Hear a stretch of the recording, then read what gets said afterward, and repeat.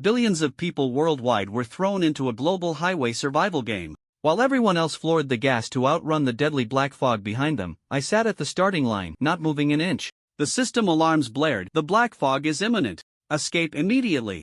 I calmly took a bite of my dragon fruit. The rules state that the area within 10 meters of a vehicle is a designated safe zone. The black fog is part of the game environment. Do you dare kill me? The next second, the system's logic collapsed. A server-wide announcement flooded the screens. Congratulations to the player for triggering a critical life-saving bug. Awarded a unique God-tier title. While others struggle to survive, I'm on vacation. Is this game really meant to be played like this? Global highway survival game descending. 10-100. Player logged in. Without warning, before I could even take a bite of the discounted dragon fruit I bought for 50 cents, my dorm room shattered like a broken mirror. When I opened my eyes, I was standing on an endless highway. A scorching sun hung overhead, asphalt lay underfoot, and eerie rolling white fog blocked the view ahead and behind. The cold mechanical voice continued in my head. Welcome to the highway survival game. Rule 1. The black fog chases from behind. Being engulfed means death. Initial speed 5 km/h.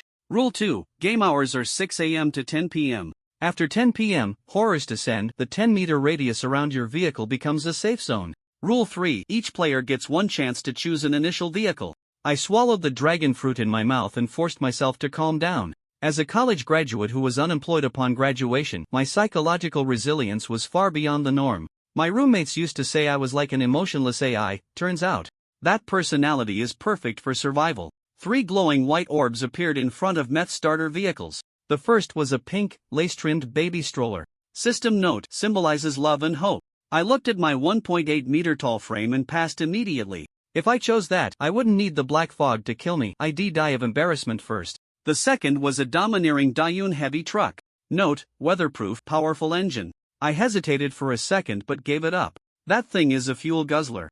In the early game, resources are scarce. Once it runs out of gas, it's just an iron coffin. My gaze turned to the third option: a bright yellow body, 2 thick black forks, and a simple rain canopy overhead. Electric forklift. Electric drive, provides shelter from wind and rain, and even if the battery dies, I might be able to rig up a solar panel later. This is the one. I made the choice without any emotional coloring. As the other 2 vehicles vanished, my status panel updated. Player: Zhang Chen. Vehicle: electric forklift. Status: sub-healthy severe insomnia. At this moment, the regional chat channel had already exploded. Help!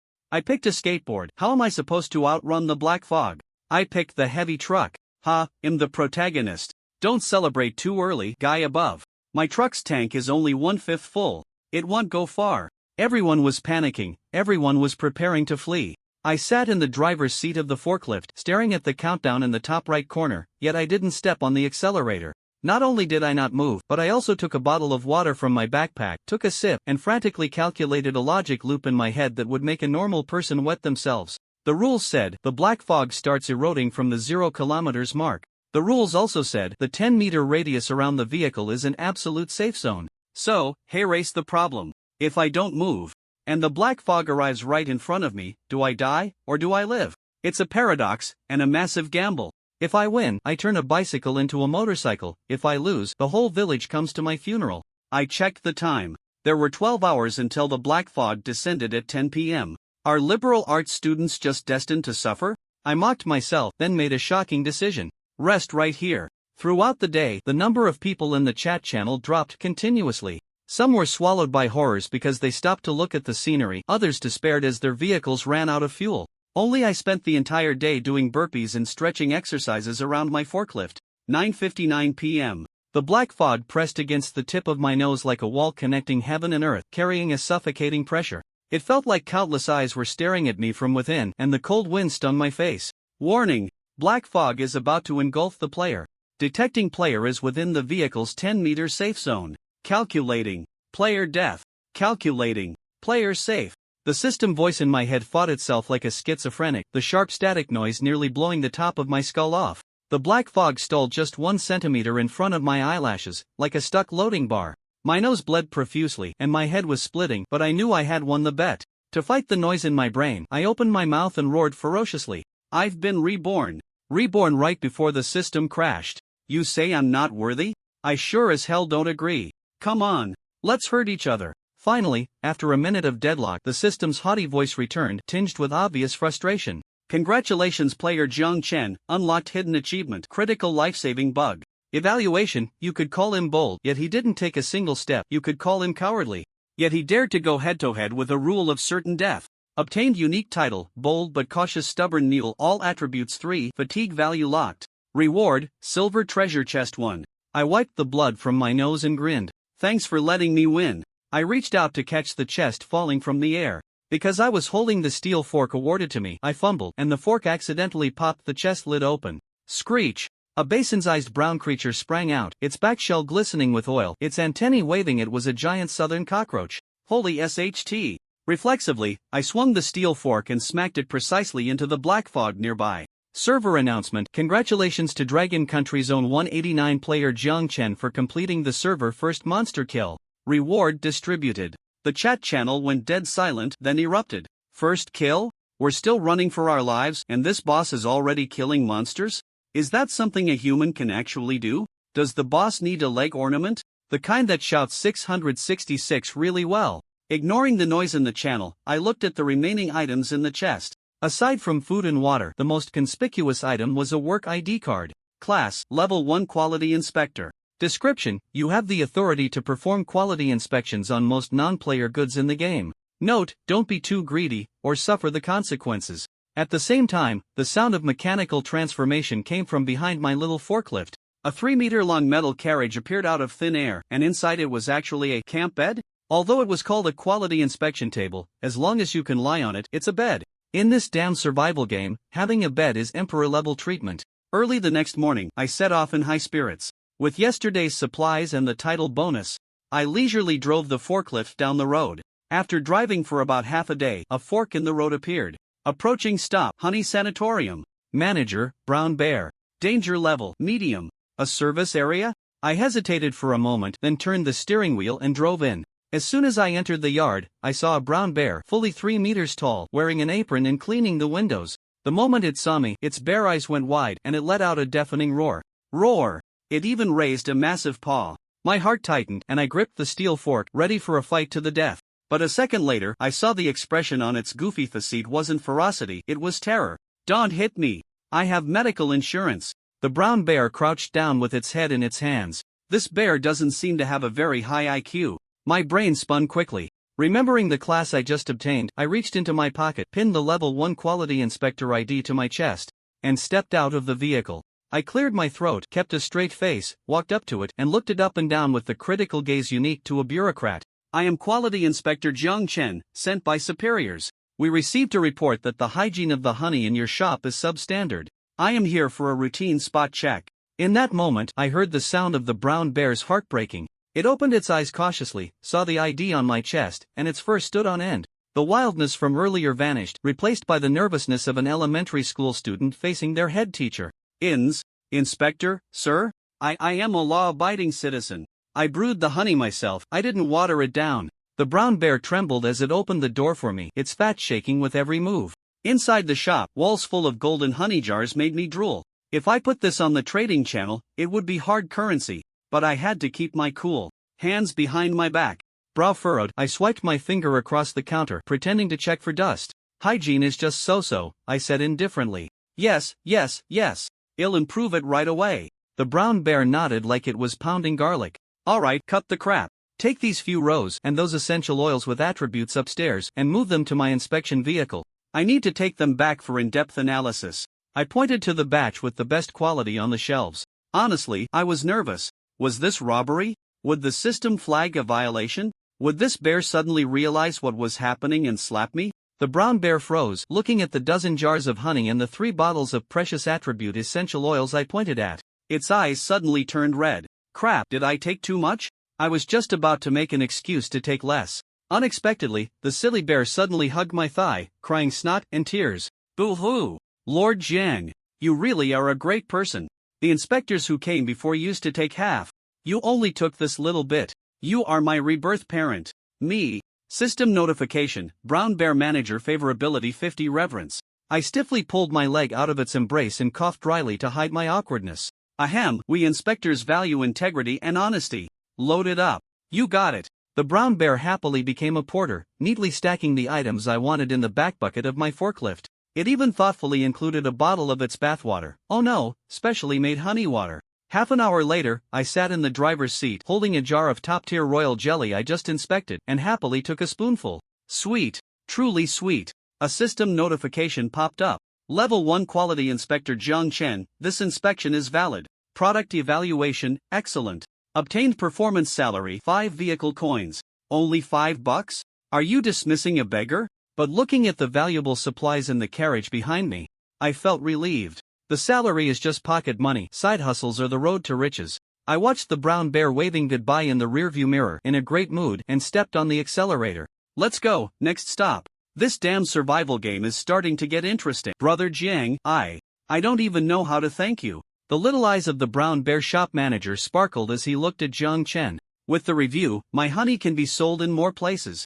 A review actually has this effect? No wonder the brown bear doesn't resist being exploited by other quality inspectors. Jiang Chen shook his head and smiled. No need to thank me, this is what you deserve. Shop manager. Brown bear shop manager favorability 1 current favorability of brown bear shop manager 34 Come on, brother Jiang, he'll take you for a massage. The brown bear wasn't the type to be coy or refuse and immediately decided to give brother Jiang a full massage. Seeing Jiang Chen's frail little body, the brown bear made a silent vow. Brother Jiang works so hard, I must give it my all, using all my skills and strength to make sure brother Jiang experiences what a real brown bear massage is like. Seeing the brown bear rubbing his paws together, Jiang Chen's steps suddenly paused. Hiss. Why does he suddenly not want to take advantage of this? Actually, just getting the massage oil would be fine, although it wouldn't have the same effect as the brown bear's massage. Shop manager, Before Jiang Chen could finish his sentence, he was directly pulled over by the brown bear shop manager with a paw. Then, half dragged and half hugged, he was pulled into the shop. While dragging him, the brown bear shop manager said, Brother Jiang, just wait and see. My old bear's massage skills are top-notch. Brother Jiang looks so frail, he must be working too hard. Leave it to me. Jiang Chen struggled for a few seconds but ultimately gave up. About half an hour later. Brother Jiang? On the massage bed on the second floor, the brown bear shop manager held his apron with one paw and tentatively poked at Jiang Chen, who had turned into a puddle on the bed. Are you okay, brother Jiang? After about 5 seconds, Jiang Chen finally replied. Yeah. Jiang Chen's voice had become completely hoarse from calling out too much earlier. At first, he wanted to endure it, but unexpectedly, after the warm-up ended and the brown bear shop manager got serious, Jiang Chen broke down in an instant, howling loudly. After the howling, Jiang Chen's voice cracked, now sounding extremely hoarse. After lying on the bed for a while to catch his breath, he finally pushed himself up with his arms and slowly sat up straight. Jiang Chen's face was flushed, but his expression was quite dazed. What was that saying? That half an hour felt like the longest 10 years of his life. Seeing this, the brown bear shop manager felt even more sympathy for Jiang Chen. How much fatigue, injury, and hidden pain had accumulated in this little body that he couldn't even withstand this level. He had made up his mind. From now on, every time brother Jiang comes, he would first give him a massage. The little eyes of the brown bear shop manager sparkled with determination, while Jiang Chen was completely unaware of this. After another 5 minutes, Jiang Chen's soft and warm body finally settled down. Oh. Jiang Chen let out a light sound, the soreness and swelling gradually dissipating, replaced by a warm, soothing sensation like warm water. Hee, brother Jiang, the effect is great, right? Seeing Jiang Chen's expression, the brown bear shop manager said proudly.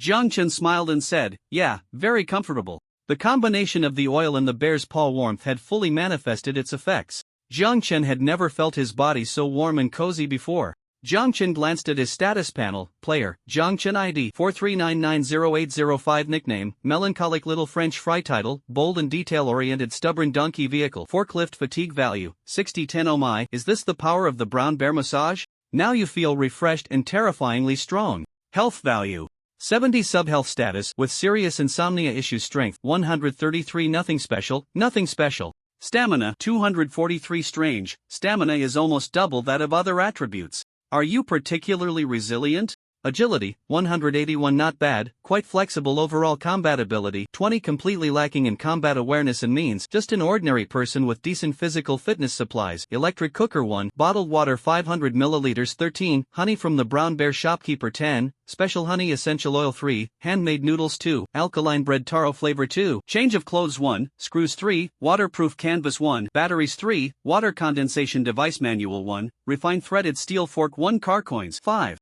Congratulations, you've finally broken through to 0. strength, stamina, and agility all increased by 3, and with the effect of the title, Jiang Chen's stats finally didn't look so grim. More importantly, the fatigue value that had skyrocketed due to staying up all night and rushing on the road today was reduced to just 10. The original fatigue value would have been higher than 60, but it was locked at 60 due to the title. Jiang Chen had originally planned to stop and rest once he broke through 60, though he felt the mileage was important. He wasn't short-sighted enough to let himself get that fatigued in a survival game. Now, he could continue driving to rack up mileage.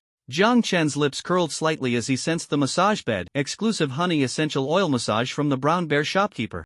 Cost 15 car coins. Includes massage fee essential oil fee. Note, the massage effect refresh cycle is 14 days, don't be greedy. 15 car coins. That was a fortune for Jiang Chen right now. His quality inspection salary was only 5 car coins, after all. Jiang Chen looked at the brown bear, whose bare face was adorned with a simple smile, showing no sign of mentioning the massage fee. Jiang Chen felt a warmth in his heart, moved his limbs a bit, and jumped off the massage bed. Since the brown bear shopkeeper didn't mention the massage fee, it was probably a gift for him, but freeloading wasn't his character. Well, at least it didn't seem that way in the shopkeeper's eyes. So, Jiang Chen first looked at the brown bear gently. Thank you so much, I feel like all my fatigue from the day has been lifted. Then he cleared his throat lightly. Ahem, shopkeeper, you should place the honey jars you've eaten from separately in the future. Don't carelessly mix them with the items for sale. The brown bear shopkeeper was startled, and then his brown face flushed. Oh dear. Jiang Chen waved his hand. I didn't see anything, just a reminder. After saying that, he winked at the brown bear, giving a look that said, you know what I mean, brother? Seeing this, the brown bear shopkeeper finally calmed down and quickly said, I understand. You'll make sure to hide, store them well. Jiang Chen said nothing more and smiled as he patted the brown bear's shoulder. When he was wandering around the second floor earlier, he had accidentally seen the brown bear seemingly picking out some jars, leaning over the railing to look for a while, completely unaware of his guilty conscience. What chef doesn't sneak a taste? Although, technically, the brown bear couldn't be considered a honey chef, and he wasn't clear on how this honey was produced. But Jiang Chen didn't say anything at the time. He wanted to invest in the shopkeeper's favor long-term, so he had to use this matter in the right way. Sure enough, brown bear shopkeeper's favorability 8. Current favorability of the brown bear shopkeeper 42. Jiang Chen's lips curled slightly. The yellow forklift drove away from the service area and the game prompt sounded. You have completed a quality inspection. Inspection completion rate 60. Warm reminder. Inspection completion rate 60. Passed the basic assessment. Upon verification, you have passed the assessment and unlocked the career development guide. Guide explanation. Embed more professional quality inspection equipment to improve the scientificity and accuracy of the inspection. You can't just taste everything with your mouth, can you? Dear only human quality inspector Jiang Chen. Did he want to taste it with his mouth? Wasn't there still nothing? After giving a middle finger to the game and the system in his mind, Jiang Chen no longer hesitated and pressed the accelerator, driving the forklift forward again. He noticed that aside from the nonsensical chatter, most players in the chat channel were facing a common issue. Player, damn, my fatigue level is at 80. How am I supposed to play now? Player, what else can we do? Just lie down right here. Do you want to get penalized? Player, by the way, wasn't the vehicle you drew a skateboard? Does that thing need a driver's license? Player, rolls eyes, don't mind me. Player, shrugs. Player, buying gasoline. Buying gasoline. Buying gasoline. Jiang Chen had some impression of these few people. He seemed to remember that one player's vehicle was a truck, so it was no wonder they needed to buy gasoline now. However, he was also curious about how that Wild King's skateboard was operated. Jiang Chen thought casually for a moment and realized that although the vehicle sounded bizarre, it wasn't actually a bad vehicle in the early stages of the game. The uniqueness of the skateboard meant it had very low power requirements, relying entirely on a pair of legs. Moreover, the skateboard could be quite fast at times. If there were any items or settings in the game that could modify the skateboard, similar to how his forklift had been modified with a cargo box based on his profession, adding auxiliary power would be quite nice. As for storage capacity, having a backpack would mitigate the issue. It seemed that this Wild King brother would have to sleep on the ground tonight. Well, it might not even be a brother, it could just as easily be a girl with a rather bold tone. While scrolling through the chat channel, Jiang Chen drove forward at full speed. The skyline gradually appeared orange. Just when Jiang Chen thought he was having a bad day and wouldn't find any treasure chests, suddenly, on the right side of the road ahead, a blue treasure chest appeared. Jiang Chen was startled and quickly hit the brakes. A blue treasure chest, which according to the chat channel should be a bronze chest. Jiang Chen felt a slight joy in his heart, but he also became vigilant. After thinking for a moment, Jiang Chen didn't get out of the vehicle. From his previous experience with reward chests, he knew that as long as he touched it, it would open. Since that was the case, Jiang Chen drove the forklift slowly towards it. The steel fork in front of the forklift was about 1.5 meters long, so at this distance, if a monster charged out, it would first hit the forklift's cargo rack, and then he could stab the monster with the steel fork. Jiang Chen stood ready, holding the steel fork in his left hand. He didn't know if it was because his strength had increased, but the steel fork felt lighter than it did at first, making it easier to swing. The wheels turned with a clack, and as the steel fork touched the treasure chest, a flash of white light appeared, and sure enough, a black object shot out. Bang! Due to the high speed, the black object directly crashed into the forklift's cargo rack, causing the vehicle to shake. Jiang Chen stood up and, in a flash, stabbed down with the fork. The monster seemed stunned from the impact, a large bump forming on its forehead, and before it could react, Jiang Chen had already stabbed it out. The speed was like throwing out garbage. In the moment the monster flew out, Jiang Chen realized it seemed to be a gray, plump rabbit. No wonder it was so fast. Luckily, he was in the vehicle, otherwise, if he had opened the chest directly, he would have been caught off guard. Jiang Chen felt a bit of lingering fear. He began to understand why the death toll had skyrocketed today. Jiang Chen jumped down from the vehicle, holding the steel fork, and walked over to the open treasure chest. Bronze chest, rewards, strange flavored broad beans 2, Nongfu spring 1, 5L gasoline 2, anti-inflammatory medicine 2, sexy underwear 1. Jiang Chen silently looked at the pink lace item on the ground, and after a few seconds, he quickly stuffed the little item into his backpack. Jiang Chen rubbed his ears and stammered, well, it turns out that the things opened from the bronze treasure chest really can't compare to those from the silver treasure chest. Are you talking to me, player? No. Jiang Chen wiped his face. The system's interruption made his strange shyness finally settle down. Ignoring the system, Jiang Chen reorganized his supplies. Although there weren't many items from the bronze treasure chest, they were practical food, drink, clothing, medicine, and even fuel. However, he couldn't use the gasoline himself. After thinking for a moment, Jiang Chen opened the chat channel and privately messaged a player, 5L gasoline 2, want to trade? The reason for choosing a private message was that, thanks to that first kill announcement, he had gained a bit of attention, and there were often bored people in the group who would him. He didn't want to expose too much information about himself, so he opted for a private chat. After a few seconds, the private chat window flashed wildly. Wow! First kill big shot. No way, am I dreaming? The first kill big shot actually messaged me? Spin jump eyes closed him a nimble dog from the mountains. Big shot, hello? Paw shake messages popped up frantically, and Jiang Chen instantly regretted messaging him privately. But since the messages had been sent, Jiang Chen could only grit his teeth and reply awkwardly, hug. The moment the message was sent, Jiang Chen felt numb. Damn, he clicked the wrong emoji. In the chat box, the avatar was a yellow French fry in a red M packaging. Player, hug. With the nickname, avatar, and content, this message was filled with a strange feeling, a bizarre, cold cuteness. The player on the other side slowly widened their eyes, lips trembling. Was the first kill big shot a girl? After sending an emoji, the other side stopped sending messages. The player became even more suspicious that the other side was indeed a rather shy and cautious girl. Yes, that name did seem like it belonged to a little girl. The player felt a bit excited, though he didn't even know why he was excited. Player, big shot, you're so cute. Jiang Chen, damn. Leaning against the forklift, Jiang Chen couldn't help but curse. Just as he was about to close the chat box without a second thought, the player, big shot, I want that 5L gasoline. Big shot, what do you want to trade for? Seeing this message, Jiang Chen's finger, which was about to hit the X, paused slightly, ignoring the random interjections. What do you want to trade? Did this guy already have quite a few supplies? Seemingly understanding Jiang Chen's doubts, the player continued, I'm quite lucky. When I came in, I was participating in a survival drill and brought a backpack full of supplies. I'm a loyal fan of doomsday novels and works. That was indeed very lucky, but he didn't lack basic supplies. I want batteries. Jiang Chen typed a brief message. The supplies he had been focusing on in the trading hall, batteries, just happened to be what this guy was selling. Sure. The batteries were actually opened from today's treasure chest. It must be fate that allowed me to meet the shot. Jiang Chen fell silent for a second and chose to ignore it. I have 3 batteries here. Do you think that's okay, big shot? Gasoline is quite precious, and if you think it's not enough, I can add a bit of water or food. Wagging tail. He didn't need the batteries anyway. Since he was going to trade, he might as well trade with the big shot. A big shot who could trigger a server-wide announcement was definitely not a simple person. Looking at the chat box with a little dog wagging its tail at a high heel, Jiang Chen felt like he was about to grind his teeth. Enough, this was really enough, forget it. For the sake of the supplies, Jiang Chen forcibly suppressed his unnamed anger. Just as he was about to suggest a private trade since player names would appear in the trading hall, he didn't want to draw attention at this moment before he could say anything. The other party had already sent over 3 batteries along with a bottle of Nongfu Spring. This kind of trade was a one-sided gift and had no binding force. Jiang Chen raised an eyebrow slightly. Did they guess his intention for a private chat? Not too dumb, huh? Jiang Chen casually sent over 2 bottles of 5L gasoline and a pack of strange-flavored broad beans as gifts in return. Not wanting to continue the idle chatter, Jiang Chen dropped a line, "If you have batteries in the future, you can find me again," and directly closed the private chat channel. "Okay, big boss." Wagging tail, wagging tail, wagging tail. After sending the message, he sat in the driver's seat of the truck, swinging his legs out the window, feeling quite pleased. Those beautiful thighs were also embraced by the young master.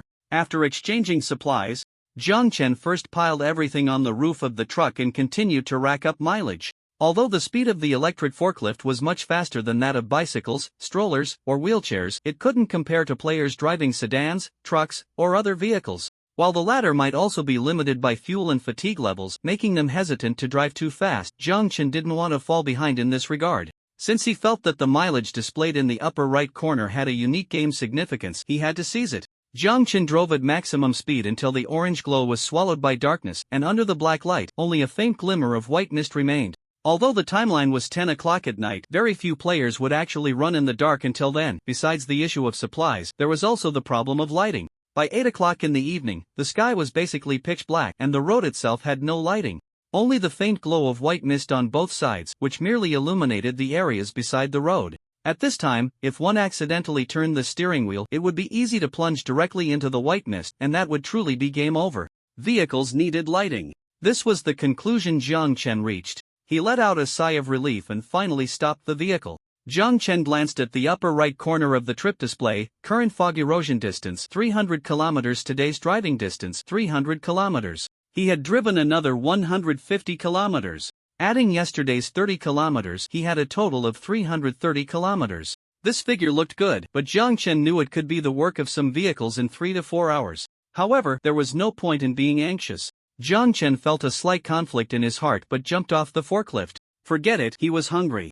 Jiang Chen's wrists and buttocks were already numb, and his fatigue level was once again stuck at 60. In the dark, he couldn't take out other food to eat, like noodles in his small pot, so he could only pull out a jar of honey from the Brown Bear store. This honey didn't have any special effects like refined essential oils, it was just sweet in taste, a rare delicacy. Opening the honey jar, Jiang Chen also took out the half piece of alkaline bread left from lunch. Drizzling a bit of honey on it, the dry bread finally became tasty. The sweetness of the honey perfectly balanced the dryness and slight saltiness of the bread. While Jiang Chen ate and daydreamed, he reopened the chat channel, but instead of checking messages, he looked at the number of online players. Dragon Country 189, District 999, Subdistrict 9958 for 10,000. Compared to when the treasure chests refreshed, the number of players had stabilized, but still, a dozen people had died. Today was the second day of survival. Compared to the pursuit of the fog, the issues of food, water, and fuel should be more prominent. Thinking back to the initial rules stating that players' ages ranged from 12 to 55, Jiang Chen fell silent again. He couldn't imagine how people at both ends of this age spectrum could survive.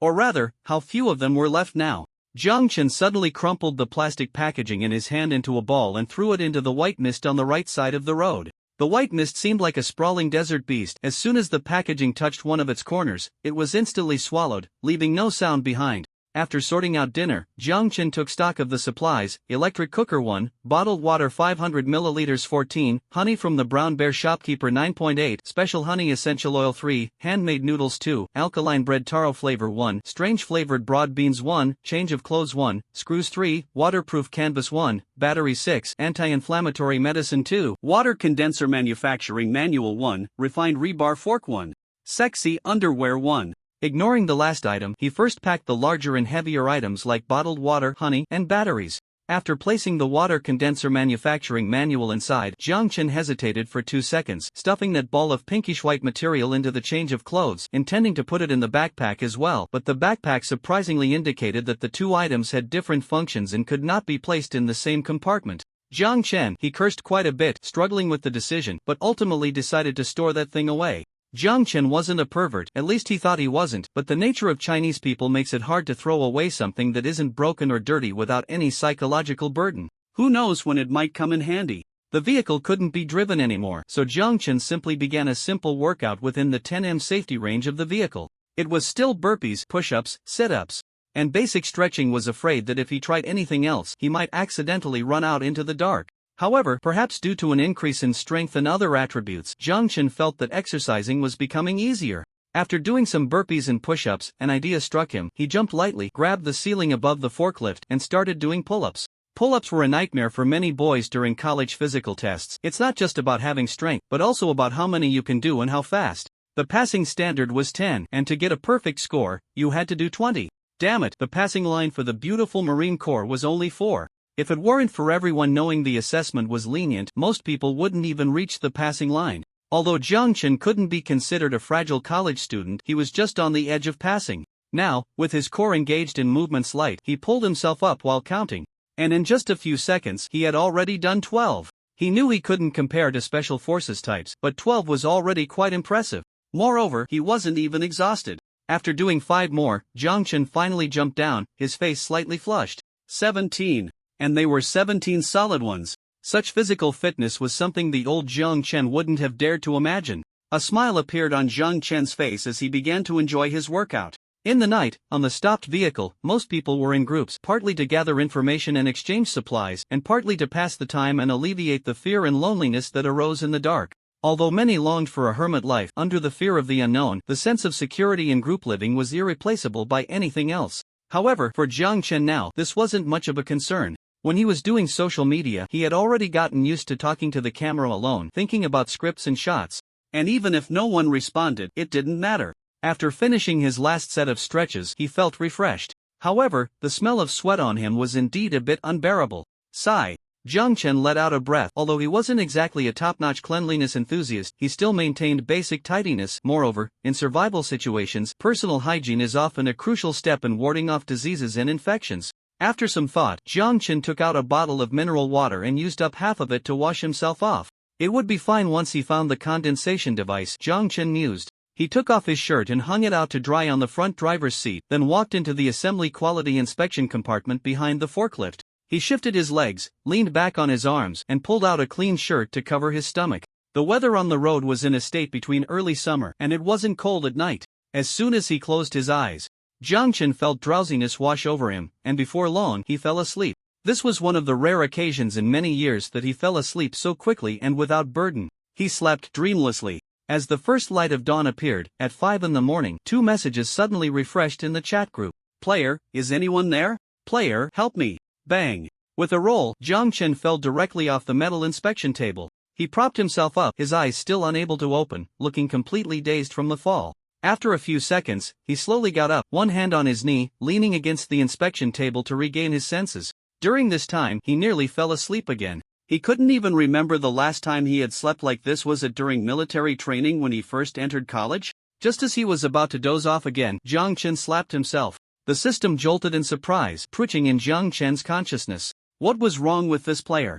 Not only did he talk to himself, but he also entertained himself and even hit himself. Coupled with the deep impression the system had from the beginning of the game, where players risked their lives to verify bugs, it found itself increasingly unable to understand humans, or more precisely, humans like Jiang Chen. Jiang Chen couldn't hear the system's inner complaints, and even if he could, he wouldn't care. After the slap, Jiang Chen was fully awake. His hair was a mess on top of his head. He ruffled it absent-mindedly, his face showing a strong morning grumpiness as he slowly jumped down from the compartment. It was 5:05, and the sky wasn't fully bright yet. The morning breeze swept across the sides of the road, lifting Jiang Chen's soft hair. Jiang Chen squinted his eyes, looking towards the farthest point of the road even though he couldn't see it. He knew that the white mist he had encountered before was once again approaching him. Death was right behind him. After a quick wash, Jiang Chen decided to exercise on an empty stomach, planning to drive forward as soon as it hit 6. At that moment, he suddenly noticed the chat channel flashing. At this time, Jiang Chen muttered to himself and opened the chat window.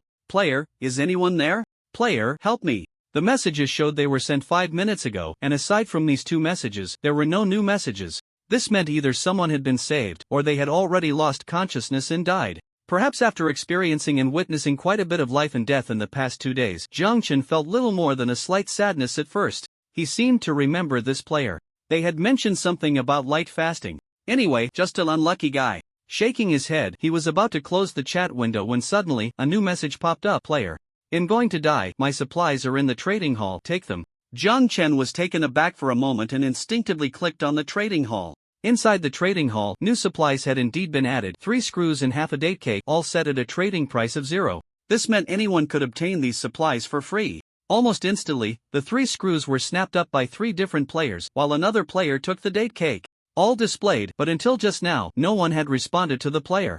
Jiang Chen sighed inwardly, but that was all. Trading is a matter of mutual consent, survival in a game is instinctual, and everything else depends on personal willingness. There's nothing more to say. Shaking his head, he was about to close the window when a new message popped up, but this time it wasn't from the previous player. Instead, it was, "Player, Frog Fun, it's almost mealtime, brothers." It seemed this was one of the quick-handed players from before. However, in less than a second, the player sent a confused emoji. Confused.jpg screw? Damn, that hand is really dark. Even though Jiang Chen had long anticipated the greed and indifference in human nature, he couldn't help but scoff at this scene, eating dead man's food and smacking lips. What the hell, is this person even human? A chill ran down Jiang Chen's spine. His disgust was evident as he clicked on the player's ID to mark them. People like this aren't worth any interaction. Such people, once they gain benefits, won't remember the kindness of others, and if they miss out on even a little advantage, they'll treat you like a sworn enemy. A favor for a grain of rice, a grudge for a handful. After being disgusted by the player, Jiang Chen thought about closing the chat box directly, out of sight, out of mind, but he hesitated for a long time over the last message from the player in the chat box. "I'm going to die, my supplies are in the trading hall, help yourself," sounded particularly helpless and lonely. This reminded him of something. Dawn, also known as daybreak, some say the night before dawn is the darkest. In the darkness, Jiang Chen let out a deep breath. Sigh. A few seconds later, in the private chat channel. "Player, are you still there?" After sending, there was no reply for a long time. Jiang Chen pressed his lips together, intending to give up when a line appeared at the top of the chat box. "The other party is typing." Jiang Chen's heart gave a slight leap, and he immediately sent, "Player, what do you need?" Jiang Chen stared at the chat box, his heart a bit unsettled. A few seconds later, a message finally appeared in the chat box. However, it wasn't a text message, but a voice message. Jiang Chen was taken aback. Although there was an option to send voice messages, very few players used it in this game, as it would expose information. The game rules had mentioned that parallel roads might appear. It seemed the person on the other end was at their wits' end. Jiang Chen opened the message, and a weak female voice came through. I need water and medicine." The voice was extremely dry. "I was scratched by a monster and got infected. The voice choked up, filled with unspeakable grievance, "but I have no supplies. I traded with you." She had given away her only 3 screws and half a date cake, and had nothing left. Inside a heavy truck, a girl about 18 or 19 curled up in her arms, suddenly pounding her leg. There was a long wound on her leg, and it had become inflamed. Just 10 seconds. In those last 10 seconds, she had given away all her supplies, yet in the next moment, someone was willing to trade supplies with her. Just a 10-second gap. 10 seconds. Now she had nothing left. Just 10 seconds. Although she knew the other party might not have the supplies to save her, the emotion of that moment made the girl completely break down. "Woo-woo, I want to go home, mommy." The girl cried uncontrollably, her already dehydrated body becoming even more parched, her temperature rapidly dropping, feeling as cold as iron, yet her head was getting hotter, like boiling water. She didn't know that this was what death felt like. As her consciousness grew more and more blurred, just as the girl was seeing her mother in a daze, suddenly, a somewhat blinding light appeared above her head. The girl slowly lifted her head with great effort, and above her was a bottle of mineral water and a small red pill. The girl was stunned. The mineral water fell, splashing some of its contents onto her face, the icy sensation bringing her back to her senses a little. Almost instantly she raised her hand and, with trembling fingers, grasped the bottle of mineral water. The bottle was uncapped, as if it had already been opened. As soon as she grabbed it, she brought it to her lips, eager to drink. The light screen in front of her flickered, revealing a new message. "Player, don't drink too fast, it's dangerous." The girl's fingers paused for a moment, and she nodded. Though the other party couldn't see the gesture at all, she lowered her head and began to sip the mineral water slowly. Another message popped up. "Player, the pill is an anti-inflammatory. I don't know if it will help, but give it a try." The good girl replied in her heart. Her throat was so dry it was itchy, and after a few more sips, although she felt a bit reluctant, she still stopped drinking. When a person is dehydrated, they shouldn't drink too much at once, or it could burden the stomach and heart. After a few seconds of recovery, the girl's vision finally refocused, and she quickly swallowed the small red pill.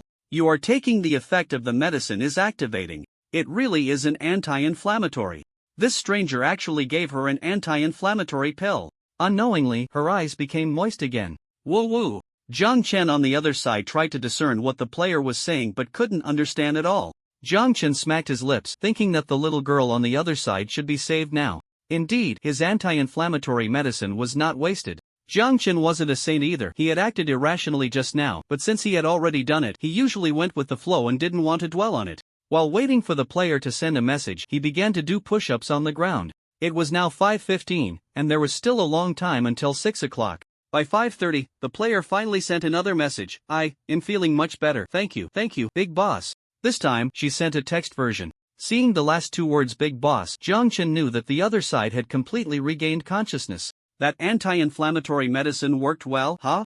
It seemed that he needed to stock up on more supplies. Being scratched by monsters was indeed a tricky situation. Before Jiang Chen could send a message, the other side sent another one. Big boss, I'm sorry, I don't have any supplies right now. I can't repay you. But please believe me, I will give you all the supplies I get in the next few days. Seeing the content of the message, Jiang Chen replied without hesitation, so you want to starve and thirst yourself, making me save you again? Player, crying thinking about how the little girl had even given away half a piece of date cake, Jiang Chen felt both amused and helpless. It was probably the last bit of food she had. Wait until basic supplies are secured before giving me anything. I don't need your little bit. Saying this, Jiang Chen sent the player 2 bottles of mineral water and a jar of honey from the brown bear shopkeeper. He only had 1 pack of alkaline bread and 1 pack of strange-flavored broad beans left, so he couldn't give those to the little girl. As for the noodles, she probably didn't have a pot. After thinking it over, honey seemed like a good option. It could replenish food and provide nutrition. A white light appeared again, and when she saw a jar of honey and 2 bottles of mineral water falling from the sky, Yu Chang, the player, almost wanted to bow to the big boss. How could there be such a kind big boss in the world? Yu Chang silently shed tears in her heart. She thought she had seen it wrong. During their chat, she had been so dazed that she hadn't clearly seen the big boss ID. After recovering, Yu Chang almost thought she was dreaming. This was the first kill big boss of the entire server. Definitely not someone like her, a small character, could have any connection with. After silently vowing to properly search for supplies to repay the big boss, Yu Chang couldn't help but ask, player, big boss, can I ask why you decided to help me? After sending the message, Yu Chang felt that she might have offended the big boss and quickly added, big boss, in just asking. If you don't want to answer, just ignore me. Yu Chang felt a bit anxious. Previous players had also claimed they could save her, but the conditions were quite unsightly.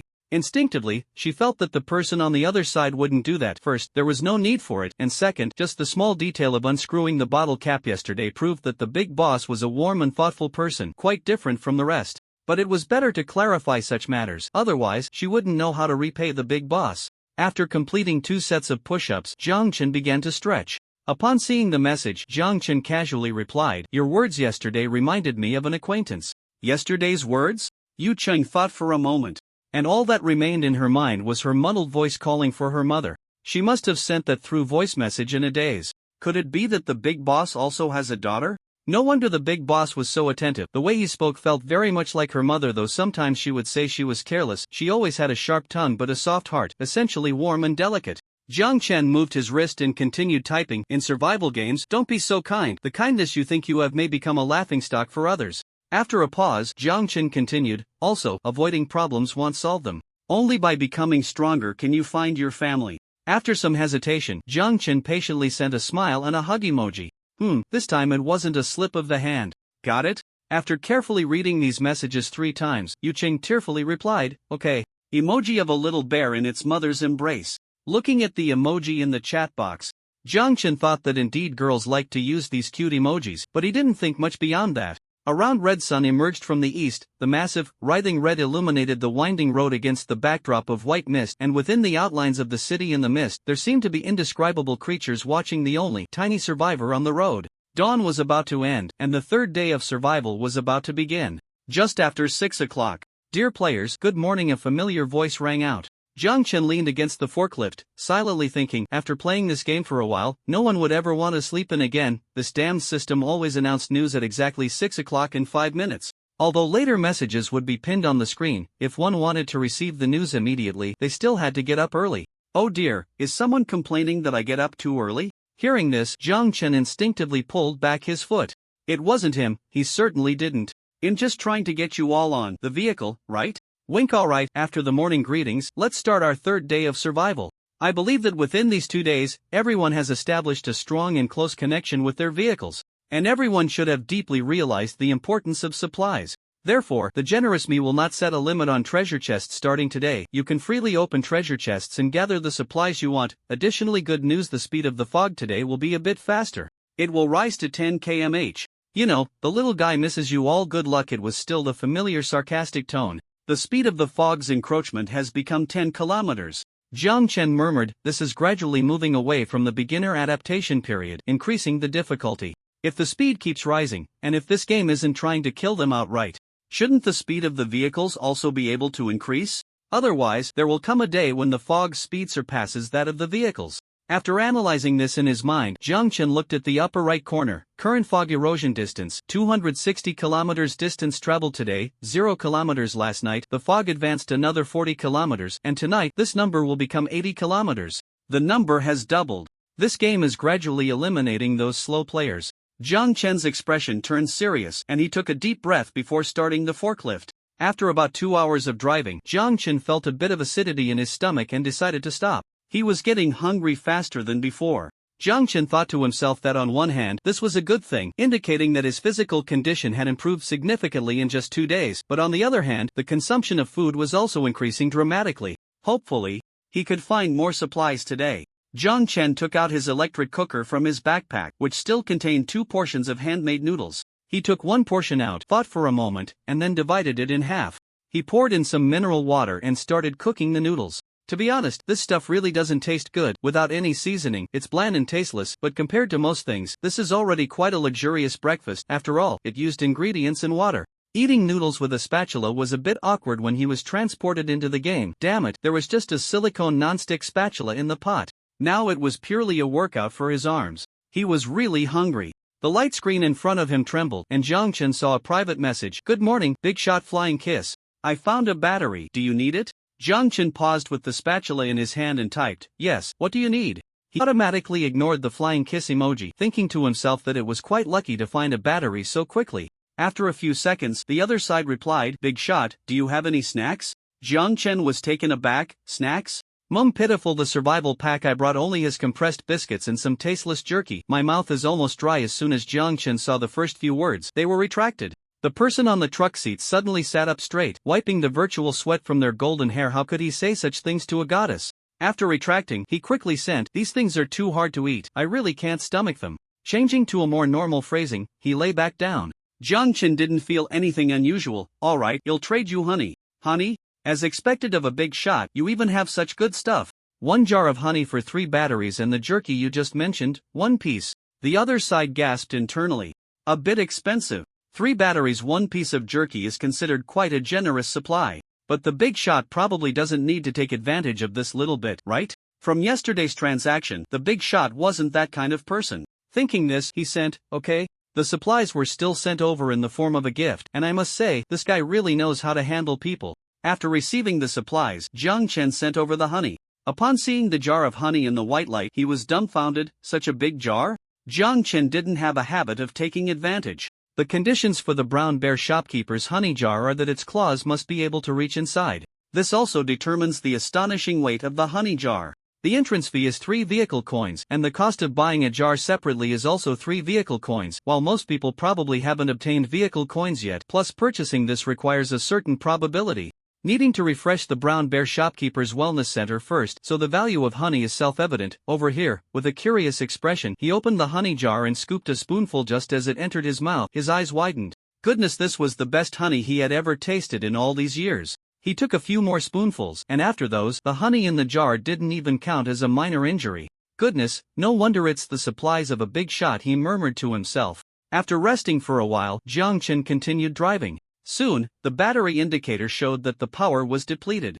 Jiang Chen replaced the battery and kept driving. His fatigue level hit 60 again, and after driving for another hour, just as he planned to take a break, suddenly, a treasure chest appeared on the left side of the road. The chest's glow was very faint, and Jiang Chen almost missed it. His eyes lit up, and he drove the forklift straight over. The refined rebar fork in his hand was also pointed forward. While driving, Jiang Chen thought that the fork was indeed useful, but sometimes it was inconvenient to turn around. In the end, he needed to pair it with a close-range weapon. Ideally, a dagger or a gun. The former was steady, precise, and lethal within 3 meters. The latter was fast and accurate both inside and outside that range. Just as he was thinking, the wooden chest was already punctured by the forklift, but no monsters came out. Jiang Chen was taken aback and looked down from the vehicle. Inside the chest, a tiny chestnut-colored mouse was nibbling on a slice of toast. What the hell? The monster in the chest is munching on the supplies inside. Is there no one to manage this? Jiang Chen frowned and directly stabbed the little mouse with the fork. This ridiculous game was driving him crazy. In the following time, Jiang Chen encountered several more wooden chests, but there was hardly anything good inside. The only useful items he found were 3 screws and an adapter, which were materials needed to make a water condenser. Aside from a troublesome boxing squirrel, the other monsters were manageable. Jiang Chen checked the materials needed for the water condenser: 5L glass container 101, hose 202, screws 565, adapter 414. He had already collected some materials, but he still had no clue about the crafting table required for the water condenser. Jiang Chen drove forward and finally broke through the limit of the title's lock value, with his fatigue level reaching 75. After thinking for a moment, he decided to stop and take a break. He took out a bottle of mineral water and opened the chat channel, first checking the private message window. Player, big shot, I found 2 wooden chests. Jiang Chen saw it but didn't reply immediately. Honestly, he didn't want to establish a particularly close relationship. In a survival game, things would eventually become very realistic. The most important aspect was still the exchange of interests. Helping someone with his supplies for free had happened once, and that was enough. Jiang Chen thought to himself that having only opened 2 wooden chests so far, this little girl was really unlucky. He didn't plan to reply, but then new messages came in, and a white light appeared above him, indicating that a gift had been sent. Player, big shot, take a look at this, can you use it? Jiang Chen looked at the supplies that had been sent over without much expectation. As soon as his consciousness covered it, a large iron object fell down with a loud thud, directly hitting the road surface. Jiang Chen was startled. Judging by the sound, this thing weighed at least 70 or 80 pounds. Jiang Chen frowned slightly and checked the description of the item: enchant, repair, and rename. This is a great anvil. Note, can only use enchant once on a specific object. By the way, the great anvil requires an embedding slot. Without it, the soul of the block will be greatly displeased. Steve logged in from another location? Jiang Chen squatted on the ground, carefully examining the properties of this thing while muttering to himself. He wasn't familiar with this item. To his surprise, in the survival game, he could actually see this thing. However, the great anvil needed an embedding slot. What did that mean? Jiang Chen rubbed his chin. After thinking for a moment, Jiang Chen suddenly turned around and looked at the compartment of his vehicle, which had already been modified into a quality inspection vehicle. A bold idea was brewing.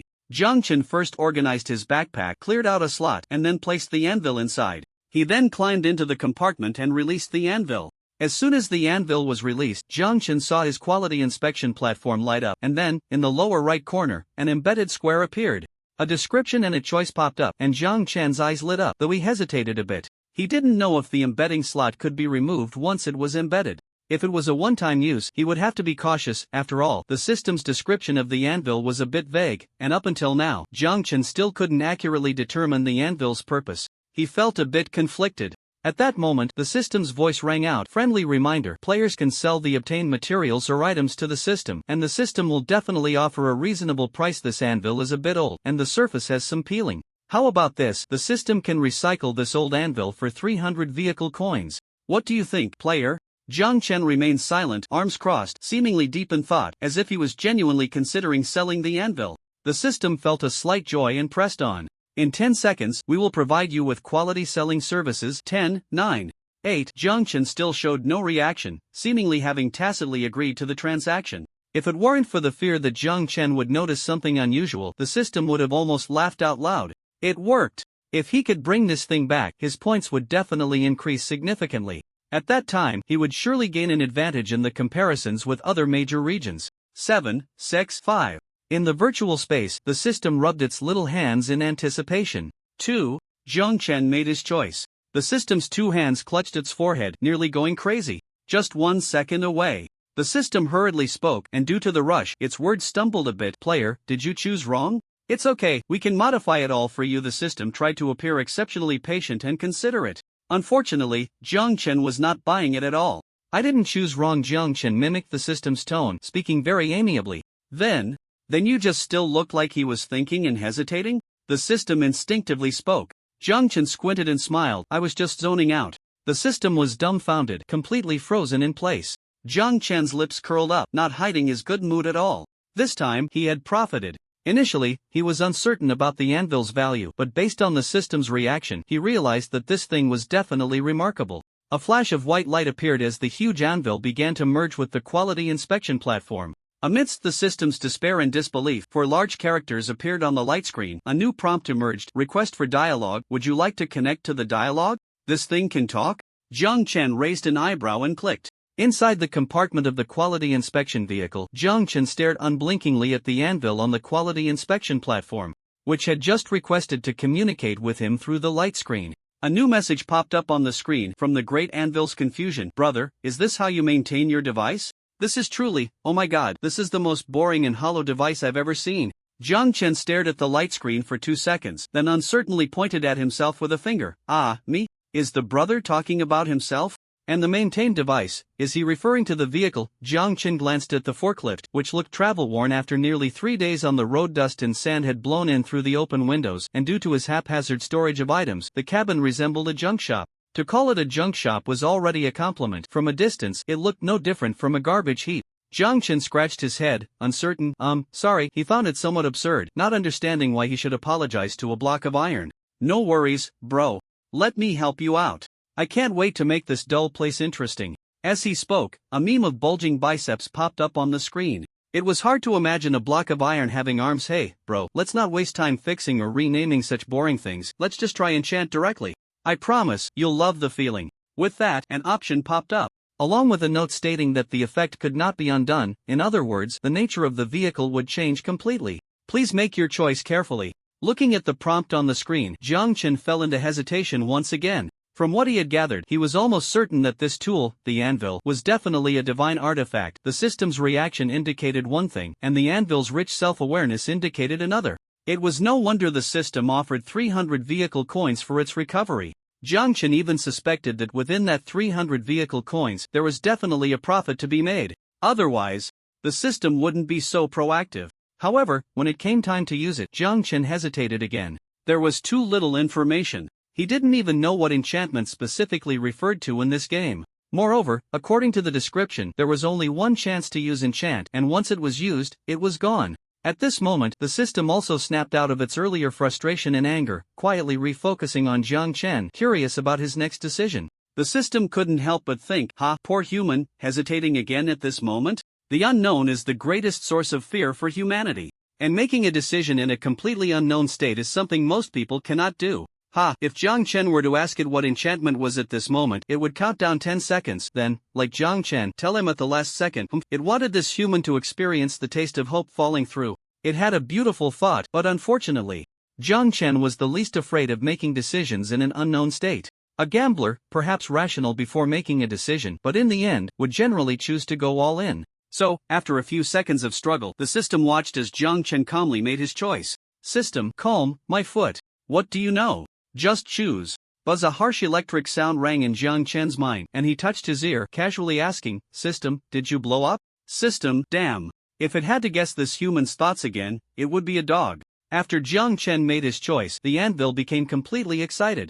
Wow, bro, I really like you a lot. No thanks, Jiang Chen replied without blinking, speaking with righteous indignation. He really took it seriously. This was the most painful lesson taught to him by that group of fans back then. Bro, you're really interesting. The screen flickered continuously, as if the soul of the anvil was laughing. Alright, let's not waste time, let's get to work. For the sake of God, let's look forward to how charming this old device will become afterward. In the anvil, a dazzling spark began to erupt above the milky white glow, as if an invisible soul was forging and heating, preparing for the initial processing. The milky white light first reached the quality inspection table, which became longer and wider, extending into a corner, while the position where the anvil was embedded coincided with the new corner. Originally, Jiang Chen was worried that after embedding the anvil he would have nowhere to sleep, but now he no longer had to worry about the bed issue. After the quality inspection table changed, it was time for the carriage. A 1-meter square opening was created at the top of the carriage, and the next second, new dialogue appeared on the light screen. Bro, don't you even have a wooden board? Looking at the question mark on the screen, purely out of curiosity, Jiang Chen felt embarrassed for the first time. He really didn't have one. Fortunately, this anvil brother seemed to have a rather open-minded personality and didn't care too much about such things. Forget it, bro, there will be a good start. You're an interesting person. By the way, bro, can you jump 2 meters high? Jiang Chen? Jiang Chen doubted whether he was hallucinating. Just kidding, but bro, you look really thin, you should exercise more. The guy I dealt with before, he was built like a tank. Now that's a man's physique. The system thought Jiang Chen was a madman, but now Jiang Chen felt like he had encountered a real madman. Otherwise, why couldn't he understand what this guy was saying? After the anvil finished laughing heartily, suddenly Jiang Chen saw the anvil's size seem to shrink a bit. At the same time, you have received a gift, iron plate 10, iron block 5, screw 12. The prompt sound rang out, and before the items even landed in Jiang Chen's hands, they were wrapped in milky white light and flew upwards. Then, Jiang Chen could hear a rumbling knocking sound coming from the outside of the carriage. His heart skipped a beat and Jiang Chen jumped down from the carriage. Looking up at the top of the carriage in the sunlight there, a second-level carriage extended out. Moreover, some materials had even been reinforced to the position of the first-level carriage. After finishing the carriage, the iron block moved to the front driver's seat and Jiang Chen hurriedly ran over. When the milky white light saw the refined rebar fork above Jiang Chen's driver's seat, new information excitedly popped up on the light screen. Bro, this is a good thing. Jiang Chen was startled and quickly said, this can't be used. This was one of his few weapons and couldn't be used for repairs. Don't worry, not all of it will be used. Trust me, bro. Jiang Chen was full of question marks, but having already clicked, there was no room for regret. So he could only hand over the fork with skepticism. With a dull sound, the refined rebar fork actually broke. Jiang Chen doubted whether he had seen it wrong. This was rebar. Can we just ignore physics? Is the effect this domineering? The rebar fork was broken, but only a small part of it broke. The original rebar fork was quite long and heavy, not very handy to use. Now, with the length shortened, the remaining length was about 1 meter and 20 to 30 centimeters, similar to a long sword or a long knife. After receiving the modified broken fork from the milky white light, Jiang Chen swung it casually and had to admit, it felt much more comfortable. The remaining materials were used by the anvil on the front fork, and the length of the fork directly extended by 20 to 30 centimeters. At the same time, it also became denser and sturdier. This is really quite good material. The anvil was completely immersed in it. Now only the most important step remains. The milky white light flew back into the quality inspection carriage. The words appeared on the light screen, and Jiang Chen's heart skipped a beat, quickly running inside as well. The milky white light circled around the quality inspection compartment, and suddenly, in Jiang Chen's slightly startled mood, it said, this place doesn't see sunlight. It's a terrible place. Jiang Chen? He really couldn't understand why a lump of anvil needed sunlight. After thinking for 2 seconds, the anvil darted out again. Jiang Chen was stunned for a second but still followed. The anvil returned to the driver's seat and then, under Jiang Chen's gaze, the milky white light continuously compressed into a small cube, which then embedded itself into the steering wheel. A light blue square appeared in the center of the steering wheel. At the same time, Jiang Chen's forklift began to speak. Buddy, you know, this is pretty good. A deep voice came out, and Jiang Chen instinctively looked up at the sky and down at the ground. Ah ha ha ha, buddy, this isn't the voice of God, it's me. My little, broken buddy. The forklift has merged into one. Jiang Chen almost blacked out. Goodness, so this is what enchanting means, huh? As Jiang Chen questioned his life, new information popped up on the light screen. Your vehicle forklift has been upgraded to a level 2 vehicle. Would you like to make a server-wide announcement? Level 2 vehicle? Jiang Chen glanced at the extended second-level compartment, the sturdier body, and the extended forks, and suddenly felt that having a talking forklift didn't seem so hard to accept. However, Jiang Chen slowly calmed down from his earlier confusion. Did he want to make a server-wide announcement? He wasn't very keen on it. While it was certainly exhilarating to show off, not all players were normal. After getting the first kill, quite a few abnormal folks were planning to leech off him. If he announced it again, there might be many clowns wanting him to share information or resources. Just as Jiang Chen hesitated, the game voice sounded again. Triggering a server-wide announcement will grant corresponding rewards. If the player chooses not to announce, this trigger will be invalid. The system will automatically make a random choice in 10 seconds. Countdown, 9, 8. Upon hearing about the rewards, Jiang Chen's expression turned serious. Playing a game while being timid is not my style. Jiang Chen chose, system, wasn't it supposed to be cautious and careful? The system rolled its eyes at Jiang Chen internally. Jiang Chen had no idea the system was rolling its eyes at him. Even if he did, he wouldn't care about the system's feelings. After making his choice, a smile appeared on Jiang Chen's face. Well, although there might be some annoying guys, rewards were another matter. So, 3 seconds later, in front of all the players who were driving or resting, a huge firework exploded. And then those big words directly hit the players' faces. Server-wide announcement. Congratulations to the player from Dragon Country Region 189, Zone 999 for becoming the first player in the server to own a level 2 vehicle. Let's shout that phrase loudly. If you can't do it, don't blame the road for being uneven. If you're weak, practice more. Many people were infuriated by the last sentence. 3 days of travel had made many look almost like wild men, not eating enough, not dressing warmly, and now this broken game was mocking them. Besides anger, there was, of course, more shock. Player, damn, it's that little French fry again. Didn't this game just start on the third day? Why is there a level 2 vehicle? Indeed, a boss is a boss, you can't judge by common sense. Player, how awesome. The second server-wide announcement was also taken by our Dragon Country Region 189, Zone 999. We're gaining face, brothers. Sitting in the off-road vehicle, Yu Chang, who was drinking water and resting, almost choked on the popping announcement. When he focused and saw the familiar ID on the announcement, he hadn't even reacted yet, and his mouth was already grinning. Great, as expected of little French fry's mom. Although not entirely sure of the Big Shot's identity, it didn't stop Yu Chang from already calling the fries Big Shot in his heart. Yu Chang felt delighted and didn't think too much about it, directly sending a private message, player, congratulations, Big Shot. Wow, the first level 2 vehicle in the entire server. After sending the message, Yu Chang didn't expect a reply from the Big Shot and was about to continue with his own tasks. To his surprise, the Big Shot replied instantly, thank you. The item you gave played a significant role. Jiang Chen had no intention of hiding it. Since he had used it, there was no need for any worries. This transaction was a win for him. Jiang Chen continued typing, player, you don't need to return the previous supplies. The value of this is already enough. Player, how can that be? Big Shot, that's a life-saving grace, it can't be the same, right? Don't worry, Big Shot, I won't ask for the supplies back or anything like that. I have no idea how to use that big thing and I can't use it. You can use it to upgrade the vehicle, which means that thing is destined for you. I will repay you well, just. Yu Chang typed while glancing at the empty passenger seat, his face turning red, just need a little time. After seeing the message, Jiang Chen thought for a moment, this girl does seem to have a bit of a bad luck attribute. Jiang Chen didn't say much, player, if you need anything, you can find me. The item given not only turned his item into a level 2 vehicle but also indirectly allowed him to complete the server-wide announcement, and he snagged a wave of rewards. Giving some supplies in return wasn't a big deal. Jiang Chen always felt that this girl's luck came in waves, so he considered it a long-term investment.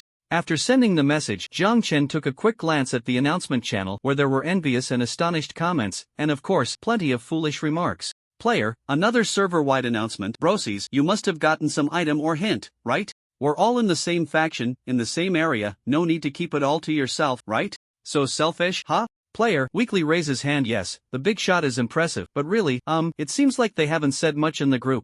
Big Shot, say something, or let us see what the level 2 vehicle looks like, we haven't seen it yet. Looking forward. Player, no need to beg this kind of person, it's obvious they just want to hog the experience and results for themselves. This era has refined egoists, the spirit of selfless dedication from the previous generation is long gone. I roll. Player 0721, the person above is so bold, TSK, I wouldn't dare. Just give it a like. After glancing at the messages, Jiang Chen shook his head helplessly, too lazy to reply. Messaging people like this was simply a waste of his life. He might as well check what the server-wide announcement rewards were. After clicking to claim the rewards, 3 clusters of white light appeared in the upper right corner. Among them, 2 seemed to be items, and the other cluster contained a golden treasure chest. This time, Jiang Chen was smart, he made a big retreat.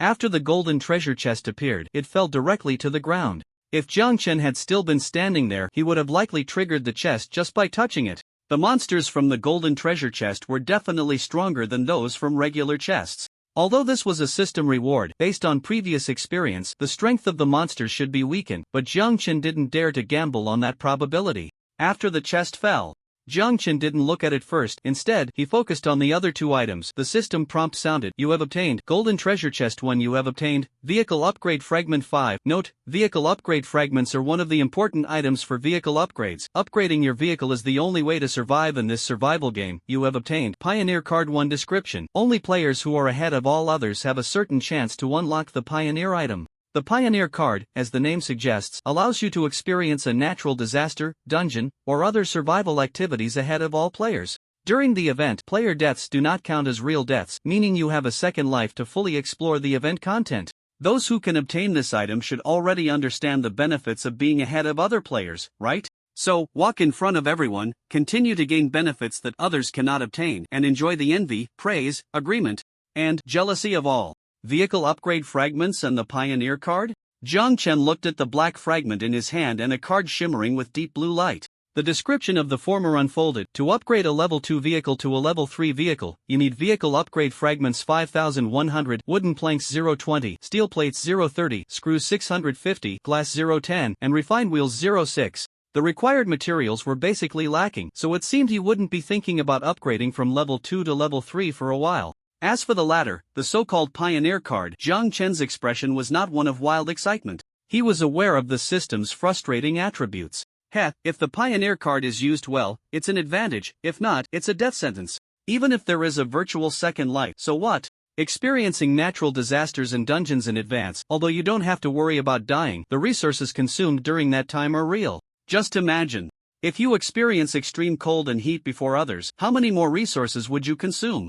And if you run out of your resources during the event, then coming out would be a dead end. Moreover, with many players together, they can discuss, share insights, exchange resources, and at the very least, share risks. But if you go in alone, you are fighting against the game's setup without any prior information. It can be said that the difficulty of the two scenarios is not on the same level. Furthermore, Jiang Chen always felt that the so-called survival activities were not as simple as he thought. The game was filled with malice towards players. This was something Jiang Chen could determine from the very beginning. Therefore, upon receiving the so-called pioneer card, Jiang Chen did not feel overly excited. Aside from the initial surprise and slight thrill, he felt more guarded.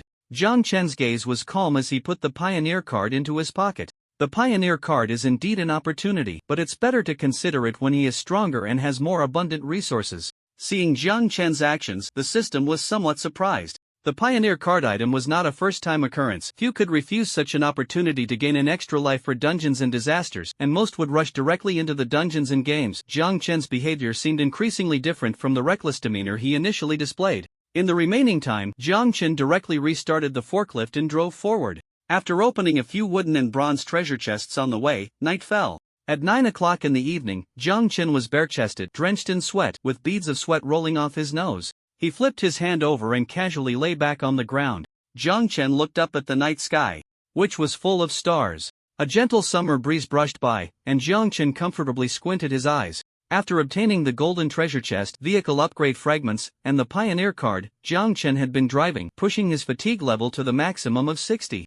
After driving for another 3 hours, he still felt it wasn't enough, so he applied a small jar of honey essential oil on himself, reducing fatigue while continuing to drive for another 2 hours. Only when his fatigue level reached the limit again did he stop to rest. However, he didn't rest for long. After slightly relaxing his body, Jiang Chen began his regular exercise. Although the game had only started 3 days ago, Jiang Chen had already felt the importance of a strong body. On one hand, it was to kill the monsters in the treasure chest. On the other hand, driving also required stamina. Just as Jiang Chen slightly closed his eyes, he nearly dozed off. Fortunately, hey, bro.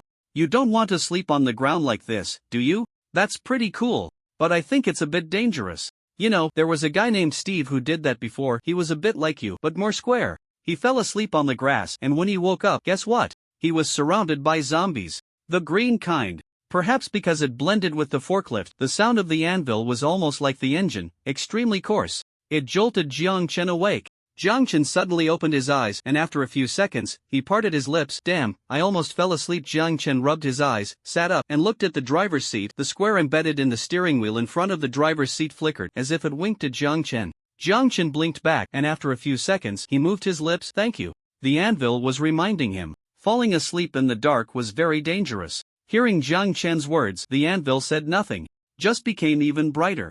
Jiang Chen's lips involuntarily curled up. Well, having this thing around was nice, like installing a little love for his car. Jiang Chen pushed himself up from the ground, stood up, took out the electric cooker and the remaining half block of handmade noodles from his backpack, plugged the cooker into the battery, and started cooking the noodles. Amidst the rising steam, just as Jiang Chen intended to dive in and see what everyone was chatting about, suddenly, he felt the mist on the side of the road start to flow like a sudden stream. The flowing mist illuminated the road in the night, and Jiang Chen looked sharply. To his right, another road appeared out of thin air. And on that road, a massive deep blue vehicle came into view, its large deep blue body reflecting the light of the white mist, causing Jiang Chen's heart to sink. A parallel road.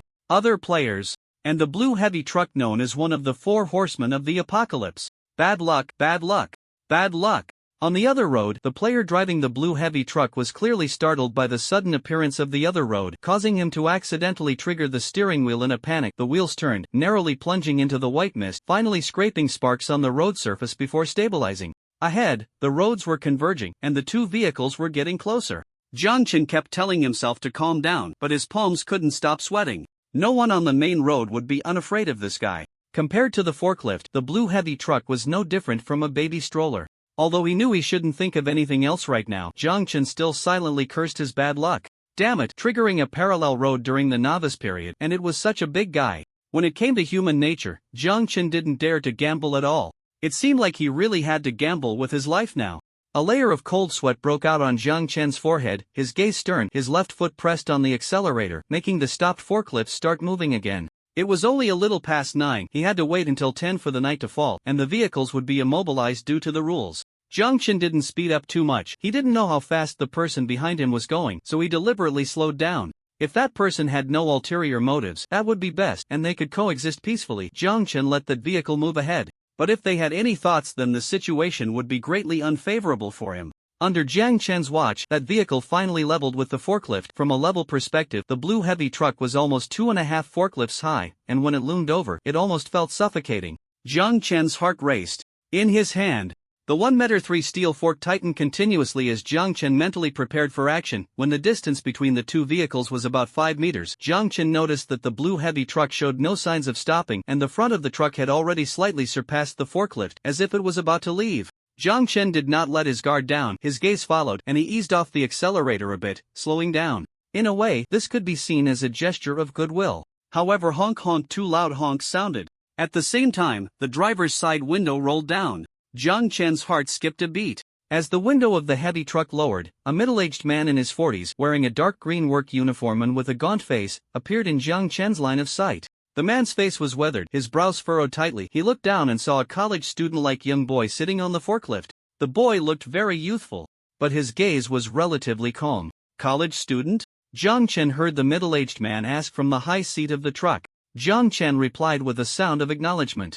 That's good. I didn't expect the first person I would meet in this game to be a college student. The man forced a smile, clearly someone who had been through a lot in society and was not quite used to talking to someone like Jiang Chen. Jiang Chen also managed to smile. Hello. The middle-aged man rested his hand on the window, glanced at Jiang Chen, and asked, Hey, young man, do you have any cigarettes? I ran out. I don't smoke, and I haven't come across any supplies. Jiang Chen's tone was very sincere. That's right, nowadays young people don't smoke. After saying that, the middle-aged man fell silent again and turned back to focus on driving, leaving both of them in a somewhat awkward silence. But the heavy truck's speed slowed down. This was a dangerous signal. Hey, no cigarettes? Then, do you have any food? The middle-aged man's hoarse voice broke the night, and instantly, Jiang Chen's heart tightened. He felt nervous, but Jiang Chen didn't show it on his face. He just forced a bitter smile and sighed. I don't have any left, just 2 bottles of water. Oh, I see, so you haven't eaten much either? Jiang Chen nodded. Yeah, I haven't eaten for more than a day. Having just finished exercising, he hadn't had time to eat the noodles he cooked, so Jiang Chen's complexion did look a bit pale, as if he were starving. The middle-aged man nodded, but the window still didn't roll back up. Jiang Chen's guard was increasingly raised. After the two vehicles ran parallel for several more seconds, suddenly, the middle-aged man spoke again. Little brother, you're a college student, you must be smart. I haven't eaten all day, we should help each other out when we're out here. If you really have food, just share a bit with me. I won't forget your kindness, little brother. What was bound to come had finally arrived. Jiang Chen took a deep breath and once again feigned helplessness. I really don't have any food left, uncle. How about I share a bottle of water with you? That's all I have. All you have? The middle-aged man repeated, looking at Jiang Chen with suspicion, clearly not believing him. Jiang Chen did not hide it at all, boldly meeting the man's gaze to show he wasn't lying. The two stared at each other for a few seconds, and finally, the middle-aged man said, Water is fine. But you young people are in good health, unlike us, give me both bottles. If you find a box tomorrow, you can just drive a new one. What do you think? The middle-aged man smiled with a simple, honest expression, even appearing somewhat friendly. Jiang Chen's fists clenched tightly. Damn it, this was robbery. Jiang Chen's face appropriately revealed a look of difficulty and anger, which the middle-aged man seemed completely unfazed by, however. A glint of menace flashed in his eyes as he turned the steering wheel, moving even closer to the forklift. Seeing this, Jiang Chen quickly spoke up. I'll give you the water. Hearing this, the middle-aged man showed a bit of a smile. Good, then thank you, little brother. Just toss it up through the window. The middle-aged man was very cautious, clearly not wanting to get out of the car to make the exchange. Jiang Chen greeted this person's ancestors in his mind before he could only take out 2 bottles of mineral water from his inventory, or rather, his backpack. He specifically took 1 opened bottle and 1 unopened, instead of 2 new ones, to avoid arousing the middle-aged man's suspicion. Jiang Chen took out the 2 bottles of water, his expression a bit tense as he tossed them up. With a smack, the middle-aged man reached out to catch them, beaming with joy. Thanks, little brother. Jiang Chen forced a smile in return, perfectly portraying the image of a frustrated and bewildered college student. As the middle-aged man shook the bottles of mineral water at the car window, it seemed he was about to speed away. Jiang Chen let out a slight sigh of relief. It was very clear that he didn't have the capital to gamble against the four horsemen of the apocalypse right now. If that thing crashed into him and sent him flying, he would be left without a vehicle. In a survival game on the road, being without a vehicle meant certain death. A small compromise could ruin a grand plan. Under his gaze, the blue heavy truck moved forward half its length, then suddenly slowed down. At the same time, the middle-aged man's window rolled down again, and a voice filled with mirth rang out. "Oh, little brother, I just remembered something. Even if you don't have food and water, your little forklift should have fuel, right? Oh, my vehicle consumes a lot of fuel. And it's hard to find. TSK. The middle-aged man clicked his tongue. When desire arises and is unmet, malice breeds. After seeing the smile on the middle-aged man's face, Jiang Chen's understanding of this statement deepened. Meanwhile, a certain bottom line in Jiang Chen's heart quietly shifted. With the window fully rolled down, the once tense middle-aged man, upon seeing the nervous and inexperienced Jiang Chen, seemed to have gained some sort of initiative, or rather, a power that surpassed others, a life-and-death authority. For the first time, the middle-aged man's eyes, which were always timid and fearful, looked down at others without any fear, revealing unabashed greed. "Little brother, I say, my car needs fuel." If it had been earlier, perhaps Jiang Chen would have pretended to be sincere and said that his vehicle was electric and had no fuel. But now, Jiang Chen had no intention of doing that, because even if he did, it would be of no use. Once greed took hold, it was hard to let go. Even if his vehicle had no fuel, this middle-aged man would probably want to take his battery. Even if he took the battery, who knows what would be next? His clothes, perhaps? In any case, it would be futile, endless. And there was only one way to stop all of this. As the middle-aged man's words fell, Jiang Chen blankly replied, "Fuel? Yes, fuel." The middle-aged man laughed, revealing a set of yellow teeth. "Give me the fuel from your vehicle." He no longer wanted to pretend. After all, this kid couldn't resist. "No way!" Jiang Chen shouted, but what responded to him was the beastly roar of the heavy truck. The middle-aged man tore off the facade, saying, "Kid, do you want to collide with the heavy truck?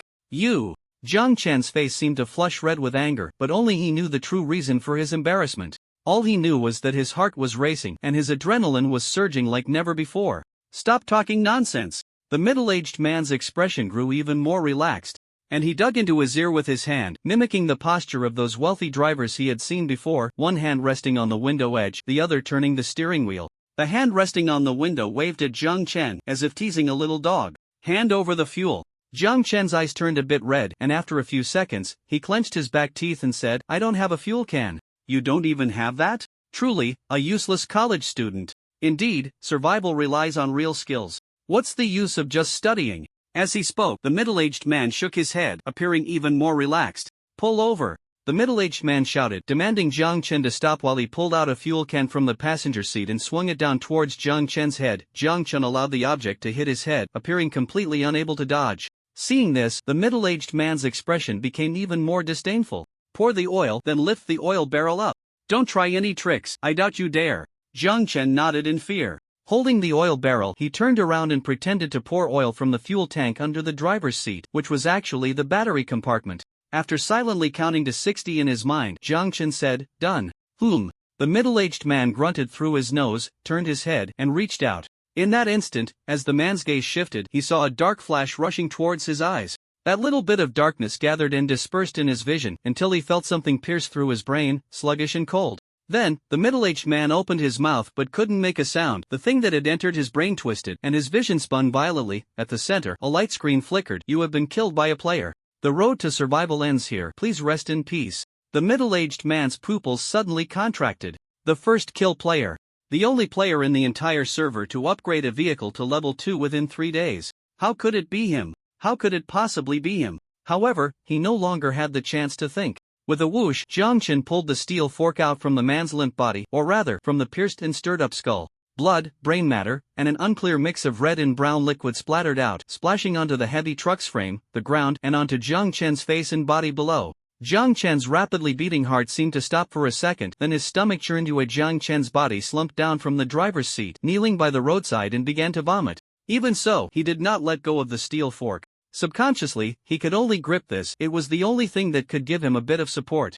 Jiang Chen retched a few times, but unfortunately, apart from a bit of bile, nothing came out. He hadn't eaten anything. In that moment, his eye sockets burst, his eyeballs exploded, and the churning muscles replayed in Zhang Chen's mind over and over. He dry-heaved for a long time, until his voice became hoarse, before he calmed down slightly. A steel fork had gone through his brain, and he had just killed a person. Zhang Chen's expression was somewhat grim. In an instant, he seemed to return to the beginning. Staring Bei, he relied almost entirely on his Bodis reflexes, first jumping into the driver's seat of the forklift, then stepping onto the wheels of the heavy truck, reaching inside to unhook the truck's door. During this process, the distance between the middle-aged man with half a brain and Zhang Chen was barely 10 centimeters, and occasionally, Zhang Chen could feel a faint warmth. Zhang Chen forced himself not to think about it. When the door opened, he pushed the middle-aged man's body down and climbed into the driver's seat. The vehicle couldn't be inherited. Zhang Chen didn't intend to drive the blue truck but began searching for supplies. In the passenger seat he found, besides the 2 bottles of water he had earlier, 2 bags of toast, 3 bottles of Nongfu spring water, and some miscellaneous parts. Clearly, this guy wasn't as poor as he seemed, lacking water or food. Seeing this scene, Zhang Chen's previously anxious heart seemed to calm down a bit. This person had long harbored ill intentions. Zhang Chen wasn't trying to absolve himself, he just thought that it would make him feel a little better. Transforming from a good young man in society to this state surely required a process. After searching the passenger seat, Zhang Chen climbed out from the other side and opened the cargo area for a check. To his surprise, there was actually a small set of tables and chairs inside. Zhang Chen carried the small tables and chairs down and moved them into his own cargo area. Then, he looked at the corpse on the ground. After a moment of internal conflict, Zhang Chen squatted down and began to search the player's belongings. Following the path of the half-missing head downwards, the first thing Zhang Chen saw was a pendant. He pulled out the pendant, which was a locket that could be opened. With a snap, the oval iron piece popped open, revealing the smiling faces of a family of 3. The taciturn middle-aged man, the middle-aged woman with a distorted body, and a little girl who looked very young nestled between them. The 3 appeared very happy. Zhang Chen fell silent for 2 seconds, closed the locket, and tucked it back into the collar. From the pocket of the upper garment, Zhang Chen pulled out half a pack of cigarettes and a lighter. However, there was nothing in the pockets of his pants. After hesitating for a moment, Zhang Chen looked at the shoes. He remembered that many middle-aged men had a habit of hiding important things in their socks or shoes. Enduring the discomfort, he felt around and indeed found something hard and card-like. Zhang Chen's eyes lit up, and he quickly pulled out the card. You have obtained a luck card 1 description. For 24 hours after using the luck card, your luck will become excellent. You will benefit from reduced monster difficulty in treasure chests, more abundant supplies in treasure chests, or an increased refresh rate for certain types of items. Luck is a kind of ability. May luck always be with you. What a good item. The reason Zhang Chen hadn't opened the golden treasure chest yet was that he was worried the monsters inside would exceed his current strength. With the luck card, he could minimize the difficulty and obtain more supplies. Zhang Chen quickly tucked the luck card away. After finishing the search for supplies, Zhang Chen thought for a moment, bent down, and dragged the middle-aged man to the side of the road, giving him a strong toss into the white mist. Perhaps, exposing a corpse in the wilderness was still somewhat taboo for people from Manhwa. It was better to let him rest in the unknown white mist. Zhang Chen sighed, feeling much calmer than before. After dragging the body into the mist, within 5 minutes, Zhang Chen saw the parallel road on the side gradually dissipating. The time triggered by the parallel road was only half an hour. Waiting for the white mist to completely clear, Zhang Chen felt as if he had just woken from a nightmare. He returned to the driver's seat in front. Blood splattered across half of the seat, and he still needed to clean it up. Taking out the bottle of mineral water from earlier, Zhang Chen silently washed away the bloodstains and, well, besides the blood, there was also brain matter. Hey, bro, are you okay? At that moment, the voice of Iron Anvil suddenly rang out. Zhang Chen didn't look up, just gave a slight hum. Iron Anvil seemed to sense Zhang Chen's heavy thoughts, so his voice softened a bit. Hey, bro, you know? Sometimes foolish villagers, foolish humans and zombies are no different. Being a bit cruel to them is a normal and rational behavior. Zhang Chen listened quietly and then nodded. Iron Anvil was right. Sometimes there was no difference between humans and zombies. The same greed. Of course, he was the same. Thinking of this, Zhang Chen smiled a little and hummed again. After cleaning some of the liquid off the cushion, Zhang Chen looked at the steering wheel, which also had some blood on it. He wiped the face of the wheel with the coat he had taken from the middle-aged man. Bro, you're making me itch. Just bear with it, Zhang Chen said calmly. All right. After wiping the wheel clean, Zhang Chen casually tossed the coat into the white mist. Once everything was cleaned up, Zhang Chen took out the electric pot from earlier and finished all the noodles without leaving a single strand. Although there were no seasonings, the scalding sensation in this scene inexplicably brought Zhang Chen a sense of peace. In the chat channel, various messages were still refreshing. Jiang Chen glanced at it. Players were looking to buy gasoline again. He opened the private chat channel, concise and to the point. Player, gasoline, want to trade? Instant reply.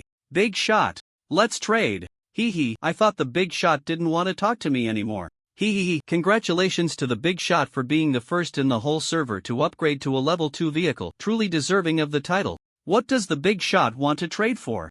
Jiang Chen directly ignored the assertion about not wanting to talk. This guy indeed never missed a greeting, even taking photos of what he ate for breakfast, lunch, and dinner. Completely embodying a human-shaped sycophant. Jiang Chen had encountered this kind of situation before. When he was a blogger, he had quite a few fans like this, so he felt justified in choosing to read and not reply. Batteries, or screws, glass, wooden boards, glass containers, hoses, materials like these, the more the better. Alright, can I trade 2 batteries and 5 steel plates? I just got them today and was planning to trade with you. Isn't that the big shot ignoring me? By the end, there was a hint of grievance in his tone. Jiang Chen naturally didn't pick up on it and simply typed in a rather indifferent manner, okay. On the other side, he pouted a bit, somewhat aggrieved, but still quickly sent the supplies to the big shot through a gift. After receiving 2 batteries and 5 steel plates, Jiang Chen immediately sent all the gasoline he had gotten from the middle-aged man. So, when he received a whole large barrel of gasoline, he was completely stunned, though he knew trading with the big shot was definitely not a loss. The big shot was being way too generous. Big shot, this must be 20 L of gasoline, right? That's too much. Just accept the extra. Jiang Chen thought to himself, in a way, this could be considered stolen goods from killing and looting. On one hand, he had no use for it, and on the other hand, it could serve as a long-term investment, finding himself a stable battery supplier. It was strange, though, even though he was driving a gas vehicle, it seemed this guy mostly produced batteries. Seeing a light-hearted comment in the chat box, the corners of his mouth curled up, almost unable to resist slapping his thigh. Was this the feeling of being a big shot's accessory? Although the big shot was a bit cold usually, his actions were simply heartwarming. Wagging tail, thank you, big shot. Deadpan meme, wag that tail. At the same time, fearing that he might give the boss a bad impression, he quietly added in his heart, thank you, boss. I will definitely hold on to your thigh tightly. With the cute nickname Little French Fry, the cold and adorable goddess is simply the best. At 10 o'clock at night, everything calmed down. The vehicle could no longer move forward, and Jiang Chen organized the supplies. Supplies, electric cooker 1, bottled water 500 milliliters 13, honey from the Brown Bear shopkeeper 7.7, special honey essential oil 2.5, handmade noodles 1, beef jerky 2, donuts 3, alkaline bread taro flavor 1, toast 2, strange flavored broad beans 1, change of clothes 1, steel plates 5, screws 6, waterproof canvas 1, adapter 1, batteries 9, anti-inflammatory medicine 1, fire extinguisher 1, condensation device manufacturing manual 1, refined rebar fork 1, sexy underwear 1. With the treasure chest open today, plus the delivery benefactor, and the items exchanged from other players, Jiang Chen's supplies had increased significantly. This does not even count the new items, good luck card 1 and opportunity card 1, as well as the unopened golden treasure chest. Jiang Chen nodded in satisfaction, did 2 sets of stretches, then walked into the cabin, closed his eyes, and fell asleep just like that. Jiang Chen originally thought that killing someone for the first time might leave him with psychological trauma, but it didn't. To his surprise, Jiang Chen's heart was unexpectedly calm, and he had a dreamless night. On the 4th day of survival, his biological clock woke him up at 5:30. The hard-quality inspection table was still a bit uncomfortable to sleep on at first, feeling sore all over, but now, Jiang Chen even thought the inspection table was more comfortable than a soft bed. Jiang Chen sat cross-legged on the inspection table, drooping his head, regaining his focus. At this time every day, his mind would automatically stop thinking. Hey, bro, good morning. The anvil's high-pitched voice rang out from beneath Jiang Chen's feet. Not only was there a steering wheel in the driver's seat, but this guy also had a clone inside the cabin. Good morning. Jiang Chen's voice was quite hoarse. Bro, your voice is really sexy. Jiang Chen, should he say thank you? Jiang Chen pulled the corners of his mouth in silence. The sky above the highway was not fully bright yet, so there was only a faint light in the cabin. Jiang Chen opened the light screen, and the number of online players had decreased again. 3 days was enough to flush out those without supplies and lacking combat power. Jiang Chen tidied up his messy hair, struggled for a while, and slowly walked out of the cabin. Originally, Jiang Chen planned to start his daily exercise directly, but with the first step outside, his pace faltered. The canvas shoes stepped on the ground of the highway, the sun in the sky was hazy and distant, and more importantly, when Jiang Chen stretched out his hand. Although he didn't catch anything, he inexplicably felt that the air seemed to be more humid. Was it going to rain? Could it be that the scene loaded on the first day after the novice adaptation period would be the rainy season? Jiang Chen called out with his mind, "System. Here, player little French fry." Jiang Chen didn't care why the system didn't call him by his full name, but instead called himself Little French Fry. The novice adaptation period is 7 days, right? Correct, I remember. Within 7 days, according to the rules, it's the initial scene? Indeed. Oh, so the scene will change after 7 days, right? Exactly. No, I don't know, I don't have the authority. Oh. So that's it. Jiang Chen had already mastered the scientific method of inquiring the system. It seemed that the scene would indeed change after 7 days, but whether it would be the rainy season was still unknown. Jiang Chen's mind shifted, and he remembered that opportunity card. But soon, he shook his head. Even if he wanted to use it, it wasn't the right time. He should at least stock up on supplies first. After exercising on an empty stomach for nearly an hour, he casually took out a donut to eat. The time was now 6:05. Good morning, players. Diligent players can hear the universal voice, while the lazy ones, I hate super easy to die. A familiar voice rang out, startling many from their dreams. In the chat channel, several players began cursing at the screen. Player, what the hell? Do you know what time it is? Player has been muted, will be automatically unmuted in 10 minutes after being muted. The Wild King flipped the sky the bird. Damn, this broken game. He almost didn't complete the mileage yesterday. The fog moved 80 kilometers overnight and his skateboard hadn't even started rolling for long before a boxing rabbit jumped out of a treasure chest and knocked off a wheel with one punch. As a result, he could only run while carrying the skateboard. He already had to carry a lot of supplies, and now he had to carry a board too. While opening treasure chests and running forward, the Wild King nearly exhausted himself to death in the wilderness. He didn't stop running until 10 o'clock at night. He even ruined one of his shoes. After pulling 10 kilometers away from the fog, he collapsed and fell asleep, only to be awakened 6 hours later by the system that only knew how to annoy players. Thus, this scene unfolded. Damn. You Fing, you. The Wild King, sporting dark circles under his eyes, had one shoe on his left foot and only a sock on his right, cursed at the sky for a while. His current appearance had nothing to do with being a king of the wild, it was much closer to that of a savage. The system hadn't intended to pay attention to the sky, but as he kept cursing more and more excessively, in just a few moments, the game and everything related to the system were mercilessly berated.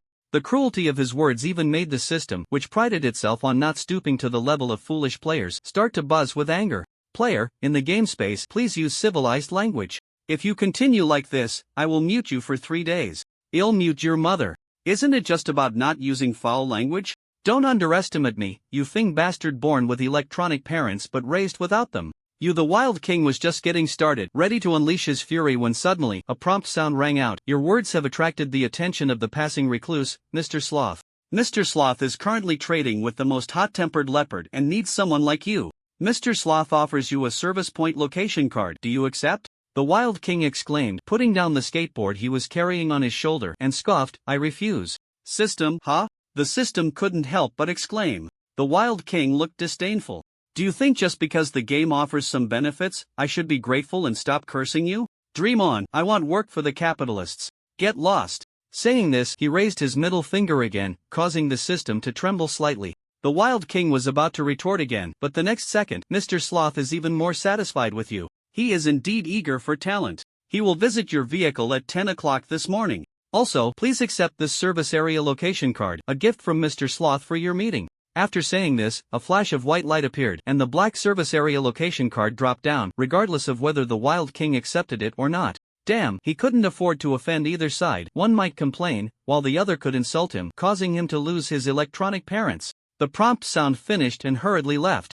Fearing being caught by the Wild King, the Wild King frowned and snorted. The game continued with an announcement. Dear players, today is the 4th day 47 of the survival game's adaptation period. A friendly reminder, in the survival game, vehicles and supplies are the foundation for all players to survive. Today's fog erosion speed, 10 km/h. Keep it up, little rookies. Perhaps because the Wild King had confronted it heat, today's system was particularly concise and gentle, finishing its message and disappearing in a hurry. Is today's prompt really only this little? Jiang Chen murmured. As usual, wasn't it just notification sarcasm, a touch of irony, along with a pitiful hint or two? Forget it, let's just consider it a routine glitch from the system. Jiang Chen flexed his wrist and took out 2 slices of toast from his backpack, serving as today's breakfast. According to the usual routine of a college student who starts classes at 8, there was never time for breakfast. But unexpectedly, this survival game had helped him regain a long-lost good habit. Jiang Chen muttered to himself. Just as he was about to habitually check today's fog erosion distance, the anvil spoke up. Hey, bro, are we ready to set off? I took a look at the writing under my butt, and it says the current fog erosion distance 520 kilometers. Today's travel distance, 0 kilometers. Jiang Chen smiled and replied, okay. This number was much better than on the first day of survival, but Jiang Chen still didn't let his guard down. After all, the speed of the fog was continuously increasing. Of course, after upgrading to a level 2 vehicle, the electric forklift speed had now reached a maximum of 30 kilometers per hour. Although it still couldn't compare to those small cars, off-road vehicles, etc., it was much better than skateboards or wheelchairs. Jiang Chen pressed the accelerator, and after about 20 minutes of driving, suddenly, a green light flashed on the side of the road. Jiang Chen raised his eyebrows. Not bad, he had actually found a treasure chest in just 20 minutes. He turned the steering wheel, for days of driving had already given him a sense of unity with the vehicle. Jiang Chen even thought that if he were to participate in some kind of technical competition now, he would definitely win first place in the forklift category. While he was lost in thought, he flipped his left hand, and the steel fork was already in his grasp. Perhaps due to the experience of real combat, Jiang Chen's expression was very calm now, his eyes becoming more focused as he stared at the treasure chest ahead. The forks of the forklift suddenly made contact with the bronze treasure chest, which opened with a flash of white light, and suddenly, a thin line zipped past. The speed of that thin line was incredibly fast, and due to its small size, the forklift couldn't effectively block it. Fortunately, Jiang Chen was no longer the weak college student he used to be. He jumped down from the driver's seat, and with a swift motion, the steel fork pierced through the tail of that creature. In an instant, the sensation of the fork entering flesh was extremely clear. Hiss! The creature let out a cry, and Jiang Chen focused his gaze to see that it was actually a silver-lined venomous snake. The snake was impaled by the steel fork, writhing in pain. It lunged towards Jiang Chen, but due to the distance of the fork, it could only strike straight ahead, stuck there. Before Jiang Chen could make his next move, the anvil exploded. Snake! God, it's a snake! Ah! Keep it away from me! Aha! Jiang Chen, save me! The high-decibel scream startled Jiang Chen. He had indeed speared that snake from the steering wheel position. Calm down a bit. Jiang Chen felt a headache from the shouting and could only offer a slight word of advice. Aha! Jiang Chen's head hurt even more, but for a moment he froze in place. The steel fork was entangled by the snake, and he had no more suitable weapons to deal with it. After thinking for a moment, Jiang Chen simply lifted the steel fork and then spun it left 3 times and right 3 times. The snake was suddenly lifted and spun around a few times, starting to get dizzy and flicking its tongue. With one final move, Jiang Chen made a big swing, instantly sending the silver-lined snake flying in a smooth parabolic arc into the white mist. Hiss! Done! Jiang Chen flicked the fork and clapped his hands. You scared me to death. The anvil was still shaken, and Jiang Chen decided to let this big brother calm down for a bit, so he walked over to the bronze treasure chest to see what was inside. Today's monster in the treasure chest seemed to be stronger than yesterday's? While thinking, Jiang Chen began to collect the supplies. You have received Wangzai milk 1, QQ candy 2, cucumber flavored chips 1, konjac jelly 2 turned out to be a snack gift pack. Not a bad haul. A good start. A smile appeared on Jiang Chen's face as he held the items in his hands and returned to the forklift. Bro, you're back. The voice of Iron Anvil sounded a bit exhausted. Yeah, I'm back. Bro, can we discuss something? If we encounter snakes in the future, can we not fight on my head? Jiang Chen couldn't help but chuckle. Sure. Within 10 minutes, the battle was resolved and Jiang Chen continued on his way. However, 20 minutes later, another bronze treasure chest appeared. Jiang Chen blinked. Why was the treasure chest refresh rate so high today? Once again, the forklift led the way, and after Jiang Chen collected the supplies, 10 minutes later, a third bronze treasure chest appeared. After collecting the chest, even Jiang Chen, no matter how slow he was, should have realized something was off. While driving, Jiang Chen opened the chat channel. Player, hey guys, have you noticed that the treasure chest refresh rate is really high today? In just a little while, I picked up 4 chests. Player, me too, me too. I only picked up 2 chests yesterday, and today I found 2 right after hitting the road. Player, damn it, if I had known the treasure chest drop rate was so high today, I shouldn't have traded supplies for gasoline in the trading hall yesterday. Can we return that trade? I have supplies again today. Player, what do you think? Do you pull back when you take a dump? The language was coarse but the reasoning was sound. Jiang Chen watched for a while. Most people were talking about the increased treasure chest refresh rate, and many had gone from being short on supplies to gradually becoming more abundant. As supplies became more plentiful, the biggest change was that players noticeably relaxed from their initial tense state, starting to joke around, saying that after the adaptation period, everything was improving. However, Jiang Chen's frown deepened. Something was wrong. Impossible. What he could be sure of was that this game was definitely malicious towards players. He had seen the mist behind him. Although he didn't know what it was, he had a gut feeling that once swallowed by that mist, it would mean certain death. A game that allowed such a thing to chase after players could not possibly let their situation improve. As for the supplies, Jiang Chen felt even less that they were meant to protect their rights. If that were the case, there would be no need to pull them into the game. Supplies were merely sugar-coated shells, a smokescreen, a sedative. Therefore, the increased probability of treasure chest refreshes, in Jiang Chen's view, was not a good thing. What benefit could more abundant supplies for players bring to the game and the existence behind it? From a broader perspective, players upgrade their vehicles to cope with the faster erosion speed of the mist. If players obtain more supplies, it is to prepare for a potential shortage of supplies later on? Jiang Chen felt he seemed to understand something. The humidity in the air, the increased refresh rate, the fourth day of the newbie adaptation period. Could it be that the scenario after the newbie adaptation period will drastically consume supplies? Jiang Chen's mind cleared. Looking at the lively chat, which had even become a bit more vibrant amidst the tense atmosphere, Jiang Chen thought of the completely opposite. In the upcoming time, the degree of supply shortage would not decrease, but rather, it would increase. With 4 days left in the newbie adaptation period, he needed to stockpile more supplies. If the scenario after the newbie protection period truly involved a shortage of supplies, then he must prepare a water condenser before that. Water is a resource that is always needed.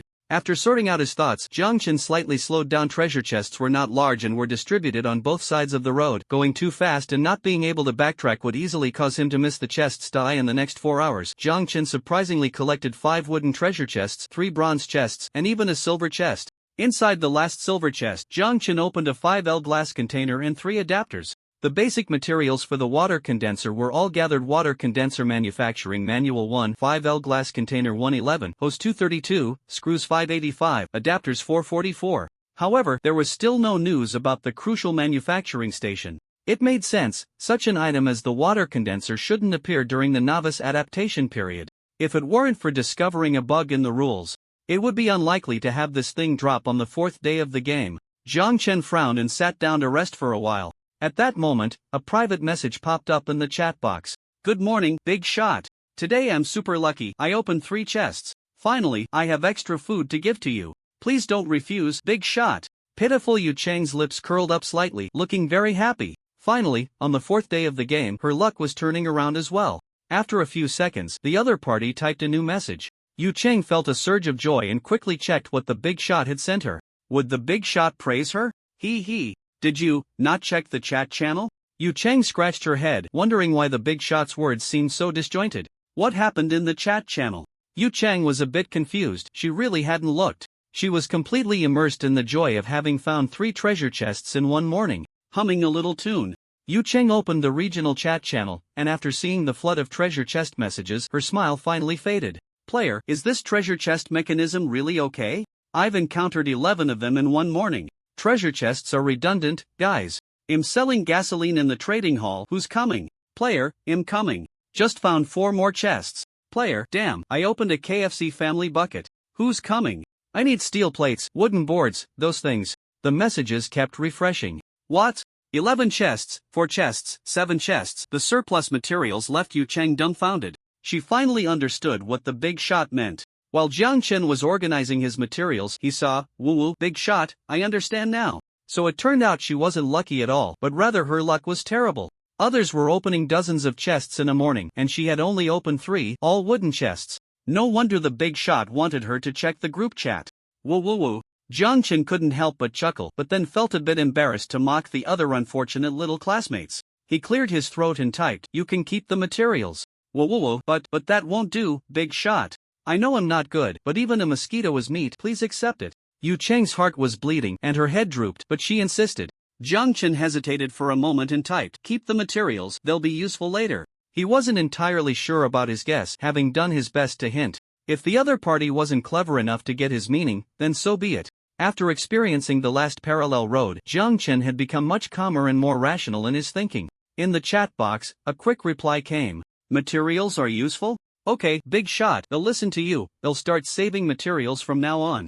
Jiang Chen instinctively nodded, thought for a moment, and added another hint. Your luck, seems not so good. Try to trade for some basic materials in the trading hall while they're still being sold in large quantities. Got it. Thank you for the reminder, Big Shot.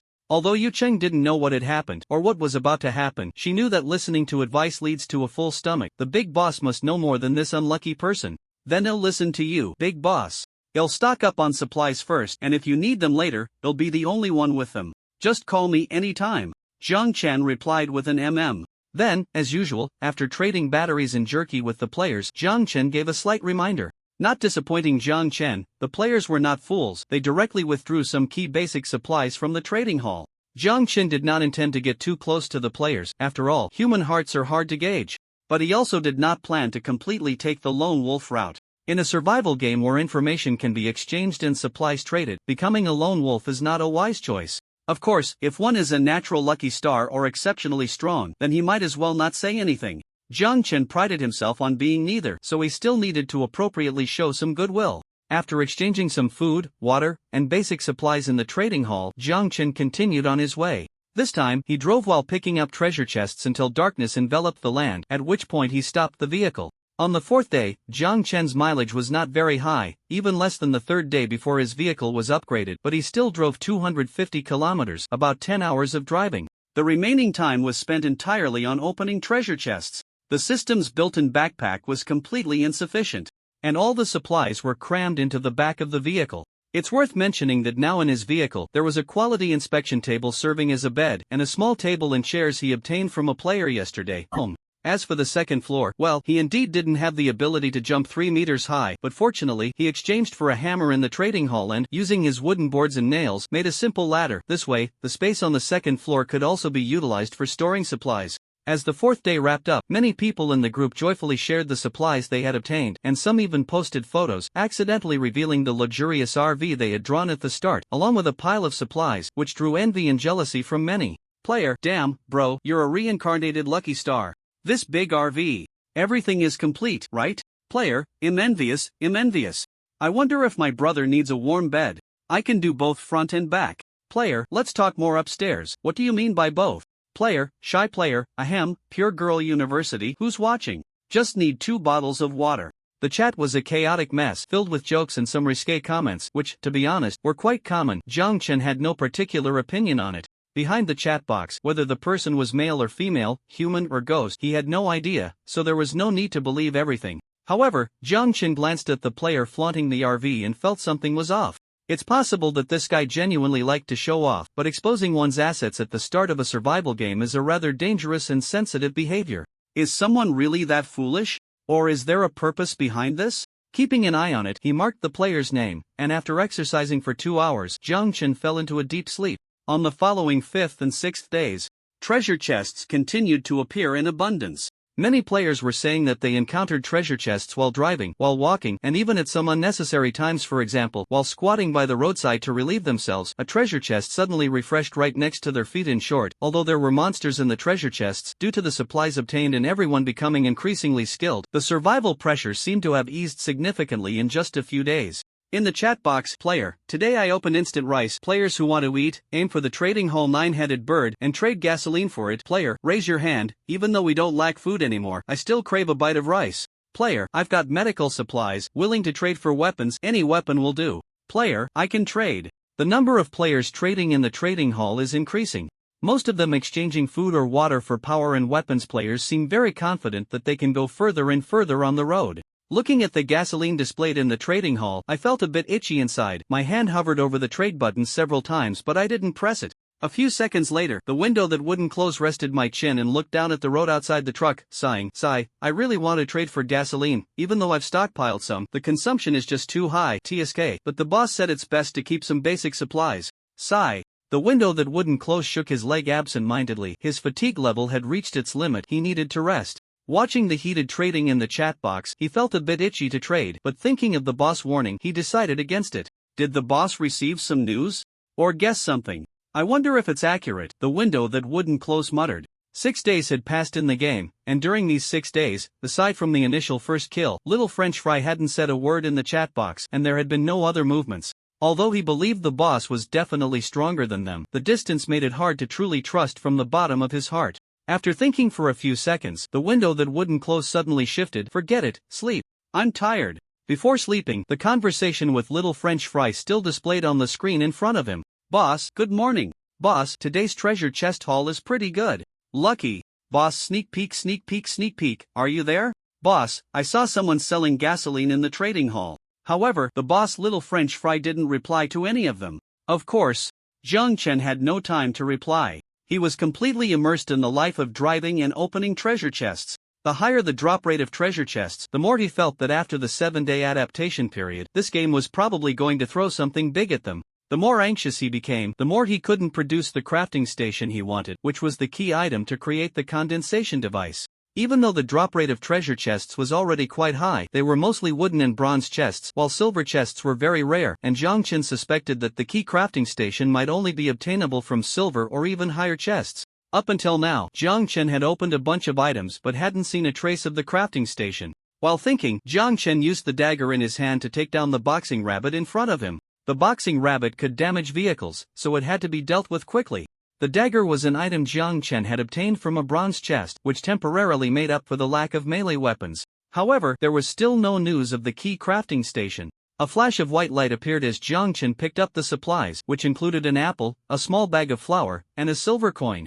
Jiang Chen was taken aback for a moment, first picking up the silver coin, which surprisingly turned out to be a vehicle coin. Jiang Chen clicked his tongue, balancing the silver coin on his fingertip. It danced lightly in the air. Jiang Chen sighed, picked up the apple and flour, and returned to the forklift. On the forklift, the sound of the anvil rang out. Hey, brother, aren't you happy?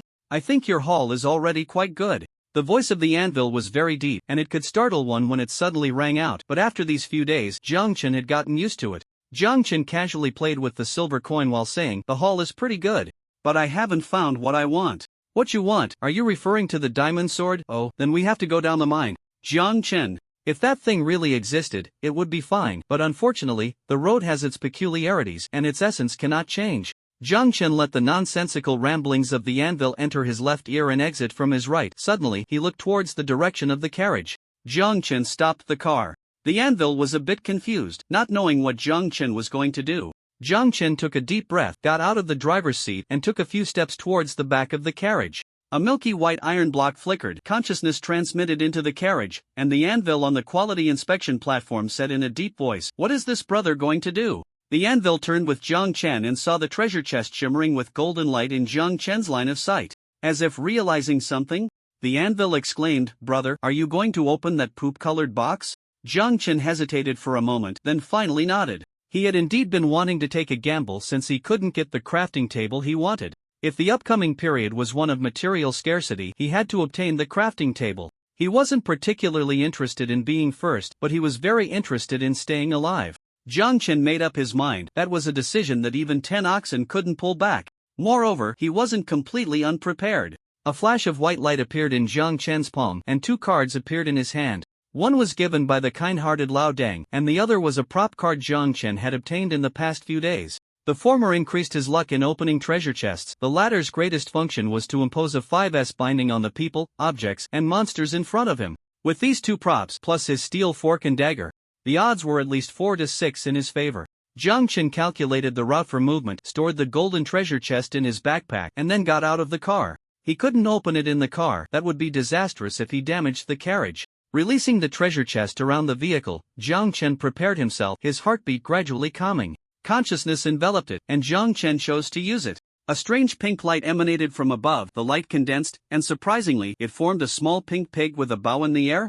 Jiang Chen was momentarily stunned, reaching out with the steel fork to stab, but the fork passed right through the pink light. At the same time, a giggle of laughter came. A sweet, spine-tingling voice said, "Why are you acting like this, player? You'll scare me. I'll get angry." Jiang Chen. Jiang Chen turned to look. "It's talking to you. What are you looking at? That's very rude." Jiang Chen suddenly turned back. Damn. It really was this little pink pig. Seeing Jiang Chen's shocked expression, the little pink pig laughed again, giggling, causing goosebumps to rise on Jiang Chen's forearm. "Hey, why are you looking at me like that?" The pink little pig floated in the air, speaking in a strange and shy tone. Jiang Chen's whole body stiffened, his mind left with only one thought: where did my luck card go? Jiang Chen looked at the little pink pig, and after a long time, there was no sign of luck changing. His fists gradually hardened. "Are you messing with me?" Seeing Jiang Chen's increasingly unfriendly expression, the little pink pig instinctively sensed a hint of danger. Pouting, "Oh, why are you treating me like this? I'm here to bring you good luck." Hearing this, Jiang Chen's gradually dangerous expression paused for a moment and he squinted at the pink little pig in the sky. His face clearly wrote one sentence, "Really? I don't believe it." The little pig snorted, just about to continue teasing this seemingly dazed human when it noticed the quality inspector's badge pinned to Jiang Chen's chest.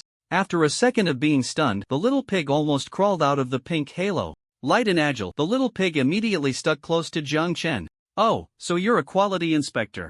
Why didn't you say so earlier? Maybe they're a bit silly, so they didn't notice." The little fragrant pig adjusted its trotters and winked at Jiang Chen. "Quality inspector?"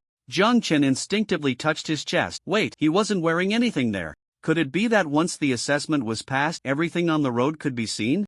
Jiang Chen remained silent, adopting a scrutinizing posture as he looked at the little fragrant pig. Seeing that Jiang Chen was ignoring her, the little fragrant pig became flustered and quickly said, "Quality inspector, I absolutely did not neglect my duties. I was just trying to establish a friendly relationship with the players. Good luck is 100%. Oh no, it can be 120% effective. Please believe me." Hearing that it was 120% effective, Jiang Chen's heart raced for a moment, but he maintained a composed expression, continuing to squint his eyes and ask, "Really? MHM?" The little fragrant pig nodded vigorously. "I can accept inspection." "MHM," Jiang Chen responded with a hum, signaling the little fragrant pig to continue. He didn't expect that a quality inspector could still play a role in such a situation. The authority of this profession was broader than he had imagined. Seeing that Jiang Chen seemed to agree, the little fragrant pig hurriedly said, "Quality inspector, please tilt your head slightly." Jiang Chen complied. Although he didn't know what this seemingly silly and cute little fragrant pig was up to, Jiang Chen tilted his head slightly, revealing a youthful, fresh face, fair and delicate. The little fragrant pig seemed a bit shy, and in the pink glow, it approached Jiang Chen's face. Jiang Chen gripped the fork tightly, and a few seconds later, a sweet fragrance descended on his left cheek. Boop. The little fragrant pig returned to its original position, looking shy. A prompt sound rang out. Mascot Pink Pearl Affection Level 3. Current Affection Level 3. Jiang Chen stiffly turned his head and extended his finger, dazedly touching his own face. Had he just been kissed by a pig? Before Jiang Chen could say anything, the anvil beside him burst out laughing. "Ha ha ha ha ha ha ha ha ha ha. Hey! Ha ha ha ha ha ha. Bro, you just received a fragrant kiss from the little fragrant pig. Ha ha ha ha ha ha ha ha. Damn it, you're laughing too loudly." Before Jiang Chen could scold him, a warm sensation spread from his face all the way through his body. At the same time, a prompt sound rang out. "You have received a 120 blessing from Mascot Pink Pearl for the next 24 hours. You will have good luck." It really worked. Jiang Chen relaxed his grip on the fork. Looking at the shy little fragrant pig, Jiang Chen dared not think too deeply about why the affection level had increased. Clearing his throat, still feeling a bit stiff, Jiang Chen spoke, "Inspection complete." For some reason, saying inspection complete at that moment gave Jiang Chen a strange sense of shame. "Very excellent." As soon as the words fell, a green excellent badge, identical to the one the brown bear shopkeeper had, appeared on the little fragrant pig's bow. The little fragrant pig covered its face with its pink trotters. "Ah, I got an excellent. Can mascots also get this?" The little fragrant pig looked very excited. It bounced back and forth, seemingly looking for something, and Jiang Chen thought for a moment, suddenly struck by inspiration, and took out a pink handheld mirror from the driver's seat. This was something he had opened from a treasure chest, originally intended to hang in the trading hall at night. Jiang Chen held the mirror in his right hand and placed it in front of the little fragrant pig. The little fragrant pig let out a small "oh." "Do you want to see?" Jiang Chen asked. The little fragrant pig shyly nodded. Jiang Chen responded with a sound and brought the mirror a bit closer. In the mirror, the little fragrant pig saw the small, light green, glowing badge. The badge had already faded away, transforming into a small-shaped icon, at the center of which seemed to be a sacred scepter. It was somewhat different from the one owned by the brown bear shopkeeper. Upon seeing this little badge, the little pink piglet perked up its mouth, and even its tail curled up, looking very pleased. Mascot Pink Pearl Affection 5. Current affection of Mascot Pink Pearl, 8. Affection increased by 5 again. The shy Pink Pearl spoke. "Thank you for your recognition, and I wish you a smooth journey." After bestowing good luck, she was about to leave. Jiang Chen nodded, thought for a moment, and handed the pink hand mirror to Pink Pearl. "I'll give you this." Mascot Pink Pearl Affection 4. Current affection of Mascot Pink Pearl, 12. It seemed she really liked pink. Although Jiang Chen still felt a bit awkward, seeing the pink piglet's bright eyes around the mirror brought a gentle smile to his face. This reminded him of the little girls he met during his teaching stint, quirky yet adorable. The little pink piglet blew a kiss to Jiang Chen again. "You have received a second blessing of good luck from Mascot Pink Pearl. With this good luck, you are now quite formidable." Jiang Chen didn't expect Pink Pearl to grant him a second blessing of good luck, but when he looked up, Pink Pearl had already vanished along with the pink mist. It seemed that increasing affection was indeed a sure win. Jiang Chen rubbed his face awkwardly, noticing the light blue square on the steering wheel still flashing, along with a screen full of ha ha ha. His face darkened, and the steel fork was now horizontally positioned above the steering wheel. It was as if to say, if you keep laughing, I'll stab you with this fork. Iron anvil, alright. The laughter finally ceased. The redness in Jiang Chen's ears faded a bit. There was no helping it. In the past 20 years, he had never been so close to girls, oh no, females. During his youth, due to his mother being a strong-willed teacher, he had little contact with girls. Then in high school, after family changes and the pressure of college entrance exams, he had no time to interact with girls. Later, every moment of his university life was spent on scholarships and part-time internships, completely severing his ties with the opposite sex. Although Pink Pearl was a little piglet, how could that not count as a different kind of soft and cute? Jiang Chen felt a bit embarrassed, and just then, the system's sarcastic voice suddenly rang out. How can you be sure that Pink Pearl is definitely female, dear, esteemed quality inspector, first kill player? A few seconds later, Iron Anvil's subtle voice came through, Awo. Then, with a clang, the iron fork was thrust directly at the iron anvil. Why did it feel cool on his head? Jiang Chen's face turned completely dark, and the last bit of strange allure vanished from his heart as he silently walked towards the golden treasure chest. While Iron Anvil was covering its head, Jiang Chen directly pried open the golden treasure chest with a fork. You have opened the golden treasure chest. Special lucky bonus detected. Originally, upon hearing about the special lucky bonus, Jiang Chen should have been very happy, but after what had just happened, it was really hard for him to feel joy. With a dark expression, Jiang Chen held the steel fork in his left hand and a dagger in his right, glaring at the monster that was about to emerge. After a low growl, a black wild boar about 1.5 meters long and over 1 meter tall charged out. Damn it, it was still a pig. Jiang Chen's brows furrowed. Regardless of the consequences, he raised the steel fork and executed a 360-degree stab at the wild boar under the moonlight. Due to the speed, the fork created a whistling sound as it sliced through the air. With one thrust, the black wild boar was startled. Were players nowadays this brave? The black wild boar let out a roar, its two tusks fearlessly thrusting forward. Crack. The right tusk of the black wild boar was brutally broken by the refined rebar fork. Roar! The wild boar howled in pain and charged towards Jiang Chen. Jiang Chen did not confront it head-on. Instead, he began to maneuver around the forklift. It must be said that as a terrifying bipedal upright creature, humans have a natural advantage when it comes to dodging. Running left and right around the forklift, the wild boar quickly became disoriented, unsure of which direction to charge. As he ran, Jiang Chen shouted in his mind, "Anvil, which direction is it?" The anvil was already embedded in his vehicle, which was linked to Jiang Chen, allowing them to communicate through thought.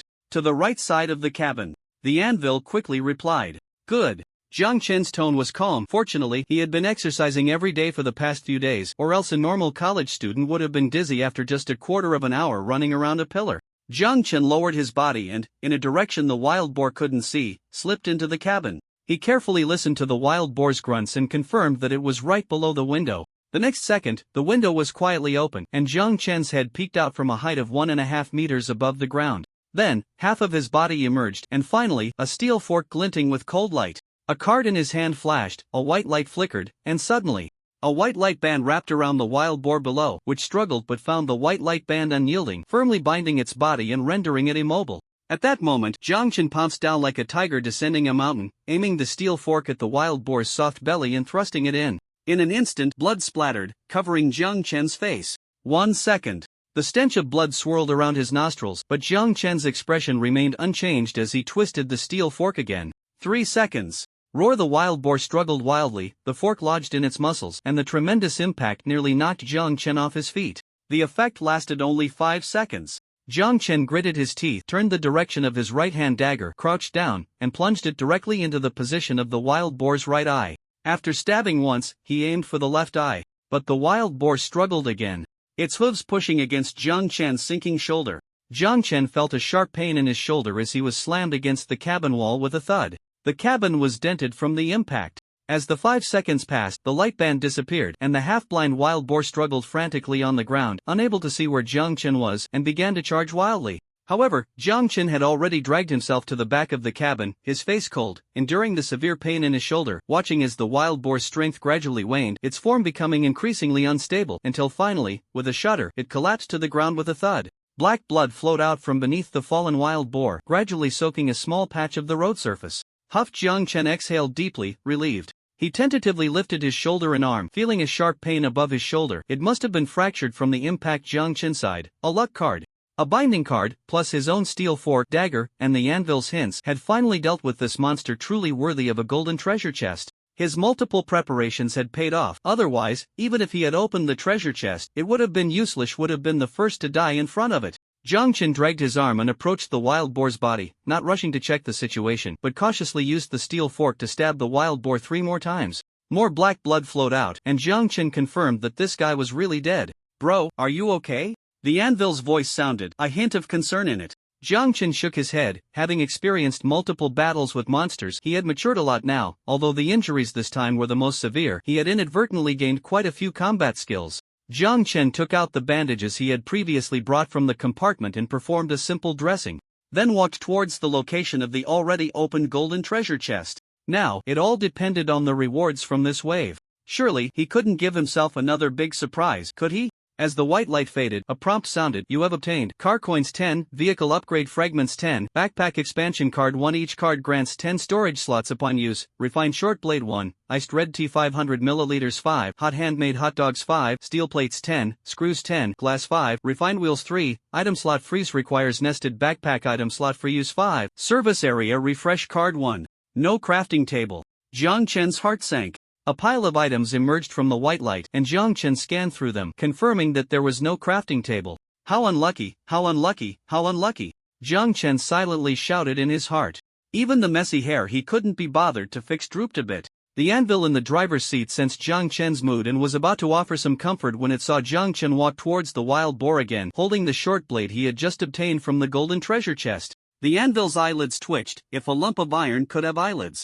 Bro, calm down. Before it could finish speaking, Jiang Chen had already plunged the blade into the wild boar's body, starting to carve the meat. The anvil's voice trembled. Bro? Don't worry, I'm not crazy, I'm just carving the meat off. This is also a precious ingredient, isn't it? Jiang Chen shot a sideways glance at the anvil and struck again. The light blue block trembled slightly. Is it? Yes. Jiang Chen smiled. This made the anvil even more hesitant to speak, fearing that Jiang Chen might go mad and chop himself up too. About 15 minutes later, Jiang Chen finally cleaned the wild boar completely. Looking at the pile of bones left on the road, the anvil shivered. As for Jiang Chen, after finishing the carving, he casually tossed the short blade aside, sat on the ground, and laughed. The anvil!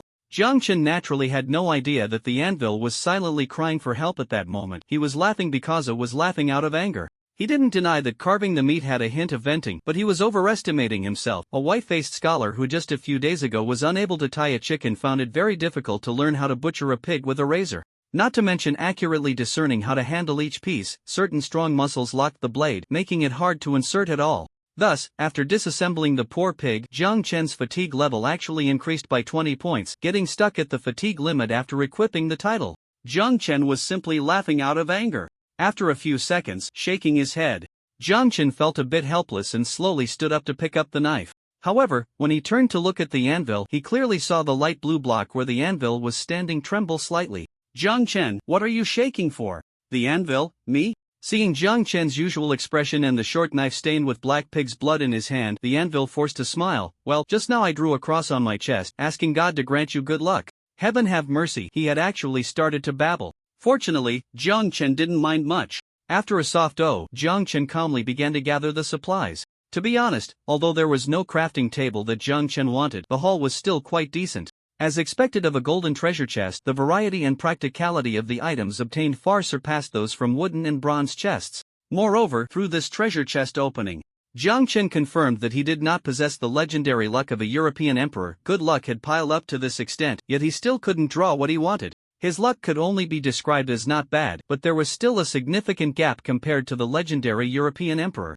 After a moment of self-analysis and self-mockery, Jiang Chen first used an expansion card, increasing his backpack storage from 5 slots to 15 slots. Then, he stacked 5 of those slots with the item bar's stasis slots. It must be said that this item was quite useful, perfectly solving the problem of food state changes. After organizing, Jiang Chen's supplies became, in the backpack, Nongfu Spring Mineral Water 20, Cheche Coins 14, Vehicle Upgrade Fragments 15, Water Condenser Crafting Manual 1, Special Honey Essential Oil 2, Honey from the Brown Bear Shopkeeper 7, Fever Medicine 2, Anti-Inflammatory Medicine 3, Bandages 3, Electric Cooker 1, Handmade Noodles 5, Steaming Hot Handmade Hot Dogs 5. KFC Family Bucket 1, Natsatasti Aunt Yang's Hand-Grabbed Pancake 2, Sweet Oranges 3. Other supplies like oil, salt, soy sauce, vinegar, clothing, and crafting materials were directly placed in the vehicle compartment. Most of the items stored in the backpack were those Jiang Chen deemed more important. However, after hesitating for a few seconds, Jiang Chen quickly took out 3 oranges and stuffed another small item inside. Iron anvil. Bro, what did you just put in that little space of yours? Your movements were too fast, I didn't catch it. Jiang Chen, nothing. Jiang Chen's ears turned slightly red. Iron anvil blinked. Jiang Chen pretended nothing had happened and looked at the only remaining card in his hand, the service area refresh card. The card had no excessive description. It seemed that the effect of using this card was random. Jiang Chen moved his limbs a bit. He planned to press on directly refresh the service area. It wasn't that he had strong confidence in himself, but rather had to take advantage of the good luck card's effect while it lasted. The good luck card's effect only lasted for 24 hours, and after dark the vehicle couldn't operate. Tomorrow, if nothing unexpected happened, would be the last day of the novice adaptation period. If he guessed correctly, the treasure chest refresh rate would reach its maximum, and he would have to focus on opening treasure chests then. For the sake of maximizing utility, refreshing the service area was still the most suitable option. With the previous experience from the brown bear shopkeeper, Jiang Chen felt somewhat assured. As long as those monsters weren't fools, they wouldn't offend him, the only human quality inspector. With that thought, Jiang Chen no longer hesitated, tidied up a bit, and used the service area refresh card. A flash of white light appeared, and indeed, a fork in the road began to emerge ahead, revealing a 3-story white building along the fork. From a distance, it was hard to tell what this white building was. Was it a hospital? A pharmacy? In any case, it didn't seem very dangerous. Jiang Chen thought to himself. Even so, he still took out a jar of special honey essential oil and applied it to himself. The essential oil was quickly absorbed by his skin, and instantly, Jiang Chen's fatigue value dropped by 20 points. Every time he used the special essential oil, Jiang Chen would think of the brown bear shopkeeper. It had to be said that although the brown bear shopkeeper's massage was a bit too much to handle, the exclusive massage that reduced fatigue by 50 was still incredibly powerful. Although the rules stated that the effect of the essential oil would diminish, it seemed that only the effects on strength, stamina, and agility would decrease. After multiple uses, the essential oil could no longer increase these 3 aspects values, but fortunately, the effect on fatigue value would not diminish. It is worth mentioning that through these days of training, monster hunting, and the effects of essential oils, Jiang Chen's attributes have seen significant improvements. Player, Jiang Chen ID 43990805. Nickname, Melancholic French Fry. Title, Bold and Meticulous Stubborn Donkey. Vehicle, Forklift. Fatigue value, 60-40. Recommended to use with brown bear massage. What, you're a cheapskate? Then forget I said anything. Health value, 80. You seem to be able to sleep well now. Congratulations. Strength, 163. A somewhat strong male college student. Stamina, 303. Strange. Stamina is almost double that of other attributes. Are you particularly resilient? Agility, 201. Not bad, quite agile. Overall combat ability, 28. Has some combat awareness but lacks practical experience. Although the data is still somewhat lacking, it's finally not so blaringly inadequate. With the steel fork and the newly acquired short-handled knife, ordinary wooden chests and bronze chests no longer pose much difficulty for Jiang Chen. Jiang Chen checked his attributes and equipment. No longer hesitating, he directly sat in the driver's seat and started the forklift, heading towards the service area. The time spent at each service area is uncertain, so it's better to familiarize himself quickly. As the vehicle drove into the fork in the road, unlike last time, this time there was actually a person responsible for parking. It was a white cat dressed in a blue jumpsuit and wearing a white baseball cap. And Jiang Chen couldn't shake the feeling that this white cat seemed a bit strong. The upright white cat saw Jiang Chen driving the forklift in, and its previously lazy posture against the pillar straightened up. Then, to Jiang Chen's surprise, he saw the white cat smile, a grin that was a mix of amusement and anticipation. It tipped its hat to Jiang Chen. Jiang Chen was a bit confused but still nodded. As the forklift approached, the white cat said, "Hello, player." "Oh no, a special player, right?" The white cat came closer, its black and white whiskers twitching in the air. When it saw the quality inspector badge on Jiang Chen's chest, the white cat's expression changed slightly but quickly returned to normal. Jiang Chen instinctively felt something was off, but the white cat spoke first. "Welcome to the service area, esteemed guest." With that, the white cat snapped its fingers, and a flash of white light appeared, making Jiang Chen's vehicle disappear.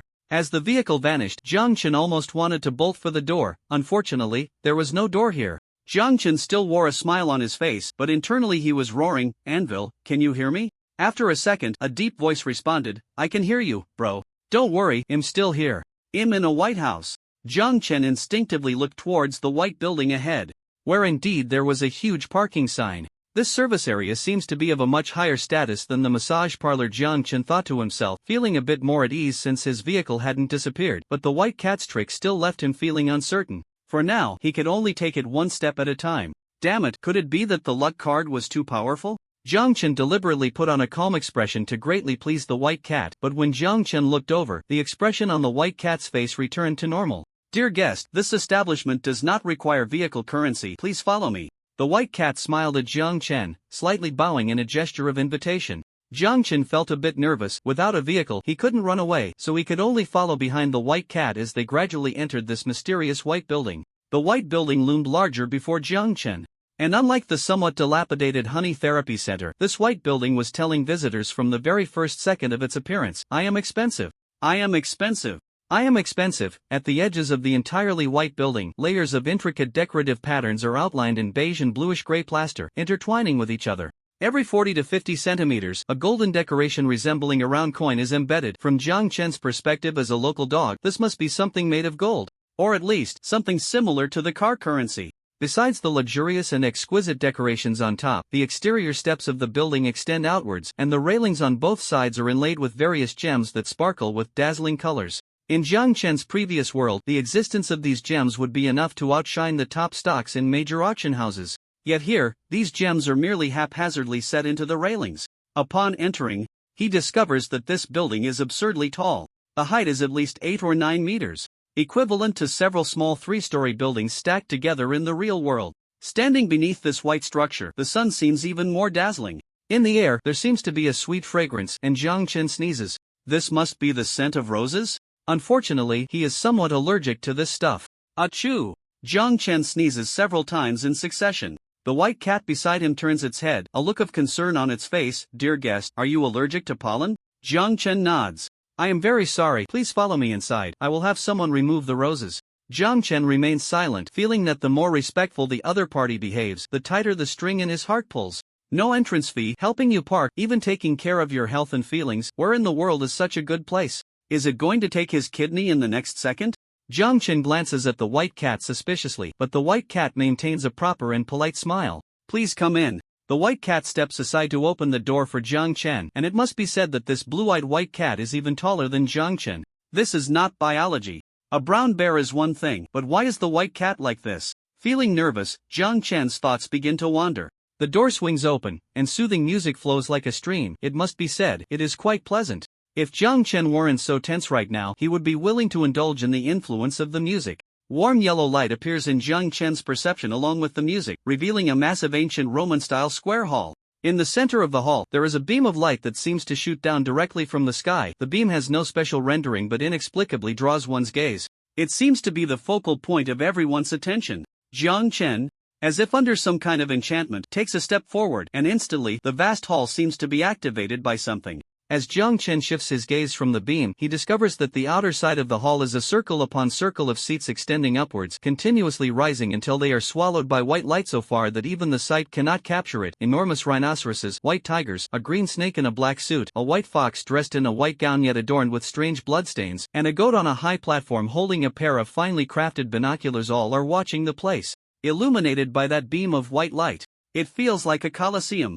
In Jiang Chen's ears, the gentle and smiling voice of the white cat rings out. Dear guest, welcome to the Daydream Pavilion. I wish you a beautiful dream today. Daydream Pavilion. Jiang Chen's heart races. The higher the profile, the quicker the demise. This name sounds ominous. Jiang Chen hasn't moved yet, and the white cat is already standing behind him, blocking his escape route. The audience has been waiting for a long time. Waiting for what? Jiang Chen curses inwardly, but seeing the white cat's slightly squinted blue eyes, he swallows his words. Jiang Chen smiles, thinks for a moment, and says, I just came to do an inspection. Do I have to participate? The white cat politely said, of course. Seemingly sensing Jiang Chen's confusion, the white cat added, the moment you step into the Daydream Pavilion, you have already become a dreamer. You must articulate your dreams. That is the privilege of the Daydream Pavilion. The request was in Chinese. Jiang Chen felt somewhat powerless and rephrased his question. What will happen if I withdraw now? Upon hearing this, the white cat blinked and then politely gestured for Jiang Chen to look in another direction. Jiang Chen turned around, and on the other side of the massive arena, 2 gray cats were dragging out a wild wolf that was left with only half of its body. As they dragged it, the wolf's intestines spilled onto the ground. But soon, a well-dressed raccoon entered the arena, cleaned up the remains, and sprayed a fragrance. Even from such a distance, Jiang Chen could smell it. The scent turned into oranges. Jiang Chen swallowed hard. What kind of daydreamers are these? This is an underground black casino, right? Jiang Chen turned back, and the white cat had already curled its lips, looking at him. Dear guest, due to insufficient privileges, you can only articulate your dreams on the first level for now. However, I believe, dear guest, that you possess extraordinary potential.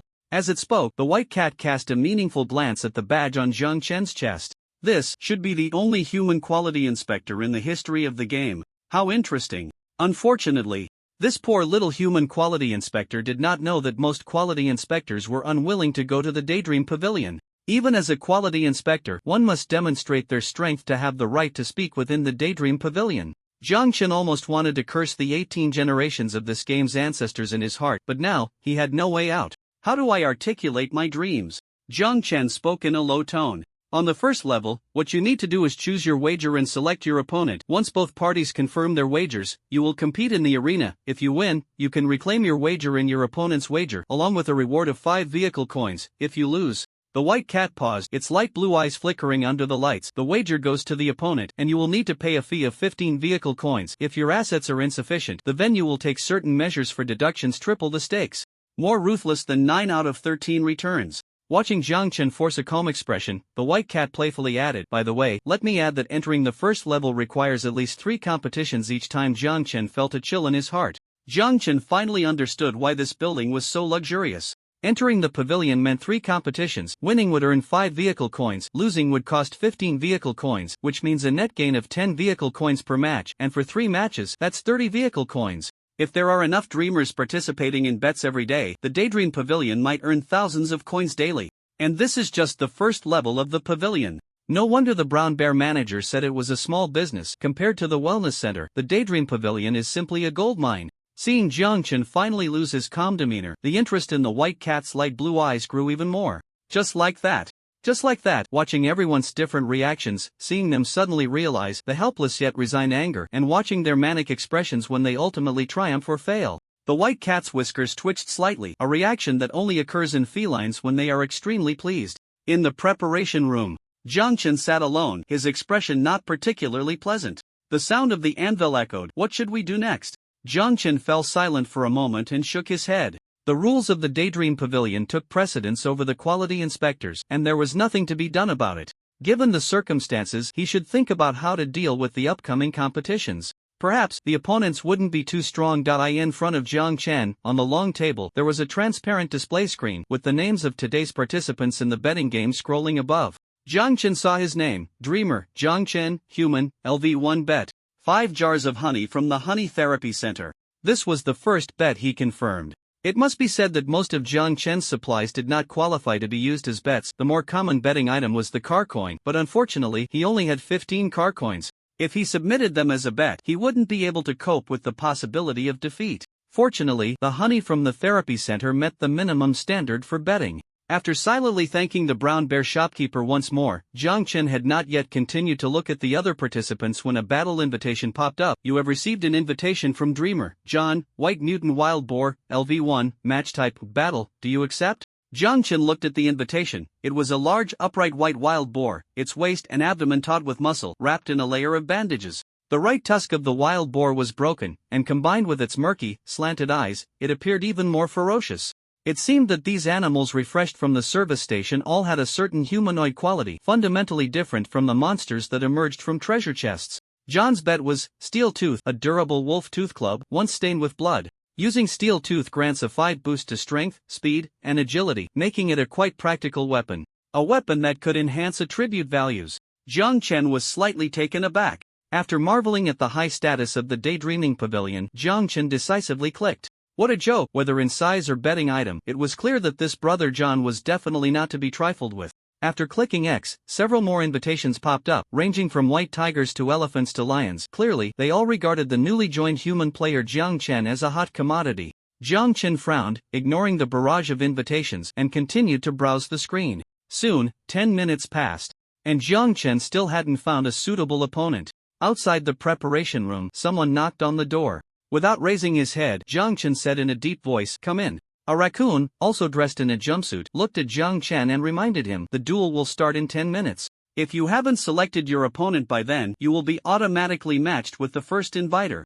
Got it, Jiang Chen replied, pursing his lips. The raccoon slightly bowed to Jiang Chen and left the preparation room. Even though Jiang Chen had experienced betting his life, he still felt a deep sense of despair at this moment. He never expected that a service area refresh card would lead him to a dead end.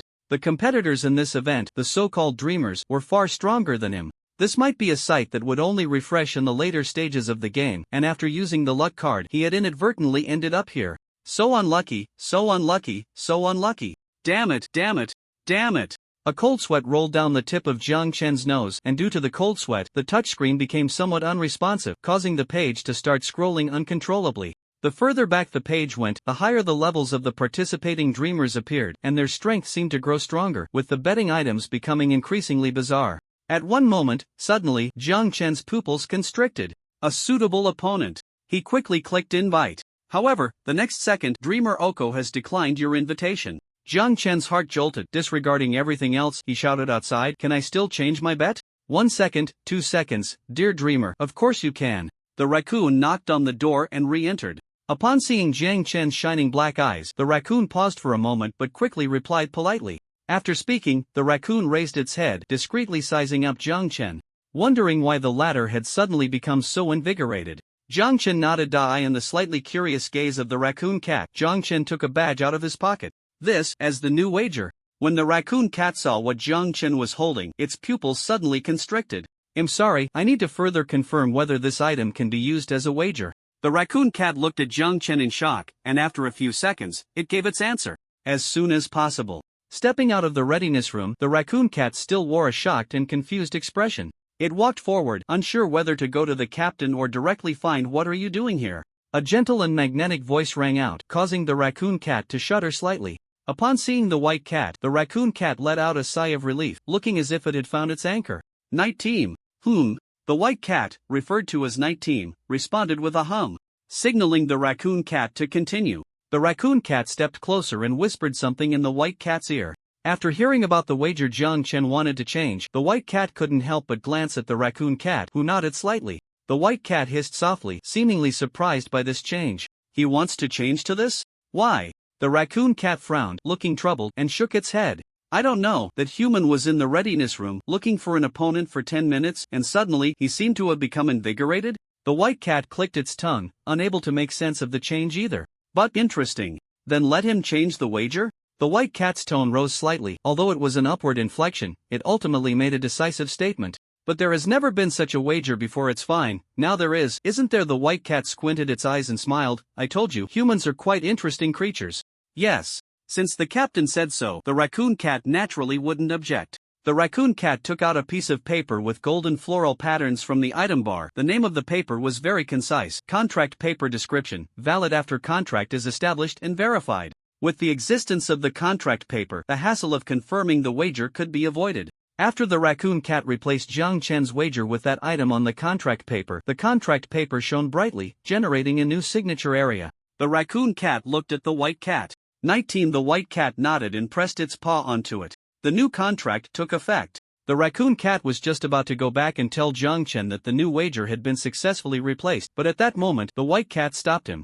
Wait. Night team? I'll go. You? Yes, the white cat smiled. You go help me receive them, and remember to apologize to those ladies, and those young masters. So many?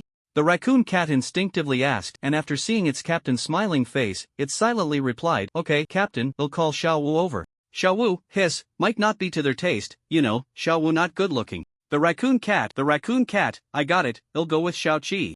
Alright, thank you. The white cat, night team, squinted and smiled. Knock knock knock. Mr. Jiang Chen, your wager has been replaced. May I come in? Outside the readiness room, the white cat knocked on the door. Come in. Jiang Chen, noticing the voice sounded a bit different but not thinking much of it, replied. The white cat entered, holding the contract paper and badge, standing in front of Jiang Chen, and took another look at the human before him. Inexperienced. This was the white cat's first reaction. After all, since the game launched, there had been quite a few humans, and this batch of players should be the latest arrivals, unfamiliar with many things. Speaking of which, he had found it strange why a new player could appear in the hall. But considering what this newcomer had obtained, it seemed understandable. However, what this newcomer was about to do was somewhat beyond his understanding. Mr. Jiang Chen, let me confirm once again, do you really want to change the bet to the quality inspector profession? Yes, within the last few minutes, Jiang Chen had suddenly gone mad, swapping the original honey bet for the quality inspector profession. Although the quality inspector must also abide by the rules upon entering the Daydream Pavilion, they still retain the right to conduct quality inspections after following the rules. In other words, the authority of a quality inspector is still quite significant and valid within the game. White Cat couldn't understand why this newcomer would choose to change to a larger bet after seeing his competitors playing dumb. It didn't seem like it. In this game, pretending to be weak could easily lead to encountering a stronger opponent, which was quite unnecessary. Moreover, his physique and demeanor spoke volumes. White Cat narrowed his eyes. This player might have killed some monsters or people, but he definitely wasn't experienced. There wasn't much indifference visible in those eyes. Therefore, White Cat switched places with Tanuki, curious about why this young man was acting this way. Confirmed. Jiang Chen nodded, his gaze focused. All right. White Cat stopped talking, intrigued by Jiang Chen's next move. After the bet was changed, this time, the recommended opponent section scrolled down many pages. There were quite a few bets of equal value to the quality inspector profession. Invitations from other players flew towards Jiang Chen like snowflakes. In their eyes, this poor human player must have been scared silly. He even dared to bet his quality inspector identity. Jiang Chen didn't look at the invitations. Instead, he fixed his gaze on a specific section, clicked, and sent an invitation. This time, it was quick. Dreamer, legendary craftsman Oko, LV.20 accepts your invitation. After Jiang Chen made his choice, a huge screen popped up in front of him, displaying the information of the opponent he had selected.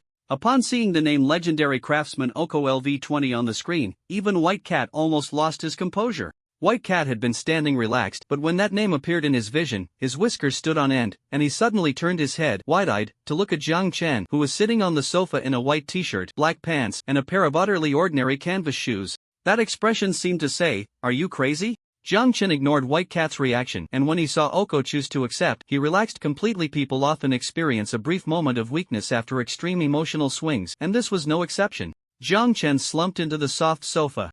How should he put it? It was indeed a venue run by a feline species, with softness everywhere. Jiang Chen unconsciously rubbed against the blanket. It was like heaven compared to his hard quality inspection bed. To White Cat, this scene was no different from madness. White Cat furrowed his brows, increasingly confused about what Jiang Chen was trying to do. Jiang Chen noticed the shock on White Cat's face, but he said nothing. He curled up into the sofa, trying to calm his anxious heart. He originally thought he wouldn't be able to leave, but now, it was a different story. Jiang Chen buried his head deep into the sofa, and White Cat couldn't see his expression. It seemed White Cat was beginning to understand what humans meant when they said their hearts felt like little kittens were playing with them. Damn it, he really wanted to know what this human was thinking. Jiang Chen remained silent, and he could only wait as time ticked by. In White Cat's view, this human had made no preparations at all, hadn't even organized his weapons. The clock finished its last round, and White Cat exhaled a breath of stale air. Time's up, esteemed dreamer. After a few seconds, the head on the sofa finally lifted. Oh, alright. Jiang Chen scratched his messy hair and bounced up from the sofa. He glanced at the light screen. You have slept on a blanket made of milk velvet, fatigue value 10. Jiang Chen smacked his lips and, under the gaze of the White Cat, asked, Do you sell the blankets here? Are you having second thoughts? Sorry, huh? The White Cat responded in surprise. Jiang Chen pointed at the blanket on the sofa and repeated, Do you sell it? The White Cat replied, Yes. Jiang Chen nodded and asked, How many car coins? The White Cat looked at Jiang Chen in disbelief, unsure if his current mental state was normal. If you win the match, we will provide you with a complete set of blankets, pillows, and sheets for free. Upon hearing this, Jiang Chen smiled. Thank you. After that, he got up, ready to leave the preparation room. Noticing the White Cat hadn't followed, Jiang Chen proactively asked, Aren't you going to lead the way? I don't know how to get to the match. The White Cat licked its lips, bent down, and bowed. Please follow me. In the vast first-floor competition hall, music and the scent of oranges mingled together. Jiang Chen walked slightly behind the White Cat, one hand in his pocket, exuding a hint of nonchalance. Of course, if it weren't for the fact that the hand in his pocket was cramping from nervousness, everything would have been perfect. Jiang Chen's throat felt a bit tight, and he subconsciously asked, Are you sure there's no problem? No problem. The voice of the anvil rang out, very relaxed, very confident. Jiang Chen took a deep breath. At this point, he could only place his hopes on his buddy the anvil. Exiting the preparation room and passing through the long corridor, Jiang Chen couldn't tell if it was his imagination, but he felt the atmosphere in the hall was much more heated than when he first entered. Countless gazes seemed to turn into tangible substances, sticking to Jiang Chen's body and face. A well-endowed lady in a qipao even flicked her tongue at Jiang Chen's face. She snapped open her fan and suddenly spoke to Jiang Chen as he passed by. "Kid, you're quite brave. I have high hopes for you, by the way. Can you give me something later?" Jiang Chen glanced sideways. The lady in the qipao giggled. "I don't want much, just one of your ears. How about that? Ha ha ha ha ha ha. I want your legs. I want your eyes. I want that stupid heart." After the lady finished speaking, various wails and howls erupted, mocking Jiang Chen recklessly. Jiang Chen pretended not to hear and walked straight ahead. Above the hall, a virtual screen flickered, displaying two names: 312th Duel LV20 Legendary Craftsman Oko vs LV.1 Jiang Chen Countdown 30s. The massive screen flashed with information, and many hurriedly arriving spectators were stunned for a second before plunging into a frenzy. Of course, they weren't excited for Jiang Chen, but for the legendary craftsman Oko. Oko actually agreed to participate in a first-floor match? What kind of luck did this kid stumble upon today? Oko, the legendary Oko known in the first-floor competition arena. No, what kind of bet did that kid make to move Oko? This match is going to be exciting. Come on, I want to place a bet. All in on Oko. The noisy voices nearly overturned the entire first floor. Jiang Chen's fingers twitched as he observed that not only on the first floor, but it seemed that at some mysterious entrances leading to the second floor, people were activating something. New lofts were extending from the second floor, right below which was the second floor where he was about to compete. This kind of spectacle had nothing to do with him, it purely stemmed from his opponent. The so-called level 20 dreamer legendary craftsman Oko. A 1 to 20 level difference, no matter how you looked at it, seemed like he had already gone mad. But Jiang Chen knew he wasn't crazy, at least before making a decision. He wasn't crazy. The competition is about to begin. I wish you all the best. Even with her curiosity, at this moment, the white cat fully displayed her composure, saying nothing more, slightly turning to indicate Jiang Chen to move forward and enter the arena. Jiang Chen ignored the white cat, nodded slightly, and stepped in. Under the spotlight, all eyes seemed to vanish, leaving only the vast arena. Jiang Chen saw that the edges of the arena were stocked with many weapons, long knives, long swords, daggers, whips, axes, and so on, but there were no firearms. However, he had no use for them. Jiang Chen chose no weapon at all, simply putting his hands in his pockets and walking forward. In a place where others couldn't see, Jiang Chen almost roared in his heart. "Steady hand, don't shake." After the roar, suddenly the lights dimmed, and the entire arena fell silent for a second. Jiang Chen felt something and looked up. A massive shadow loomed over him, and the first thing he smelled was the mixed scent of rust and blood in the air, thick and suffocating. Then came the sound of chains dragging on the floor. Finally, the steady, heavy sound of iron boots stomping, as if they were going to be welded to the ground. Thud, thud. A heavy sound, like a stone axe, rang out. "You are my opponent?" Jiang Chen looked up, his pupils slightly constricting. From his angle, he saw a waist as thick as two people embracing, and at his waist hung an axe taller than him. There was a deep red stain on that axe. He couldn't even see the face of Oko clearly. Jiang Chen took a step back, then retreated a few more steps, finally catching a glimpse of the weathered, heavy face buried beneath the crimson hair and beard. The lips on that face had a huge gash that extended directly to the center of the forehead, looking exceptionally fierce. Jiang Chen swallowed hard and after a long pause said, "Yes. Good." Oko nodded. He turned around, completely unconcerned about exposing his back to Jiang Chen. Damn. His back was almost as massive as the Hulk's. If Jiang Chen tried to cut a piece of pork on it, he would probably exhaust himself without leaving a mark. Then prepare to die. After creating some distance, Oko pulled out the axe, speaking earnestly. With Oko's words, the atmosphere in the arena surged to its peak. The white cat, the raccoon cat, and other cats also put down what they were doing, curiously watching the further developments of the match. Oko spun the axe in his hand. It was a simple motion, but Jiang Chen keenly noticed that where the axe passed, the space turned a deep black. With one swing, he estimated he could be sliced into two. Just as Jiang Chen was about to move, Oko's figure trembled, vanishing from sight. Wait! A furious roar. The axe hovered just inches from Jiang Chen's forehead, barely a few centimeters from his eyes. Oko's indifferent golden pupils looked at Jiang Chen. Jiang Chen held his neck high and said, "The duel method I choose is not combat." Oko paused slightly. The other spectators also paused for a moment. Oko scratched his head, and after a few seconds, he said in a deep voice, "You want to compete in forging?" "Yes." Jiang Chen quickly replied, stepping back a bit from the large axe in front of him. Jiang Chen's words were picked up by the sound system in the arena, echoing throughout. Upon hearing this, the raccoon cat Xiaoqi, who had been serving a pig noble, couldn't help but glance at Jiang Chen in surprise and chuckled softly. The white cat, who had initially shown anticipation, shook her head in disappointment after hearing this. The pig noble, dressed in a well-fitted robe, smiled and asked, "Why do you laugh, my lord?" Hearing this, the raccoon turned around, first bowing apologetically, then explaining, "Esteemed guest, you may not fully understand.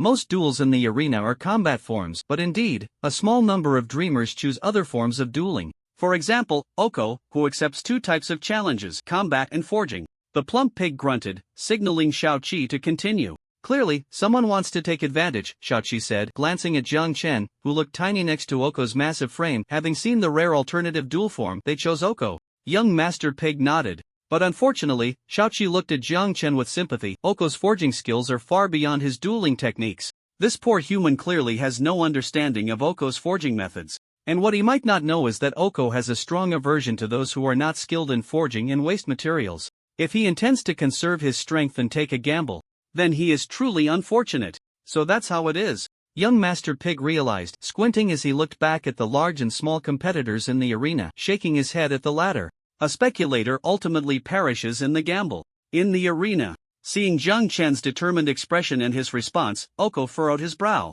This time, he scrutinized Jiang Chen from head to toe. Weak, powerless. That was his most immediate impression. Oko put away his axe and spoke in a deep voice, "If you waste materials, I will stuff you into my bellows." Just that simple sentence made Jiang Chen feel a real killing intent.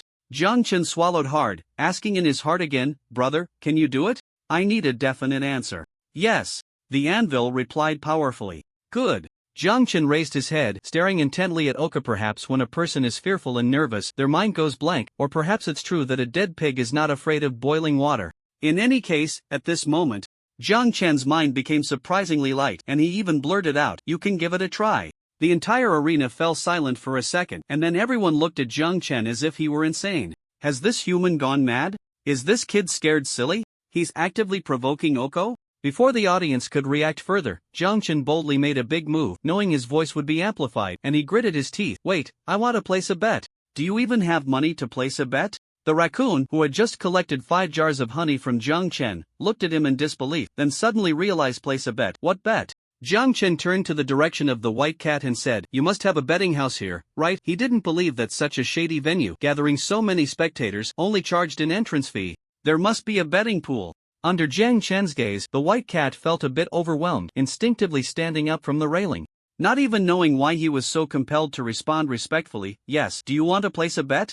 "Yes." Jiang Chen took a deep breath, his eyes reddening. 15 vehicle coins, all on myself. The white cat gasped. Below, Lady Snake almost dropped her fan to the ground. The tender tip of her tongue hung near her beautifully shaped lips, and she nearly bit her own tongue, instinctively looking at Okojir enough. The latter's expression had completely darkened. How is this different from publicly insulting Oko? "Human, do you want to die?" Oko frowned and looked down. "No," Jiang Chen said seriously, word by word, "I want to live." After saying that, without waiting for Oko to react, Jiang Chen quickly stepped towards the edge of the arena, handing over his 15 vehicle coins to the bewildered white cat. "This is my bet." After saying that, he turned around and went back. The white cat's paw held those 15 coins, feeling as if it were holding 15 bombs. Well, not real bombs. But the aftermath of Oko exploded. After Jiang Chen finished his harsh words and humiliation, more and more red flames surged from Oko, a fire ability unique to him. Jiang Chen glanced at him and then looked away. At this moment, it was better to pretend he saw nothing. "You are quite something, human. You are the first to speak to me like this." "Well, that's good then," Jiang Chen replied without hesitation. "Crazy, really crazy." The white cat was dumbfounded. Jiang Chen was not crazy. What he was thinking just now was that losing a match would incur a fine of 10 car coins. If he placed all his hopes of victory on this duel with Oko, and if he won, he would receive a reward of 5 car coins, then he would have 20 car coins left, just enough to offset the penalties from the last 2 matches. That meant he would leave the service area with no coins left. And if he lost, there was nothing more to Sion inevitable death. Whether it was being thrown into the wind box by Oko or being unable to pay the fine and getting cut by the Dream Pavilion, it was all death. In other words, the only victory he truly cared about was this one. So, if he was only betting on this match, why not go big? Win, and take it all. Lose. Jiang Chen's eyes turned crimson. At that moment, he was back in the situation where he had to try the BUG, only this time, it looked even bloodier. The format of the match was changed to forging. The audience in the hall grew increasingly larger, even distant players were trying to join in. As a result, on the road, in the chat channel, "Player, oh my, did you see that? There are so many whirlpools on the road. It seems like all the monsters are spawning inside. Player, really? Shivering player, these monsters don't seem to want to attack? Player 0229, it seems so? When I bent down to pick up a treasure chest, a whirlpool spawned in front of me.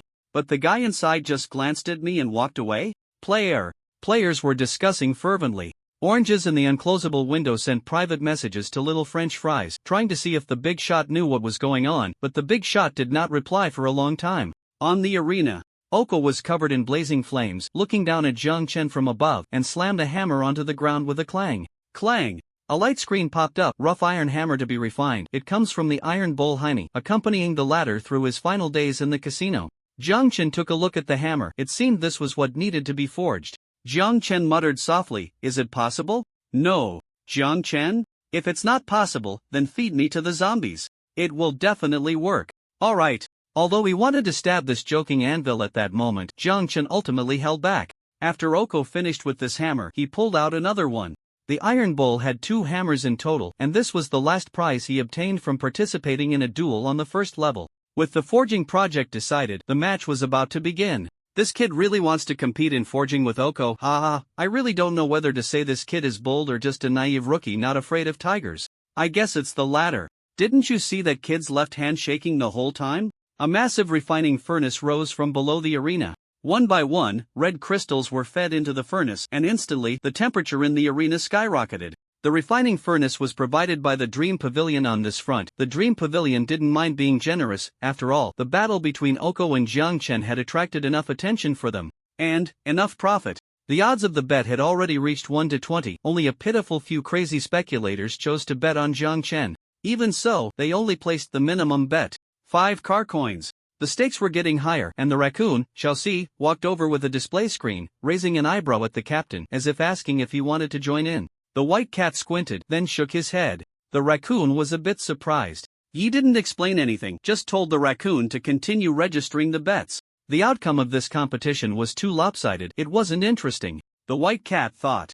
Although, somewhere deep down, the cat's unique intuition made him feel something was off, but so what? On the competition stage, separated into 2 sides, Oko had calmly taken 3 iron blocks from the shelf, his massive figure moving across the arena like a mysterious craftsman from the Middle Ages. After retrieving the iron blocks, flames erupted from Oko's palms, swirling around the edges of the iron blocks, preheating before quenching and purifying. Then, he directly lifted the hammer and placed it into the melting furnace. He was going to regenerate the blank and forge a new hammer. Everyone watched intently as Oko continuously took down materials like iron powder, aluminum alloy, lard, and kaolin, mixing them into the original solution in specific proportions, gradually solidifying above the fiery furnace. As they watched, many people gasped in amazement. Truly, he was the legendary craftsman, Oko. Just the simplest forging provided a flowing beauty to behold.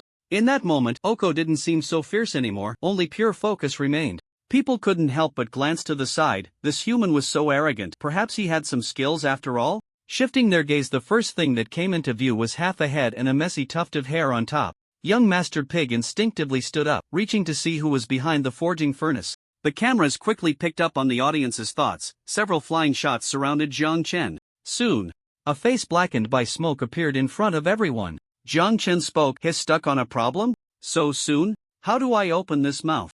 The arena fell into a dead silence. Zhang Chen rubbed his chin, squatting and turning halfway around.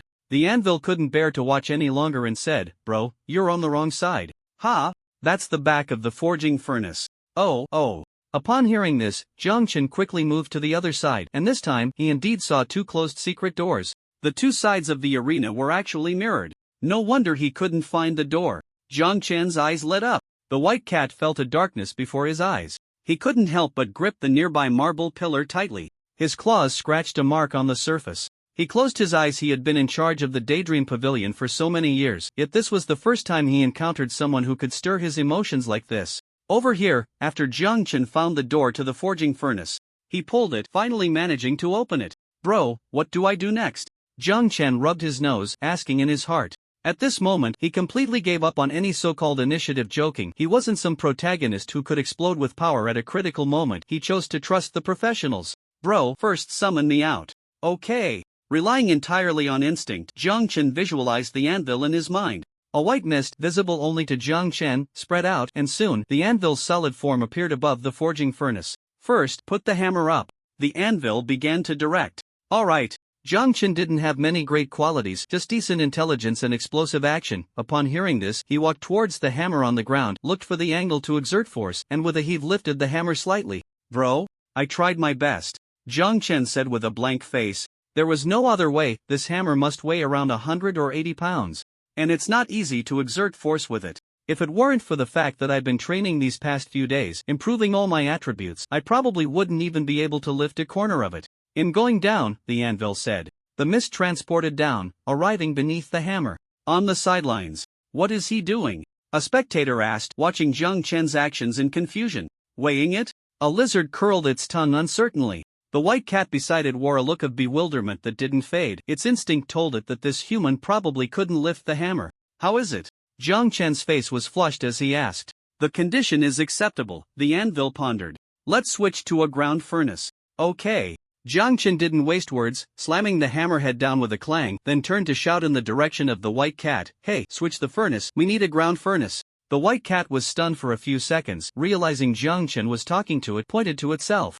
And after receiving a nod of affirmation, it said, Little 4, switch to a ground furnace. Yes. Soon, the massive smelting furnace was removed, and the ground of the arena split open again, replaced by an embedded ground furnace. The ground furnace, as the name suggests, is a smelting furnace built underground. Compared to a regular smelting furnace, it has a larger capacity, but the heat and condition are much harder to control. Nearby, Oko had just finished melting a piece of iron ingot and paused for a second upon seeing the ground furnace, but after observing Jiang Chen's awkward movements as he slowly maneuvered the hammer into the furnace, he looked away.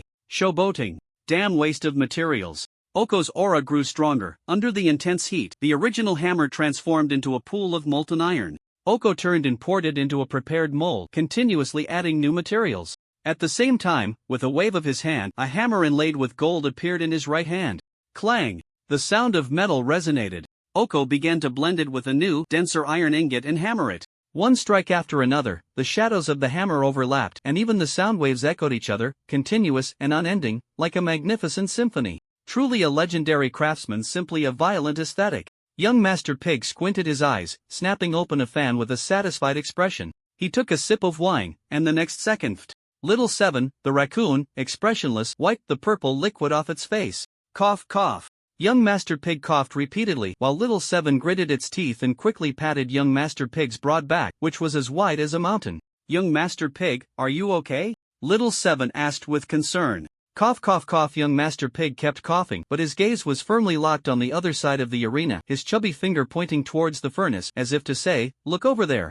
Little 7 instinctively looked over and saw, after seemingly weighing the hammer, Jiang Chen appeared to be pondering something, suddenly picking up something resembling a crowbar and a pickaxe, and then, after slightly melting the hammer in the ground furnace, he thrust down, forcefully shaving off about 1/6 of it. That small piece of iron rolled down and was swallowed by the furnace. The raccoon was dumbfounded. What was that human doing? Wasn't he supposed to be repairing it? Why was he instead destroying the weapon? But that wasn't all. After shaving off 1/6 of the iron, Jiang Chen began using various tools, occasionally knocking off small fragments completely unrecognizable as to what he was doing. At that moment, Jiang Chen resembled the little chef from the movie Ratatouille. Didn't even know what he was doing. Anyway, he just did as the anvil instructed. The tools shook his hands numb.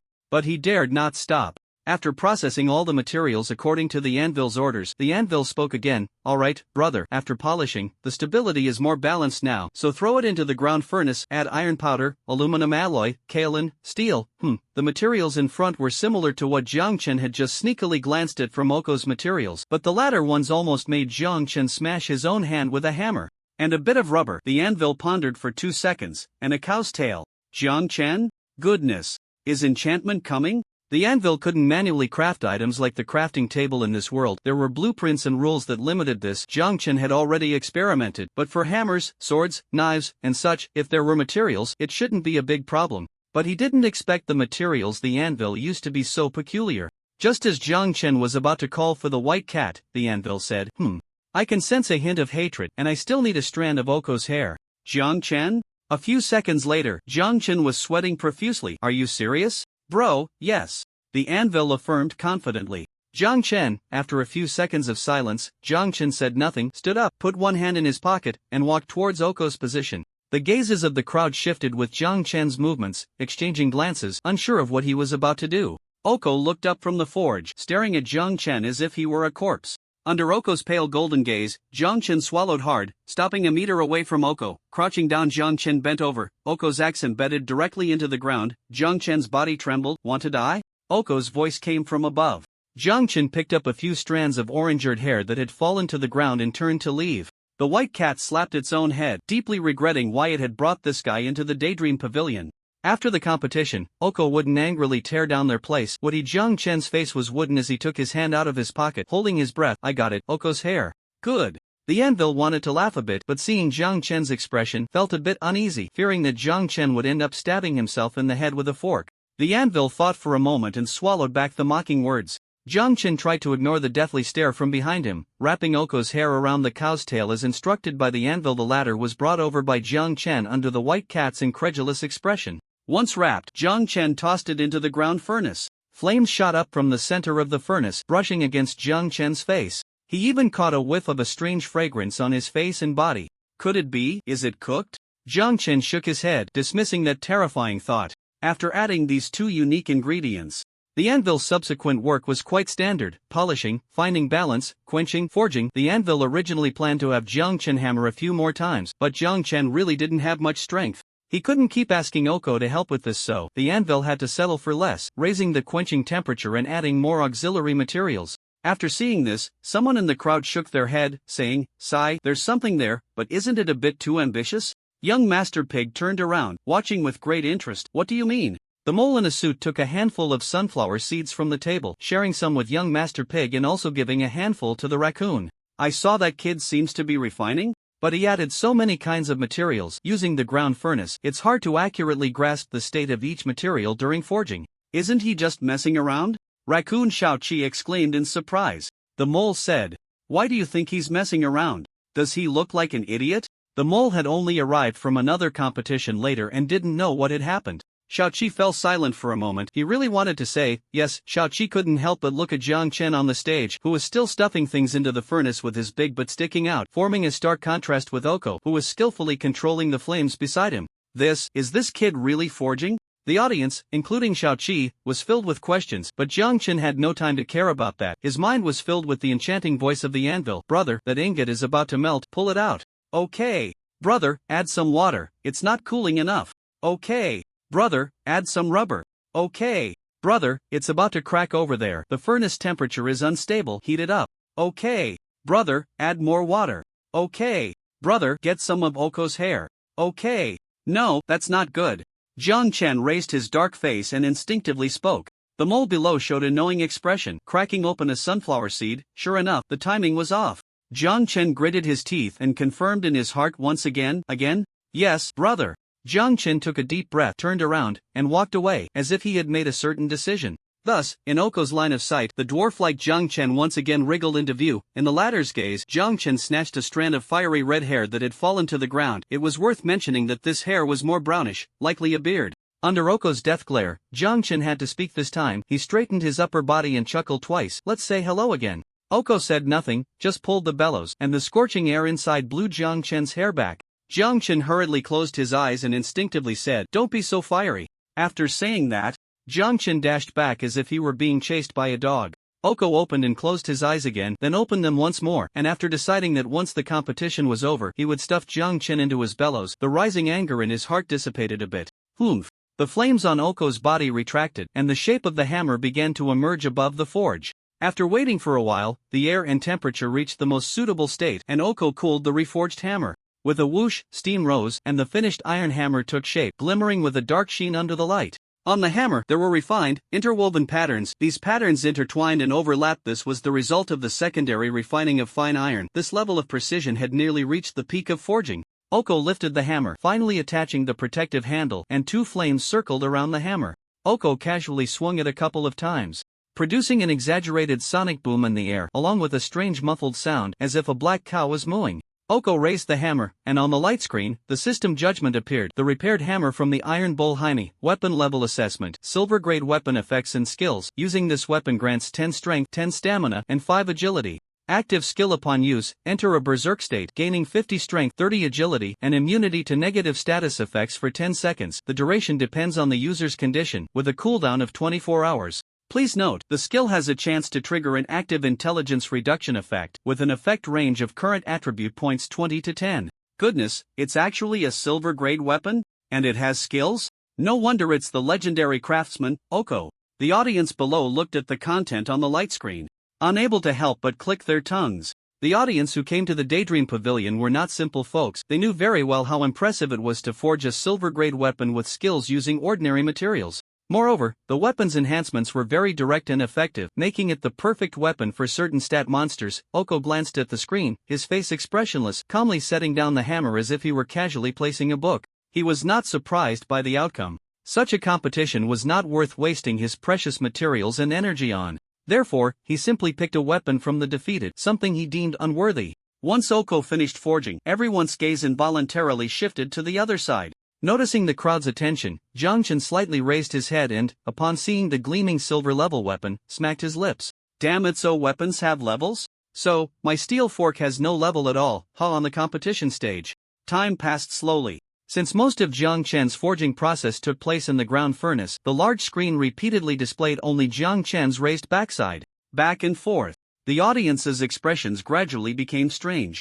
Below the stage, Lady Snake elegantly rested her hands on the railing, propping her chin, her azure eyes misty as she focused intently on several parts of Jiang Chen's body, especially his backside, nodding in satisfaction. On stage, Jiang Chen felt a bit cold in his rear, glanced up, and after seeing nothing unusual, he half leaned against the ground furnace, watching the fire. It wasn't that Jiang Chen or the anvil wanted to show off their skills by choosing the ground furnace, it was simply that they couldn't lift the hammer. There was no way to directly throw the hammer into the forging furnace. Even if he could manage to toss it in, the subsequent steps of refining and quenching would become quite troublesome. Considering this, the anvil suggested Jiang Chen opt for the ground furnace.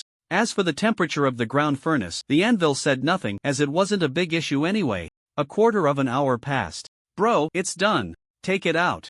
The anvil shouted in Jiang Chen's mind. Okay, before Jiang Chen could respond, suddenly, his whole body was lifted off the ground. Hey! What's going on? Jiang Chen craned his neck, kicking his feet in the air, turning to look as Oko grabbed him by the collar and tossed him aside. We're still in a duel, you can't just interfere with your opponent like this. Jiang Chen exclaimed, completely ignoring the earlier incident of crawling over to grab the opponent's hair. Below the stage, the expressions of the white cat, the raccoon, and the other officials tightened. Raccoon Xiaoxi and Xiaoqi both looked at the white cat, who frowned and spoke from outside the ring. Mr. Oko, I know you're very angry, but according to the rules, the match isn't over yet. You Oko raised a hand. Silencing the white cat, the giant Oko said nothing, wordlessly lifting the door of the ground furnace, bringing out the forging platform along with the hammer above it. Oko looked at the hammer, which had no patterns and appeared quite ordinary, and said in a deep voice, next, cooling? Outside the ring, although the audience had already regarded Jiang Chen as a dead man, at this moment, they couldn't help but be swept up in a tense emotion, continuously swallowing their saliva. Jiang Chen was dangled in midair, struggling for a few seconds to no avail, and could only ask in his heart, cooling? The anvil replied, Jiang Chen nodded at Oko. Oko showed no expression, turned around, and prepared to place him in the cooling barrel. Below the stage. Is Oko impatient? Wants to end the match quickly? Someone speculated. Looks like it. This human clown is making so many little moves on stage, he's probably completely annoyed Oko TSK.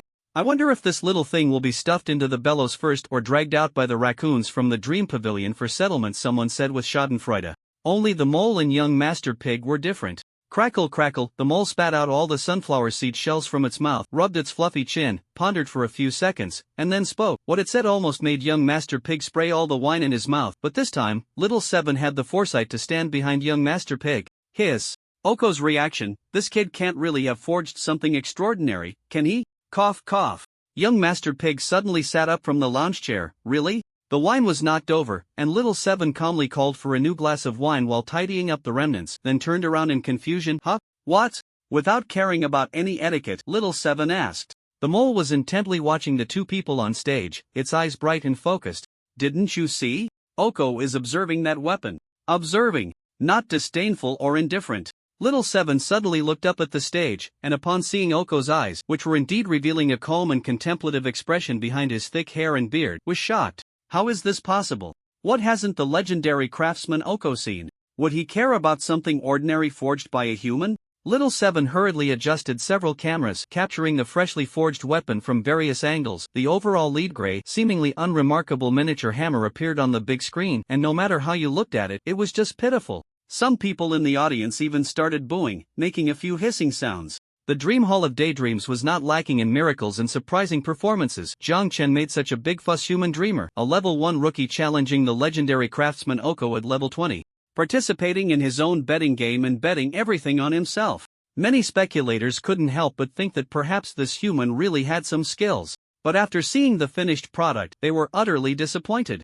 Little Seven tilted his head in confusion, wanting to get closer with the camera, but it was suddenly knocked down. Ding, a harsh buzzing sound. Damn, what is that? The audience below covered their ears, cursing. But upon seeing Oko raise his hand to knock down the flying camera, they very willingly chose to be quiet. Stay back, Oko said with a serious face. A few cameras wisely flew a little further away.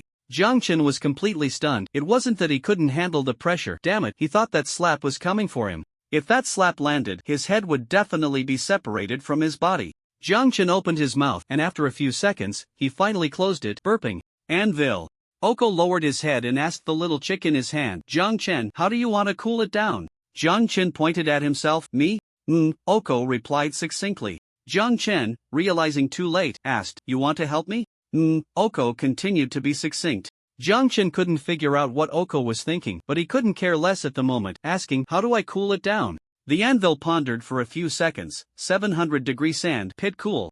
Jiang Chen repeated, 700-degree sand pit cool. Heaven have mercy, he had no idea what those words meant. After hearing Jiang Chen's words, Oko couldn't help but ask, 700 degrees? So high? Jiang Chen couldn't grasp Oko's meaning, but he trusted the anvil. Oko didn't finish speaking and raised the temperature in the pit to 700 degrees. Another half hour passed. The people present didn't find it boring. On one hand, the stakes were getting higher, and they had even started cursing and betting on life and death. On the other hand, Oko's reaction was truly unexpected, and they were guessing whether Jiang Chen really understood forging and whether he had forged something strange. Increased temperature, 800 degrees. Decreased temperature, 700 degrees. During this time, the anvil changed the temperature several times. Jiang Chen gritted his teeth and continued to engage with the now seemingly easygoing. The Oko conveyed the demand, while the latter remained silent, merely executing the task, though the intensity of observation and contemplation in his gaze grew stronger. The temperature fluctuated and cooled. When it filled back to 700 degrees, the audience in the arena became increasingly quiet and focused. Suddenly, Jiang Chen spoke up. It can be taken out now. Everyone's hearts stirred. Is it done? Oko stepped back, arms crossed, his gaze fixed intently on the pit. Jiang Chen's expression was also tense, but at that moment, his face was dark, making it impossible to read. His Adam's apple bobbed up and down. Although he believed in the Oka, he couldn't help but ask, Brother, can I trust you? Brother, you can count on it, came the voice of the Oka, carrying a strange calmness. You must believe in the power of the cube. All right. Jiang Chen no longer hesitated and pressed the lift button. The double doors of the cooling pit opened, the cooling platform rose, and a hammer glowing with a dark red light slowly floated up. All eyes turned to the hammer glowing with dark red light. This hammer was clearly less radiant than the one forged by Oko. It was smaller, its glow dimmer, yet it appeared so quietly that it was impossible to look away. Everyone clearly saw that Oko's pupils constricted slightly upon seeing this weapon. Under the spotlight, the light curtain's pale blue scanning beam passed through the weapon. Hammer of coexistence, weapon level, near gold level weapon. Description: coexistence in life, rebirth through fire. Using this weapon grants a 12 increase in strength, 12 in stamina, and 5 in agility. Active skill: Battle Song of Fire. Upon use, enters a 5s invincible state, 100 strength, 100 stamina, 50 agility, after which the user will fall into a state of overall weakness, with specific effects depending on the user's condition. This skill has a cooldown of 7 days. Passive skill: Twinborn Hammer, has a 10 chance to achieve a secondary evolution of the weapon, Clatter. The mole's sunflower seeds fell all over the ground. Young Master Pig also stood up, his squinting eyes wide open, revealing that he actually had double eyelids. Near gold level weapon. Everyone present stared intently at the description on the screen: 1 active skill, 1 passive skill, and even an active skill with an invincible state. The basic enhancement effect reached a superior 12. It was clear who was better.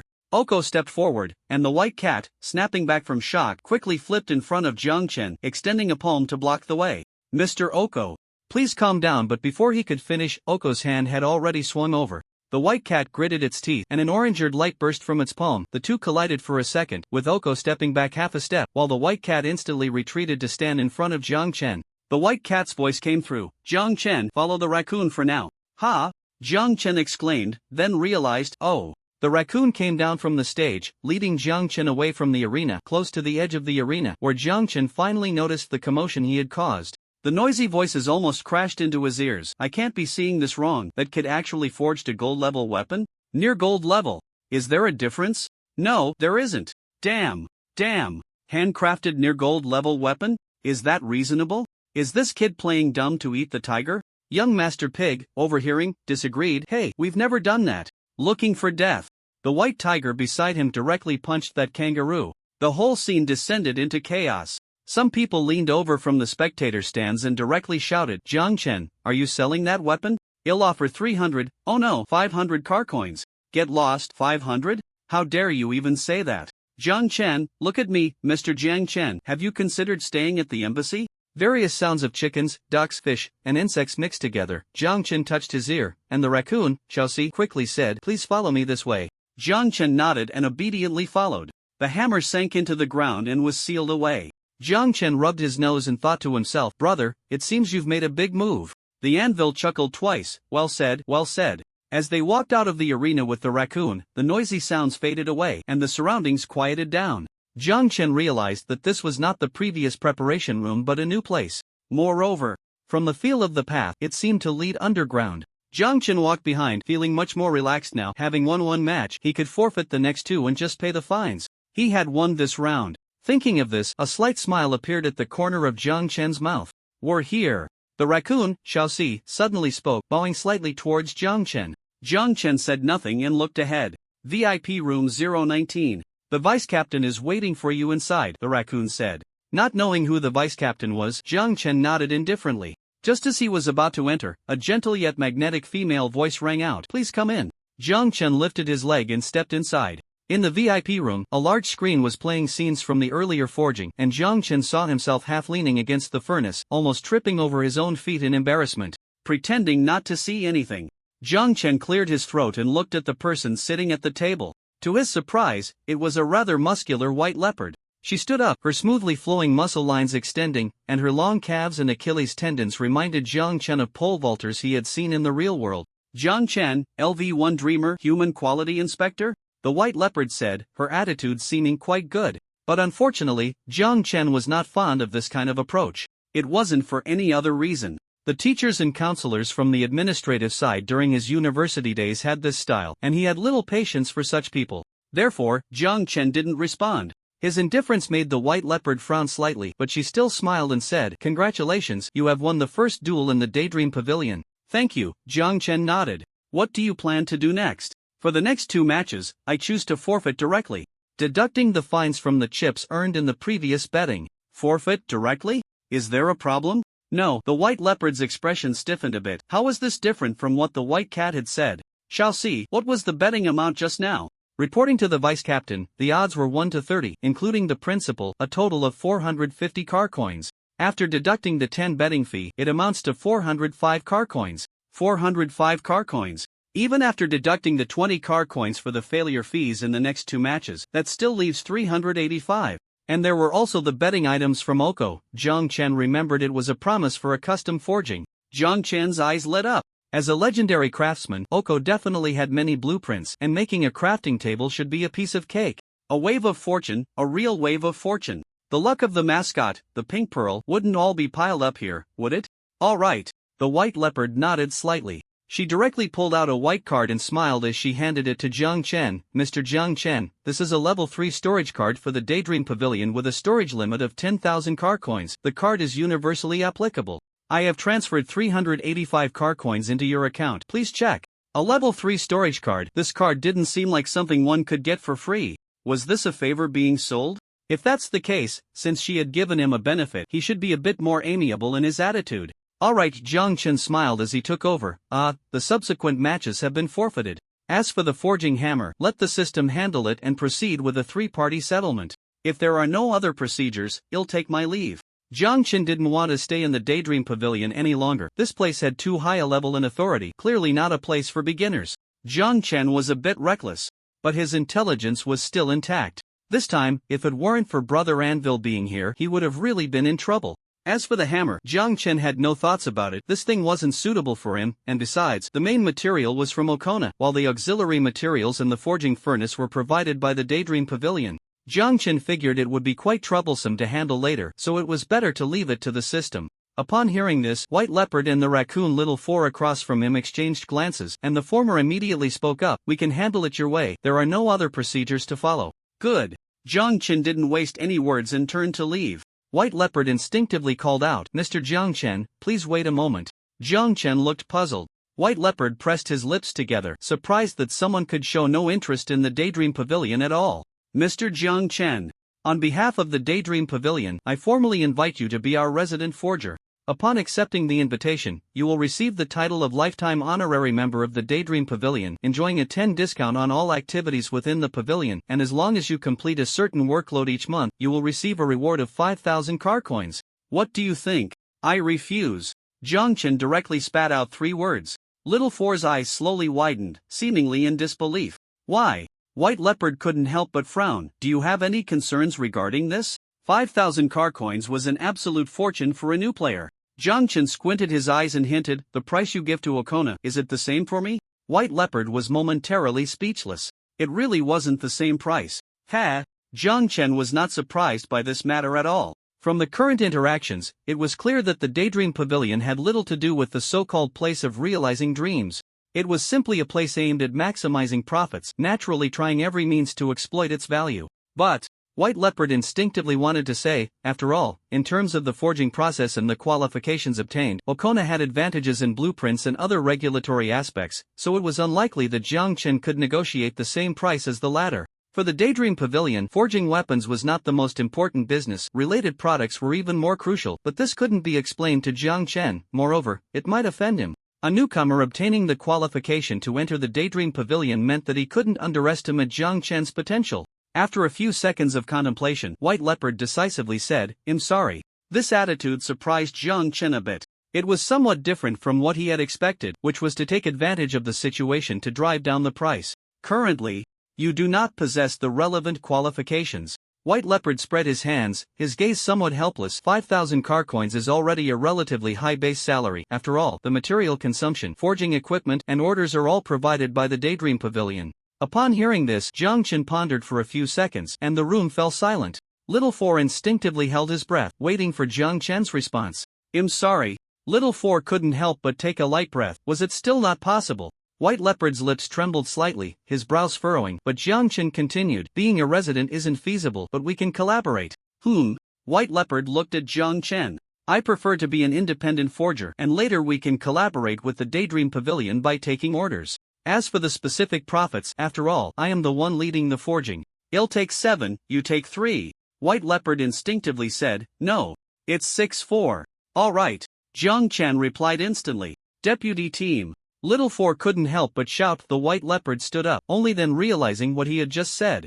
Not good, he fell into the trap. Following this kid's lead, Jiang Chen's lips curled up, not bothering to hide his current delight. The platform, materials, and orders were all provided by the Dream Pavilion, which meant he was essentially a hands-off manager, and whether to accept orders was entirely up to him. A 60-40 split, which was quite a bargain for him. The White Leopard opened her mouth, revealing sharp teeth. That cunning little brat. He had accurately gauged their desire to retain talent and had pushed them all down the slope. Doing business with the Dream Pavilion, a 60-40 split, was a fantasy for most people. If it weren't for her good upbringing, she would have wanted to bite Jiang Chen's neck right then. "Vice Captain," Xiao Si whispered. The White Leopard took a few deep breaths, her expression finally calming down as she sat back in her chair. She waved her hand, signaling Xiao Si to be quiet. "A 60-40 split, so be it." A few seconds later, a slightly deep and magnetic voice rang out, and Jiang Chen's face lit up, completely different from the cautious and guarded demeanor he had just shown. "All right."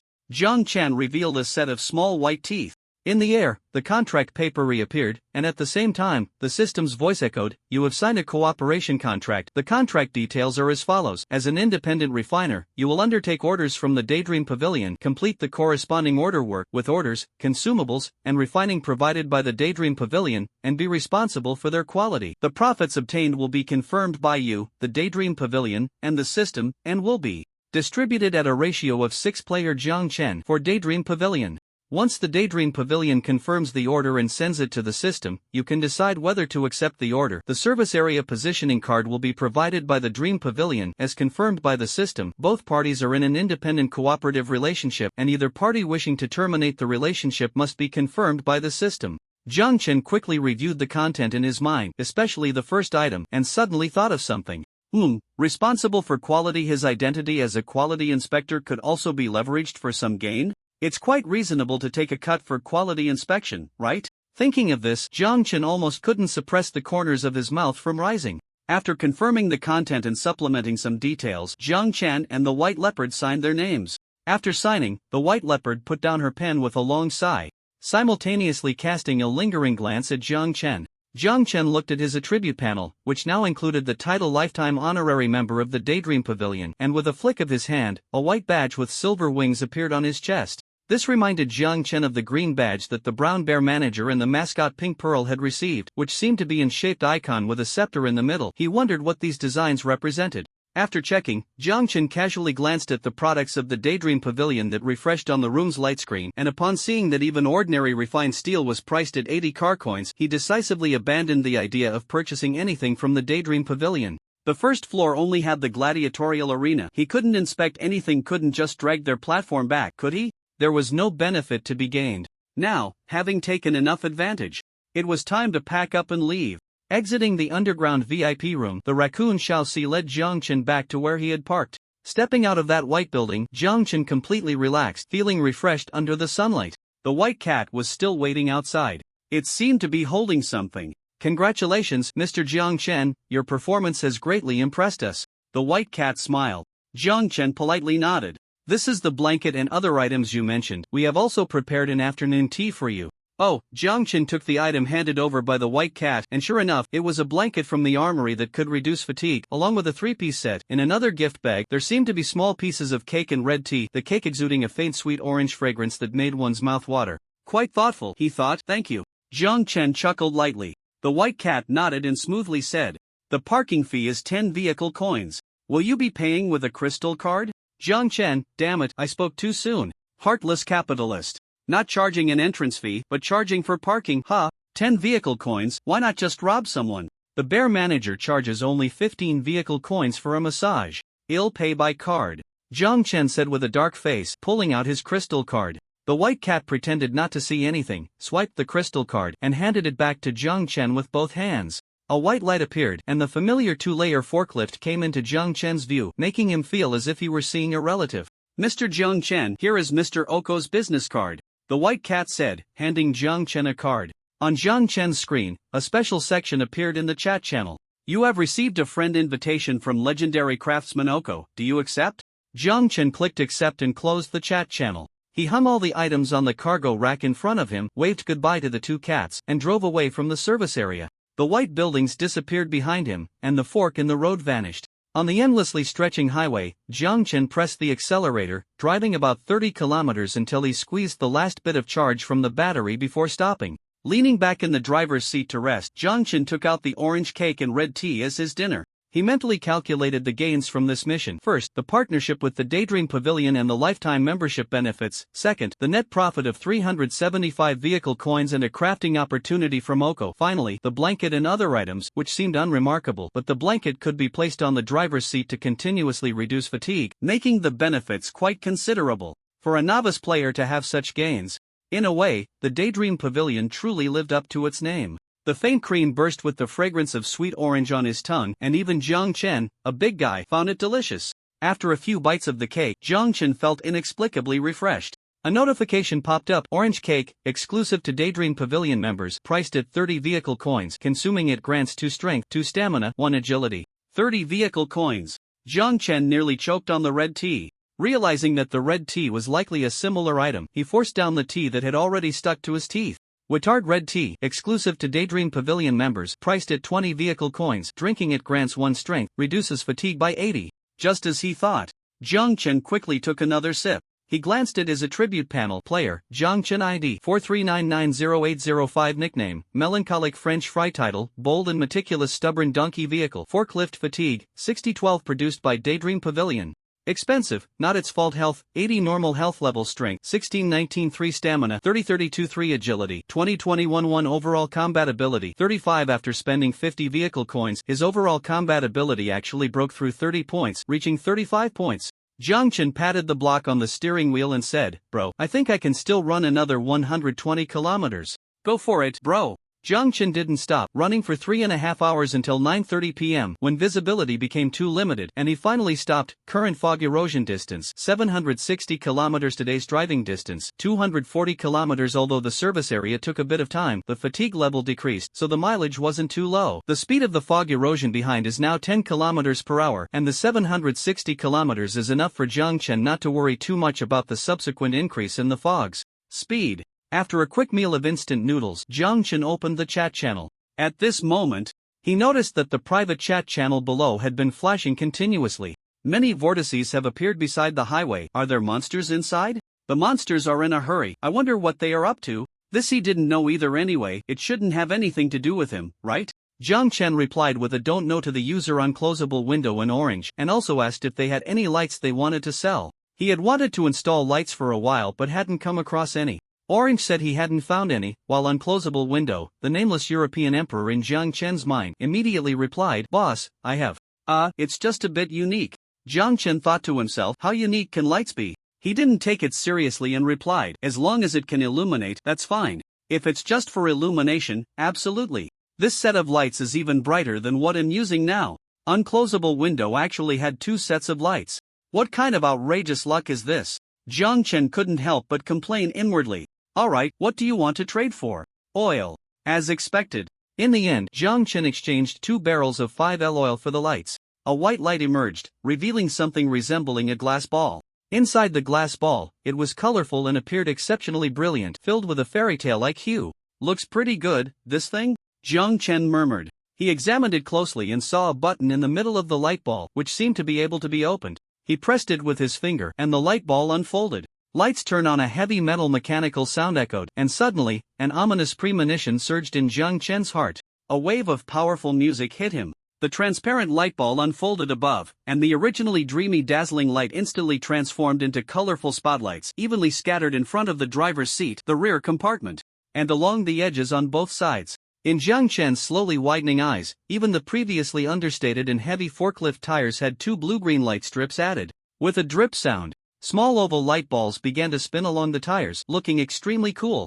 At least, that's how it felt to Iron Anvil. "Wow, brother, what is this? So cool." Iron Anvil's voice sounded very excited. These colorful light strips combined with his colorful blocks were simply a match made in heaven. As Jiang Chen stared in astonishment, the name of this thing appeared on the light screen. Passionate dynamic light strip description. Do you want to dance? A burst of explosive music. Do you want to dance? A burst of explosive music. Jiang Chen?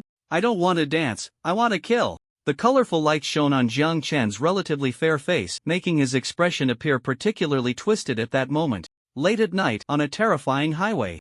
A car full of passion. Damn it, this is going to be hard to pass the review.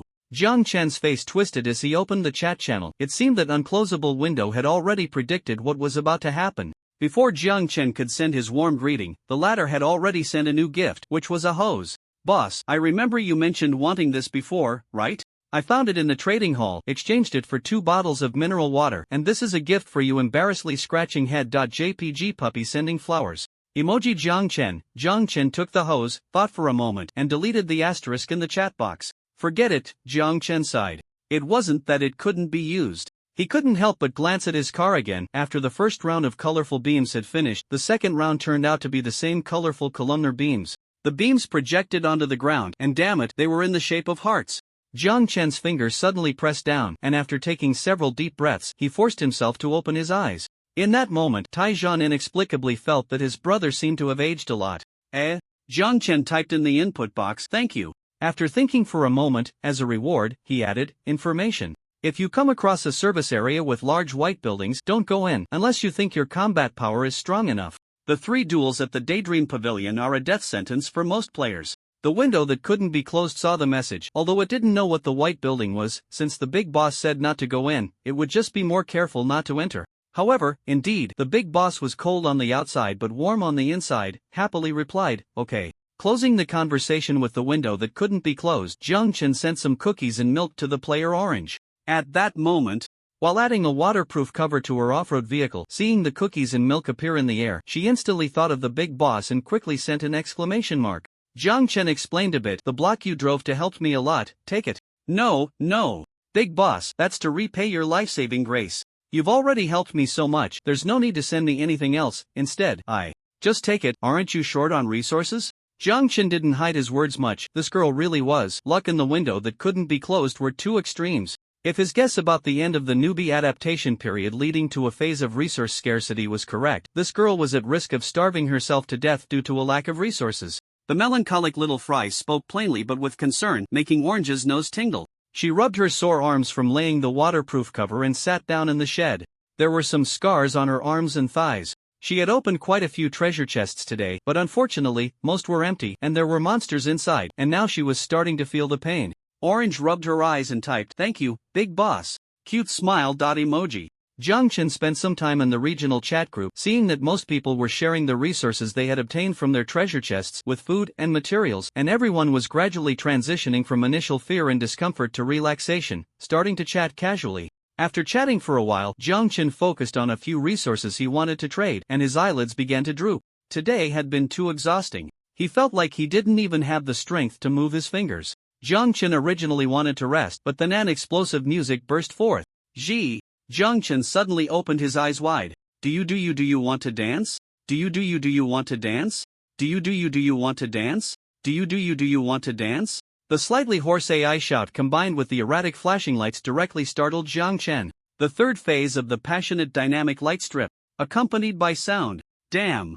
Jiang Chen couldn't hold back and finally let out a curse. Thus, Taizhan saw Jiang Chen, who had already been lying on the three-piece set, emerge from the cabin under the colorful lights, silent, and began to exercise. The seventh day of the newbie adaptation period. Just after 6 o'clock, the system's voice rang out on time. This time, the system's announcement was more concise, without sarcasm or guidance. It simply reported that today's fog erosion speed was still 10 km per hour before disappearing. Jiang Chen had already gotten up early, and after exercising for half an hour, he started to have breakfast. Jiang Chen held a hand-grabbed pancake in his hand, and because of the presence of the stationary grid, the pancake was still warm, but it was indeed as described, a not-so-tasty hand-grabbed pancake. The skin was thick, making it hard to reach the hot dog inside.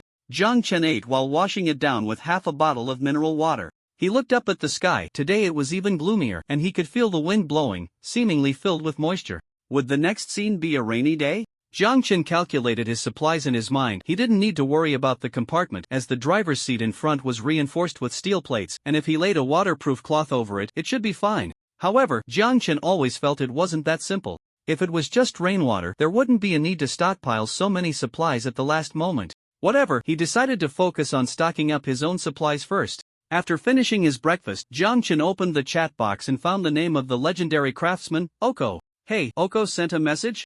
Jiang Chen clicked it open and saw a message just sent at 6:15. I want to buy that hammer. The Dream Pavilion said I need to discuss it with you. When he read this, Jiang Chen could picture Oko bowing his head and speaking in a formal manner. The morning temperature was a bit low, and Jiang Chen shivered but replied briskly, sure, the profit-sharing system will determine it, just convert it into vehicle coins. After 15 seconds, Jiang Chen was getting a bit impatient when he finally saw Oko's reply. Okay. Jiang Chen quickly typed, I plan to use that forging opportunity. I need to forge a crafting table. Another 20 seconds passed. Okay, no problem. Jiang Chen. Was the other side typing by hand? The corner of Jiang Chen's mouth twitched as he thought. In a way, that wasn't wrong. In a certain forging room, the giant Oko stood in front of a white light screen, his eyes fixed on the chat box, which was relatively small for him. This thing was mainly provided by the system for players, and for Oko, it was just too small. Oko poked the send button several times before finally finding it. A new message appeared in the chat box. What materials do you need? Oko promised to handle the forging and the blueprint issues. As for the materials, if he had them, he would use his own, and if not, Jiang Chen planned to convert them into vehicle coins. Oko shouldn't be lacking materials, right? Oko, with a serious face, rolled up his sleeves and was about to type a long message when the raccoon beside him finally couldn't hold back and reminded him, Mr. Oko, why don't you try voice-to-text? Oko turned his head. Where? The raccoon extended a paw and slapped the music note icon below. 15 seconds later, I need aluminum strips 12, iron blocks 10, steel plates 4, universal iron strong grip 1, universal wheels 4, steel saw 1, cutting turntable 1. Material analysis redstone 4. Jiang Chen stared blankly at the chat box. These materials seemed unfamiliar? Universal iron strong grip, cutting turntable, material analysis redstone. This wasn't right, was it? He only needed a crafting table to make a water condenser, and the materials for that were just 5L glass container 1, hose 2, screws 565, adapter 4. It didn't seem like it required such complex operations. Jiang Chen felt a bit of a headache.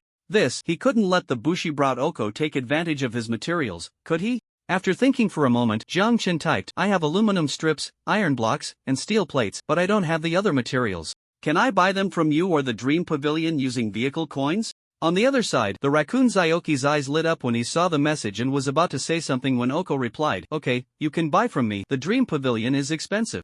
Xiaoqi. Hey, Mr. Oko. I'm still here. Jiang Chen, of course. Didn't know that the two on the other side were together, so he didn't hesitate at all. Alright, how many vehicle coins in total? Meanwhile, Jiang Chen hurriedly began to gather materials like aluminum strips in the trading hall. Fortunately, he had paid attention during yesterday's water group session. A total of 500 coins. What? Jiang Chen almost shouted. He only had 375 car coins in his inventory. Jiang Chen wiped his face. Mr. Oko, can I deduct from the hammer I'm selling? Sure.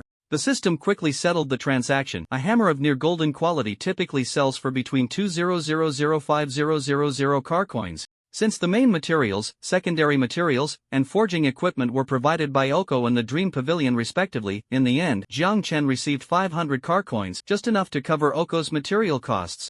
The crafting table requires 6 hours of forging time, and after forging, it will be issued to you through the system. Okay. After sending that, the conversation with Oko turned gray, and he couldn't perform any operations by clicking on it. Jiang Chen's permissions were insufficient. Generally, it would be unlikely to initiate a conversation with Oko unless fulfilling a bet. However, Jiang Chen didn't mind this. Anyway, he had established a connection with the Dream Pavilion, and if needed later, he could also find Oko through them. After resolving the crafting table issue, Jiang Chen felt a weight lift off his shoulders, and his mood lightened considerably. With a press of the accelerator, Jiang Chen began to rack up today's mileage. He thought about the system displaying the distance and mileage. It shouldn't just be to remind players of the mist behind them. Today, Jiang Chen was fully energized, not stopping for a breath, directly pushing his fatigue value to break the 60 title limit before taking a short break. Thanks to the blanket and honey essential oil, Jiang Chen drove for a full 8 hours, covering about 200 kilometers. The treasure chest rewards were also quite good during this time.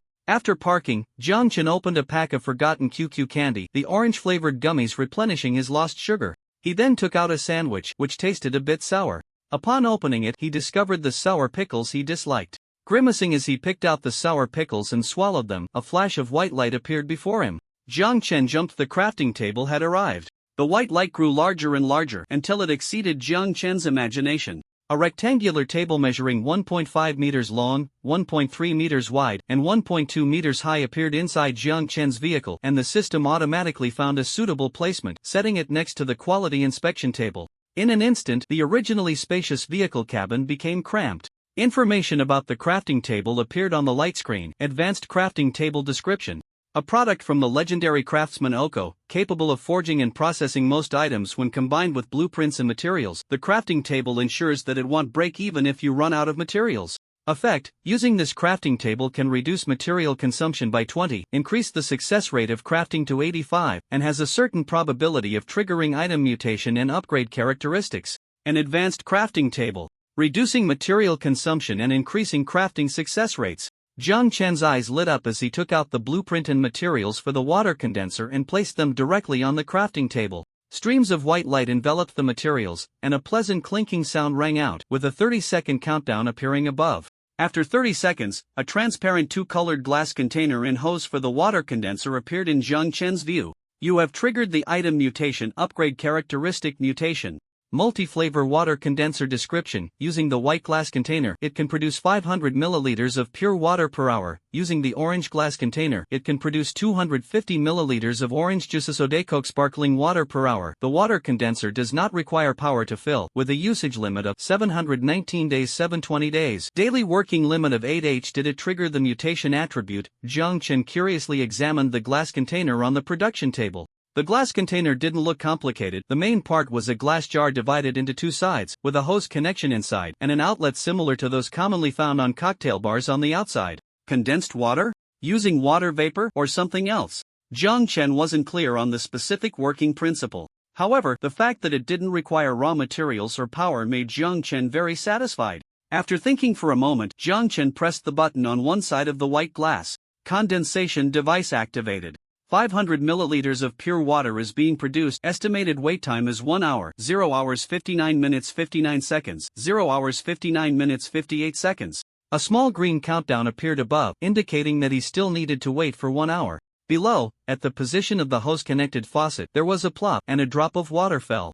Zhang Chen realized belatedly, he still needed a container to catch it. He placed the half-finished bottle of mineral water underneath. After watching the condensation device work for a dozen seconds, Zhang Chen nodded in satisfaction. An output of 500 milliliters in 1 hour seemed small, but in reality, if all of it was used for condensation, that would be 8 bottles of mineral water in an 8-hour day. Enough to meet an adult's water needs, including washing, and the surplus could be sold. Water resources are essential everywhere, at any time. As for the orange juice, Sprite, cola, and soda next to him, Zhang Chen believed there would always be a crazy audience for them.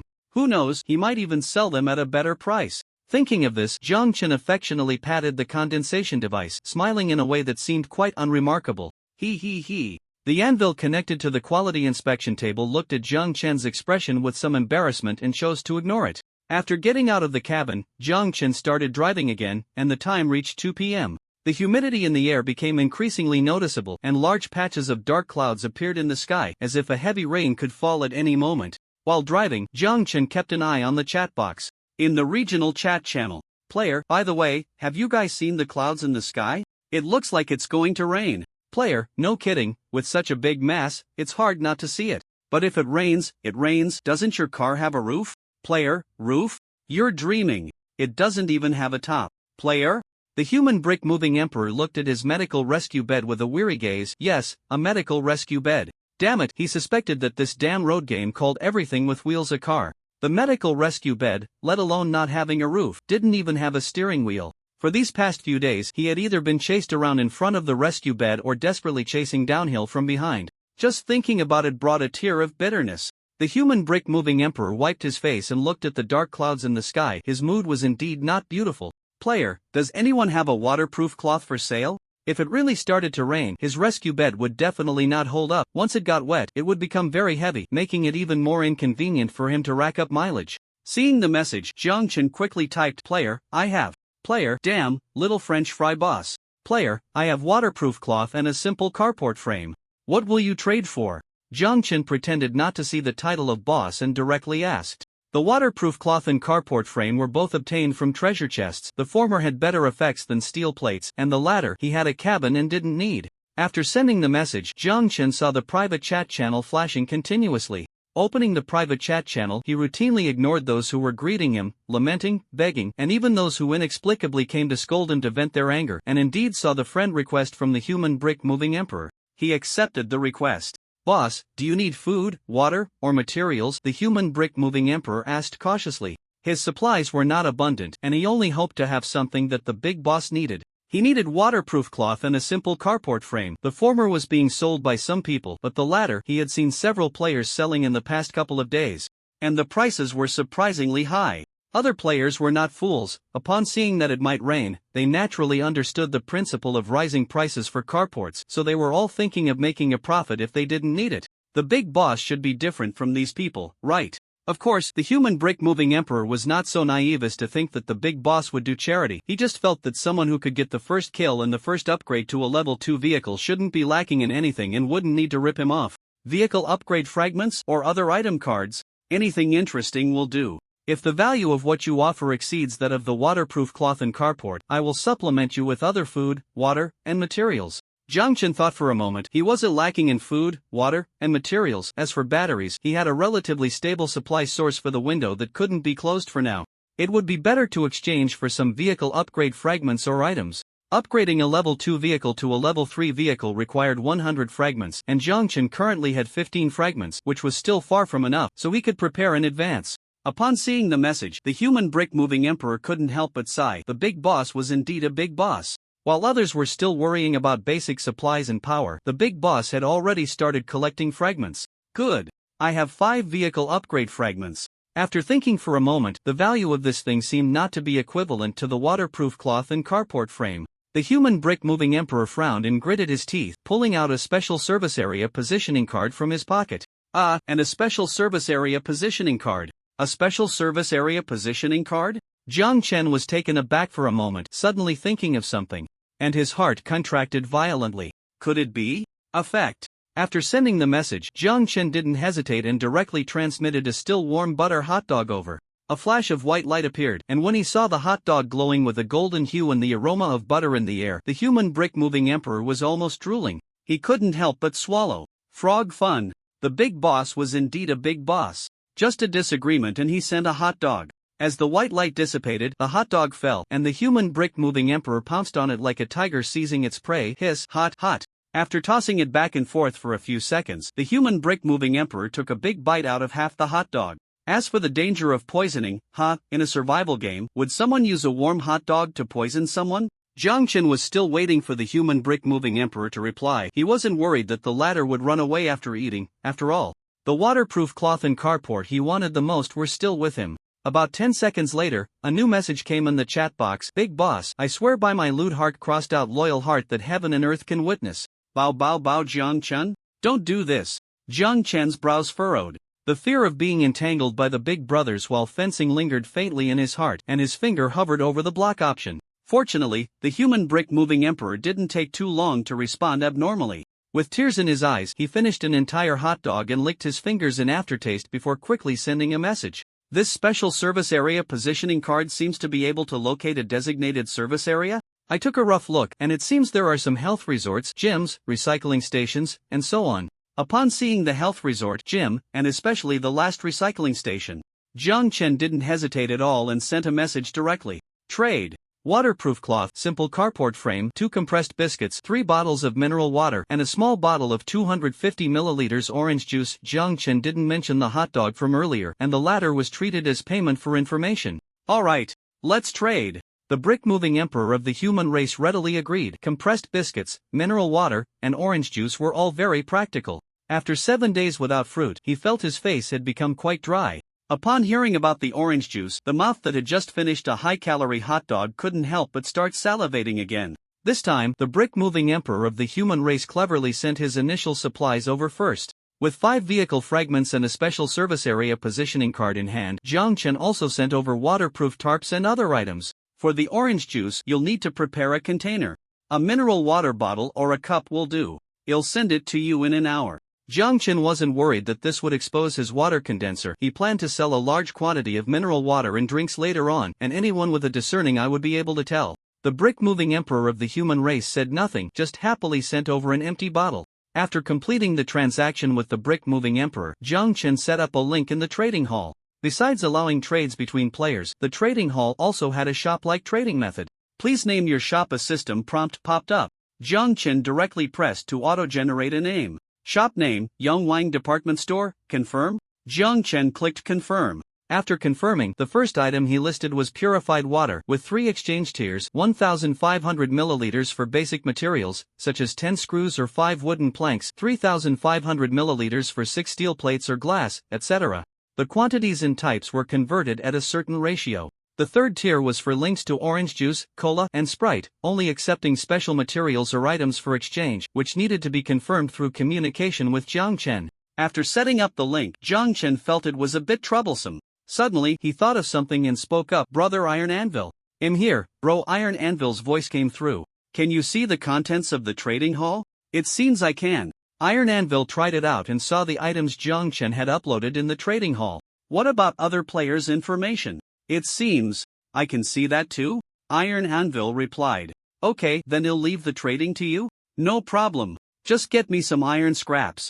I get antsy if I don't work with iron for a day. Iron Anvil readily agreed. After all, his daily routine was to accompany Jiang Chen while driving, chatting, and managing the trading hall, which he thought would be quite interesting as he outsmarted and bargained with those players. After giving his instructions, Jiang Chen specifically reminded him, by the way, brother, when you're trading, don't say anything strange, just keep it normal, blacklist any freeloaders or moral blackmailers directly. No problem, just leave it to me. Although he felt a bit uneasy inside, Jiang Chen had no better option and could only choose to trust Brother Iron Anvil. Exiting the chat channel, Jiang Chen now had an extra green special positioning card in his hand. A light screen popped up, Level 1 Special Service Area Positioning Card Description. After use, players can refresh a designated Level 1 Special Service Area. Level 1 Special Service Areas include Honey Therapy Center, Community Library, Community Hospital, Strong Fitness Center, Blue Sky Kindergarten, Harmony Nursing Home, Level 1 Resource Recycling Station, Level 1 Monster Shop. On the light screen, one service area name after another refreshed, and the types and quantities of service areas far exceeded Jiang Chen's imagination.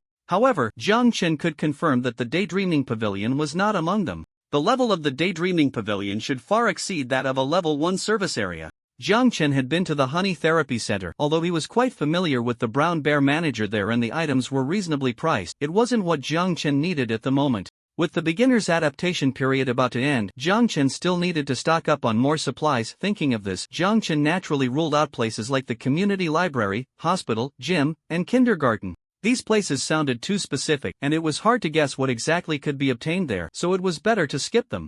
Jiang Chen's gaze lingered on the Level 1 Resource Recycling Station and the Level 1 Monster Shop. His expression somewhat hesitant.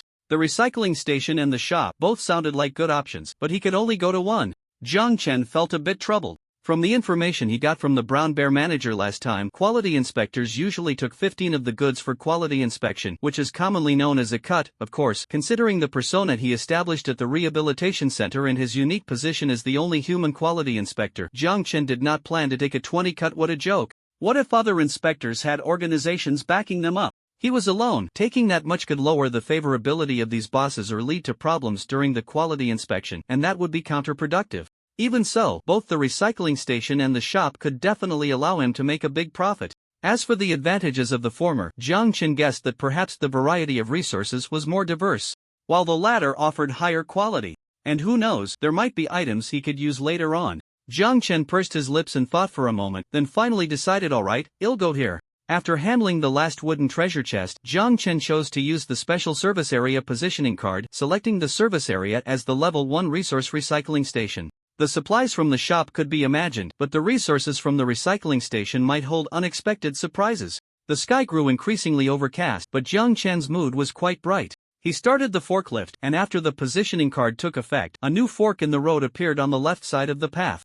You have used a Level 1 Special Service Area Positioning card. Selected service area, Level 1 Resource Recycling Station. Please note, entering the Resource Recycling Station requires 2 vehicle coins. If payment cannot be made, there is a chance of triggering a forced resource recovery event. 2 vehicle coins, forced resource recovery? Basic precautions could be seen before and after using the positioning card. No wonder the brick-moving emperor of the human race didn't choose a service area himself. Most service areas required vehicle coins to enter, while a small number of areas like kindergartens and nursing homes always gave a strange feeling. Perhaps due to a desire to avoid risks, most players would not choose them. Jiang Chen's vehicle coins were mostly obtained from system rewards or achievements, as well as from the service area. Not all players would have such luck during the newbie adaptation period. 2 vehicle coins.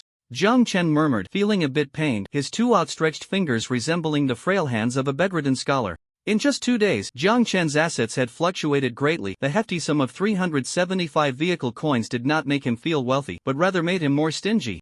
Brother Anvil pretended not to hear Jiang Chen's murmurs. Feeling pained, he pulled out a crystal card from his pocket and drove the forklift towards the fork in the road. This place truly lived up to its name as a resource recycling center. Even before entering, he could smell a strange odor in the air from afar. This strange smell was not sour or foul, but a mix of various scents: gasoline, motor oil, sourness, and stench, all forcibly covered by the smell of cleaning agents and disinfectants. The odor assaulted Jiang Chen's senses, making his nose tingle. Damn, he needed a mask. Unfortunately, he hadn't managed to acquire such a thing yet. And Jiang Scholar or Jiang Peeler clearly wouldn't take the time to exchange for one at the trading hall at this moment. Therefore, Jiang Chen thought for 3 seconds, and then, Brother Anvil suddenly flickered violently. Because Jiang Chen, like a spasm, suddenly took a deep breath of the sharp, acrid air, this bite lasted 3 seconds. Brother? The Anvil guy was full of question marks. Brother, you? After a sour and refreshing bite, Jiang Chen's face turned green. He said in a deep voice, just get used to it, we have work to do, no need to be shy. Brother, do you have a masochistic tendency? The Anvil really wanted to ask this. But he felt that Jiang Chen wasn't that. Jiang Chen was just a madman. Letting the pungent smell swirl in his nostrils, Jiang Chen determined that this thing probably wasn't toxic gas since he didn't see any health value drop. As long as it wasn't toxic gas, what's the harm in inhaling it? There were monsters working in the service area, and if monsters could handle it, there was no reason humans couldn't. Maybe it was toxic gas, oh no, maybe it was just the stench that he inhaled too much of. Now Jiang Chen surprisingly felt a sense of calm. The forklift moved forward but was stopped by a barrier, and a screen popped up. Toll due. 2 vehicle coins, please select your payment method. Jiang Chen presented his crystal card, and after the screen recognized it, 2 vehicle coins were deducted from the card, leaving him with 373 vehicle coins. Park the vehicle over there. Just as Jiang Chen was about to drive further in, a voice suddenly rang out, and he looked around. Hey, look down. Jiang Chen looked down and saw a perfectly straight-brimmed cap. Oh, the person is right here. Following the instructions, Jiang Chen parked the vehicle, and then a figure emerged, looking at the resource recycling station monster that was only as tall as his waist. This seemed to be a mole, and it looked a bit familiar. Jiang Chen felt like he had seen it somewhere before. The mole, who was originally casually attending to the crashing players, was not as enthusiastic as those venues and shops since it couldn't get anything good from the players, but when it glanced at Jiang Chen while munching on sunflower seeds, it froze. Isn't that Jiang Chen from the Daydream Duel Hall? Snap! The mole's sunflower seeds slipped from its grip, and Jiang Chen quickly caught them. Your seeds? Jiang Chen handed the seeds back to the mole with a smile. It's important to be polite in the service area to increase favorability. Jiang Chen always kept this principle in mind. However, the mole completely ignored Jiang Chen and instead tossed the seeds and ran. Jiang Chen was left dumbfounded, covered in sunflower seeds. What the heck? Ahead! The quality inspector is coming! The mole shouted while running. It looked as if the quality inspector was some kind of monster. Oh dear, this cunning human actually covered the quality inspector's badge with another title badge, so he didn't notice it at first. Just like that, a quality inspector was let in so easily. How despicable and sly. The mole ran like crazy, and Jiang Chen was stunned for just a second before he followed suit. The mole kept running forward, glancing back, and upon seeing this scene, nearly jumped in fright. Squeak! The mole panicked and ran even faster. Jiang Chen was also anxious, but Jiang Chen's reaction was completely opposite to the mole's. Jiang Chen laughed wildly, even looking a bit lewd in the eyes of the anvil. Brother, tone it down, I'm scared. The anvil said sternly, his voice trembling. Jiang Chen licked his lips. There must be good stuff here. We came to the right place. The mole was so afraid of the quality inspector, it couldn't be that it was worried about being harmed. If it wasn't that, Jiang Chen could only think of 2 possibilities. 1, there were a lot of resources here. 2, there were many unqualified items waiting to be inspected. Whichever it was, he was in for a treat. The mole ran ahead, and Jiang Chen chased behind. Neither of them could fly away. Hey, slow down, I can't keep up. Jiang Chen shouted from behind. The mole looked back and saw Jiang Chen, tall and long-legged, quickly catching up. And tears almost streamed down its face. Don't come any closer, I'm coming. Jiang Chen was stubborn. The mole ran in a dizzying panic, and on both sides, other moles wearing duck-billed caps and coveralls emerged. Quick, quick, close the door. The mole shouted. Don't close it. Jiang Chen shouted back. Perhaps stunned by Jiang Chen's tone, the group of little moles hesitated for a moment. Damn, are you all idiots? If you don't close the door, they'll take your sunflower seeds. The mole shouted in frustration. A few of the less intelligent-looking moles exchanged glances, slowly realizing the threat of losing their seeds. Oh no, the boss words carried authority, and they finally started running to close the gate. The massive iron gate blocked the entrance to the recycling station, gears clanking as it quickly descended. In the rush, the mole boss tripped and ended up rolling into the gate. Boom, dust flew everywhere. Cough, cough, cough. The mole boss waved his hands, trying to disperse the dust falling from the gate, collapsing to the ground, gasping for air. That quality inspector didn't let him in, right? Damn, this kid nearly killed me. Boss! Another mole exclaimed in terror. The mole boss panicked and instinctively turned towards the voice. There, in the direction of the descending iron gate, Jiang Chen appeared in a superhero landing pose. For details, refer to the Avengers. His center of gravity extremely low, inside the gate. This scene was no different from seeing a ghost in the eyes of the mole boss. The mole boss clenched his fists to his face. How did you get in? Jiang Chen stood up, brushed off the dust from his hands and clothes, and grinned. Just like you, I rolled in. Just a moment ago, when the massive iron door was about to fall, Jiang Chen didn't think twice and directly performed a somersault, rolling through a gap that was barely 30 centimeters wide. If he had been even a second slower, he might have been crushed into a pancake. The mole boss' mouth hung open, unable to speak for several seconds. He risked his life just to enter his own recycling station? This was too reckless. The mole boss wanted to say this, but then he remembered Jiang Chen's feat of facing off against the LV-20 Dreamer legendary craftsman, Oko, in the first duel at the Daydream Pavilion and felt that for Jiang Chen, this was nothing. The mole boss calmed his racing heart, silently cursing, "Damn, this world is still afraid of lunatics." Inside the recycling station's hall, Jiang Chen stood facing a group of moles. The moles in work clothes stood behind the mole boss, armed with pitchforks, pickaxes, gloves, and brooms, as if facing a great enemy. Meanwhile, Jiang Chen maintained a smile, discreetly surveying the environment of the recycling station. The interior of the recycling station was somewhat different from what Jiang Chen had imagined. The main color scheme of the hall was green and white, and aside from the tools held by the moles, all other tools were neatly categorized and stored, each seemingly labeled with a green tag and corresponding work number. In the center of the recycling station's platform, there was a light screen similar to that in the Daydream Pavilion, displaying a new message at the top: Near expiry food, instant noodles 300, has entered the recycling station. Jiang Chen's eyes lit up instantly. Near expiry food, instant noodles. Every word felt like a hammer striking Jiang Chen's heart. It's not over yet. Abandoned road materials, recyclable steel plates 20, abandoned tripod table 1, stool with an extra leg 1, abandoned folding spring mattress 2, broken glass 30, has entered the resource recycling station near expiry food.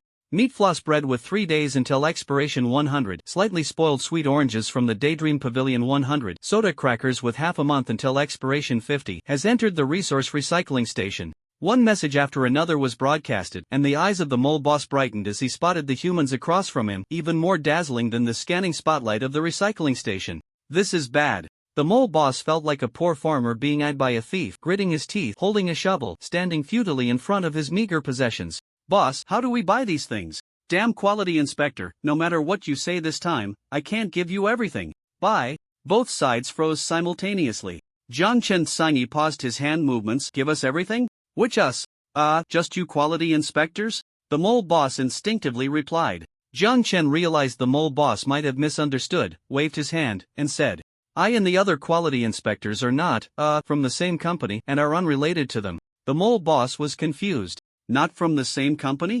Ma'am." When Jiang Chen entered, he had indeed covered his quality inspector badge with the title badge of the Daydream Pavilion. After all, he remembered that when he first entered the Honey Therapy Pavilion, the Brown Bear manager had lowered his favorability after seeing his badge. To avoid such a situation, Jiang Chen had hidden it. But now, he let his quality inspector badge show, which only displayed his name without indicating any other company information. The mole boss squinted for a moment, and considering their height difference, Jiang Chen kindly placed both hands on his knees to lower his body a bit. The mole boss leaned in closer to take a look. It was indeed an independent quality inspector. "Are you really not related to the Elephant Quality Inspection Company?" "The Elephant Quality Inspection Company? Are the quality inspectors in this game elephants?" Jiang Chen noted this information, really not related. As soon as he said this, he saw the mole boss' entire body seem to relax a bit, and the other moles exchanged glances, chattering for a while, then put down what they were holding and began to curiously examine Jiang Chen. Seeing this scene, Jiang Chen couldn't help but think about how much pressure this so-called Elephant Quality Inspection Company had brought. Why do the bosses in these service areas react this way when they see quality inspectors? The mole boss scratched his head. "So what did you mean by just now?"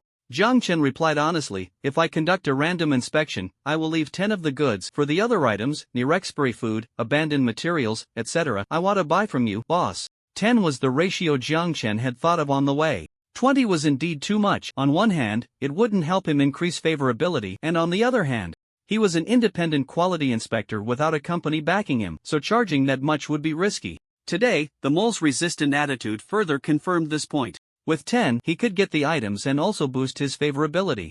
The only concern was whether this would create unhealthy competition with the original Elephant Quality Inspection Company. But thinking that the Quality Inspection Company only had connections with service area merchants and posed little threat to him, Jiang Chen felt it was manageable.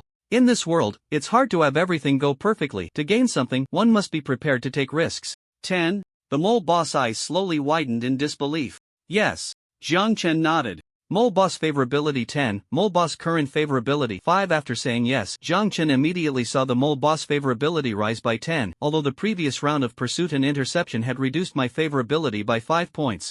At least now it was finally a positive number. 10, which was only half of the original quality inspection ratio. Moreover, although I had set a 20 quality inspection ratio, those inspectors always took whatever they wanted whenever they came, which was why I said I wouldn't give them anything anymore. Once the sampled goods are ready, just send them to my quality inspection vehicle, and for the other goods, He'll buy them with car coins, Jiang Chen said.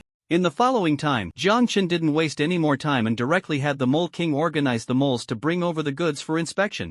These goods for inspection were essentially compressed hard blocks processed from various materials. Looking at these blocks, the pain in Jiang Chen's eyes almost solidified into substance. These were all precious resources. Before they became blocks, they could have been instant noodles, bread, compressed biscuits, tables, chairs, and beds. So, the job of the recycling station is to process the recyclable materials into blocks, then backfill and sell them to the system to decompose into new energy to obtain car coins? Jiang Chen asked while feeling heartache looking at the blocks. Stock up on resources, everyone get hyped. Yes. The Mole King stood beside Jiang Chen.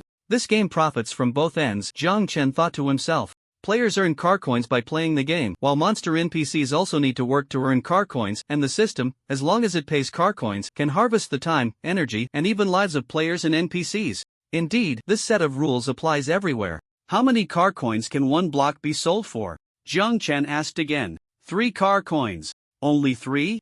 Jiang Chen looked at the 1 incubator block, which was delivered by the moles via a conveyor belt to the vicinity of the quality inspection vehicle, with the end of the conveyor belt leading to the processing room. How many materials are condensed into 1 block? That depends on the specific nature of the materials. If they are near-expiry foods, it takes about 20 to 30 to condense into 1 block, the Mole King replied honestly. This aspect didn't involve any confidentiality issues. 20 to 30. Jiang Chen felt even more heartache. The prices of food in the trading hall had been consistently high, and it took 20-30 near-expiry foods to condense into 1 block, which could only be sold for 3 car coins. This was simply exorbitant profit. Jiang Chen's mind was racing. He snapped his fingers and directly said to the Mole King, "Boss, how about this? Take me to the processing room to have a look." The processing room? The Mole King hesitated a bit. That's not in accordance with the regulations. Before he could finish his sentence, he saw a white card appear in the palm of Jiang Chen's right hand. Jiang Chen smiled and said, "Just to take a look, we humans are curious about everything." As he spoke, Jiang Chen activated the crystal card amount and a large 5 appeared on the card's surface. The Mole King blinked. "Isn't this inappropriate?" The number changed to 6. "Kids," the Mole King called out. "Here, take the quality inspector to the processing room. The quality inspector wants to check the equipment in the processing room." "Okay." Jiang Chen nodded in satisfaction. Soon, Jiang Chen was surrounded by the moles, warmly welcomed into another room. The exterior of the room looked unremarkable, but upon opening the door, which was less than 1.5 meters wide, a vast space that seemed almost limitless appeared before Jiang Chen's eyes. The sky looked like it had been torn open in countless places, with 8 or 9 conveyor belts bringing down the recyclable resources from above, layer by layer, dumping them onto the ground. Buckets of instant noodles piled up like small mountains, soft, fluffy bread that seemed like clouds, and on the other side, materials mixed with steel, templates, and damaged old furniture. Paradise. A true paradise. If it weren't for the mole still being here, Jiang Chen would have already opened his backpack to start packing. The anvil heard Jiang Chen's throat make a gulp, and he had already spoken up. "Boss, are you selling these? How much?" The mole leader followed Jiang Chen's gaze and looked around at the items, somewhat doubtful. "Are you really going to buy?" These were all items deemed unrecoverable by the system. Was Jiang Chen really going to buy? "Buy," Jiang Chen said with determination in his eyes, "even if I have to go bankrupt. But these need to be recovered, otherwise I won't be able to complete my quota." The mole leader's expression showed some difficulty. "Quota? One must say, the cunningness, no, the wisdom of humans is something these animals find hard to imagine." Jiang Chen directly countered, "Boss, what is the purpose of you completing the quota? What can you gain from it?" Car coins?" the mole leader replied. "Then if you sell me the processed materials, what can you gain?" "Also car coins." The mole leader hesitated for a moment but still said, "Exactly, since both paths lead to the same destination, you can completely sell them to me. This way, you and your mole kids can do less work and enjoy more sunflower seeds." The other mole's eyes lit up at the mention of sunflower seeds. Sunflower seeds, sunflower seeds. That human said we can enjoy more sunflower seeds. The mole leader still insisted, but besides car coins, the workload is also an important standard for rating. "Rating?" Jiang Chen countered again. "Who gives you the rating?" "Quality inspectors." The mole leader spat out these words, and upon seeing the half-smile on Jiang Chen's face, he finally understood what Jiang Chen was trying to do. Left hand to right hand. Make a profit. The mole leader hesitated a bit. Jiang Chen pressed on. "You process a batch of 20-30 near-expired foods, condense it into a block, and earn 3 car coins. How about this? For the same quantity, they'll give you 5. 5? The rest that I don't want, you can continue processing into blocks and sell them here in the system." This way, you earn more, and your workload is also somewhat guaranteed. How about it? But what about the rating? The mole leader didn't forget the key question. Jiang Chen thought for a moment, taking a step back to advance. You know about the rating. The premium rating has a limit. Nonsense. He had no company, so where would the limit come from? As long as the profit was large enough and the quality wasn't too outrageous, he could give all the monsters a premium rating. The mole leader nodded, indicating he understood that premium ratings had limits. Jiang Chen, while observing the mole leader's expression and knowing he had guessed right again, said, as for the premium rating, as long as the basic quality is up to standard on your side, it's very easy to negotiate. Got it, the mole leader murmured. Inside the recycling station, the chattering moles quieted down. They knew it was time for the boss to make a decision. The little mole's eyes were spinning, and Jiang Chen wanted to see too, but he held back. Jiang Chen had his left hand in his pocket, looking like a big shot who wasn't short on cash. The mole leader pondered for a few seconds, looked seriously at Jiang Chen, and finally said, "All right, it's a deal." It worked. After the mole leader finished speaking, he went directly to an area where instant noodles were piled up, spread out his claws, and sorted out about 30 buckets of instant noodles, these 5 car coins. Jiang Chen struggled to suppress the corners of his mouth from curling up and nodded, "No problem." However, the mole leader didn't stop there. He also pulled out about 10 small breads from a nearby pile. "These are a gift." Jiang Chen tilted his head slightly, somewhat astonished. "I know what you're trying to do, these are quite precious for players, right?" Jiang Chen didn't avoid the mole leader's question but nodded. This was also a question that couldn't be concealed. "I agreed to trade with you, but not just for the 2 car coins price difference," the mole leader said, looking at Jiang Chen with a hint of meaning. "Oh? Is that for the premium rating?" The mole boss shook his head and said seriously, "I think you have great potential." "Ha!" Jiang Chen exclaimed. He really didn't expect it to be about himself. "I've seen your matches in the Dream Pavilion, you can definitely go further than other players," the mole boss stated firmly. Jiang Chen was somewhat stunned, not expecting the mole boss to have watched his matches. No wonder he always felt he had seen this mole somewhere before. Was he here to invest in himself? Jiang Chen felt a bit strange. He originally intended to come and increase the favorability of these service area bosses for long-term investment, but unexpectedly he was also an object of investment. "I promise to fulfill our deal and can give you some extra supplies." But Jiang Chen, my friend, the mole boss had changed to a more familiar address without Jiang Chen noticing. "You have to agree that from now on, you'll handle the quality inspections every month." This, Jiang Chen hesitated a bit. It didn't matter to him whether he came or not, but if the Elephant Quality Inspection Company came for an inspection, he wouldn't be able to stop them. Sensing Jiang Chen's worries, the mole boss quickly added, "As long as the quality inspection mark is there, only fixed inspectors will be arranged during that time, so you don't have to worry about running into other inspectors." All right. Hearing this, Jiang Chen had no more hesitation. At worst, when the inspection time approached each month, he could prepare a specific service area positioning card in advance. Good, it's settled then. Mole boss favorability 2, mole boss favorability 3, mole boss favorability 5, mole boss current favorability 15. Seeing Jiang Chen so agreeable, the mole boss favorability shot up by 10 points. After confirming the requirements and the deal, Jiang Chen immediately began a large-scale procurement right there. Quality inspection? Well, talk about that later. He was busy. The little moles beside him saw Jiang Chen's eyes starting to gleam green as he stared at the pile of near-expiry food. "I want this pile, and this pile." Jiang Chen pointed at the instant noodles of his apprentice Kong, the black elephant, and Tang Ningren, then waved his hand and swept up the neatly arranged drinks on the shelf that were ready to be processed. "Those, and those, I want them too." The little moles quickly gathered all the supplies Jiang Chen wanted. However, looking at this pile that resembled a small mountain, Jiang Chen was troubled again. Damn, there was no room left in his backpack or car. He had 2 red bean buns stuffed in his pants pockets. While Jiang Chen was fretting, the mole boss patted him on the shoulder from behind, and Jiang Chen almost threw him over his shoulder. Oh no, over his waist. "Use this? Space Stone. Although it's not as refined as a space storage card, it's specifically for the recycling station. It has no other advantages, just a lot of storage." The mole boss handed over a moon-shaped stone. Jiang Chen took it, probing his consciousness inside. It turned out to be a huge space of 20 m 20 m 20 m, divided into 4 large grids. They were called grids, but they were actually just rooms separated by tangible energy barriers. With this thing, he could definitely store a lot. Great! Jiang Chen reached out to grab it but couldn't lift it. He looked up at the mole boss. 50 car coins. Jiang Chen?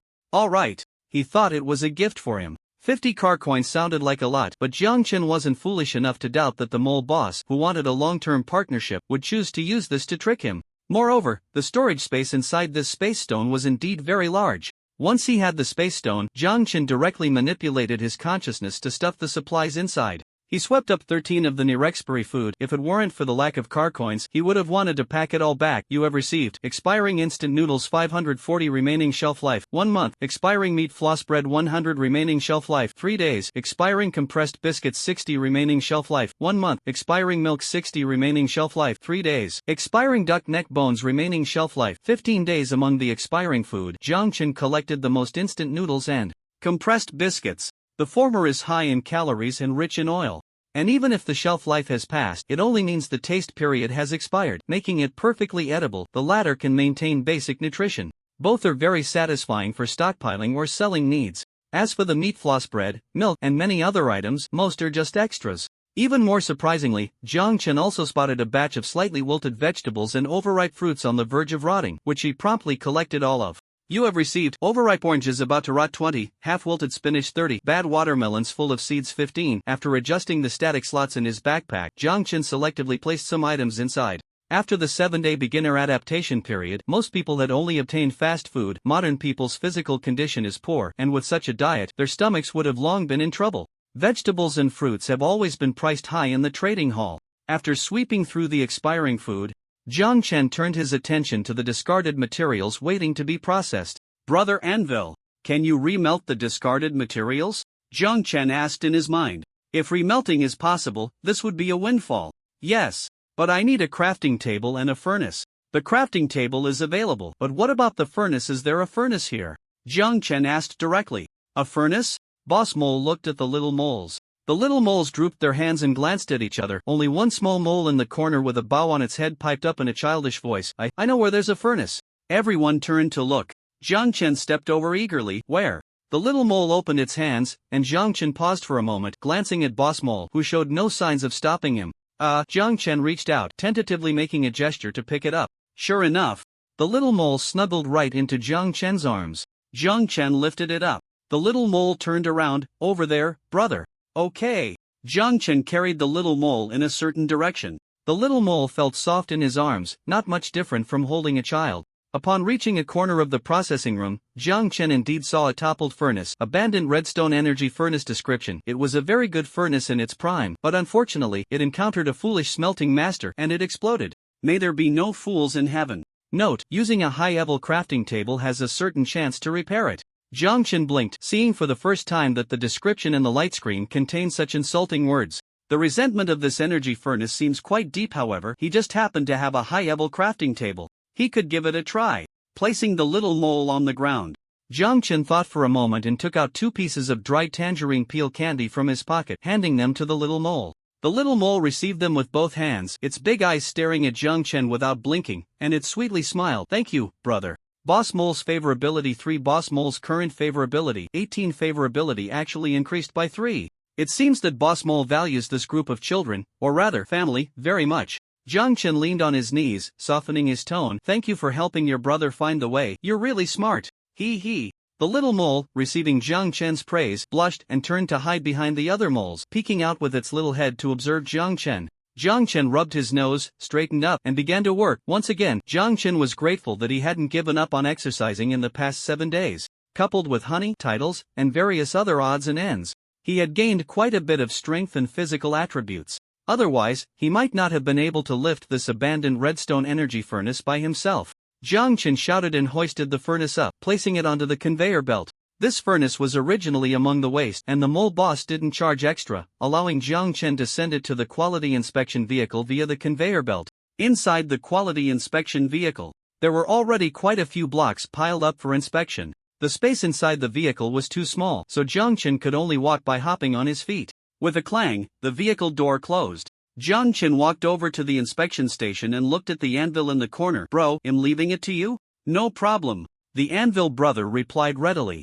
During the next period, Jiang Chen directly transferred the control of his consciousness to the anvil. With the experience from the last time, their cooperation became even more tacit this time. While operating the advanced crafting table, Jiang Chen also memorized some operations and tricks. This wasn't out of suspicion or distrust. After all, the anvil brother was soulbound to him, so there was some trust. However, Jiang Chen thought that it was always good to learn a skill just in case. The operation process of the advanced crafting table required a certain amount of mechanical knowledge, and there were also many rules and settings based on non-natural forces. Jiang Chen observed that during the process of repairing the abandoned redstone energy furnace, the materials in the crafting table mainly analyzed the redstone and the universal powerful grip are at work. After a round of analysis, he said, "Bro, I still need 2 steel plates, and a small piece of redstone." Redstone? Jiang Chen felt a bit of a headache. He had only heard of this material from Oko and had never seen it in the resources or trading hall. This should be a high-level material. If there's none, the anvil pondered for half a second. Oko's hair will do. Jiang Chen? What material is Oko's hair made of? Why can it be used for anything? Bud really had some. Jiang Chen awkwardly pulled out a few strands of orange-red hair from his pocket and explained. Use it sparingly, this is what was left from the duel, and once it's used up, it's gone. His chat with Oko had been banned, and he would only have the chance to contact him again when he received the next order from the Daydream Pavilion. No problem. Jiang Chen watched as the anvil tossed the 3 strands of orange hair onto the material analysis redstone. Main reaction component repaired reaction effect. Good. A few seconds later, a light curtain popped up. Seeing the message above, Jiang Chen was dumbfounded. Wow, it really works. This is unscientific. Redstone energy furnace repairing 10, 20, 3100 redstone energy furnace repair complete. Seeing the 4 big characters indicating completion, Jiang Chen's eyes lit up. Thanks to the power of blocks, thanks to Oko's hair. Just as Jiang Chen was about to take down the redstone energy furnace, he saw, "You have triggered the item mutation upgrade feature." Another item mutation feature triggered? Jiang Chen was initially delighted, but then nervously looked at the light curtain. Mutation irritable redstone energy furnace description. This is a legendary redstone energy furnace that has experienced 2 life and death situations. It integrates the top redstone technology of the highway and the essence energy of the legendary craftsman Oko. Note, the experience of rebirth and Oko's characteristics have made it a bit irritable. Additionally, it likes to sing. Every day at 6:10 a.m. and 6:10 p.m., it must sing, or it will turn from irritable to manic depression. Using this energy furnace does not require filling with charcoal, but it needs regular maintenance and upkeep. The specific maintenance materials depend on the energy furnace's own wear and tear, so please pay attention to its physical and mental health. New Master Jiang Chen stared at the long string of descriptions and fell silent. A furnace that might turn from irritable to manic depression. Why are the things around him so strange?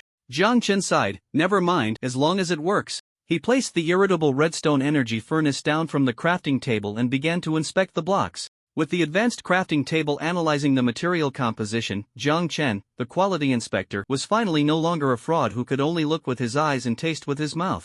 After checking the volume, mass, and main components of the blocks, Jiang Chen ultimately gave a passing evaluation. An hour later, Jiang Chen finally opened the compartment. After an hour of work, he felt quite drained. His once relatively fresh hair now hung limply. Damn it, work really does sap your energy. Jiang Chen weakly shouted, "Inspection complete." Upon hearing this, the moles that had been waiting outside the quality inspection vehicle rushed over, chattering away about the inspection results. The mole leader shouted a few times, "Quiet, quiet." Yes. The mole leader stepped in front of Jiang Chen, rubbing his hands together, his face full of anticipation. "So, how did it go, brother Jiang Chen?" Jiang Chen, feeling a bit sluggish, moved his leaden elbows and wrists and said, "Passed. We can get a top rating." As soon as he finished speaking, a green quality badge fell from the sky, landing right in front of the mole leader. "Top. We got a top rating." The little moles circled around Jiang Chen, chattering excitedly. This was their first time getting a top rating. In the past, no matter how hard they worked, they could only get a good rating, but unexpectedly, this time they managed to achieve a top evaluation. Boss, we got a top rating." After the little moles finished their commotion, they began shouting at the mole leader, "We can buy more sunflower seeds now." Good, buy. The mole leader couldn't help but smile broadly. Mole leader's favorability 5. Mole leader's current favorability 23. The mole leader cradled the small green quality badge like a treasure and pinned it to his chest. Seeing the little one's smiles, Jiang Chen felt quite good himself. Leaning against the quality inspection vehicle, he looked for a few seconds and finally said, "All right, the quality inspection is over, I'm leaving." Including the space stone, that's a total of 292 vehicle coins, right? I'll scan it for you. As soon as Jiang Chen finished speaking, the mole leader instinctively exclaimed, "You're leaving already?"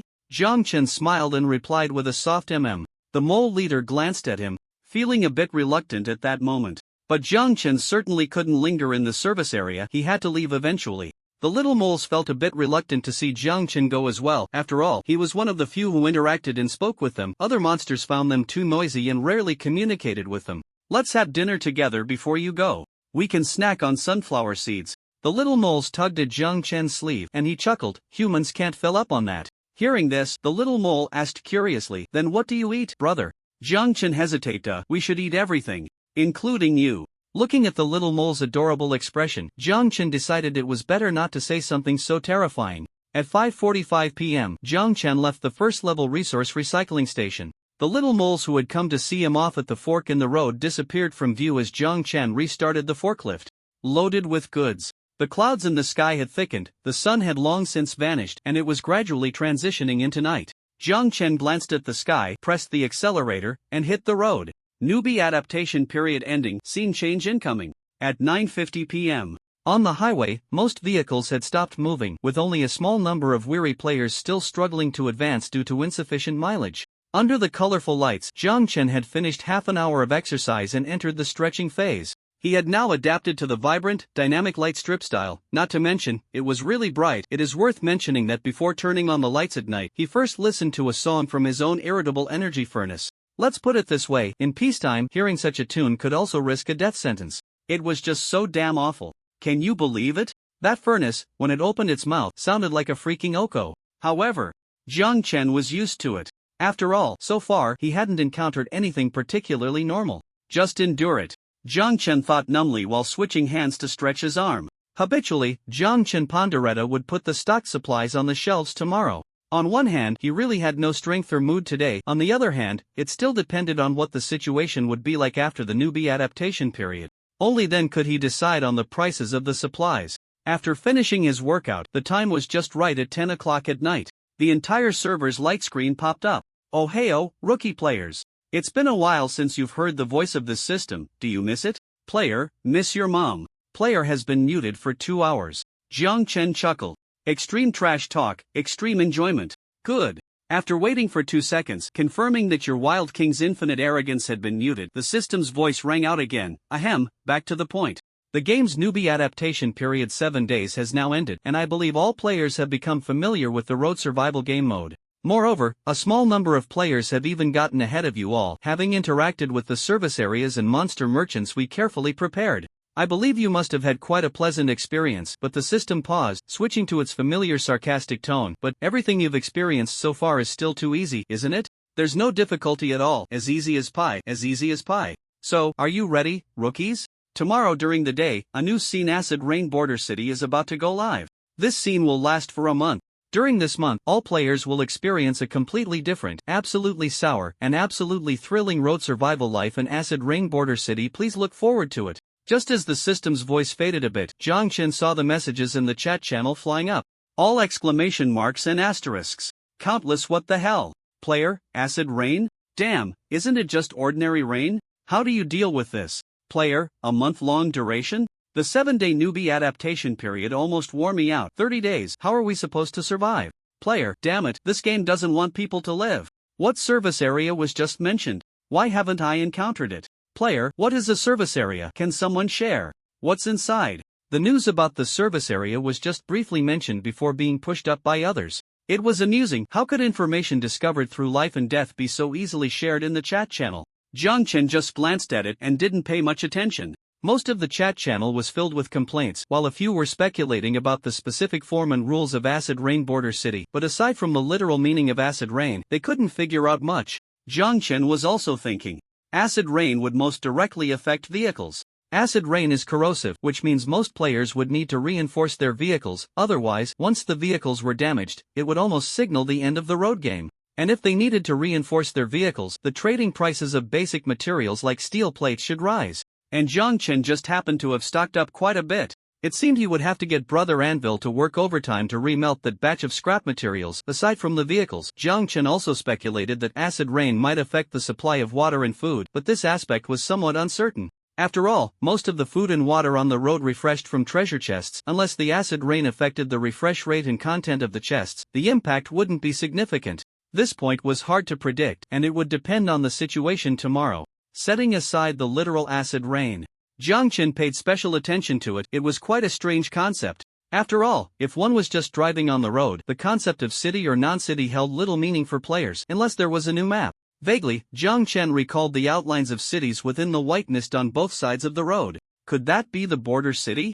Perhaps there were new maps hidden within the fog on both sides? While Jiang Chen was lost in thought staring at the chat box, messages from Orange and the window that wouldn't close came in, but Jiang Chen couldn't provide them with a definite answer, only saying to wait until tomorrow. As for the service area, Jiang Chen casually mentioned that entering and moving around in the service area required spending vehicle coins. These two had become Jiang Chen's long-term investment targets, so sharing some information was not unreasonable. The night was deep, and the chat box continued to refresh rapidly. Clearly, the arrival of the new scene had ignited everyone's tense emotions, leading to wild speculations. If it had been before, Jiang Chen would have secretly cursed the system along with everyone else, but now, perhaps it was because he had food and supplies, he wasn't as flustered. Let's put it this way, if he were to guard a house full of food and steel plates and still die in the so-called game, it would only prove that he had a cursed fate. Jiang Chen shook his head, casting aside his scattered thought sleep. After a good night's sleep, he would have the energy to face a new day. At 6 in the morning, Jiang Chen woke up. He was startled awake by the tick-tock sound above his head. It was raining. Jiang Chen sat up abruptly, still not wearing shoes, and was met directly by the light screen. Congratulations player for achieving an accomplishment and receiving the corresponding title. Jiang Chen was momentarily dazed and quickly looked at the explanation on the light screen. Achievement. Description: hockey person, can you really stick to exercising every day even during the newbie adaptation period? Damn. Note, to obtain this achievement, you must persist for 7 days within the newbie adaptation period, accumulating more than 1 hour of exercise each day without interruption. Title: wearing this title grants 3 to strength, 3 to stamina, and 3 to agility. Wearing this title in the gym service area increases the gym owner's favorability. A self-disciplined superhero? This is possible? Jiang Chen carefully compared it with the two titles. Both titles provided 3 to strength and 3 to stamina. The stubborn donkey's agility bonus was slightly less, but it had the effect of locking fatigue value, so overall, at this stage, the stubborn donkey's increase was a bit higher. Jiang Chen did not change his title. Jiang Chen put on his shoes and raincoat, directly holding a steel plate, and opened the car compartment. He cautiously extended the steel plate out a bit, and with a crackle, raindrops fell on the plate. The steel plate is being eroded by acid rain. Durability is decreasing. After about 3 minutes, Jiang Chen's palm felt a bit sore. He observed with the naked eye and couldn't see any damage on the part where the raindrops fell. The durability was still being assessed. It seemed that the corrosiveness of the acid rain wasn't as exaggerated and was still within a bearable range. Jiang Chen lowered the steel plate, feeling a bit more relaxed. He opened the chat channel, and messages in the chat channel were still refreshing rapidly. Some people hadn't slept from last night until today. The steel plates and other materials in the trading hall were sold out. There were even players who quarreled because one player was too quick with their hands, and the original seller wanted to cancel the transaction. Player: hey, brother, I was about to take the item down. Why did you buy it directly? I want to cancel the transaction. Player: huh? You listed it, I bought it. What's the problem? Player: huh, I'm the seller, I want to cancel the order. Is there a problem with that? Player: shrugs, I've already traded my stuff over. If you can cancel the transaction, go ahead and try. Player: you. Jiang Chen silently lurked, feeling indifferent about such matters. To be honest, the trading hall posted it themselves, a one-time deal, and now wanting to back out because of price increases or other reasons is not that simple. Moreover, this ID seems a bit familiar. Jiang Chen glanced at his marker. Player: moral kidnapper 10. Wow. That moral kidnapper. Jiang Chen's memory was awakened. Wasn't this one of the two people who wanted him to share information back then? One called himself Born to be King, and the other was called Boundless Love. Who would have thought it was him? Now he also wanted to back out of the trade for supplies, right? Jiang Chen clicked his tongue and ignored the guy. He continued to watch the light screen, waiting for today's system announcement. 5 minutes past 6. The messages in the chat channel were like they had been paused, directly stopping there, everyone holding their breath, waiting for today's rules. On the virtual light screen, fireworks burst forth, and the system's voice rang out. Good morning, players. Today marks the first day of the end of the newbie adaptation period. Are you excited, happy? Did everyone hear the sound of acid rain gently tapping at your soul? The morning's acid rain is just the first surprise. Once you hit the road, you will see more surprises. After this, the system's announcements will include a weather section, which will provide today's weather, temperature, and other information to further enrich your survival experience. A friendly reminder: most water and food resources have been corroded by acid rain. Consuming them will pose a risk to your health. Of course, if you are a foodie or have pica, then forget I said anything. Enjoy your unique dining experience. Today's fog corrosion speed, 20 km/h. This system can't wait to see your expressions once you hit the road. Prepare your rain gear and set off quickly. After the system announcement, the chat channel was first dead silent, then it exploded. Countless players were muted, and even more players fell into panic. Water and food resources have been corroded by acid rain. The fog's corrosion speed has doubled, now at 20 km/h. There's no way to survive. After announcing the rules, the system didn't give players a chance to catch their breath. More fireworks burst forth, but this time, it was completely different news. Hey, the new rules have been explained, but the previous game also needs a summary. This system has conducted a comprehensive assessment and determination of all players in the newbie adaptation period across the entire server and region. The following will announce the top 100 players in this area. Top 1, player. During the newbie adaptation period, traveled a distance of 1,825 kilometers, earning 930 vehicle coins, with a resource abundance rating of S level. Top 2, player, during the newbie adaptation period, traveled a distance of 3,500 kilometers, earning 20 vehicle coins, with a resource abundance rating of C level. Top 3, player, during the newbie adaptation period, traveled a distance of 3,300 kilometers, earning 25 vehicle coins, with a resource abundance rating of C level. Top 4. Top 12, player, during the newbie adaptation period, traveled a distance of 3,150 kilometers, earning 3 vehicle coins, with a resource abundance rating of D level. Top 32, player, during the newbie adaptation period, traveled a distance of 1,200 kilometers, earning 50 vehicle coins, with a resource abundance rating of C level. The IDs of the top 100 players were announced in order, but everyone could see that one person's rating was clearly disconnected. Player, damn, it's that little fry's big shot again. 930 vehicle coins, the resource abundance level is class. Boss, did you rob a monster? Player, I didn't even see a shadow of a car coin, and the boss already got over 900? The total car coins of the top 100 players probably aren't even as much as the boss? Player, damn, there's GUE. Player, what GUE? That's the boss strength, you understand? Player, do you dare say there's no cheating? Damn, this isn't closed, right? He didn't dare to little French fries boss, so he can only the window that won't close. Player, boss, don't mind him, take me along, in cheap and easy to raise, a 187 centimeters muscular guy, a great helper for home and travel. Player, licking dog intensely licking.jpg. Player, upstairs, is the boss a girl? What's wrong with your 187 centimeters muscular guy? I'm also a sexy, funny, smart, and charming girl in my first year. The window that won't close suddenly realized, can't reveal the boss identity or else my licking dog status is at risk. He immediately replied, player, I can do both front and back shy omega. Upon seeing this message, Jiang Chen let out a surprised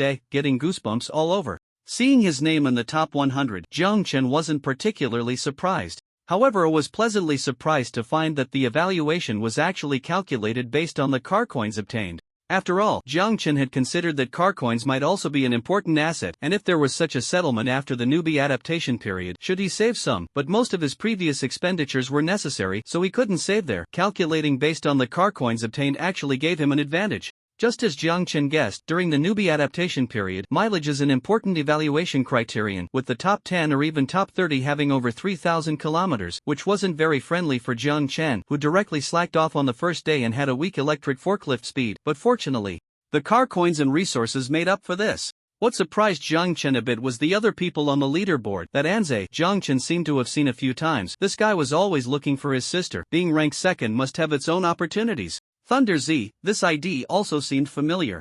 Then there was your Wild King unrestrained in the window that won't close. For the latter, Jiang Chen felt he might need to raise this guy's luck rating a bit more. This guy, driving such a fuel-consuming vehicle, using so many resources to exchange for gasoline, could still reach 12th place on the leaderboard, simply a lucky star. As for Wild King, Jiang Chen couldn't figure it out. Wild King's vehicle seemed to be a skateboard. How could a skateboard travel so far? And now the map had turned into acid rain. How would a skateboard work? Jiang Chen pondered for a few seconds, concluding that everyone has their own survival methods. Besides these people, that moral kidnapping maniac was actually ranked 42nd, which is quite a high ranking, and shouldn't be underestimated. Remembering the names on the leaderboard, Jiang Chen directly ignored those who subtly cued him or directly him in the chat channel. His private chat channel was also blowing up, with little red dots popping up continuously. The messages from strangers varied. Most were greetings and small talk, while a small portion were familiar ones directly begging. Probably saying something like, boss, you have so many resources, pity us, talking about how it's a unified human front, the most basic empathy, and so on. For such messages, Jiang Chen generally chose to block. When it came to life and death, you weren't there, so when it comes to sharing resources, you definitely won't be included. Helping Orange was already him acting out of compassion, and that was because Orange reminded him of some past events. As for others, Jiang Chen wasn't so kind-hearted. Clearing away the annoying messages, a new notification popped up. Congratulations! You have achieved the double top 1 across the entire server and region. Would you like to make an announcement to the whole server? After the announcement, you can receive rich rewards. Jiang Chun chose to make the announcement. Fireworks erupted, and the name once again flashed prominently. Congratulations to the player from Longwa Region 189, Zone 999 for achieving top 1 across the entire server. Below are the evaluation records. A series of records emerged from the left, right, above, and below. No matter what players were doing, eating, exercising, stepping on the gas, or even using the restroom, they could ensure a 360-degree view of the records at the first moment. Seeing the screen filled with names, Jiang Chun felt like covering his face. He wasn't a socially anxious person. In fact, many considered him a social terror. Otherwise he wouldn't have chosen to livestream and record videos. But this level of publicity was overwhelming. Jiang Chan's ears turned slightly red, but fortunately he was alone in the car, so he pretended not to see it. Wow, bro, awesome. Jiang Chan? Jiang Chan raised his eyebrows, speaking without thinking. Anvil. The anvil shook slightly. What? When did you learn to talk like that? Jiang Chen was annoyed, feeling as if his honest and simple big brother had been corrupted by the vulgar society. The anvil chuckled. I learned it from the chat channel. You're not allowed to learn that nonsense, especially when hosting trades. You can't use that language. Jiang Chen admonished. I know, I have my limits. The anvil assured. I'm very patient and friendly with everyone I trade with. Trust me, bro. Jiang Chen opened the trading hall with some skepticism and found that the purchase reviews under the Yongwang department store he had listed were all glowing praises, with comments about reasonable prices and friendliness, which eased his mind a bit. After announcing the records, the system once again spoke in its familiar sarcastic tone. Did the newbies see that?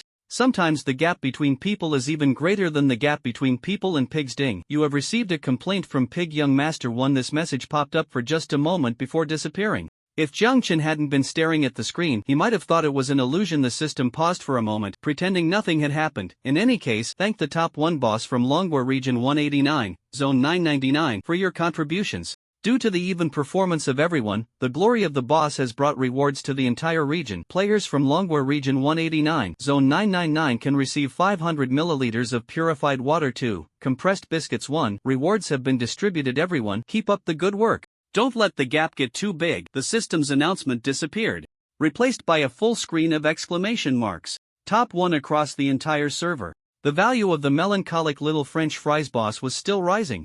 This was already the second server-wide announcement the boss had received. The chat in the regional and world channels was not open, and although the players in Zone 999 didn't know the reactions of players from other zones, they felt proud seeing the announcement on the screen. Moreover, they had also received tangible benefits. In fact, the world channel was indeed buzzing. Player, Longwa Region 189, Zone 999, 930 car coins? For convenience, no other languages will be used. Readers can translate as needed. Player, 930? Is that reasonable? How could it be so much? Player, report this. It's a scam. This is definitely a scam. Player, yes, a scam. How could Longwa get top 1? Player, a top 1 player from Longwa? Interesting. The chat channel in the 999 public area was quite unified, kneeling in thanks. Big boss bowing emoticon kneeling in thanks. Big boss bowing emoticon kneeling in thanks. Big boss bowing emoticon kneeling in thanks. Big boss bowing emoticon.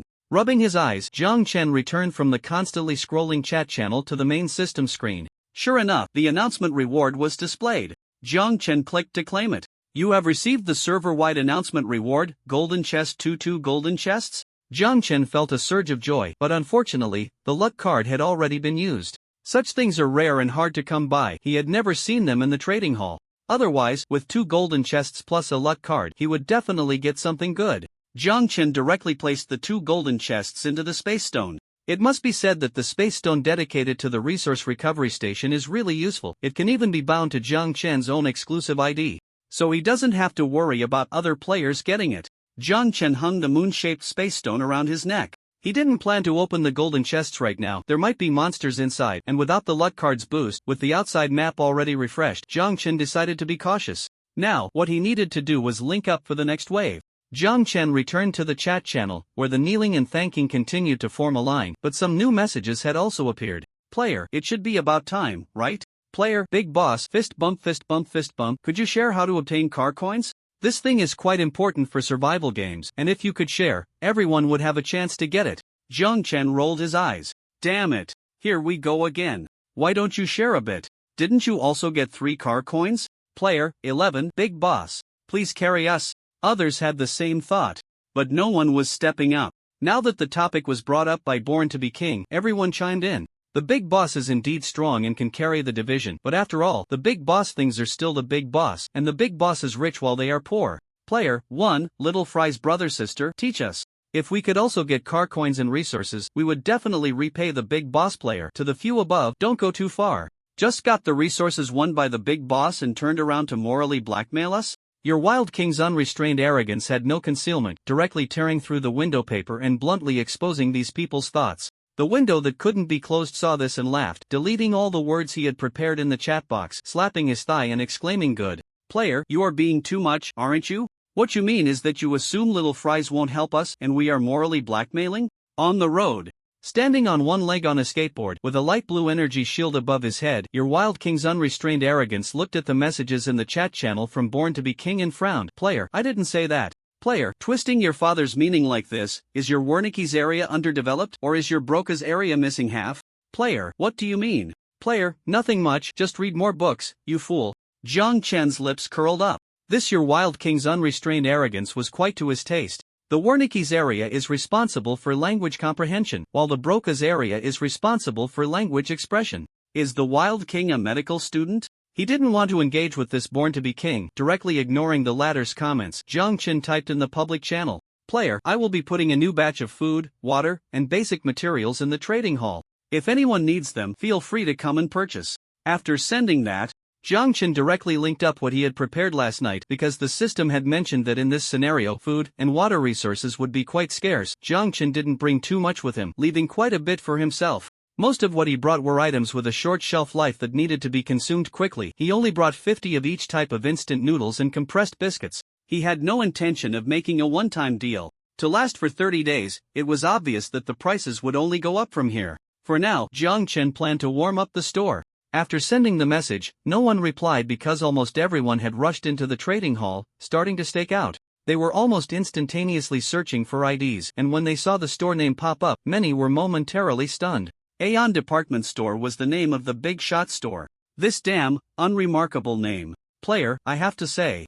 Whether it's the Big Shot's ID or the Big Shot store name, it's very unexpected. Player, agreed. 1. The window that couldn't be closed snorted softly, thinking to herself, what do these people know? How could you understand this kind of cold, cute human machine feeling? Tasteless things. While the window that couldn't be closed huffed, the cute emoji sent by the Big Shot floated in her mind, and she realized that at some point, the image of the Big Shot in her heart had increasingly resembled that of Rei Ayanami, Saber, and Yukino Shita Yukino. While the players were complaining, Jiang Chen's link had already opened. 3, 2, 1. Seconds gone. Player, damn, it's gone in seconds. Who was it who snatched the instant noodles? Who? The kid just looked away for a second.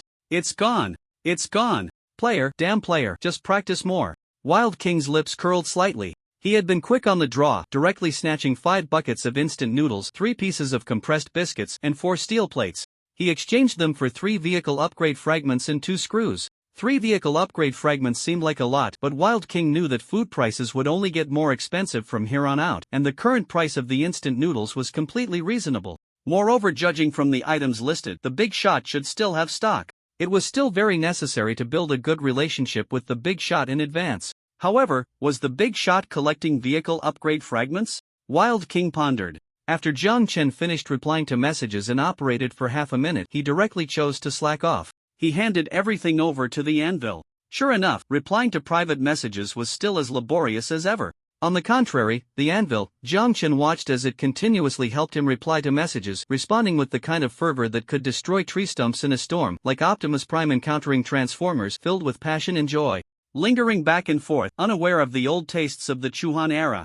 Getting sidetracked. Jiang Chen pulled his thoughts back. After becoming a hands-off manager, Jiang Chen looked back at the main screen where messages of successful trades kept coming in. Trade successful, you received vehicle upgrade fragment 3, screw 2 trade successful, you received vehicle upgrade fragment 1, glass 2 trade successful, you received vehicle upgrade fragment 1 trade successful, you received vehicle currency 1. Jiang Chen basically only accepted vehicle upgrade fragments, vehicle currency, and a small amount of upgrade materials he needed. Aside from these trades, there were also a few private messages that the anvil had brought up. Bro, there's a guy named Wild King, he's offering some good stuff, take a look? The anvil called out in his consciousness. Wild King? Jiang Chen became interested. He opened the private chat channel, directly ignoring those who immediately wanted to cling to him, and found Wild King's private message and friend request. Player, big shot, can I get a friend slot? Player, if you have food, water, or something, can you prioritize me? I can trade you vehicle upgrade fragments. Player, I have plenty of vehicle upgrade fragments. Player, big shot, look at me, whether it's fencing or steel wool. I'm fine with either. Ignoring the last sentence from the Wild King, Jiang Chen's mind was filled with just a few words. Vehicle upgrade fragments are plentiful. The player has accepted your friend request. You can chat now. Seeing the message pop up on the main screen, King jolted and stopped his skateboard. Damn, the big shot agreed. The Wild King quickly opened the private chat channel, and Little French Fries had already sent a message. 10 buckets of instant noodles, 5 compressed biscuits, 5 cups of 250 milliliters orange juice, cola, or Sprite, or soda water. What will you trade for them? Jiang Chen's chatting style was always very concise. But upon seeing the content, the Wild King completely lost it. 10 buckets of instant noodles, orange juice, cola, Sprite, or soda water. How much stock does he have? Is the shrank supply abundance this terrifying? I have to say the Wild King was still inexperienced. The system's shrank rating wasn't just because of the stockpile, although that was indeed impressive, but the shrank was mainly due to other supplies. For instance, Jiang Chen should be the first player in the entire server to have used a high-level crafting table and a high-level energy refining furnace. 10 vehicle upgrade fragments, is that okay? Jiang Chen was succinct, deal. Soon, 10 item fragments were sent over directly. What a straightforward person, or rather, someone very confident in his abilities. Jiang Chen nodded to himself, sent over the supplies, and even included 2 oranges that were perfectly ripe and about to rot. What are these 2 oranges? They're a gift for you. After all, if he didn't eat them, they would just rot. He didn't have that many item slots. After thinking for a moment, Jiang Chen coldly added another line. If you have vehicle upgrade fragments or item cards in the future, you can find me. Supplies are also plentiful. Rigorously typing the final period, Jiang Chen originally intended to end the chat, however, with another slip of his hand, a sticker of Hello Kitty with a pink bow and a pink dress, raising its 2 chubby little hands, with a comic dialogue box above saying keep it up, was sent over. Jiang Chen's expression went blank for a second. The chat box fell into an eerie silence. The other side was still showing typing. Bang! A huge sound. What the hell, bro, what's wrong? The anvil was startled and quickly shouted, did the golden treasure chest open, and monsters popped out? Jiang Chen didn't answer, just wore a thoughtful expression. Damn it, who invented this sticker association input method? It's simply harmful. Jiang Chen didn't have the courage to open the chat box again. Forget it, the trade was about done, time to hit the road. Jiang Chen shook his head, trying to make himself forget. Acting as if nothing had happened, he returned to the side of the quality inspection vehicle's door. Jiang Chen squatted down and retrieved the steel plate used for testing. The surface of the steel plate hadn't changed much, the light screen showed. The current durability of the steel plate is continuously decreasing. Remaining usable time is being assessed. Assessment complete. Current usable time is 23 hours and 12 minutes. 23 hours and 12 minutes? That means an average of 1 steel plate per day? Jiang Chen then looked at the wooden board and iron block beside him. Perhaps due to the different properties of the materials, the sustainable time for the wooden board turned out to be 12 hours, while the iron block had even more usable time left. Still at 18 hours. After calculating the durability of various materials under acid rain, Jiang Chen cautiously extended his hand, starting to grimace as he watched the slightly yellow raindrops fall onto the back of his hand. Plop. You are suffering from acid rain erosion. Health is decreasing. The acid rain erosion reaction on the human body actually decreased health. Jiang Chen quickly withdrew his hand. The area on the back of his hand where the raindrops fell felt slightly itchy, but overall, it was still within a bearable range. Jiang Chen shook his hand and let out a hiss. Compared to the newbie adaptation period, the difficulty of the scene had increased exponentially. No wonder, in the last few days of the newbie adaptation period, there had been a frenzy of treasure chests. It was like fattening a pig only to slaughter it. The chat channel was filled with requests to trade materials for vehicle modifications. Many people had exchanged their materials for power during the treasure chest frenzy, and now they were all in a tight spot. There were also those in the trading hall who hadn't managed to grab any materials, choosing to Jiang Chen, hoping he would release another wave of materials. Player, big boss, please save the kids. Is there any material left to sell? The kids' reaction speed is too slow. Woo woo woo. Player, 1, big boss, please post another link. Player, I wholeheartedly agree. Player, yes, little French fry, big boss, fist bump, fist bump, fist bump. Your material abundance rating is level. You're on a different level from everyone else. You can't possibly use that much material by yourself. You could easily trade with everyone in the trading hall. And even if the prices go up, we can understand. Fist bump salute. The most important thing now is for everyone to help each other and get through this tough time, right? Player, yes, even if the prices go up, we can accept it. With 4 consecutive S, Jiang Chen didn't even lift his eyelids. A bunch of clowns. What do they mean by we can accept it? It was purely a seller's market, and these clowns were still trying to negotiate. Just as Jiang Chen was about to close the chat channel, suddenly, your Wild King Unrestrained sent a message. Big boss, wait a moment, they'll help you scold these people. Don't let them dirty your chat box. Jiang Chen saw this and was about to say no. After all, engaging with such people would only make them feel good, thinking they were being noticed. But the next second, on the public screen, player? Who was just speaking? Player, who's cursing at me? Ha? Jiang Chen was taken aback. After another 10 seconds, players were jumping up and down in a frenzy. It's you, isn't it?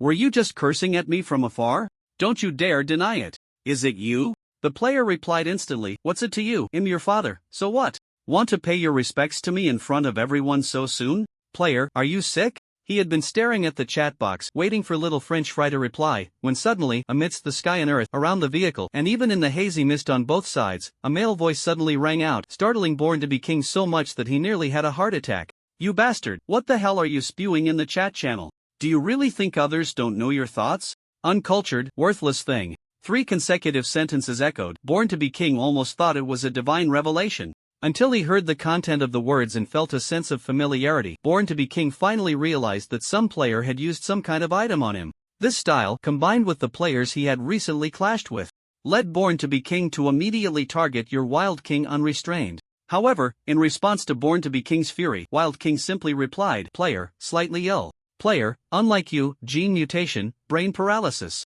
Even through the public screen, Jiang Chen could feel the old blood stuck in Born to be King's throat. He didn't know what Wild King had done to make Born to be King so vulnerable, but Jiang Chen was quite pleased with it, feeling a bit better, and he closed the chat box. Last night and during the waiting time just now, he had reinforced the vehicle. Now, 3 layers of thick steel plates were laid on top of the cabin, and the sides of the cabin also had the same 3 layers of thick steel plates. In the lower 2 layers, Jiang Chen had even stuffed cotton and insulating materials to prevent rainwater from leaking. The driver's seat was the same. As for his protective gear, Jiang Chen took out a set of industrial waterproof clothing from his backpack, put on the dry-cleaned boots he had salvaged from the recycling station, and topped it off with a strange steel plate protector with a support frame. He carefully stepped out of the cabin. Although this outfit was ugly, it was durable. Once outside, Jiang Chen first glanced at the surrounding environment. The road was still the familiar road, but the scenery on both sides seemed slightly different. Jiang Chen felt that the fog had become a bit thinner. The outline of the city was clearer now, and he could even see some old industrial pipes exposed to the elements, with red rust marks on them.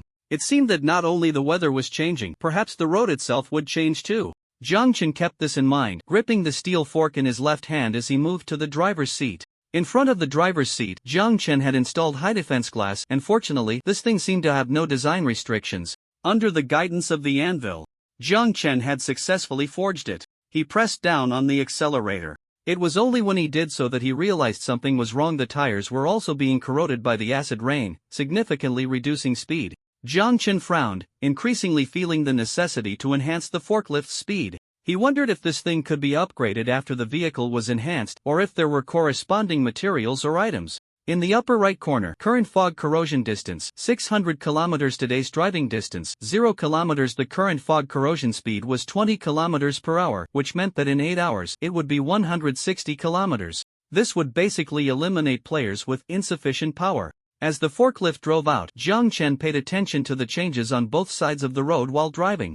Indeed, it was completely different from the last few days of the novice adaptation period. After half an hour of driving, he hadn't seen a single treasure chest. Instead, the fog on both sides became increasingly sparse and fluid after the vehicle passed, and at certain moments, Jiang Chen could even see the full view of the cities on both sides. This was a city with an overall brownish-yellow industrial style, where most buildings were either factory-like structures or large commercial buildings resembling warehouses. Occasionally, he saw residential areas that also had high gates and walls, with buildings towering 4 to 5 meters high. Was this the so-called border city?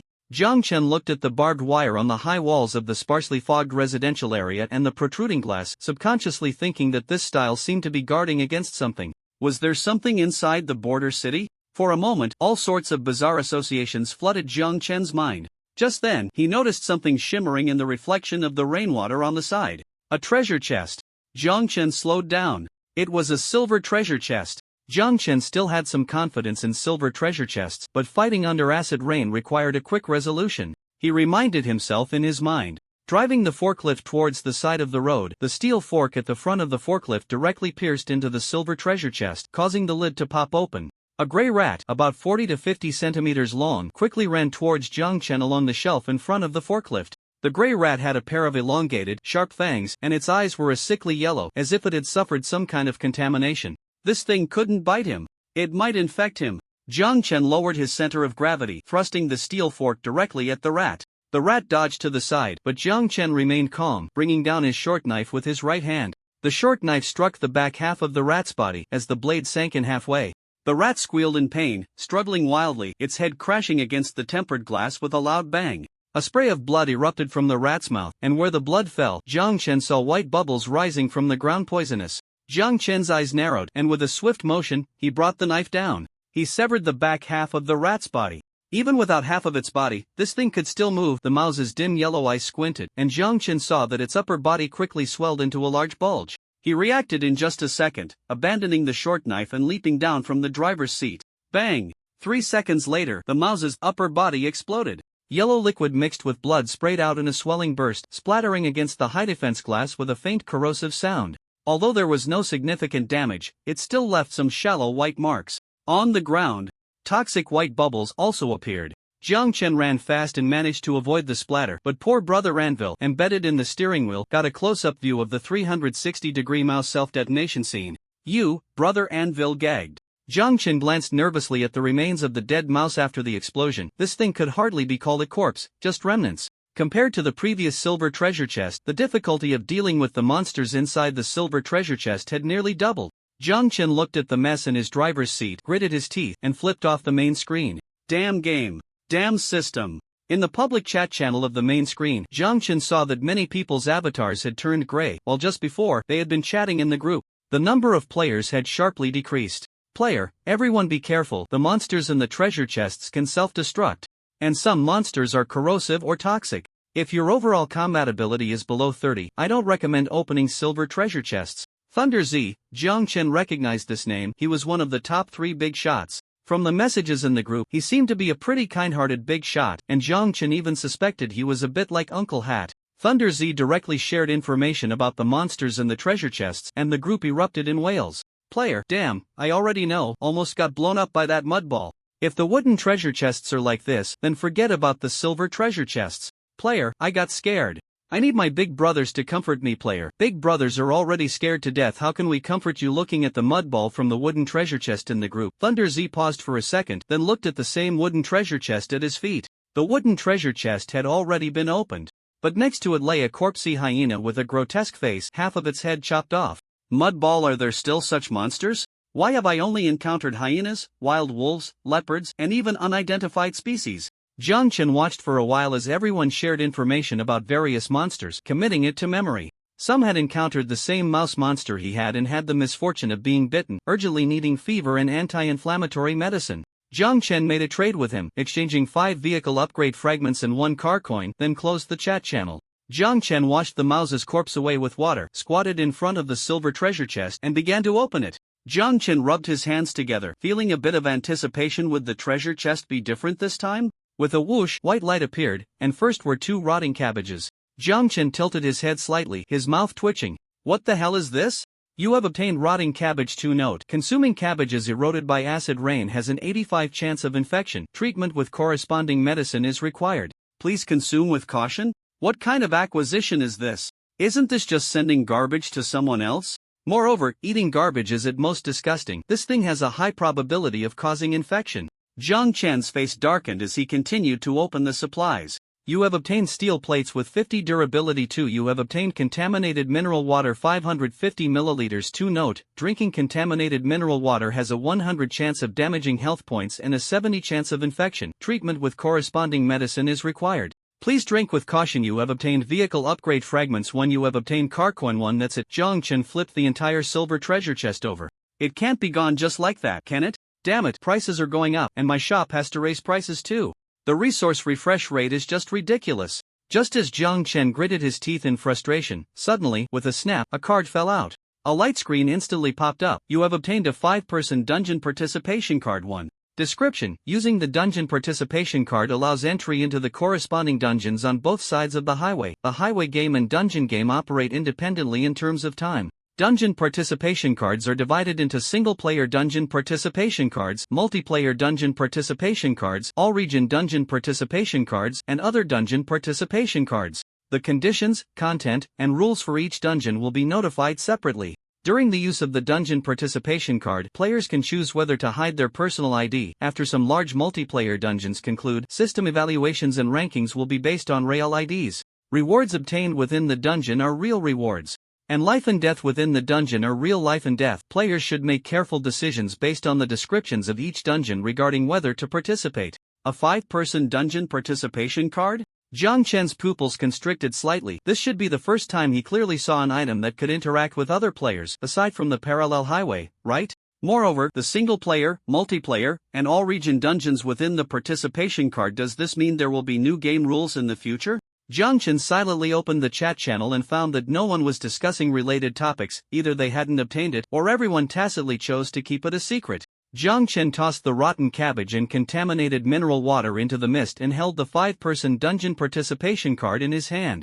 Focusing his consciousness on the dungeon participation card, Zhang Chen saw the mist in front of him ripple like water, first shaking, then boiling. Then, he saw the mist part as if something had split it in two, opening up a passage. At the same time, new information appeared on the light screen. 5-person D-class dungeon corrupted tunnel description. This dungeon does not require a vehicle. The time flow rate of this dungeon compared to the main game, Highway Survival, is 24:1. Successfully completing the main quest of the dungeon will reward players with basic rewards: 20 car coins, 15 vehicle upgrade fragments. Successfully completing the main quest and other tasks will unlock additional rewards on top of the basic rewards. MVP players can unlock hidden rewards. The game time for this dungeon is 3 days. If players cannot complete the tasks within the specified time, they will be forcibly teleported out of the game, and a certain percentage of resources will be deducted based on in-game performance. Would you like to enter the dungeon?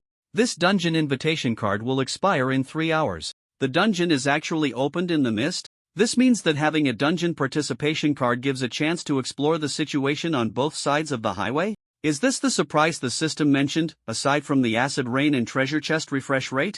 Zhang Chen understood somewhat. The acid rain continued to pour down, and after standing still for a moment to think, he chose. You have chosen to enter the 5-person D-class dungeon corrupted tunnel. Selection complete. Zhang Chen saw a phantom door appear in the mist, and inside, new passages extended out. Zhang Chen did not hesitate too much about entering the dungeon. The 7-day beginner adaptation period had taught him one thing: one step ahead, every step ahead. Since the dungeon was opened, hesitating might cause him to miss crucial resources for survival. Moreover, IDs could be hidden within the dungeon. And the time flow rate was only 3 hours compared to Highway Survival, so the opportunity cost was within a controllable range. Determined, Zhang Chen first returned to the forklift. After adjusting the steel plate above the forklift and the high defense glass in front of the driver's cabin, Zhang Chen patted the anvil on the steering wheel. Brother, keep an eye on the vehicle, multitask a bit, okay? Me? The anvil replied in surprise. Ah, Zhang Chen exclaimed. Brother Anvil wanted to scratch his head, but unfortunately, he had no hands. He merely reminded, the vehicle should be able to stop at the entrance of the instance, right? It says something up there. Zhang Chen turned his head to take a look, and the large 3 characters were plastered on one side of the passage. Damn, too nervous to notice. Although he had made up his mind, it was still true from the heart. The two fell silent for a moment, and Zhang Chen acted as if nothing had happened. Getting back into the driver's seat and driving the vehicle to the temporary storage area. A white light appeared, and the forklift vanished from sight. After 3 days in the instance, which was equivalent to 3 hours in reality, the vehicle would reappear. Zhang Chen spent a few more seconds gathering his thoughts, then strode boldly into the instance. 5-person D-class instance corrupted tunnel. Walking through the passage filled with swirling white mist on both sides, Zhang Chen's path gradually opened up ahead. He even heard voices from others. The sounds of male and female voices became clearer in his ears, and Zhang Chen found it quite wonderful. After all, the last time he heard a living person's voice in this game was that warm-hearted brother. From another perspective, if it weren't for Brother Anvil and the existence of regional chat and private messages, most people on this road, which usually only had themselves, would ultimately go mad. After all, humans are social animals. Even those who pride themselves on returning to nature and enjoying an independent spiritual life unknowingly partake in the fruits of socialization. While lost in thought, the owners of those voices appeared in Zhang Chen's line of sight. The white light condensed, revealing a factory interior dominated by brown, black, and yellow tones. After entering the instance, they directly appeared inside a building. Under the incandescent lights, Jiang Chen also saw a few other people. 2 men and 2 women, 1 middle-aged man, 1 young man, and the women were a mature woman and a girl who looked like she might still be in school, perhaps a high school student? The latter judgment was made because the girl was still wearing a tattered school uniform. It had Xinjiang No. 1 High School written on it. The middle-aged man had a cigarette in his mouth but had not lit it. This thing, 1 less means 1 less. So he could only keep it in his mouth for flavor. It seemed that these 4 were the other players in this matched 5-person instance. Jiang Chen saw these 4 people, and naturally, they noticed him as well. However, upon seeing Jiang Chen's appearance, the female high school student was the first to laugh out loud. Ha ha ha, what kind of outfit is that? Jiang Chen, with a steel plate on his head, wearing a protective suit made from waterproof fabric and heavy boots, looked quite bizarre. Jiang Chen smiled sheepishly, putting the steel plate into his backpack. He hadn't expected it to not rain inside. The last person appeared. The middle-aged man put away his cigarette, looked around, and said, 5 people now, so that means everyone is here? Yeah, replied the young man next to him. The young man looked about the same age as Jiang Chen, but he seemed much more lively. Since coming here, he had been chatting with these people, looking like he was about to go crazy from the silence on the road. The young man wore a pair of black glasses and naturally smiled at Jiang Chen, saying, "Why did you come in so late?" Jiang Chen casually replied, "My vehicle had some issues, which delayed me." True, the young man nodded, complaining, "I don't know which idiot designed this game. At first, I thought I was hallucinating from playing too much. Sigh, now there's acid rain in instances. Damn, it's really unbearable. By the way, my name is Yu Feishing." The young man took the initiative to introduce himself. Over the next 3 days. They would be doing tasks together, so basic familiarity was necessary. "This is Uncle Han." He pointed to the middle-aged man, who nodded at Jiang Chen.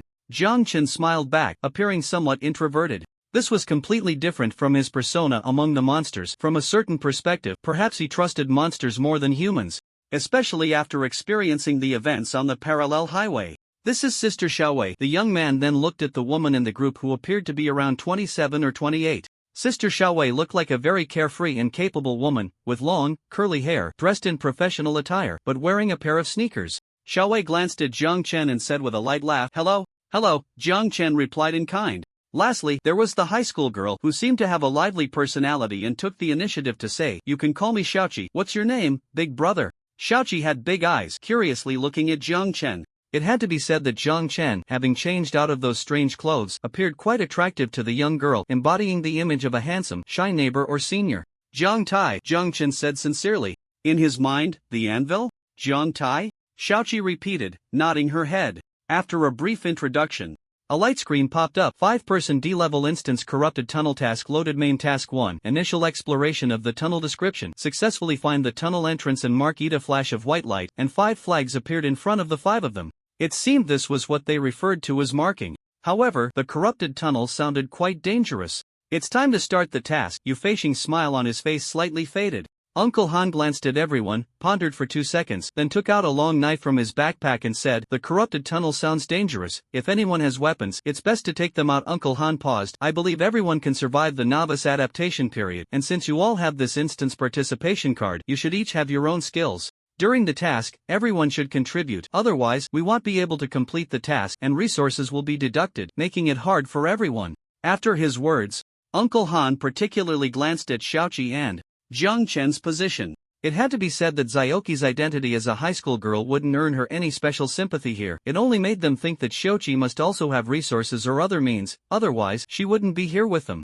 As for Jiang Chen, Uncle Han instinctively took note of him. Although Jiang Chen didn't seem particularly special aside from his face, Uncle Han had seen all kinds of people during his border trade business. He always felt that Jiang Chen was a bit different. Those dark eyes seemed shy and introverted, but in reality, they were calm.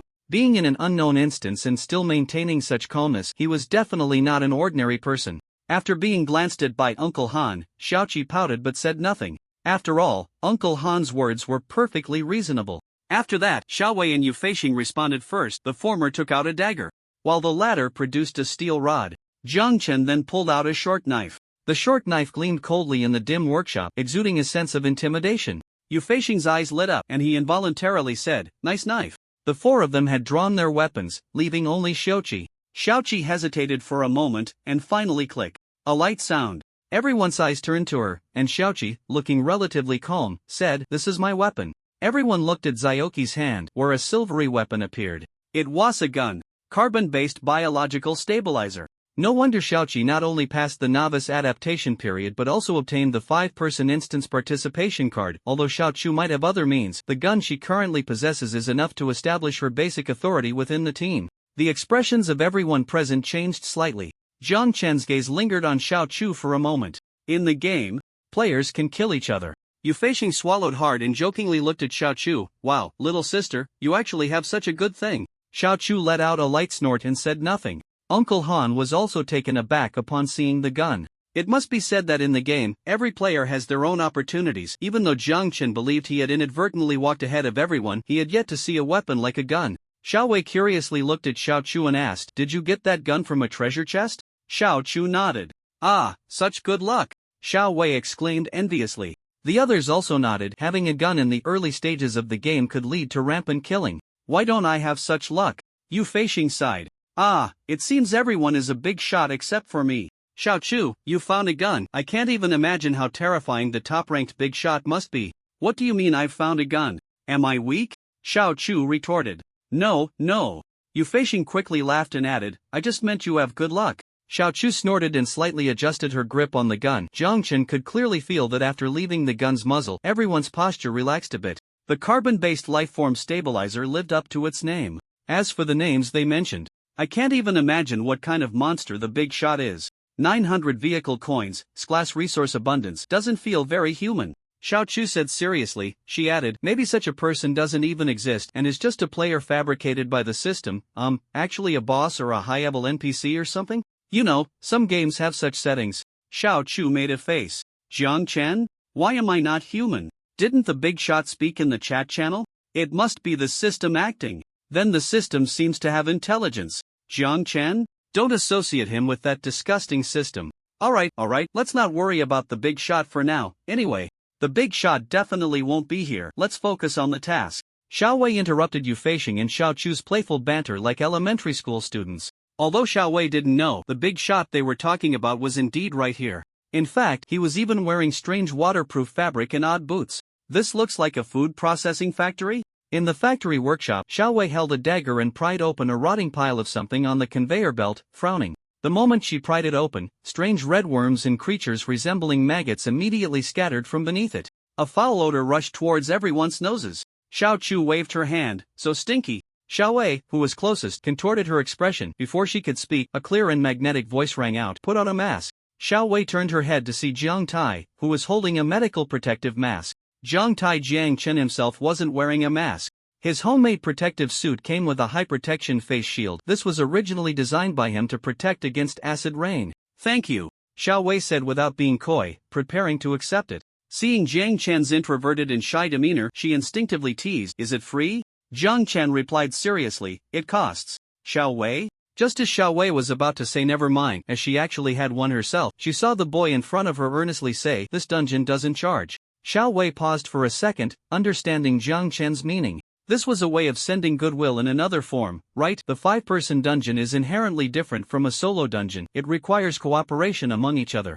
Although Jiang Tai is introverted, he is quietly forming the most basic rapport. After handing a medical protective mask to Xiao Wei, Jiang Chen also distributed masks to Uncle Han, Yu Feixing, and Xiaoqi. These items were originally sent by the moles at the resource recycling station, and they had received 2 large boxes. Aside from hospitals, the resource recycling station is the place that has the most of these things. With no cost involved, Jiang Chen was more than happy to use them to exchange for some basic trust and goodwill. Before his strength had grown, being a lone wolf in a 5-person dungeon would be tantamount to seeking death.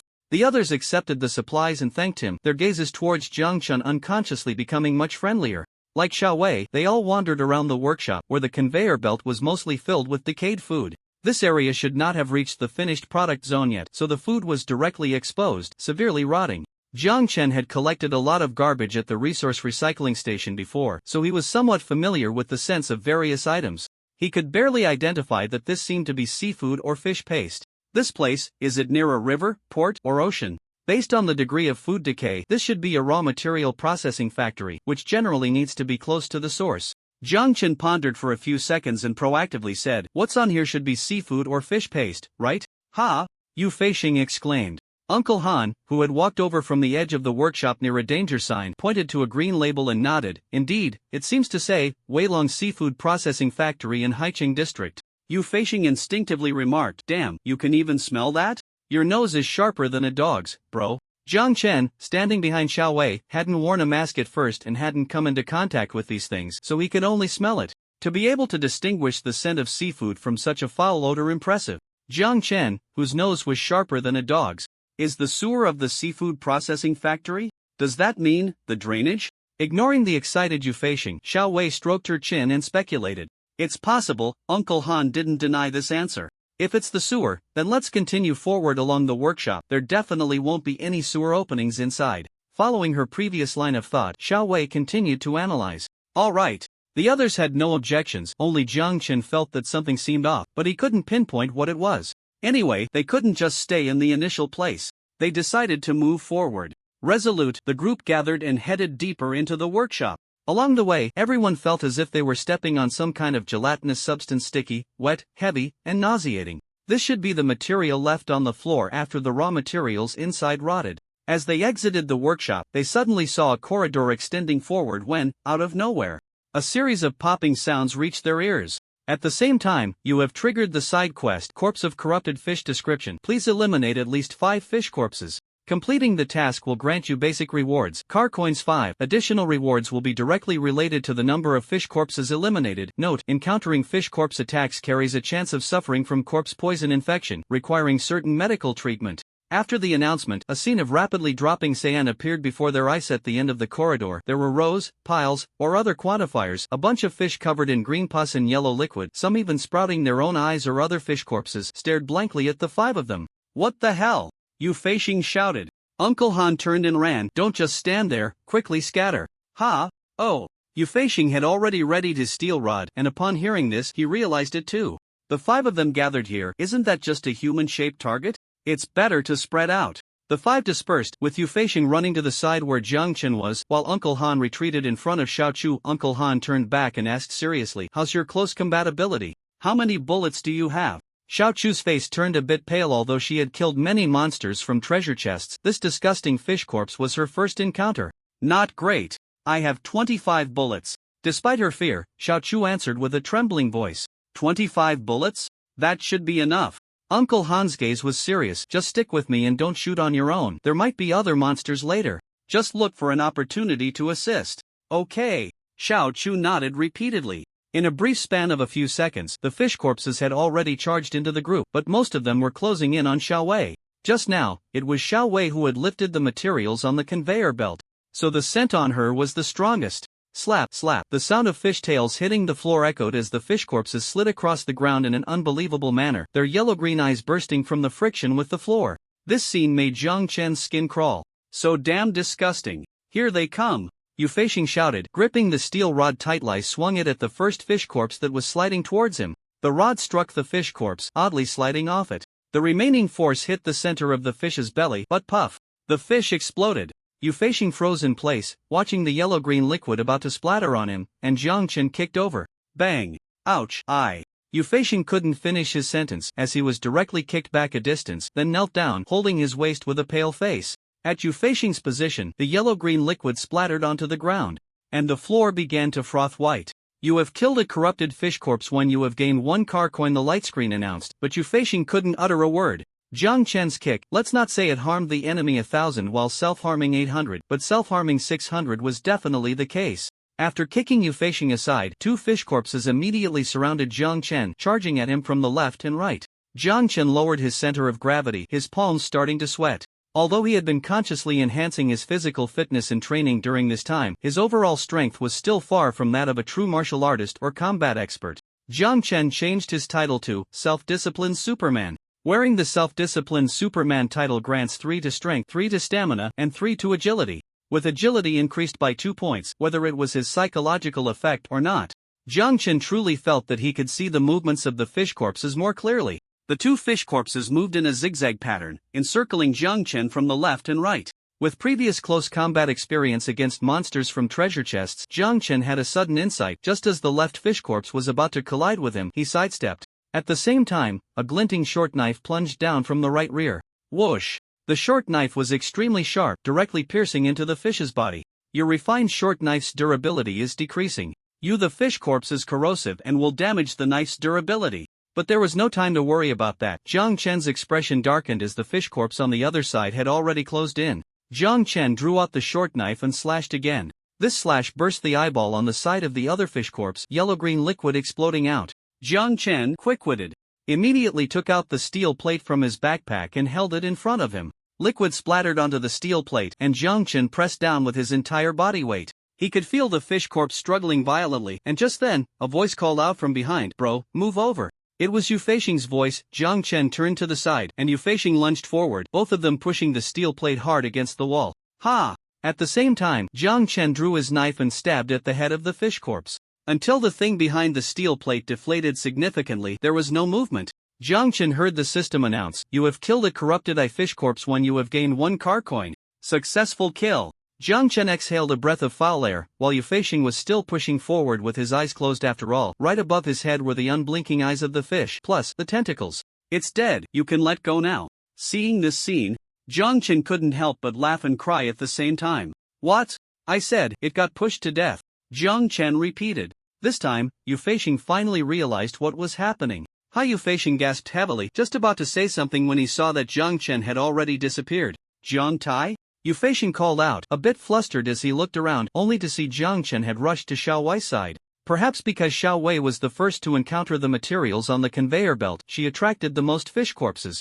There were a total of 4 fish corpses circling around Xiao Wei. Seeing the grotesque appearance of the fish corpses, Yu Feishing couldn't help but grimace. After Jiang Chen rushed over, he directly slashed the nearest fish corpse away. When Jiang Chen focused again, he saw Xiao Wei performing a 180-degree twist in midair, and then, an astonishing strength erupted from her seemingly slender arms.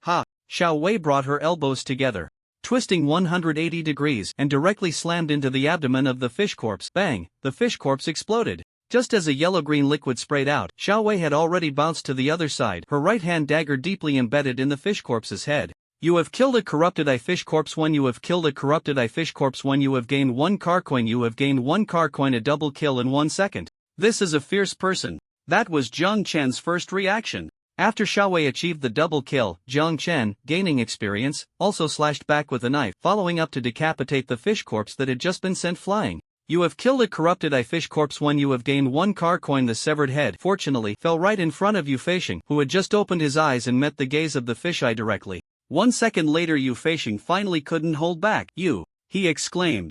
Xiao Wei casually gathered her slightly disheveled hair into a bun on top of her head, revealing her fair neck like jade. A thin layer of sweat appeared on her porcelain-like face, creating an indescribably heroic and captivating scene. "Thanks." Xiao Wei smiled at Jiang Chen.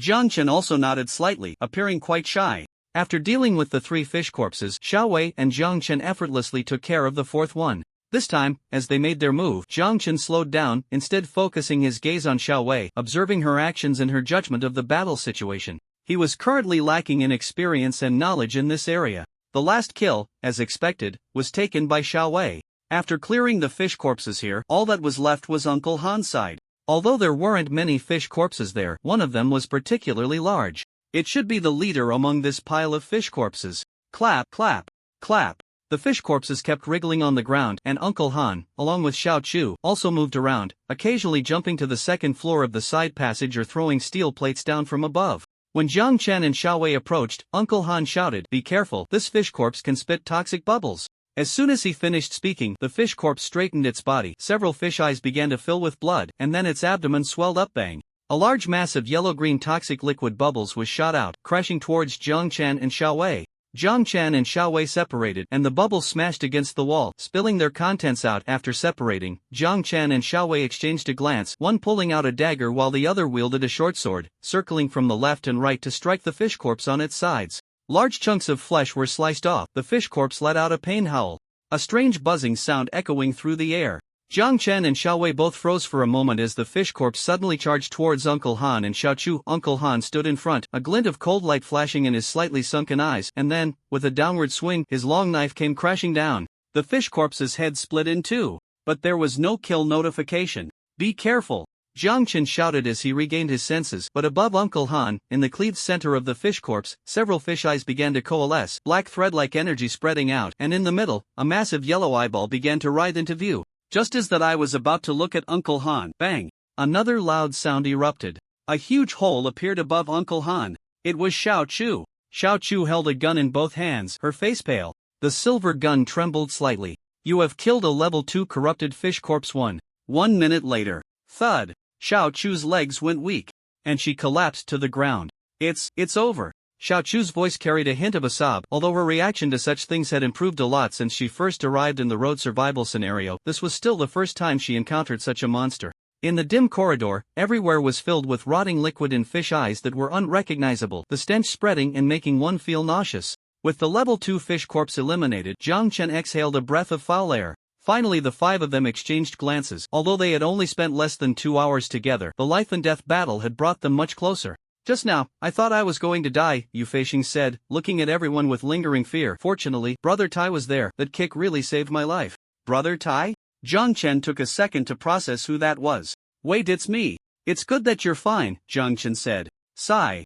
I knew this mission wouldn't be that simple. Xiao Wei took a towel from her backpack, wiped her sweat, and sighed. The side quest requires each person to eliminate at least 5 corrupted fish corpses, and we've only taken down 6 in total. We still have a long way to go. Upon hearing this, Xiao Chu's face scrunched up. There are still so many.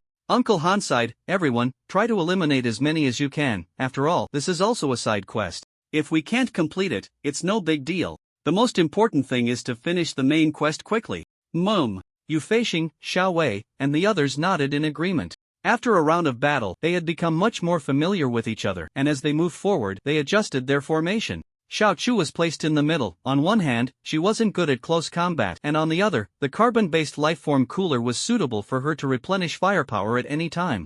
Meanwhile, Xiao Wei and Jiang Chen took positions on either side, both being relatively agile and strong in combat. Uncle Han moved to the front of the team to scout ahead and attract fire, taking the brunt of the hits, while Yu Feixing took the rear to cover the group. After changing their formation, the 5 continued to explore forward. Sister Xiao Wei, you're so amazing. In the silent corridor, it was easy to feel uneasy, so Xiao Chu thought for a moment and began to actively lighten the mood. Hearing this, Xiao Wei smiled and didn't hide anything. Well, I've learned Muay Thai. Although Xiao Wei said she had learned, Jiang Chen knew it was definitely not just a simple learned. Judging by her combat reactions, Xiao Wei was undoubtedly a master in this area. No wonder she had taken the initiative to check the items on the transmission belt at the beginning. It turned out she had a certain confidence in her own skills. Wow, Muay Thai? Then Sister Xiao Wei, your overall combat strength must be at least 30, right? Overall combat strength? I see it says 55 up there. Xiao Wei replied casually. Jiang Chen and Yu Feixing both cursed inwardly at the same time. Jiang Chen glanced at his overall combat ability, 35. Xiao Wei's overall combat ability was a full 20 points higher than his. While Jiang Chen was in shock, Yu Feixing had already knelt down. He only had 28 points. A flattering smile appeared on Yu Feixing's face. Sister, do you need a strong leg pendant? I can do it. No, I can't. Xiao Wei smiled and refused. Oh, why are you like this, sister? Xiao Wei shot Yu Feixing a half-smiling glance, then said seriously, it would be better to switch to Jiang Tai. Jiang Chen, who was called out, chuckled awkwardly. Well, a smile would do. Sister, we can't just look at faces. Yu Feixing protested. Who told you I only look at faces? Ahem, everyone take a look at this. Uncle Han, who had been at the front of the group, cleared his throat to remind the young people in the team. Here it comes. The few of them stopped talking and gathered around. It was a map of a factory. A map. Yu Feixing exclaimed excitedly. Everyone quickly looked over, and Uncle Han pointed to the yellow dot in the middle. This should be our location, situated in the corridor between the raw material workshop and the workshop director's office. The corridor on the other end of the office leads to the filtering and processing workshop, and outside of that are the secondary processing workshop, packaging workshop, and transportation workshop. Uncle Han's finger moved along the yellow and blue lines on the map. Outside the workshop, there are also employee dormitories, which occupy a large area. If we're looking for the sewer, I prefer the ground behind the transportation workshop, as well as the area with the employee dormitories. Uncle Han offered his guess. That makes sense, Xiao Wei nodded. Logically, there shouldn't be sewers in the production and packaging workshops, so other places were indeed more likely. Should we split up to search? Yu Feixing scratched his head beside them. No. This time, Jiang Chen and Uncle Han spoke simultaneously. The two exchanged glances. Why? Xiao Jiang, you explain, Uncle Han said. Jiang Chen nodded and looked at everyone. Although these two areas are quite large, I don't recommend splitting up to check. First, there might still be fish corpses scattered in other places. Second, Jiang Chen paused, looking worriedly at the location of the employee dormitories marked with a blue star on the map. If there are decaying fish corpses in the raw material workshop and corridor, then the employee dormitories could also have corresponding dangers? Could there be decaying humans? Yu Feixing's voice trembled slightly. Uncle Han maintained a serious expression and shook his head. It's hard to say. Then let's not split up. Well, take it one step at a time.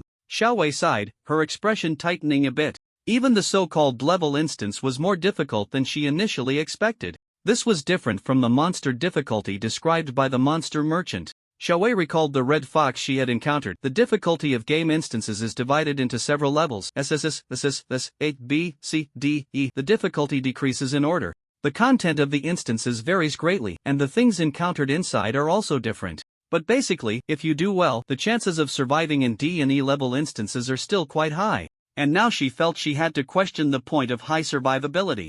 Damn it, how dare they trick me? Just those 2 sentences cost me 3 car coins. Xiaowei's expression darkened, and Xiao Chu asked with concern, but Xiaowei shook her head, saying she was just a bit tired. The group continued to walk along the corridor, not planning to split up to scout ahead.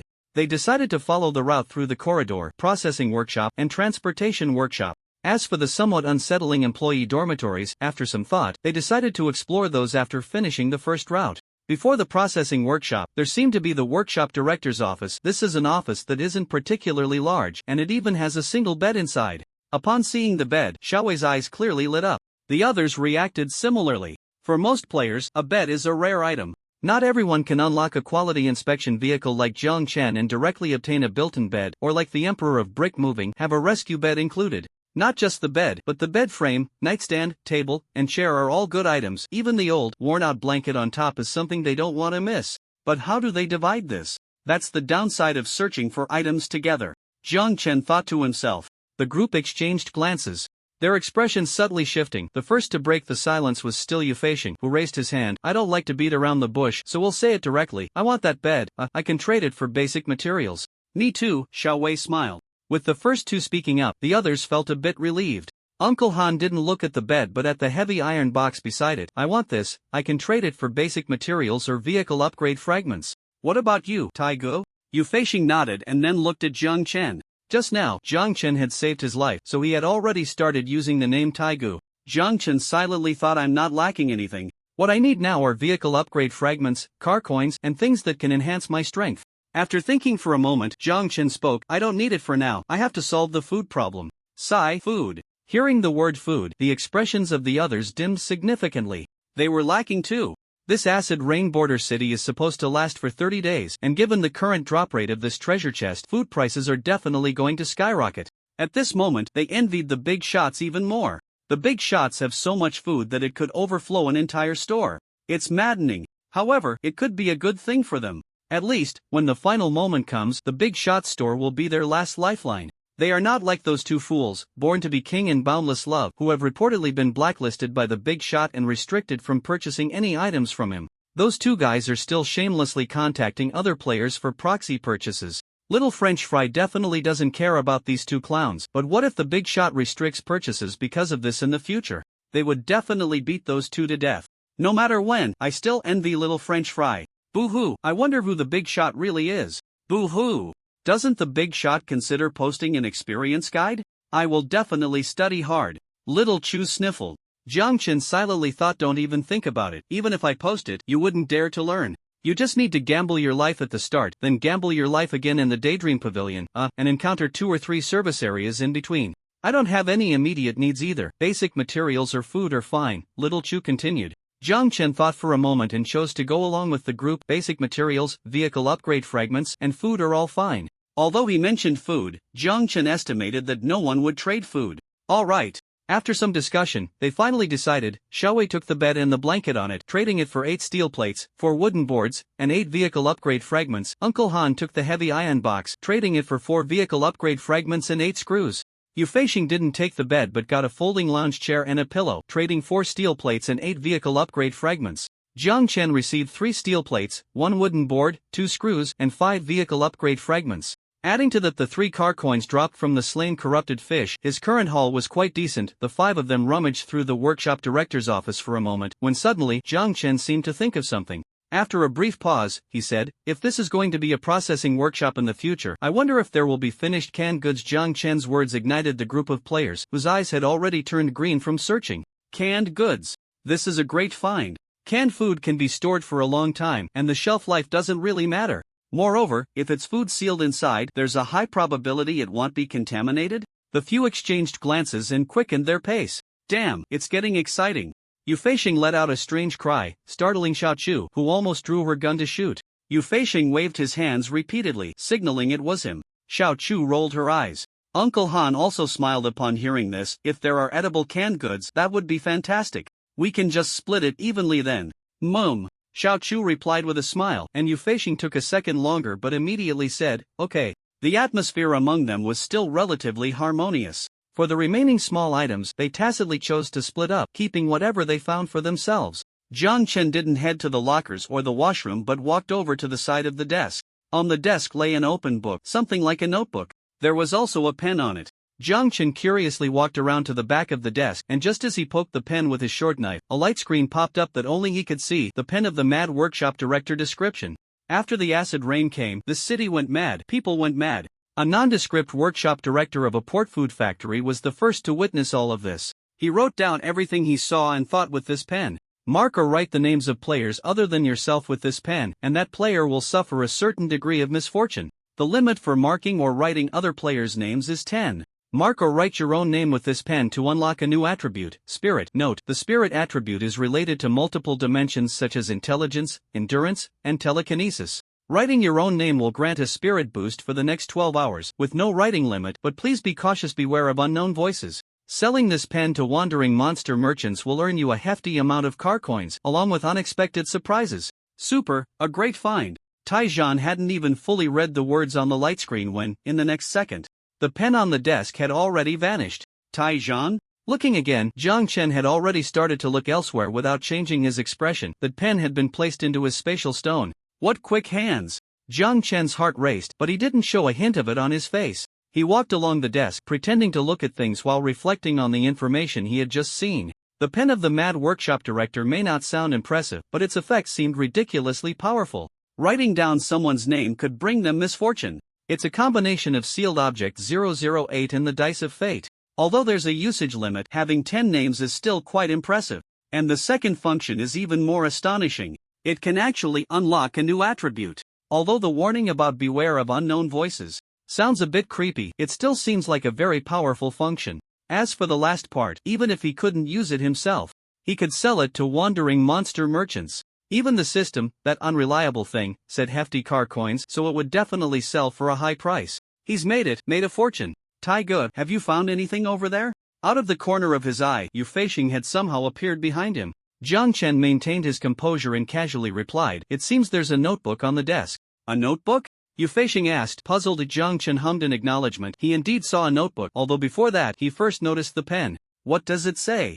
Jiang Chen pointed at the notebook, gesturing for Yu Feishing to take a look. The others, seeing this, also gathered around. On the table lay a notebook that looked like it had been there for a long time, the pages beginning to yellow and the texture becoming quite brittle. Xiao Wei poked it with the end of her dagger, but there was no sign of mutation. Immediately, the group exchanged glances, and in the end, it was Uncle Han who cautiously opened the notebook. March 21st, weather, clear. Everything is normal in the factory. That old he, the deadbeat, actually hid the merchant's liquor. I said, what does he do hiding in the employee dormitory every day? Damn it, if he weren't the factory director's brother-in-law, I would have kicked him out long ago. March 22nd, weather, cloudy. Everything is normal in the factory. Old he, old Su, and Xiao Wang are playing cards. March 23rd, weather, clear. No new orders received. Let's first ship the goods to Tsiucheng. Let old Su handle the orders. The dead old he is nowhere to be found. The content of the notebook is quite scattered, mostly reporting on production and the workers' situations. Uncle Han kept flipping through the pages until April 14th. Weather, clear.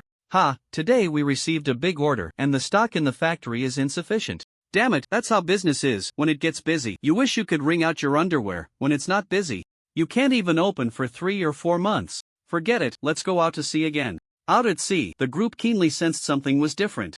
The action of flipping through the notebook slowed down a bit. April 15. Weather, overcast. First day out at sea, everything is normal. Sigh, everything is fine at sea, except for the food. April 16. Weather, overcast. Second day out at sea, everything is normal. Old he said he saw a lot of fish at night and wanted us to help catch them. April 17. Weather, overcast. Third day, everything is normal. Old he said he caught 2 big fish. April 18. Weather, overcast. Fourth day, normal. April 19. Weather, overcast. Fifth day, normal. We divided the big fish and ate. Old he said this was the best fish he had ever eaten, and he wanted to go catch fish again tomorrow. April 20th. Weather, overcast. Everything is normal. Although the notebook states everything is normal, anyone can tell that something went wrong. Damn, I have goosebumps. Yu Feixing exclaimed. The others also looked rather grim. Jiang Chen's mind raced. Since April 14, after receiving the so-called big order, there hasn't been a single clear day recorded in the diary. Moreover, it was evident that there were logical contradictions in the notebook. In the earlier entries, Old he was portrayed as a lazy person who didn't take on work, yet after going out to sea, he actively suggested catching fish. Remembering the decaying fish corpses they had slaughtered, this so-called fish must be problematic. Uncle Han continued to flip through. April 23. Weather, rain. We are returning. It rained. We caught a lot of fish. This time we can definitely fulfill the order. Just, where's Oldie? Didn't he say he would eat fish with us? Upon reading the last 2 sentences, Jiang Chen's scalp tingled. In the dimly lit workshop director's office, there was a loud pop. Ah! Xiao Chu covered her ears and screamed. The others were startled as well, looking up to find that it was the light bulb that had burst.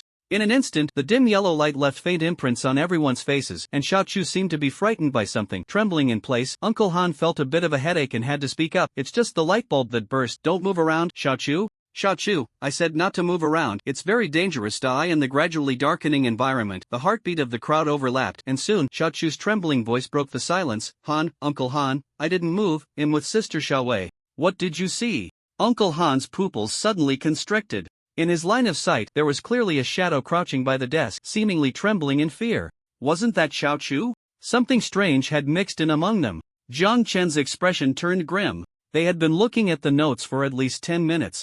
And just the thought that this thing might have been watching them the whole time sent chills down Jiang Chen's spine. The fish corpse, although it looked like it had fallen apart, was at least something tangible that could be seen and killed. What the hell was this thing? Jiang Chen didn't stay in place. No way, he had no intention of being the last one standing. In the darkness, Jiang Chen crouched low and quickly moved to the side of the door just as he was about to open the door and escape. Suddenly, a light screen popped up. Congratulations, you have triggered the hidden side quest, Unknown Creature Jiang Chen. The doorknob was closed. Everyone was worried about being ambushed from behind, so they had shut the door. But the moment Jiang Chen placed his hand on it, he felt as if his palm was pressing against something strange. How to describe this feeling? It was neither hard nor soft, but something in between. Could it be that he was directly pressing against that thing? Jiang Chen's heart skipped a beat, and the next second, he felt something in the center of his palm close slightly. It was like he and I blinking. Damn! Jiang Chen muttered a curse under his breath. What bad luck! He quickly withdrew his hand and, without thinking, stabbed it back in. The knife plunged into flesh, and Jiang Chen immediately heard a sharp, piercing scream. Blood streamed from Jiang Chen's eyes and ears simultaneously. On the attribute panel, his health dropped by 20 points. You have suffered an unknown mental attack. Your health is continuously decreasing. The broadcast echoed, and in the darkness, Jiang Chen knocked over a pile of cardboard boxes. The boxes were already in a terrible state, and with this tumble, Jiang Chen's elbow hit something soft and mushy on the ground. A series of cracking sounds followed, and the remaining few were like startled birds. Xiao Wei's voice came through. What happened? Jiang Chen, fighting through dizziness and the pain in his elbow, shouted, There's a monster, it can attack mentally, be careful. Jiang Chen shouted not only to draw the remaining people's attention but also as a warning. In the darkness, after Jiang Chen finished shouting, Xiao Wei immediately took out 2 emergency searchlights from her backpack. The lights were bright, and the office wasn't large. Once the light source was on, everyone's vision was restored. They quickly searched for Jiang Chen's location. Jiang Chen felt a warm, damp breath coming from behind him and quickly turned around. He flipped over, landed, and looked up. What he saw was a large mass wrapped in liquid, continuously writhing. From it emerged a long, tongue-like appendage, which was covered in fish heads of various sizes. Behind the tongue, he could barely make out what looked like a human head. The thing was propped up on its hands, half of its body exposed, wearing a dark blue work uniform, with what seemed to be a nameplate pinned to it. Through the searchlight, Jiang Chen, closest to the monster, saw clearly that the nameplate had a character. He. Jiang Chen instantly recalled the notes that mentioned Old He. Old He hadn't disappeared, he had turned into a monster. What the hell is this? Yu Fei exclaimed, dumbfounded. The monster missed its attack and its body extended like a spider, with limbs wearing different clothes and pants, hands, legs, arms. It looked like a stitched-together body of at least 4 people. The monster suddenly leaped, landing directly on the beam of the office, splattering pus everywhere, and then it looked down at the 5 people from its high vantage point. Its dim yellow eyes kept splitting, pairs upon pairs of eyes emerging. Just as the monster was about to tilt its head back, below whoosh, Xiaowei's dagger plunged accurately and fiercely into the monster's throat. Roar! The cry still echoed, but it was significantly weakened. The 5 people below were simultaneously stunned, and the monster jumped down, its long tongue aimed directly at Yufei Shang and Xiaoqin. As the tongue was about to lash out at them, Xiaoqin's body stiffened in place, paralyzed by the shock of the sound, but she still gritted her teeth, trembling as she aimed at the monster. Bang! The gun was slightly misaligned, missing the head and hitting only the lower half of the torso. Xiaoqin's face instantly turned pale. The enormous, disgusting tongue with a fish head and pus had already swept over, and below was an indistinct writhing mouthpart. At that moment, Xiaoqin suddenly felt her body uncontrollably pushed forward. In the instant she turned her head, she saw Yufei Shang's equally pale face. In that moment no one expected it. Roar! The monster's long tongue circled around Xiaoqin's head, and then, with a crack, it snapped. Blood gushed out, filling her vision. Clatter! The silver handgun fell to the ground, and Yufei Shang directly lunged to the floor, frantically picking up the gun, wanting to run. However, in the next second as Yufei Shang bent down, a glass bottle that had appeared out of nowhere rolled under his feet, and Yufei Shang stepped on the glass bottle, sending him flying out. As he fell, Yufei Shang was still wondering where this glass bottle had come from. He hadn't seen it just a moment ago. With a thud, Yufei Shang crashed to the ground, the silver handgun slipping from his grasp. Just as he was about to crawl to retrieve it, suddenly, a shadow loomed overhead. Due to the spotlight, Jiang Chen looked somewhat terrifyingly gloomy at that moment. Jiang Tai. Before Yufei Shang could finish his sentence, his voice got stuck in his throat. A steel fork plunged directly into Yufei Shang's head. His head exploded, and the scene was eerily similar to what had just happened to Xiaoqin. Beside him, Xiaowei's outstretched hand froze in place, while Uncle Han looked on with narrowed eyes at the usually taciturn young man. Xiaowei never expected that in just 30 seconds things would turn so dire. A steel fork killed Yufei Shang, blood gushing out, and Jiang Chen's Adam's apple bobbed up and down. Compared to his first kill, Jiang Chen's reaction was much calmer now. This thing, once there was a first time, there would be a second. Sooner or later, one had to adapt and face it. Moreover, when Yufei Shang pushed Xiaoqin, picked up the gun, and prepared to run, he was far more resolute than Jiang Chen. After witnessing the earlier scene, the small part of Jiang Chen's heart that had been somewhat soft had completely hardened at this moment. Even if they were all human, even if they had just been joking and laughing, so what? When real danger arrives, your companions behind you might be more lethal than the monster in front of you. Jiang Chen's mind was clearer than ever. Just as Yufei Shang suddenly leaned over to look at the notes, he had already drawn a line with his pen on Yufei Shang's back. Of course, at that moment he had no intention of bringing Yufei Shang misfortune. Until just now, when this kid revealed his true colors, Jiang Chen did not hesitate to lock onto Yufei Shang. Confirm the mark, activate the misfortune. As for Jiang Chen himself, when he tossed it into the broken cardboard box, he had already written his name on his arm. He had never truly trusted these people, and in fact, these actions now seemed necessary. Now, Jiang Chen's panel has changed to Player, Jiang Chen ID 439900805 Nickname, Melancholic French Fries Title, Self-Disciplined Superhero Bold and Meticulous Stubborn Donkey Not Equipped Lifetime Honorary Member of the Daydreaming Pavilion Not Equipped Vehicle Forklift Fatigue Value 60 Health Value 58 You have suffered continuous mental attacks from an unknown creature. In simple terms, you're losing sanity. Strength 193 Stamina, 323 Agility, 213 Mental Hidden Attribute Activated, 15-2 You are using the pen of the Crazy Workshop Director. Congratulations, your mental attribute will increase by 20 within 12 hours, and you will become luckier. But be careful, you are getting closer to madness, and also to 20. Wow, that's even more worth celebrating. Comprehensive combat ability 41 To Jiang Chen's surprise, his hidden initial mental attribute turned out to be unexpectedly good, with an initial score of 15 points, and with the pen's additional effect, it reached 17 points. This is also why he was able to quickly recover to normal after suffering a close-range mental attack from what seemed to be Old He's unknown creature. After dealing with Yufei Shang with a steel fork, Uncle Han and Xiaowei noticed that Jiang Chen's gaze was clearly different. But Jiang Chen had no time to care about that now. That damned monster was still around. Grabbing the silver-white pistol, Jiang Chen turned around directly. The headless body of Xiao Chu still standing in place. Jiang Chen's eyes calm. Bang bang bang. 3 bullets fired.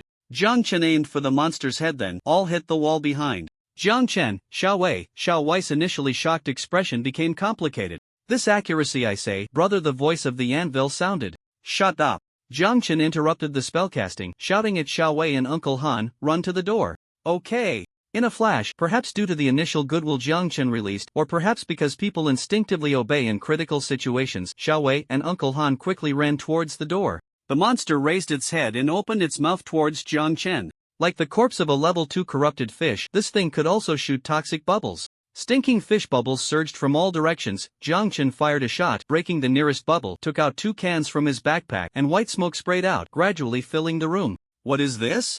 Xiao Wei had no time to look closely and quickly rolled out beside the door. Where do we run now? Xiao Wei shouted to the two. There were only 2 directions here, one blocked by this monster, the other led to the staff dormitory.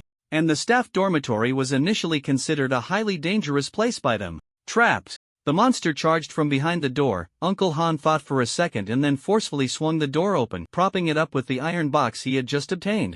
Bang bang bang. The sound of the door being hit echoed, like a knock on everyone's heart. Xiao Wei was sweating profusely, and the veins on Uncle Han's neck were bulging. Both looked towards Jiang Chen. Jiang Chen's eyes rolled a few times, as if he had made a decision. Wait a moment, just wait a moment. Bang! Another sound. Uncle Han almost couldn't hold on. The door was pushed open a small crack. Wait for what? Uncle shouted.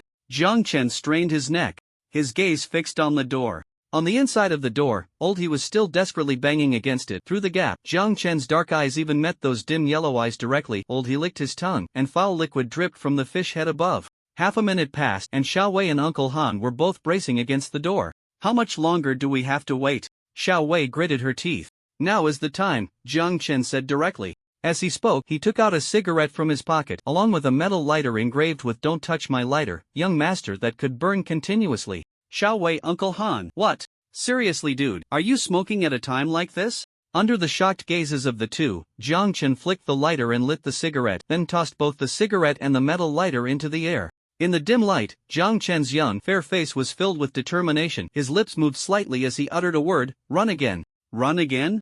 This thought only flashed in Xiao Wei's mind for a second, and then she realized her body was already moving uncontrollably. She was sprinting wildly. Why was she so obedient to Jiang Chen's words? It wasn't just Xiao Wei. Uncle Han felt the same. After Jiang Chen shouted to run, the two of them ran for their lives, not caring about what was happening behind them, only knowing to charge forward. In the passage, Jiang Chen was at the front, with Xiao Wei and Uncle Han following behind. Xiao Wei, who had trained in Muay Thai for years, found herself struggling to keep up with Jiang Chen's speed. It had to be said Jiang Chen's survival instinct was terrifyingly strong. Just as they had run less than 10 meters, Uncle Han suddenly felt a burning sensation coming from behind. Out of the corner of his eye, he saw large flames and debris flying towards them from the back. Damn it! Uncle Han cursed loudly. Even the muscles in his butt tightened a bit. The wave of fire chased after them like a python, and although the three had run ahead, they were still caught up. Bang! The wave of fire exploded, and the three of them were swept into the air like dandelions in the wind. Jiang Chen felt the world suddenly spin, and then his body was thrown high up, before being slammed hard against the wall. Then, he fell down. Crashed. Jiang Chen's body crashed into the wooden rack like a ragged sack. A cold mechanical voice sounded. Congratulations, player, you have completed the hidden mission. Kill the fused unknown creature. You have received 50 car coins. You have received 10 4-eat sardines. Description: a lightly contaminated, highly active fish. Consuming it grants a 3 strength, 3 agility, 1 constitution attribute bonus within 6 hours. Please note, when mental attributes fall below 12, consuming this food has a high probability of causing madness. You have received 1 random beginner survival kit. You have received 10 steel plates. For glass, you have received 1 bloody work uniform. The spray Jiang Chen used was a cooling spray. This thing was something Jiang Chen had developed during his last few days of the novice adaptation period. Theoretically, it wasn't very useful in the new scene of Acid Rain City, but Jiang Chen had kept it because he knew another use for it. The main component of the cooling spray was actually liquefied petroleum gas, primarily composed of propane and butane. The principle of this thing was to store these flammable and explosive gases in a metal canister under pressure, which would rapidly vaporize and absorb heat from the surrounding environment upon being sprayed, achieving quick cooling. In certain places, like high temperature and high pressure areas, this thing could turn from a cooling device into a fire-breathing dragon. Jiang Chen thought to himself, wasn't this just a bomb? Jiang Chen must have made some preparations before entering the instance. But he didn't expect to use this thing so soon. The difficulty of the level instance was beyond what he had anticipated. The mechanical voice echoed in his mind, and Jiang Chen collapsed on the ground, a buzzing sound constantly ringing in his head. Bang! Another explosion occurred, and Jiang Chen blinked. The passage was illuminated by flames as if it were dawn, and the dizziness kept coming, making him feel a bit nauseous. 5 minutes passed, the raging flames in the air finally subsided a bit. Jiang Chen felt his hands and feet tingling, his waist and abdomen ached as if someone had punched him. Damn it, the cool silhouette of the protagonist throwing a bomb in the movies is indeed all fake. Dizziness, ringing in the ears, nausea, the immense impact on both mind and body was not to be underestimated. Not to mention, under the scorching heat, the burning sensation on his skin was also an undeniable presence. Jiang Chen leaned on the wooden frame for a long time before managing to lift himself up. Jiang Chen spat out some ash, his face was gray, and his makeshift protective suit was torn to shreds, with only a few scraps of fabric still hanging on him. Jiang Chen stood up and looked towards the other side of the corridor, where the workshop director's office was located. It had already been blown to ruins. Jiang Chen swayed as he stood up, his arms and thighs scraped with numerous wounds. He took out a bandage and a small bottle of mineral water from his inventory and hurriedly tended to himself. After wrapping the bandage, Jiang Chen felt a bit of acidity in his stomach. He was hungry. In a daze, Jiang Chen took out a sandwich and began to gulp it down. A faint sound came from below, and a dark arm emerged from the rubble, followed by a bright yet disheveled face with long hair. Xiao Wei crawled out from beneath a pile of shattered wooden planks, and when her head popped out, she saw Jiang Chen, also covered in soot from the explosion, sitting on the wooden frame ruins eating. The originally soft strands of the boy's hair stood up defiantly, as if blown by a gust of wind. The two exchanged a glance, then Xiao Wei burst into laughter. A smile appeared on Jiang Chen's face as well, though he didn't know why he was smiling. On one side of the wall, with a loud crash, a large iron box that had been blown open was kicked aside, revealing Uncle Han's figure. Uncle Han was speechless for a moment, and after a few seconds, he helplessly said in a hoarse voice, "Xiao Jian, next time, can you at least let us know before you act?" As the words fell, Uncle Han looked at Jiang Chen and saw the child's dazed expression from the explosion, leaving the rest of his words stuck in his throat. "Forget it.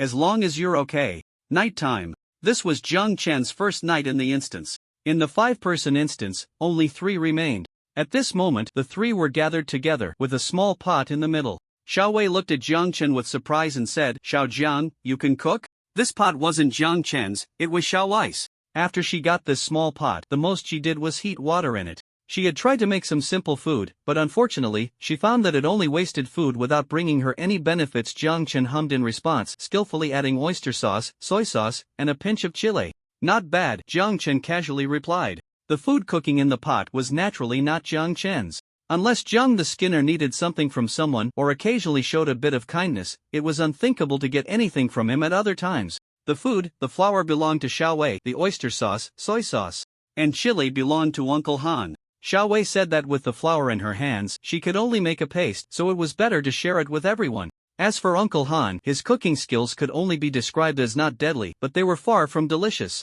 Thus, Jiang Chen became the one to cook. It must be said that if it weren't for the fact that Jiang Chen had too many things to do every day and encountered too many situations, his survival journey should have been quite pleasant after all. A chef would never starve. Jiang Chen was currently making tomato meatball dumpling soup. After preheating the seasonings, Jiang Chen first poured oil to sauté the scallions, then began cutting the vegetables and celery into pieces in the warm pot. Next, he chopped a piece of tomato that had already started to rot a little into small cubes and added the previously opened my tomato sauce. The rich aroma of the tomato sauce filled the room, and Xiao Wei felt her mouth involuntarily start to salivate. Splash. Jiang Chen poured in an entire bottle of mineral water.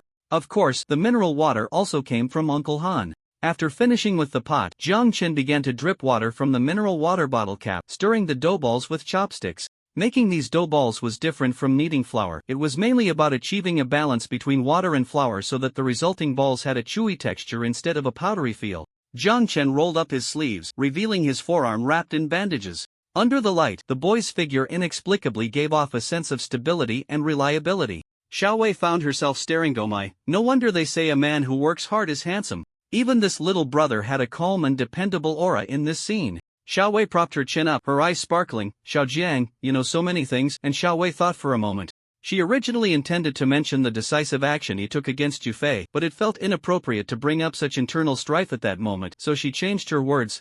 You're also decisive in action, definitely not an unknown player. Aren't you also one of the top 100 players in our district?" Jiang Chen chose to be vague, something like that. "I knew it." Xiao Wei smiled. Up until now, they hadn't revealed their player IDs, which was a basic understanding between them. After thinking for a moment, Xiao Wei took the initiative to share. I'm ranked around 30, pretty impressive. So, Xiao Jiang, shall we add each other as friends? In the future, I can trade supplies with you, right? As she spoke, Xiao Wei couldn't help but sniffly so fragrant, really too fragrant. How long had it been since she had eaten such hot, oily food? Xiao Wei's gaze was quite sincere. She didn't think too much about it. Her current wish was very simple. Although she didn't know Jiang Tai's exact ranking, after adding him as a friend, she could trade supplies with him in the future.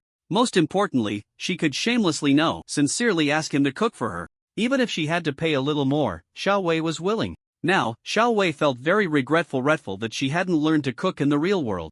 Now, eating instant food every day was making her constipated. Hearing this, Jiang Chen continued to drop the dough balls while stirring with chopsticks in the pot to prevent them from clumping together. After thinking for a second, Jiang Chen said, "Forget it, we'll get to know each other naturally if fate allows." Alright then. Since Jiang Tai had said so, Xiao Wei naturally had no reason to insist. Uncle Han, who had also wanted to add friends, ultimately gave up after hearing this. The dough balls dropped into the pot and Jiang Chen reached out to grab something nearby. Usually, when he was live streaming, he would have eggs on hand, so, unsurprisingly, he came up empty. No eggs. Jiang Chen clicked his tongue. He added a bit more vegetables. The aroma grew even stronger, and soon, neither Uncle Han nor Xiao Wei spoke, staring intently at the food in the small pot. The sound of swallowing saliva rose and fell. Jiang Chen found it somewhat amusing. Perhaps being a chef in a survival game was also a good choice? It seemed like there was quite a market for this. Although not everyone could afford it, he could definitely meet many powerful players through this skill. Lost in thought, the broth in the small pot bubbled. "It's done," Jiang Chen casually said, and before he could finish, 2 bowls were handed right in front of his face. "Jiang Chen, ahem." Uncle Han felt a bit awkward asking a child for food, but in front of this meal, nothing else mattered. Jiang Chen used a large spoon to serve each of them a bowl, while he himself just hugged the pot to eat. For the rest of the time, none of the 3 spoke.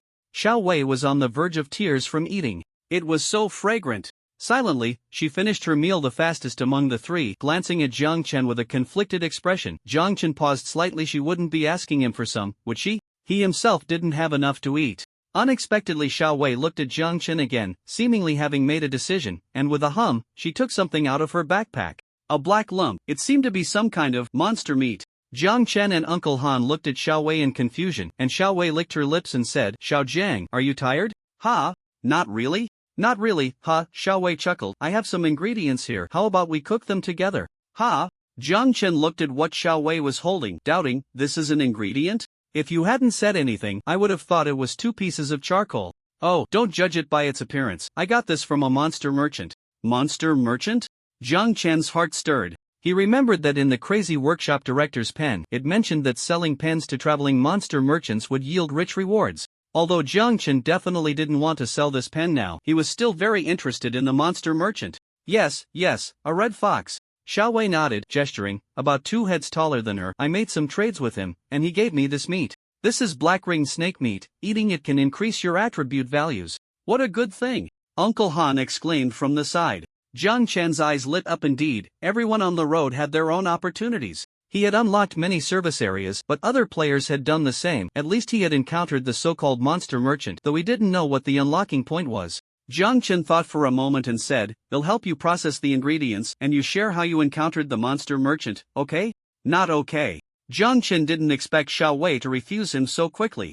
Jiang Chen was taken aback, and Xiao Wei quickly said, "You can cook this food now, and then the 2 of you plus Uncle Han, the 3 of you can share it. The portion you get will be your reward." As for Uncle Han chimed in eagerly, "They'll trade for vehicle upgrade fragments." "Deal." Xiao Wei continued looking at Jiang Chen. "As for the information about the monster merchant, let's have a temporary meeting. He'll tell you how I encountered the monster merchant and the details of the trade. You just need to promise to help me cook 2 meals in the future, and he'll provide the ingredients, okay?" Just as Jiang Chen was about to respond, Xiao Wei grabbed his arm, squinting her eyes like a fox, and pitifully said, "I'm begging you. Damn, for 2 meals, I'm losing my face here." Most people would find it hard to refuse such a pleading request from a stunning beauty.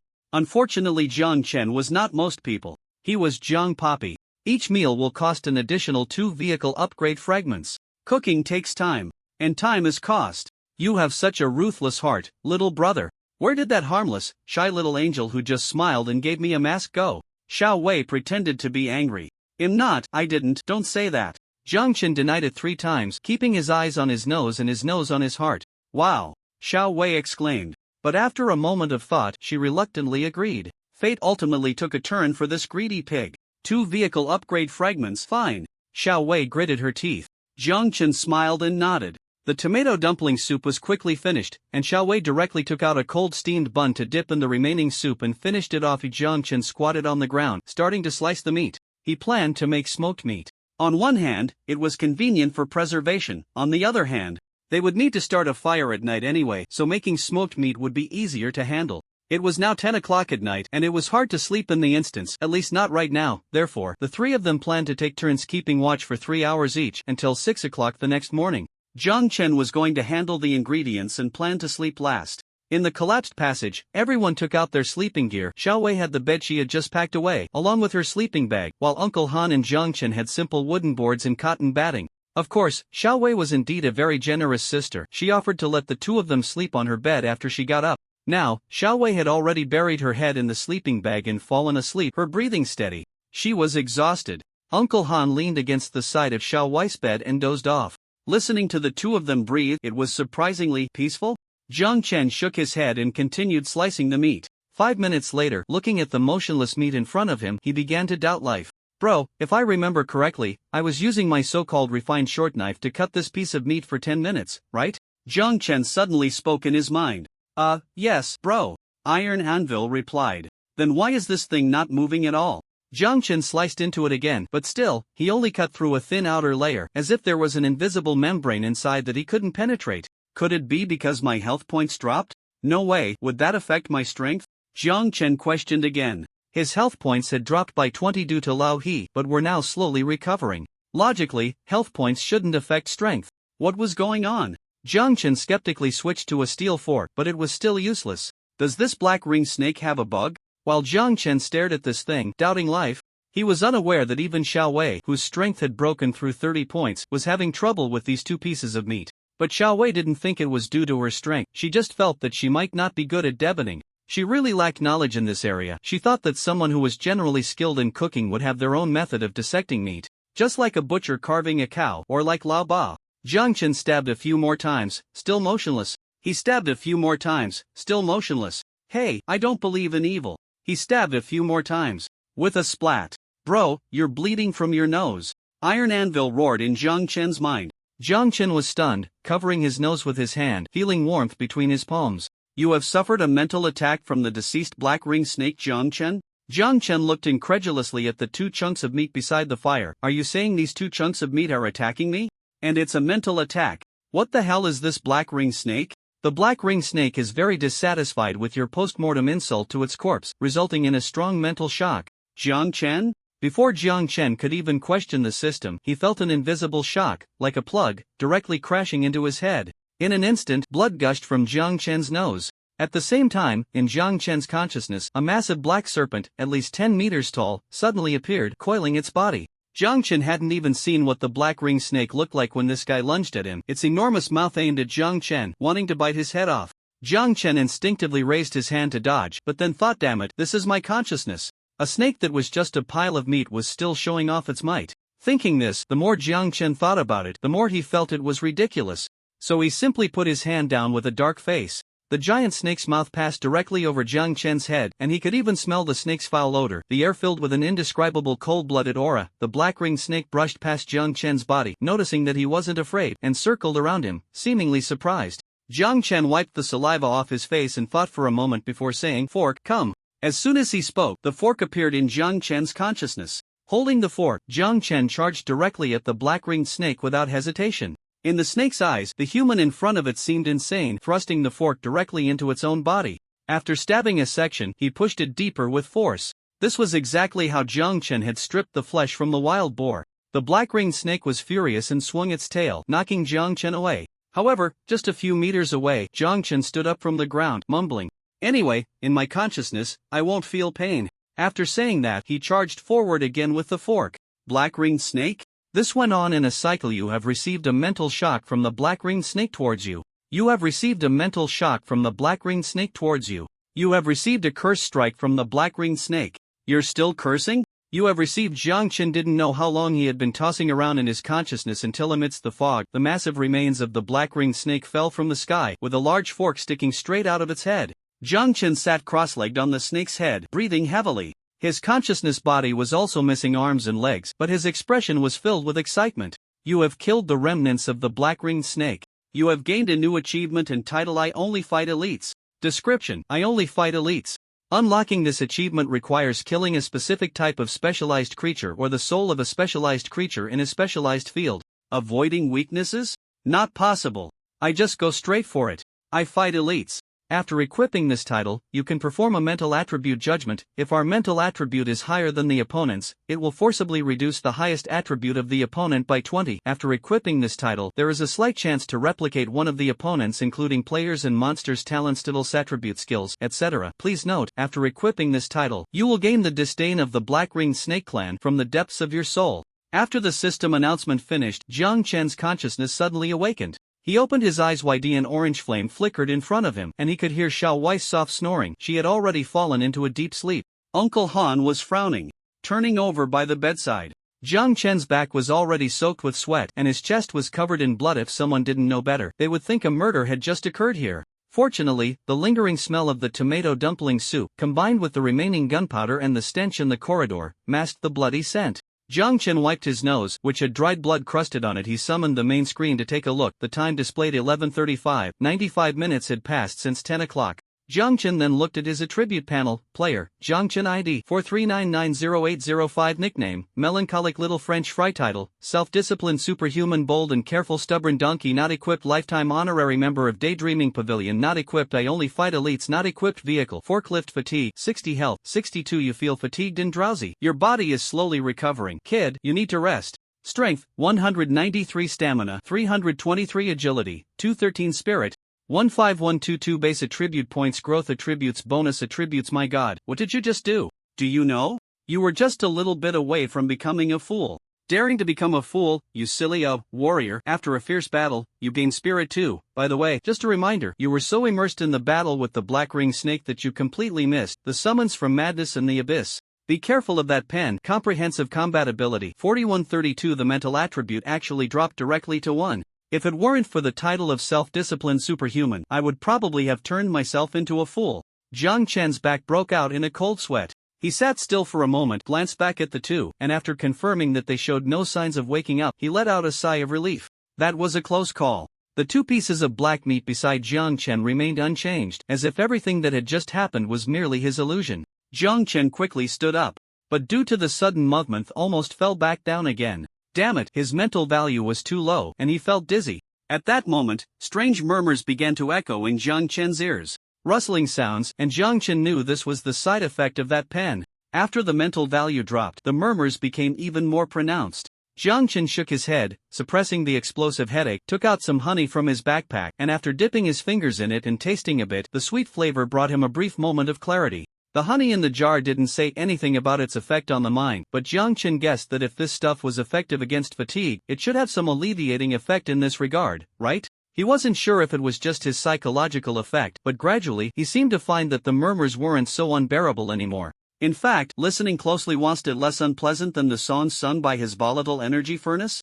Could it be after experiencing such torment, his resistance to this kind of thing had increased? Jiang Chen pondered this in his mind for a moment before giving up. He was still a bit better than a fool, so he decided not to overthink it. The Iron Anvil brothers watched Jiang Chen as he pondered, muttered to himself, and lifted and lowered his short knife, too scared to speak for a long time. Although he had thought Jiang Chen was a very crazy person for a long time, now, he inexplicably felt that Jiang Chen might really be going insane. Just as the Iron Anvil was trembling, Jiang Chen struck again into the piece of black ring snake meat. This time, the blade was incredibly fast. The cut was remarkably smooth. It was simply so silky. As he chopped, Jiang Chen's face revealed a perverse smile. Even the Iron Anvil wanted to call the police. At 1 o'clock in the morning, Uncle Han's body shook. It was the alarm he had set. His big knife was tied to his hand. And as he moved the knife aside, Uncle Han cautiously looked around, finding nothing unusual. Then he turned his gaze back to Jiang Chen in front of the fire. Jiang Chen was roasting meat. He looked extremely focused. Perhaps a bit too focused. Jiang Tai? Uncle Han called out. Jiang Chen had no reaction. Uncle Han patted Jiang Chen's shoulder and the child tilted his head, glancing at Uncle Han, saying, "Uncle, you're awake?" When he said this, Jiang Chen's speech had slowed down considerably. Uncle Han found it strange but couldn't pinpoint why. He just assumed it was the aftereffects of the explosion. "You should go to sleep." Uncle Han looked at Jiang Chen, who had a dazed expression, with pity, lowering his voice as if soothing a little child. "He'll take care of things for now." "Okay." Jiang Chen felt like his brain had slowed down significantly. If the three of them took turns sleeping, he was responsible for the time from 10 at night to 1 in the morning, which was 3 hours. Then it would be Uncle Han's turn, and finally Xiao Wei's. This would continue until 7 in the morning, giving each person 6 hours of sleep. Jiang Chen scratched his head and said, "The rest can be buried in the fire. You'll deal with it after I wake up." "All right." Uncle Han replied in a deep voice, adding a reminder, "Hurry up and sleep." Jiang Chen nodded, not noticing Uncle Han's strange expression filled with sympathy. After the shift change, Jiang Chen leaned against the edge of the bed and closed his eyes to eye. In the midst of sleep, there were layers upon layers of murmurs. "What furried sardines? What oldie I want to eat fish? What director don't hit me? What don't sail into the depths of the sea?" As he spoke, the chanting voice of the energy furnace echoed in Jiang Chen's mind again. The two voices contended with each other, achieving a bizarre balance. Unknowingly, Jiang Chen fell into a deep sleep like this. When he woke up again, it was a strange aroma that roused him. It was truly a strange fragrance. Even though Jiang Chen had eaten and drunk his fill before sleeping, now, as the scent wafted in through his nose, he couldn't help but salivate. His body still felt very drowsy, and Jiang Chen exerted tremendous effort just to open his eyes. He sat up and heard Xiao Wei beside him say, "You're awake?" Xiao Wei's voice was a bit tired, but it couldn't hide her anticipation and vitality. Jiang Chen slowly straightened his body, his vision cleared, and Xiao Wei's bright and charming smile appeared before him, while Uncle Han also woke up again. The fire had already gone out. By the factory window, the dawn light suddenly appeared, but it was still a gloomy rainy day. If it weren't for the window being too high and them temporarily unable to find a way up, Jiang Chen and the others would have taken down the window along with the glass. Jiang Chen hummed in acknowledgement and jumped down from the bed. His head was still a bit dizzy, but after 6 hours of sleep, he felt much better. Once all three were awake and had tidied up their things, under Xiao Wei's expectant gaze, Jiang Chen walked over to the charcoal fire. Xiao Wei's eyes were practically glowing. Heaven knows how much willpower she had used to sit by the fire for 3 hours, letting those 2 pieces of smoked meat tempt her. At this moment, Jiang Chen was also extremely hungry, not wasting any time, quickly flipping the 2 pieces of smoked meat out with a stick, then placing them on a clean iron plate. He peeled off the inedible parts from the surface, and the meat inside had already been sliced and put back in. At this moment, the outer edges were a charred yellow, while the inside revealed a reddish brown from the smoked meat. Jiang Chen sprinkled a bit of black pepper, but unfortunately, there was no lime juice, yet Jiang Chen had something else good. Took out a bottle of orange juice from his backpack. Black pepper smoked meat paired with orange juice, that should be fine. Xiao Wei's gaze was fixated on Jiang Chen's orange juice, her lips slightly moist. As soon as Jiang Chen turned around, Xiao Wei was already very skillfully holding 2 upgrade fragments in her left hand and "I am the Emperor" mug in her right, with a face full of flattery saying, "Good brother, can you give your sister a little?" "Sure." Jiang Chen readily agreed. With vehicle upgrade fragments, everything was negotiable. Uncle Han looked at the two with envy, but helplessly chose to hold back. He really didn't have more vehicle upgrade fragments left. After all, he still needed to exchange for smoked meat. Jiang Chen, Xiao Wei, and Uncle Han each divided a third of the smoked meat. Xiao Wei said that the sight of a lady eating was something gentlemen like them shouldn't watch. Saying this, the lady directly picked up the smoked meat and fiercely tore off a large piece. "Jiang Chen, where's the promised lady? How does it taste?" Seeing Xiao Wei devouring it, Jiang Chen couldn't help but ask, "How is it?" "Xiao Wei, Jiang Chen?" Xiao Wei lifted her face from the meat, and her goose egg face was actually full of tears. "Jiang Chen, did I put too much black pepper?" Before Jiang Chen could ask, Xiao Wei had already answered, "It's so good. So good. That's good." Jiang Chen's mouth twitched. Shifting his gaze away from Xiao Wei, Jiang Chen also began to enjoy his breakfast. Perhaps it was the aftereffects of mental fatigue, but Jiang Chen felt that his head still hurt. He didn't rush to eat the meat, but first took a sip of orange juice to quench his thirst. The taste of this orange juice was surprisingly good. It was very similar to the NFC orange juice from his past life, slightly sweet and sour, with a hint of bitterness. With one sip, Jiang Chen felt his taste buds awaken. Putting down the orange juice, Jiang Chen picked up the smoked meat and took a bite. It was crispy on the outside and tender on the inside, with a texture similar to beef, very chewy. Moreover, as he ate it, he could even feel a warm current in his stomach. You are consuming black ring snake meat. You gain health 10, you gain strength 1, you gain agility 1, you gain constitution 1. After finishing the black ring snake meat bite by bite, the mechanical announcement gradually quieted down. 1/3 of the black ring snake meat actually increased his health by a full 10 points, 3 points of strength, 3 points of constitution, and 3 points of agility. He even gained an additional point in mental growth attributes. Jiang Chen's panel changed to Player, Jiang Chen ID 439908805 Nickname, Melancholic French Fries Title, Self-Disciplined Superhuman Bold and Careful Stubborn Donkey Not Equipped Daydreaming Hall Lifetime Honorary Member Not Equipped I Only Fight Elites Not Equipped Vehicle Forklift Fatigue 60 Health 6272 Strength 1921 3 Constitution 3235 3 Agility 2124 3 Spirit 157-3-2 Base Attribute Points Growth Attributes Bonus Attributes Spirit is slowly recovering overall combatability 3237 All attributes have increased again and overall combatability has returned to its previous level. Once the spirit recovers, it is estimated that the overall combatability can be further improved. No wonder it's from the traveling monster merchant. Jiang Chen felt even more anticipation for the information about the monster merchant. The warm feeling in his stomach gradually subsided, and he looked at Xiao Wei. He intended to ask her to send him the monster merchant's information through a temporary chat, but unexpectedly, Xiao Wei suddenly stood up and performed a set of military boxing right there. The smooth lines of her muscles tightened at that moment, resembling an agile female leopard. Jiang Chen watched in astonishment as Xiao Wei's face turned red, and finally, she kicked a wooden board leaning against the wall crack. The heavy board was split right down the middle. It broke into two and then exploded. There was even a layer of hidden strength. Needless to say, Xiao Wei also gained an attribute boost, and judging by the situation, it seemed to be more than just a little bit. What a natural martial arts body!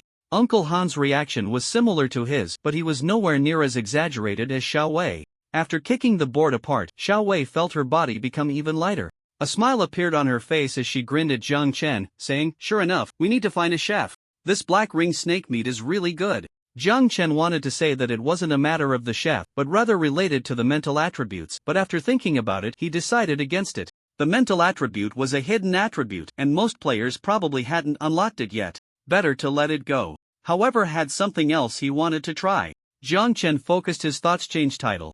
You have changed your title to I Only Fight Elites. You have initiated a mental attribute judgment against the specified player dungeon rules. Player name is anonymous. Mental attribute judgment completed. Your mental attribute is higher than the opponent's, initiating replication of talented attribute skills. Jiang Chen's heart tightened. Please, it must succeed. Once out of the dungeon, he might not encounter Xiao Wei again. Each player can only replicate once, and he didn't want to miss this opportunity. As Jiang Chen sent the last of the orange juice into his mouth, he glanced at Xiao Wei out of the corner of his eye. Bro, that look in your eyes is a bit lewd. The anvil suddenly spoke up. Stop talking nonsense. Jiang Chen rolled his eyes inwardly. Wasn't this the first time doing something sneaky like this? Jiang Chen didn't wait long. About 2 seconds later, the system announcement sounded. You have successfully replicated player skill. Basic Muay Thai. Basic Muay Thai. It worked. Jiang Chen was overjoyed. He didn't expect that a slight probability would actually succeed in replication. Brother, why are you staring at me and grinning like an idiot? Xiao Wei looked at Jiang Chen, puzzled. Jiang Chen's smile froze for a moment, then he said, "Oh, I just remembered an older sister I met before." "Oh?" Xiao Wei responded. "After we finish eating, let's get ready to set off. We still have the main quest to continue." Jiang Chen quickly changed the subject. As he spoke, he passed by Uncle Han and activated a skill. You have initiated a mental attribute assessment on the designated player dungeon rules. Player name is anonymous. Mental attribute assessment completed. Your mental attribute is higher than the opponent's, initiating replication of talented attribute skill. He thought there would be no significant gain. Unexpectedly, 2 seconds later you have successfully replicated the player's talent. Loyalist description. Loyal individuals naturally exude an aura of trustworthiness. All players or monsters have a natural affinity towards you. When the affinity or favorability reaches a certain standard, a lucky random event will be triggered. May all things be as loyal as you. Loyalist? Jiang Chen never expected that Uncle Han would have such a talent. No wonder when he first saw Uncle Han, even though he didn't know him, he still felt that he was a trustworthy elder. However, in some ways, having such a talent might also prove that Uncle Han is quite a good person. But the replication probability is way too high. What happened to the supposed weak probability? Could it be that the mental values of these two are relatively weak? Forget it, no need to think too much. Focusing on the task is more important. After finishing breakfast, the three of them wasted no time tidying up the items on the ground, and returned to the director's office through the original passage. The director's office was reduced to ruins, and one must say that the cooling spray was used in the right place. It was simply a clearing tool. Jiang Chen looked at the charred ground, secretly amazed. There was basically nothing left to scavenge here. As his gaze shifted, Jiang Chen saw the burnt bodies. One belonged to Xiao Qin, and the other to Yufei. Jiang Chen paused for a second, recalling the scene when he had just seen the two.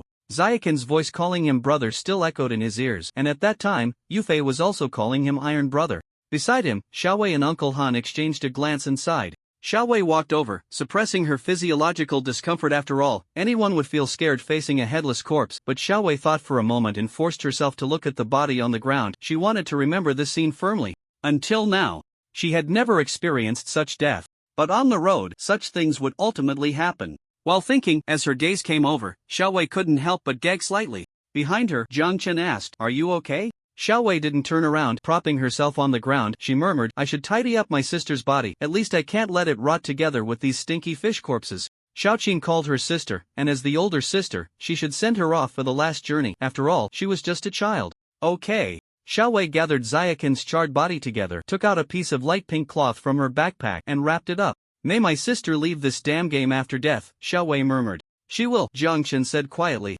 Uncle Han turned around and sighed. After bidding farewell to Xiaoqin, they didn't bother with Yufei's corpse anymore. Exiting the office, the three continued down the passage, during which they triggered a few side quests. Eliminating 5 or 6 corrupted eye fish corpses and 2 level 2 corrupted eye fish corpses, their cooperation was fairly tacit. Unfortunately, Jiang Chen's shooting accuracy was simply ridiculous. 3 shots aimed at the heads and chests of the level 2 corrupted eye fish corpses all ended up hitting their tails instead. Xiaowei delivered an elbow strike, pushing away the surrounding fish corpses, looking somewhat incredulously at Jiang Chen, and said, "Brother, your aim is incredible. You're a master of human outlines. Don't you usually play Delta or something?" Jiang Chen wiped the sweat from his forehead, realizing he couldn't come up with any retort. He really didn't play games much. He was usually busy thinking about making videos to earn money. Where would he find the time to play games? But looking at it this way, compared to him, Xiaoqin's shooting talent was simply terrifying. Jiang Chen still remembered that the first level 2 rotting fish corpse was shot in the head by Xiaoqin with a single bullet. After missing 3 shots, Jiang Chen didn't want to waste any more bullets and directly switched to a steel fork. The familiar sensation returned, and when Jiang Chen moved again, he found that the original clumsiness of this body had dissipated significantly. Jiang Chen knew that this was the effect of the basic Muay Thai he had integrated. Not wanting to expose his abilities, Jiang Chen didn't plan to showcase his Muay Thai too obviously, but even so, his movements and weapon swings became much more fluid. Finally, he was no longer in the mode of randomly punching and killing the master. With Xiaowei and Uncle Han assisting nearby, dealing with the level 2 rotting fish corpse was more than enough. You have killed rotting fish corpse 1. You have killed rotting fish corpse 1. You have killed level 2 rotting fish corpse 1. The kill notifications kept coming. And soon you have completed the side quest, Rotting Fish Corpse basic reward 5 car coins previously dropped. You have received an additional kill reward for car coins. Killing the rotting fish corpses earned a total of 9 car coins. At this moment, Jiang Chen realized the expense of the Daydream Pavilion. The money earned in a day and a half, if not for the 50 car coins from the hidden quest, wouldn't even cover the parking fee at the Daydream Pavilion. Indeed, spending money is easy, earning it is hard. Jiang Chen sighed inwardly. After dealing with the rotting fish corpses, the three entered the processing workshop. Unfortunately, there were no finished canned goods in the processing workshop. Xiaowei was about to overturn the production line, but unfortunately, she saw nothing. Xiaowei began to doubt her life. How can there not be a single can? It's as if this place has been robbed. A food production factory without food, is that reasonable? Xiaowei shouted, her silver teeth clattering. What she looked forward to the most was finding some food in this workshop, yet there was nothing. Jiang Chen, hearing this, pondered for a few seconds. It was indeed unreasonable. It made no sense that there were rotting fish on the conveyor belt in the previous raw material workshop, yet there was nothing here. Unless the supplies inside had been moved. Jiang Chen rubbed his fingertips, various images overlapping in his mind. He seemed to have thought of something, suddenly speaking up. How many employees does this factory have according to the director's diary? Why are you asking this? Xiaowei asked, confused. Uncle Han spoke up. Old He, Old Su, Little Wang, Little Zhang, the old man who does security, and Su who does cleaning, and 4 or 5 daily workers. Seems like just these few people. Employees in such small food processing factories are very few, most are determined by orders for daily workers. Jiang Chen nodded.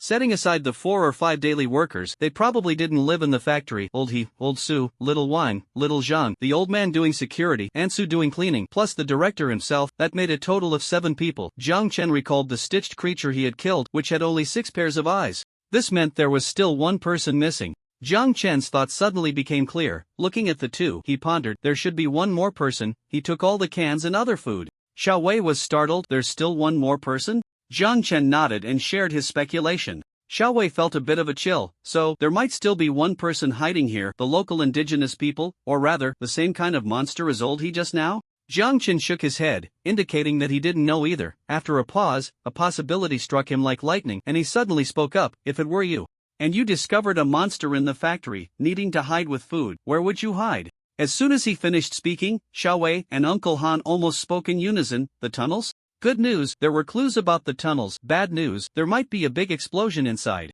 Xiao Wei furrowed her brows and couldn't help but say, if it's in the tunnels, is the remaining person still alive? Jiang Chen thought for a few seconds and said in a deep voice, maybe alive, maybe dead from lack of food. In any case, Husha hasn't been caught by old he yet. After saying this, Jiang Chen couldn't help but rub the tips of his index and middle fingers, a habit he had when thinking. Back to the office. Jiang Chen suddenly said. Now. Xiao Wei and Uncle Han looked over at the same time.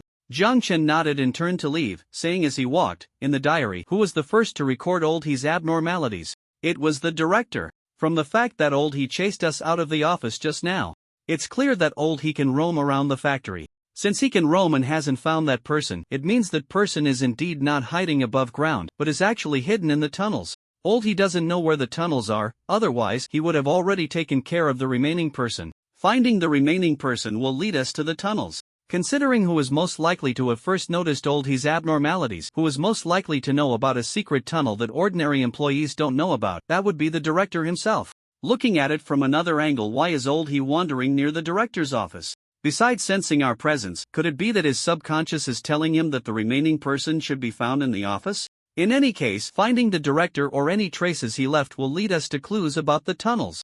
Jiang Chen finished his speculation in one breath, leaving Xiao Wei dumbfounded. How did she not think of that? Reflecting on it, she thought that someone who can cook has a good head on their shoulders, and quickly hurried to keep pace with Jiang Chen, saying, but yesterday, we blew up the office. It doesn't matter, old he couldn't find the tunnels above, so blowing it up won't affect anything. It might even expose more clues. True. Xiao Wei's eyes lit up. However, we still need to be prepared. No one knows if the director is alive or dead. Now, whether he is a person or a ghost, he might come back from the sea, and who knows, the director might also be contaminated. Jiang Chen reminded. Xiao Wei's face tightened. Behind them, Uncle Han silently picked up his big knife. Among the 5 who first entered the instance, he was originally assumed to be the leader, but now it seemed the captain had changed to Jiang Chen. His judgment was not wrong, this young man was indeed different. The 3 moved quickly and soon returned to a ruined office. They searched continuously around the collapsed shelves and the blown-up desks, but after a quarter of an hour, they found nothing. Just when they were at a loss, suddenly, Jiang Chen abruptly stopped. Turning around, he lay flat on the ground. Xiao Wei? What is he doing? With Jiang Chen's movement, the entire office suddenly fell silent. Although they didn't know what Jiang Chen was doing, after the previous events, Xiao Wei and Uncle Han had begun to unconsciously trust him, holding their breath. Jiang Chen pressed his ear to the ground. He wasn't actually listening with his ear but was using something else, a new skill he discovered after unlocking the mental attribute. It seemed he could see more things with his eyes and hear more things with his ears. This was an intuition that came from the spirit.to focus more. Jiang Chen simply closed his eyes. At that moment, he could hear the subtle breathing of the other 2. The patter of rain outside the high window and the sound of water droplets falling from an unknown place in the dilapidated factory, all crystal clear, and also another shallow breath that did not belong to them. It was coming from beneath, through an unknown thickness of floor or mixed concrete. From the upper and lower zones, Jiang Chen lay on the ground and heard another breath. Jiang Chen's body suddenly froze. Then, he raised his gaze to look at Xiao Wei and Uncle Han, pointing downwards to indicate the location below, right here. Xiao Wei and Uncle Han understood Jiang Chen's meaning. Xiao Wei was inexplicably horrified right here? Right beneath their feet? This meant that the last person could very well have been listening to this monster, old he, while they walked above him? Could he even be underground, looking up at them with an inexplicable gaze? Xiao Wei had never seen such a scene, but human imagination is boundless. At this moment, Xiao Wei actually felt a sense of horror. After confirming that the breath indeed did not belong to them, Jiang Chen's body felt a bit numb, but he still stood up, pretending that nothing had happened, and made new sounds again. He patted Uncle Han's shoulder and began to discuss speculations that had already been ruled out. Uncle Han reacted and immediately picked up the topic. While Jiang Chen was speaking, he initiated a temporary conversation. Code Jiang Chen, the remaining person is underground. Code B Xiao Wei, this is definitely a horror story. I really don't want to do this anymore. Code C Uncle Han, forget it, we're just one step away from completing the mission, hang in there. Code C Uncle Han, Xiao Jiang, what should we do now? Jiang Chen pondered for a few seconds and said, since we've found out where the tunnel is, next we either go down or let him come up. The main task is to explore the tunnel, successfully find the entrance, and mark it. And now, since they have already found the tunnel below, they either forcefully break a hole to get in or lure the person below to come up, which would naturally lead them to the entrance. Code B Xiao Wei, if we go down, can we use a bomb? Code A Jiang Chen, not really, it's a flat surface, we need to find a cut first. Code B Xiao Wei, I can try using your steel fork to see if it can be inserted. Jiang Chen, has your strength soared after eating the smoked meat? The steel fork on the hard mixed concrete floor? Is that even possible? Even if it could, Jiang Chen wouldn't risk using his weapon. The hardness of the steel fork is beyond doubt, but Jiang Chen suspected that if he jabbed it down, the sharpness would turn to mush, and how would he use it afterward? Although he had a short knife, the weapon he was most comfortable with was still this modified steel fork. Sturdy and durable, with incredible power. Code A Jiang Chen, I don't think that will work. Is there anything else? Code B Xiao Wei, anything else? Can you be a bit clearer? I don't understand complicated stuff. As she spoke, Xiao Wei's bright face blinked her big eyes, looking extremely clear, foolish and pure silly. Code A Jiang Chen, do we have any gas-type items? Code A Jiang Chen, the tunnel must have ventilation, otherwise the people inside wouldn't survive. This might force the people inside out. Seeing the flickering information on the screen, Xiao Wei recalled that there indeed was. Xiao Wei quickly opened her inventory, and before taking out that item, she seemed to remember something and hurriedly typed, Code B Xiao Wei, you two quickly put on masks. It's best to hold your breath too. Seeing this sentence, Jiang Chen and Uncle Han exchanged a glance, both tightening their expressions. Jiang Chen directly took out a gas mask from his backpack, while Uncle Han, still wearing the mask Jiang Chen had given him earlier, held his breath. Just as the two were getting ready, Xiao Wei, looking as if she were facing a formidable enemy, pulled something out of thin air with both hands. This seemed to be another piece of meat. Xiao Wei was also wearing a mask, but her face was turning a shade of iron blue. A smell that was hard to describe, truly horrific, assaulted them. Jiang Chen hadn't even processed what it was yet. He felt as if someone had punched him in the nose.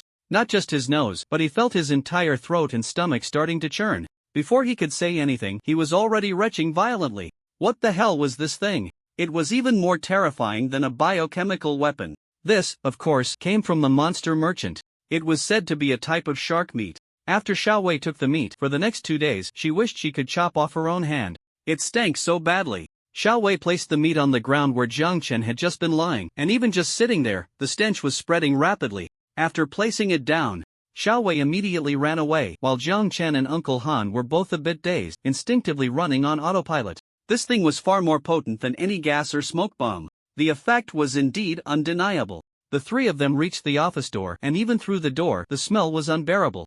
Jiang Chen's eyes were watering, and Uncle Han looked pale.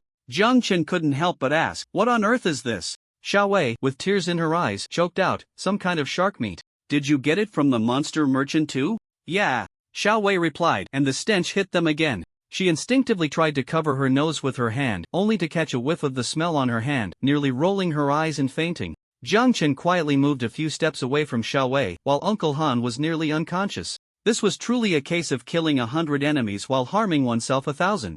The three waited for 5 minutes. Just as they were about to suffocate themselves, a noise finally came from below. Clang! A sound of something being knocked over echoed from beneath. Xiao Wei's rolling eyes came back into focus, and she gasped, there really is someone. Hearing this, Jiang Chen quickly elbowed Uncle Han in the stomach. Uncle Han replied, Xiao Jiang? Is it dawn? Jiang Chen. Uncle Han, wake up a bit. Uncle Han shook his head, and seeing the expressions on their faces, he gradually became more alert. Is that thing coming up? Uncle Han whispered. It looks like it, Jiang Chen whispered back, be careful. The three held their breath, and after about 10 seconds, the sound of something crashing became clearer. It seemed the person inside first stepped on something, causing a pile of things to fall, and then they crashed against the wall like a madman. Their mental state didn't look too good. After waiting for another half a minute, finally, amidst the tense expressions of the three, Jiang Chen keenly noticed that something seemed to move at a certain spot on the desk. The desk had long since turned into a pile of splintered wood, so this movement was particularly noticeable. It's coming out, Xiao Wei whispered. Good. Jiang Chen silently agreed in his heart. At the same time, Jiang Chen raised the silver handgun. The flying sound was taken care of by Jiang Chen, and the mutated Lao He was also killed by him, so this silver handgun was taken by Jiang Chen without any dispute. Even if there were other ulterior motives, they had to consider the bomb in Jiang Chen's hand. Although the two didn't know that the so-called bomb was actually a cooling spray combined with a lighter. Raising the handgun, Jiang Chen silently prayed he had to hit it.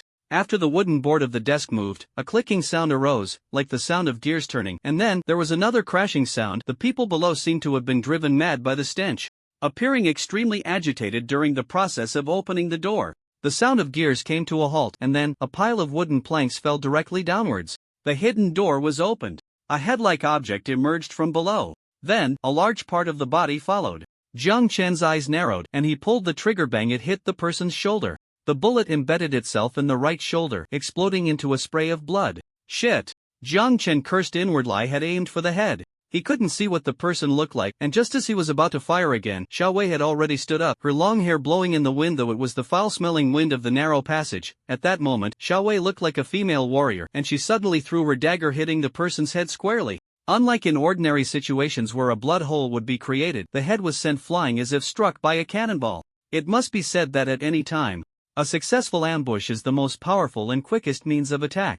Jiang Chen's mouth slightly opened, and Xiao Wei looked down, humming happily. You still have a lot to learn, little brother, Xiao Wei said proudly. With the head blown apart, the three of them cautiously waited for a while, or rather, they were briefly dazed by the stench, and after a quarter of an hour, the suffocating smell in the air dissipated a little. But just a little. Jiang Chen even suspected that even if the person hadn't been shot in the head by the gun and dagger, being submerged in the stench for so long might not have allowed him to survive. Xiao Wei walked in front, rolling her eyes as she put the piece of meat back into her inventory. She swore that she would never take that thing out again unless absolutely necessary. With the shark meat put away, the stench in the air dissipated significantly, and Jiang Chen crouched down to examine the body of the suspected director, which was left with only a torso. Jiang Chen discovered that this corpse had only one leg remaining. To be precise, only a thigh was left. Jiang Chen then looked at the head that had flown out. It was a nearly bald head, the scalp almost pressed against the skull, with sunken cheekbones and deep indentations on the bridge of the nose, and the corners of the mouth were smeared with unidentified meat chunks. Jiang Chen's first reaction was that this person looked like he had contracted prion disease, probably already started eating his own flesh. Xiao Wei and Uncle Han also crouched down, and Xiao Wei frowned. Is this the director? Uncle Han pointed to the nameplate on the clothing, which was similar to old He's. Looks like it. Xiao Wei let out a sigh of relief. Fortunately, it's much better than the monsters we imagined. I didn't expect there would be indigenous people in the instance. This person had it tough too. Sigh, this person had it tough. Probably consumed most of the supplies he hoarded, and with monsters guarding above, he didn't dare to come up. This is just waiting to die in the tunnel. Jiang Chen didn't lament the director's fate. To be honest, they were no different from the director. It seemed like there were choices and possibilities, but in reality, the road and the encroaching fog from behind were just as much monsters hanging over their heads, weren't they? The elder brother didn't say anything, but the second brother did. However, within the instance, the information about the possible existence of indigenous people was worth noting. This meant that perhaps road survival was not as they imagined, not just an exceptionally realistic game, but possibly involved multiple worlds in a complex dimension. Thoughts raced in his mind, but clearly, the instance was not a suitable place for contemplation. Since they had already found the entrance, it was best to complete the main quest first. After searching the director thoroughly and finding nothing useful, the three of them wasted no time and placed the flag issued by the system directly next to the already opened secret door. Suddenly, a mechanical voice announced, 5-person level instance corrupted tunnel. Congratulations, players have completed main quest 1, initial exploration of the tunnel. It has been detected that players have completed the task within the specified time and will be teleported out of the instance in 5 seconds. The 5-person instance invitation card used has expired. So soon? Aren't we going into the tunnel? Xiao Wei exclaimed in surprise. However, just 5 seconds later, the three of them were enveloped in white light, unable to hear each other's voices anymore. The dim office vanished, and Jiang Chen only caught a glimpse into the tunnel before being teleported out. The mist swirled around him, rain began to fall from above, and a chilly wind blew, causing Jiang Chen to shiver. Had he just been thrown out of the instance? This instance was like a heartless scumbag, pulling away without warning. Jiang Chen thought oddly. The main quest was over, and he had thought they would go down into the tunnel to take a look.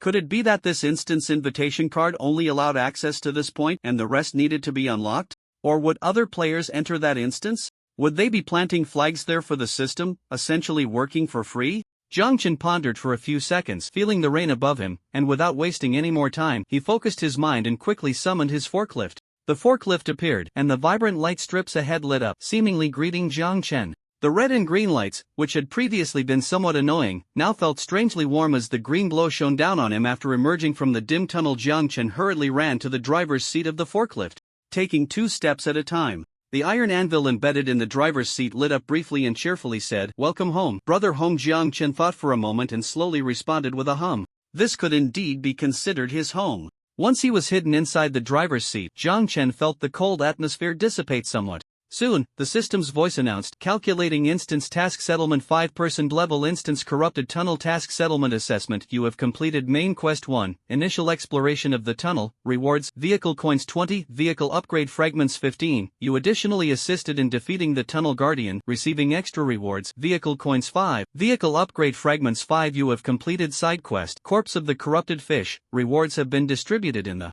instance. You have completed hidden quest, unknown creature, rewards have been distributed in the instance." Jiang Chen understood all this information. But the next piece of information left him stunned. Your performance in the instance was outstanding, and a mysterious creature was attracted to you. It has left you an identity token. Do you accept? Please note, accepting the identity token will not produce any binding effects, and you have full rights to choose voluntarily. Identity token? What is that? Jiang Chen hesitated for a second and chose to accept it. A purple card appeared in the palm of his hand, with a mysterious figure of a woman in a hood etched in the center. Jiang Chen flipped it back and forth, trying to immerse his consciousness in it, but nothing happened. He clicked his tongue and put the card away. The system continued to announce, "Time spent in this instance, 37 hours 21 minutes 52 seconds 72 hours. You will receive an additional enhancement effect. Players participating in this instance 5, players settled in this instance 3, you will receive an additional enhancement effect. 2 players had died." Yet there was still an additional enhancement effect. The malice of this game towards players was simply blatant. This was like raising a goo. Based on comprehensive performance evaluation, you have been selected as the MVP player of this instance game, and hidden rewards will soon be unlocked. You can choose from the 4 rewards below. 1. Vehicle upgrade fragments 20, vehicle coins 50. 2. Random service area refresh cards 2. 3. Random silver weapon 1. 4. System basic convenience store 60s limited time 0 yuan purchase participation card 1. After 10 seconds, a random choice will be made for you. 10, 9, the 4 hidden rewards appeared simultaneously in front of Jiang Chen. He hesitated for a moment. To be honest, all 4 hidden rewards were quite good. The first could be used to develop the economy. The second, service area, goes without saying. His early advantage, aside from his profession, was encountering enough service areas to make a wave of initial accumulation. The third, well, was related to his own strength, as silver weapons were already quite decent. Jiang Chen still remembered the materials provided by Oak and the forging site offered by the Daydream Pavilion, where he crafted a weapon that was nearly golden level and sold for a sky-high price. His current threaded refined steel fork and short knife didn't even have a grade. But after hesitating for 5 seconds, as the system was about to finish the countdown, Jiang Chen still chose the 4th option. The first 3 were indeed tempting, but no human could resist the allure of supermarket convenience store 0 yuan 60s purchase. Moreover, this was during the acid rain days when food and resources were scarce. No living being would complain about having too much stock. Furthermore, the system's basic convenience store might be different from the shops operated by monsters. In short, there might be different good items inside. You have chosen hidden reward 4. System basic convenience store 60s 0 yuan purchase participation card 1 has been issued. A shopping card similar to a supermarket card from a past life appeared in Jiang Chen's hand. The system continued to announce, based on the completion and performance of this task, your dungeon game rating is. The mechanical voice paused for a moment. Isn't it supposed to be S rank? If Xiaowei heard Jiang Chen say this, her face would probably turn green with anger. After all, at this moment, Xiaowei had only received a C rating. Moreover, the system also provided a comment. The mysterious audience affirmed your combat power, expressed deep regret regarding your intelligence. Xiaowei's face turned green with anger, and she punched the bronze treasure chest that appeared on the sides of the road in the acid rain, leaving a shallow imprint on the chest. After Jiang Chen muttered something, he didn't take it to heart. Anyway, the gains from this dungeon were already substantial.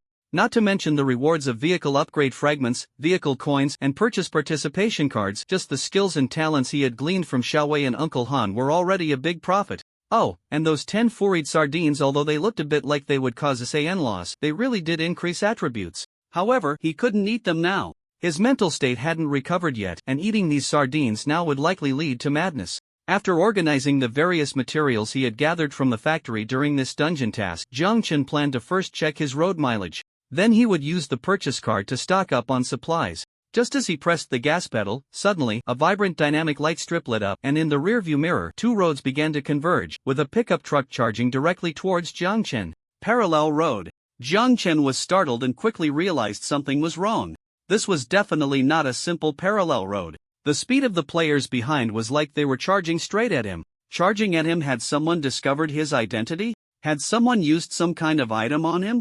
Jiang Chen's first reaction was Xiaowei and Uncle Han, but he quickly ruled out that possibility. Although he had vaguely mentioned his ranking in the dungeon, he hadn't exposed too much information, and he had been very cautious with his supplies, making it unlikely that his identity would be revealed. Then was it an item that could locate players? Just as the thought flashed through Jiang Chen's mind, the pickup truck had already surged towards the back of Jiang Chen's forklift. The pursuing vehicle was invincible in front. As for the back, one could only say that the connection point of the quality inspection compartment was too heavy. Even as Jiang Chen was contemplating, he had already jerked the steering wheel.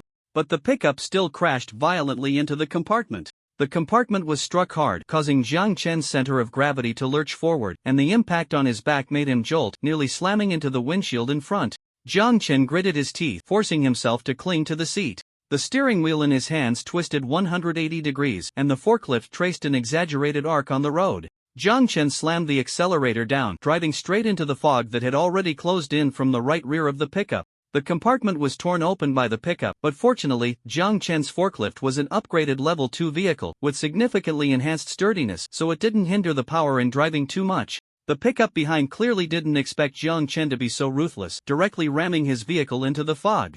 Jiang Chen floored the gas pedal, and in the dark weather, the acid rain pelted both vehicles, making it seem like a scene from a Fast and Furious movie. Now both vehicles were gambling, betting on who would first succumb to the pressure of crashing into the fog. Unfortunately, gambling was the last thing Jiang Chen feared. When he got stubborn or crazy, even he was scared. Not to mention, in the current scenario, it was clearly more advantageous for Jiang Chen. The forklift was longer, and the driver's seat was further from the fog. Sure enough, as both vehicles, the rear compartment of the forklift and the rear wheels of the pickup had already submerged into the fog, the player inside the rear vehicle lost their composure. In Jiang Chen's rearview mirror, the player leaned out of the window, their head and half their body visible, looking anxious, their mouth moving as if shouting something at him. Jiang Chen scoffed, directly pulling out a silver handgun with his left hand, aiming the dark muzzle at the player, and pulled the trigger. Bang! A gunshot rang out.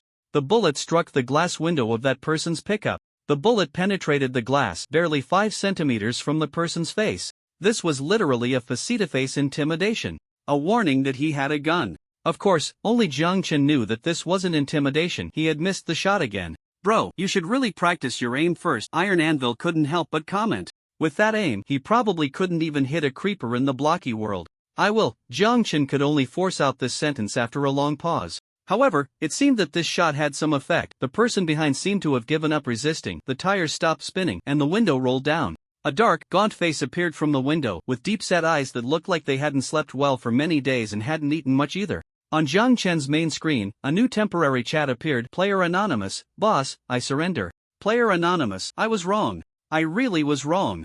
Looking at the messages above, Jiang Chen frowned. This person really knew he was the melancholic French fry. How did he find out?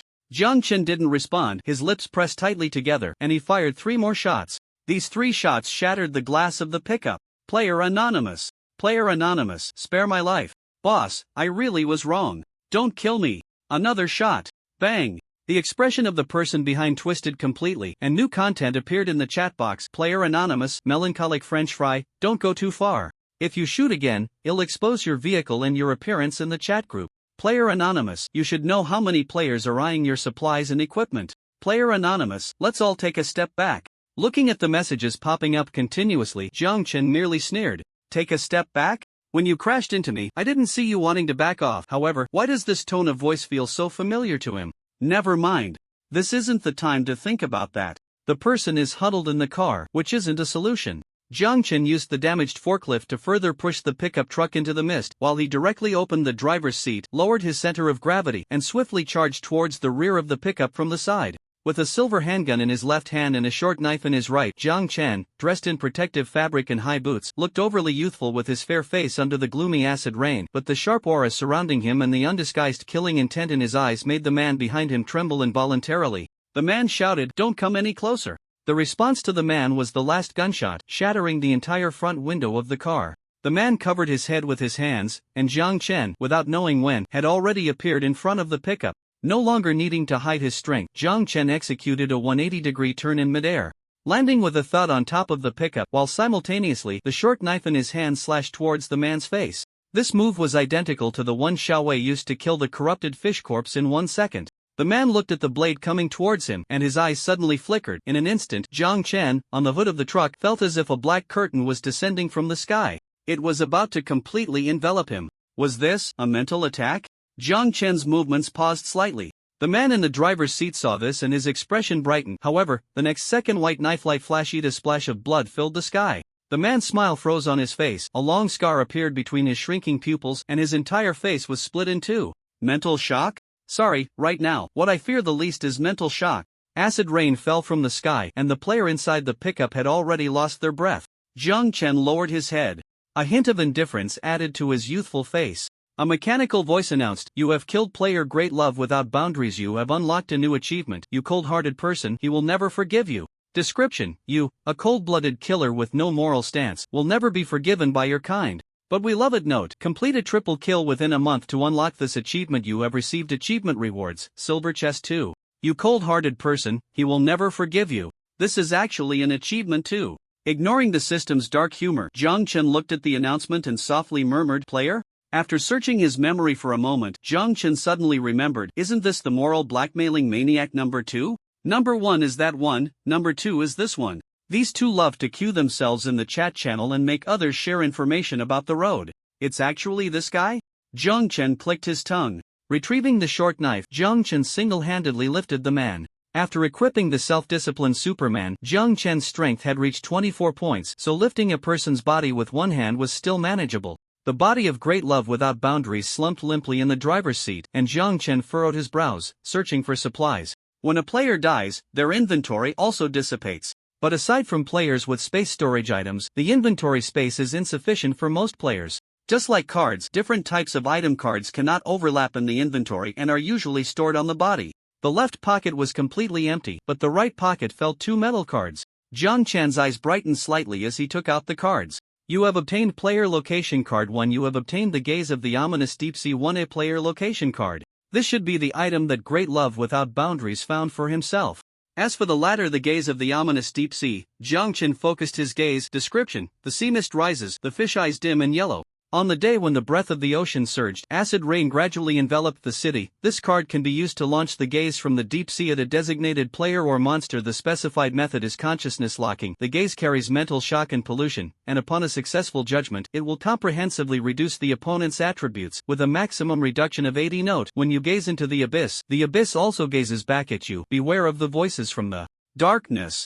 Seeing the maximum reduction of 80, even though Jiang Chen had obtained similar items before, the crazy workshop director's pen still made him click his tongue. This item is simply outrageous in terms of numerical performance. No wonder the Great Love Without Boundaries dared to charge in like this. If he hadn't developed a mental attribute and had a relatively high mental attribute, once hit, a reduction of 80 in status would indeed leave him with no ability to fight back.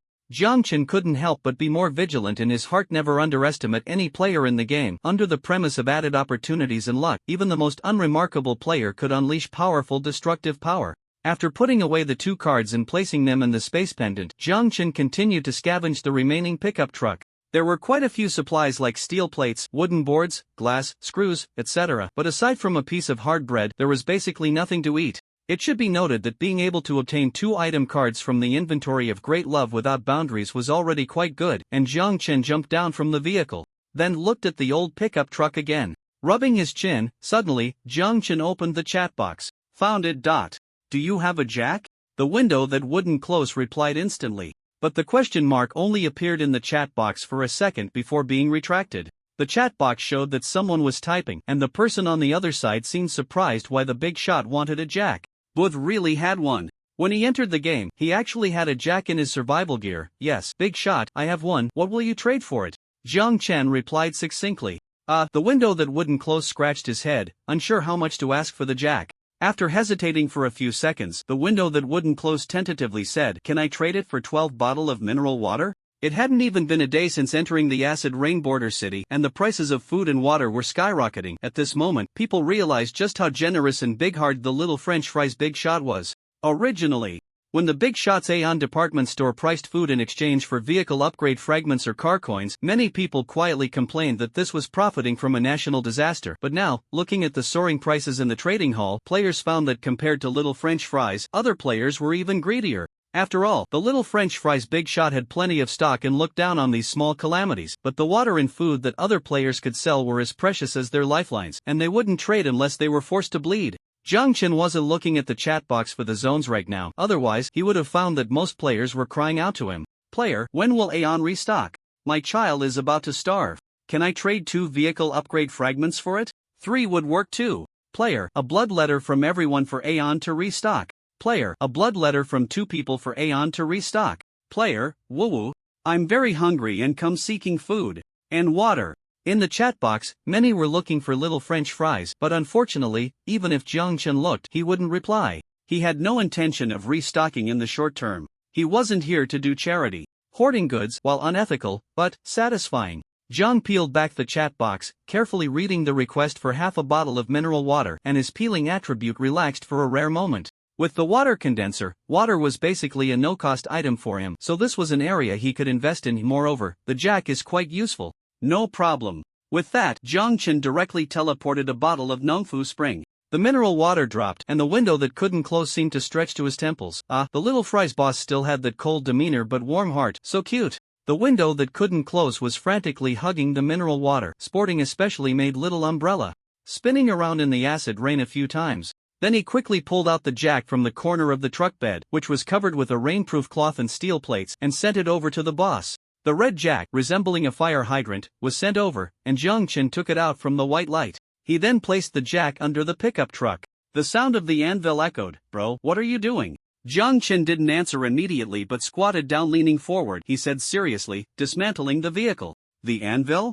The system only said that the vehicle is uniquely bound and cannot be recycled, but it never said that the parts are uniquely bound and cannot be recycled, right? Ha! The anvil was greatly shocked. While speaking, Jiang Chen used a wrench made from iron blocks and a crafting table, which came in handy now. Although it wasn't a professional tire socket wrench, it was sufficient. Before going to university, he worked as a car mechanic for 3 months during the summer to gather tuition fees, and he hadn't forgotten his skills. He quickly loosened the bolts, then used the disassembly head, which was also produced by the anvil and his refining mouse king, to remove the anti-theft screws. Then, Jiang Chen rubbed the bulge next to the tire, finding the familiar feeling, and placed the jack in the corresponding position. The jack slowly lifted, and the tire gradually hung in the air, about 2 fingers off the ground. Jiang Chen turned the wheel and removed it entirely. After finishing the first one, Jiang Chen started on the second, third, and fourth. Then, Jiang Chen opened the pickup's door, preparing to cut off the power and drain the oil. The next step was a big project, and safety had to be ensured first. Before the system could react, Jiang Chen had already completed the power cut and oil drain. By the time the system noticed a player dismantling their vehicle, Jiang Chen had already removed the doors, hood, and suspension system. Jiang Chen's movements were quick and agile, as if he had been dismantling cars on an assembly line for 10 years. Extremely familiar. In fact, Jiang Chen was indeed enjoying the dismantling process. He had done quite well at the repair shop before. If it weren't for going to university, they would have considered making him the assistant manager. Watching Jiang Chen about to continue his actions, the system emitted a sharp alarm. Player, the vehicle is uniquely bound to each player and cannot be recycled. I'm not recycling the vehicle, I'm just taking apart some small parts. With that, Jiang Chen removed the entire car frame. System. Are these small parts? Jiang Chen remained unfazed and continued to dismantle. The system didn't make any further sounds, and Jiang Chen didn't care. After all, he wasn't violating any rules. Just as Jiang Chen was eagerly contemplating how to continue cutting the car body without a professional cutting machine, suddenly Jiang Chen felt his body lift off the ground.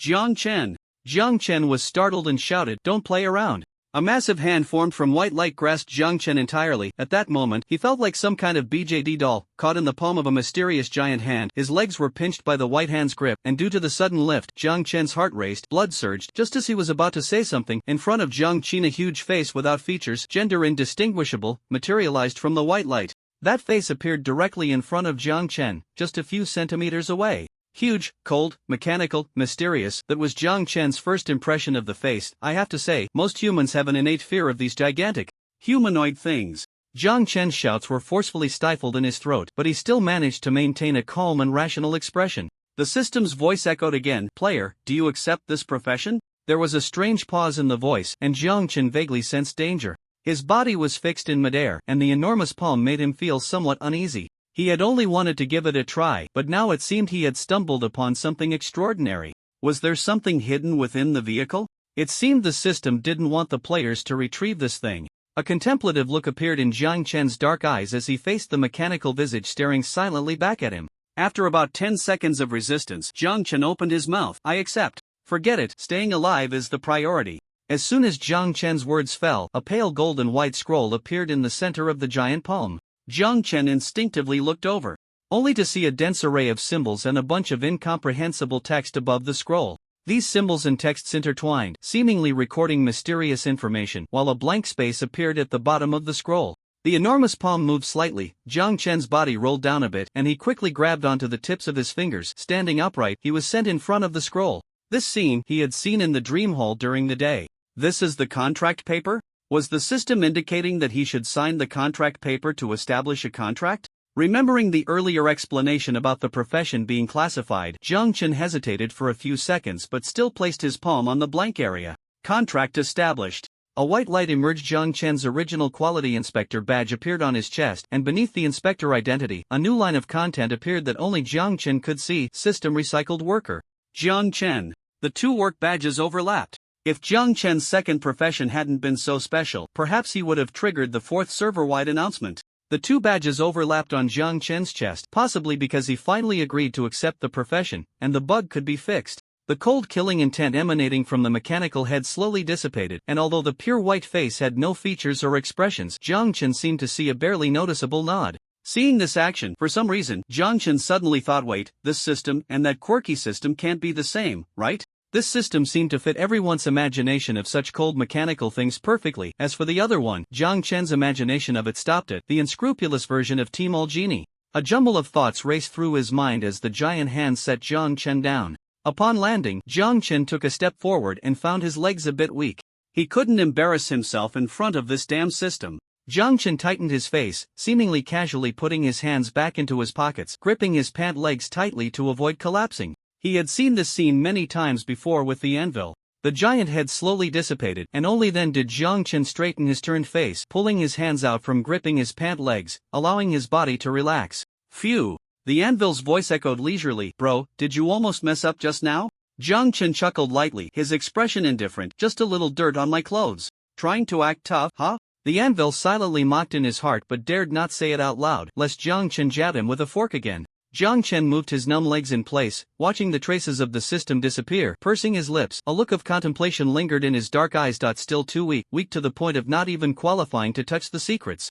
Jiang Chen lowered his head, having truly felt the murderous intent contained within the system, or rather, within this game. He firmly etched the feelings from that moment into his heart, exhaling a breath of frustration as he continued to dismantle the vehicle. Right now, he could do nothing. He didn't know the secrets of this game and world. All he could do was strive to make himself stronger, at least to become a somewhat stronger ant, so that he could survive a little longer before real danger arrived. About an hour later, Jiang Chen finally finished dismantling the vehicle. You have successfully disassembled the vehicle. A white light appeared, enveloping the vehicle, and after the system scanned it, new text appeared. Detection complete. Recovery quote, 120 vehicle coins. Would you like to report for recovery? Jiang Chen stared at the 120 vehicle coins above, momentarily stunned, then couldn't help but shout in his heart, what a steal? 120 vehicle coins.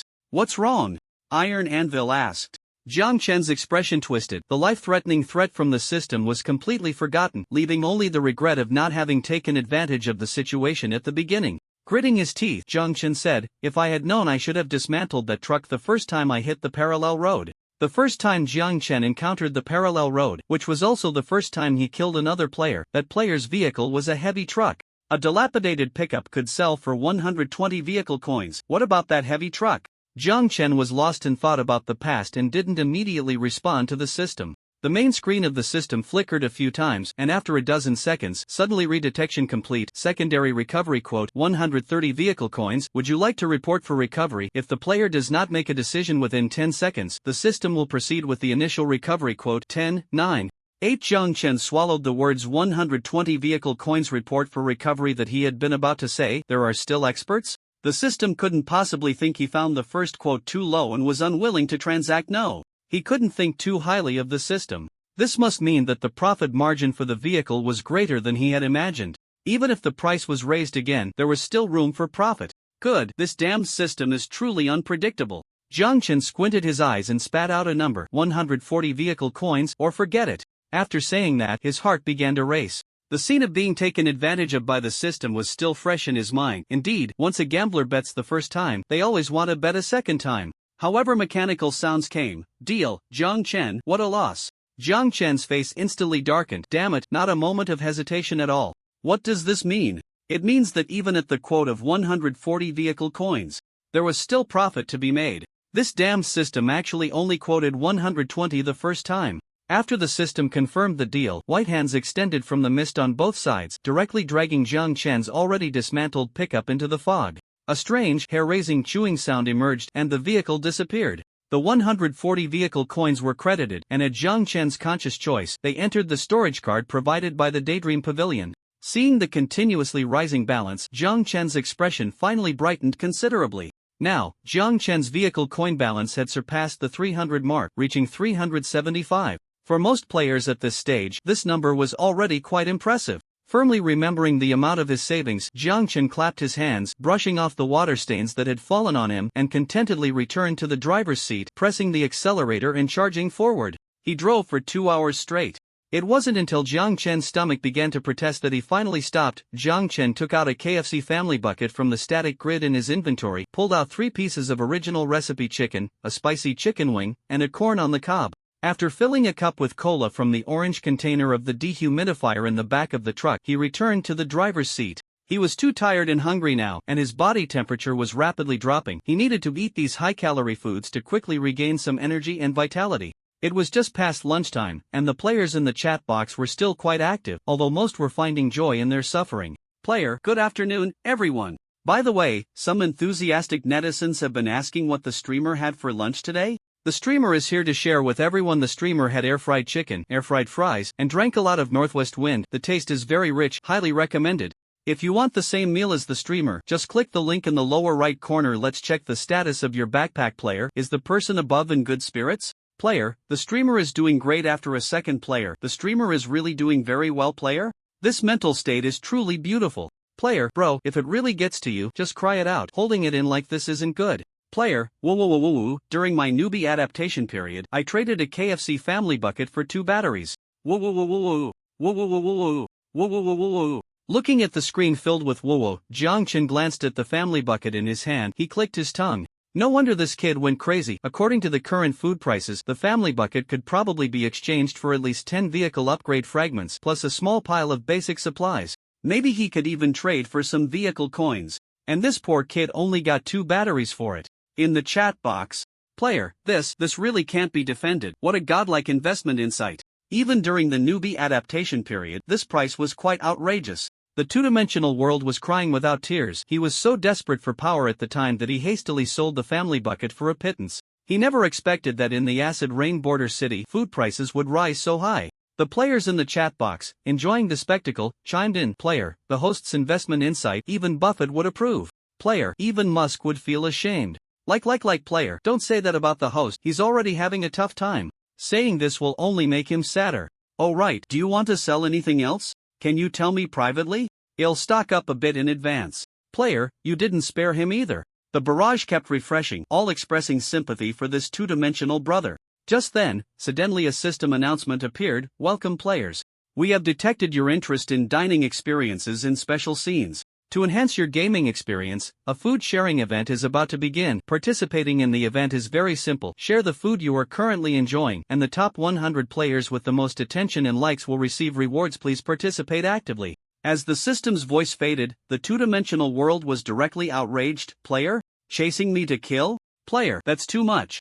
However, these 2 messages were quickly pushed up. Compared to watching the fun, everyone was more concerned about the rewards. Sharing food could lead to rewards. This was a no-cost, no-risk gain. Soon, a player posted a slightly blurry picture. Perhaps it was taken too quickly, and the image was a bit out of focus, but everyone could still see the content. Next to the steering wheel was a half-eaten ham and lettuce sandwich, and on top of the sandwich, there seemed to be a bit of something resembling mayonnaise. The photo was posted, and a level of attention appeared on the side of the message. 20. Moreover, the attention was continuously rising 20, 30, 45. Player, this sandwich looks so delicious. Along with this message, a heart appeared next to the attention level. This represented a like one. After this message, more and more players began to share their food. I have to say, hiding one's talents is indeed a great virtue of the Dragon Kingdom people. Although everyone in the group was shouting about not having food, in reality player, hot dog picture, orange juice picture.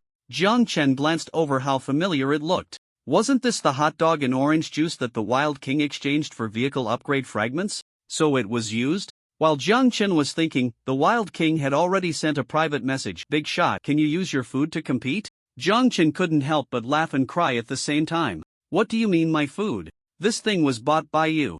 Not stolen. Jiang Chen didn't think much of it and directly sent a OK.jpg. Upon entering OK, a yellow little hand making an OK gesture automatically appeared in the chat box. Jiang Chen didn't think much and chose to send it directly. The Wild King, riding on a skateboard, looked at the yellow, oddly cute little hand and, for some reason, suddenly smiled slightly. He casually sent, "Big shot, do you want to share your lunch?" Looking at the message, Jiang Chen thought for a moment and felt no resistance. Although this might attract some hate, it didn't matter if there were rewards involved. Send. Alright, then let's look forward to your photos, big shot. As he spoke, the Wild King rubbed his hands together. The Wild King's current mood was probably similar to participating in a ranked match, where he had brought along a very powerful friend. Now, he was not thinking about how to perform himself, but rather how to let his big shot friend show off in front of others. After sending the message, Jiang Chen put down the spicy chicken wings that were about to reach his mouth. Since he planned to participate in the event, he would take it seriously. Being a food vlog blogger is no joke. Once he decided to do it, he did it. Jiang Chen first packed the food into his backpack, then stood up and once again sneaked into the back compartment. Inside the compartment, Jiang Chen took out a small wooden table he had retrieved from the resource recycling station, then placed a piece of velvet cloth on the table. Next, he took out an item that had been sealed away for, probably less than 4 days from the space stone, the utensils used for the afternoon tea set by the Daydream Pavilion. The exquisite bone china plate was directly used to hold small cakes, but now it was filled with chicken wings, chicken nuggets, and freshly taken out fries. The tall glass meant for holding Watard black tea was filled with cola, unfortunately without ice. Otherwise, on this gloomy day, a glass of iced cola would be simply delightful. Then, Jiang Chen took out his electric cooker, poured in some oil, and cracked an egg into it. After frying the egg until golden, he took it out and put in some pork. This pork was naturally the wild boar meat obtained from the last golden treasure chest. The taste couldn't compare to the black ring snake meat given by Xiaowei in the dungeon, but after frying in oil, it still emitted a fragrant aroma. Jiang Chen simply fried a piece of pork chop, added the egg, ham, chopped green onions, and black pepper, and then fried a small piece of sausage. The pork chop was taken out of the pan and placed on a heavy iron plate, with 2 onion rings sprinkled on top. The main dish, snacks, and drinks were all ready. What else was missing? Jiang Chen recalled his habit of filming vlogs and snapped his fingers lighting in music. As for lighting, dynamic and vibrant light strips. Now that could come in handy.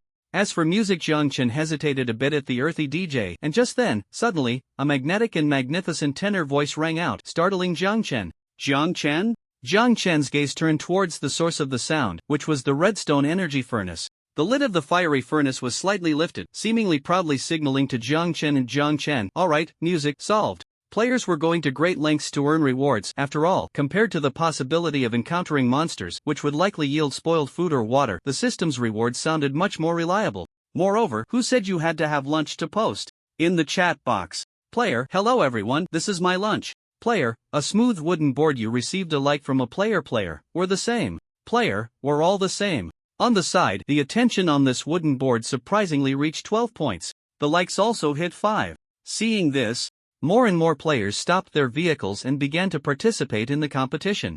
On the road, the previously hesitant Orange saw the messages in the group chat, thought for a moment, and decided to share her lunch. It seemed that compared to these people, hers was not too bad. Player, hello everyone, this is my lunch. Compressed biscuits, 13 bottle of mineral water. After posting, Orange's attention increased by 2 points, but soon, the message was pushed up. Just then, suddenly on the main screen, you received a like from a player.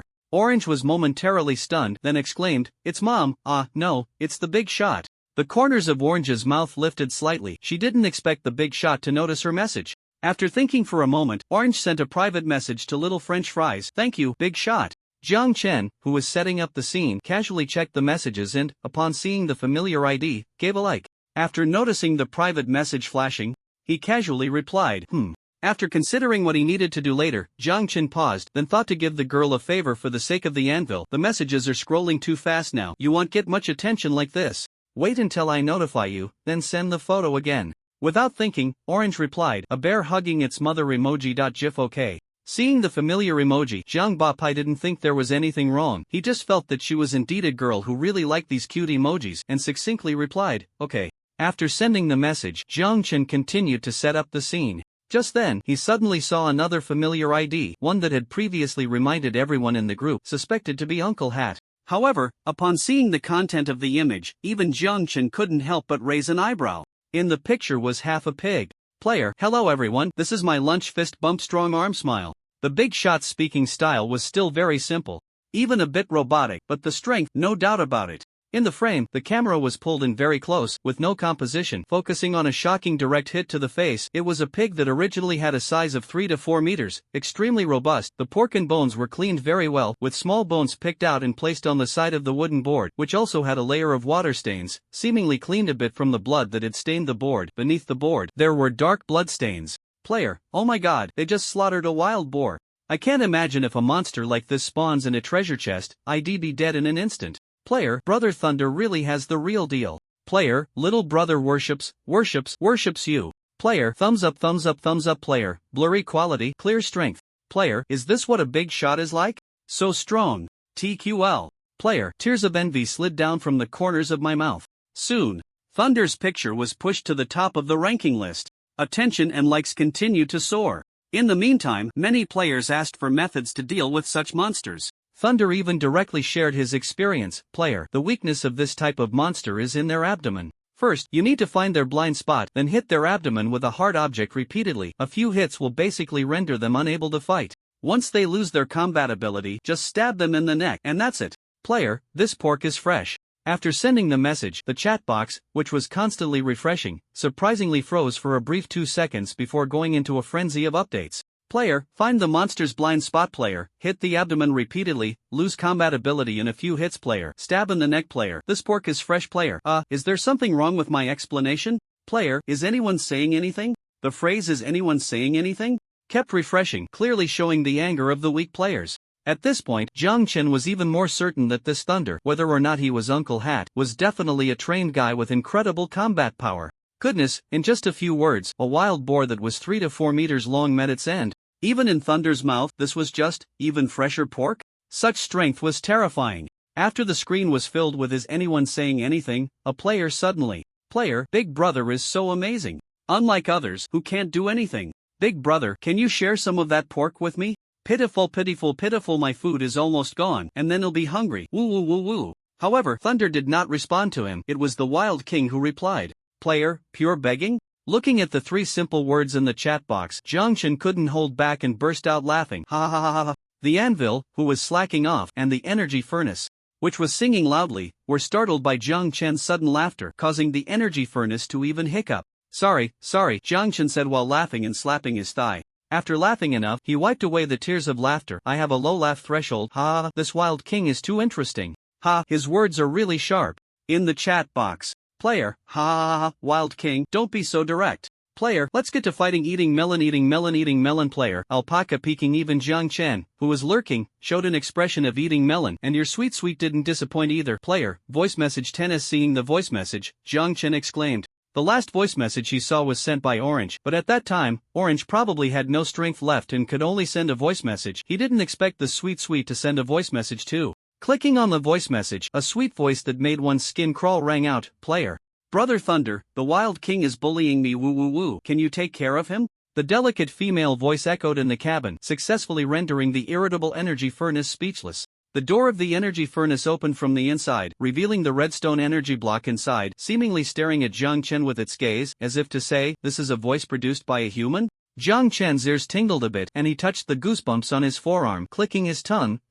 He knew that some boys really liked this kind of voice, but he really wasn't into it. He even found this voice a bit inhumane. Moreover, when he was a streamer before, he had gained some popularity due to his looks and voice, and there were entertainment guilds that had contacted him, as well as voice chat rooms. He was well aware that the latter would provide streamers with sound cards and other equipment, and with that stuff, even a foot-picking big guy could produce a cute girl voice.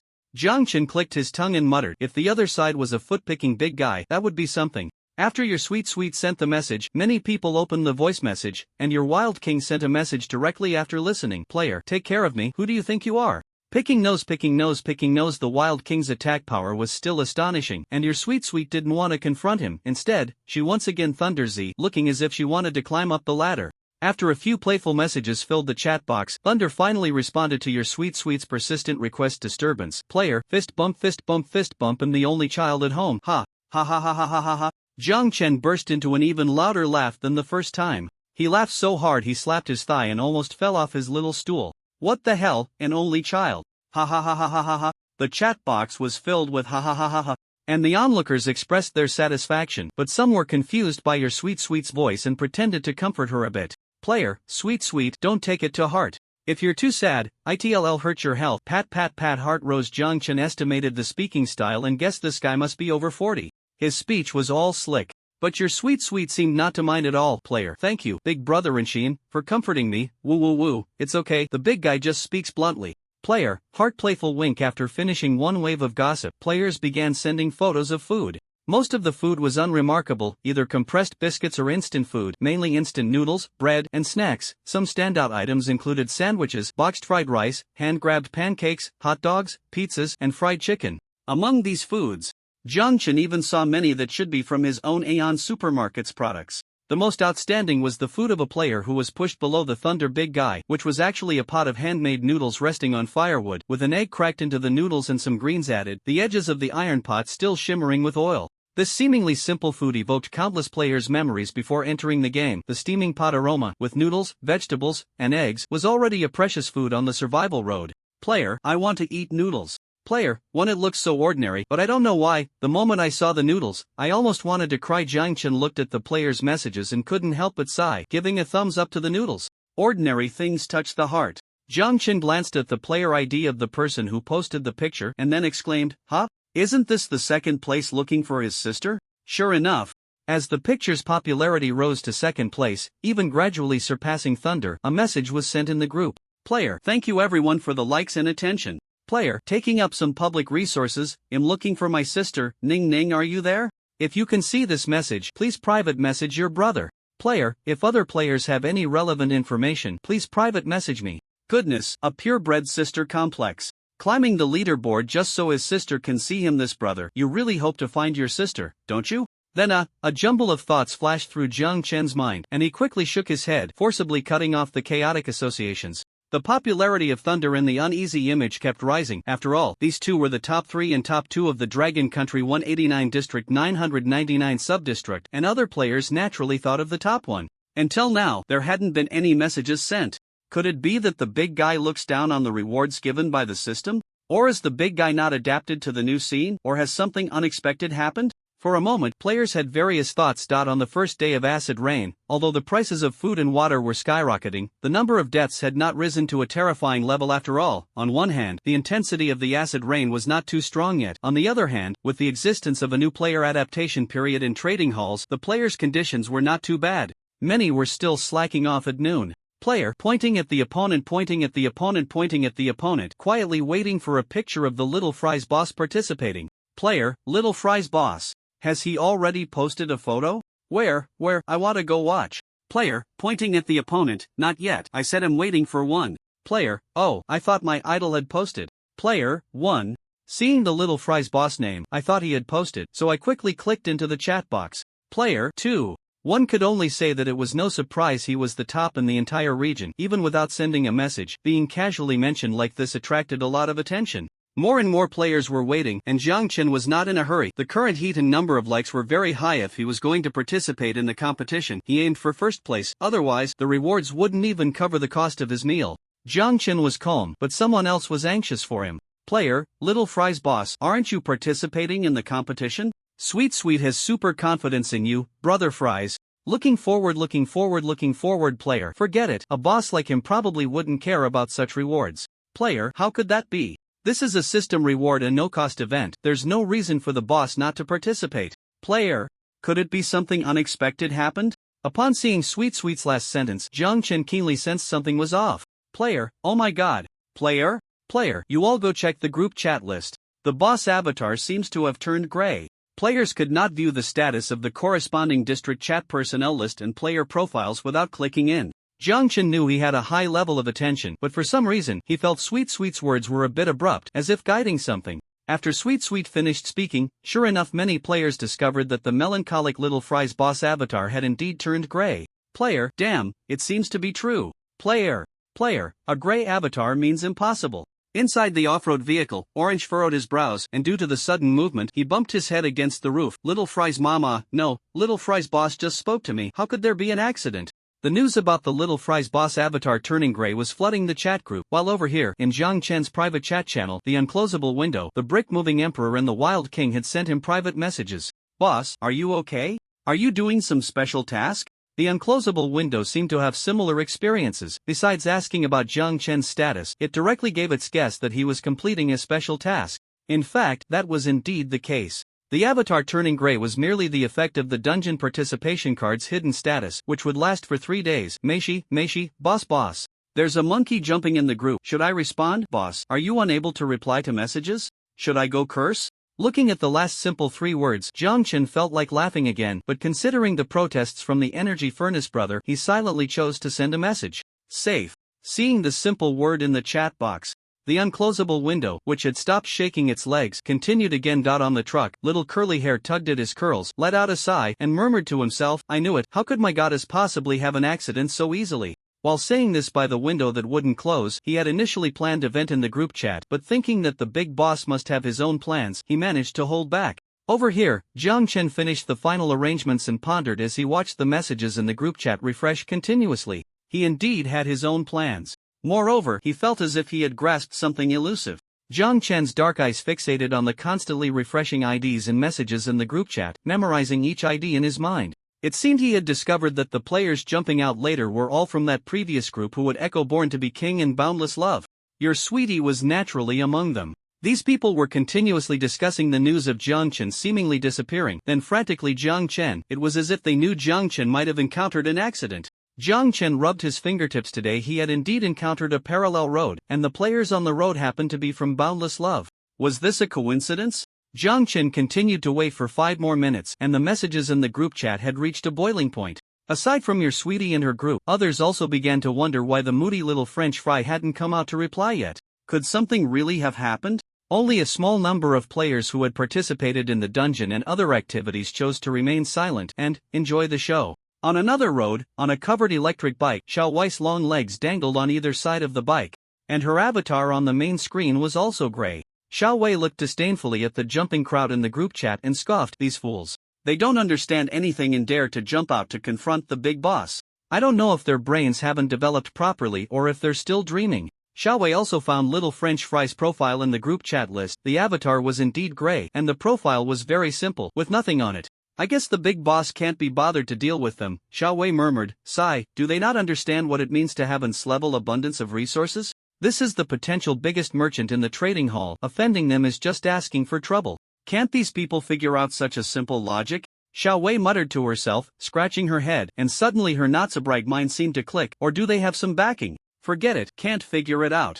After thinking for a while and feeling a bit of a headache, Xiao Wei simply chose to give up. Her gaze suddenly shifted to the temporary conversation over there, where Code A and Code C, respectively Jiang Tai and Uncle Han, were still stuck in the conversation from when they exited the dungeon. After Xiao Wei finished talking about the monster merchant with Jiang Tai, she was teleported out of the dungeon. Sigh, I wonder if Jiang Tai and Uncle Han are participating in this competition? Jiang Tai can cook too, could he be that Siscon? Xiao Wei thought of that pot of steaming noodles and fell into contemplation. She wasn't doubting Jiang Tai's strength to reach the top 2 position, but rather, Jiang Tai shouldn't be using the name of Little Daily Life, right? Xiao Wei knew her method of elimination was a bit absurd, but a woman's intuition told her she couldn't quite equate these two. The number of people Jiang Chen in the group chat was increasing, and suddenly a message appeared in the private chat channel on a player's main screen. Isn't it about time? You should be able to speak now. We've sent all our food to you. After stepping on little French fry this time, you can just ride this wave of heat. Why aren't you talking? Hey! In this private chat channel, your sweetie was completely devoid of the delicate tone she had in the group chat. Instead, she appeared unusually cold and direct. On the other end of the private chat channel, it was, at this moment, the expression on Born to be King's face was somewhat unpredictable. His gaze was fixed on another person's status bar. Great Love Without Boundaries' avatar had also turned gray. But just half an hour ago, Great Love Without Boundaries' status was normal. In this half hour, only one thing had happened. Great Love Without Boundaries went to assassinate melancholy French fries. Born to be King's gloomy face showed his eyes darting around as he bit his lip hard. What the hell is going on now? Both Great Love Without Boundaries and melancholy French fries were in a non-responsive state. Things were not as sweetly imagined. Did Great Love Without Boundaries manage to deal with French fries? Or did the two of them perish together? With the curse card in hand, Great Love Without Boundaries shouldn't have fallen to French fries, right? That was a mental shock. Various speculations flooded Born to be King's mind, while your sweet messages bombarded him like a bomber, making him even more confused and irritated. Where the hell are you? Not talking? You're not thinking of running off with our supplies, are you? I advise you not to have such thoughts. We still have 2 positioning cards. If Li Dai Tao Jiang can't be used, you'll have to ask me. Damn! Seeing Li Dai Tao Jiang and the 2 positioning cards, Born to be King cursed and slammed the steering wheel. In the acid rain, the sound of honking echoed. In the distance, the fog swirled, and an inexplicable panic arose. Born to be King irritably lifted his head. Forget it, one step at a time. He wiped his face and sent a message in the group chat. Player, smile fist bump. Hello everyone, this is my lunch today, please enjoy. As the message was sent, a picture was uploaded. A bowl of instant Yangzhou fried rice, a plate of mapo tofu, along with sandwiches, wraps, and a small cup of orange juice on a small wooden table. It was a meal that was quite luxurious in the survival game. Player, wow, it looks super delicious. Player, no wonder you're the big brother Born to be King. Although low-key, your strength is truly undeniable. Player, this hot dish must have come from a treasure chest. Can hot dishes be stored in the backpack? Player, yes, you can use the item stasis slot. Player, this kind of information is shared directly. No wonder you're the big brother Born to be King. Fist bump. Player, fist bump fist bump fist bump. It's just to unify human camp.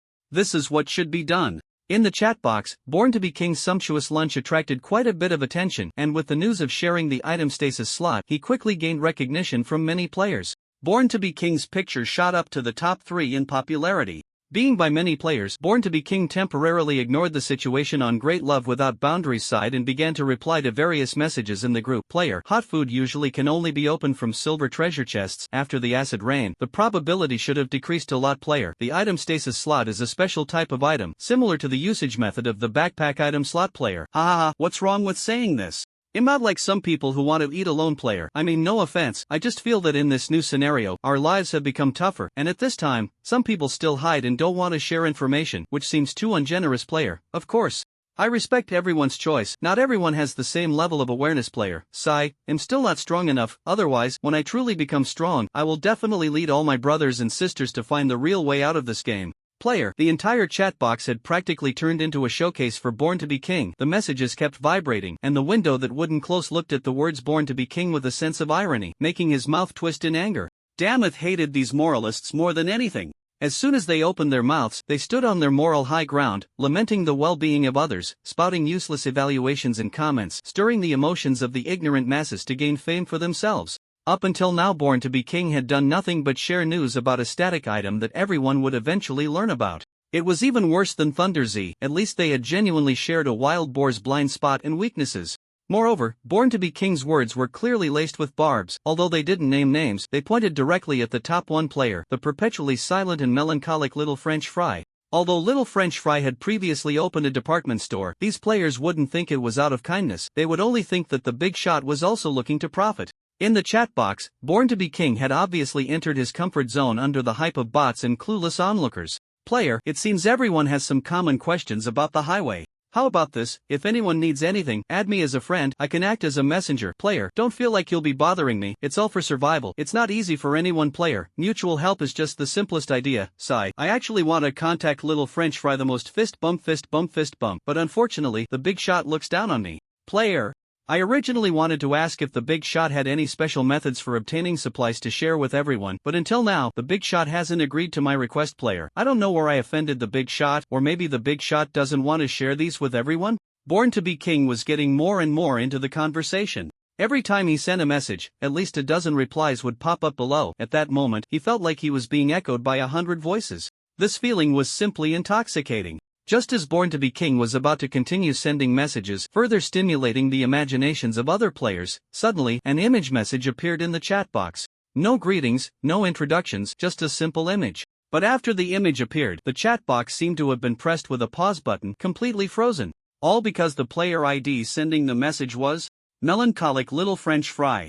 It was an animated image enveloped in a soft purple glow, and with the sending of the image, a melodious and magnetic music recitation echoed in the background. Under the lights, there was a long table covered with a black tablecloth, adorned with exquisite white bone dishes and goblets. Inside the white bone dish were some simple fried snacks, and beside it, a square basket held long loaves of bread, next to which was a jar of thick honey. In front of the bone dish was a heavy iron plate containing fried pork chops decorated with black pepper and onions, and a fried egg, the oil on the pork chop still sizzling. This was not fast food, but real homemade fried pork chops. In the goblet, a brown liquid bubbled and swirled, and there were 2 glass cups beside it, one containing orange juice and the other soda water. In the background of the photo, one could vaguely see what seemed to be the extremely spacious interior of a carriage, along with things resembling a bed, table, and lounge chair surrounded by a fence. Above the fried pork chop, it seemed the person taking the photo hadn't noticed where the animated image cut off at the last moment of the image. A long, fair fingertip seemed to be holding some utensil, squeezing lime juice. The faint look of it almost made one smell the fragrant and sour scent of lime juice, which with a plop, dripped onto the fried pork chop below. In almost an instant, the system's notification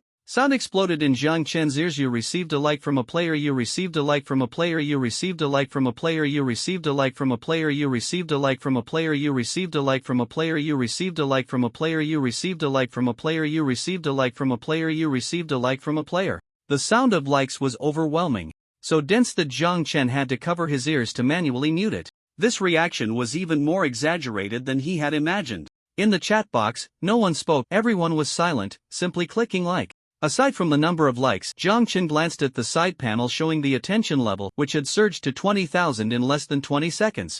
The entire 999 district had barely 100,000 players. Upon seeing this image, most players had only one reaction while they were struggling to survive. The big shot had already begun pursuing a quality of life. Music, lighting, environment, nutrition, flavor combinations, everything looked so relaxed and perfect. At the end of the image, the big shot's nonchalant action seemed to say, "Oh, I was just cooking, didn't see the messages. What are you guys busy with? Quite interesting, I'll post one too." It's no wonder people made such associations. In fact, humanity's imagination and glorification of the strong have always been terrifyingly strong. In the chat box, this message, devoid of any text or greetings, instantly climbed to 3rd place on the attention leaderboard, pushing down the photo of the king born to rule in the blink of an eye. Player, as expected of an idol, rarely makes a move, but when they do, they reach the top.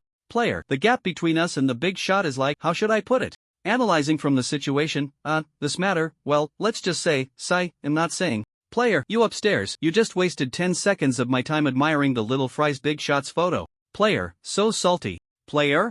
The Wild King was originally lamenting how strong the big shot setup was when he suddenly saw this message, nearly sending his skateboard flying. What's up with this old workhorse? After the old workhorse sent the message, the chat box fell silent for a second. After all, no one could gauge the little fry's temperament or know how to react. But Jiang Chen's reaction? None. As always, he had seen wilder things in his private message area. Plus, he wasn't in the mood to care about this right now. He had other things to do.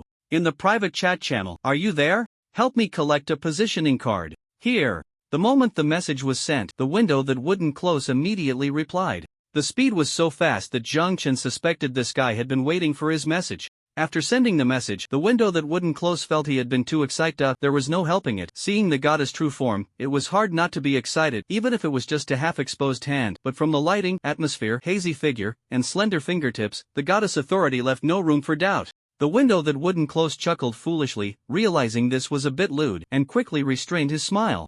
Seriously rereading the goddess' message. Only then did he see what the goddess wanted him to do. A positioning card? What's that? The window that wouldn't close searched the trading hall but didn't find it. The goddess must have searched too. She must want me to help collect it from other players, although it feels a bit like a pig is possessing me right now. I still think my brain is functioning well. The big boss isn't going to change it personally. On one hand, he might not have the time. Yes, the big boss isn't like them, still struggling on the survival line. He must have his own things to attend to. On the other hand, the big boss fame is too high now, and it's inevitable that some players will see the big boss wealth and raise the price. After figuring out what he wanted to do, I replied, "No problem, big boss. What does the big boss plan to use for the exchange, and what is the bottom line for the price? Zhang Chen saw the message from I can't close the window and nodded secretly. As expected of the long-term investment I have my eye on, communication is great. Let them make the offer first. The positioning card is quite special. After all, it can directly locate the player's personal information. I can't close the window was startled. He didn't expect that this so-called positioning card could directly locate the player's personal information. Ah, wait a minute, personal information. I can't close the window didn't know what he was thinking, and he let out a silly laugh. Realizing he had strayed into suspicious territory again, I can't close the window suddenly slapped his face twice, and after waking up, he hurriedly sent a message. Okay. After sending the message, Zhang Chen sent over 2 screws. This is the intermediary fee. I can't close the window originally wanted to return the items, but thinking of the big boss style, he silently accepted them. After thinking for a while, I can't close the window couldn't help but ask curiously, does the big boss need the positioning card to find other players? After sending the message, I can't close the window wanted to take it back. This was too reckless. Although he and the big boss were somewhat familiar now, it didn't seem like they had become friends. Would the big boss think he was meddling too much? While I can't close the window was tangled in his thoughts, Zhang Chen didn't think so much and directly replied, Go ask someone, or kill someone. I can't close the window almost jumped out of the driver's seat. His eyes widened as he stared at the few simple words in the chat box, his throat bobbing. Kill someone. Zhang Chen naturally knew the impact of killing on ordinary people. This could be considered a test for I can't close the window. Of course, Zhang Chen knew he had no right to judge others, but after all, their paths were different, and they couldn't conspire together. If I can't close the window couldn't accept it, Zhang Chen would give up on this long-term cooperation partner. While watching the chat box, Zhang Chen silently dealt with the pork chop on the table. The fried pork chop was cooked just right. The sweet and sour of the lime balanced the heavy oiliness of the pork chop, fragrant and savory, and Zhang Chen couldn't help but take another bite. The iron anvil beside him seemed to drool over the organ that it felt didn't exist, but it thought that as an anvil, it shouldn't feel hungry. Bro, is this delicious? The anvil asked. Ah, it's delicious, Zhang Chen replied casually. Can you give me some? Zhang Chen turned around from his chair, puzzled. How can I give you some? The anvil thought for 2 seconds, then suddenly flickered twice, excitedly saying, Bro, I have an idea. You cut a small piece for me, put it on a plate in front of me, light 3 candles. I learned from other players that this is a way for non-existent spirits to enjoy food. You can try it. If there are no candles, you can use me to create a few iron sparks. That works too. Zhang Chen wiped his face, silently turned back, and continued eating the pork chop, pretending he hadn't heard anything. Bro, calling me dad won't help. I want set up an altar in my car. Zhang Chen thought to himself. I in the chat box where the window that couldn't be closed fell silent. Zhang Chen clicked his tongue and switched back to the regional chat. Within the regional chat, the popularity of his own photo was still rising, having surpassed the likes of Born to be King, Thunder Z, and the previous top contender, with attention now reaching a staggering 60,000. Zhang Chen skipped over feelings of envy and jealousy, as well as bold comments suggesting his sister should deduct points from him, or let him take his seat. He discovered indeed, after he sent a message, there were no further messages from them either. Not only had they stopped messaging, compared to their previous lively selves, they were now as quiet as quails. These two were definitely up to something. Zhang Chen's expression turned serious. After being hit by the boundless love with a positioning card and a curse card, Zhang Chen quickly learned something new, that is, before danger erupts, it must be nipped in the bud. If it weren't for the mental buff he obtained in the instance, he might have really fallen into the hands of boundless love. He had clearly noticed the disruptive behavior of these 3 in the group before, but had never taken it seriously. Practice is the best teacher, and Zhang Chen absolutely would not allow himself to make such a mistake again. Now, he was going to use the positioning card to correct this error. As for the window that couldn't be closed, a hint of indifference appeared in Zhang Chen's dark eyes. Just as he was planning to find the Wild King or the Human Race Brick Emperor, in the private chat channel, Boss, I got the positioning card. I've sent it over to you. A white light appeared in the void, and a card materialized in front of Zhang Chen. Zhang Chen raised an eyebrow slightly. Boss, I sent messages in the group chat and to players I know, and 2 players are willing to sell positioning cards. One is my friend, and the other is. I compared them, and the offer from my friend was less reasonable, so I took the liberty to trade with him. My friend wanted 5 buckets of instant noodles, 5 bottles of mineral water, and vehicle upgrade fragments. This one is 3 buckets of instant noodles, 4 bottles of mineral water, and any basic material 5. By the way, he also said that if there's news about his sister, these supplies won't be needed, and he can provide other item cards instead. Boss, I was afraid you might be in a hurry, and I just happened to have supplies. So I traded with him first. After you finish your business, you can just give me the supplies. Looking at this long string of messages, Jiang Chen's mouth twitched. Am not that urgent. The window that couldn't be closed wouldn't think him in a rush to kill something on the spot, would it? Although it was somewhat amusing, seeing the item card in his hand and the words in the chat box, Jiang Chen couldn't help but smile. It seemed he didn't need to find a new partner after all. Jiang Chen didn't ask the window that couldn't be closed if it minded what he needed the positioning card for. This basic understanding was still there. Jiang Chen typed in the chat box, "Okay." The yellow thumbs up emoji popped up again, and Jiang Chen sent all the supplies over. It must be said, the efficiency of the window that couldn't be closed was absurdly high, finding the positioning card so quickly. Since the positioning card was found, the next steps would be simple. Jiang Chen closed the main screen and directly tidied up all the weapons at hand: rebar fork, short knife, silver pistol. By now, Jiang Chen had already learned the name of this silver pistol. Silver Wing Killer. Description: a near-silver level weapon that once belonged to a female professional assassin. It was referred to by its owner as the ultimate tenderness that arrives with the wind. It must be said, it truly lived up to being a weapon from a female professional assassin, its prestige sounding much better than the hammer he forged with craftsman Oko in the Daydream workshop. The Silver-Winged Killer automatically configures 15 rounds of ammunition with a bullet recovery time of 2h per round. There is a slight chance that bullets can penetrate shield values, causing true damage, the extent of which depends on the opponent's overall strength and current state. The Silver-Winged Killer has an automatic calibration effect upon killing, increasing calibration accuracy by 15. I must say, within the instance, everyone really didn't speak the truth. What Xiaochu said about the limited bullets of the gun, that they couldn't be used without restriction, was not entirely accurate. In fact, the Silver-Winged Killer could automatically recover bullets, and although the speed wasn't particularly fast, Jiang Chen knew very well that being able to automatically recover bullets completely distinguished the Silver-Winged Killer from ordinary handguns. Not to mention that the Silver-Winged Killer also came with true damage and automatic calibration. However, it was completely understandable. After all, they weren't a real team and couldn't truly open their hearts to each other. Even he had concealed a lot. Additionally, from the description of the Silver-Winged Killer, Jiang Chen also learned a new piece of information: shield. This attribute might be similar to the mental attribute, likely only obtainable through later efforts. There were still 9 bullets left in the Silver-Winged Killer, which was enough. Besides that, Jiang Chen also took along the previously obtained gaze of the ominous deep-sea curse card. After preparing all his weapons, Jiang Chen took out 2 silver treasure chests and the unopened random beginner survival package from the Space Stone. He first opened the silver treasure chest. You have obtained vehicle upgrade fragments 5, Sunto expire authentic fermented old jar sauerkraut beef instant noodles 2, glass 2, crab flavored broad beans 1. Indeed, in the acid rain border city, the probability of treasure chests was affected, and the items obtained were not as plentiful as before, but it was still passable. Jiang Chen continued to open the second one. You have obtained car coins 1, Nongfu spring mineral water 550 milliliters 2, hemostatic bandages 2, universal wheels 1, QQ good to drink milk tea 1. Note: you must accurately pronounce its name, or you will not be able to enjoy it. If misnamed, there is a 50 chance it will turn into scorpion reproductive juice. Looking at the last item, Jiang Chen pondered for a second and directly tossed it to Orange. There's a cup of milk tea. I don't need it. Do you want it? After waiting a few seconds, she replied,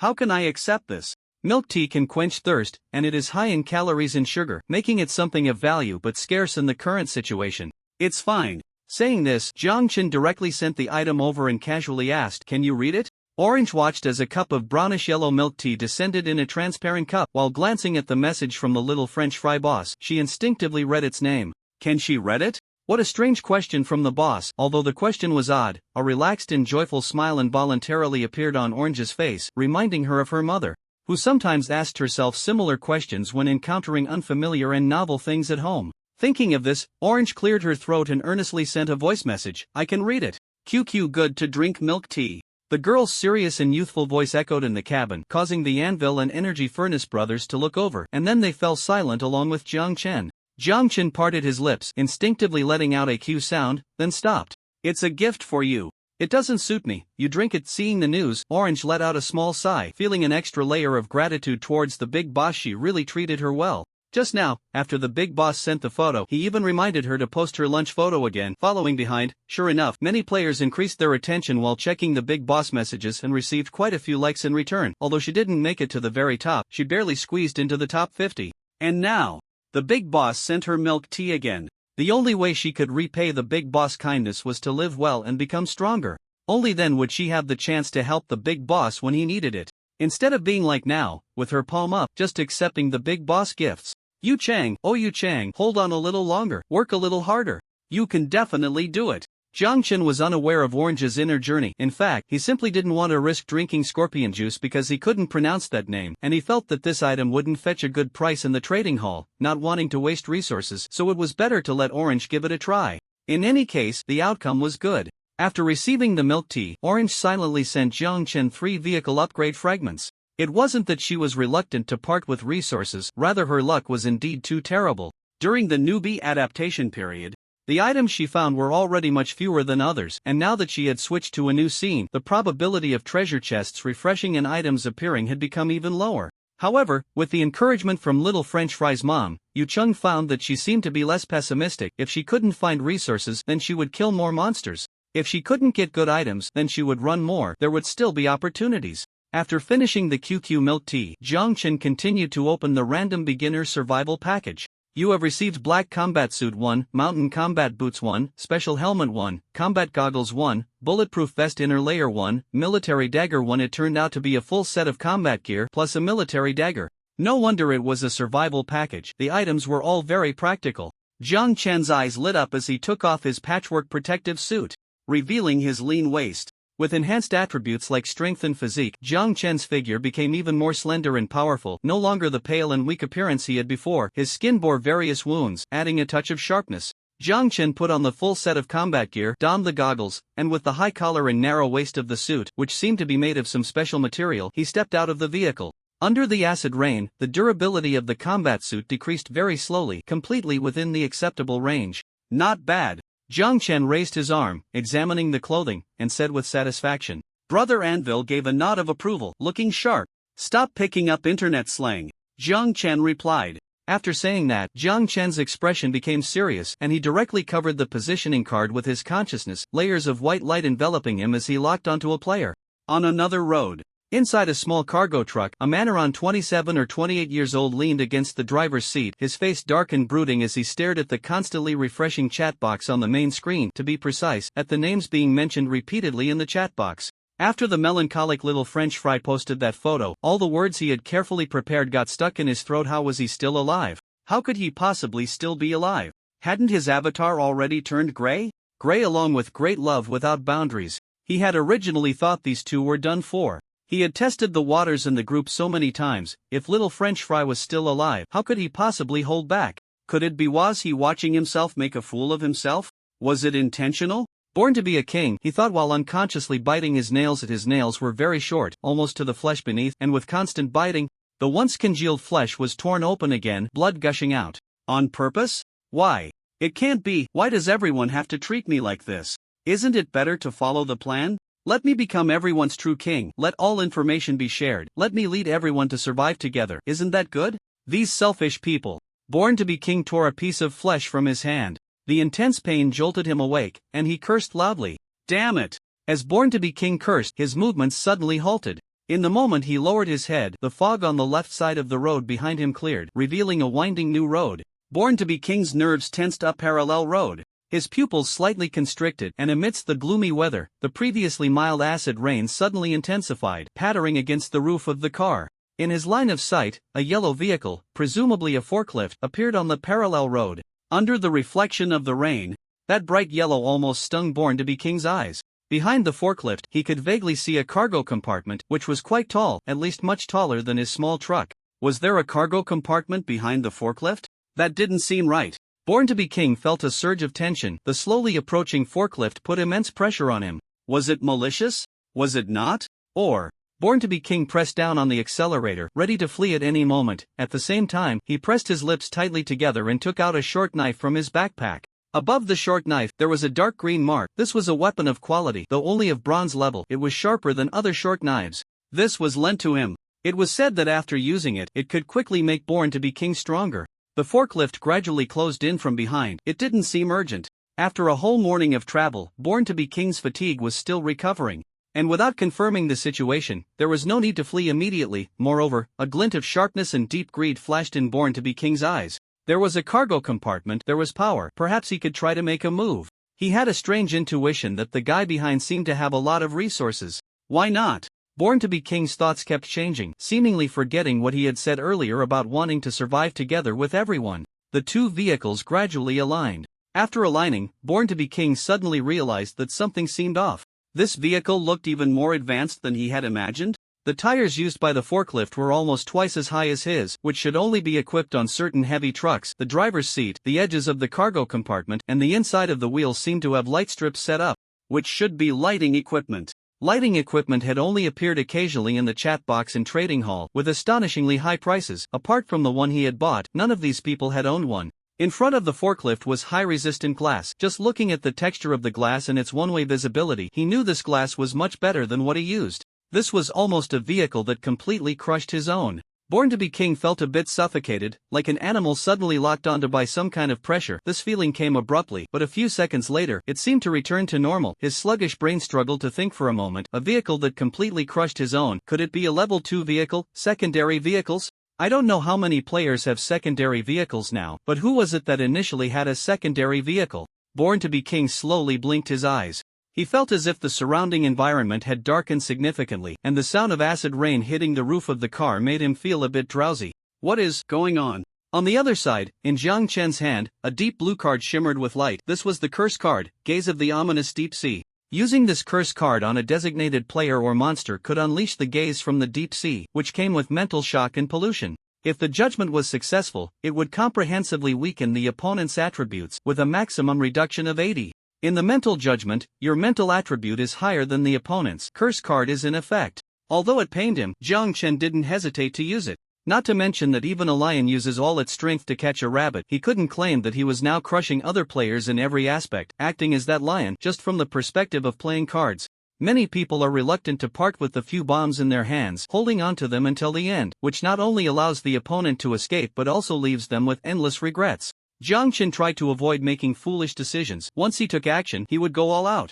There would always be items, but if an accident occurred, he could lose everything. Jiang Chen was very clear about this. Born to be King felt the air in the driver's seat becoming increasingly suffocating. His mind felt like it was being simmered repeatedly in a pressure cooker, lacking oxygen, numb, and in pain, suffocating. His vision began to overlap. Bang! Born to be King's forehead collided with the car door. His fingers involuntarily moved to the car window, rolling it down. The damp air outside rushed in, and Born to be King barely opened his eyes on the side. A forklift, he didn't know when, seemed to be just a few centimeters away from him like a ghost. The window was already rolled down, and a silver handgun with a bright arc was aimed at him. A voice rang out, "Stop, get out." A slightly immature voice sounded, and Born to be King was clearly taken aback. He shook his head. The muzzle of the silver-white handgun was constantly dispersing and overlapping in front of him. "Get out!" The voice sounded again. Born to be King gritted his teeth, ready to step on the gas and charge out, but at that moment, bang, at such a close distance, a bullet was fired. Born to be King was startled, and the next second, countless shards of glass flew out. This shot hit the windshield in front of the driver's seat.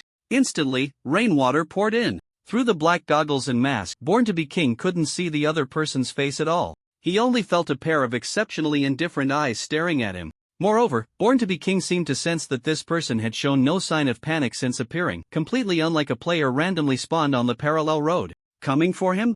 Impossible. He hadn't offended anyone? It couldn't be those guys. His own matters weren't finished. Those people wouldn't show up now. So who was it? While Born to be King was pondering, the person opposite seemed to have lost patience, raised the handgun, and aimed it at his forehead. Born to be King felt his mind getting more and more confused, unable to think. After waiting for a few seconds, he opened the driver's door. As soon as he opened the door, Born to be King tumbled out, rain hitting his face, health points continuously decreasing. Beside him, the forklift's door also opened, and Jiang Chen, dressed in a black combat suit, jumped down. Just as Born to be King raised his head, a foot stepped on his back. Born to be King struggled for a moment, the silver-white handgun pressed against his forehead. "I ask, you answer." The person's tone was very calm. "What is your relationship with he?" Hearing these two names, Born to be King's pupils instantly contracted. How did he know? "No, wait, who are you?" Born to be King shouted suddenly, and the three of them were only united against one person, and that was the melancholic little French fry. Jiang Chen let out a hiss in his heart. In the real world, hearing his online name was so mortifying. Jiang Chen elbowed Born to be King on the forehead. "I ask, you answer." Born to be King. In the acid rain, Born to be King felt his face was about to burn up. He turned his face to the side, refusing to answer. If the melancholic little French fry found out about their plan, they would definitely not survive. Since he hadn't acted yet, it meant he had reservations. If he could stall a little longer, your sweetie still had 2 positioning cards. Who knows? Born to be King was still fantasizing, but the next second, a sharp pain suddenly erupted in the side of his thigh. Jiang Chen had stabbed a dagger into Born-to-be King's thigh. Born-to-be King's pupils constricted violently behind him, where Born-to-be King couldn't see. Jiang Chen's pupils also shrank a bit. He wasn't a killer before entering the game, he was just an ordinary person, using such special means. If it weren't for the situation, it would be hard for him to do so without any psychological burden. Jiang Chen, be ruthless. Don't forget the great love that comes crashing towards you. Those people are really out to kill you. Jiang Chen kept planting psychological suggestions in his mind, showing no signs on his face. Born-to-be King, in pain, couldn't speak. Jiang Chen stabbed again, ready to plunge down. This time, indeed, Born-to-be King hurriedly panicked and spoke up. Don't. I'll tell you. Jiang Chen's eyes flickered for a moment, and then shoo. The sound of the dagger entering flesh echoed again. This time, it was in the calf muscle. Blood flowed out through the wound. You. Born-to-be King's body shook violently, incredulously saying, I ask, you answer. Jiang Chen's voice remained cold, as if the person before him was just an insignificant prisoner. Born-to-be King shivered. This time he dared not remain silent or evade, quickly nodding. You and your sweetie, what is the relationship with great love? What have you done against the melancholic little French fry, and what is the purpose? Born-to-be King's head spun. He felt his strength and stamina seemed to be weakening in all aspects. He originally wanted to secretly take out the dagger from his pocket, but was pinned down by Jiang Chen. Plus he didn't know what Jiang Chen had used. No, the overall weakening state, this is, the gaze of the ominous deep sea. Then, great love must have fallen into the hands of the melancholic little French fry. In that case, we are in a cooperative relationship. Your sweetie is responsible for providing us with props and supplies, and I and great love help my sweetie eliminate some players. Your sweetie first targeted, not you, but Thunder Z. At first, she used a Doom card, making the probability of monsters appearing in Thunder Z's treasure chest 100, and the quantity increased by 500. But Thunder is stronger than we imagined. All the monsters are dead. Born-to-be King said while gasping, his vision darkening. Jiang Chen remained silent. So the first target was Thunder, a 100 spawn rate, a 500 increase, and that's all fine.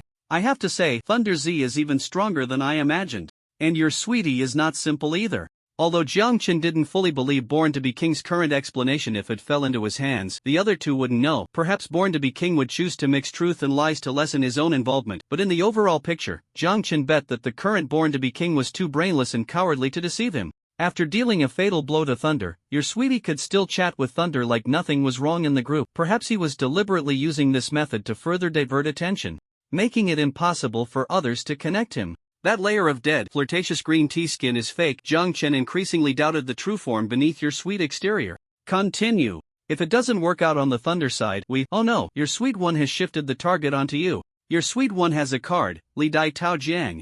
Li Dai Tao Jiang? Combining the assassination of boundless love and the performance of Born-to-be King, Jiang Chen seemed to have guessed something. What is the effect of that card? Born-to-be King raised his head, then paused under Jiang Chen's cold gaze, slowly pressing it against the toe of Jiang Chen's shoe. After I say everything, please, can you let me go? You should know that when a player dies, their backpack will also dissipate, so you won't get my supplies. If you let me go, I'll give you everything. I'll tell you everything about your sweet one's situation. Is that okay? I'm begging you. We're all human. Being dragged into this game is already unfortunate enough. I beg you to show mercy and let me off. I just want to live. Let me go. After that, you can make me do anything. I can help you kill anything, as long as you let me go. Born-to-be King cried, tears streaming down his face. I just want to live. I have family. I have children. Born-to-be King buried his head deeply, his kneeling figure looking particularly pitiful, while Jiang Chen stood beside him, contrasting sharply as a cold-blooded executioner. Jiang Chen found this performance somewhat amusing. Who doesn't say the same? Jiang Chen pressed his lips tightly together and said directly, first, tell me the effect. Saying this, he raised his gun again and shot at Born-to-be King's right calf. This time, Jiang Chen felt no moral burden. Thanks to Born-to-be King, his guilt had lessened considerably. Such a person, who repeatedly claims that everyone is the same, all human, all unfortunate the next moment just to survive, can actively promise to kill other players. There are no boundaries, both a victim and a perpetrator. After a few seconds of waiting, Born-to-be King finally spoke. The specific explanation of Li Dai Tao Jiang, your sweet one, didn't show us. The general content is a complete replacement based on death. Killing a certain player, designating oneself or other players to create the same or similar prestige and recognition as that player, and reaching the level determined by the system, can achieve a complete replacement, inheriting all the supplies and permissions obtained by the killed player. Killing a certain player, designating oneself or other players to create the same or similar prestige and recognition as that player, and reaching the level determined by the system, can achieve a complete replacement.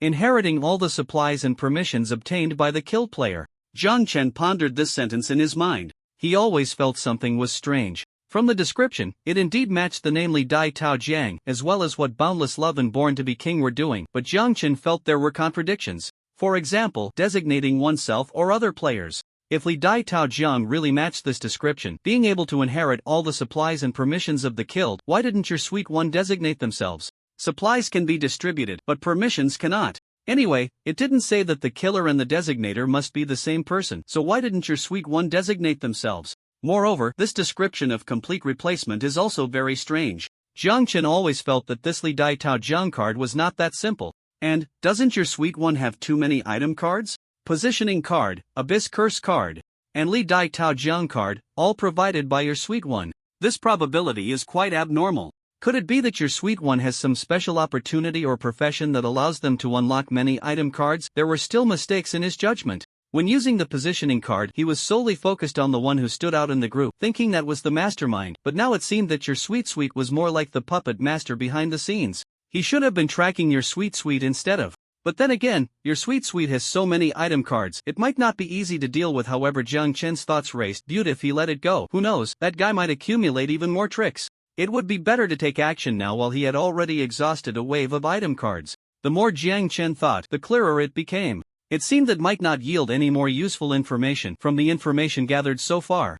Your sweet was quite a cautious person. All along, he had not revealed his vicious side, killing with boundless love. While the spotlight was on, your sweet was merely a green tea little sweet. No one would have expected he had such means. First, eliminate, then find the window that won't close, and directly contact his friend who sells positioning cards at a relatively high price. If he rushed over now, there was a chance to catch your sweet off guard. Zhang Chen made up his mind. While was still begging, he would simply and decisively pull the trigger for a headshot. The silver bullet embedded itself in the skull, and S head exploded like a watermelon. Before it burst, even looked at Zhang Chen in disbelief, his eyes seeming to say, "Didn't you want to gather information? Why did you strike now?"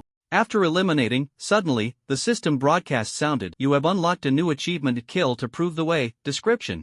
As the saying goes, if a friend dies, the Taoist does not die. Strike first to gain the advantage, strike later to suffer. Completing 4 kills within a month, you have mastered this path. You have received achievement rewards, silver treasure chest 2 more silver treasure chests. This doesn't even count the supplies he was about to loot. It's true what they say, killing and arson lead to golden belts. Zhang Chen clicked his tongue, first searching around S body, finding some scattered car coins, 2 packs of cigarettes, a lighter, and a dagger. He had long noticed S little actions. The latter thought he was being subtle when in reality, it was just an illusion caused by the Abyss Curse card's mental pollution. That guy was digging into his pockets so openly that it was hard not to notice. One must say, the Abyss Curse card was indeed terrifyingly powerful. After searching around, Zhang Chen originally planned to dismantle a few tires and the chassis, and after a simple disassembly, directly recycled the vehicle with the system. But unexpectedly, as he got into the car and approached the driver's seat, he discovered something strange. It was a car pendant, hanging above the driver's seat.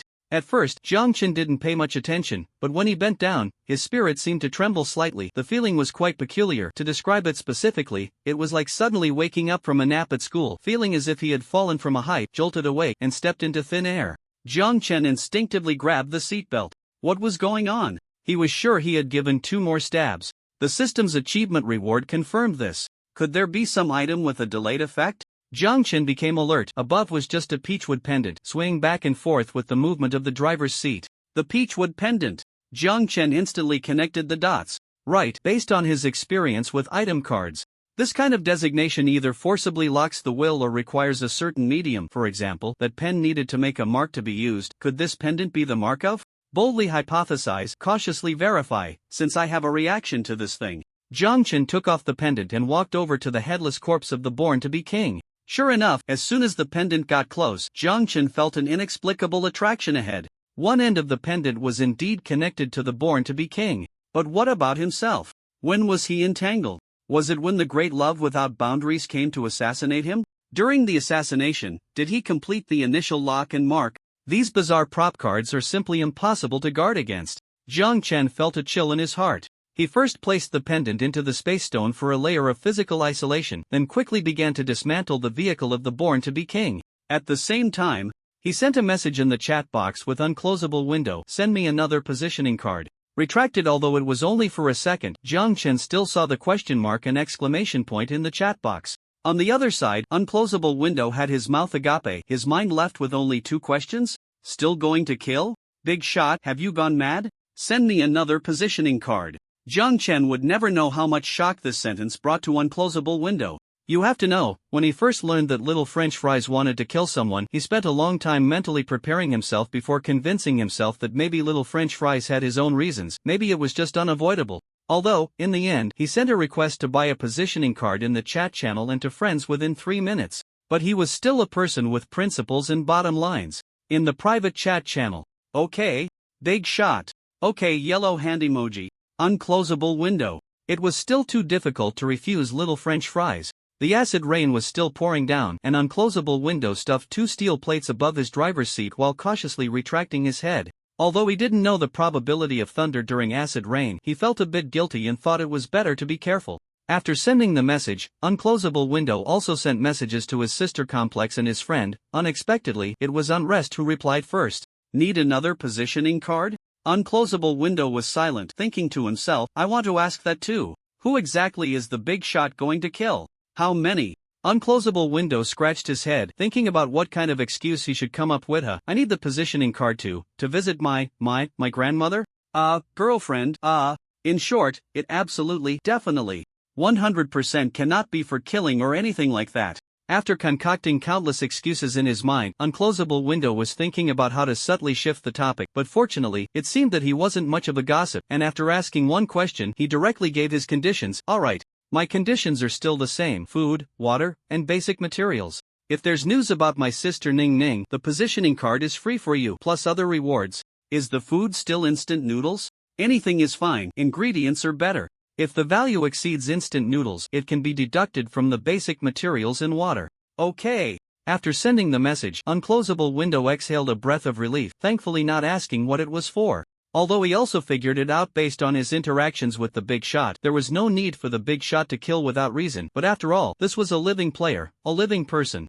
And he still couldn't act as if nothing had happened without any scruples. Unclosable window felt a bit resentful. Why did the big shot have to tell him about such a trivial matter as killing? Wouldn't it be better to let him muddle through and help out? It would save him from being so conflicted now. Could it be that this was the big shot's test for him? No way. Various thoughts intertwined in his mind. The window that couldn't be closed shook its head, deciding to finish the big guy's task first. It sent the conditions to Jiang Chen, and on Jiang Chen's side, the vehicle had already been mostly dismantled. The recovery of the vehicle has been completed. Quote, 90 vehicle coins, should it be reported for recovery? 90 vehicle coins? Although he had rushed a bit and the dismantling was rough this time, a medium-sized truck should be worth more than 90 vehicle coins, right? Even the beloved pickup truck sold for 140 vehicle coins. This damn system is trying to cheat me again. Jiang Chen scoffed, his voice calm. 130 vehicle coins. The system was silent for a few seconds, then a mechanical voice responded, 125 vehicle coins. Oh wow! This faceless monster is trying to haggle with me? 140 vehicle coins. The system? This isn't right, is it? Isn't haggling supposed to involve both parties meeting in the middle? Why is it going up instead? The system, re-evaluation completed, second recovery. Quote, 125 vehicle coins, should it be reported for recovery? If the player does not make a decision within 10 seconds, the system will proceed with the initial recovery. Quote, 10, 9, 8. Here we go again.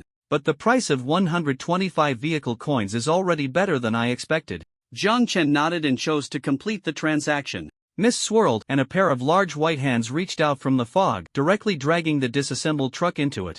Jiang Chen's storage card saw another increase of 125 vehicle coins. Killing, arson, golden belts. Without some self-control, it would be easy to go down the wrong path. However, Jiang Chen wasn't in that mindset. After all, let's not mention that he still had some basic principles, otherwise, this game would have no rules, and once he fell into depravity, he would inevitably lose the meaning of survival. Besides, other players weren't just lambs to the slaughter. Underestimating others would always come with a price. With a clear mind, after finishing up the supplies, Jiang Chen saw a message from the window that couldn't be closed and pondered. Could ingredients work? Then he had plenty to spare. The price of instant noodles would only keep rising. Selling them now would be a slight loss, but for ingredients, constrained by his own cooking skills and utensils, as well as preparation time, the price was slightly lower. Last time at the resource recovery station, he had stocked up on a lot of ingredients. Fruits and vegetables were all on the verge of spoiling. Jiang Chen thought for a moment and typed, "A vegetable family bucket with plenty of vegetable varieties, can we trade?" The window that couldn't be closed waited for about 10 seconds before sending a message. "Trade. He agrees. Good." Jiang Chen nodded, then picked up a batch of vegetables that were about to spoil or had already spoiled halfway, including cabbage, pumpkin, and eggplant, stuffing them into the snakeskin bag he had obtained from being born to be king, and sent them through the system. In total, he filled about 13 of a snakeskin bag. "You pick some you want from inside, and give him the rest." "Okay, thank you, big guy." The window that couldn't be closed was not pretentious and was used to the big guy's way of doing things. After taking a ripe tomato, a pumpkin, and a baby bok choy from inside, the window that couldn't be closed sent the supplies over. After receiving them, the other side seemed very satisfied, directly telling the window that couldn't be closed not to bring water and basic materials anymore.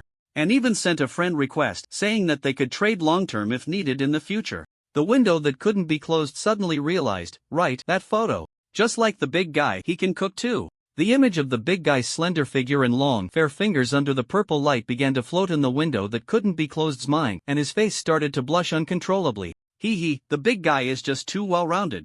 The positioning card was sent over, and the window that couldn't be closed handed it to Jiang Chen. Jiang Chen tidied himself up a bit and once again took the silver-winged killer, the steel fork, and the short knife, along with the curse card to use the positioning card again. In the palm of Jiang Chen's hand, there was a strange black mark. Upon closer inspection, one could see that the black mark depicted an eye without eyelashes, sharing similarities with the dim yellow fish eyes in the dungeon. This was the product of using the Mad Workshop director's pen to mark his name. After exiting the dungeon, the 12H had refreshed again.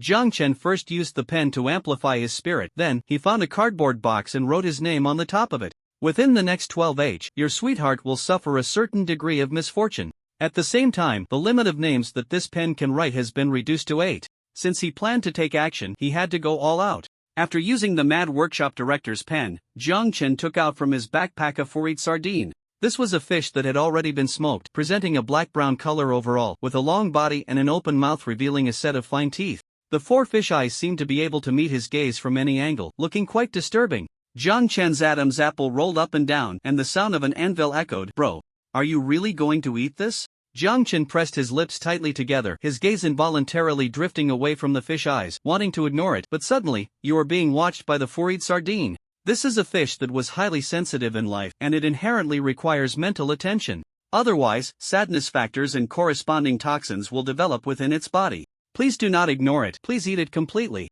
"Jiang Chen? Hello, is there anything normal in this game?"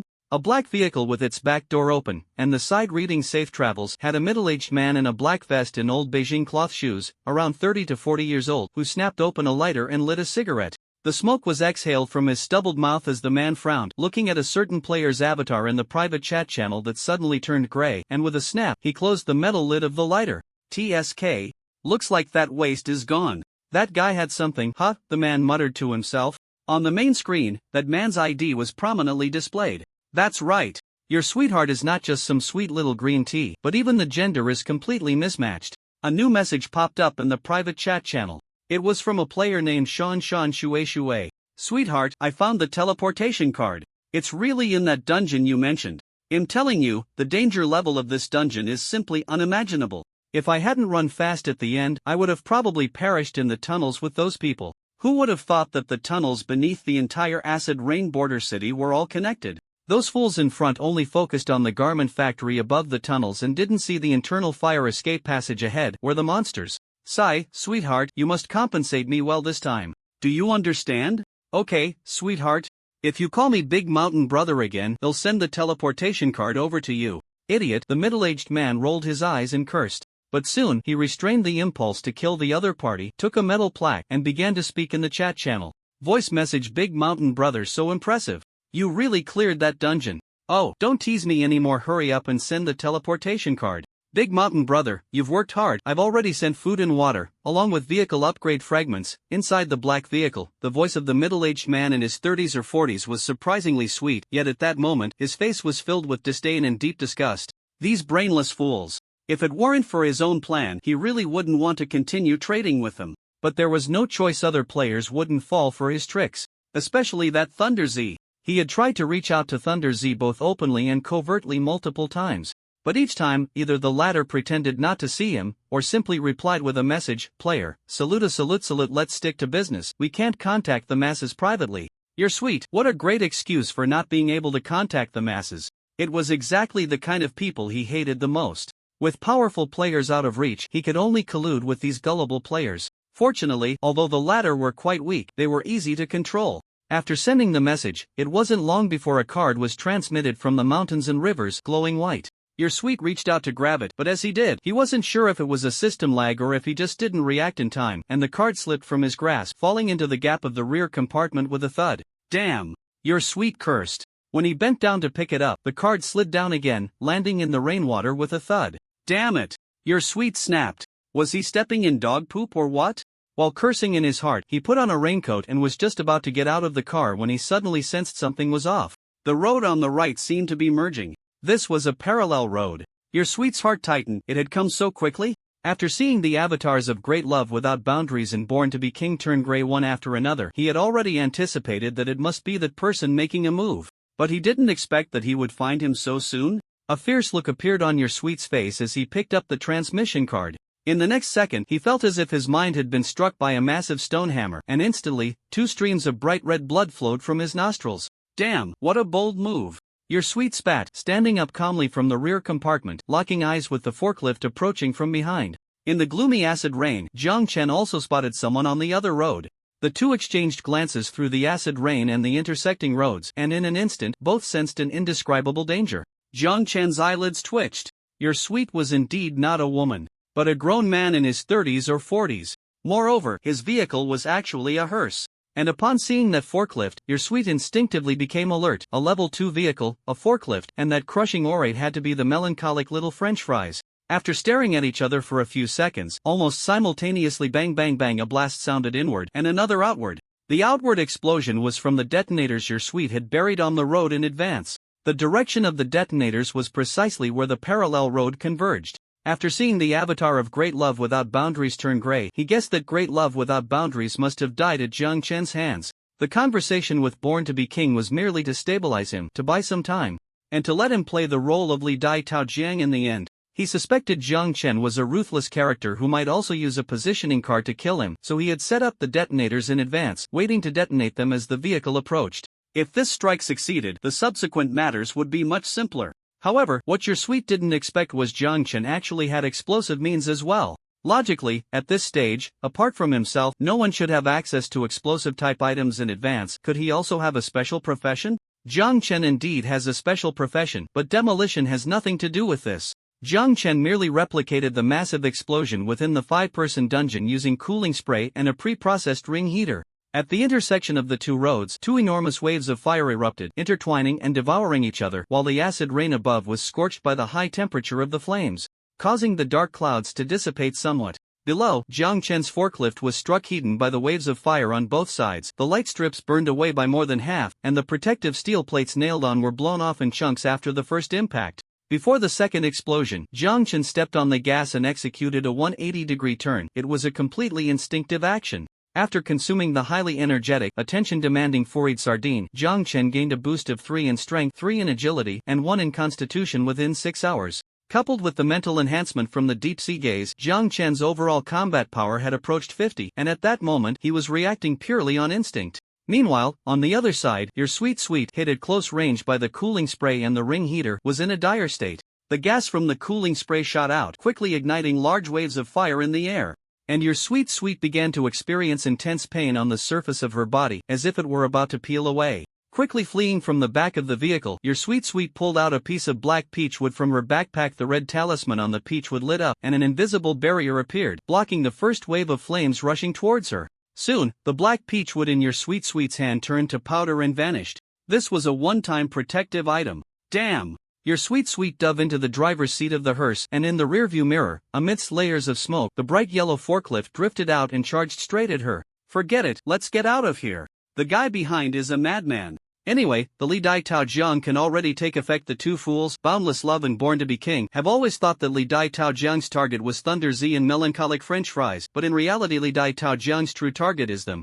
Above your Sweet Sweets vehicle, on the Black Peach Talisman, there were two bright red marks like blood. Li Dai Tao Jiang Undertaker Profession exclusive item. Designate one or more players as sacrifices by granting specified attributes, skills, items, etc. Once the sacrifice is successfully designated, the user can gain corresponding attribute, skill, and item energy bonuses from the accumulated damage the target endures. If the final funeral process is completed, death not directly caused by oneself, the sacrifice can be completely replaced, inheriting all resources, permissions, talents, and special skills of the sacrifice. On the main screen, the backpack indicator below your Sweet Sweet had changed from 1 to 3. If it weren't for the lack of time and the fact that she had been discovered, perhaps in this area, she could have gained even more.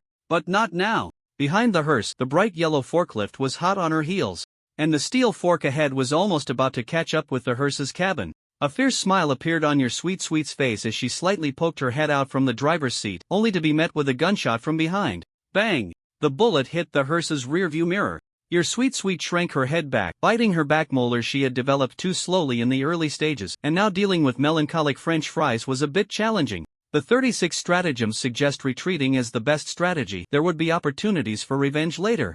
In her palm, the teleportation card was enveloped in white light, and 2 seconds later, the white light spread to the entire black hearse, creating a massive vortex, and your Sweet Sweet drove straight into the vortex. Jiang Chen slammed on the brakes, stopping in front of the vortex. A massive white vortex appeared above the highway. Ahead, a bright yellow forklift hesitated for a few seconds before ultimately choosing to stop. The sides of the forklift showed varying degrees of damage, with even half of the windshield blown away. Acid rain fell from the sky, landing on the steering wheel, causing the iron anvil to screech. Jiang Chen came to his senses and quickly took out an umbrella from his backpack. Though the umbrella wasn't very durable against acid rain, it would hold up for a little while. He placed the umbrella on the driver's seat and jumped down from the seat, walking to the front of the vortex, where large swaths of white light filled the interior, completely obscuring what lay beyond. Your Sweet has already anticipated that he would come over and had prepared in advance. This round was a mutual prediction of each other's predictions. Moreover, judging by the means, your Sweet was only stronger, not weaker, than himself. He could actually set up detonators. It was already unbelievable to get a gun from Xiao Chu. But your Sweet could actually obtain something like detonators? Having just passed the novice adaptation period and entering a new scene for only a day, is it reasonable to acquire such things? Could it be that your Sweet, like a window that won't close, started with items, and they were even powerful weapons like detonators? That shouldn't be the case, right? If it were him, starting with detonators would mean a complete massacre. Kill one monster, kill a pair when two come. This isn't right. This is absolutely not right. This contradicts the fact that your Sweet has been developing in a sneaky manner, at least in the early stages. He was really private chatting about this and that in the group. So that means, a special opportunity? That ball of white light also looks like a prop card? What exactly did your Sweet obtain, and why is it so easy for him to unlock these strange functional items? Jiang Chen stood in front of the vortex. His expression behind the mask fluctuating. This operation could be considered a failure. Although he had seen your Sweet's true form to some extent, he still let the latter escape. His own forklift was also severely damaged. Although he could repair it with basic materials, the wear and tear couldn't be compensated. Indeed, one must not underestimate other players. If he hadn't already decided to go all out from the start and thrown the cooling spray to trigger an explosion, he would have truly fallen into your Sweet's hands this time. With preparations made, both sides had suffered damage, and thinking of this, Jiang Chen's expression slightly improved. The frantic workshop manager's pan, combined with the gaze from the deep sea, along with the recent wave of high-temperature impact, your Sweet surely wouldn't have it easy either. Just wondering where this guy ran off to. As Jiang Chen pondered, he immediately focused his thoughts, pulled up the regional chat channel, and searched the list of chat participants, only to find that this name had already disappeared. As if he had never appeared at all. Could it be that your Sweet had already left the 999 district? In another space, heavy snow raged, daylight glimmering. A black, fire-tailed spirit car burst out from the white vortex, crashing heavily onto the icy highway. As soon as it landed, the black spirit car stopped for a second before sliding uncontrollably forward, the path ahead littered with protruding ice spikes. With a loud crash, the black spirit car slammed into the foremost ice spike, and inside, your Sweet, who had already been reeling from the explosive impact, now experienced a direct internal shock, spitting out a mouthful of blood. Hot air mixed with blood sprayed out, and the biting cold wind rushed in through the gaping wound. Had unfortunately been assigned to a scene with heavy snow and cooling temperatures. He had no supplies for warmth or insulation. To make matters worse, after the spirit car hit the ice spike, the spike shattered and exploded, a small spray of ice shards splattering to the sides, just enough to open the nearest silver treasure chest. Inside the silver treasure chest, a flash of white light flickered, and a creature with a round belly, streamlined like a seal, appeared before your sweet sweet. The seal nodded adorably at your sweet sweet. At first, your sweet sweet was taken aback, then immediately burst out cursing, "Get lost, you beast!" The seal trembled at the shout, shrinking its neck in grievance, and then revealed 30 centimeters of sharp fangs. Your sweet sweet's pupils constricted sharply. 999 zone. The parallel road was about to fail, and Jiang Chen, biting down on his molars, finally returned to the forklift, his head and face covered in dust. Even with a helmet and mask on, Jiang Chen's nasal passages were completely black. This was the dust from the detonator explosion. During the following time, Jiang Chen's mood was not great as he drove the rundown forklift, racing nearly 120 kilometers on the road, only stopping after his fatigue level hit 60. The sky gradually darkened, and the sound of pouring rain ceased. The already damaged exterior of his vehicle had corroded even more. Fortunately, he had collected plenty of materials at the recycling station, and with the energy furnace able to refine and produce goods, otherwise, this wave would have left Jiang Chen with no basic materials. Even so, the bright yellow forklift was no longer as vibrant, now gray and patched up here and there, looking quite miserable. While repairing the vehicle, Jiang Chen vowed in his "Here the must find that bastard." Not to mention the losses caused by this wave. Just considering the murderous intent, cunning, and methods this person held against him, he had to eliminate this individual, or there could be hidden dangers. After finishing up, once the acid rain stopped, the air above the ground felt inexplicably hot. Jiang Chen took out a small stool from his backpack and placed it outside the vehicle. He opened a small tabletop, revealing a self-heating hot pot. The lights, accompaniment, pork chops, snacks, cold drinks, and lighting were all fake. When a person is exhausted, they want to do nothing, and fast food is the only way. Jiang Chen ate a bursting beef ball. Although it was instant food, the texture of the beef ball was surprisingly chewy. He couldn't help but glance down, thinking to himself, he didn't know which era this stock was from, but the taste was unexpectedly good, so he picked up another beef ball. At this moment, outside the forklift, the lights were dim, the light strips had been destroyed and not yet repaired. Jiang Chen also changed out of his dusty combat suit, putting on a tank top and shorts, along with a pair of blue slippers. At this moment, holding the self-heating hot pot, he looked just like an old man taking a stroll downstairs, and no one would expect this was actually the melancholic little French fry ranked first in the zone. Just as Jiang Chen was slurping wide noodles, suddenly, the private chat channel lit up. Peking.jpg boss, has the matter been resolved? It should have gone smoothly, right? As soon as the message popped up, the half door that was already hanging off the back of the vehicle fell with a thud. Jiang Chen, taking a deep breath, Jiang Chen slurped the wide noodles in, darkening his face as he typed, "half and half." The instigator was found, and he had gone to kill him, but unfortunately, the person had escaped. Half and half? The progress of the matter was not smooth? The window that couldn't close scratched its head and asked, "Is the person not dead? So, boss, are you okay? Did you get hurt? You're so strong, you shouldn't be hurt, right?" Jiang Chen, if he didn't know that the window that couldn't close meant no harm, he would suspect this guy was being sarcastic. "No. That's good. As expected of the boss. Hee, the dog of the goddess.jpg. The last meme of a little dog licking high heels sent a chill down Jiang Chen's spine. He closed the private chat channel and returned to the main screen. The popularity of his food sharing event had already dropped off sharply. If nothing unexpected happened, he would be the top one for today. Hopefully, there would be some good stuff. Otherwise, today would be a huge loss. At 10 o'clock in the evening, all vehicles had to stop due to rule restrictions, and the black mist began to advance from behind. After a day of acid rain, the sudden halt brought an inexplicable stench and oppressive heat that spread continuously. Players were suffering, except for a few some absolute lucky ones who had shower facilities, and some hoarders who had water condensers. Their clothes had already begun to smell sour. The uncleanliness was one aspect, but the damp and hot clothes worn on the body could easily lead to infections. In the trading hall, the prices of various cold and fever medicines were skyrocketing, although the trading prices for medicines had always been high. On the main screen, the images in the food sharing event had surpassed 70,000 in popularity, and the number of likes had exceeded 20,000, even higher than the combined total of Thunder Z below. Of course, some people noticed the blind spots. Player, hey, why is the contest image gone? Player, I remember this guy's ranking was pretty high, right? As they spoke, the curious ones clicked in to check, only to find, player, why has the avatar turned gray? Player, did something happen? Player, upstairs, did you just notice? Shivering player, not just born to be king, it seems the ones who were the loudest this afternoon, they're also gone. Player, child scared. The players only mentioned it briefly before falling silent.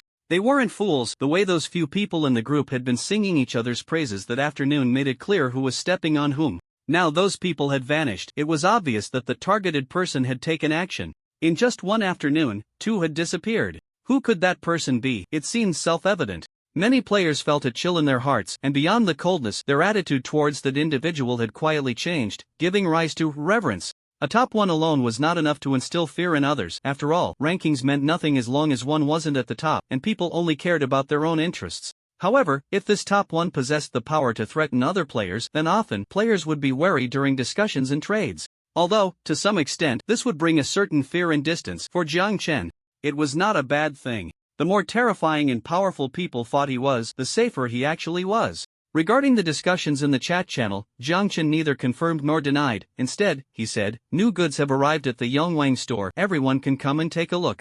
After sending that, Jiang Chen directly found the plus sign in the lower right corner, selected a red envelope, placed 10 wooden boards inside, and sent it out. In less than a second, it showed that his red envelope had been completely claimed. In the chat box, player, "Thank you, big boss." Player, "Thank you, big boss." Player, "Thank you, big boss."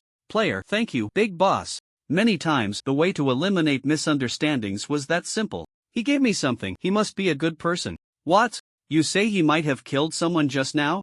Ah, how terrifying, how scary, I didn't see it, I don't understand, don't talk nonsense, are you looking for trouble, did you send me a red envelope, silly." A mass red envelope and a new store update were enough to remind everyone, this is the richest person in this district. Jiang Chen looked at the suddenly changed expressions of this group of people and couldn't help but chuckle. It wasn't mockery, it was just that his previously gloomy mood had improved. He hadn't expected that Ambu would also grab red envelopes. Moreover, the guy who couldn't close the window earlier had mentioned that the positioning card was bought from Ambu, which piqued Jiang Chen's interest in this person. Jiang Chen began to understand that among the players he had interacted with so far, including himself, the top 100 players in the novice adaptation period should all have their own opportunities, more or less. The fact that Ambu could secure a top 2 position meant that he must have considerable resources. With this thought, Jiang Chen sent a friend request. For Jiang Chen, it didn't matter who initiated the request.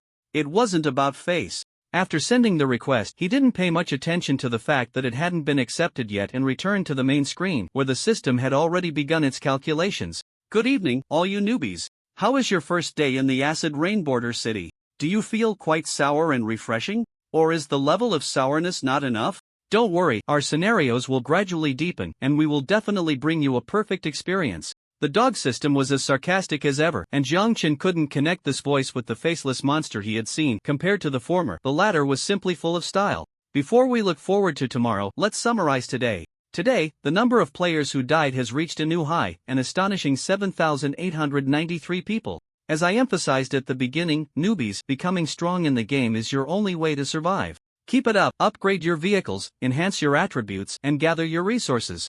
This is the only rule for survival. Starting today, the player ID will display the vehicle level behind the player's name, so you can clearly see the gap between you and the powerful players. By the way, I need to remind you that the game has a vehicle clearance mechanism. If a player's vehicle does not meet the required level within a certain period, it will be cleared by irresistible forces. After the system's announcement, the chat box was filled with despair. Players were saying, "Isn't it enough to just rack up mileage? Why do we have to upgrade the vehicle level? I have a heavy truck with 300 steel plates, how long do I have to collect? Well, the excavator needs 500 steel plates, what should I do? You're worse off."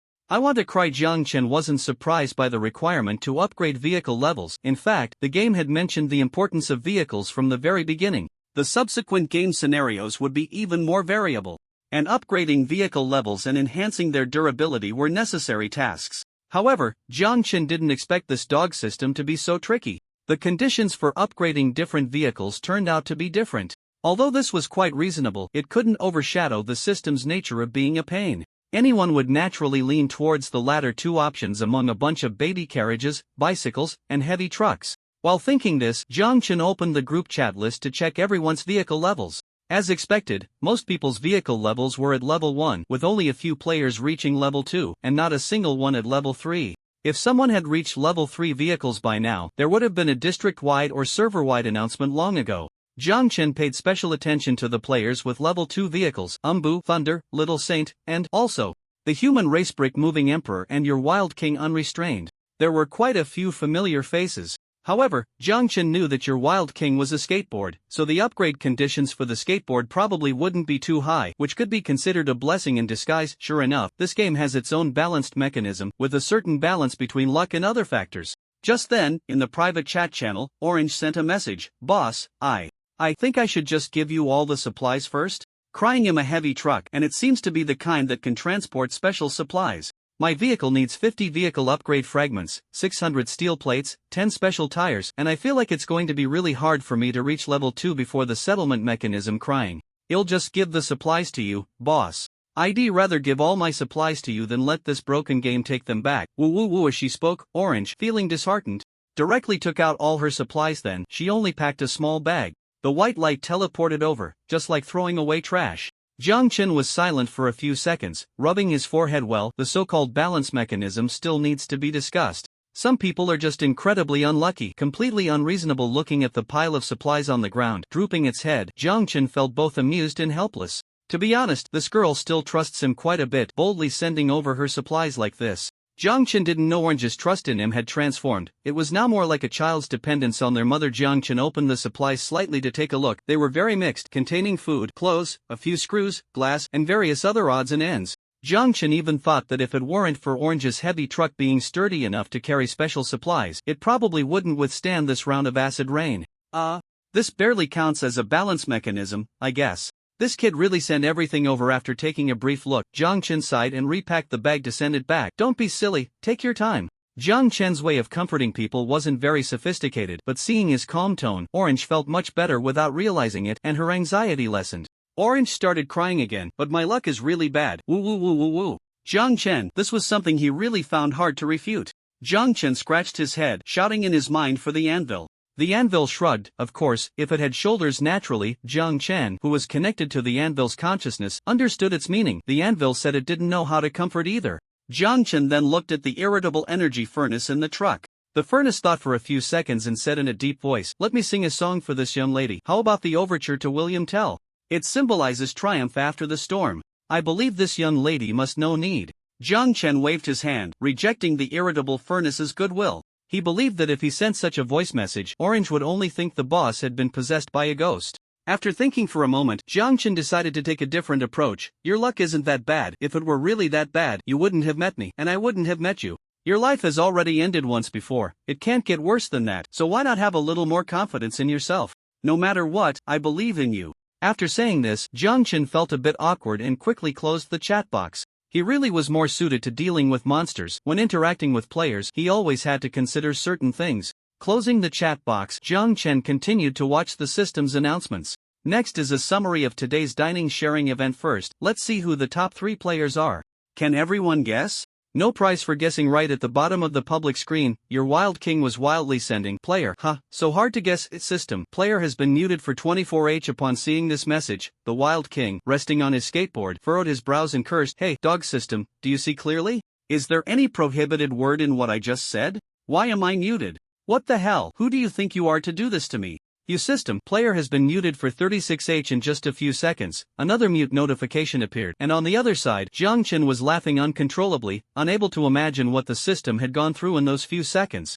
Alright, it seems everyone is quite clever. The top 3 players are respectively, and the top 3 rewards have been distributed to the 3 players. Are the other players curious? Want to know how their rewards differ from what you are about to receive? If you want to know, feel free to ask. The system started to stir things up again, but unfortunately this time, after the mysterious disappearance of the sweet and noble king, no one dared to casually other players, especially the big French fry. Although the big French fry was very low-key, even more so than the unrest and thunder, no player would underestimate this name that seemed the least aggressive. The predecessors had already set an example for them. Seeing no one reacting, the system felt a bit dull and continued to announce the top 100 players. Jiang Chen only half listened to the subsequent announcements, focusing his attention on the rewards issued by the main system. You have achieved top 1 ranking in today's sharing event. Ranking rewards have been issued. You have received Level 1 Special Service Area Positioning Card 1, Vehicle Coins 15, Vehicle Upgrade Fragments 10, Special Black Bone Chicken Pill 1. Jiang Chen had previously obtained a Level 1 Special Service Area Positioning Card.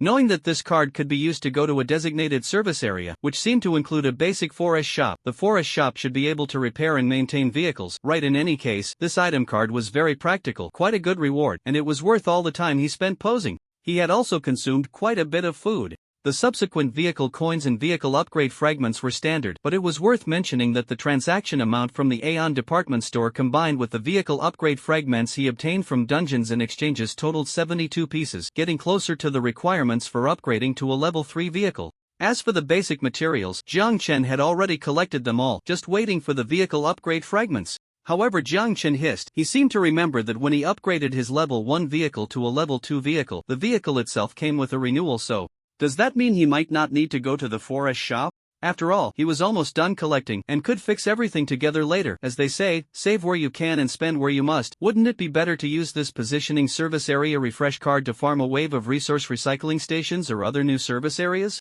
After all, the forest shop sounded like it wouldn't be cheap. Jiang Bapai began to ponder, concluding that he was quite satisfied with his own wisdom. Jiang Chen saw the last item, the one with the strangest name. Special black bone chicken pill description, produced by Ping and Tang, a restorative medicine, effects vary by individual, side effects vary by individual, side effects generally last no more than 8h. With that description, it was over. Jiang Chen scrolled up and down the screen, really finding nothing else. Why did this thing sound so unreliable? Jiang Chen thought for a moment and instinctively opened the chat box. At that moment, he missed the real world immensely, longing for his alt in the real world. God knows how much he wanted to create an alt and just chat away in the group. Since becoming this way, he has received too much attention and has lost the freedom of the chat group. Otherwise, at this moment, he could ask everyone in the group if anyone has obtained this item, what the effects and side effects are, and he could pay for the information. But now, with the ID he's using, it's not easy to operate. Jiang Chen sighed and decided to look for help. Are you there? The window that couldn't be closed replied immediately. Location card? Who are we killing this time? Jiang Chen, no. Do I really look like some kind of perverted murderer? 3 location cards in one day? I don't need a location card. Jiang Chen originally sent this message but thought better of it and retracted it. I don't need a location card for now. Seeing this message, the window that couldn't be closed became even more cautious. The implication of not needing it for now means there will be a need in the future. The window gulped nervously, thankful that he had latched onto the big shot early. After all, no matter what, the big shot would never come to kill him. He helped buy props, sent messages, acted as a secret lackey. Wait, how can helping the big shot be called being a lackey? The window that couldn't be closed deeply reflected on himself, reminding himself that this is called learning from the big shot, being influenced by the big shot. This is not being a lackey. After adjusting his self-perception and thinking about the tragic situations of Born to be King and Your Sweetness happening one after another, the window that couldn't be closed became even more eager towards Jiang Chen. Sometimes it's like this, a big stick plus sweet dates can cultivate strange loyalty. Alright, if there are location cards later, they'll keep an eye out for the big shot. Seeing the message, Jiang Chen replied. Okay. Before Jiang Chen could continue sending messages, the window that couldn't be closed had already asked on his own. Is there anything else you want me to do, big shot? Jiang Chen readily agreed. Help me send a message, ask if anyone has obtained the special black chicken white phoenix pill, what effects they got after using it, and what the side effects are. This is the reward for helping to send the message. Jiang Chen sent over a steel plate forged from an anvil. This item was recycled from the resource recovery station, and Jiang Chen had an astonishing stockpile. A large, heavy steel plate appeared from the white light, and the corner of the window that couldn't be closed couldn't help but lift. Although the big shot killing sounds a bit dangerous, but who cares? Anyway, they wouldn't come to kill me, this lackey. Oh no, assistant. I can still get some rewards, why not? Alright, he'll send the message right away. After sending the message, Jiang Chen didn't wait around but exercised for a bit, then took a refreshing shower with a bucket of water before opening the private chat channel. Big shot, I have good news and bad news, which do you want to hear first? Jiang Chen raised an eyebrow. The bad news, I guess. I asked around, and it seems no one has ever found this kind of material. Jiang Chen looked at this message, feeling a bit disappointed but not overly concerned. Perhaps this is a unique ranking reward from the system. Having something exclusive isn't necessarily a bad thing. So what's the good news? Jiang Chen propped his head up with one hand, lying lazily on the quality inspection bed as he sent the message. The good news is someone killed a black monster similar to a black chicken in a treasure chest, and when they ate the monster's meat, it displayed black chicken white phoenix meat. The two should be related. Jiang Chen's mouth twitched. Is that even possible? Killing monsters and eating their meat. Why does this operation sound so familiar? Like thunder. Jiang Chen hesitated for a few seconds before sending the message. Alright, what conditions do they need to exchange this information? The window that couldn't be closed quickly replied. They don't need any rewards. Just they must talk to the person who actually obtained this material. What a strange request. Also, how does the other party know that the window that won't close isn't the real trading party? The window that wouldn't close seemed to sense Jiang Chen's confusion and quickly added, "Don't worry, big boss. I absolutely haven't revealed your identity. It's what they said over there, you must provide relevant materials before we can continue sharing information." The window that wouldn't close sat cross-legged in the driver's seat, also puzzled as to why the Thunder Boss would have such a request. He was sure he hadn't revealed even a hint that he was helping the melancholic little fries with the transaction. Why must they see the relevant materials before they were willing to exchange information? He didn't even want a reward. Are all big bosses this strange? However, he didn't feel any malice from the big boss, which was why the window that wouldn't close didn't refuse. Jiang Chen pondered for a few seconds and ultimately chose to agree. Which player? I'll contact them. Thunder Z. Sure enough, it was him. After seeing this name, Jiang Chen directly searched for it in the group chat and then chose to add. The other side quickly accepted. Then neither of them spoke. Jiang Chen, Thunder Z. After a few seconds, Thunder Z's side showed that the other party was typing. Jiang Chen let out a long breath and deleted the greeting in the chat box. He didn't know why. Perhaps it was a habit of being cautious and polite when facing Uncle Hat or related personnel, but people always wanted to be more careful. Fortunately, Thunder Z sent a message first, saving him from this trouble. Hello fist bump fist bump fist bump. Hello. After sending that, the conversation froze again for a moment. Perhaps it was because the other party was somewhat famous, it felt a bit strange to chat. After a pause, Jiang Chen scratched his head and took the initiative to break the odd awkwardness. Hello, I received the reward for the Black Bone Chicken White Phoenix Pill, which mentioned that using the White Phoenix Pill would simultaneously produce certain effects and side effects, but it didn't clearly label what the effects and side effects were, so I asked the window that wouldn't close to help me inquire. After finishing his explanation, the other side quickly replied, "No problem, can you provide that reward? If you don't trust me, we can each deduct a material first." Jiang Chen had already heard this request earlier, so he didn't find it strange now. After replying that it was fine, both parties traded a material in the trading hall. Jiang Chen sent over the Black Bone Chicken White Phoenix Pill, while Thunder deducted the remaining black bone chicken meat, which looked like a piece of chicken breast. After both sides verified, the materials were sent back. Thunder, sitting upright on a bus, sent a message, "Okay, I can now tell you its effects and side effects." Alright. As for the effects, it seems that because my strength, stamina, and agility attributes are relatively high, all three of these attributes have gained a certain degree of increase. Oh, a strength pill? Just as Jiang Chen thought this in his mind, the other side continued. Its side effect is. Thunder Z tightened his pants leg, closed his eyes, and with a somewhat resigned tone said, "In the next 8 hours you will crow."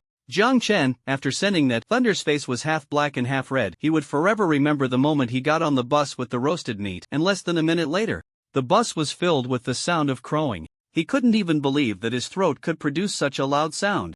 Jiang Chen looked at the 3 cold words in the chat box and couldn't help but close his eyes. Seriously, who designed this thing? No wonder Thunder only shares with players who can provide physical items. It turns out this is to minimize damage. Jiang Chen remained silent for a few seconds but still struggled to ask, "Are the attribute rewards it provides a lot?" Thunder thought for a moment and replied honestly, "Quite a lot." "I understand, thank you, this is your reward."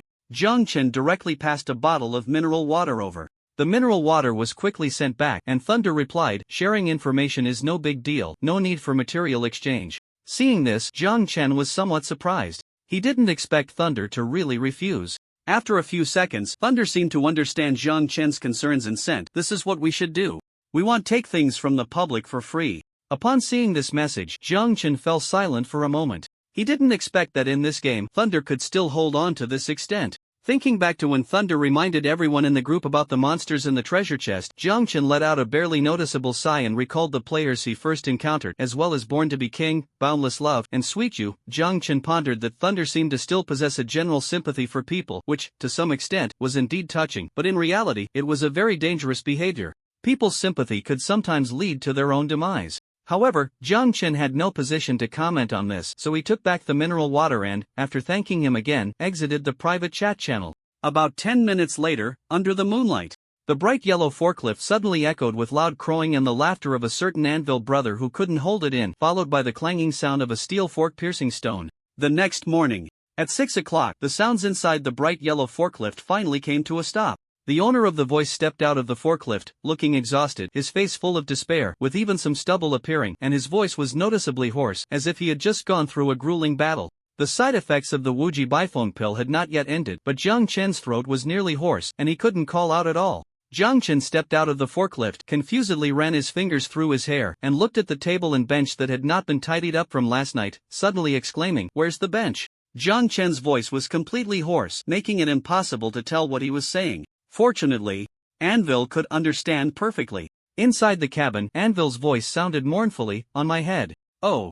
Jiang Chen responded with an "oh." He turned back into the cabin and took the bench, steel fork, and short knife off Anvil's head. Was not at all curious why these things were on Anvil's head. After all, this guy had been acting foolishly yesterday, unable to hold back his laughter.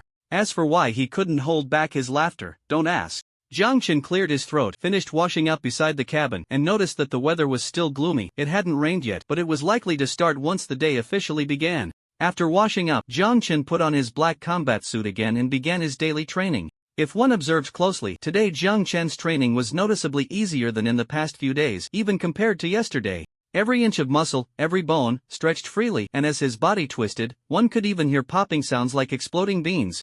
Jiang Chen mentally went through all the Muay Thai techniques he had learned from Xia Weilfa. He had previously used replication to make his body remember these movements. Remembering was one thing, being fully proficient was another. After all, this was not his body learning through training, and executing them was always somewhat disjointed. But now, he was already looking quite impressive. On one hand, he was training consciously. On the other hand, when a person's physical abilities are greatly enhanced, many obstacles previously encountered would be easily overcome. Now Jiang Chen's panel is changed to Player, Jiang Chen ID 43990805 Nickname, Melancholic French Fries Title, Daring and Meticulous Stubborn Donkey Self-Disciplined Superhuman Not Worn Lifetime Honorary Member of the Daydreaming Pavilion Not Worn Am All About the Elites Not Worn Vehicle Forklift Fatigue Value 60 Health Value 6280 Strength 21263 Stamina 35403 Agility 21241 Spirit 1828 Comprehensive Combat Ability 50 A mouthful of black bone chicken and white phoenix pill, living carefree like an immortal. I have to say, aside from the side effects, the efficacy of the black bone chicken and white phoenix pill is incredible.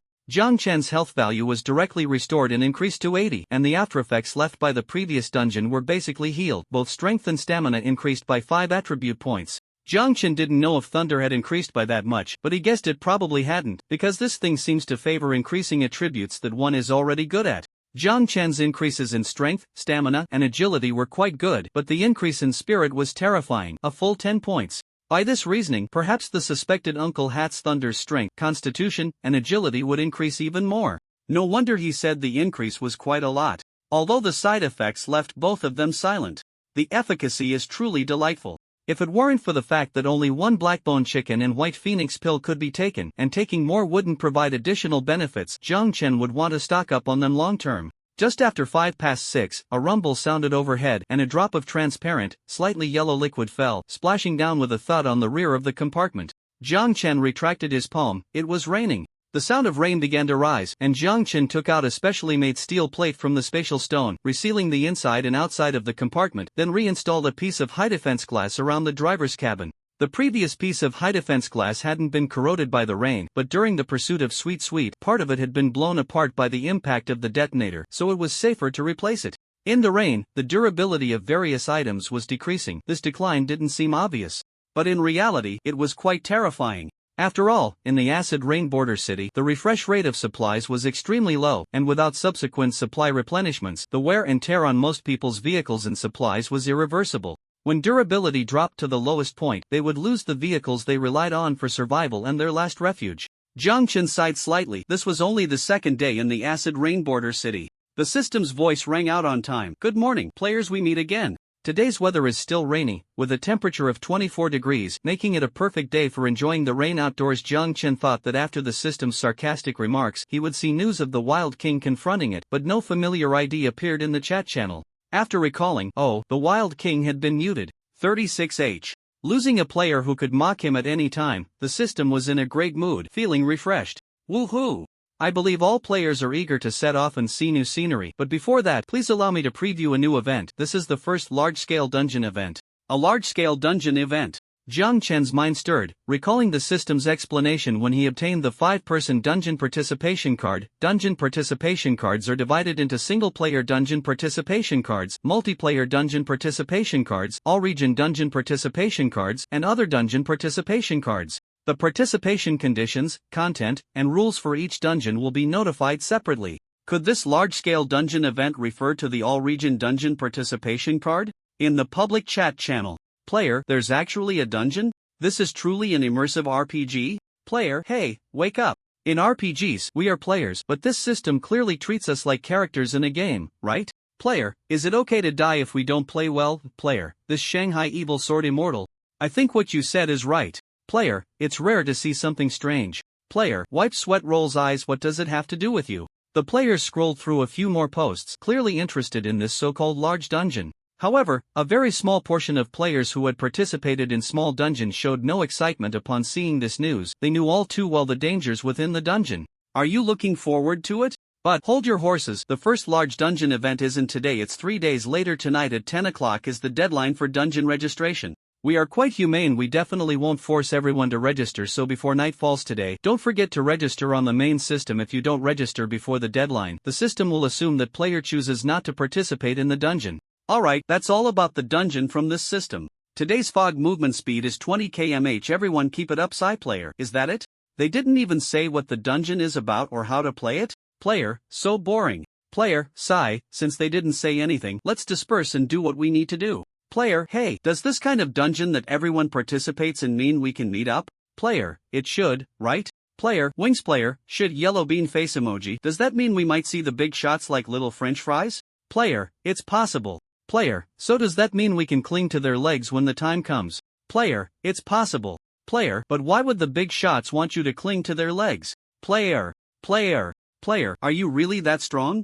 After Little Pear Sauce sent the message, neither how are you in 2 dimensions nor butterfly landing on your left shoulder replied again. They wanted to refute, but unfortunately, when it came to Little French Fries, plus, when they checked Little Pear Sauce, they found she was actually among the top 100 players during the newbie adaptation period, and even the food sharing event was also on the list, so they held back. Looking at it this way, what she said actually made some sense. That's how people are. When the other party says you're weak, and you really are weak in their eyes, it's very hard to refute. Jiang Chen watched the group for a while, wanting to see everyone's guesses about the dungeon, but unfortunately, as everyone discussed, they easily went off topic. There was pitifully little useful information, and Jiang Chen shook his head, closing the chat box. He wouldn't get any useful news from the big group, he had to rely on himself. Glancing at the time, it was 6:15. Jiang Chen took out his small electric pot from his backpack, added water, hand-pulled noodles, vegetables, and an egg, and started cooking noodles. The hand-pulled noodles were quite good, made with high-gluten flour. And the water-to-flour ratio was just right, making the noodles smooth and not sticky. Paired with the refreshing vegetables and a freshly fried egg, it was perfect for waking up in the morning. While eating, Jiang Chen poured himself a cup of water from the water dispenser, heated it up, and added a bit of honey. His throat was too sore, and honey could help ease it. The warm honey water soothed his throat, and Jiang Chen's tightly furrowed brows gradually relaxed. After finishing breakfast in 10 minutes and washing the pot, Jiang Chen stretched his muscles and went straight to the driver's seat, stepping on the gas and hitting the road. As players became more familiar with the game, grinding mileage felt like a daily task. Although a bit tedious, it was something that had to be done. However, not even half an hour on the road, Jiang Chen noticed something was off. The road had changed. Jiang Chen didn't know how many sharp turns he had taken suddenly. Large and small swamps appeared on the road. The place where the swamp is located shows a general depression in the road. Once a vehicle enters, it's hard to get it out. Jiang Chen knew this because when he first encountered a small swamp, he didn't pay attention, and the tires rolled right over it. Then he heard a sound as if the tires had been punctured, a hissing noise, and the tires quickly deflated. The vehicle was also firmly stuck in the mud below, and Jiang Chen had to floor the accelerator just to get the forklift to move a little. After parking the forklift to the side, Jiang Chen braved the rain to check, only to find that the tire on the side that had stepped into the swamp had eroded a large hole underneath, and the air was escaping from there. Moreover, the mud splattered onto the vehicle, significantly reducing its durability. Jiang Chen's face darkened as he replaced that tire, opened the chat box, and sure enough, everyone was encountering the same problem. Player, who the hell is digging pits on the road? Player, I almost flipped over with the vehicle. The vehicle of the brick-moving emperor wasn't even a car, it was a stretcher. Acid rain poured down, and he had to hold onto the canopy above the stretcher while controlling the direction of the ambulance, nearly falling into the pit with both the person and the stretcher. Player, exactly. When the vehicle sank, I thought I woke up too early and my brain wasn't clear, and I stepped on the gas right into the fog. Player, everyone be careful, these swamps have strong corrosive properties and can cause significant damage to vehicles. Player, crying, I've already experienced it. My newly replaced wheels. Player, I just saved up to buy them from Yongwang department store. Player, there's a pit. How did I not notice it? Looking at the last message from Chengzi, Jiang Chen couldn't help but laugh and cry at the same time. Chengzi's vehicle was a heavy truck capable of transporting special materials. In his impression, the wheels and body of such a truck were absurdly high, so perhaps a typical small swamp wouldn't affect it at all. Well, luck was turning at this moment. After scrolling for a while, Jiang Chen noticed that after the swamps appeared, the sales volume at Yongwang department store had hit a new high, with many people purchasing wheels and repair materials. Jiang Chen thought for a moment and didn't raise the prices of the items. On one hand, his initial pricing wasn't low, and the profit was sufficient. On the other hand, this batch of goods was nearly sold out, and in the short term, Jiang Chen wouldn't be restocking as he needed to hoard some supplies for himself. Jiang Chen felt that he wasn't someone like Thunder Z with a high level of awareness. Many times, he could only consider providing some help after taking care of himself, and such help would definitely not come without a cost. A grain of rice brings gratitude, a bucket of rice brings resentment. The ancestors had taught them this many times. Jiang Chen even believed that Thunder understood this principle, he just had his own beliefs. After checking the store's sales situation, Jiang Chen entrusted it to the anvil for management, and after changing the tires, he continued on his way. Due to the swamps, everyone's speed had slowed down, and Jiang Chen maintained a speed of around 25 kilometers. After about an hour of driving, Jiang Chen finally saw the first treasure chest of the day. His luck was decent, it was a silver chest. Jiang Chen's eyes lit up as he drove the vehicle up to the chest, jabbed it with the fork, and a creature covered in long hair, resembling a sea urchin, burst out. This time, Jiang Chen didn't even need to maneuver much. Standing still, he raised the steel fork and struck down. With increased strength, the fork pierced straight through the body of the sea urchin monster. Its long hair bristled, and after being startled, it was killed by Jiang Chen. You have successfully killed the sea urchin hair monster. Gaining sea urchin hairball 1. Jiang Chen stared at the kill notification, momentarily stunned, as a gray hairball appeared in his hand. This was the first time he had killed a monster and directly obtained materials. However, what is the purpose of this long fur? Jiang Chen thought for a moment. At this stage, the acid rain border city would definitely not be useful. Could it be that there are scenes in the game that require cooling down? Whatever, I'll just stock it up. After all, I have enough space. Jiang Chen tossed the fur ball into the space stone, then began to check the supplies obtained from the treasure chest. You have received weight loss teabag 1, orange cookie 1, contaminated mineral water 1, a delicate cat mug 1. The supplies were still pitifully few, but at least there were some usable items.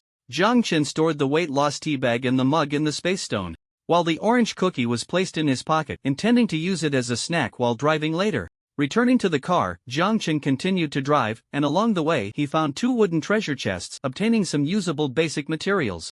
Before he knew it, it was already noon. I have to say, after the swamp appeared, the fatigue from driving increased significantly. Players not only had to pay attention to the treasure chests that might appear on both sides but also had to be wary of the swamp beneath their feet. Once the vehicle was damaged, players would have to endure the acid rain to repair it, which would waste even more time. After a morning of driving, Jiang Chen realized one thing: the input-output ratio of grinding mileage was not great. At this point, the little bit of dead economics he learned seemed to come into play. The input-output ratio of grinding mileage was astonishingly low, high fatigue value and slow speed.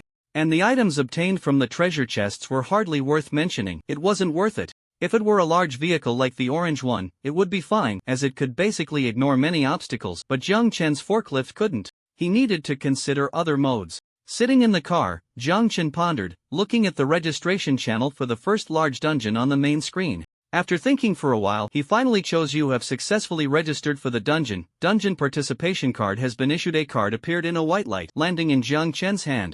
Jiang Chen's expression was calm. In his right hand, 2 other cards appeared. One was the System Basic Convenience Store 60s0 Yuan Purchase Participation Card, and the other was the First Mover card that Jiang Chen had kept for a long time. First Mover card description: only players who are ahead of all others have a certain chance to unlock the Pioneer items. The First Mover card, as the name suggests, allows players to experience a natural disaster, dungeon, or other survival activities ahead of all others. During the event, player life and death do not count as real life and death, meaning you have a second life to fully explore the event content. Those who believe they can obtain this item should already understand the benefits of being ahead of other players, right? Then walk in front of everyone, continue to gain benefits that others cannot obtain, and enjoy the envy, praise, agreement, and jealousy of all. This was the description of the First Mover card. As for the latter part, Jiang Chen just treated it as the system talking nonsense. This system has always been reporting good news but not bad news, enticing players to doubt and compete with each other, growing stronger in a breeding manner,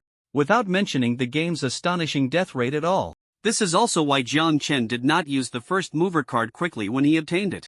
Before becoming strong, the first mover card was essentially a death card. However, now Jiang Chen's overall combat ability had reached over 50 and his supply reserves were relatively sufficient. The first large dungeon was still worth paying attention to. However, before that, he needed to make some preparations. Jiang Chen's expression was calm, his focus on the purchase participation card. Do you want to use the basic convenience store 60s0 yuan purchase participation card? Jiang Chen chose yes. After selecting yes, soon, a right turn appeared ahead on the road.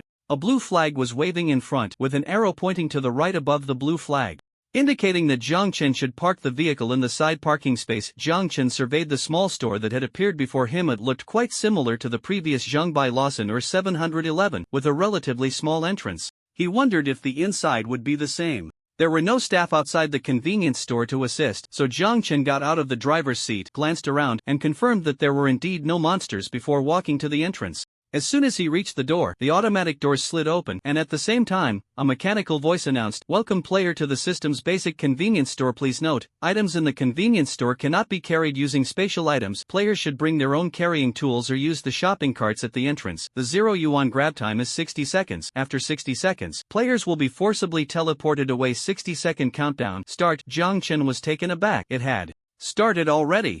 Wasn't that a bit hasty? Just as the automatic door opened wide enough for one person to pass, Jiang Chen dashed inside. In that instant, his gaze shifted sharply. There was someone at the cash register. To be precise, it was a faceless person. Jiang Chen blurted out, "System?" To his surprise, the faceless figure turned its head, seemingly surprised to glance at Jiang Chen. 58s, 57s. The countdown continued. "Dear customer, you may select your items." The cold, mechanical voice rang out, and a familiar feeling surged in Jiang Chen's heart. He confirmed that this was indeed the system he had encountered before. Goodness, the system had made a faceless cashier for itself, hadn't it? However, Jiang Chen's mind briefly pondered this before shifting to something more important.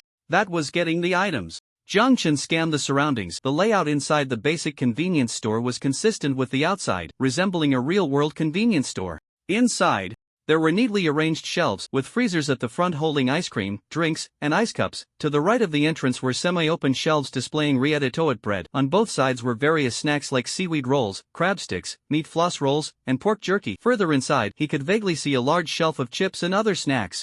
Jiang Chen hurried over, and the system's gaze followed him as he moved. The system had no facial features, but in that moment of movement, it gave off a curious vibe. Up until now, Jiang Chen had not reached out to take any items, and the countdown had already passed 6 seconds.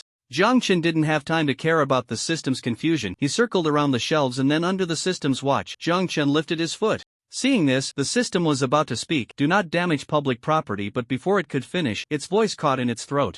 Because Jiang Chen didn't kick anything, instead, he pivoted on his toes and precisely stepped on the brake pad beneath the large shelf. The system's head tilted slightly. As Jiang Chen stepped on the brake pad, the feeling of inertia vanished, and without lifting his head, he exerted force with his right hand. The entire row of shelves was pushed forward, flying toward the entrance. That's right, it flew out. Jiang Chen's current strength, thanks to his title, was a solid 29 points. Although he couldn't match Wu Song's ability to kill a tiger with a few punches, his strength was still more than twice that of an ordinary person. Otherwise, he wouldn't have been able to easily slay the monsters inside the treasure chest. With no restraint, this push sent the entire shelf shooting out like an arrow. The shelf flew across the open space ahead, through the automatic doors, and disappeared from the system's view. Although the system had no eyes, Jiang Chen could feel the gaze fixed upon him. That gaze seemed to say, "This is possible too?" Jiang Chen's lips curled slightly. "Heh, stunned, right? You thought you could limit me just because I couldn't use spatial items? Heh, naive." In the 60-second rush, if one were to follow the rules and take supplies, no matter how quick they were, they wouldn't get much. Doing things by the book would only yield modest rewards, which was not what Jiang Chen wanted. After sending one shelf flying with a single palm, he didn't stop his steps and directly moved to another shelf. Jiang Chen's movements were precise. He stepped, pulled, and with a push, another shelf took off. With 2 shelves flying out the door in succession, Jiang Chen shifted his position again, this time arriving at the connecting point between 2 other shelves. If he remembered correctly, a bony hand holding a short dagger inserted itself between the 2 shelves, the dagger slashing a few times in the middle, and indeed found the chain connecting the 2 shelves. That's right. Jiang Chen's eyes lit up. Retracting the dagger and switching to a finely crafted short knife, twisting it in his hand, the short knife traced a brilliant arc in the air, cutting downwards. The chain was severed in one stroke. This cut was clean and neat, extremely beautiful. Separating the shelves, Jiang Chen repeated the process, stepping on the brake pads, pushing the shelf, and taking off. The system was completely dumbfounded. This is too skilled, right? How does he know exactly where every brake pad and connection point is? This level of proficiency is as if he had worked in a convenience store for 10 years. In fact, it was close enough. Although it wasn't as exaggerated as 10 years, Jiang Chen had worked in a convenience store throughout his 4 years in college, where the store had many customers, fast turnover of goods, and quick inventory organization, making him intimately familiar with the layout of every shelf. When he saw the storefront, Jiang Chen's heart began to race. And after opening the door, if it weren't for the faceless system being the first thing he saw, he would have started moving the shelves even faster. Several large shelves flew out, and 25 seconds had passed. There were still 35 seconds left.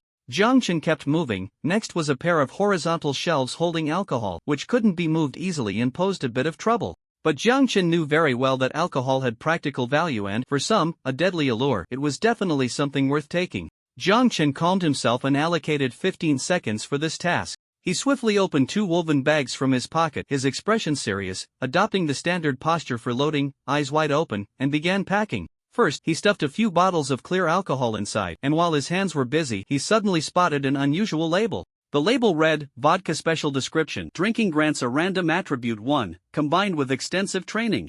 There is a very small chance of acquiring a martial skill drunken fist. Special effects? Jiang Chen was startled but didn't stop, continuing to pack another alcohol white rum special description. Drinking grants a random attribute 1, when consumed with cola and lemon slices, additionally reduces fatigue by 20 Bailey special description. Drinking grants a random attribute 1, when consumed with milk and coffee, additionally grants 1 to mental attributes. The more Jiang Chen looked, the greedier he became, wishing he had 8 hands. Hurry up, pack faster. The 15 seconds quickly passed, and Jiang Chen had packed about 30 bottles of alcohol, not because he was slow, but because after clearing the left shelf, when he moved to the right to continue packing, he spotted something else on another shelf: medications. All kinds of medications. Fever reducers, cold medicine, disinfectants, anti-infection agents, a dazzling array. Jiang Chen felt his breath quicken. In the nearly emptied convenience store, the faceless system got up from a pile of toppled shelves, returning from outside, and as soon as it came back, its steps halted the old buddy in the store. That refrigerator was also gone. When Jiang Chen looked up, he saw that his right hand was holding 2 woven bags of alcohol, which had completely drooped to the ground due to gravity. Around his neck was a circle of silver white, marked with a large size, ultra-thin, zero-touch experience that was staring at him in astonishment. It seemed that this person had no idea that just moments ago, it was his shelf that had knocked him out. And now, he had taken away an old companion. Jiang Chen saw the faceless man extending his hand towards him. He paused for a few seconds. Perhaps the surprise of the harvest had clouded his mind, or maybe it was a human instinctive reaction. Seeing the outstretched hand, Jiang Chen also freed his left hand to grasp the faceless system's hand and shook it, grinning. He said, "Let's go. Bye-bye." After saying that, a white light enveloped Jiang Chen's still smiling face, and he disappeared into the convenience store. Under the bright white light, the faceless system's hand remained frozen in place, the warmth of human fingers still lingering on its surface. From an emotional interpretation, it was joy, satisfaction, excitement, and a faint overflow of friendliness. The faceless system tilted its head. Strange humans. Outside the convenience store. The entire blue and white convenience store was shrouded in mist, and the scene inside could no longer be seen by the system. So, the teleportation just brought him to the entrance? He thought it would teleport along with the supplies onto the road. In fact, Jiang Chen misunderstood the system.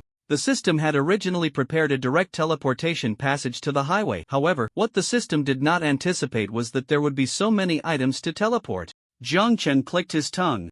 Standing at the entrance and began to survey his spoils. There were a total of 8 shelves at the entrance of the convenience store. 4 of them still maintained their flying posture, scattered around the entrance, and these 4 shelves were filled with bread, instant noodles, large bags of snacks like pork rinds, and chips. Unlike the resource recycling station, all these snacks were fresh.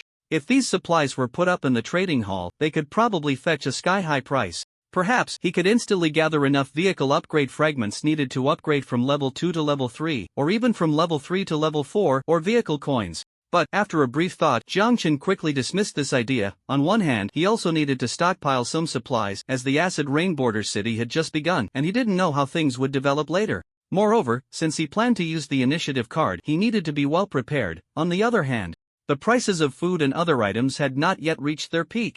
Although hoarding supplies was somewhat unethical, such a clear price trend was something anyone could anticipate. He was not an unscrupulous capitalist exploiting other players. His supplies were earned through his own opportunities and adventures, and the profits he deserved still needed to be secured. After tidying up the 4 shelves a bit, he placed the supplies along with the shelves into the space stone. At this moment, Jiang Chen had to thank Boss Mole again in his heart. Those 50 vehicle coins were truly worth it. After organizing the standing shelves, Jiang Chen began to clean up the collapsed shelves. These fallen shelves were quite a sight to behold. One of the shelves was even completely deformed in the middle, as if something powerful had crashed into it. Jiang Chen half-squatted, rubbed his chin, and pondered the dent that had formed in the middle, muttering, "Didn't control the force well when pushing this? But why is there a pit where it crashed? This area of force doesn't make sense?" Jiang Chen felt that it didn't quite resemble something being forcefully pushed and then crashing into something. Rather, it seemed like something had slammed into the shelf with a bang, leaving behind a dented pit. Jiang Chen pondered for a few seconds, looking around. Could there be wild boars nearby? Forget it, can't figure it out, just like not understanding why the faceless system reached out to him in the end. Sigh, the worst thing about the faceless system is that it has no face. Jiang Chen couldn't gauge the other party's emotions. After pondering for a few seconds without any results, Jiang Chen cheerfully gave up thinking and began to sort through the scattered supplies. Most of the supplies had fallen to the ground due to their heavy weight and unstable center of gravity. Jiang Chen first picked up a lot of drinks, categorizing them by color and flavor, and placed them neatly before putting them, along with the shelves, into the space stone. Next were some wafers, chocolates, chips, and other puffed snacks. Jiang Chen didn't like these, so he placed them, along with the shelves, in a remote corner of the space stone. Finally, there were some small tools. After finding 2 power strips to keep at hand, he also put them into the space stone. After organizing the 8 shelves, Jiang Chen approached the last cold cabinet that had flown out. The cold cabinet was stuffed full of items, and there was also a pile of things on top of it. Jiang Chen originally planned to cram everything inside the cold cabinet, but there simply wasn't enough space. Truly, a happy trouble. Jiang Chen grinned widely, organizing the sandwiches, rice balls, yogurt, milk, and instant meals that couldn't fit inside the cold cabinet and placing them into the still compartment of his backpack. Fortunately, items of the same type could be stacked. And for a few that just wouldn't fit, Jiang Chen left them outside, planning to have them for lunch and dinner today. Inside the freezer, it was filled with ice cream, frozen meat chunks, and the sandwiches Jiang Chen had stuffed in during the rush. Although the sandwiches, rice balls, yogurt, and instant meals had expiration dates, Jiang Chen believed that once stored in the freezer, they would last forever. After tidying up the freezer, Jiang Chen grinned widely and put the entire cold cabinet into the space stone. Finally, Jiang Chen spent a full 25 seconds organizing the alcohol and medicines. He placed the former into the space stone and the latter into his backpack. With the space stone, the frequency of using the backpack had decreased, but Jiang Chen still chose to keep the most important items in the backpack just in case. Once everything was packed, Jiang Chen's face was almost frozen in a smile. Indeed, no human could resist the joy of a 0 yuan purchase. Jiang Chen even unconsciously began humming a little tune, taking out the orange cookies from the silver treasure chest he had opened. The sweet orange aroma mixed with butter, spreading on his tongue, the cookies baked to a perfect crispness, quite delightful. In a cheerful mood, Jiang Chen finished the cookies, returned fully loaded, and drove the vehicle out from the side, back onto the road. With the stockpile ready, after brushing through a bit more distance, Jiang Chen planned to use the opportunity card. Let me see what this so-called first large dungeon is all about. At 9:15 in the evening, the bright yellow forklift slowly came to a stop. Jiang Chen took a deep breath, rubbed his eyes, and slumped into the seat. Tired, everywhere was tired. All over his body, even in the gaps of his bones, one word was revealed: tired. Jiang Chen's fatigue value had long been locked at the upper limit of 60. To cover a bit more distance, he simultaneously used honey and drank a small cup of special white rum. White rum special description: drinking it grants a random attribute 1. When consumed with cola and lemon slices, it additionally reduces fatigue by 20. The random attribute unexpectedly landed on agility, and with the title effect, Jiang Chen's agility attribute became 26 points. Rain pounded on the steel plate above, pattering, and Jiang Chen's eyelids were about to close. Just then, the main screen ahead flickered. Someone in the private chat channel sent a message to Jiang Chen. Jiang Chen struggled for a few seconds but still sat up, pulling out a rice ball and a pork chop pie from his backpack while checking the message. It was from someone asking if he wanted to participate in the dungeon. Jiang Chen thought for a moment and simply replied, "I will participate." He couldn't offer any other suggestions. After all, everyone's situation is different. The two of them became even more entangled upon hearing that the big boss would participate. After chatting for a bit, Jiang Chen's gaze drifted to the friend request section, where Umbu still hadn't accepted his application. Jiang Chen clicked his tongue. It wasn't that he was narcissistic, right? In the 999 district, there should be very few people who could refuse a friend request from the melancholic little French fry. Not to mention what would happen later. At least he had contributed most of the trades in the trading hall. For the sake of convenience in exchanging supplies in the future, his application should be accepted, right? Should he say that he truly deserved to be a top 2 player? Did he have his own confidence? But why did Jiang Chen feel that since Umbu could actively contact the window that wouldn't close, logically, they shouldn't refuse his application like this? Was there some misunderstanding in between? Jiang Chen scratched his head. And suddenly, as if struck by inspiration, he remembered something. He was sure he had never interacted with Umbu. If there was any misunderstanding, Anvil. Jiang Chen's voice echoed softly. Anvil jumped in surprise. The energy furnace brother next to him, who was loudly singing a tune from La Traviata, trembled, almost sparking and igniting the already dilapidated vehicle. Anvil replied nervously, flickering slightly. Jiang Chen didn't call him brother, which meant this was serious. Think fast, what had he done? Recently, aside from being a bit irritable due to excessive humidity and the roughness of the steel he was refining, aside from learning a few vocal exercises from the energy furnace to surprise Jiang Chen after his nap, compensating for the energy furnace brother's lack of singing in the morning and evening, aside from creating a small iron puppet charm while operating Jiang Chen's consciousness and body, what else had he done? Nothing, right? It couldn't be that he called his full name. Jiang Chen called out but fell silent, just staring intently at Anvil with his dark eyes. Anvil grew increasingly anxious, unconsciously flickering even faster. This scene even resembled a large dog with droopy eyes. Jiang Chen squinted and elongated his tone. I ask you, have you traded with players? I have. Anvil answered immediately. Jiang Chen. As soon as Anvil finished speaking, he realized something was wrong. Oh no. Jiang Chen had just called his full name, and now he was asking about it again. The problem must lie with this little Japanese player. It's over. He should have said he hadn't traded. Brother, I misspoke just now. If I find out you're lying, you're done for. Jiang Chen's tone was surprisingly gentle. Did I say something wrong? Oh no, I've helped you with many trades. I don't remember very clearly. Oh dear, there should be some, maybe. Is there or isn't there? There is. Anvil's heart sank.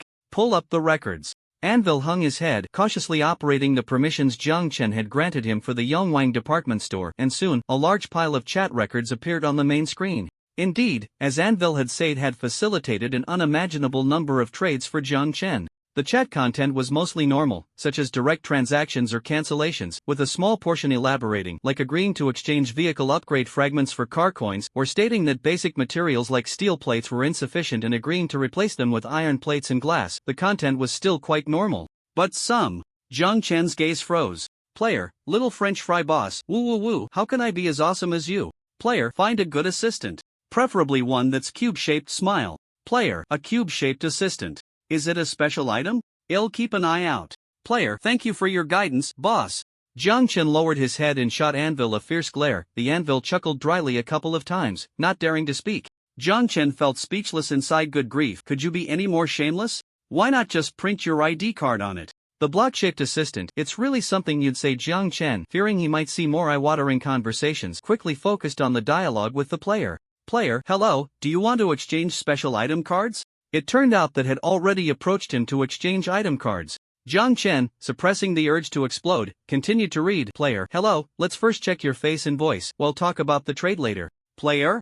Jiang Chen's fingers trembled as he flipped to the next page. No new dialogue appeared, only displayed, you have been blocked by the player. Jiang Chen felt darkness cloud his vision. The night was deep, the air inside the forklift seemed to freeze. And a dangerous smile slowly appeared on Jiang Chen's face. His voice rose, surprisingly carrying a hint of gentleness. I say, brother Yais. Brother. Let me explain first.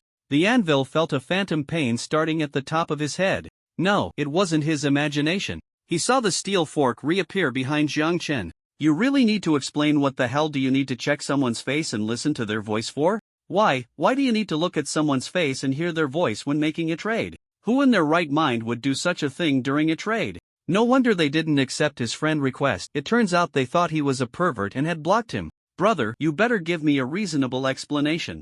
Jiang Chen's tone was icy, a murderous intent rising. It must be said, they still left him some face, not publicly releasing the records in the group chat, revealing that the top player in the entire region was a complete pervert. Jiang Chen, don't be angry yet. The Anvil chuckled awkwardly. But Jiang Chen merely squinted, looking at him as if he were trying to argue his way out. Cold sweat streamed down the Anvil's back, and finally, under Jiang Chen's glare, he whispered, isn't it just to verify if the other person is a real person? I learned it from the group chat. People from Longwa care a lot about this. They all insult each other using real person verification. I thought that username looked very real, so I wanted to confirm. Jiang Chen looked as if he had seen a ghost. You really have some national pride, don't you? Oh, so I should thank you. Thank you for helping me keep my integrity? Jiang Chen said with a smile that didn't reach his eyes. The anvil wasn't stupid. He could tell the tone was clearly off, and he didn't dare to speak up. Jiang Chen felt a bit of a headache. He peeled back the plastic wrap of the rice ball and took a big bite. The salty flavor of the rice mixed with cheese was a bit scratchy on his throat. Jiang Chen then took out a bottle of soda and gulped it down, the stuffiness in his chest dissipating considerably. Forget it, the anvil didn't mean it. Moreover, managing so many trades for him wasn't easy. Jiang Chen thought for a moment, sighed deeply, and finally said, next time you encounter a similar situation, just let me know first. Okay. The anvil nodded eagerly. Fortunately, Jiang Chen didn't continue to look further. The anvil thought to himself. He vaguely remembered that besides this real person verification, he seemed to have chatted with other players as well since they had already blocked him. Naturally, he wouldn't receive his friend request, and Jiang Chen simply deleted the request record to keep things clean. After finishing dinner, Jiang Chen did a set of exercises as usual, working out until 10 o'clock at night. All vehicles had stopped moving due to the arrival of night. The system announcement didn't sound, because 10 o'clock tonight was the deadline for signing up for the dungeon. Who knows how many players would participate in this dungeon? The public channel was lively, but Jiang Chen wasn't in the mood to lurk. He washed up early and went to rest, needing to conserve energy for tomorrow. The next day, at 5:50 in the morning, the biological clock woke Jiang Chen naturally. Jiang Chen quickly finished washing up, did a set of simple push-ups and pull-ups, loosened up all his joints, piled enough protective gear for 2 days onto the forklift, and after checking the forklift's condition one last time, he snapped his fingers, and the advantage card materialized in his palm. Jiang Chen was ready to use the advantage card. His consciousness enveloped the card, white light flickered, simultaneously covering both Jiang Chen and the forklift. In an instant, Jiang Chen felt a sharp pain in the back of his head, as if someone had struck him from behind with a blunt object. Jiang Chen let out a muffled groan and lost consciousness directly. You have used the advantage card. The instance locked by the advantage card is Tower of Vigilance. The second virtual life has been loaded. Please note, due to instance overlap, according to the rules of time-space compression, the advantage card will expire in 1 day. According to system calculations, the time flow rate ratio is 7:1. The mechanical voice echoed in Jiang Chen's consciousness, and he instinctively pondered, a 7:1 time flow rate, expiring in 1 day, means that the time limit for this large instance is 7 days? Time is longer than he imagined. I can think? With this thought, Jiang Chen opened his eyes. The imagined dim, yellowish sky, depicting a postmodern abandoned industrial cityscape, did not appear. Instead, Jiang Chen found himself in a pure white space. A vast, boundless pure white space. Jiang Chen was a bit dazed. He reached out his hand, looked at it, and touched it. It was the real sensation of skin, not that of an illusory consciousness. So, where is this place? Jiang Chen waited in place for 2 seconds, and while looking around, a rectangular table emerged from the ground, extending to the height of Jiang Chen's waist, with a black chair appearing on either side. What is this? Jiang Chen curiously looked over. On the long table, a large black box appeared, with openings on both sides, seemingly allowing one to reach inside. This looks like a special negotiation table. Isn't this supposed to be a game? How did it turn into a murder mystery? Just as Jiang Chen was confused, the system's voice rang out. Welcome player to the instance Tower of Vigilance. Before officially entering the instance, we need to conduct a simple, friendly, harmonious mini-game. The familiar sarcastic tone emerged, and Jiang Chen crossed his arms, holding his strong suspicion towards this so-called simple, friendly, harmonious mini-game. Our game is very simple. Each player has an initial game coin. As the system's voice fell, a golden game coin, similar to the car coins, appeared in front of Jiang Chen. He reached out to take it. The front of the coin was engraved with a mechanical tower, while the back was blank. The player opposite you has won as well. Jiang Chen paused. The player opposite? This mini-game actually requires 2 players to participate simultaneously? This is very unfriendly for socially anxious people. Although he isn't one, but since he used the advantage card, it's impossible for other players to appear. So what now? A certain guess formed in his mind. Opposite him, a crack appeared in the white light, and a figure emerged. A faceless person appeared. Wow, it really is the system. Seeing the familiar presence, Jiang Chen felt somewhat relaxed. A smile appeared on his face. It's really you. I've been wanting to ask. You and the broadcasting system aren't the same existence, right? Not to mention the prestige of the two. Based on their levels of intelligence, the broadcasting system is clearly higher, while the latter is more wooden. The faceless system opposite Jiang Chen showed no reaction to his question. It merely nodded slightly and walked steadily to the seat, sitting down properly. As soon as it sat down, a game coin also appeared above the faceless system, landing on its finger, which glowed with a virtual blue light. Please take your seats, our game is about to begin. Did he just find himself a human player? Jiang Chen realized it a moment too late. Smacking his lips, Jiang Chen walked over to the opposite seat and sat down. After sitting down, he noticed the unique setup of this game. The large box in the middle completely blocked the view between the two sides, making it impossible to see what the other was doing. A bad thought flashed through Jiang Chen's mind. Both sides are in position. The game rules are as follows. Each player has one initial game coin. Each player has a black box in front of them. When you put in one game coin, the other player will receive 3 game coins, and vice versa. Each player must choose between cooperation and deception. When a player chooses cooperation, they must put 1 game coin in the black box. When a player chooses deception, they do not put in a game coin. The choice must align with the action. Each player must make a choice within 15 minutes and can modify their choice repeatedly within that time. If no choice is made within 15 minutes, it is considered a forfeit and the player will be removed from the instance, with their game coins automatically belonging to the other player. To ensure the safety of the initial players, after this game ends, both players will be teleported to different locations in the instance, at least 15 kilometers apart. During the game, players must not engage in any threatening means or actions, and any reports will result in immediate disqualification, removal from the instance, and the game coins will automatically belong to the other player. Game coins will play a decisive role in the Watchtower instance. Please make your choices carefully. In the pure white space, the golden game coins reflected the light, flickering before Jiang Chen's eyes. The faceless system across from him was quiet and silent, and he couldn't tell if a decision had already been made. Trust game? Jiang Chen took a deep breath. The cost was 1 game coin in his hand, while the game depended on the interplay between himself and the other player. Jiang Chen didn't immediately calculate various possibilities in his mind. Instead, he began to carefully analyze the problem. This was the experience he had gained from exploiting loopholes, or rather, seriously fixing game bugs. Unfortunately, the game rules this time were very well designed, seemingly leaving no loopholes to exploit. However, there were other things to consider. Long ago, Jiang Chen had learned something from his completely unrelated undergraduate thesis advisor. When looking at any matter, one must learn to observe it from outside its own context. For example, undergraduate theses, as long as you have hands, it's fine. To boost employment rates, the school would be more than happy to send you off. Even if they had to lift you, they would do so. Getting off track. The point is to see the essence of the game. Treating the thesis in graduation as a game, you would find that the rules of the game itself aim for the players to graduate. Aside from a small number of players with inherent issues, the game will do everything possible to achieve this goal. The same reasoning applies here. Just as Jiang Chen had confirmed long ago, the attitude of the road survival game towards players is definitely not benevolent. Therefore, the direction preferred by the design game is absolutely not to guide players towards mutual cooperation. Just like this game, analyzing from a rational person's perspective, regardless of what the other side chooses, Jiang Chen's most rational and optimal choice would only be deception. Because when he chooses deception, the worst outcome would merely be retaining his 1 game coin, while the best outcome would be successfully deceiving the other player, obtaining their 3 game coins plus his own, totaling 4 game coins. In that case, according to probability, his profit without considering costs would be 2.5 game coins. If the choice is cooperation, and the other party chooses to deceive, not only will one gain nothing, but they will also directly lose the game currency in hand. Even if the other party chooses cooperation, one will only receive 3 game coins, which, according to probability calculations, results in a profit of just 1 game coin. No matter how you calculate it, the choice should be deceive.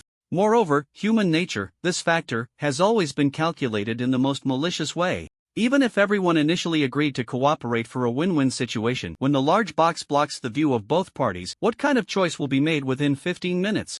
Jiang Chen dared not gamble on that. In simple terms, this is completely about sowing discord between players face to face. Furthermore, Jiang Chen always felt that things were not that simple. In any case, Jiang Chen had to make a decision at this stage. He rubbed the game coins in his hand. 15 minutes is a long time, and he didn't plan to make a decision right now, even though he had already made up his mind. Suddenly, Jiang Chen stood up from his chair, stretched lazily, and casually walked over to the side of the faceless system. The faceless system was still sitting upright in its chair, with the golden game coins neatly placed in the center, perfectly aligned.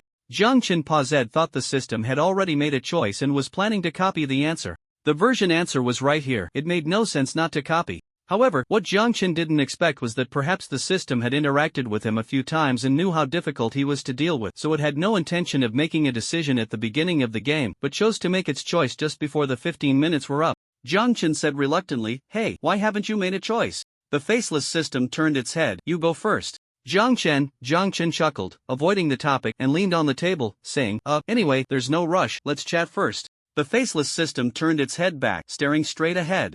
Jiang Chen didn't feel awkward and smiled. By the way, earlier at the convenience store, were you going to say something? I saw you reach out. The faceless system was silent for a few seconds and said, I wanted to remind you that the basket cannot be taken out. Jiang Chen awkwardly laughed. Oh, that? I thought you were giving it to me. So, what, just leave it on the ground? I just took it back with me. The faceless system looked at Jiang Chen and said word by word, that is a system pickup item. It cannot be taken back. Jiang Chen touched his nose. He remembered that when he used the thing to pack sandwiches, rice balls, and lunchboxes, he seemed to have stuffed it into the freezer, and after coming out, he couldn't see it anymore. Accidental. Jiang Chen waved his hand. Let's get back to the game here. By the way, what do you choose, cooperation or deceive? Faceless system? The faceless system suddenly looked up at Jiang Chen. Although it had no facial features, Jiang Chen could sense its confusion at that moment. It seemed to be saying, is this something that can be asked directly? And why can the topic shift so abruptly? It was like saying the weather is nice today and I'm glad to see you, the next second asking if you washed your socks yesterday. Jiang Chen laughed heartily, patted the faceless system on the shoulder, and said earnestly, this is a normal simulation. Players will definitely ask each other. It's very normal. The faceless system withdrew its gaze, and after a few seconds of patient waiting, Jiang Chen finally heard it say, I choose cooperation. Really? If you're lying, the host will explode, you know. The faceless system, it clearly had no human organs, but at that moment, it actually felt a slight stomach ache. The faceless system fell silent. Jiang Chen's lips curled up slightly. Well, it turned out to be lying. Out of rational consideration, the system would also choose deceive, since that's the case. I can only choose toadsieve. Jiang Chen exhaled a breath of foul air and patted the system's shoulder again. Looks like this is the gameplay I envisioned? Jiang Chen returned to his seat, without hesitation, directly stuffed the game coins into his pocket, and chose deceive. 15 minutes passed. The mechanical announcement sounded, both sides have made their choices. The result of both sides is deceive. Jiang Chen was not surprised by this result. He clasped his hands together on the long table, waiting for the next development of the game. Since both sides chose to deceive, neither Jiang Chen nor the faceless system received new game coins. In the pure white space, white was the only dominant color, and both players became the sole subjects. All thoughts and emotions were magnified invisibly. Jiang Chen even wondered, if the person opposite him was a real player, what would their reaction be upon hearing the system announce that both sides chose to deceive at this moment? Would they end up directly fighting once they entered the game? Just as Jiang Chen was lost in thought, suddenly the first round of the game has ended. The second round of the game is about to begin. Countdown 15 minutes. Jiang Chen suddenly looked up. What the hell? There's a second round? The premise of making an absolutely rational decision, or rather, tearing off the mask, assuming the game only has one round. Jiang Chen's scalp tingled a bit. It wasn't because his deceive was exposed, but rather, he sighed inwardly, this system is really a cunning bastard. At the beginning of the game, it never mentioned that there would be a second round. After the players in the first round had torn off their masks, guess what? The second round began. If both sides had previously agreed to cooperate and then one side secretly, or both sides tacitly chose deceive, then the second round would only have one outcome. Both sides would choose deceive. Both sides would end up with nothing. Only guarding their own game coins. Moreover, the worst part is that before entering the game, the mutual trust among players had already completely collapsed at the negotiation table, and once they formally entered the instance, let alone any mutual assistance. Jiang Chen's mouth twitched, and suddenly he thought of something and asked, how many rounds are there in total? After waiting a few seconds, the system's voice, dripping with obvious delight, responded in a strange tone, 3 rounds. I knew it. Jiang Chen's mouth twitched. 3 rounds, a full 3 rounds, any trust between people would be shattered to pieces. No matter how many negotiations and games are played, all players will face the most direct temptation brought by costless deceive, and consider whether the other party's claim of cooperation is credible. After all, even oneself might not adhere to the agreement. No matter how many rounds the game repeats, according to probability analysis. Deceive is always the most rational choice, and that's the most frustrating part of this game. Moreover, in this process, as deceive continues to occur, the original trust of players who honestly choose cooperate and others will also be directly reduced to the minimum. By then, perhaps when they truly enter the instance, they won't even need the monsters inside to deal with them. The players will end up fighting among themselves. Jiang Chen exhaled a breath of foul air. Although he had long confirmed that the game and the system held malice towards players, he was still disgusted. Jiang Chen curled his lips and asked, what will you choose this time? The faceless system obediently replied, cooperate. Jiang Chen, don't imitate human lies. Humans don't lie so directly, they often have to go around in circles. Jiang Chen felt a bit helpless and still chose to deceive. 15 minutes later both sides have made their choices. The result of both sides is deceive Jiang Chen. The faceless system across from him showed no reaction, only feeling a bit uneasy under Jiang Chen's intense gaze. After a moment of thought, it began to mimic Jiang Chen's actions, rubbing its fingerprintless fingers. The second round of the game has ended. The third round is about to begin. Countdown 15 minutes. Jiang Chen couldn't tell if it was just his imagination, but he felt that the system was in a surprisingly good mood. Indeed, it was. Watching Jiang Chen struggle, the system had never felt so satisfied with its own existence. As the third round began, the decision had already been tacitly accepted because the faceless system would only make the most rational choice based on calculations, which was deceit. Under this premise, Jiang Chen's corresponding choice would also be deceit. However, Jiang Chen had started to imagine how he would handle it if it were a real player. After all, the game is lifeless, but people are alive. Jiang Chen rested his chin on his hand.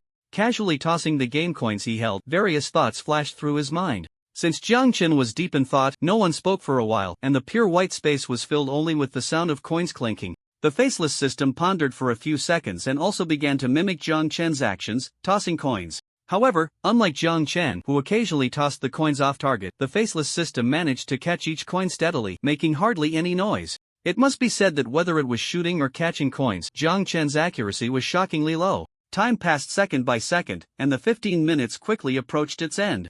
Various possibilities in verbal or real constraints ran through Jiang Chen's mind, but ultimately they were all ruled out. The system's threat elimination and final protection were, to some extent, an unsolvable action for speculation. Please make your choice quickly. Will you toss the game coin in the black box? The system's prompt sounded. Jiang Chen clicked his tongue, feeling a bit impatient when suddenly an idea exploded in his mind like thunder. Jiang Chen slammed his hand on the table. With a loud bang. If a real player were sitting across from him right now, they would probably be scared to death by Jiang Chen, but the faceless system merely lifted its head slightly and steadily caught the game coin. Jiang Chen stood up, saw this scene, and casually complimented, "Nice catch." The faceless system replied, "Thank you." Jiang Chen's lips curled slightly as he sat back down, casually and effortlessly putting the last game coin into his pocket. This indicated a choice of deceit. The faceless system was somewhat surprised. Did it think that Jiang Chen's earlier action meant he had found a solution, yet he still chose deceit? The faceless system lowered its head slightly and also chose deceit. After 3 rounds, both sides only received the initial 3 game coins for each round. The system's announcement sounded, "Game over. Players are about to be teleported to Instance Watchtower." The familiar white light appeared around Jiang Chen, whose expression was relaxed, and the frustration from the game earlier had completely vanished. The faceless system, did he come up with some solution? The faceless system looked at Jiang Chen, unable to make a sound for a while, but it felt its non-existent stomach starting to churn again, along with another sensation. If the faceless system understood humans a bit better, it would know that this situation is generally referred to by humans as the feeling of having half a conversation, gnawing at one's heart. Jiang Chen's lips curled slightly as he held the 3 coins in his hand, humming an unknown tune, preparing to teleport into the instance. He had already thought of a solution. However, this time he couldn't reveal it. He wasn't foolish if he showed it now. What if the system directly treated it as a bug and fixed it? When he officially entered the instance, he would definitely give that damn system a big surprise. For now, he would first enter the instance and see what it was all about. Clinked out. A drop of rain fell on Jiang Chen's head, sliding down his neck, the cold sensation making him shiver. You are being eroded by acid rain. Health is slowly declining. Was this the scene transported outdoors? Jiang Chen thought for a moment, quickly took out his helmet and goggles from his backpack, putting them on before he began to survey his surroundings. Taking a step forward, he found himself standing in a narrow alley, the sky compressed to a mere thin line, with only a faint light shining through. Perhaps that was why only a few drops of acid rain were falling. After just a few seconds of daze, Jiang Chen frowned. This alley smelled terrible. It was a mix of something rotten and foul. He looked down. His gaze landed directly on a rotting fish eye. This fish eye was still attached to a human face. After a moment of silence, Jiang Chen gagged. You are experiencing mental pollution. Mental attributes are slowly declining. Another announcement. Jiang Chen forced himself to look away, wanting to take a deep breath, but halfway through, he choked. Damn it, he forgot that the air was filled with the stench of acid. Bro, practicing diving here? Isn't that a bit hasty? The voice of Taijin rang out. Jiang Chen rolled his eyes, too lazy to respond to this guy, and dashed out of the alley. A large amount of acid rain fell to the ground, the sound of rain growing louder in his ears, and his vision gradually opened up. The wind from the port swept across the dim sea surface, weaving through the city, blowing Jiang Chen's hair, which had grown long after not being cut for over a month, making him feel a bit more alert. Jiang Chen paused for a moment.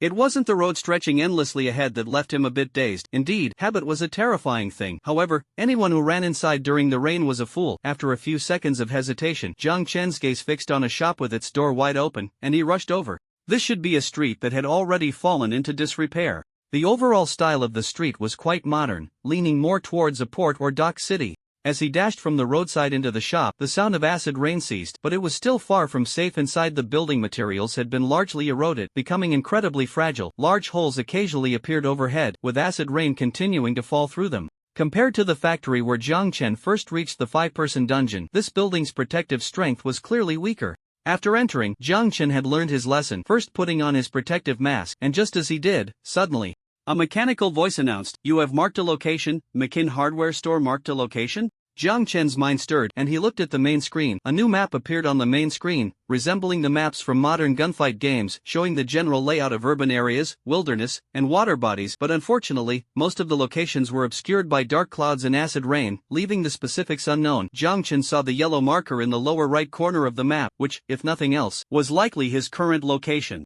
"It really feels a bit like an RPG dungeon," Jiang Chen muttered. Then he noticed that beneath the yellow marker, there was also a white marker overlapping it. Jiang Chen clicked on the white marker, and a line of white text appeared. Makin hardware store. Oh, this was the location he had already marked. Jiang Chen familiarized himself with the map, and as his gaze wandered, he suddenly exclaimed, "To the left of his location."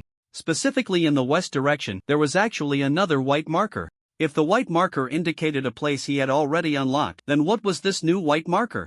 The scale and distance didn't match up with the alley. Curious, Jiang Chen clicked on it. Beihai City Haiqing District Weilong Aquatic Processing Plant. The name of this factory. It was from that 5-person dungeon. The maps are actually interconnected? No, it should be said that the 5 people before were transported to one of the small locations on this large map, and now, the entire map is open? Jiang Chen's thoughts surged then. Could the main quest completed earlier, finding the underground tunnel, be related to the current instance? If the two are indeed one world, one map, does that mean there are the same monsters in this large instance, or even the indigenous people of this world? Jiang Chen was startled. Just then, it seemed he heard a sound near his ear. The sound of rushing water vapor and the flapping of fish fins. Jiang Chen turned his head to look, and above him, a massive corpse of a rotting-eyed fish fell down, its mouth oozing yellow-green pus, directly biting towards Jiang Chen's neck. Jiang Chen instinctively sensed danger. In the past, he would have turned and run, but now with a comprehensive strength exceeding 50 and more than 3 weapons on him, Jiang Chen merely furrowed his brow, lowered his center of gravity, and thrust the rebar fork upward, piercing through the fish's belly with a squelch, creating a huge bloody hole. The fish corpse thrashed wildly on the fork, slippery mucus dripping down, but Jiang Chen's expression remained unchanged. With a flick of his wrist, he flung the fish corpse away like skewering meat for a barbecue. The massive fish corpse crashed into the wall of the hardware store, creating a large hole in the already fragile wall. Dark red blood pooling on the ground. You have eliminated a rotting-eyed fish corpse when you have obtained a car coin. 1 A car coin dropped down. Jiang Chen placed it into the space stone, took a few steps forward, and poked the fish corpse a few more times with the fork to confirm it was completely dead before letting out a sigh of relief. Starting off with monsters, the danger level of this instance is not low, Jiang Chen thought to himself. However, is there no main quest? That doesn't seem right, or is it more like a treasure hunt? Just as he was puzzled, the main screen in front of him refreshed, and new text appeared in the upper right corner of the map. You have entered the instance watchtower. This instance has a time limit of 7 days. Current main quest 1. Find the underground passage and enter the watchtower. Quest time limit. 2 days. Players who do not enter the watchtower within the specified time will have 30 of their supplies deducted. Jiang Chen stared at the newly appeared main quest for a few seconds, confirming he wasn't mistaken, and a smile involuntarily appeared on his face. Well, is this the benefit of having taken the exam in advance? The underground passage, didn't he already find one in that factory? Goodness. This is like knowing the exam questions in advance. Oh no, he is currently using a preemptive card, so this is the benefit of knowing the exam questions ahead of time. The main quest needs to be completed within 2 days, and now that he already knows the entrance to the underground passage, and even the landmark where the underground passage is located, he just needs to follow the map, and completing the quest should be quite simple. Jiang Chen calculated the distance between the McKinney hardware store and the processing factory on the map. It would take about half a day to run over. But Jiang Chen pondered for a moment and did not rush to set off. Although he had, to some extent, already obtained the version's answers, it would be too wasteful to use this time just to complete this one task. He didn't believe that such a large map had no other rewards besides running around. Not to mention anything else, at least he could search for some supplies in the hardware store. After making up his mind, Jiang Chen didn't rush to move, starting to search for supplies in the hardware store. The hardware store shouldn't be a particularly special location, so aside from the fish corpse he encountered initially, Jiang Chen didn't see any other monsters. He remained vigilant. It seemed that the items on the first floor of the hardware store had already been moved once, leaving not much behind, but Jiang Chen still managed to find some screws, steel plates, wrenches, and pliers. After thinking for a few seconds, Jiang Chen also took it upon himself to dismantle the glass cabinet. This glass is pretty good, take it away. Walking in from the entrance, there is a small bedroom, which contains a bed, a bench, a chair, and other items. This time, without worrying about teammates, Jiang Chen directly took everything away. Anything that wasn't needed would be sold at the shop. If it couldn't be sold, it would be thrown into the energy furnace for refinement, actively plucking the feathers as a wild goose passes. While rummaging, Jiang Chen arrived at the wardrobe in the bedroom, using a steel fork to pry open the cabinet door. He did this mainly to avoid a surprise attack on himself. Fortunately, there was nothing inside. The cabinet door creaked open, revealing a black leather jumpsuit, a candle carved in the shape of a rose above it, and a whip. Jiang Chen? Jiang Chen's expression went blank for a second. What is this? He looked down, and the matching black leather boots looked like they were size 44. A photo slid down from above the cabinet door, and Jiang Chen, momentarily stunned by the pile of things inside the cabinet, caught the photo, which showed a middle-aged man with six-pack abs, a clearly muscular build, and dark skin. Bro, are you okay? The voice of Iron Anvil suddenly rang out. Barbecuing. Jiang Chen struggled to force himself to look away. He had seen a similar scene when he noticed the fish-like eyes on that man's face. Big brother, your hobby is quite unique. Jiang Chen somewhat disdainfully opened the other side of the cabinet door, hesitantly picking up the pile of items to avoid blocking his view. You have obtained the complete battle outfit of the Super S Queen Hardware Little Rose, XXXL size super color Kex leather jacket audit issue, wearing it grants 1 agility. Who says boys can't be sexy? A repeatedly tanned whip, when used, grants 2 strength attribute. Good toughness, versatile use. Rich tactile experience. Low temperature burning candle has the basic functions of a candle and a wealth of emotional functions beyond the basics. With the full set of equipment, there is a certain chance to trigger additional interactive effects. Specific interactive effects depend on the player's own appearance and attributes. Jiang Chen, sometimes he really wanted to call the police. What the hell is this interactive effect? Can this association pass the audit? Jiang Chen closed his eyes, battling internally for a few seconds, and ultimately decided to store this entire set of Super S Queen Hardware Little Rose in the Space Stone. Don't get me wrong, this outfit would have no practical use on him. Of course, this thing absolutely cannot be sold at the Yongwang department store, or else his lifetime reputation would be ruined in an instant. Jiang Chen thought to himself.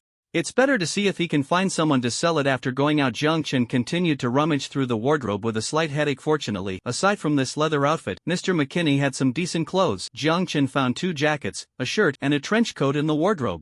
The jackets and shirt were a bit old, but the trench coat was well preserved. Jiang Chen neatly packed the clothes and left the bedroom, heading up the stairs to the second floor. The second floor consisted of a storage room, a kitchen, a balcony, and a protruding corridor. The storage room actually contained quite a few tools, and after collecting them, Jiang Chen entered the kitchen. The pots and pans in the kitchen had vanished without a trace, leaving only empty brownish-yellow marks. Everything inside had been moved. Jiang Chen bit down on his back teeth. Since he was already there, he stubbornly took down the kitchen door panel, but after removing the door panel, he actually discovered something. There was an iron pot behind the door panel. It seemed to have been left behind by the owner in a hurry. Jiang Chen picked up the iron pot and pondered. When he entered the 5-person dungeon, it was the same. All useful supplies had vanished, seemingly transferred somewhere. Connecting this with the discovered tunnels, could it be that these people, after suffering contamination, were moved to a new place? An underground passage? The watchtower? Jiang Chen felt as if he had found a connection. After searching the hardware store, he went directly to the nearby street shop, which seemed to have been a small bakery before. Jiang Chen saw some craft paper, baskets, and tongs used for holding bread. But similarly, all the food and supplies were gone, as if someone had already scavenged through it several times. Jiang Chen circled around the front desk and counter, and found a few packets of ketchup and several glass bottles. Above the bakery, there was also a small corpse of a corrupted fish, curled up and sleeping on the bed of its former owner. If it had been a kitten or puppy, it would have been quite cute, but seeing that pool of yellow-green liquid, Jiang Chen didn't think twice and stabbed it with a steel fork. You have eliminated corrupted fish corpse 1. You have gained vehicle coins 1. The fish corpse was pinned to the bed, and Jiang Chen didn't stop, directly searching all the shops on this street. Along the way, he encountered some wandering corrupted fish corpses. Although there were quite a few, they posed no trouble for Jiang Chen at this moment. You have eliminated corrupted fish corpse 1. You have eliminated corrupted fish corpse 1. You have eliminated corrupted fish corpse 1. You have eliminated corrupted fish corpse 1. The mechanical announcement continued until Jiang Chen passed through the intersection. Suddenly, you have killed corrupted fish corpse 15. Congratulations, you have unlocked a new achievement. Monster King in the dungeon. Description: may I ask, how much longer do you plan to stay in the novice village? Aren't you going to do the main quest? Monster grinding is addictive. Please do not indulge. You have received a silver treasure chest. 1. Seeing the pop-it-up achievement, Jiang Chen exclaimed in surprise. He had actually unlocked an achievement. He ignored the system's sarcastic tone. He wasn't really grinding monsters. He was just confirming whether the people here had truly been transferred. Well, scavenging supplies was just a side task. Jiang Chen reluctantly withdrew his gaze from the street. On the street, the corpses of the corrupted fish had been thrown out by him, piled up like a small mountain beside him, mainly because while scavenging supplies, this thing was just too smelly. After thinking for a few seconds, Jiang Chen decided to open the silver treasure chest on the road, to avoid any monsters that might be inside if he did it indoors, making combat inconvenient. The silver treasure chest dropped to the ground, and Jiang Chen stabbed it with his fork. The chest opened with a bang, and instead of the imagined monsters, only supplies emitted a white light. Not bad luck.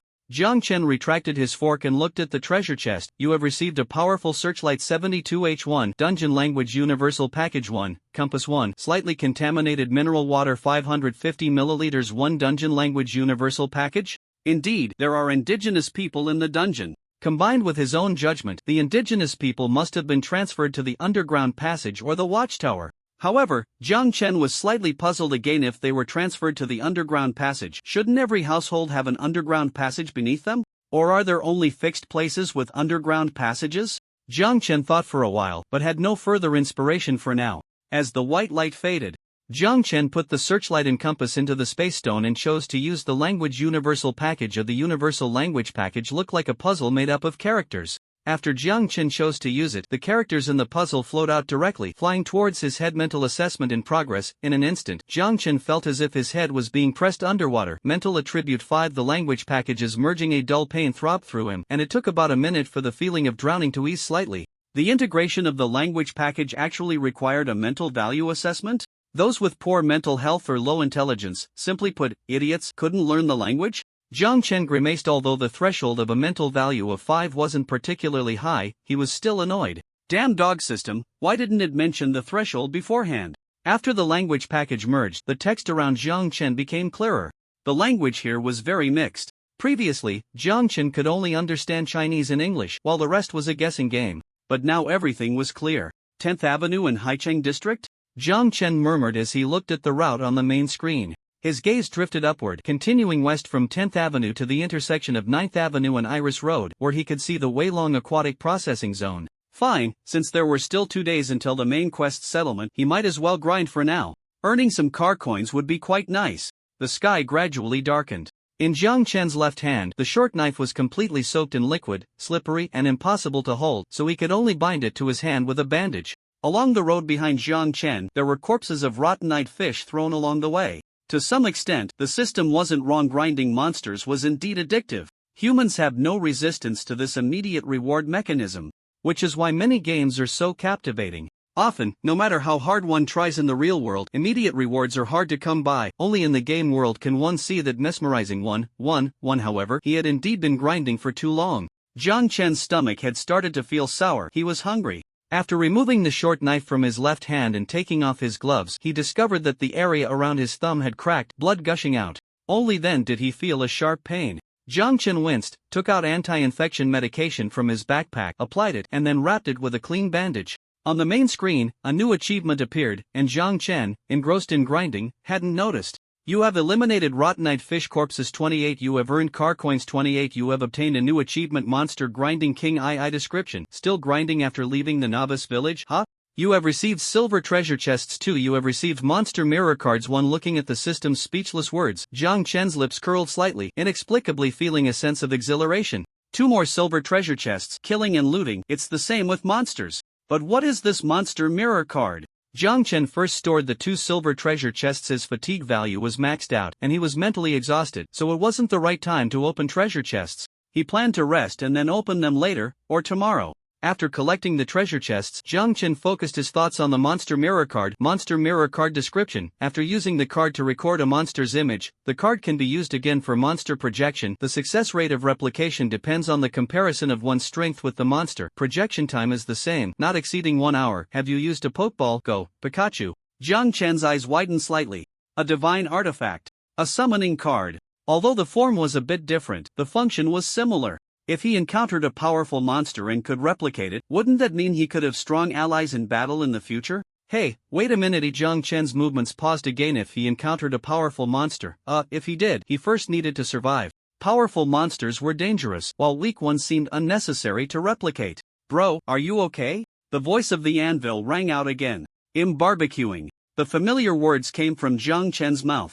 One person and one anvil fell into contemplation. Forget it, what if it has miraculous effects? Jiang Chen's stomach had already begun to rumble. At first glance, one might think the energy furnace brother had come over, so he needed to solve the dinner problem first. Jiang Chen happily forgot his earlier thoughts, took out a powerful spotlight from his backpack, and slipped into a flower shop by the street. Jennifer's Afternoon Flower Shop was the name of this little store. It was clear that the owner was very clean. The remaining vases inside were arranged in order from large to small, and even each color scheme had its own designated area, creating a harmonious contrast among the various colors. However, the bouquets inside had vanished without a trace. Only some dried branches and petals remained. Jiang Chen rummaged through the counter and found a delicate iron box which contained a long, thin cigarette adorned with bellflower patterns on the edges. You have obtained bellflower cigarettes. 1 description, light it, and you can smell the fragrance of fresh flowers, reducing fatigue by 20. Jiang Chen's mind stirred slightly as he took out a lighter from his backpack, held the cigarette between his fingers, and lit it. To his surprise, a faint fragrance wafted out. Jiang Chen placed the cigarette back in the iron box and stepped back a little. His fatigue slowly decreased. Although he had cleared the monsters here, he still needed to keep himself in good condition. Unlike the 5-person team back then, now no one was there to keep watch with him. Amidst the light fragrance, Jiang Chen's expression gradually relaxed. He took out the condensation device from the spatial stone, poured himself a glass of orange juice, and then retrieved Rosen's boxed meal and his small electric cooker from the still space connected to the battery. Jiang Chen began to heat the boxed meal with water. He didn't start a fire. After entering, the spotlight's brightness was minimized, as he worried that the light might attract something. It must be said that in the stillness, fear was most easily bred. But fortunately, there was still the anvil. Bro, the way you killed monsters today reminds me of someone. He's a bit stronger than you. With a face and neck of equal width, very fit. If it were usual, Jiang Chen would definitely find the anvil too talkative, but now, the anvil's voice oddly reassured him. Oh? Jiang Chen picked up the conversation, breaking his chopsticks in half. Do you want to hear his story? Jiang Chen muttered in his heart. It wouldn't be the story of Brother Steve, would it? Although he had guessed some things, Jiang Chen still nodded. Under the dim light, the anvil began to tell Jiang Chen about his adventures with Steve. Gradually, Jiang Chen became somewhat engrossed. The sound of acid rain lessened a bit, and Jiang Chen leaned against the corner, with a steel fork at his feet, a short knife by his side, and the silver-winged killer close at hand, its 15 rounds already loaded.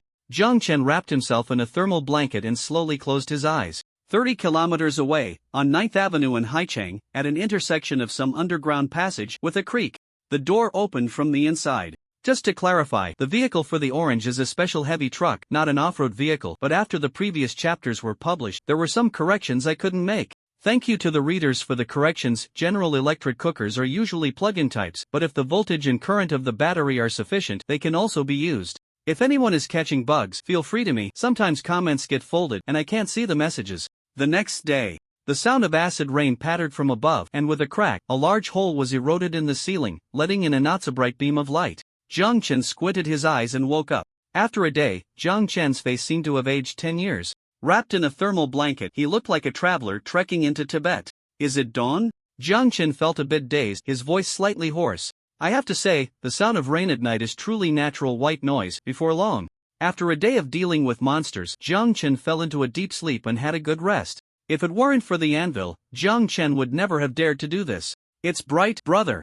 Good morning, brother. The anvil's voice sounded very lively. Yesterday, he had chatted with Jiang Chen all night, and he felt that he had grown closer to Jiang Chen. In other words, their relationship had become more iron. Hearing the excitement in the anvil's voice, Jiang Chen couldn't help but feel a bit happier.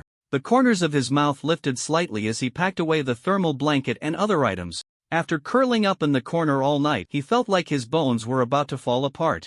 Jiang Chen stretched lazily, got up from the ground, did a simple set of stretches, took out a bottle of mineral water and half a tube of toothpaste from the space stone, and after a quick wash, he did 2 sets of exercises on an empty stomach before starting to tackle breakfast. Breakfast consisted of a single piece of bread, a ham sandwich, and a glass of orange juice. It was a bit sparse. If people outside knew what Jiang Chen was thinking right now, they would probably want to kill him. After spending 7 minutes finishing breakfast, Jiang Chen organized his weapons and walked out of the flower shop. As soon as he stepped outside, Jiang Chen noticed something was off. All the fish carcasses he had thrown out were gone. Jiang Chen's pupils constricted sharply. Both sides of the street remained quiet, but a layer of cold sweat broke out on his back. He was certain he had gathered all the fish carcasses yesterday. Now they were all gone. The system had no recycling or cleaning mechanism. Jiang Chen had confirmed this during the previous 5-person dungeon. So if it wasn't the system, it meant there were other people here besides himself. The indigenous people of this world? Jiang Chen's expression grew serious. Clearing so many fish carcasses at once definitely required more than one person, or perhaps the other party had some powerful cleaning tools? In any case, this was not good news for him, who was currently alone. Jiang Chen's demeanor became increasingly cautious as the acid rain continued to pour down. After observing for a moment, he decided to leave the spot directly. These people had cleared the fish carcasses, they might still be around, and if he didn't want to run into them now, it was best to leave quickly. Jiang Chen put on his mask, pressed against the wall, and quickly left the street. The main screen lit up with more and more locations Jiang Chen had activated. He glanced at the main storyline task in the upper right corner. There was 1 day left to complete main task 1. He couldn't afford to waste time now. He needed to hurry to the underground passage. This time, Jiang Chen chose to stay close to the buildings instead of boldly walking down the road. He calculated that if he moved at full speed, he could reach his destination in about 2 hours. Of course, this was assuming he encountered no monsters or other unexpected events along the way. After about half an hour of rushing, as he stepped out onto a small slope, he suddenly halted, pulling back the half of his head that had already emerged. There were people ahead. Damn! Jiang Chen almost blurted it out, forcing himself to stop and crouch in the shadow of the hallway, watching a small team of people gathered ahead. That's right, it was indeed a team. They were dressed in uniform military attire, with a mix of black, white, and yellow-skinned individuals, showcasing a diverse range of ethnicities. They spoke in a strange language, their voices barely audible over the sound of the rain, making it difficult to understand. However, Jiang Chen seemed to discern that they were discussing something, their expressions appearing quite frantic. Frantic? What had happened? As the view gradually pulled back, among the uniformed group, the person who seemed to be the squad leader wore a serious expression as he looked at one of the yellow-skinned individuals and asked, "Are you sure all of these were killed by one person?" "Yes, Captain." The individual replied, his expression grave, cold sweat beading on his forehead. "From the wounds, they are very uniform. They must have been inflicted by the same person. Moreover, this person is skilled with various weapons. From the state of the battle, it seems they primarily used a long-handled weapon, followed by a short knife, and it appears they also used a gun at some point." The captain fell silent for a few seconds, his expression slightly astonished. He glanced to the side, hesitating for a few seconds before uncertainly asking, "Have any envoys from the tower come to the surface in the past few days?" Not sure the person beside him also didn't know and could only shake his head. The captain furrowed his brow, looking at the bodies that had been gathered and were being prepared for transport, feeling equally perplexed. Aside from the envoys from the tower, he truly couldn't understand who else might possess such power. But if the tower had already sent envoys, why were they still preparing to send supplies up? On the other side, what are they chattering about? Jiang Chen clung to the wall like a large gecko, sticking his butt out as he strained to get his ear closer, trying to catch what these people were saying. Unfortunately, he couldn't hear anything clearly. Jiang Chen had no idea how much panic his presence had caused. Originally, this squad was ordered to come up to receive supplies, but upon arrival, they found the streets lined with neatly arranged corpses, all facing outward, tails inward, like fish eyes staring at them. With the wind blowing and the rain pouring, it felt like some kind of cult ritual. How could they not be scared? After listening for a while and confirming he still couldn't hear anything, Jiang Chen bit down on his back teeth in frustration and completely withdrew his head. Crouching in the corner, thoughts raced through his mind. These people had collected all the fish corpses, seemingly to transport them somewhere. Where could they be taking them with no one on the streets? The only possible destination was the underground tunnels. Or that tower? Exactly. If he hadn't entered the 5-person instance early, he wouldn't have known the entrance to the tunnels. In other words, if this was a large instance with many players involved, this could be a guiding clue. Although Jiang Chen was certain that the system held malice towards the players, he was equally sure that for some purpose, the system wouldn't quickly send most players to their demise. This was also why the road was killing people while simultaneously dropping supplies. So, based on this principle, if regular players, without prior experience in small instances, followed this squad or a similar one, they could find the tunnels. Of course, there was a prerequisite. On the first day, the players had to avoid being killed. This was the first mechanism of the instance. Did the local residents of this world not harbor malice towards the players? Two questions arose in Zhang Chen's mind, and he couldn't come up with a more reasonable answer for now. Forget it, if this is the game's mechanism, it's best for him to follow along. To some extent, this was similar to a cutscene guiding animation. Skipping it might easily lead to missing key plot points. Resolute, Zhang Chen lightened his movements and trailed far behind the squad. The speed of this small team was not fast. Occasionally, they would stop, seemingly with a plan to head to certain locations, then enter these places to kill the corpses of the corrupted fish and retrieve their bodies. However, Zhang Chen watched for a while and couldn't help but sincerely comment, the efficiency of these people was unusually low. Zhang Chen curled his lips. This 7-person team, well-equipped, took about 10 minutes for 4 to 5 of them to enter a building and take down a single corrupted fish corpse. This speed was too slow. Hearing Zhang Chen's thoughts, Iron Anvil couldn't help but mutter, "Brother, do you think they're all like you?" As Zhang Chen observed the actions of the 7, he constantly shifted his perspective, watching from a distance how they killed the corrupted fish corpses. While watching, he couldn't help but think about what he would do in a similar situation, whether he could respond better at a certain moment. The team, the fish corpses, the acid rain, the buildings under Zhang Chen's highly focused mind. These elements were continuously frozen in the scene, extracted, and then reassembled. Zhang Chen didn't even realize that at some point, when witnessing such bloody battles, his mindset had not changed much. Moreover, to some extent, he seemed to have begun to grasp the consciousness known as combat. Many times, most martial arts manuals, fantasy novels, or similar works would refer to this as entry level. Zhang Chen's concentration intensified, and he felt as if his body, which had been grinding monsters all day yesterday, was awakened. He somewhat missed that feeling of giving it his all and constantly improving. After a day of grinding, aside from gaining achievement rewards, Zhang Chen's other attributes had also increased. His strength attribute rose by 2, his stamina attribute increased by 2, and the upper limit of his mental attribute also increased by 1 point. His overall combat ability even surpassed the increase in attributes, reaching 55 points. This was the charm of real combat. The team executing the mission felt inexplicably cold, as if unknown eyes were watching them from the darkness. Among the team members, one lowered his voice and said, "Hey, do you feel a chill on your back? It feels like something is staring at us from behind." "No way," the person said while moving forward. Logically speaking, the fish corpses have a very strict group consciousness, except for certain intersections that easily attract more fish corpses. Most locations will have no more than 1 fish corpse present. Even if there are 2 or more, they would kill each other due to the lack of a commanding deterrent until only 1 fish corpse remains. Because they were indoors, without the obstruction of rain, Zhang Chen could hear clearly now. "Oh," Zhang Chen thought to himself, "no wonder I can only spawn 1 monster per house. It turns out the fish corpses have a certain level of consciousness." As for the certain intersections and the fish corpse leader, Zhang Chen roughly understood what they were talking about. It seemed that the tunnel at the processing factory was indeed an intersection, which is why there were large numbers of fish corpses and a secondary fish corpse leader above. Zhang Chen stroked his chin. These people were indeed clearing the fish corpses with a plan and purpose. In other words, this place might be different from what he imagined, not just a few indigenous people, but a group of organized and armed natives. Thus, Zhang Chen followed behind the team, continuously moving towards 9th Avenue, until the team stopped in front of a real estate transaction center. Zhang Chen's steps also came to a halt. "Have we arrived?" Zhang Chen was surprised. The map showed that they were still about 5 kilometers away from the processing factory. Could it be that this is another entrance to a tunnel? Zhang Chen waited for a moment as the team organized all their supplies, and shortly after, they entered the trading center.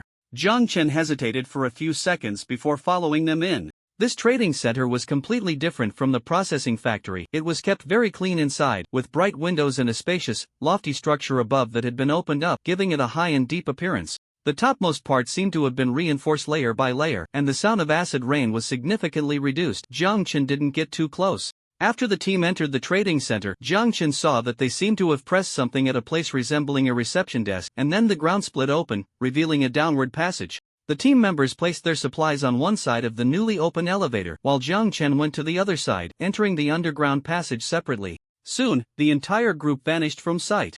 Zhang Chen crouched for another 10 minutes, confirming that everyone had disappeared before slowly stepping out from the wall. A mechanical voice announced, "You have marked a location." Kamar Real Estate Trading Center. A new anchor point appeared on the map, marked similarly to the processing factory, with a downward pointing symbol resembling a nail, indicating the entrance to the underground passage. "Is this also an entrance?" Zhang Chen scratched his head. In this instance, there was more than one underground passage entrance? As Jiang Chen moved a bit closer, he suddenly felt something was heating up. Jiang Chen hissed, rummaging through his consciousness for a moment, and found 3 golden coins.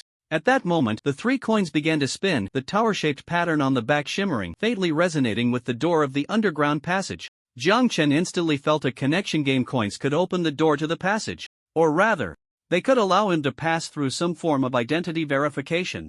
Boldly guessing, cautiously verifying.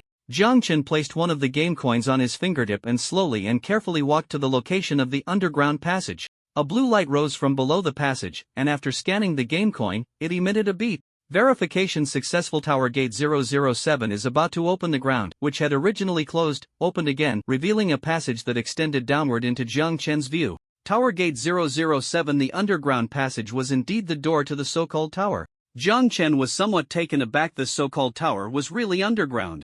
Jiang Chen took a step forward, his left foot entering the passage, and the mechanical voice announced, Main Quest 1, find the underground passage, enter the watchtower. Quest completed. You have received 20 Che coins. You have received 1 silver chest, 1 bronze chest, 1 wooden chest. You have received a universal language pack for the instance. World detected that this reward has been unlocked, automatically replaced with 20 Che coins. A series of announcements rang out, white light appeared, and 3 chests along with 40 Che coins descended before Jiang Chen. Jiang Chen collected all the chests, the Che coins transferred to his storage card, and then, when neither the system nor the anvil expected it, Jiang Chen stepped out again, leaving the underground passage. System? Anvil? Huh? Bro, why are you out again? Did I say I was going in? Anvil. Jiang Chen opened the main screen, glanced at the map, and said seriously, anyway, main quest 1 has been completed, and the time limit for main quest 1 is 2 days. This is originally a large instance, so logically, it will update the main quest at unified nodes since the new main quest hasn't come out yet. This is the time to continue exploring the map and discover more underground entrances. After all, when I really enter the instance, who knows which part of the map it will teleport me to. It's better to mark more locations now and see if I can find more underground entrances, making it easier to complete tasks later. And also I can conveniently farm some monsters again. Jiang Chen grinned. You just want to farm monsters, don't you? Anvil silently roared in his heart, but out of fear of Jiang Chen's might, he didn't dare to say it out loud. Jiang Chen smiled, gripping the steel fork in his hand. He looked less like someone about to kill monsters and more like he was heading to a delightful banquet. The system was left speechless. Had never seen someone so diligent, so cautious, and yet so boring. Jiang Chen stepped out of the trading center, deliberately choosing a different route to explore. This way, he could mark more locations while avoiding the path taken by his previous team. Thus, Jiang Chen spent an entire day hunting monsters. Along the way, he only chose a few streets to enter since it was already determined that the supplies wouldn't be too plentiful. Jiang Chen simply shifted his focus to monster hunting and marking locations. On the main screen, the acid rain on the map gradually receded, and one landmark after another appeared on the map.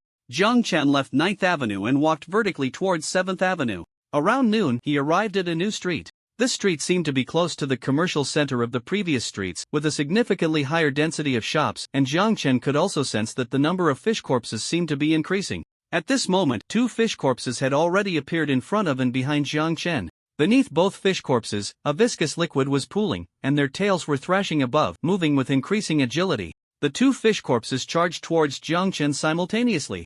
Jiang Chen stood still. As his pupils constricted, everything in his line of sight slowed down. He had never seen the movements of monsters so clearly, and he could even feel the muscles of the monsters twitching on a mental level. Just as the fish corpses were about to collide with Jiang Chen, his body leaped into the air, his left foot striking the spine of the right fish corpse with a powerful kick. Then he spun in a spiral, and his left short knife sliced through the air in a sharp arc, directly decapitating the left fish corpse. The short knife entered from the outside and was pulled out from the inside. Then he turned and thrust it into the eye of the right fish corpse. Blood splattered out as Jiang Chen kicked the fish corpse away to avoid contamination from its bodily fluids. One encounter, double kill. This scene was reminiscent of the time with Xiao Wei. Amidst the massive battles, Jiang Chen's replicated skills had finally internalized. They were no longer just postures but flowed freely, allowing him to react with ease. You have eliminated corrupted fish corpse 2. You have gained car coins 2. The kill notification had just sounded when suddenly you are under mental attack. Mental attribute judgment in progress. This mental attack has failed. Jiang Chen's vision blurred for a moment, but he quickly regained clarity. He was instantly alert. Mental attack? Were there second-level fish corpses nearby? Jiang Chen tightened his grip on the short knife, raising his palm to reveal a pen that appeared in his hand. He quickly drew a red mark in his palm. Mad Workshop Director's pen would enhance Jiang Chen's mental attributes by 20 for 12 hours. but at the same time he would be more likely to hear voices from the unknown. Jiang Chen's mind became clearer, his gaze scanning the surroundings, and soon he locked onto a building. It was a revolving restaurant located at the center. Above the restaurant, all the glass had been shattered, revealing the deep space inside. Through a broken window, Jiang Chen caught a glimpse of a fishtail that flashed and disappeared. Here, this should be a gathering point similar to a processing factory. There were a large number of fish corpses inside. Jiang Chen hesitated for a few seconds, standing still. Of course, he felt fear. He wasn't a real psychopathic killer. Various emotions, instinctive fear, trembling, and the indescribable impulse brought on by adrenaline were waging war within Jiang Chen. Last time in the dungeon, he had Xiao Wei, Uncle Han, Xiao Chu, and Yu Feisheng with him. The 5 of them combined, plus using explosives in a confined space, allowed him to successfully escape the dungeon. This time, it was just him. But the difference was that he was much stronger now than he had been back then, and Jiang Chen's mind settled on a rather simple thought. If he didn't dare to break through and fight even with the advantage of a second life card, then he absolutely wouldn't take any risks in the upcoming game. Opportunity must not be missed, since he was already here. These 8 words echoed in Jiang Chen's heart like a spell, just like when he skipped class to eat grilled cold noodles, insisting on testing the system rules while on the vehicle. With all thoughts settled, Jiang Chen took a deep breath. Bro, calm down, how about we just go back? It's almost dark. Iron Anvil tried to persuade him. However, Jiang Chen had already picked up the pitchfork. Seeing this, Iron Anvil decisively shut his mouth. Well, here we go again. The acid rain fell heavier and heavier, gradually drowning out all sounds, the roars of the fish corpses, the sounds of buildings collapsing, the muffled grunts of human collisions, the sounds of breathing. Whenever his strength was about to run out, Jiang Chen would directly take out the four-eyed sardine from his backpack in front of the fish corpse and swallow it whole. You gain strength 3, agility 3, constitution when you suffered a mental attack, mental attribute check in progress. This mental attack failed. You listened to the chant from the deep sea. You suffered a certain degree of mental pollution. Your mental attributes are slowly declining. You caused mental pollution to the rotting fish corpse. The rotting fish corpse feels uneasy about this. Your performance impressed the mysterious monster. It is surprised by this. It seemed like something strange had mixed in, Jiang Chen thought while swallowing the sardine. Forget about it for now. The level 2 fish corpse was almost stabbed to death by him. Jiang Chen wiped away the cold liquid dripping from his head. Half of his face was stained blood red. It was his own blood. Just now, a collision from the level 2 fish corpse had sent Jiang Chen flying, and he felt like his bones had been dislocated. To be honest, at this moment he felt a bit regretful, regretting that he shouldn't have stepped in so recklessly. But thinking about the lack of opportunities to fight desperately after going out, Jiang Chen gritted his teeth, did not run away, but instead faced the challenge head-on. A disturbance came from behind again. Jiang Chen slightly tilted his head, raised the silver wing killer, and with 3 shots, 1 bullet hit the head of a normal fish corpse behind him, blowing its head off. Liquid splattered, and Jiang Chen whispered, "Damn it, today it's either you die or I live." Jiang Chen charged forward again. "Oh, what's this about dying or living? Don't say such things," he said, crossing his legs, comfortably chatting with a player in a private channel. At this moment he was resting, and to his right was a small cup of orange juice. Of course, this orange juice wasn't for drinking, it was for offering. This seemingly ordinary, slightly deformed disposable paper cup filled with orange juice was personally delivered to him by his goddess. Looking at the slightly deformed curve of the paper cup, one could even imagine the strength of the goddess' fingers pinching it. The unclosable window chuckled twice. The chat background in the private channel had been changed by the unclosable window to the photo sent by the goddess at that time, with a faint purple light, white fingertips, and a slender figure. The unclosable window felt a bit flushed, shook his head to clear his mind, and continued, "We're all small businesses here, no bargaining." After saying this, the other side seemed to hesitate for a moment, not in a hurry, and began to admire the photos of little French fries. On the right side of the main screen, a new line appeared in the personal attributes section, profession, junior middleman. Speaking of which, this profession was thanks to the big shot little French fries. If it weren't for little French fries often asking him to post some messages on his behalf due to inconvenient identity, he wouldn't have been able to unlock this profession. At that moment, when the window that couldn't be closed finally dealt with the Wuji biphone pill, suddenly, the system's voice rang out sharply. "Your outstanding performance has caught the attention of the traveling merchant, Chi Huyu Erda. Chi Huyu Erda invites you. Will you become his agent?" Chi Huyu Erda? Who is that? The window that couldn't be closed was confused and instinctively wanted to seek help from the big potato, but for some reason, as soon as the name Chi Huyu Erda was entered into the chat box, it was directly hidden and couldn't be displayed at all. After hesitating for a moment, the window that couldn't be closed ultimately chose to accept. After accepting, a nameplate appeared in the window that couldn't be closed's hand, but no other changes occurred. Feeling a bit frustrated, The window that couldn't be closed only discovered the next day, after the registration for the dungeon event ended, that a new port had actually appeared at the bottom of his main screen. Clicking in, there was a pop-up window, with the top displaying URDOS distribution store. New products also appeared inside. These products couldn't be purchased by the window that couldn't be closed, but it showed that they could be sold to other players, earning a 10 profit cut. Of course, URDOS distribution store only accepted purchases with Che coins, not bartering. The window that couldn't be closed couldn't help but grin widely. Sure enough, following the goddess means there's meat to eat. He understood the profit margin of middlemen too well. Although the profit cut was stated as 10, it didn't say anything about selling at the original price. He was going to get rich. The window that couldn't be closed immediately shared this news with the big potato. Of course, he wasn't foolish enough to share everything without reservation, as he had other intentions in mind. On one hand, the window that couldn't be closed naturally wanted to highlight his own value and build a good relationship with the big shot. On the other hand, as the top one in the entire region, with an astonishing amount of Che coins, the big potato goddess was already the most potential buyer of URDOS distributor. Of course, if it was the big potato, the window that couldn't be closed would only sell at the original price, and he would even be willing to subsidize part of the commission for the transaction. One must not forget the well while drinking water. Business grows bigger this way. However, while the window that couldn't be closed kept an eye on the sales of the anti-infection potion, he glanced at the private chat window with the big potato. The message he sent was still lonely on the right side, and the big shot had not replied. The window that couldn't be closed sighed. The big shot was really too busy, and he didn't know what they were doing right now. Bang! The last gunshot rang out. Through a layer of mask, blood, and yellow-green liquid mixed together, the head of the second-level fish corpse exploded right in front of Jiang Chen, with soft flesh, blood vessels, and eyeballs all bursting out. Beneath the terrifying scene, Jiang Chen's expression was eerily calm. The body of the second-level fish corpse collapsed to the ground, with not a single intact piece of flesh, all riddled with bullet holes, knife wounds, punctures, and scratches. Jiang Chen was the same. Jiang Chen's left forearm was completely twisted and deformed, and there was a penetrating bite mark on his waist, leaking yellow-green liquid inside. Jiang Chen's health status had dropped to 46 and was still suffering from contamination.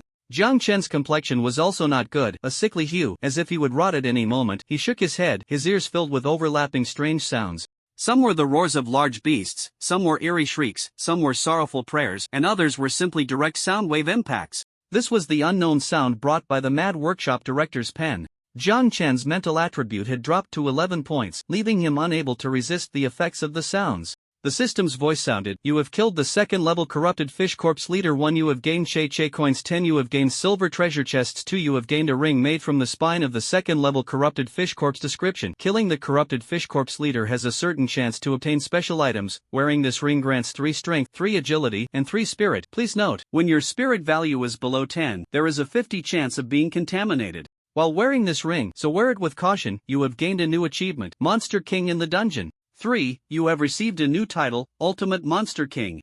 Description: wearing this title allows you to gain a 10 strength bonus, a 10 agility bonus, and a 5 spirit bonus when fighting monsters, and grants you the basic skill Dread. Please note, wearing this title in battle has a 10 chance of causing monsters to focus their attacks on you. You know, this title is a provocation to monsters. Jiang Chen glanced at the constantly refreshing main screen. Without hesitation, he directly put on the deep sea blue ring. After gaining 3 spirit, the overwhelming sounds in his ears finally faded away.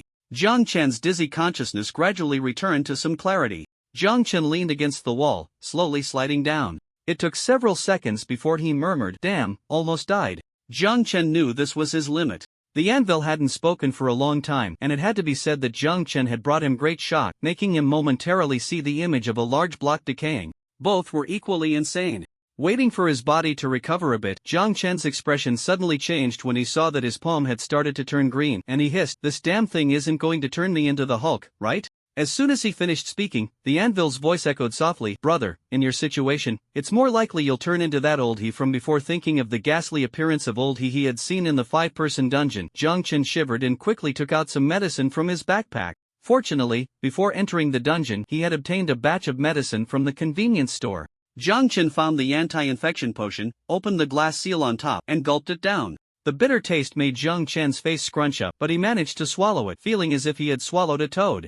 After downing a bottle of potion, the greenish hue on Jiang Chen's face slowly faded, and his health value gradually rose. Among the potions, There were also separately stored blue-green labeled D-Class Life Recovery Potion and E-Class Life Recovery Potion, with only 3 of each. Jiang Chen hesitated for a few seconds but ultimately took out a bottle of E-Class Recovery Potion. Although he knew that his body would recover after going out, the dungeon had only just started 2 days ago, and he couldn't afford to be careless. It was more important to recover his state first. Taking out an E-Class Life Recovery Potion, the potion itself had no taste, and after gulping it down, the feeling of impending death in his body was instantly alleviated, and all attributes began to rise slowly. Jiang Chen estimated the effect. To fully recover, it would take at least a night. Jiang Chen exhaled a breath of turbid air, completely collapsing onto the ground. The Watchtower Dungeon, Day 3 of the first opportunity card. Daytime.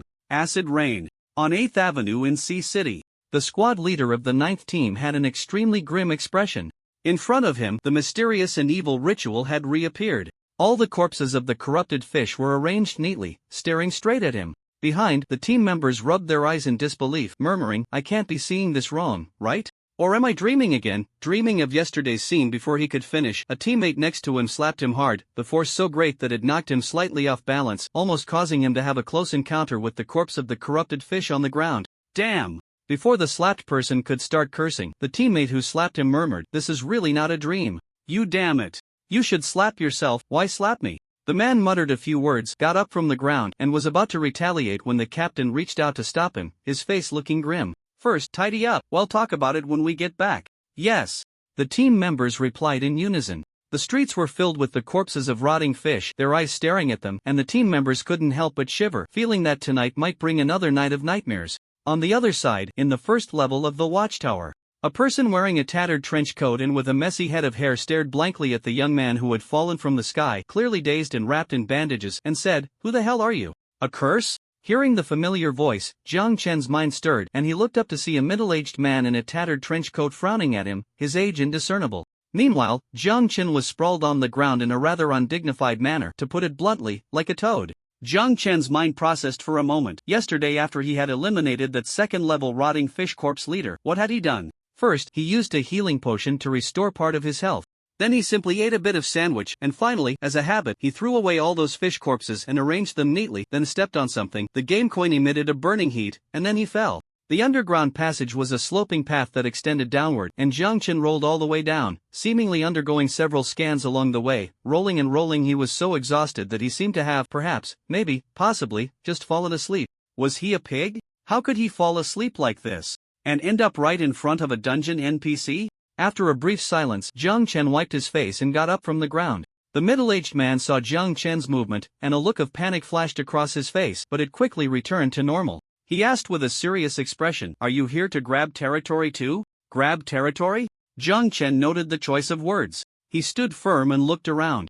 The place he was in resembled an air raid shelter, which was not narrow at all, about 8 or 9 meters wide, and it extended forward, with what seemed to be a fork in the path at the end, leading to other places. As for the lighting in the shelter, Jiang Chen looked at the wall, where pipes hung suspended above, each extending a curved light that burned with a yellow-green liquid, casting a glow. The light wasn't particularly strong, but it was enough to illuminate the underground passage. Where was this? An underground passage, or the watchtower? Seeing Jiang Chen silent, the middle-aged man's expression changed for a few seconds, then he gritted his teeth, drew a dagger with his left hand, and as Jiang Chen surveyed the surroundings, he lunged straight at him.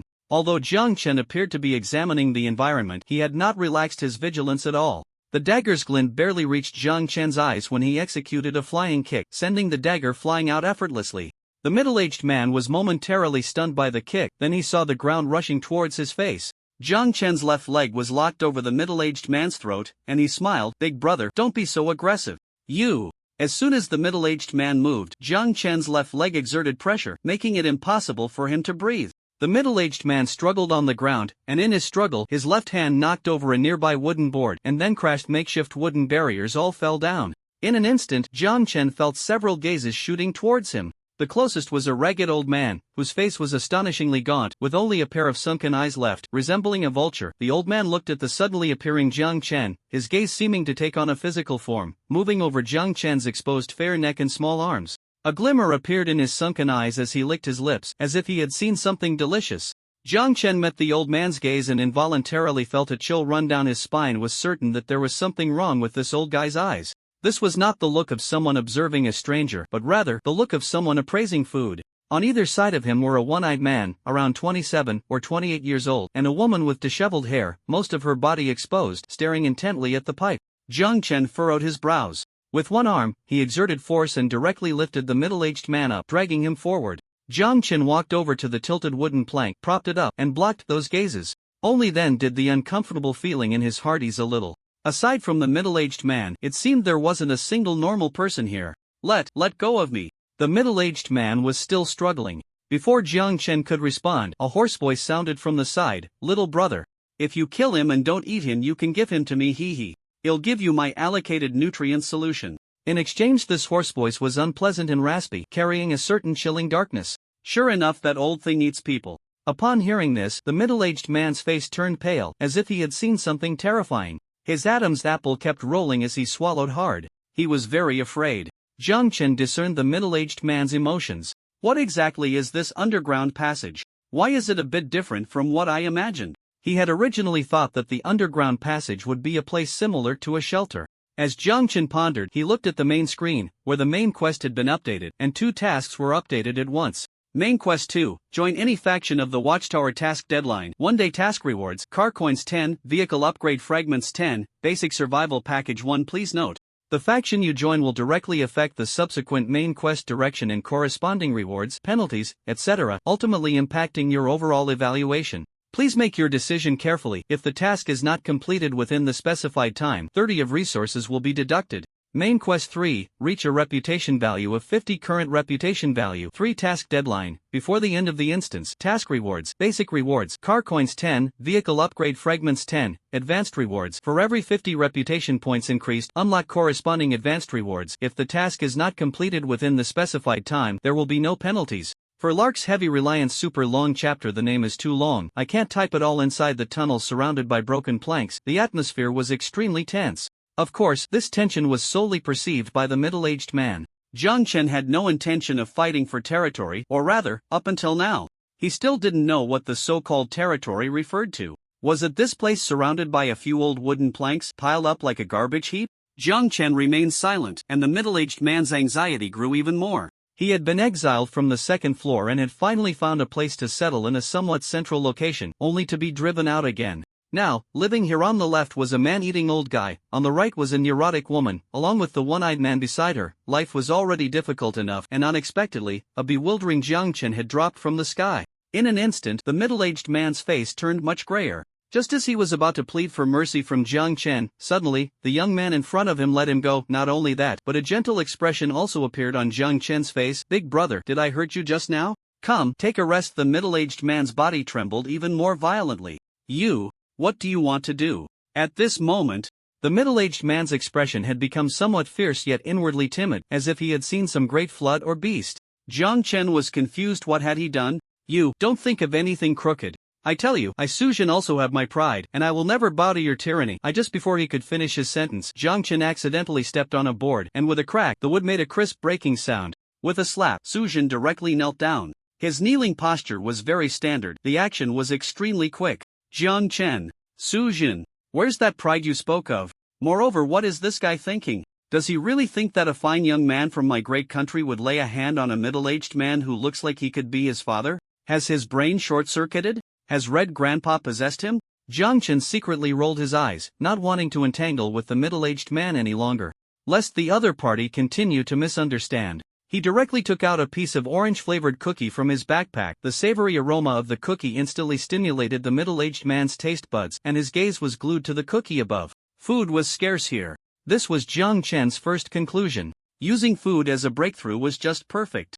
Jiang Chen shook the cookie in his hand, and the middle-aged man swallowed hard.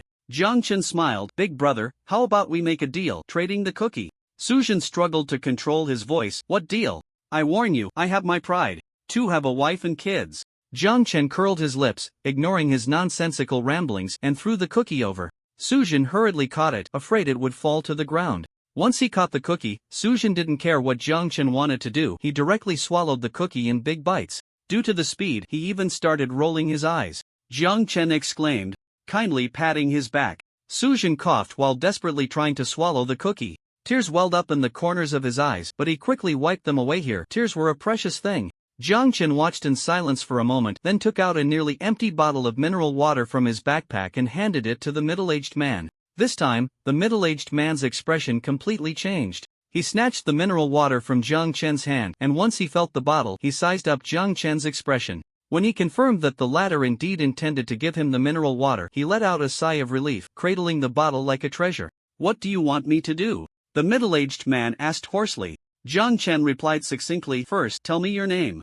"Su Jin." "Good, Brother Su." Jiang Chen changed his address, half forcefully pulling Su Jin up from the ground. In this makeshift shack, there was only one place to sit, and Jiang Chen yanked Su Jin, tossing him onto the seat. Su Jin tried to get up, but Jiang Chen pressed him down, not allowing him to rise. Jiang Chen really couldn't accept someone who could be his father's age kneeling in front of him. It wasn't that he felt sympathy, it was just that he had no enmity with the middle-aged man, and it was unnecessary. "The deal is simple, just tell me everything you know. Everything, about the tunnels, about the territory, and anything else you can think of. As you can see, I just came down from above, and I don't understand many things." The last sentence Jiang Chen said was quite vague, but it was indeed the truth. Jiang Chen's gaze appeared quite sincere, or casual, making one involuntarily relax. Jiang Chen blinked. Talent, loyalist description. Loyal individuals naturally exude an aura of trustworthiness. All players, or monsters, have an innate affinity towards you. When the affinity or favorability reaches a certain standard, it will trigger a lucky random event.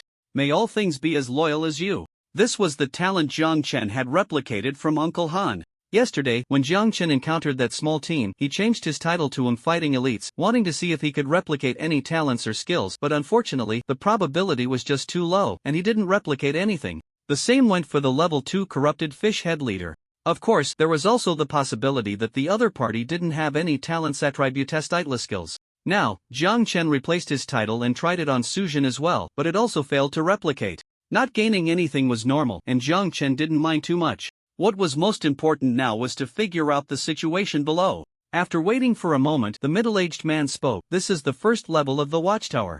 Jiang Chen's mind stirred slightly. This really was the watchtower. The tunnel was the watchtower, not just the passage leading into it. The middle-aged man continued, "Here, don't easily take out your food and water." He paused, looking around, his gaze seemingly piercing through the obstructing wooden boards, and whispered, "Here, when people see these things, it's like vultures seeing a goat. Without enough strength, you will die." Su Jin's voice was very serious.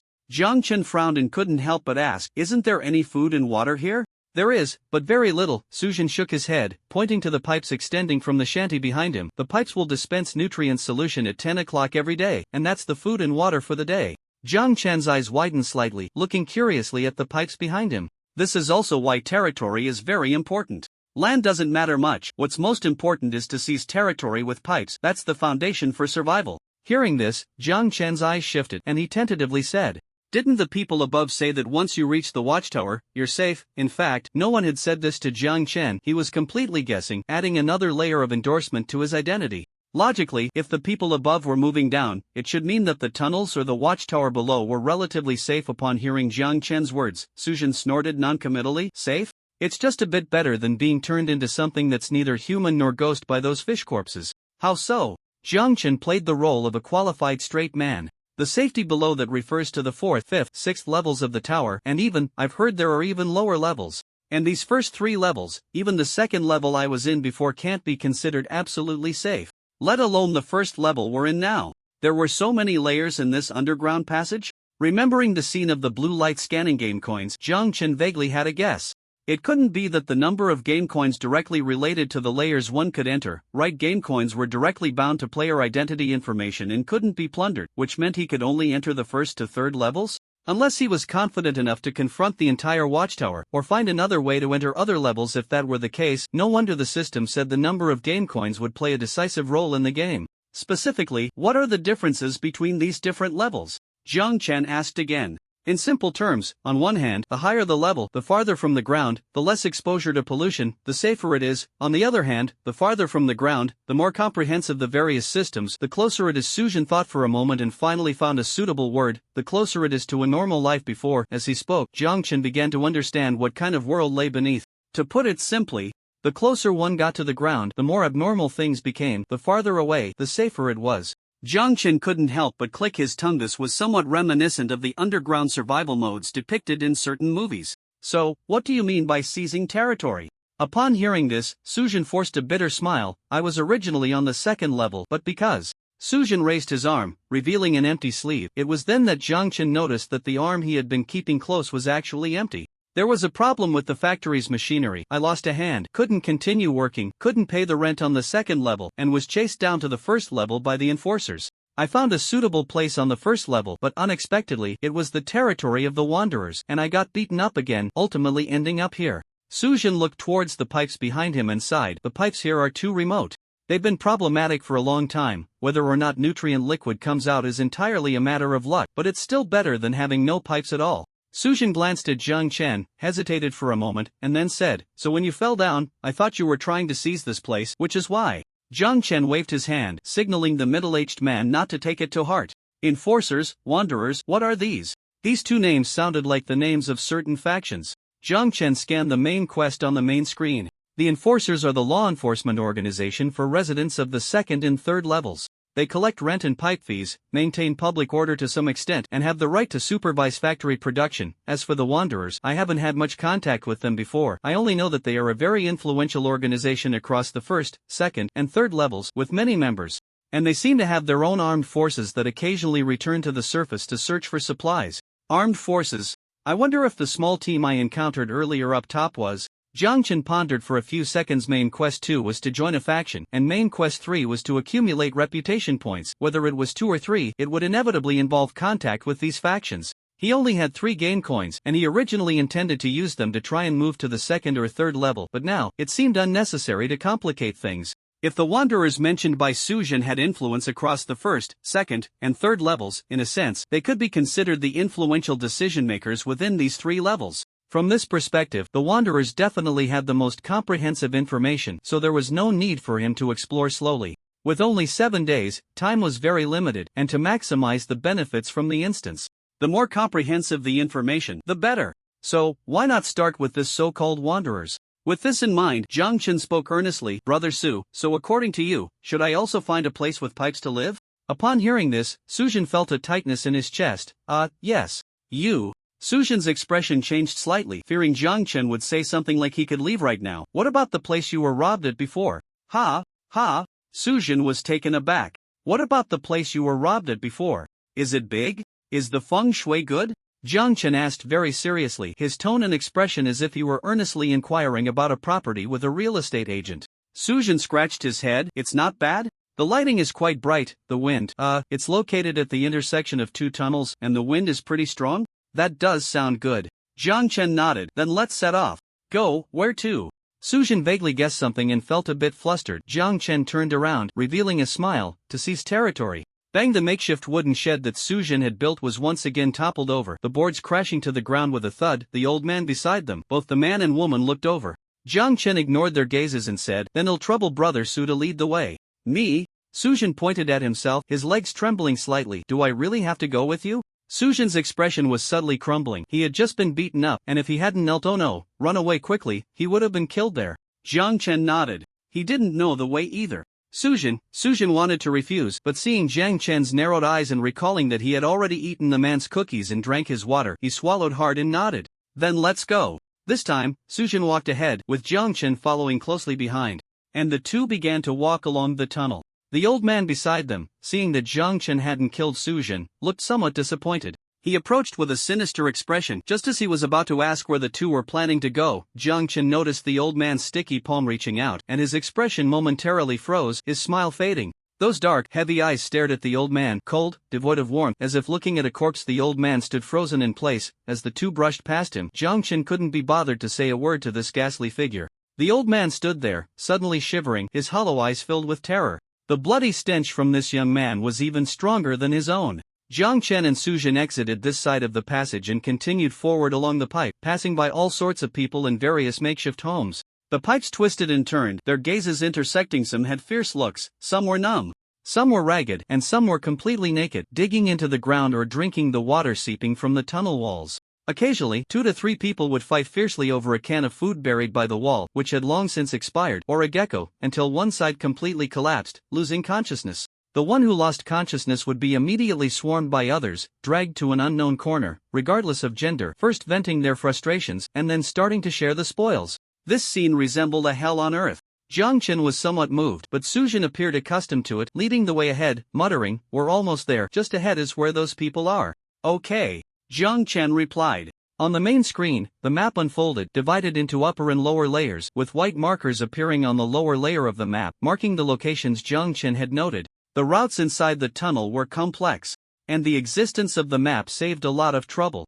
After walking for about an hour, a fine layer of sweat appeared on Sujin's forehead, while Jiang Chen behind him seemed unfazed, walking easily, even picking up speed. Soon, the view opened up. The tunnel expanded from 8 or 9 meters to over 10 meters, resembling an underground square, with pipes converging from all directions. Jiang Chen clearly noticed that the clothing of the people here was much more normal. Many were lingering, but only 3 or 4 had actually built shanties or makeshift houses. More people were just wandering around, watching, but dared not approach easily. It seemed this was the territory that Brother Su had been robbed of. Jiang Chen's lips twitched slightly. No wonder it was robbed. Such a prime location, a place where pipes converged. In a way, Brother Su was quite bold. "We're here." Sujin wiped the sweat from his forehead, turned around, and quietly said to Jiang Chen, "This is it. The house I built before." Sujin cautiously pointed to a 2-story small house. "It's this one." Jiang Chen followed Sujin's finger and looked over. It was a small house that barely counted as 2 stories, with doors and windows intact, though the interior structure was not visible. On the second floor, there was a protruding area resembling a terrace made of steel plates. The door of the house was closed, and from the position near the window on the second floor, strange sounds could be faintly heard, voices of a man and a woman. Jiang Chen touched his nose, feeling a bit awkward, but still turned to Sujin and said, "Alright, this place is good, so we'll build the house here." Are you really going to do it here?" Sujin stuttered. He looked at Jiang Chen. "Can I leave? You've already arrived, right?" "Sure." Jiang Chen didn't stop him. After saying that, he no longer paid attention to Sujin but took out wooden boards and other materials from the spatial stone here. Unreasonable actions would be blocked by the system, a fact Jiang Chen had already verified with the cookies he gave to Brother Su. Jiang Chen pulled out one board after another, and under the focused gazes of the crowd, he began to build his house between the 2-story small house and an adjacent single-story building. The people loitering nearby all turned to look at Jiang Chen, their expressions conveying a single message: "Here comes another fool." Moreover, this fool looked even more foolish than the last one. He insisted on building a house right in the middle of their space. Fools come every year, but this year there are especially many. Exactly, he didn't even bother to ask around and just started building a house here. Doesn't he think about why such a large area is empty? Does he really think good fortune will just fall into his lap? Among the crowd, Sujin, who was keeping his head down, heard the murmurs and carefully hid himself even more. He really wanted to run. But thinking about how Jiang Chen had given him food and water, he considered that if the latter got knocked out, he could still help carry him back to avoid being picked off by others. The people nearby were dismissive. "He doesn't know the heights of heaven and earth." Another person maliciously laughed. "How long do you think this fool will last before he gets kicked out by the people from Lizzie? 10 minutes? 10 minutes? You think too highly of that kid. Look at that skinny frame. 5 minutes would be pushing it." Whispers continued to rise, but Jiang Chen remained oblivious. Just as he was about to continue placing the boards, a hand was already ahead of him, pressing down on the board. Jiang Chen looked up to see a burly man. The fact that he could maintain such a physique in this food-scarce underground level said something in itself. The man pressed one hand on the board while grinning menacingly at Jiang Chen. "Kid, who told you that you could build a house here?" Jiang Chen paused slightly, his tone flat. "Did you pee here?" After a few seconds of processing, the man's face instantly turned red. "Damn it, this kid just insulted him." The man swung a punch, the sound of wind rushing past his ear, and Jiang Chen reached out. All movements were frozen in place. That seemingly frail hand simply enveloped the man's, then twisted gently, and that strong-looking arm was already contorted, along with the man's expression. "I'll be damned." The man cursed. Just as he was about to grab Jiang Chen by the neck, he felt a sudden force hit his throat, and then the ground rushed up to meet his eyes. The man closed his eyes, feeling his head collide heavily with something, and then his entire body was lifted off the ground, collapsing limply onto the floor. Bang! The man's body was slammed onto the board, breaking it in two, and his head tilted, knocking him out cold. Everyone seemed to have hit the pause button. Frozen in place, the murmurs vanished, leaving only a thick air of confusion and shock. So fast. Such a clean and decisive move. Most people only saw the man walk over, and then they witnessed his entire body, head down and feet up, being flung away. Sujin was dumbfounded, and the crowd had just flown out like that too. But he didn't expect that the people of Reese would be treated the same way by this young man. Everyone fell silent, staring in shock at Jiang Chen in the center. Inside the small room on the second floor, a person with fiery red hair slowly got out of bed, ignoring the soft moans of the woman beneath him. He irritably raked his fingers through his hair, seemingly muttering a curse under his breath. This person had deep-set eyes, as if he were of mixed heritage. His bare upper body was covered in large tattoos, with letters of unknown meaning, a long red snake, a clown mask, flying feathers, and bullets complex and unruly. After getting up, he walked toward the balcony. "What's all the noise outside?" A low, husky voice rang out, and everyone looked up, the surroundings growing even quieter. Reese, the actual decision-maker of this place. The third seat of the Wanderers. Reese glanced down and, upon seeing his brother being overwhelmed, couldn't help but roll his eyes at the uselessness. With his hands in his pockets, Reese looked down at the crowd, focusing on Jiang Chen, who was carrying a wooden board. The latter's youthful features made Reese raise an eyebrow. It was somewhat different from what he had imagined. Jiang Chen also looked up at Reese, and upon seeing the latter's overly cool pose with his hands in his pockets, Jiang Chen snorted and casually put one hand in his pocket, looking back without any politeness. "So you think you can act tough, huh?" The anvil was simply too embarrassing to look at, so he chose to ignore it. Reese, intrigued, clicked his tongue, shifted his weight back, and just like that, jumped down from the second-floor balcony with his hands still in his pockets. Reese landed steadily, his fiery red hair billowing behind him, looking particularly unruly. He glanced at Jiang Chen and casually asked, "Kid, here to cause trouble?" "Not really," Jiang Chen replied seriously. "Oh? I'm not here to break things up, oh no, I'm not here to cause trouble, I'm here to be your neighbor." The people around wore expressions of disbelief. "Neighbor?" Reese asked with a strange look. "Yep," Jiang Chen replied succinctly. "Kid, do you know you're encroaching on territory?" Reese asked again. He observed Jiang Chen's decent skills and felt a bit more patient. Jiang Chen laughed heartily. "What, are you also pissing here?" Sujin in the crowd nearly choked on his own saliva. Silence, horror, shock, and your reputation to your reputation to your reputation to. A series of notifications rang out. Much faster than when Jiang Chen had defeated that man earlier. It seemed that provoking this person in front of him had shocked everyone far more than the actual confrontation. As Jiang Chen pondered, he quickly changed his title to the one who fights elites, while performing a mental assessment on the person in front of him. Conducting mental assessment, our mental attribute is higher than the opponent's. Locking on replication failed. Shit. Jiang Chen cursed inwardly, then used a debuff skill. Lock successful. The opponent's highest attribute, agility, will be reduced by 20 when facing us. Alright, replication failed, but the status reduction was successful. That's not bad, Jiang Chen thought to himself. The next second, he felt a chill in front of him. Jiang Chen instinctively shrank his neck as an extremely sharp blade slid past his throat, missing by just a few centimeters. He almost had his throat cut. Jiang Chen tilted his head to dodge, and the short knife behind him mercilessly swept toward the red-haired man's thigh. From below to above, the speed was astonishing. 2 days of monster grinding had almost completely enhanced Jiang Chen's combat awareness, and the Muay Thai he had replicated from Shaowei had fully integrated into his instincts, allowing his body to react freely. The speed was remarkably fast this time. Even Li Si, after calculating a bit in his mind, found it impossible to dodge and could only take a few steps back. The two figures separated. Jiang Chen touched the spot on his neck, while Li Si stood opposite him, his expression completely restrained, his eyes filled with hostility. The speed of the opponent was surprisingly not inferior to his own. Li Si was secretly astonished. Jiang Chen's surprise was equally strong. The strength of this first-tier NPC exceeded his expectations. Was this Wanderer faction so powerful? Could any random member down there reach this level? Was that reasonable?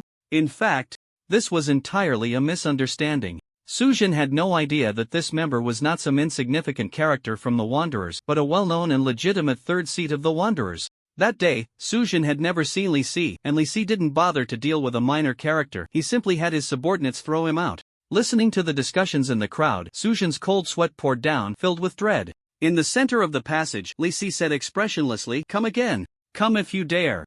Jiang Chen replied in his heart, shifting his short knife to the front. He also wanted to solve Li Si with a single shot from the Silver Wing Killer, but on one hand, he considered his astonishing accuracy, and on the other hand, he thought that he might still have contact with the Wanderers later, so it wasn't appropriate to go that far. Furthermore, firearms were sensitive no matter where they were, and Jiang Chen didn't want to attract unnecessary attention, lest he invite trouble. As the short knife moved to the front, Li Si pressed forward again. This time, the two began the most primitive cold weapon combat. It must be said that this was the most challenging opponent Jiang Chen had encountered so far. Compared to the second-tier corrupted fish corpse, the latter was just a monster, and the feeling of combat wasn't strong. But Li Si was different. He had a thought process and reaction patterns similar to Jiang Chen's, and even Jiang Chen felt that his strength and agility were about the same as his own. The two moved faster and faster, causing the people around them to involuntarily disperse. This tunnel was only so big, and both of them were clearly going wild. If one of them got readied and charged over here, they probably wouldn't be able to escape.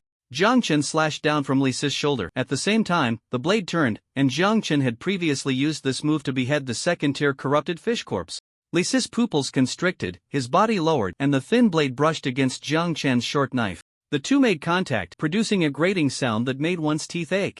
The tips of the blades collided, altering the force, but the short knife still left a cut on Li Si's shoulder, while Jiang Chen also received a long blood mark on his rib. The two figures separated again, then, in perfect sync, their fists crashed together. Jiang Chen struck at Li Si's chest, Li Si smashed towards Jiang Chen's abdomen, Jiang Chen elbowed, Li Si pressed down with a punch, Jiang Chen locked his throat, Li Si used the tip of his knife to jab at Jiang Chen's wrist. In short, the more they fought, the more readied and excited they became.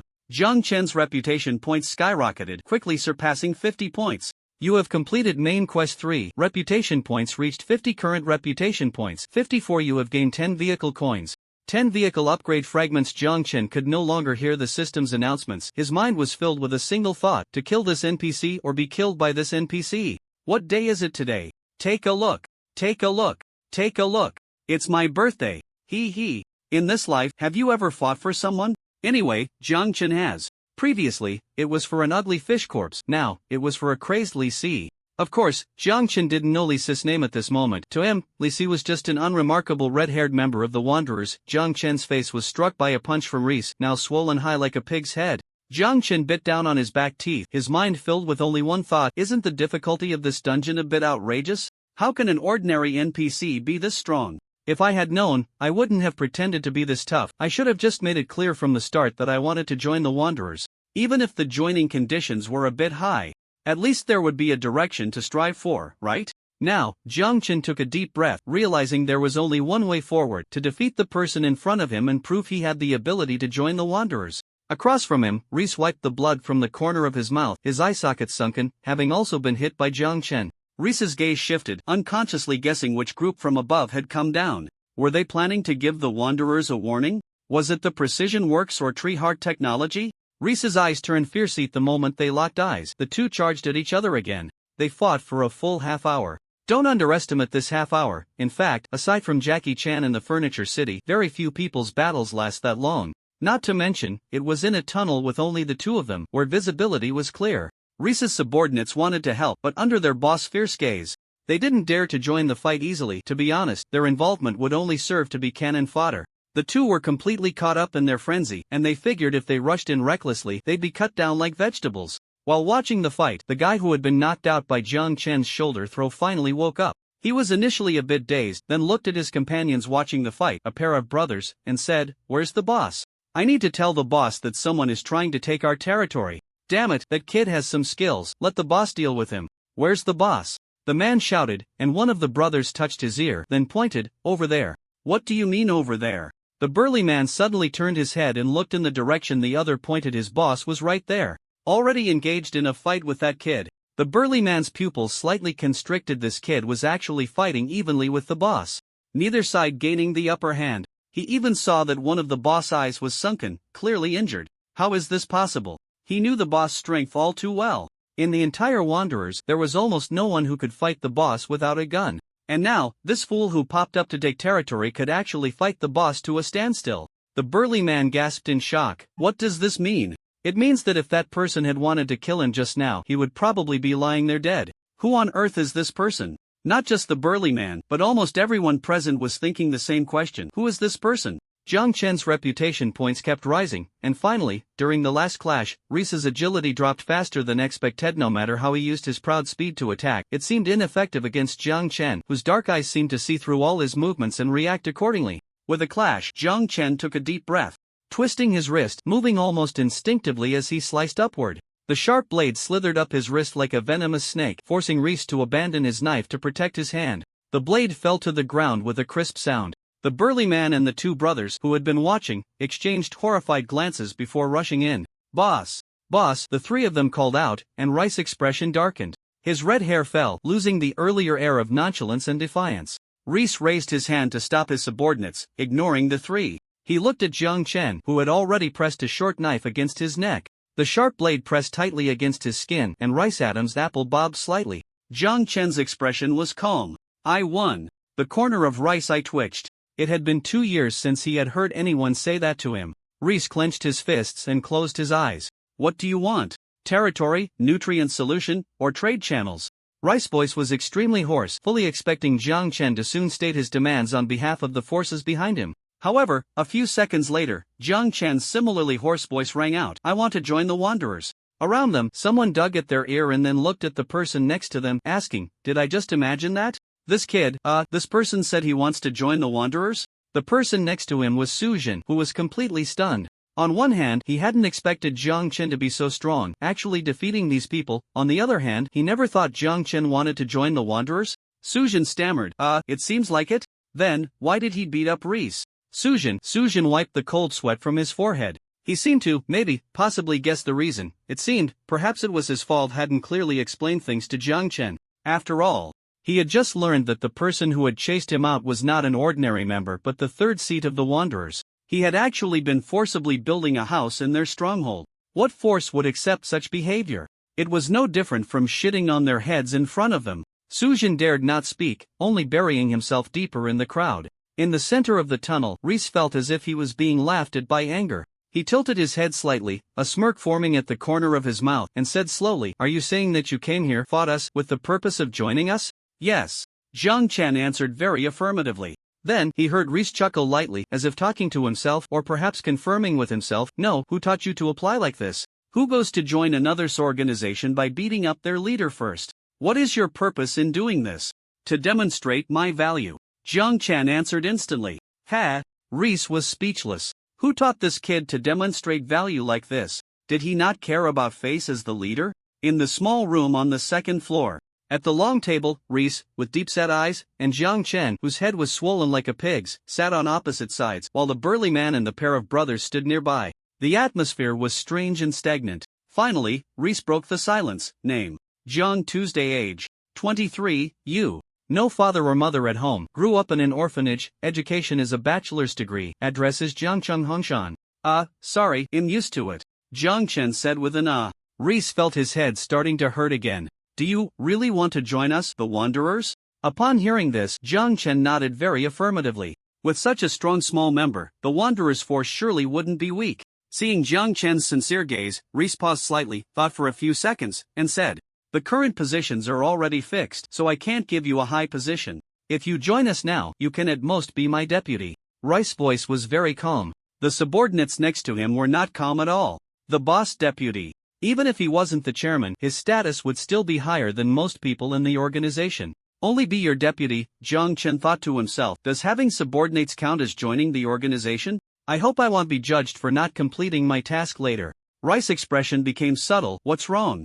Are you not convinced? In the past, Rice's arrogant demeanor combined with his voice could create a sense of oppression, but now, with dark circles under his eyes and the fact that he had just been defeated by Jiang Chen, it was hard to project any authority. Nonsense, do you want to be the deputy of a loser?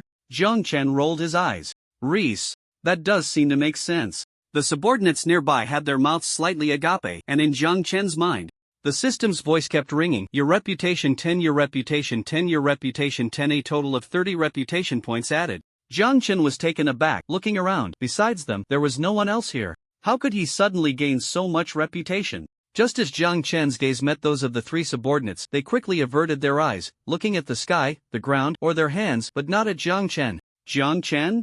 Reese pondered for a moment and slowly spoke. No one can reach my position just by joining. If you want to climb higher, you need to contribute to the organization. Is the threshold for this organization really that high? Jiang Chen thought to himself, then nodded. All right, I can reluctantly accept being a deputy. With a loud bang, Jiang Chen and Reese both looked over. The burly man from earlier had plopped down on the ground, his chair toppled to the side. Under the simultaneous gaze of the boss and Jiang Tu, sweat beaded on the burly man's forehead. And he chuckled awkwardly, saying, sorry, boss, I didn't see where the chair was. Reese calmly replied, if your eyes aren't working, you can donate them. After a couple of dry laughs, the burly man dared not speak again and quietly repositioned the chair. He was purely scared by this kid named Jiang Tuesday.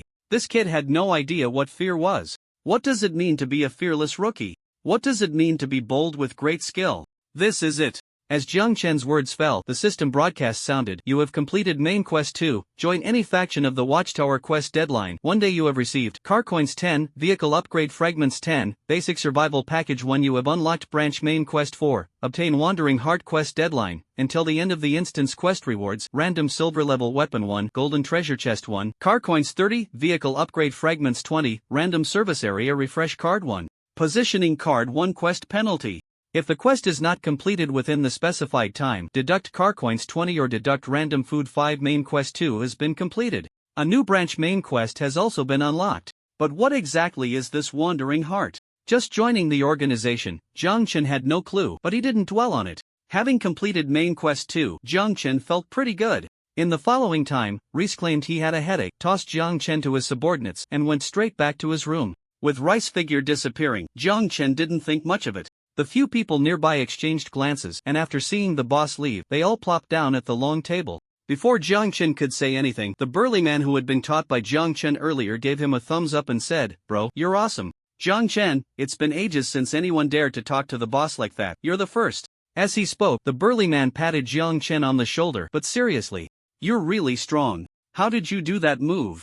Teach me. Just like this, like that, and then do this," Jiang Chen casually replied. "Ah, bro, you're really interesting." The burly man patted Jiang Chen on the shoulder again. "My name is He Biao, and these two beside me are Chu Long and Chu Hu.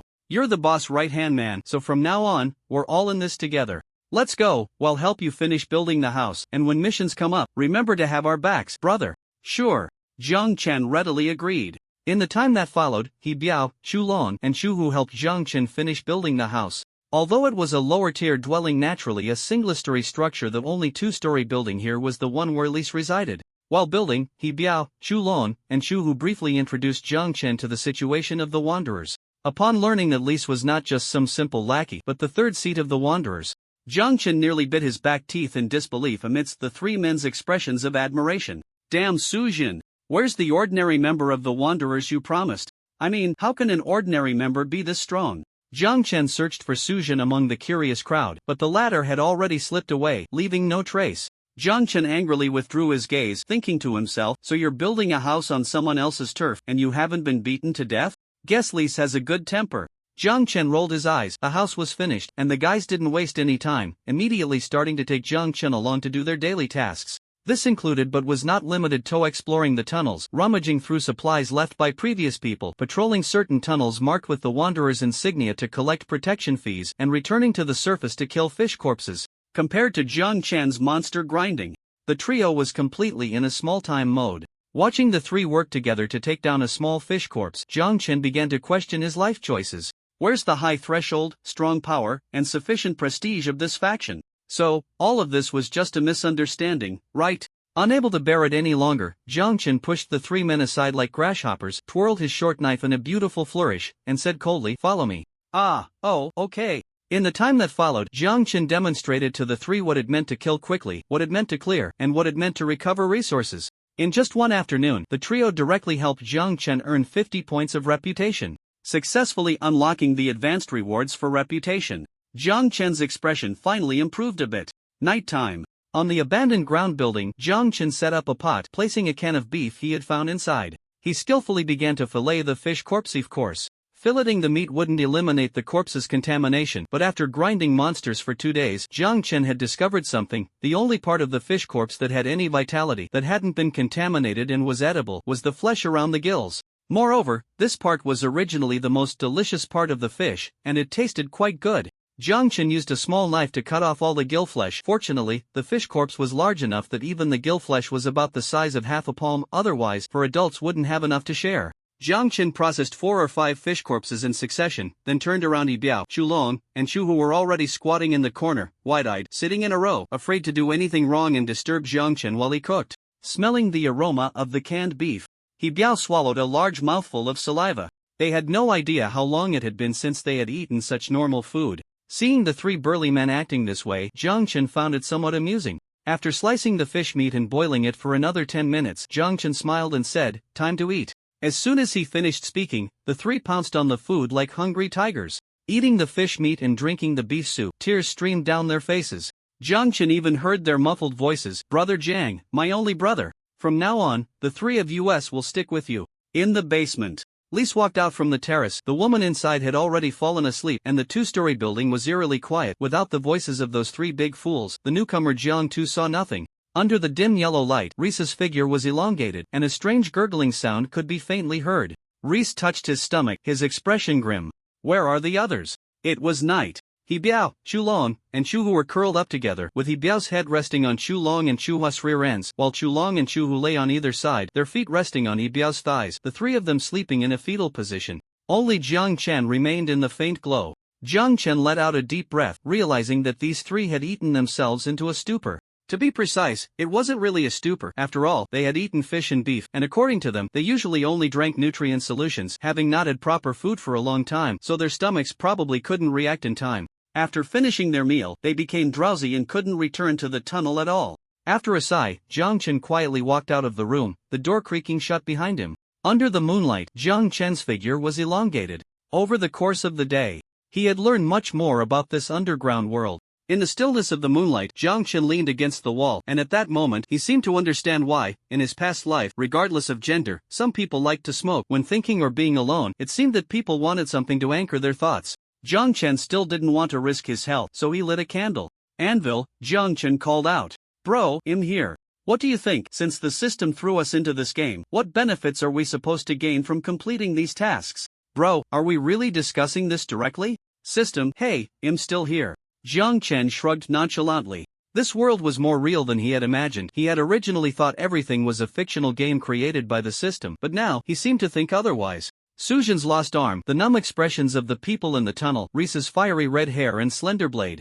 And now the three sleeping soundly inside. What was the difference between them and the players? As Jiang Chen pondered, he said, the Wandering Heart, He Biao, Chu Long, and Chu Hu have probably never heard of it. Only someone at Rise's level would know. No wonder the punishment for not completing this main quest isn't very severe. It seems the system didn't expect the players to definitely complete it. It's a gamble on probability betting on whether there are a few players among the many thrown into the game who can complete the subsequent tasks. A small bet for a big gain?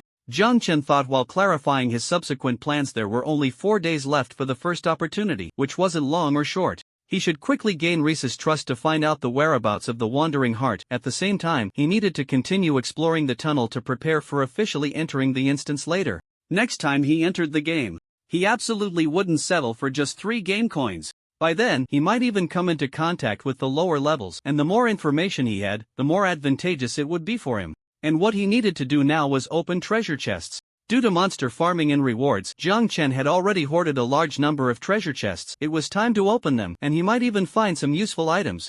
After confirming that the door was securely closed and the people inside showed no reaction, he went downstairs from the second floor to the first. The first chests he opened were 3 silver treasure chests. There was nothing special in the first 2 chests, just barely better than nothing, but in the third chest, an unusual glow appeared, a black light.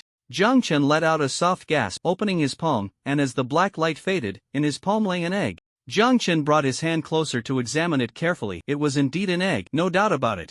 Jiang Chen was stunned on the spot, his thoughts focused, and a message appeared on the main screen. You have obtained a beginner pet egg species inside the egg. Unknown unlock after hatching instructions. The pet egg does not require physical hatching, just soul nurturing hatching time. Depends on the owner and the owner's soul strength. You can also open pets from the treasure chest. This is truly bizarre. Most players can't even take care of themselves, yet they can raise pets? Hearing Jiang Chen's complaints, the system quietly responded, you can't say that. Everyone needs something to look forward to. Go away. Jiang Chen said bluntly. This black egg was slightly smaller than Jiang Chen's palm and didn't seem like it would hatch into anything particularly powerful. As a pragmatist, he was indeed not interested in such trinkets. Jiang Chen poked the egg with his finger. The unique cool touch made him raise an eyebrow. After a few seconds of touching, he directly put it into his pocket. If it weren't for the fact that the spatial stone couldn't hold sentient living things, he would have probably tossed the egg in there. However, as soon as the black egg was placed in his pocket, it began to roll around on its own. After pressing against some indescribable spots, Jiang Chen hissed and took the black egg out again. Your pet has been startled. Your pet needs soul nurturing. Your pet expresses sadness. Jiang Chen. After a 2-second silence, he spoke. Iron Anvil, it's up to you. Iron Anvil? Me? Jiang Chen, it's just hatching an egg. Very simple. Iron Anvil's soul was deeply bound to his, so it shouldn't make much difference. Iron Anvil wanted to resist but had no chance to do so it could only reluctantly reveal its form. A milky white light enveloped the iron block and Iron Anvil floated and overlapped above Jiang Chen's pocket. Strangely, as soon as the iron block's form covered it, the previously restless egg immediately settled down.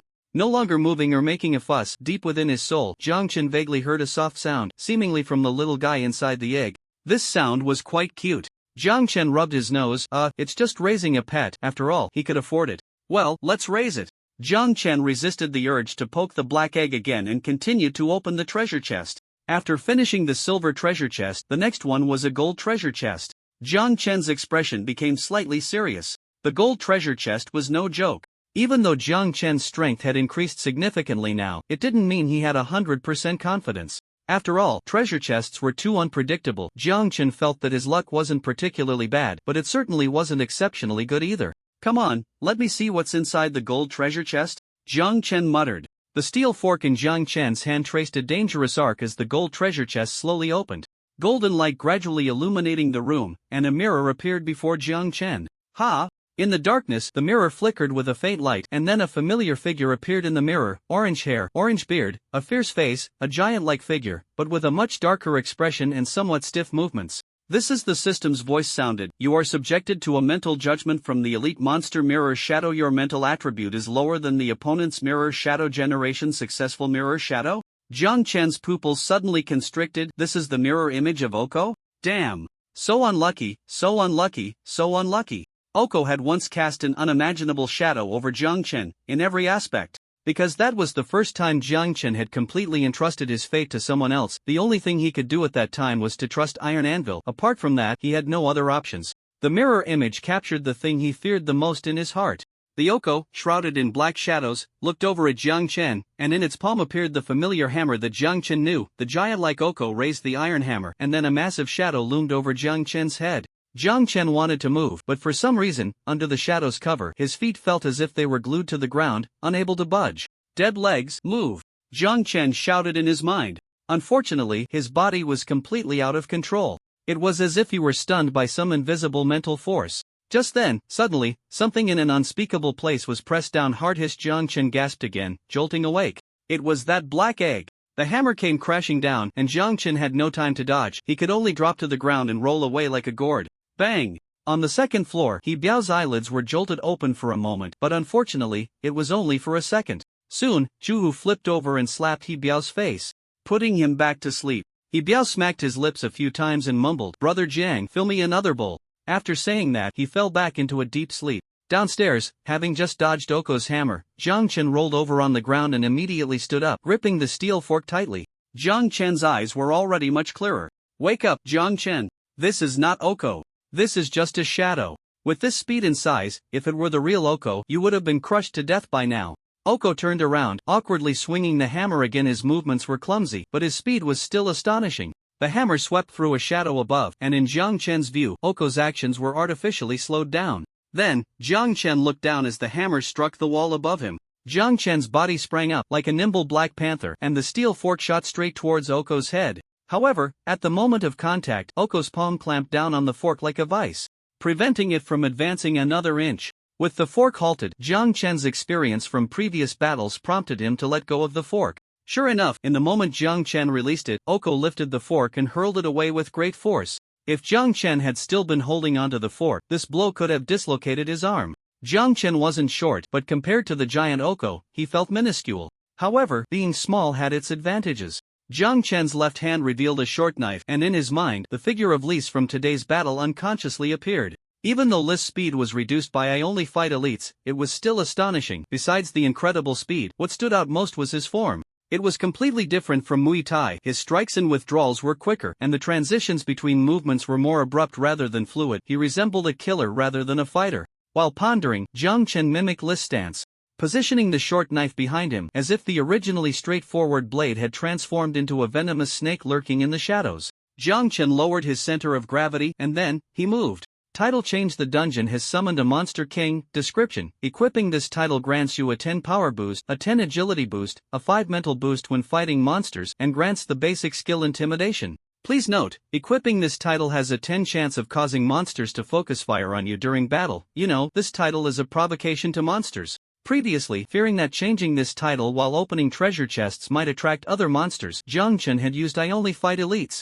But now, compared to fighting elites, intimidation was undoubtedly a more suitable skill. With a thought, Jiang Chen activated the skill intimidation, and invisible pressure radiated from Jiang Chen as the center, his black pupils deepening and becoming profound. The movements of the mirrored Oko noticeably stalled. Seizing the opportunity, Jiang Chen grasped the short knife and struck directly, aiming for the waist, abdomen, spine, and cervical vertebrae, all the places where he had felt the most intense pain during the battles of the past few days, and all of them were fatal spots. Dark marks appeared on the body of the mirrored Oko, who let out a painful roar. Then, he opened his mouth wide, and a fiery red light began to slowly coalesce. If it were the real Oko, he would have already been reduced to ashes by the time Jiang Chen saw the flames, but the mirrored Oko could only replicate less than 10 of that level, and even then, it was slower and more sluggish. As the fiery red light emerged, Jiang Chen cursed under his breath, "Damn it, if you have the ability, don't use magic resistance." The fiery red light gathered and enveloped Jiang Chen, his skin faintly roasting to a red hue. Gritting his teeth, Jiang Chen did not dodge. His right hand drew the silver-winged killer. The moment the fireball was cast was also the moment the mirrored Oko was most vulnerable.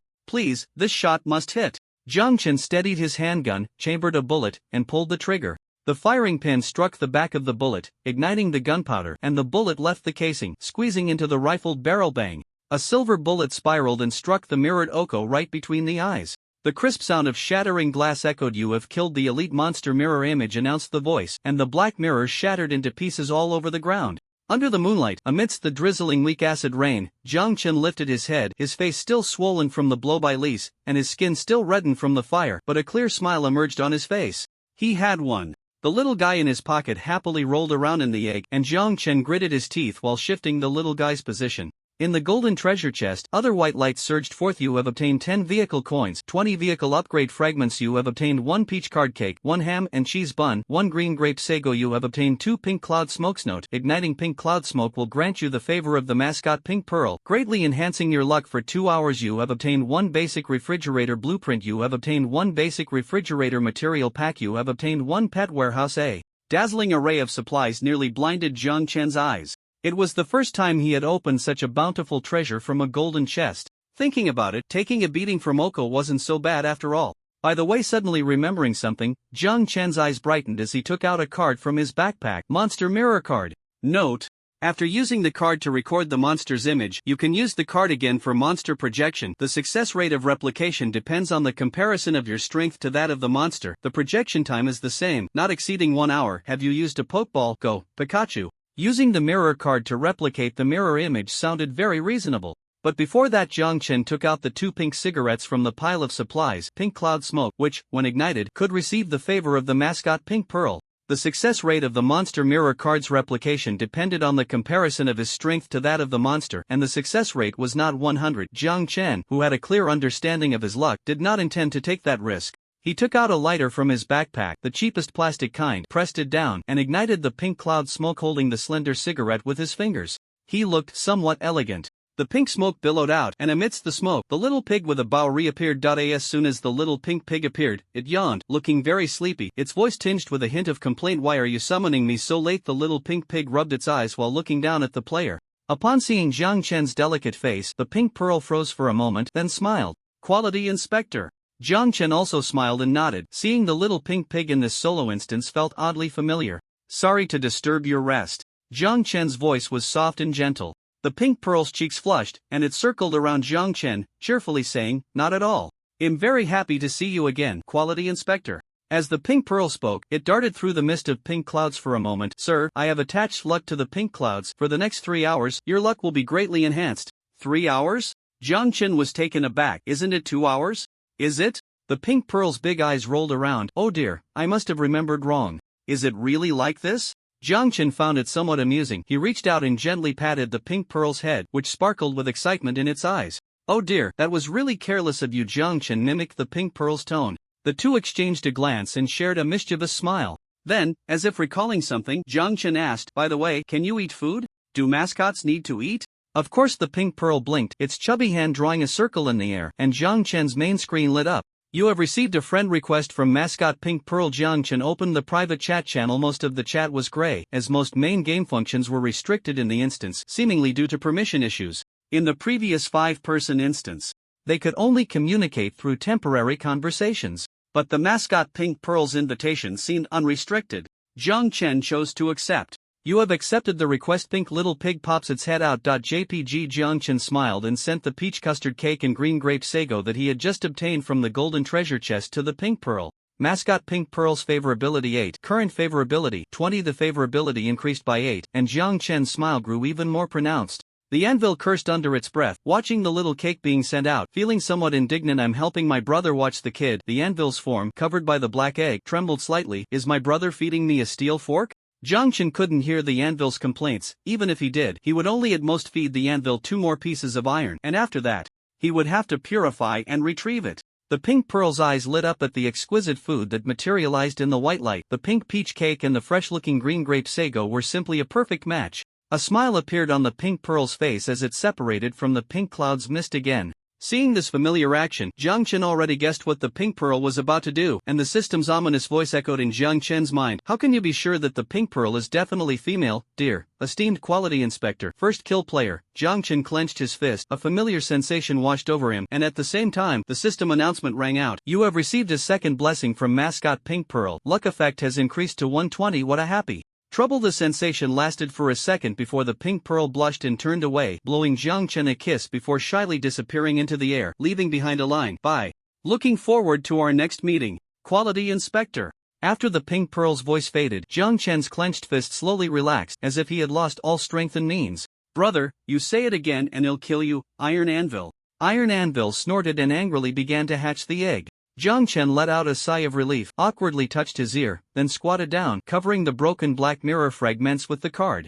Jiang Chen concentrated his thoughts and used the monster mirror card. With the blessing of the pink pearl luck, Jiang Chen didn't even feel any obstacles. The card's white light overflowed, enveloping the fragments below. Soon, Jiang Chen could feel that the card seemed to be peeling something away from the fragments below as the black substance was drawn into the card. You have successfully used the monster mirror card. The prompt sound came, and Jiang Chen's face lit up with joy. He flipped the card to check, and a mirror pattern had appeared on it, which meant that the next time he used the mirror card, he would summon Mirror Shadow.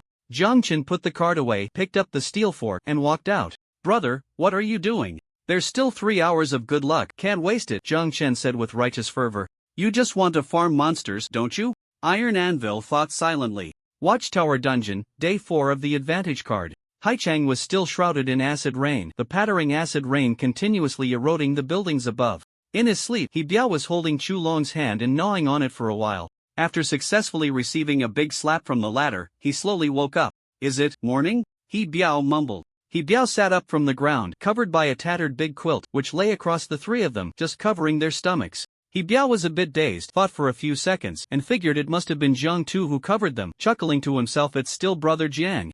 Much gentler than their boss. Just as He Biao was thinking this, he turned his head. Jiang Chen, covered in blood, with a short knife in his left hand and a steel fork in his right, walked in with a warm smile at the corner of his mouth, saying, Awake? He Biao, what the hell? He Biao shouted, startling the other 2 sleeping brothers awake. Chu Long and Chu Hu jumped up suddenly, not even opening their eyes, and pulled out their daggers, shouting, What's going on? Is there a fish corpse? Or are there people coming to steal our territory, thinking we won't kill them? In the next second, the 2 saw Jiang Chen at the end, paused for a second, and their expressions changed in unison. Damn, there's a ghost. Jiang Chen's face darkened as he extended his hand, and the 3 were stunned into silence by his action. Collect.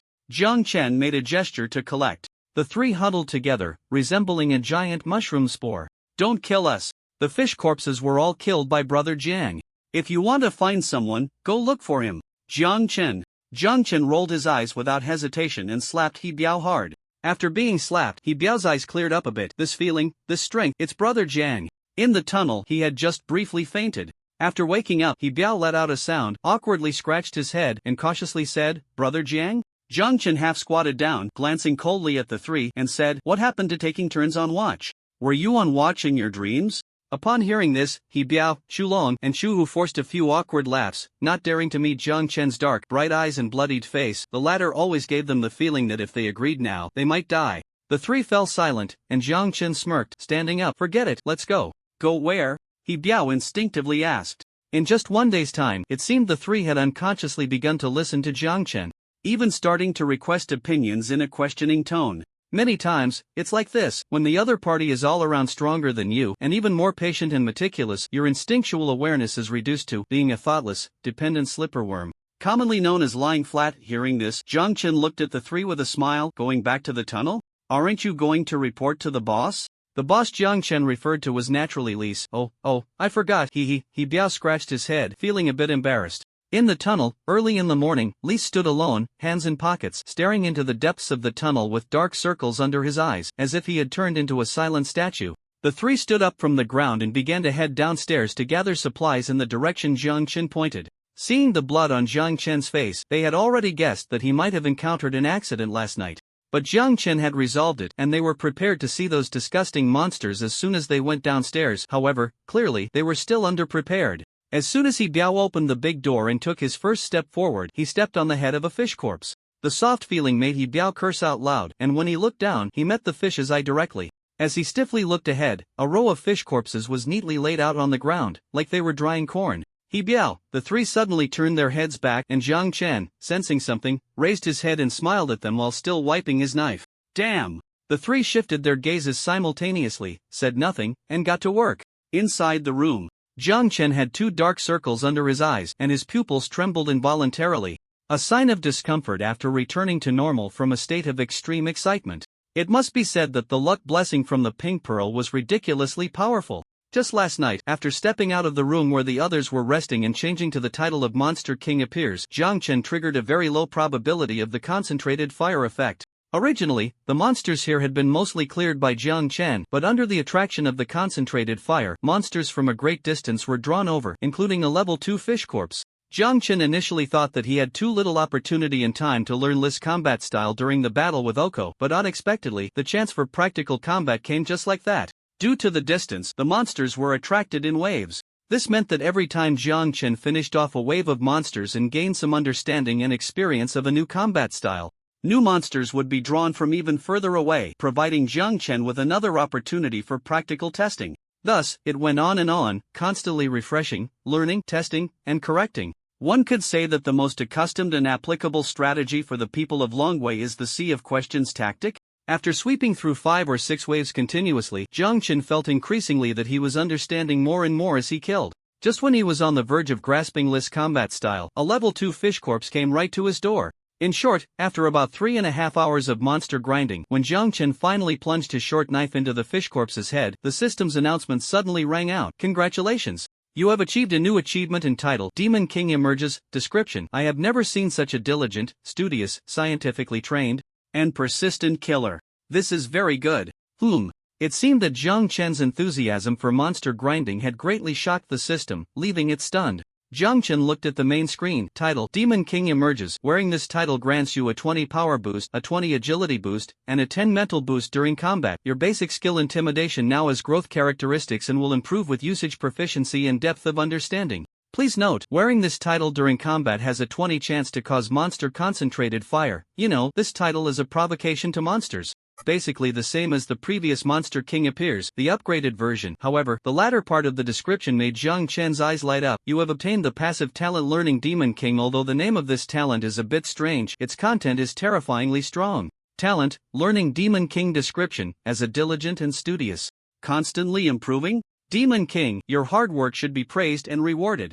After each kill of an opponent, you will have a 50 chance to obtain the 50. Description was interrupted for a moment, and on the side of the main screen, the pink pig icon of the pink pearl flickered, and the system's voice came through. You have received the enhanced blessing of the mascot Pink Pearl. Good luck has taken effect. Passive talent has been upgraded to Lucky Effort Learning Demon King. Description: as a lucky, hardworking, constantly improving Demon King, your diligence should be praised and rewarded. After each kill of an opponent, you will have an 80 chance to receive a bonus of one of the opponent's strongest attribute points. You will have a 20 chance to obtain a random treasure chest. You will have a 5 chance to successfully replicate a random skill talent of the opponent. Looking at the series of descriptions, Jiang Chen almost grinned from ear to ear.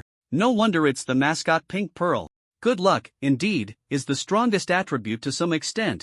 Reflecting on the gains from last night, a smile couldn't help but appear on Jiang Chen's face, yet this very smile nearly scared Biao, Chu Hu, and Chu Long to death, fearing that Jiang Tu would go mad and casually take them down too. Seeing the three in a flurry, hurriedly busy but not knowing what they were busy with, Jiang Chen tilted his head slightly and muttered, "Do I look that scary?" Saying this, Jiang Chen glanced at the dark glass on the side. Seconds later, a clear fog grass sound echoed in the room. Fog grass, there's a ghost. At 10 in the morning. He Biao, Chu Long, and Chu Hu finally finished packing all the fish corpses, wrapping them in special bags. Using the modified armored vehicle along with a small cart, they took Jiang Chen back through another tunnel entrance to the underground watchtower. Jiang Chen remained silent, solely marking the terrain on the map. Here, all are tunnel entrances. The entire area beneath Haicheng has been excavated, with tunnels interconnected. Most residents have been relocated underground, with only a small portion remaining above for various reasons, both objective and subjective. But He Biao revealed that this is only a temporary situation. The tower, that is, watchtower, will ultimately force all residents to move underground, completely isolating them from pollution. Jiang Chen also inquired about the specifics of the second and third floors, and Chu Long said that the second and third floors are mostly factories, slums, and ordinary residential areas. Unlike factories in the real world, the factories here are more like organizations where production and living are completely unified. The people inside work hard, exchanging labor for housing, survival supplies, and further promotions. While the slums are where unskilled workers from the first floor and a small number of residents who can only live outside the factory due to layoffs or various reasons reside. As for the ordinary residential areas, while they are called ordinary, to some extent, they are similar to middle-class homes in the real world, with decent incomes from the factories, allowing them to earn a fixed property through their efforts. As for the upper floors, the three didn't know much, but it seemed that the factories had turned into technology and entertainment companies, completely different from the lives on the first, second, and third floors. Regarding the distribution of forces, Jiang Chen heard two new names. Besides the Wanderers that Jiang Chen is currently in, the other major forces on the first, second, and third floors are Precision Works and Tree Heart Technology. The Wanderers and Precision Works were almost at a standoff on the first and second floors. Meanwhile, Tree Heart Technology had a stronger presence on the third floor and had been gradually infiltrating the first and second floors in recent years. When Jiang Chen came to seize territory, everyone, including Lise, believed that he represented these two organizations to assert dominance. Jiang Chen. After cursing Suzhen in his heart a few more times, Jiang Chen asked, "So, among these three forces, which is the strongest?" "Brother Jiang, why are you asking this? You're not planning to run, are you?" Chu Long quickly sensed the implication. Jiang Chen laughed heartily. "How could that be? Really? Brother Jiang, look me in the eye." Chu Long leaned closer to Jiang Chen's face. "Your eyes are small, I can't see." Jiang Chen replied with a gentle smile, but his words were quite harsh. Chu Long was dealt a fatal blow, and He Biao, standing nearby, grinned. "Of course, the strongest is us, the Wanderers. No need to say our boss is unbeatable in the tunnels." Wait. He Biao paused for a second, thinking of Jiang Chen in front of him. Although the two didn't fight to the death in the end, based on the battle situation, it seemed their boss had been defeated. After a moment of hesitation, He Biao continued, "Needless to say, our boss is terrifyingly strong. Among the Wanderers, we have the most people and the most intelligence channels, and on the first floor, the trading rights with the tower merchants are monopolized by us. Just this point makes us stronger than Precision Works and Tree Heart Technology." Tower merchants? Jiang Chen caught a key term. Yes, the tower merchants are responsible only for the tower, and they are the merchants who recycle resources on each floor. The first floor mainly recycles fish corpses. Of course, the tower merchants also have their own teams to collect fish corpses, but that doesn't seem to be their main job. They mostly return to the surface to work during fixed time periods. Jiang Chen recalled the small team he encountered earlier and nodded. It seemed that must be the tower merchants team. The equipment of the tower merchants team was undoubtedly much more professional than that of He Biao, Chu Long, and Chu Hu. Although in Jiang Chen's eyes, their combat ability was still quite lacking. However, that wasn't their main job, and there might be even stronger teams. After a moment of reflection, Jiang Chen continued to ask, "So, what's our boss name? What was it? Li Kuei? Lise. Our boss is mixed blood." Jiang Chen exclaimed, "Oh, okay, our boss Li is in the third seat, right? What about the other two seats?" Jiang Chen asked curiously. Intuitively, he felt that Wanderer's Heart should be something quite important within this organization. Perhaps only the top 3 seats knew where it was. As for the other 2 seats, to be honest, we rarely see them.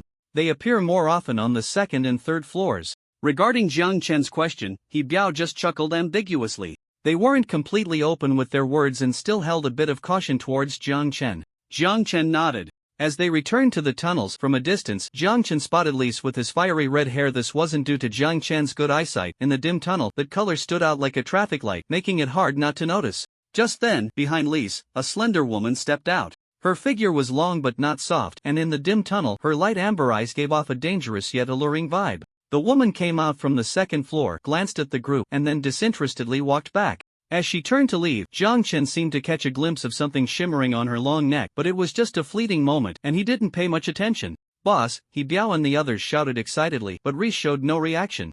Jiang Chen also shouted, Boss. As Jiang Chen's voice fell, Reese nodded slightly and asked, Is the mission going smoothly? Before he could finish, Reese realized he didn't need to ask, as the bags piled up like a small mountain in the back of the vehicle already indicated the answer. Rice's tone lifted slightly. This is your harvest from yesterday? Hearing this, He Biao awkwardly replied, to be precise, it's brother Jiang's harvest from yesterday, we were just responsible for transporting it. Reese looked at Jiang Chen with a strange expression. The system notification sounded, your reputation 10.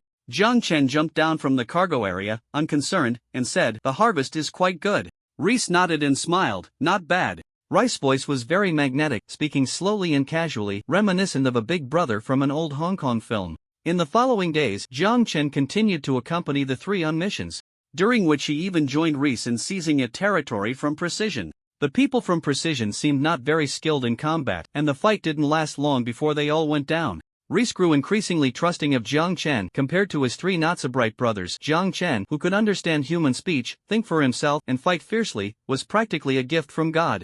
As for Rice brothers, they had long been won over by Jiang Chen's cooking skill. She could fight, cook, and even make blankets for himself. Could there be anything more appealing than that? Thus, in just a few days, Jiang Chen not only frequently took action in the tunnels, but his reputation gradually rose within the first and even second levels, and his reputation points shot up to 300, having already claimed 6 advancement rewards.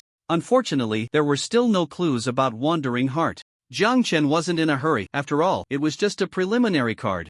And at this stage, gathering more information was more important than anything else. 7 days quickly passed, and finally, just as Jiang Chen was sleeping in the slightly inferior room on the 1.5 floor between Reese, He Biao, Chu Long, and Chu Hui's, due to Jiang Chen's compatibility with these people over the past few days, under He Biao's strong suggestion, the assistant Jiang had a half-level terrace extending out, similar to Rice, where he could sit. The system's voice rang out. The effect of the instance card watchtower has been used up. The player is about to log out of the instance. Hearing this, Jiang Chen lay on the bed, with the black egg beside his pillow pressed against Jiang Chen's soft hair. Jiang Chen sighed, still haven't completed the last main quest, but it's not too bad. Instance performance evaluation in progress. After comprehensive evaluation, you received an A-level rating. Rewards have been distributed and the instance player is about to log out. 3, 2, 1. In the last second, Jiang Chen closed his eyes, white light enveloped him, and his consciousness withdrew. Coming out of the instance, Jiang Chen directly collapsed into the driver's cabin of the forklift and fell asleep just like that. This sleep was very long, and Jiang Chen no longer looked at the time or thought about the mission, sleeping peacefully for a long time. Until, at a certain moment, something cool and soft touched his nose. The strange sensation made Jiang Chen frown slightly, and only then did he slowly open his eyes. Upon opening them, he saw a black egg pressed between his eyebrows. Jiang Chen chuckled, pushed the egg away, turned his head to the other side, stretched lazily, and then closed his eyes again, mumbling, little guy, don't make noise, let me sleep a bit more. However, the next second, the driver's seat exploded with a bang boom. The sky fell. Literally, the sky fell. Jiang Chen's body jolted up as he looked up. An acid rain had already corroded a large hole in the iron plate above. Jiang Chen stared in shock. Damn, he forgot he was back. The black egg spun around in place, and only then did Jiang Chen realize that this little guy was reminding him. Last time when fighting the shadow in the instance, the little guy did the same. It seems that the little guy has a high sense of danger. Jiang Chen gently poked the little one with his finger, making a couple of oh dear sounds to show his apology. Alright, I understand.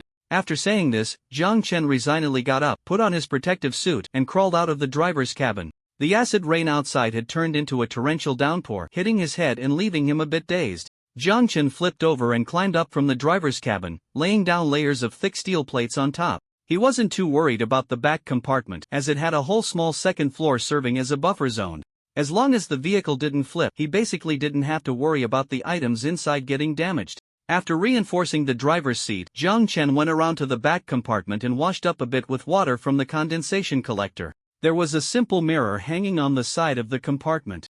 Although a big man shouldn't care too much about his appearance, in this survival game, hygiene was often closely related to health, so Jiang Chen paid some attention to it. Looking at himself in the mirror, Jiang Chen noticed that in less than half a month, his face seemed to have thinned out a bit. Although he wasn't lacking food, he often ate simply for various reasons. Plus, with his heightened focus these past few days and rapid improvement in physical fitness, it seemed that his weight and nutrition hadn't quite kept up. The baby fat he had brought along years ago had dissipated somewhat, and his features appeared more defined. Jiang Chen stroked the stubble on his chin and muttered to himself, if this were on the previous channel, wouldn't the likes break 100 or 80,000? After saying this, he couldn't help but chuckle. Now that they were all in the game, who would still watch live streams? Jiang Chen shook his head and took out a small knife to shave. He didn't want to become a doomsday version of Li Kuei, even if the latter sounded terrifyingly strong. After tidying himself up, Jiang Chen sat on a bench, took out an electric cooker, and fried 2 eggs, a sausage, and heated a box of instant rice from the convenience store. He was very hungry and urgently needed to eat some high-calorie food. While cracking the eggs to fry them, Jiang Chen opened the main screen. The private chat channel was flashing continuously. As expected, it was the unclosable window, orange, and the others. Pink Pearl also sent a message, showing a cloud shaped like a little pig.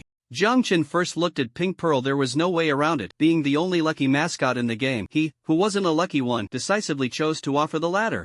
Jiang Chen glanced outside the compartment window. It was still acid rain weather, nothing worth taking a picture of. After thinking for a moment, he looked at the black egg he had placed on the small table. His gaze focused, and the black egg's spinning form paused. Jiang Chen reached out, took out the black ribbon he had found earlier from his backpack, and tied a bow around the black egg from top to bottom. Satisfied, he nodded, and took a picture, sending it to Pink Pearl, my pet. From what Jiang Chen knew about Pink Pearl, the latter seemed to have no resistance to such cute things. Sure enough, after 2 seconds, Pink Pearl replied instantly, so cute.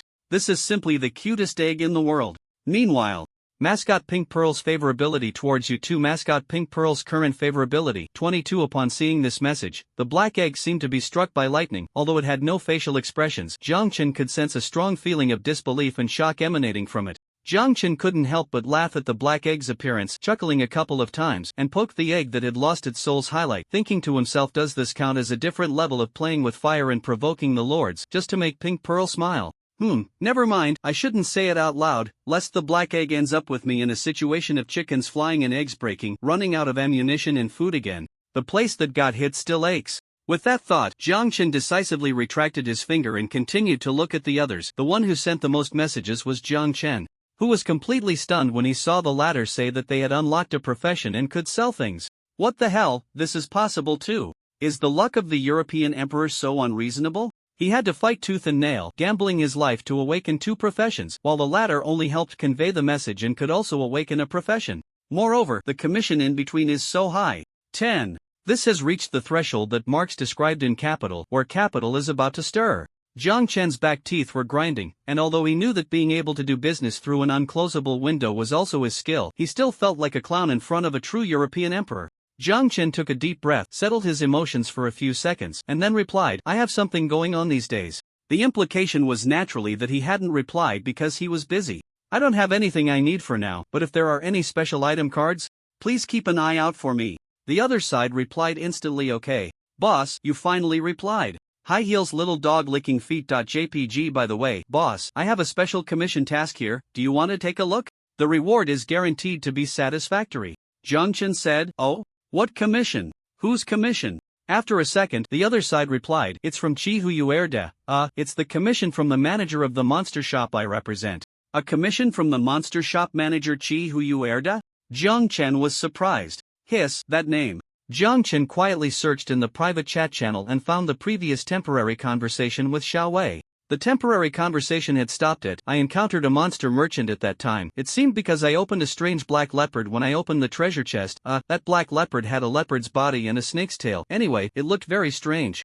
I barely managed to kill this leopard after getting seriously injured, and then that fox came out from the white mist and asked if I could give him the leopard he had used for it. I was like, what the hell? I barely killed the leopard, and you just want it with your mouth? How can that be? I thought the angrier I got, the more I rushed up and gave that white fox a beating. Didn't manage to hit. However, that white fox didn't do anything, just said I had a lot of potential and then we could cooperate or something, and gave me a lot of monster meat and one of his item cards. He told me where there's business, there's the fox family. Take out something interesting that they would be interested in and they will naturally appear. Looking at this passage, Jiang Chen stroked his chin. At that time, he only felt that this experience was no different from what Bai had taught, who knew what these foxes liked, but now it seemed to be useful information. Shi Huyuerde. The white fox that Xiao Wei encountered clearly had different interests. The white fox seemed to be interested in some rare monsters, while Chi Huyuerde was attracted because of the unclosable window and the trades with him and others, as well as the characteristics of a middleman displayed during the transactions. Chi Huyuerde seems to prefer certain special trades or a keen business mind? Then could the commission task also be related to this? While Jiang Chen was pondering, the unclosable window sent a new message, but he didn't directly answer Jiang Chen's question. Instead, he asked Jiang Chen a strange question. Boss, you can see. See what? Jiang Chen was confused and sent a question mark. You can see your DOS name. When I sent you a message before, your DOS name couldn't be sent out no matter what, and I couldn't even input it, but just now, I got so excited that I sent it through voice-to-text and you saw it. There's this too? Jiang Chen couldn't figure it out and could only reply, I can indeed see it. How could this happen? Is it possible that your authority is higher than ours? I don't know. Jiang Chen sent the message while removing items from himself one by one. Supplies and such seemed ordinary, nothing particularly special. As for the two professions, one responsible for quality inspection and the other for collection, was the former's authority indeed higher? Jiang Chen wasn't particularly sure. Aside from the professions, the titles, aside from a demon king that was somewhat close in prestige, the others didn't seem very similar. As for the item cards, Gaze of the Ominous Deep Sea and Mad Workshop Director's Pen, these were items from the dungeon, not quite fitting. Then there was that purple one, the only identity card Jiang Chen didn't know the purpose of. Wilderness Witch? Could it be this? Alright. The commission is like this. Yolda said he struck a deal with the nursing home. But the final step of the transaction requires sending something over. Due to certain restrictions, Yolda can't directly enter the nursing home to complete the transaction and needs the player's help. But Yolda said that if the comprehensive combat ability of the nursing home dungeon doesn't exceed 40, there's no point in even thinking about it, so he posted this task in the shop. The reward is 100 car coins and a high-level material pack. Looking at the messages in the chat channel, Jiang Chen stroked his chin. The reward seemed quite good. Although 100 car coins didn't seem like much compared to Jiang Chen's current assets, for most players, it was a substantial amount. Moreover, the high-level material pack behind it was very tempting. Jiang Chen remembered that the high-level crafting table and the redstone energy furnace produced by Oko were both categorized as high-level materials. The material cost for the former was as high as 500 car coins. Although he didn't know exactly what was in the material pack, it was definitely a profitable deal. But why does the nursing home need a comprehensive combat power exceeding 40? That doesn't seem right. Jiang Chen was a bit skeptical, but under the temptation of 100 car coins and the high-level material pack, he pondered for a few seconds and still typed, I can give it a try. After all, his comprehensive combat ability had already exceeded 60, so it should be fine, right? Jiang Chen boldly opened his mix. Wouldn't be a problem. Let's go. Seeing the message, the window that couldn't be closed said in his heart, indeed, a big shot is a big shot, completely different from someone like him who was a combat noob. His own comprehensive combat ability was only 18 points, according to the system's evaluation. You unambitious thing. Well, if being unambitious is being unambitious, he wasn't good at combat anyway. And there was no need to force himself to do something he didn't like. After internally marveling at the big shot's might, he replied with a smile, great. Thank you, big shot. As he spoke, a primary special service area positioning card was transmitted over. This is the teleportation card provided by Yolda. Okay. Jiang Chen wasn't worried about the window that couldn't be closed taking a cut. The latter shouldn't be that short-sighted. He put away the teleportation card and continued to send messages. I can confirm the identity of this Sicaprio tomato. Player, ha ha ha ha ha, Brother Wild King is online with his real name. Player, middle finger. Player, by the way, where is this? It looks like a city, completely different from the highway. Player, the one above clearly hasn't been to the dungeon. Player, Jiang Chen just glanced at the public screen and directly exited. Time waits for no one, and he still had a lot to do. Main quest updated. Players, please check the system's voice rang out. And Jiang Chen quickly summoned the system's map.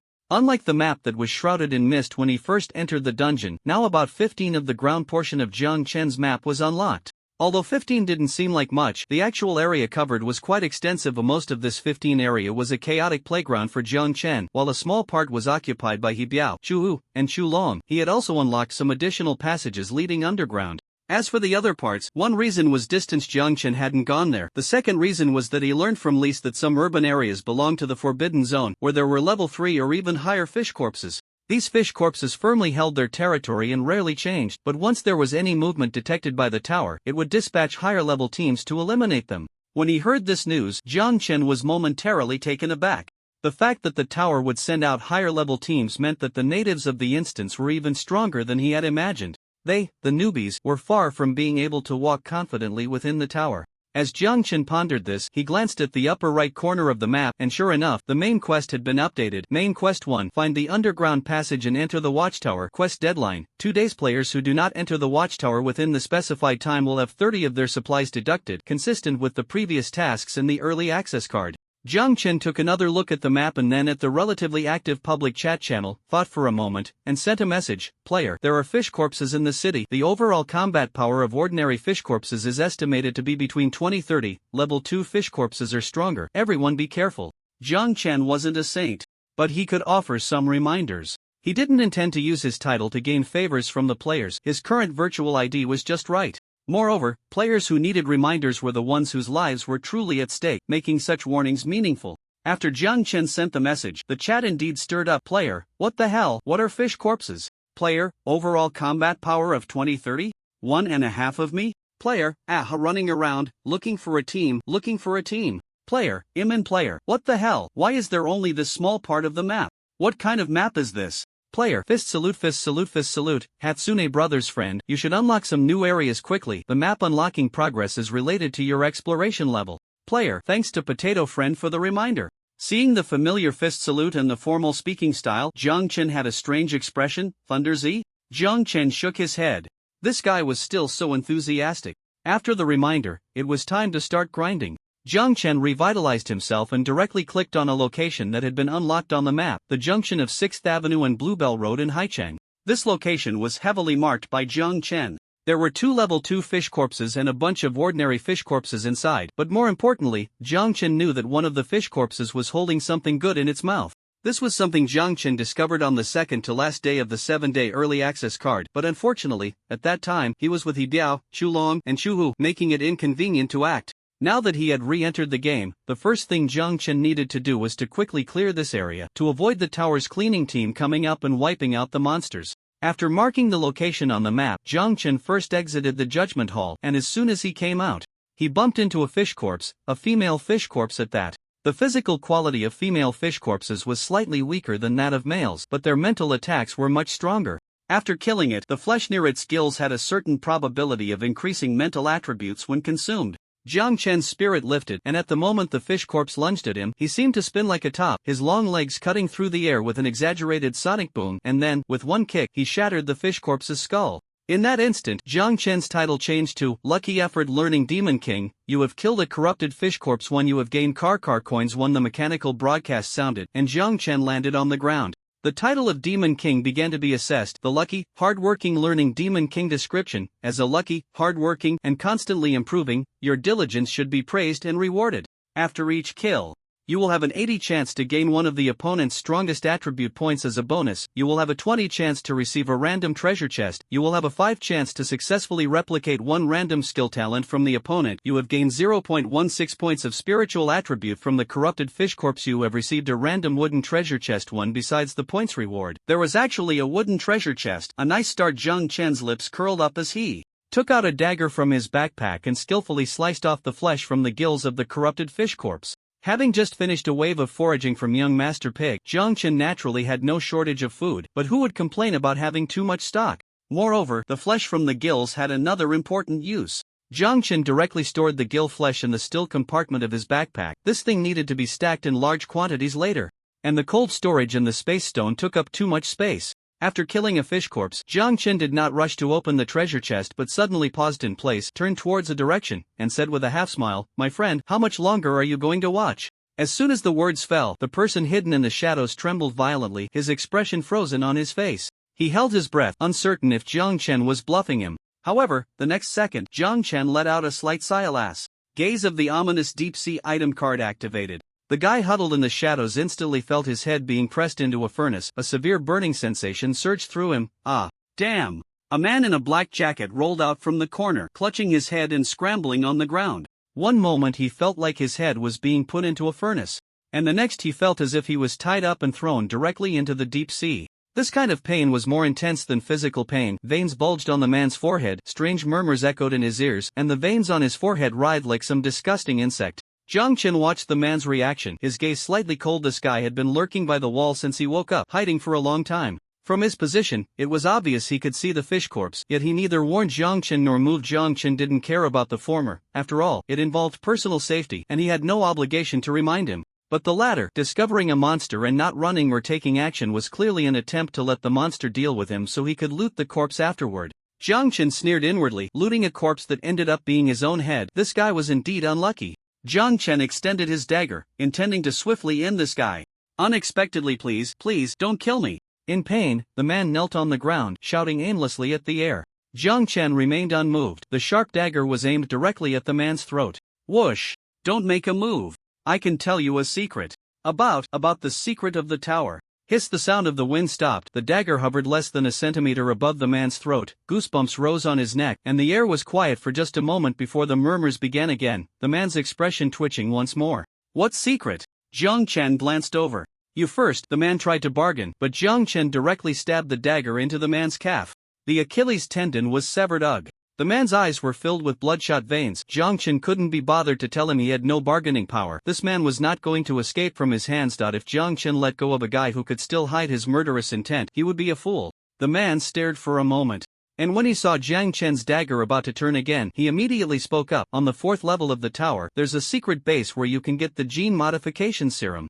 Jiang Chen's brows slowly furrowed. The 4th level of the tower. Just from this statement, it was clear that this person couldn't be making it up. If it were a player who knew nothing and had just entered the game, they wouldn't even know about the existence of the tower or its levels. Moreover, after the man finished speaking, you have activated the side quest, Babel Tower Gene Modification Serum Description, the Towering High Tower, the Divine Path of Decadence. Search for the Valkyrie base on the 4th level of the tower and find the Babel Tower Gene Modification Serum. Quest duration, 7 days. Quest reward, 500 car coins. Silver level weapon 1, random skill scroll 1. Quest penalty, none. Seeing the unlocked side quest, Jiang Chen couldn't help but gasp. 500 car coins, a silver level weapon, and a random skill scroll. He had never seen such generous rewards in a quest before. Jiang Chen's pupils constricted slightly but quickly returned to normal. 500 car coins was indeed a hefty reward, but Jiang Chen knew that there was no such thing as a free lunch. 500 car coins were enough for this stingy system to kill players several times over. The player struggling on the ground clearly saw Jiang Chen's reaction and realized that the latter had also unlocked this side quest. This side quest was information he had accidentally learned when he was in a dungeon with Shan Shui. At that time, Shan Shui had tricked them, thinking everyone had died there, but unexpectedly he not only survived but also bypassed the boss's blockade and entered a basement. Within the basement were clues about the Valkyrie base and the gene modification serum. He had also learned some clues about the world of Watchtower from this information. He tried to profit from the clues, however. He didn't expect to be targeted by other players who continuously used positioning cards to block his path. The resource refresh rate in the acid rain border city was already low, and being continuously positioned severely affected his efficiency in collecting resources, while Shan Shui and the others completely scattered after your sweet disappeared, no longer daring to target melancholy French fries and only looking out for themselves. After waiting a long time for the dungeon to open, he originally wanted to pick up a player's leftovers. After all, Jiang Chen looked slim and refined, completely unrelated to a ruthless person. But unexpectedly, when he saw the seemingly refined Jiang Chen kick the head of a corrupted fish corpse, he realized something was off. However, when he tried to run, he was already caught by the latter. A trace of regret flashed across the man's face. Of course, it wasn't regret for not acting when he saw his kind being targeted by the corrupted fish corpse, rather, it was regret for having misjudged. He should have been more careful. The shadow substitute technique he obtained from the monster was useful, but it wasn't without risks, although he didn't know how Jiang Chen had discovered him. Unless Jiang Chen's mental attribute had broken through some limit, there was no reason for him to be found out. Observing Jiang Chen's reaction and confirming that the latter had successfully unlocked the side quest like himself, the man's Adam's apple rolled up and down as he struggled to suppress the sharp pain in his head, thinking that he had exposed himself to this extent. As long as the latter was tempted by those 500 car coins, he still had a chance to survive. Seeing this, the man hurriedly said, I know the location of the Valkyrie base. Before he could finish the last word, the dagger had already pierced through his neck, leaving a deep wound. The man's pupils instantly contracted to the size of a pinprick, and he grabbed the dagger embedded in his neck with one hand, bright red blood oozing from his fingertips. Jiang Chen curled his lips and casually remarked, knowing the clues about the location of the Valkyrie base means that you don't even know where it is? Then, what's the use? After saying this, Jiang Chen shook his head. Under the man's intense gaze, he slowly pried the man's hand open and pulled out the dagger. Blood instantly covered the ground beneath the man. Before taking action, Jiang Chen switched titles and attempted to replicate something, but unfortunately, he didn't manage to replicate anything. After changing his title to Demon King, that 5 probability didn't come into play either, and he still didn't replicate any skills, only gaining an 80 probability bonus to agility attribute points. You have received a reward of 0.2 strength attribute points. The 0.2 strength attribute points meant that the strongest attribute in the desolate world was strength, with a total of 20 points, which was considered quite good among ordinary players, Jiang Chen thought casually. He squatted down and began to scavenge the supplies from the desolate world. The backpack and item slots had perished along with the player's death. This setup could only be said to indicate that the system was keen on nurturing goo rather than a player battle royale game. As for the motivation, Jiang Chen had some guesses. Watching players die was not the system's ultimate goal. The road game, service area, dungeons, the resources taken away, and even more secrets that he couldn't perceive for now were the system's true objectives. For the unknown existence, death itself held no meaning. The benefits before and after death were the important parts. Jiang Chen first removed the black jacket and boots from the desolate world. He didn't touch the clothes underneath, as he wasn't at that desperate level yet. The black jacket was very durable and should have good wind resistance. As for the boots, they were consumables, so it was always good to stock up. After stripping off the clothes, Jiang Chen began to rummage through the pockets, pulling out half a pack of napkins, a compressed biscuit, and a corn ham, which he accepted without hesitation. After thoroughly searching, Jiang Chen focused on the man's wrists, ankles, and neck, as in his experience, there might be some special items in these areas. Just as he was about to shift his gaze, suddenly, a black string on the man's hand caught Jiang Chen's attention. At first, he didn't think there was anything unusual about the black string, but then he reconsidered. After all, they were in a game. A man wouldn't have something like a small rubber band on his hand, right? Moreover, Jiang Chen glanced at the man's buzz cut with his dead fish eyes.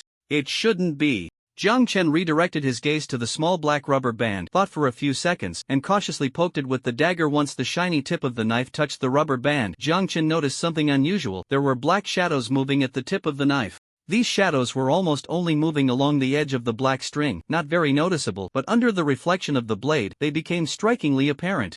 Jiang Chen's eyes lit up, and he directly used the dagger to flick it off. As soon as the black string left the man's wrist, the shadows completely retracted, becoming even more subdued. Jiang Chen spread his consciousness above. You have obtained the item shadow description. Where there is light, there are shadows. When shadows gather together, they form the shadow. This is a special attachment type item. Wearing this item, in dark environments, you will gain a certain increase in all attributes, with the increase related to the strength of your mental attribute, based on your current mental attribute. In dark environments, your all attribute increase will not exceed 20. Wearing this item, in the deep of night, you will see more shadows of unknown entities, and you will have a chance to hear more whispers from unknown entities, which will cause some damage to your mental and health attributes.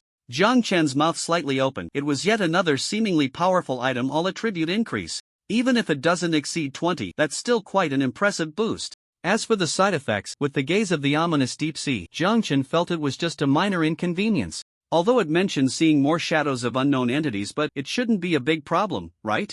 Jiang Chen felt a bit uncertain. But since the desolate person dared to carry it so closely, the danger level should be acceptable. While thinking, Jiang Chen spread his spirit above, forming a preliminary spiritual mark. After completing the spiritual imprint, Jiang Chen put the black rubber band back into his backpack. Right now, he didn't really need to use the shadow. There were still nearly 50 kilometers to the intersection of 6th Avenue and Bluebell Road in Haicheng on the map. During this time, he could first take a moment to complete the main quest, then grind some monsters to test his newly acquired skill True Vision. By the time the 6H side effect of True Vision ended, it would be about nightfall, and he could use shadow when he went to find those 2 level 2 fish corpses. This way, the side effects could stagger each other, and Jiang Chen believed that according to the system's nature, the first player to complete the main quest should receive certain benefits. Thus his advantage of wandering around with the advance card would be fully realized. Unless a second player also used the advance card and explored a dungeon larger than his own, otherwise, statistically speaking, the player who unlocked the most map areas should be the first to find the entrance to the tunnel. Jiang Chen glanced at the map. His current location was somewhat close to the last one. In terms of distance, the nearest tunnel entrance should be at abandoned Zhongbai storage. Jiang Chen marked a blue coordinate on the map, and the system automatically calculated the shortest route for him, about 2 kilometers. Deciding firmly, Jiang Chen wasted no more time and dashed towards that spot. Running out of the tribunal, above the massive Roman columns, were even larger dark clouds. Compared to the first time Jiang Chen entered, the acid rain here seemed to have intensified. Large masses of dark clouds rolled continuously in the sky, and pea-sized raindrops fell, constantly corroding the buildings above. He didn't know how long it would take for everything here to be completely eroded and disappear. However, this wasn't certain. According to He Biao, Chu Hu, and Chu Long, a small part of the organization was still rebuilding buildings on the site. They just had limited resources, with fixed routes and plans that couldn't cover the entire city. Jiang Chen put on his combat suit, donned his goggles, and stepped into the rainwater. About 7 minutes later, on top of a stacked pile of shark plush toys, Jiang Chen calmly pushed aside the topmost toy, revealing a silver activation button buried in the center of the toys. Jiang Chen pressed the button. A pale blue light scanned his body from bottom to top, and the game coin in the palm of his hand was radiating a burning temperature. Soon, with a hum, the ground split apart, revealing a downward passage. Jiang Chen stepped 1 foot inside, and a mechanical voice announced, "You have successfully found the underground passage. You have completed main quest 1. Find the underground passage and enter the watchtower. Time taken, 24 minutes. 24 minutes. If it weren't for that guy just now, I could have been faster." Jiang Chen mumbled to himself as he withdrew his foot from the passage. Watching Jiang Chen's back and forth movements, the system silently sighed. "Forget it, too lazy to say anything." Jiang Chen looked at the main screen, and after the announcement of the main quest completion, new text indeed appeared. "Congratulations. Detection shows you are the first player to complete the main quest in this instance. Would you like to make a server-wide announcement? If you do, you will receive an announcement reward." Without hesitation, Jiang Chen chose yes. As Jiang Chen selected yes, the white light on the main screen flickered for a second. And then, within the instance, all players' main screens were forcibly opened. Many players who were struggling to escape from the acid rain were nearly blinded by the sudden burst of white light in an instant. Various curses echoed. Players who had just managed to free their hands were about to greet the system's electronic parents in the public channel, but the moment they saw the pop-up message, everyone couldn't help but gasp. "Congratulations player for completing main quest 1. Time taken 24 minutes and 6 seconds, successfully unlocking the first release reward." "Congratulations player for completing main quest 1. Time taken 24 minutes and 6 seconds, successfully unlocking the first release reward." "Congratulations player for completing main quest 1, time taken 24 minutes and 6 seconds, successfully unlocking the first release reward." After the triple public announcement, the original greetings turned into player, player, player, player, player, player, player. "No way, are you not even pretending? Completed the main quest in 24 minutes? Damn, in those 24 minutes, they were either looking for a place to avoid the rain or dodging the pursuit of strange fish corpses, and the system tells them that the big shot has already completed the main quest? How on earth did that happen? Is the big shot playing the same game as them? Player, I advise the upstairs to be cautious. Wu Jing reaching out. JPG player, maybe the big shot is watching. Big and small eyes. JPG player, player, retracted player, Hatsune Miku sitting obediently. JPG player, honestly, am getting more and more curious about the big shot. Player, 24 minutes, really? TQL. A series of question marks after this turned into a flood of TQL. Of course, besides spamming, there were also player. So, the big shot is also in this game, and the big shot must have mastered a lot of information, right? Otherwise, how could they complete the quest so quickly? Player, if they have mastered a lot of information, why don't they say anything? Player, I admit that little French fry is indeed very strong, but I've wanted to say for a long time. Player, the big shot seems to have never shared any information. They completely don't care about others' lives? Player, shrug yellow potato face questioning emoji. Player, silently 1. Player 1. Perhaps because of the existence of anonymity, many people who had originally settled down due to the disappearance of your sweet potato and others were stirred up again.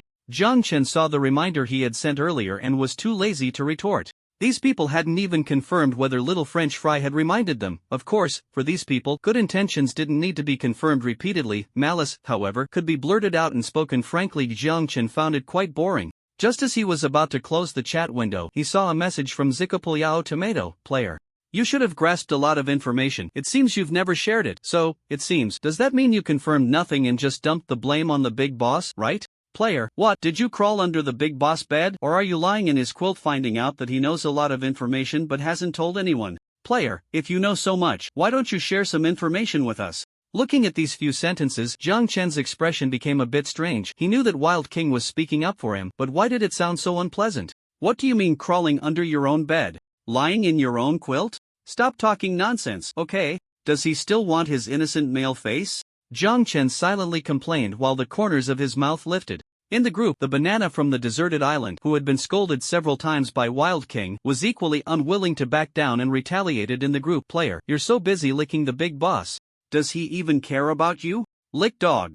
Wild King looked at this message and fell silent for a second. At that moment, he was in an abandoned paint shop, with a bloody fish corpse lying at his feet. Aside from his slightly unstable breath, he wasn't injured. Seeing the glaring words "lick dog" on the public screen, Wild King thought for a second and directly sent out his location. Player, sending location. Player, come on, let's exchange locations. If you're too scared to come, he'll come find you. Player, say it in front of me. Some readers have been asking, so here is a unified response. 1. Update time. Generally, it's at 12:15 and 0:15 twice a day unless there are special circumstances. Promise me, even if you know the update time, you must still urge for updates, okay? More comments and interactions, the more you love it, the more you read. 2. The protagonist's character setting. You can be casual, just don't be too outrageous. 3. Ratings. Since not many people are reading it yet, the overall rating won't be very high. I will work hard on it. Also, this book is about to undergo a test, and we need a book title and cover. If you have suggestions, just comment. If adopted, I will send red envelopes. After Wild King's location in 2 sentences, the group fell into a profound silence. After a few seconds, the banana from the deserted island finally replied in anger, "Player, are you crazy? Who sends their location in a group?" "Player, I do." If the group chat could see the other person's reaction, Zhang Chen guessed that the banana from the deserted island was probably stuck in place, speechless. After sending that, Wild King followed up with, "Player, what, are you scared?" This sentence made Zhang Chen laugh. Zhang Chen squatted at the entrance of the tunnel, and from the outside perspective, it was extremely easy to create an illusion anvil. "Bro, change your position." Zhang Chen responded with a confused "huh?" "Forget it. It's nothing." Anvil chose to ignore it. Zhang Chen felt a slight confusion but didn't take it to heart. Continuing to read the messages in the group chat, he discovered that Wild King had an extraordinary talent for driving people to madness with minimal words. He excelled at igniting the greatest anger with the fewest words. No wonder he had even given the system PTSD. Oh, wait, it could also be a girl. However, Zhang Chen squinted at the chat box. Wild King seemed very confident in his own strength. Ordinary people, if they are not very confident in their own abilities, would not expose their location. After all, it's not the fear of thieves stealing that worries one, but the fear of thieves keeping an eye on you. If there are other players nearby, who knows what kind of crooked thoughts they might have. Zhang Chen casually clicked on the location sent in the group chat, and the map quickly unfolded above, overlapping with his own. Roads, buildings, large warehouses, paint shops. The more Zhang Chen looked, the more familiar it became. He nodded, then brought up his own map, only to discover Wild King was right above him. To be precise, in the northeast direction, just 300 meters away.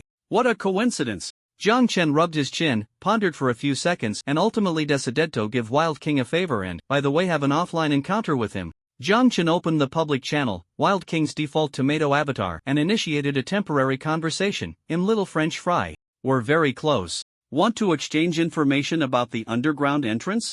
After a second, Zhang Chen saw typing appear above. He patiently waited for a moment and finally saw the message. "Sure, how do we exchange? Should I teleport now?" "You can just come over." Zhang Chen sent his location. On the other side, Wild King sprang up from the wall, his heart racing. Damn, this was even more thrilling than meeting a blind date girlfriend unboxing. Calm down, Zhang Yu, calm down." Wild King muttered a few phrases, desperately trying to calm himself down. "Steady hands, don't shake." Wild King sent, "Wild King, okay, 2 minutes." From the surface of the message, it seemed so casual.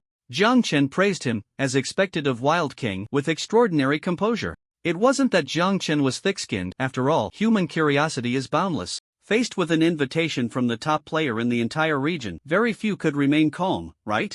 That 300 meters felt like Wild King was running 3,000 meters. He had never felt that 300 meters could be so long. His heart pounded like a drum, and finally, in Wild King's line of sight, the blue triangular logo of Zhongbai Warehouse appeared. Wild King's eyes lit up, suppressing the curiosity that was churning inside him. His right hand flipped, and a long knife appeared in his palm. The knife itself was unremarkable, just covered with a layer of skin that vibrated continuously. With a thought, the long knife flipped, and the single layer of skin turned into 3 layers. Special item, greedy skin description, a membrane formed from the secretion of special monster gold coin creatures. The membrane is highly resistant and can produce vibrations when covering an object. The stronger the vibration, the stronger the overall attributes. A single layer of membrane can block about 6 hours of continuous acid rain erosion. 3 layers can basically ensure no damage. This was also proof of Wild King's ability to grind mileage in the acid rain map. In addition to vibration isolation, the membrane also provided active skill. Feed the membrane mental attribute. The membrane will provide a random locking attack effect. The attack effect will depend on the characteristics previously consumed by the membrane node. Greed makes one rich, but also leads to downfall. Do not let the greedy skin completely consume your spirit, or you will become a part of it. The greedy skin was the most powerful item Wild King obtained from Mr. Sloth, costing the latter about half a month of fierce verbal battles. That battle was still fresh in Wild King's memory. It was a cataclysmic clash, with the sun and moon losing their color. In the dreams of the following days, Wild King kept cursing, waking up every morning with a sore throat and hoarse voice, and a whopping 80 vehicle coins. If Jiang Chen knew that the latter obtained such a divine artifact for only 80 vehicle coins, he would probably turn green with envy. 3 layers of skin membrane covered the long knife, and the Wild King sacrificed 3 points of mental attributes, his thoughts stirring slightly as he selected the attack effect of fire. 3 layers of flames stacked above the long knife, casting an orange glow on the right side of the Wild King's face. The attack effect fire was also generated from feeding, the cost being 3 cans of expired Trinidad Moruga scorpion pepper canned goods purchased from the Yongwang department store. The goods at the small fry shop were still too authoritative. After surveying the surroundings and finding nothing unusual, the Wild King entered through the supermarket entrance. The flames burned fiercely, illuminating the somewhat empty and damp interior of the supermarket. The storage area had already been cleared out, leaving only a few large shelves that were difficult to move, and above the shelves was also empty, save for scattered packaging paper. The excitement of soon meeting the boss calmed slightly, and the Wild King adjusted his expression. Just then, he suddenly heard faint footsteps approaching. The sound of the footsteps was extremely subtle, carrying a hint of nonchalance, as if deliberately meant for the listener to hear. The Wild King abruptly turned around, and in the center of his vision appeared a tall figure dressed in a full black combat suit, wearing deep brown protective goggles and a black mask. A gentle breeze swept through the empty storage area, and the Wild King saw the person's short hair tracing a soft arc in the air. Although he couldn't see the expression behind the mask, the Wild King could clearly discern that the person's gaze was fixed on him, was looking at him.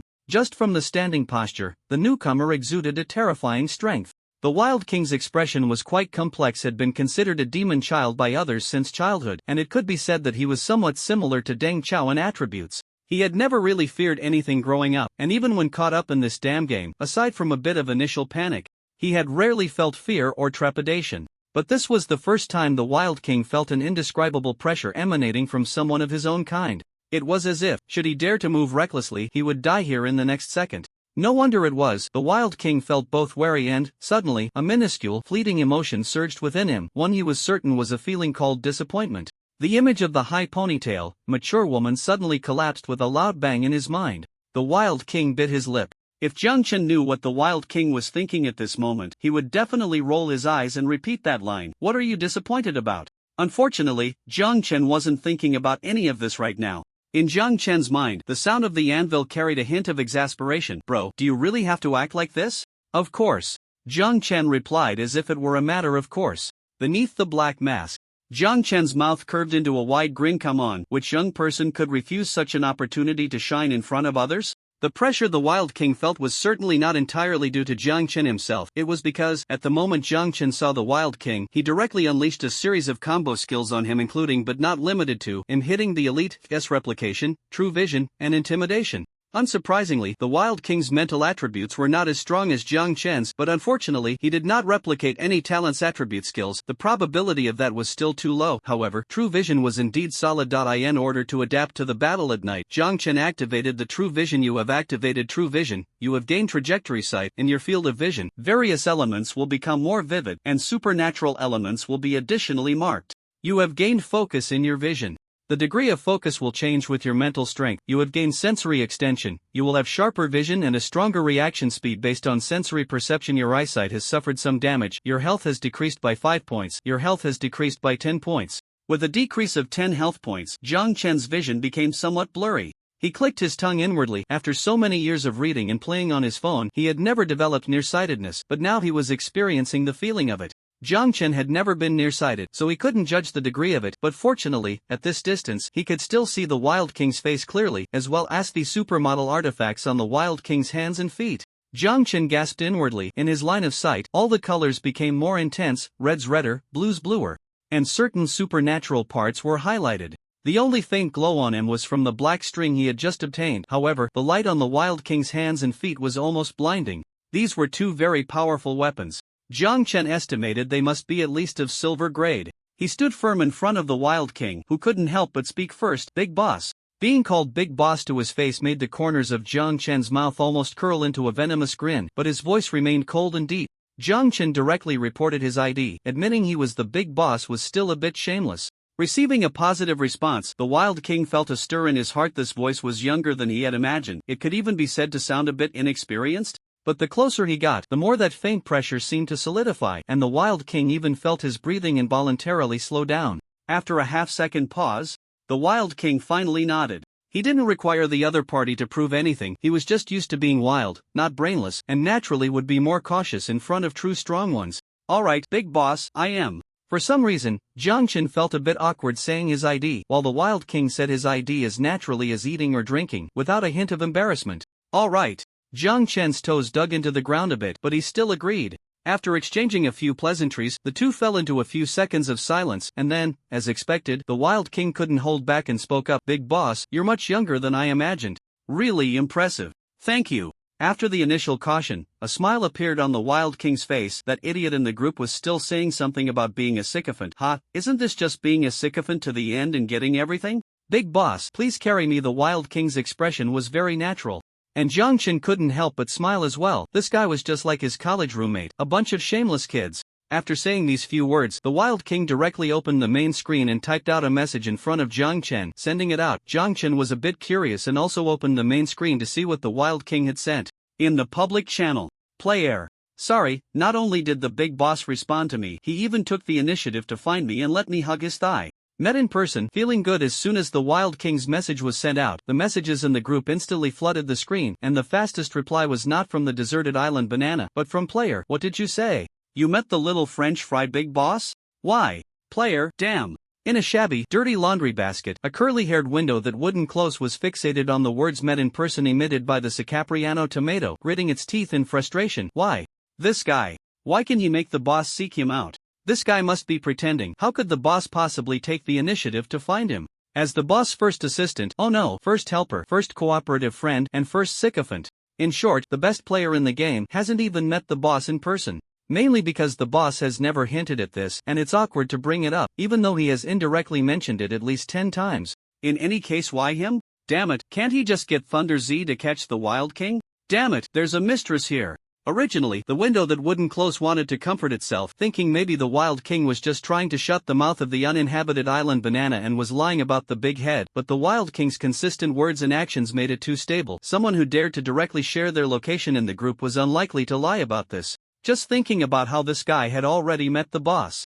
Talked to him, even who knows, maybe he had licked his way to the boss' homemade meals and food. The more the window that wouldn't close thought about it, the angrier it became, suddenly feeling like it had turned into some unspeakable character from a certain anime, a husband with impotence. Although it knew that if the boss found out about this thought, it might not live long, but the more it thought, the angrier it got. Damn it, being angry without a title is even more infuriating. While thinking, the window that wouldn't close couldn't help but punch the inner wall of the laundry basket. Damn it, if I had known I could meet the boss like this, I should have sent my location as soon as I entered the game. Damn it, the mistress got there first. Just as the window that wouldn't close was turning red in the face, outside the room, the fish corpse's ear, which had already walked away, suddenly twitched. In an instant, the rotting tail, dripping with yellow-green liquid, spun in the air.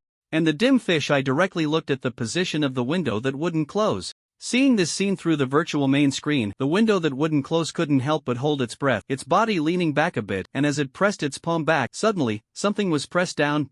The window that wouldn't close silently exclaimed, and then, the whole person along with the laundry basket suddenly fell down. A light blue glow swept over the game coins placed in the socks, and the system announcement sounded. Congratulations on completing main quest 1. Find the underground passage and enter the watchtower. Time taken, 45 minutes. Congratulations on becoming the second player in the entire server to complete the main quest. Congratulations on receiving Silver Treasure Chest 2. Car Coins 20. Beginner Survival Package 1. Congratulations on triggering a lucky effect.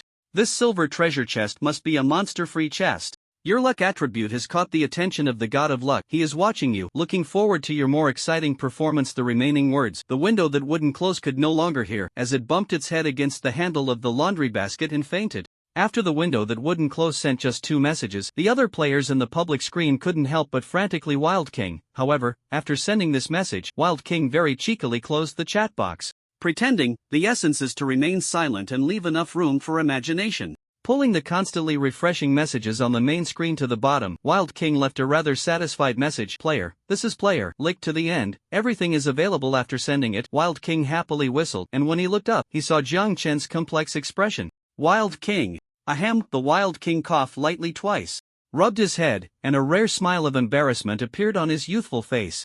Well. Jiang Chen directly ignored the Wild King, dropped a sentence, follow me, and turned to walk towards the entrance of the tunnel. The Wild King responded with an just about to take a step when he suddenly remembered something, halting in place. Damn it, he forgot his rickety shoes that looked like a rocking horse. He had come in such a rush that he forgot to change his shoes. The Wild King paused, looking up at Jiang Chen's figure, who seemed not to have noticed him. After pondering for half a second, the Wild King bent down, his mind rummaging through his backpack. Just as he was about to pull out a pair of ordinary shoes, Jiang Chen's voice echoed again, "No need to change. When you ran in just now." Jiang Chen paused, kindly adding, "There was an echo in the supermarket." The Wild King, all right. The Wild King's face was already starting to heat up. A strange, chattering sound arose, and the two tacitly pretended not to hear it. As they were about to reach their destination, Jiang Chen had just turned around when the Wild King handed over the 10 vehicle upgrade fragments in his hand, politely saying, "This is the exchanged material. I don't know what you need, but this should be useful." The Wild King initially wanted to take some food, but thinking that the big guy was probably the one with the least shortage of food and basic supplies in this game, he reconsidered and changed it to vehicle upgrade fragments. Moreover, to leave a good impression on the big guy, the Wild King directly took 10 vehicle upgrade fragments. She was reckless but not devoid of human feelings. He knew that at this time, early investment was quite important. From the discussions in the group, it was clear that the big guy had hardly interacted with other players, so since he had taken the initiative to show goodwill, the Wild King naturally had to reciprocate. Jiang Chen was not pretentious either and directly accepted the vehicle upgrade fragments. He turned and went to the pile of toys, placing down the toy on top, and casually handed it to the Wild King. "Here." "Oh." The Wild King took it with ease. It looked quite contrasting for the unruly Wild King to be holding a tiger plush toy, and Jiang Chen's lips curled slightly beneath his mask. Jiang Chen pressed the button, and blue light swept in from below, startling the Wild King, who swung down the long knife in his palm. The fiery red blade clashed with the blue light. However, when the blue light touched the game coins in the Wild King's pocket, it vanished into thin air. The Wild King froze in place, and Jiang Chen explained, "The game coins are the key to the underground passage." "I see." The Wild King retracted his long knife and nodded lightly. "All right, you can go in now," Jiang Chen said. "I already told you about the hierarchical structure below the watchtower. The rest you can explore on your own." The Wild King stepped inside with one foot and upon hearing the system announced the completion of the task, as well as that he was the third player in the entire region to complete the main quest, unlocking new rewards. He first glanced at the third position. Could there really be players completing it this quickly besides the big guy? But thinking that there might be hidden talents in the server, the Wild King didn't mind. However, after hearing Jiang Chen's reminder, the Wild King seemed to realize something and couldn't help but ask, "Aren't you going in, big guy?" Jiang Chen replied calmly, "I have other things to do." Upon hearing this, the Wild King hesitated, looking somewhat conflicted. After a few seconds, the left foot he had stepped in with also retreated. System, damn it. Not learning the good, but learning the bad instead. Damn it. Everyone is doing tasks, one after another.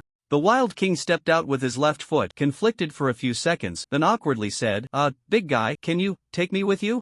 Jiang Chen turned his head. Although he didn't say anything, the Wild King instinctively became a bit nervous. Despite their similar ages, Jiang Chen was wrapped up so tightly, coupled with that cold demeanor, that the Wild King subconsciously regarded him as a senior. It's just, I want to follow the big guy to do tasks. Of course, if it's inconvenient for you, then forget it. Don't worry, I absolutely won't pester you. My strength is decent, I should be able to help.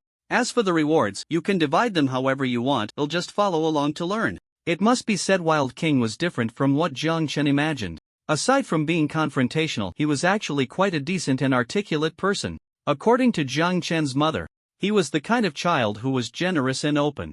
Jiang Chen looked at the Wild King with a scrutinizing gaze, but in reality he was silently mocking the Wild King's impressive social skills in his heart alongside the anvil. Upon seeing Jiang Chen's gaze, the Wild King instinctively straightened his chest, and the next second he heard a soft, "Sure."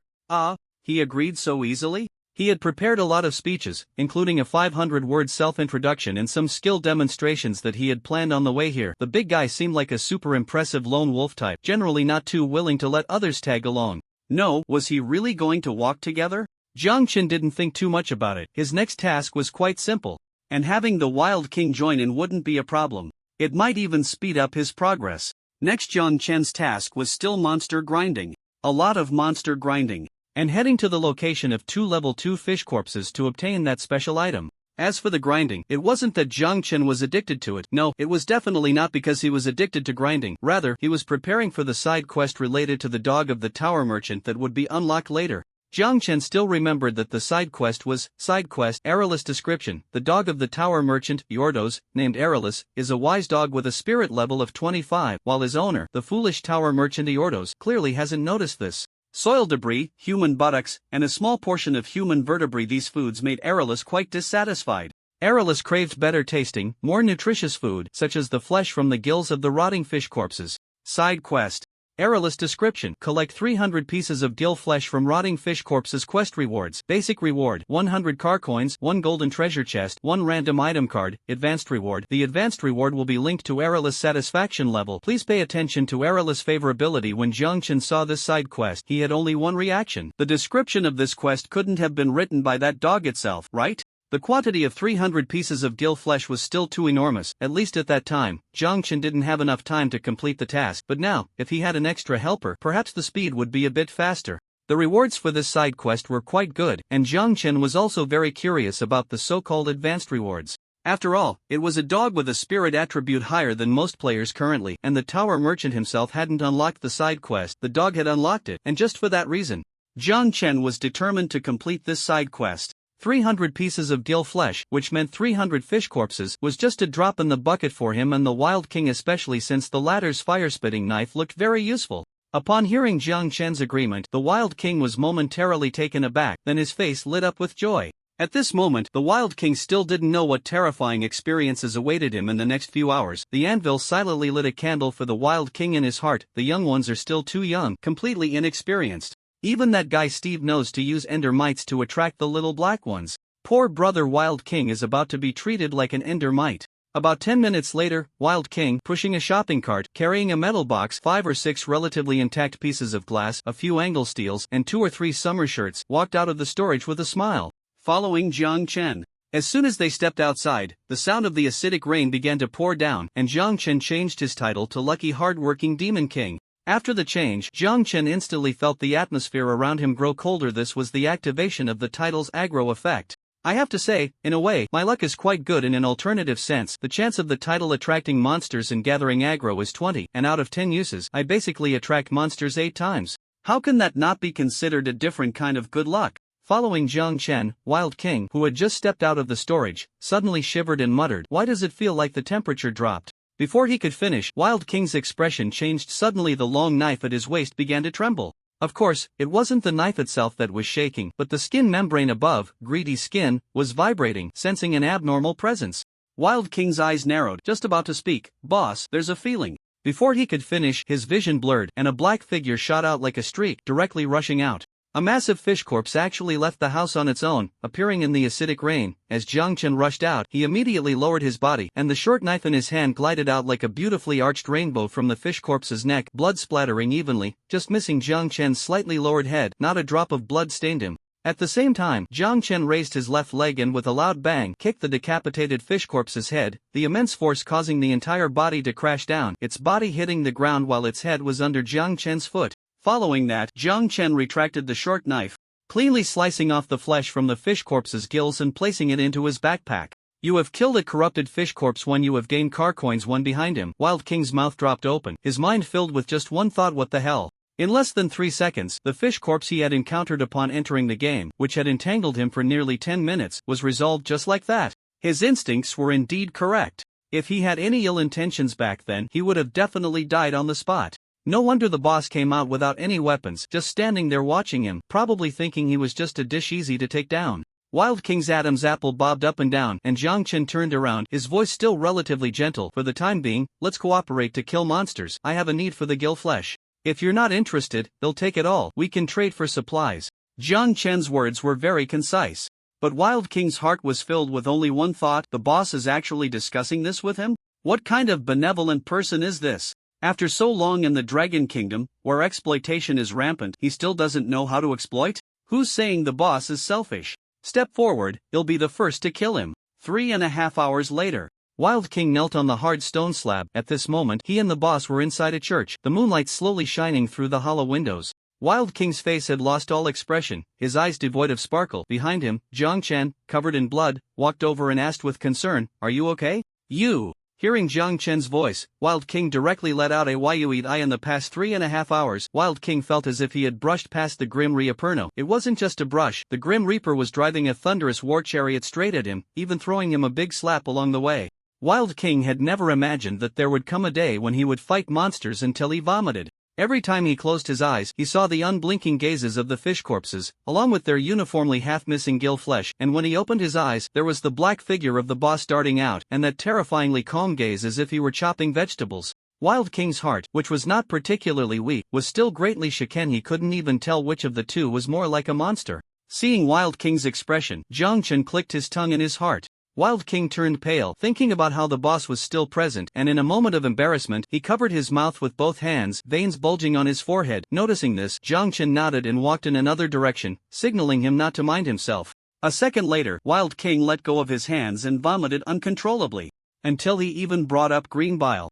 Jiang Chen turned around, slightly moved his numb wrist, and left the corridor. Turning into a prayer room, couldn't bear to tell Wild King that the church they were in was the Real Den of Monsters, housing 2 level 2 corrupted fish corpse leaders and a bunch of small monsters. However, those guys were usually in the back garden of the church and wouldn't typically come to the front prayer room. But anyway, Jiang Chen would go find them later. Hearing Jiang Chen's thoughts, the anvil once again lit a candle for Wild King. Jiang Chen entered the prayer room, which was very dimly lit. In the acid rain weather, night seemed to come particularly quickly. Jiang Chen took out a wooden board from the spatial stone, pulled out a lighter, and after starting a fire, he took out an electric cooker. After thinking for a moment, Jiang Chen retrieved the monster pork he had stored earlier from the cold storage. This pork had already been processed by Jiang Chen, and he picked out the parts suitable for making ribs. Next, he took out a small bag of rock sugar and some Sprite stored in the condenser. The small ribs had already been cleaned in advance. He put them in cold water, skimmed off the foam, and after taking them out, he washed them again with hot water. Making sweet and sour ribs wasn't particularly difficult, but the process was a bit troublesome. If it weren't for Wild King's powerful assistance, his knife had an added effect that made it extra excited when encountering monsters, flames shooting up, instantly attracting even more monsters to Jiang Chen, who was already under fire. Although Wild King didn't kill many, he was indeed quite good at provoking them. There were several moments when, if Jiang Chen hadn't rescued him quickly, Wild King would have likely been buried by the fish corpses. In just 3.5 hours, they had killed nearly 200 fish corpses. Although they hadn't reached their intended goal, this progress was already quite impressive. In the acid rain border city, there were very few players who could eat proper dishes, and this meal was purely to comfort and thank Wild King. After processing the small ribs, Jiang Chen poured peanut oil into the electric cooker, then added rock sugar to the cold oil. Once the color turned brown and began to bubble, Jiang Chen stir-fried it a few times, adding star anise, cinnamon, and ginger. The aroma of the meat gradually wafted out, and Jiang Chen poured in the prepared sauce and Sprite, covered the pot, and the next step was to wait for the meat to cook. During this time, Jiang Chen didn't idle either. He opened the main screen and first checked the number of online players in the public channel. He remembered that around 25,000 players had signed up for the dungeon, but now, he saw that the group chat name had changed to Road Survival Haha Fruit Orchard. Current online players, 19. 345. The number of online players had turned into a figure starting with 1. In just one day, thousands of players had died. This map is astonishingly large, with thousands of players disappearing within it, yet there hasn't been much commotion. Of course, aside from the varying strengths of the players, Jiang Chen also considered other possibilities such as some unfortunate players who might have been teleported to even more dangerous places. Jiang Chen recalled the areas he had yet to unlock. Haicheng Harbor.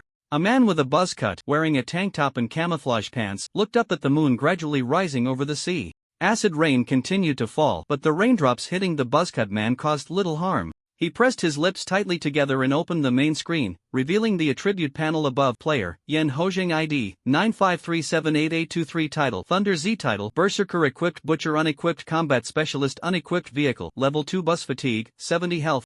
90. Your body is in a state of moderate fatigue, with minor fractures that are slowly healing. Strength, 62 Stamina, 68 Agility, 57 Spirit, 16 Overall Combat Ability, 91 Skills, Advanced Fighting, Intermediate Firearms Specialization, Intermediate Knife Specialization, Intermediate Driving Specialization, Beginner Intimidation Talent, Special Forces Description, a born Special Forces soldier, or real Special Forces soldier, a soldier above faith. You have the potential to become the true king of soldiers. Description: in battle, you will permanently gain a 20 boost to strength, stamina, and agility. Your bonus recovery speed is about 1.5 times that of an ordinary person, and you have higher endurance. Your faith is unbreakable, and you will be immune to mental control, mental illness, and mental projection skills. This talent has a certain chance to provoke the disgust of certain entities. Please be especially cautious. If Jiang Chen were here and saw Thunder Z's panel, he would surely exclaim, what is simple numerical value, extreme combat power? Thunder Z merely glanced at his panel before looking at the announcement section of the main screen. You have killed a level 3 fish corpse blue-white fish corpse 1. You have gained 20 car coins. You have killed a level 3 fish corpse California green fish 1. You have gained 20 car coins. You have gained 1 strength, 1 speed attribute rewards. 2 massive fish corpses lay on the ground. Thunder Z glanced at the sea, where a severed fish fin was slowly sinking into the water. It was a level 4 fish corpse. Exhaling a breath of murky air, facing a level 4 fish corpse was still somewhat strenuous for him now. He must become stronger. Calmly gazing at the bay, after a moment, Thunder Z took out a machete and skillfully began to gut the fish corpse. As he opened the fish corpse, the system immediately prompted a warning against consumption, but Thunder Z didn't care. His current physique and recovery speed could easily withstand the toxicity of the food after simple processing. More importantly, was in dire need of food. He didn't know if it was due to his talent, but he had hardly found any food in treasure chests. Throughout his time in road survival, he had been living off monster meat. However, just thinking about the taste of the fish corpse made even the resilient Thunder Z pause his actions, slowly, deeply, and dejectedly sighing. Thunder Z's brows furrowed, his facial expression revealing just 4 words: hunger, numbness, sigh. About 20 minutes later, a rich, tangy meat aroma wafted out, and the Wild King, who had been banging his head against a pillar, suddenly froze, then stood up straight. Hazily thought, hey, it's time, the food is ready. The Wild King moved erratically, following the scent into the prayer room, his movements making even the zombies in Plants vs. Zombies feel ashamed. As he walked, the Wild King shouted, Mom, you didn't call me when the food was ready? Turning around, Jiang Chen, who was about to drag the Wild King in, was left speechless. He wouldn't be spitting his brain out too, would he? Li Jiang Chen raised an eyebrow as the Wild King found a spot to sit down, reaching out to fill a bowl with rice. Seeing this, Jiang Chen directly tapped the back of the Wild King's hand with a spoon. Hiss! The Wild King let out a hiss, instinctively retracting his hand, looking at Jiang Chen with a pitiful yet puzzled expression, his vision gradually becoming clearer. The familiar black combat uniform was there, but the helmet, goggles, and mask had mysteriously vanished, replaced by a young, delicate face that resembled a serene landscape painting. Jiang Chen spoke coldly, clean up before eating. Oh, okay. The Wild King responded dazedly, obediently squatting next to the basin of water Jiang Chen had brought out, washing his face and hands. As the cold water splashed on his face, the Wild King's rationality gradually returned. The more he washed, the hotter his face became. By the end, he was almost unable to continue, submerging his face in the water, and his face had turned completely red. What the hell had he just done? Did he just call the boss mom? How did the boss not kill him? Moreover, the boss looked like he was not much older than him. The Wild King's toes curled tightly, and from behind, Jiang Chen's voice floated over, if you plan to drown yourself, could you do it somewhere else? I still need this basin. The Wild King. He lifted his face, his expression a mix of confusion for a few seconds before settling into an awkward smile. Well, I can pretend I didn't see that, Jiang Chen said quite naturally. The Wild King, okay. Reluctantly, the Wild King sat back down, but a few seconds later, he stood up again, flustered. Jiang Chen spoke again, no need to help. The Wild King, okay. I'll handle the used water myself. Okay. I suspect the boss has mind-reading abilities. The Wild King glanced at Jiang Chen and sat back down on the folding stool Jiang Chen had brought out. The stool was a bit small, and sitting cross-legged made his legs numb, but the Wild King didn't dare to stand up easily, fearing he would block the way. This feeling was just like being at home with his mom cooking in the kitchen, where he had to slow his breathing. After another 5 minutes, all sensations faded away. He had lost count of how many times he had swallowed saliva. It smelled so damn good. If the boss opened a restaurant on the highway, he would probably reach the top position. For this meal, other players would do anything. Lost in thought, Jiang Chen had already served the preserved plum ribs and cold mixed lettuce, arranging the dishes, and then he brought out a pot of fish soup. Though only half of it was served, the other half was anyone's guess. And the Wild King naturally didn't ask. This was the boss stuff. He wouldn't say anything even if the boss took it to feed the chickens. Being able to eat 2 dishes and a soup in the game, he wouldn't mind serving the boss. Once everything was ready, Jiang Chen casually said, let's eat, dog. Ha? Nothing. Jiang Chen swallowed the dog son that had slipped out. TSK, there was no helping it. This guy really reminded him too much of his university roommates, the dog sons. When Jiang Chen was live streaming, those dog sons would always be running around in the background, and for a while, they even encouraged some weird fans, causing his comment section to go increasingly off the rails, forcing Jiang Chen to change accounts. The two sat around a small table, with 2 dishes and a soup on it, and a small pot of rice simmering away. This life felt like a dream. The Wild King picked up a piece of rib, stuffed it into his mouth, and fell silent. Seeing this, Jiang Chen raised an eyebrow. Was it not good? Impossible. He would rather suspect that the Wild King had just spat out his tongue than believe that his cooking was bad. Sure enough, after 0.5 seconds, the Wild King put down his chopsticks and with a devout expression, extended his hands. With a thought, over 20 car coins appeared in his palms, the ones he had just obtained from the corpse of the corrupted fish he had killed. Is this the meal money? Jiang Chen thought leisurely. Unexpectedly, the Wild King spoke up. Boss, this is my offering to you. For the next task, please be sure to take me with you. I will dedicate myself wholeheartedly until death. These are all the rewards that dropped just now. I know this isn't enough, but I will work hard afterwards. Alright, Jiang Chen interrupted. He didn't finish his sentence and directly looked at the food on the table. The Wild King instantly understood, saying nothing and just started eating. The Wild King ate with tears of joy. And Jiang Chen shook his head with a smile, truly just like raising a dog's son. In the time that followed, the two of them harmoniously ate together. Jiang Chen finished first, naturally leaving the cleanup for the Wild King. He had other matters to attend to. He mixed the small portion of flesh from the fish's gills with the fish meat to make a soup and combined it in the basin where the Wild King had just washed his face. The basin contained the blood the Wild King had washed off. The mixture of fish meat and human blood looked a bit disgusting, but Jiang Chen's resistance had become terrifyingly strong, and this level of disgust would not have any impact on him. Jiang Chen carried the basin out and walked straight through the corridor. The Wild King, who was washing dishes, called out, "Boss, where are you going?" Jiang Chen pointed towards the large cathedral ahead. Alright, you'll finish up and come right over. As soon as he finished speaking, Jiang Chen had already disappeared from sight, moving with astonishing speed. As he stepped forward, the massive arched stone structure of the cathedral came into view, its upper part adorned with colorful stained glass. In a normal world, this building could probably serve as a tourist attraction, but in the world of acid rain, the raindrops shattered against the glass, creating a shocking sound that echoed throughout the empty cathedral, reminiscent of a horror film. Jiang Chen quickened his pace and arrived at the dark red table, placing the basin filled with the mixture of human blood and the fish's gill flesh on the altar that symbolized holiness. The cathedral was drafty, and its unique structure accelerated the airflow, soon revealing a small point of unusual color at the far end of Jiang Chen's true vision. It's coming! The air became humid, and the ground beneath Jiang Chen's feet slowly transformed into something resembling a swamp. The second-level corrupted fish's head had already gained some surreal power. In an instant, Jiang Chen felt a dull bell ringing directly in his mind, the mental shock of the second-level corrupted fish. But Jiang Chen was no longer the Jiang Chen from the 5-person dungeon. At this moment, his mental attribute had grown to 32 points, and the mental shock could at most cause a momentary daze, but it was far from being able to suppress or damage him. Jiang Chen's movement only paused for a second, and then he activated intimidation.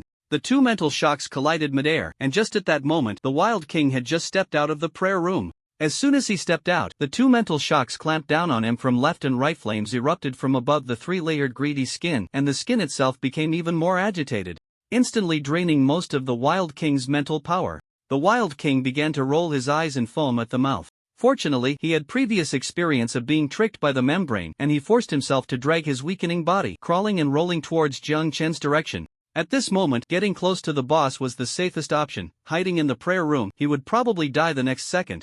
The Wild King felt the entire world trembling, and the intense dizziness made him retch again, but thinking of the delicious food he had just eaten, he clamped his mouth shut to prevent himself from throwing up. Jiang Chen's lips twitched slightly as he watched the Wild King charging towards him. He shifted his position, allowing the Wild King to crash directly into the wall, rebounding and falling to the ground. Only then did Jiang Chen look ahead. On the deep brown marshy ground, a corpse of a rotting fish with blue fins stood upright, looking down at Jiang Chen. On the other side, there was another fish corpse that looked identical, both symmetrical in movement and form. Even more astonishing was the deep blue crystal that floated in the void between the two. The system's announcement rang out sharply. You have activated the side quest Sigh of the Bay Sea. Description: Sigh of the Bay Sea, one of the origins of the deep sea curse and the tower. There are a total of 9 crystals for the Sigh of the Bay Sea, each corresponding to different powers. Description: Seize the Sigh of the Bay Sea and report to the registration system to receive generous rewards. Quest duration: 7 days. Quest rewards: Basic reward: obtain at least 1 Sigh of the Bay Sea. You will receive 100 vehicle coins, 1 golden treasure chest, and 5 vehicle upgrade cards equivalent to 10 vehicle upgrade fragments. Advanced reward: for each additional Sigh of the Bay Sea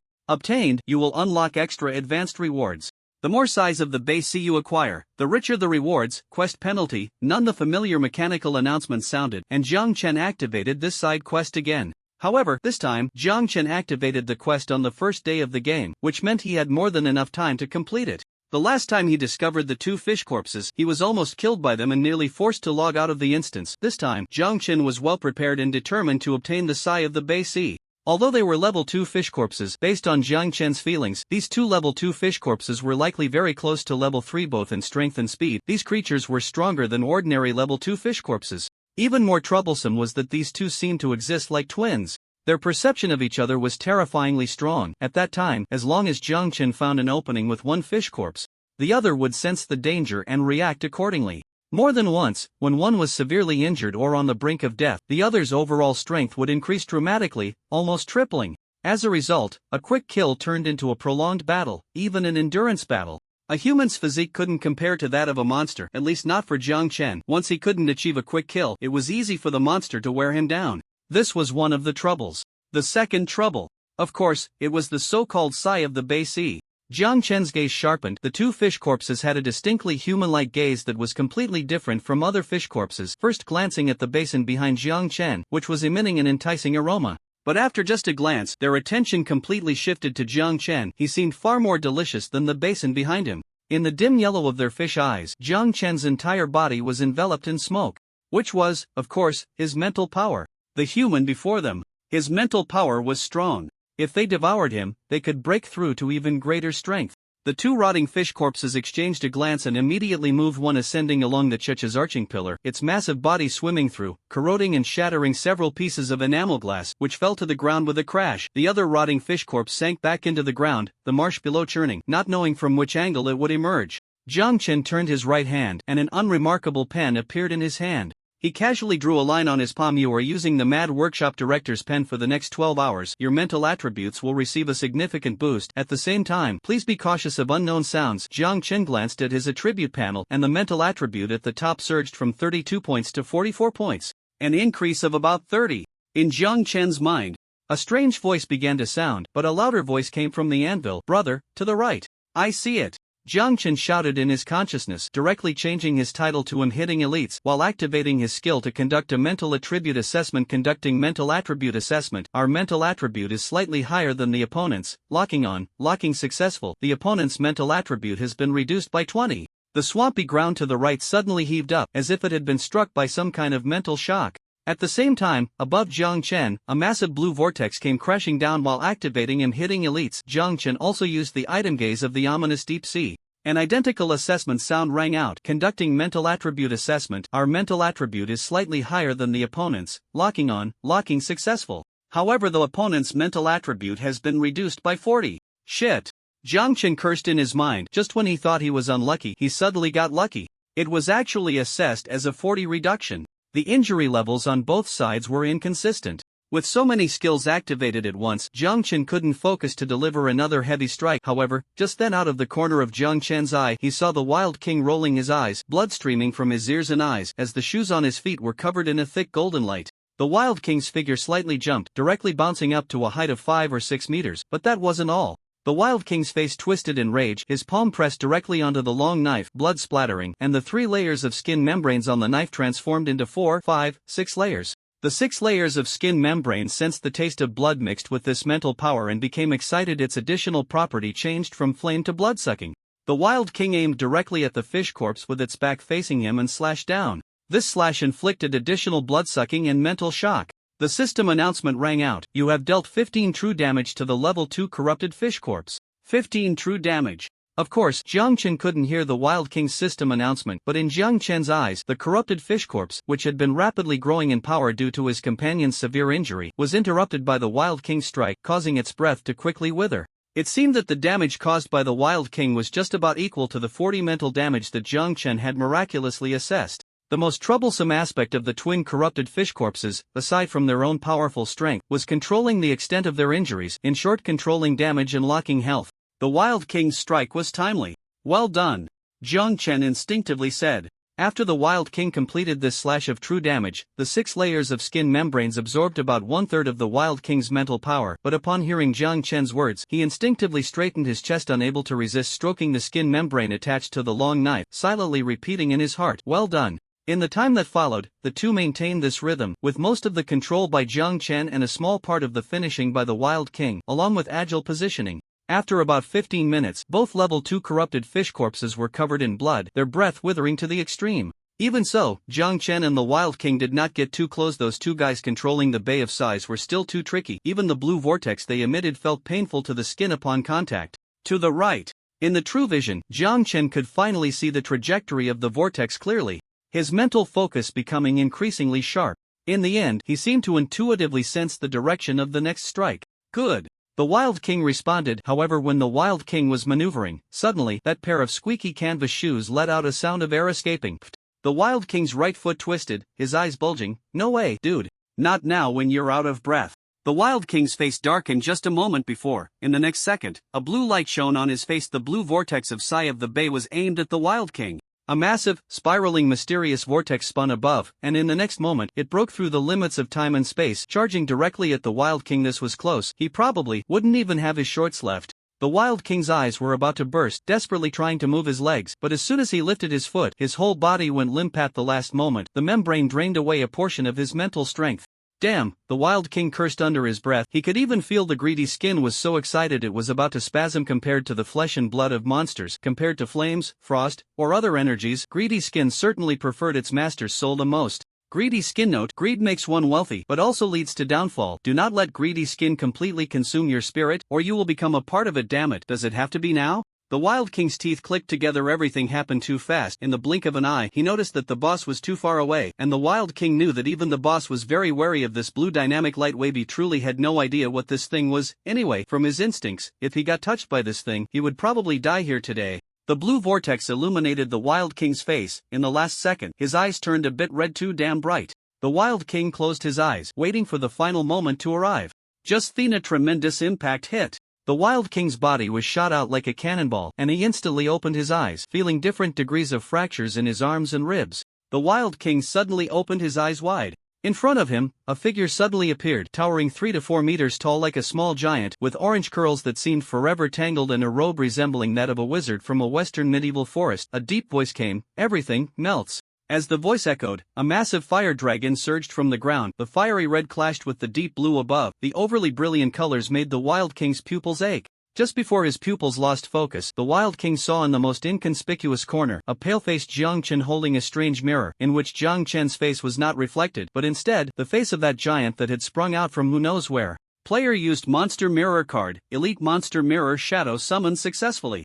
Mirror Shadow is generating legendary craftsman Oko projection. Projection successful. A series of announcements appeared, and a drop of blood trickled from Jiang Chen's nose. Damn it. The Monster Mirror card summoned the Mirror Shadow, and the Shadow projected the Aoko. This was why he dared to play like this. If it were another player, they would have already turned into a vegetable. The fiery red and deep blue intertwined above, and it was at this moment that Jiang Chen realized he was sweating profusely. His mind was now a cacophony of various sounds, unintelligible murmurs, roars, and cries all echoed, every skill rebounding. In that instant, Jiang Chen took a deep breath, and as the fiery red dragon extinguished the blue vortex, he stepped forward, striding ahead. The black mirror in his hand flashed, and the stationary Mirror Shadow Aoko sensed something, swinging a massive iron hammer towards Jiang Chen. Of course, the hammer wasn't meant to kill him, but Jiang Chen let out a light huff, leaping directly onto the hammer, landing gracefully.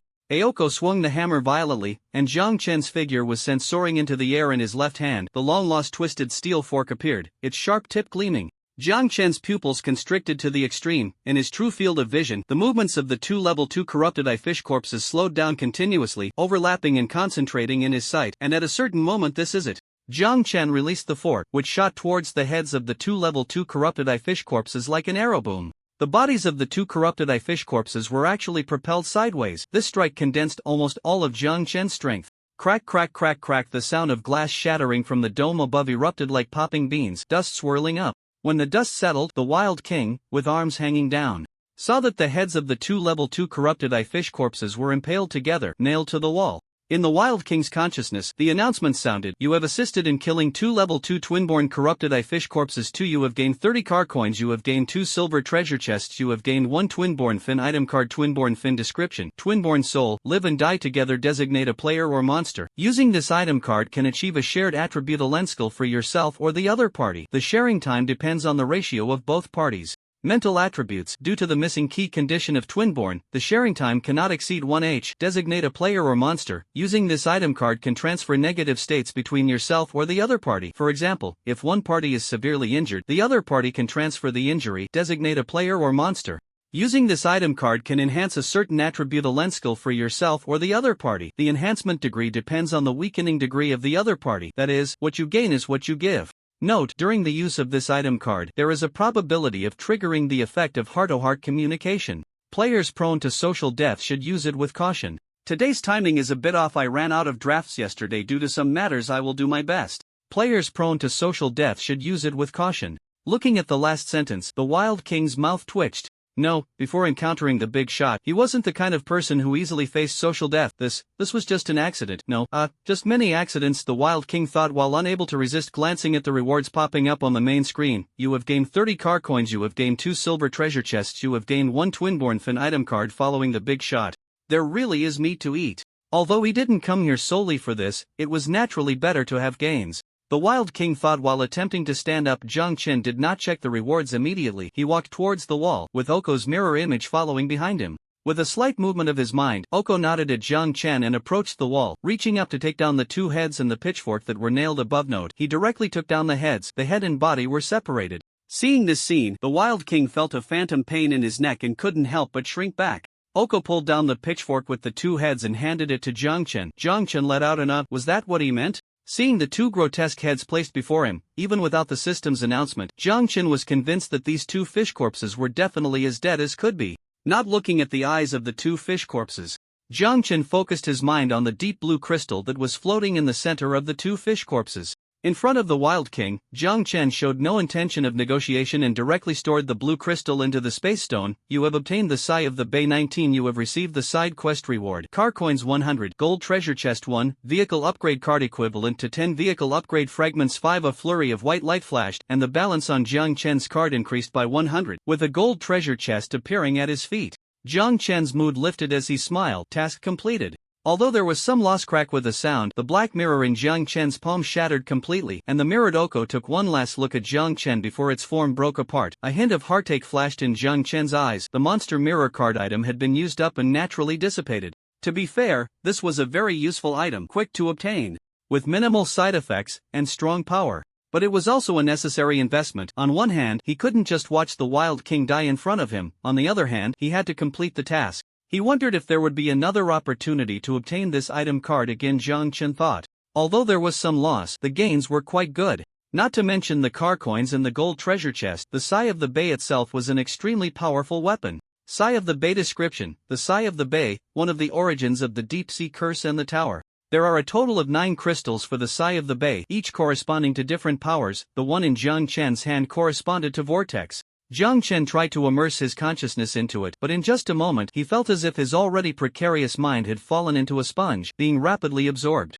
Jiang Chen quickly withdrew his consciousness. No wonder this thing required 2 level 2 corrupted fish corpses to control together. If it were him now, he would probably be turned into a fool in less than 20 seconds. He decided to check it out clearly after he recovered. Jiang Chen's gaze swept to other areas of the main screen. Killing these 2 twin level 2 corrupted fish corpses had dropped 40 car coins and 2 silver treasure chests, which was also quite a good yield. Although Jiang Chen seemed to see that the Wild King had dropped not just car coins and silver treasure chests, but also an item card. For some reason, Jiang Chen always felt that his item card drop rate was not high. Most of the item cards he obtained were from others or through additional means, and the naturally dropped ones were few and far between. Sigh, Jiang Chen sighed inwardly. Forget it, one shouldn't be greedy. After organizing everything, Jiang Chen still remembered to cut off the flesh from the gill edges of the 2 level 2 corrupted fish corpses and placed it into his backpack. He walked towards the Wild King by the wall, whose exposed forearm had swollen to look like a pig's trotter. Although Oko's strike had pulled the Wild King out of danger, it had also inflicted significant injury on him. Seeing the boss approach, the Wild King spoke. Is it all taken care of? Jiang Chen replied with a hum. Neither of them mentioned the blue crystal from earlier. Yi Wan was reckless, but not mindless, with the main force being the big boss and the items also provided by the big boss. He naturally wouldn't say anything. Yi Wang let out a long breath, looking up at the sky, murmuring, I really thought I was going to die back there. Jiang Chen smiled silently. In the past he had many such experiences. Now, he was gradually becoming numb to it. Can you still walk? Jiang Chen asked. Yi Wang scratched his head. glancing at his legs that had turned to jelly, and honestly shook his head. Sorry, big boss, I can't move. Jiang Chen nodded, thought for a few seconds, and turned around. Big boss, get on, I'll carry you, Jiang Chen said succinctly. No need. Ji Wang was about to refuse, but Jiang Chen's next words made him shut up. These two level 2 corrupted fish corpses are dead, there's no lord here, and other fish corpses will come over. In our current state, we can't handle another level 2 corrupted fish corpse. Hearing this, no matter how awkward Yi Wang felt, he could only climb on. In fact, Yi Wang was overthinking it. Given their strength and physical differences, the big boss, who looked shorter and slimmer than him, carried him as if he were a chick. The big boss was stable and had no burden at all. To be honest, if it weren't for considering Yi Wang's pride after all, this guy seemed like the type who valued face over life. Jiang Chen would have wanted to grab him by the collar and drag him out. Carrying him was already a pretty humane approach. Under the moonlight enveloped in the yellowish acid rain, Jiang Chen, wearing a bloodstained combat suit, calmly carried the awkward-looking Yi Wang out of the church. On the stone steps of the church, two twin corrupted fish corpses were neatly placed together, their heads leaning against each other, just like when they were born. Dear players, it is now 10 p.m. The weather is rainy. The large dungeon watchtower. The first day has come to a perfect end. Your esteemed system, reporting in. The first day of the dungeon watchtower has ended. All players' main screens lit up, displaying the system's latest announcement. Seeing the end of these two, many players subconsciously breathed a sigh of relief, but the next second, their expressions turned bitter again. This was only the first day. In the public channel. Player, damn, if I had known, I wouldn't have signed up for the dungeon. Damn it, if I had known it was like this in the dungeon, I'd rather lose supplies than come in. Player, 1, player, have you all found the tunnel? Player, no, I'm hiding in the house, too scared to go out. Player, the streets are full of monsters, who dares to go out besides those big bosses? Player, smoking sigh. Player, but if we don't complete the main quest, we'll lose supplies again. There aren't many supplies to begin with, and if this keeps up, we'll probably starve to death in the dungeon. I suspect this is a trick of the game. It's meant to eliminate some weaker players. Seeing the message from Marco Polo's pineapple, Jiang Chen silently thought to himself, guessed right. At this moment, Jiang Chen and Yi Wang were in a room with a rose pink theme. Very thematic and passionate. Jiang Chen leaned against the wall, while Yi Wang had already fallen asleep on the bed, covering his butt. Don't get the wrong idea. This was definitely not some brotherly affection. Jiang Chen had randomly chosen a room on the second floor first. The view from the second floor was better than that from the first, making it easier to observe the road conditions. Second, the second floor was situated between several buildings, so the erosion from the acid rain wasn't as obvious, making it relatively safe. But Jiang Chen really didn't expect this to be a special homestay hidden among the people, clearly without various business licenses, and would easily fail an inspection. When Jiang Chen pushed open the door, he even felt the entire air quiet for a moment. The Wild King on his back instinctively tensed up. Don't squeeze. The cold words made the Wild King shiver even more. Jiang Chen rolled his eyes internally, directly putting the Wild King down. He asked if there was anything for healing, and after receiving a positive answer, he told the Wild King to just go about his business anyway, no need to overthink. So, after the Wild King tended to his wounds a bit, he glanced at Jiang Chen with a hint of nervousness, and the fatigue within him surged, causing him to fall into a deep sleep on the bed, clutching his backside tightly as he did so. Jiang Chen, in his mind, the voice of Brother Anvil echoed, looks like he's really afraid of being taken advantage of. Jiang Chen, I see you're just itching for trouble. Leaning against the wall, Jiang Chen sighed. There was a hint of darkness under his eyes. To be honest, his mental exhaustion was definitely greater than that of the Wild King, but unfortunately, his current state was absolutely not suitable for sleeping directly like this. It was too dangerous. Thus, Jiang Chen could only force himself to stay alert in the group chat. Player. If only there were players selling related clues. Lemon, who hadn't come to see Hatsune Miku, had just sent a message, and many players resonated with it, directly copying and pasting below, all seeking related information. Just like the thoughts of a window that won't close, this thing indeed held great business opportunities. But Jiang Chen still didn't plan to sell. Besides the issue of middlemen, Jiang Chen thought of something else. That is, he knew that the next day, a team would come up from underground, and at that time, players could completely follow the team to find the entrance to the tunnel. The difficulty of main quest 1 did not lie in finding the tunnel. Of course, finding it first would definitely provide some advantage, but rather, it was about surviving the first day in this world. Because of the existence of the early access card, Jiang Chen had a clear understanding of the system's intentions. The system didn't care about the players' lives or deaths, but rather wanted to achieve its own goals. Therefore, players had to enter the tunnel to push the subsequent developments. This was also why the system actively provided players with game currency that could pass the review of the tower. In other words, even if they couldn't find it now, it was not a problem at all, because the players who could speak now were all survivors. After tonight, they would naturally find clues to go down. And once they found it, based on Jiang Chen's understanding of human nature, the players who sold clues tonight and those who bought clues tonight would probably have something to argue about later. Jiang Chen's eyes were cold. Without endorsements and mechanisms, selling information was not feasible. Although the profits were tempting, they hid enormous risks, and Jiang Chen didn't like playing such short-sighted games. Of course, the window that wouldn't close also showed him another business opportunity. Jiang Chen had told the window that on the first day, it was enough to hide well, and on the second day, follow the team into the game. By noon the next day, they could operate according to what he said. That was an additional, greater opportunity. Jiang Chen didn't speak in the group, but he certainly wasn't the only one looking for the tunnel entrance. Player, I have the geographical coordinates, DM me if you want. Seeing a familiar ID appear, Jiang Chen almost couldn't hold back and nearly laughed out loud. He couldn't help but think that if the Wild King were still awake to see this message, he could imagine how the Wild King would sarcastically respond. Oh, isn't this the selfless sharing guy? Now you decide to jump out? The selfless sharing guy who was attacking little French fries jumped out. Although some players found it speechless, more players felt like they had found a lifeline. Player. Raising hand. I pulled you into a temporary chat. Reply if you see this. Player has been pulled. Hurry player. Damn, 30 vehicle upgrade fragments, 5 food items, why aren't you going to rob it? Player, withdrawn 30 vehicle upgrade fragments, 5 food items, this.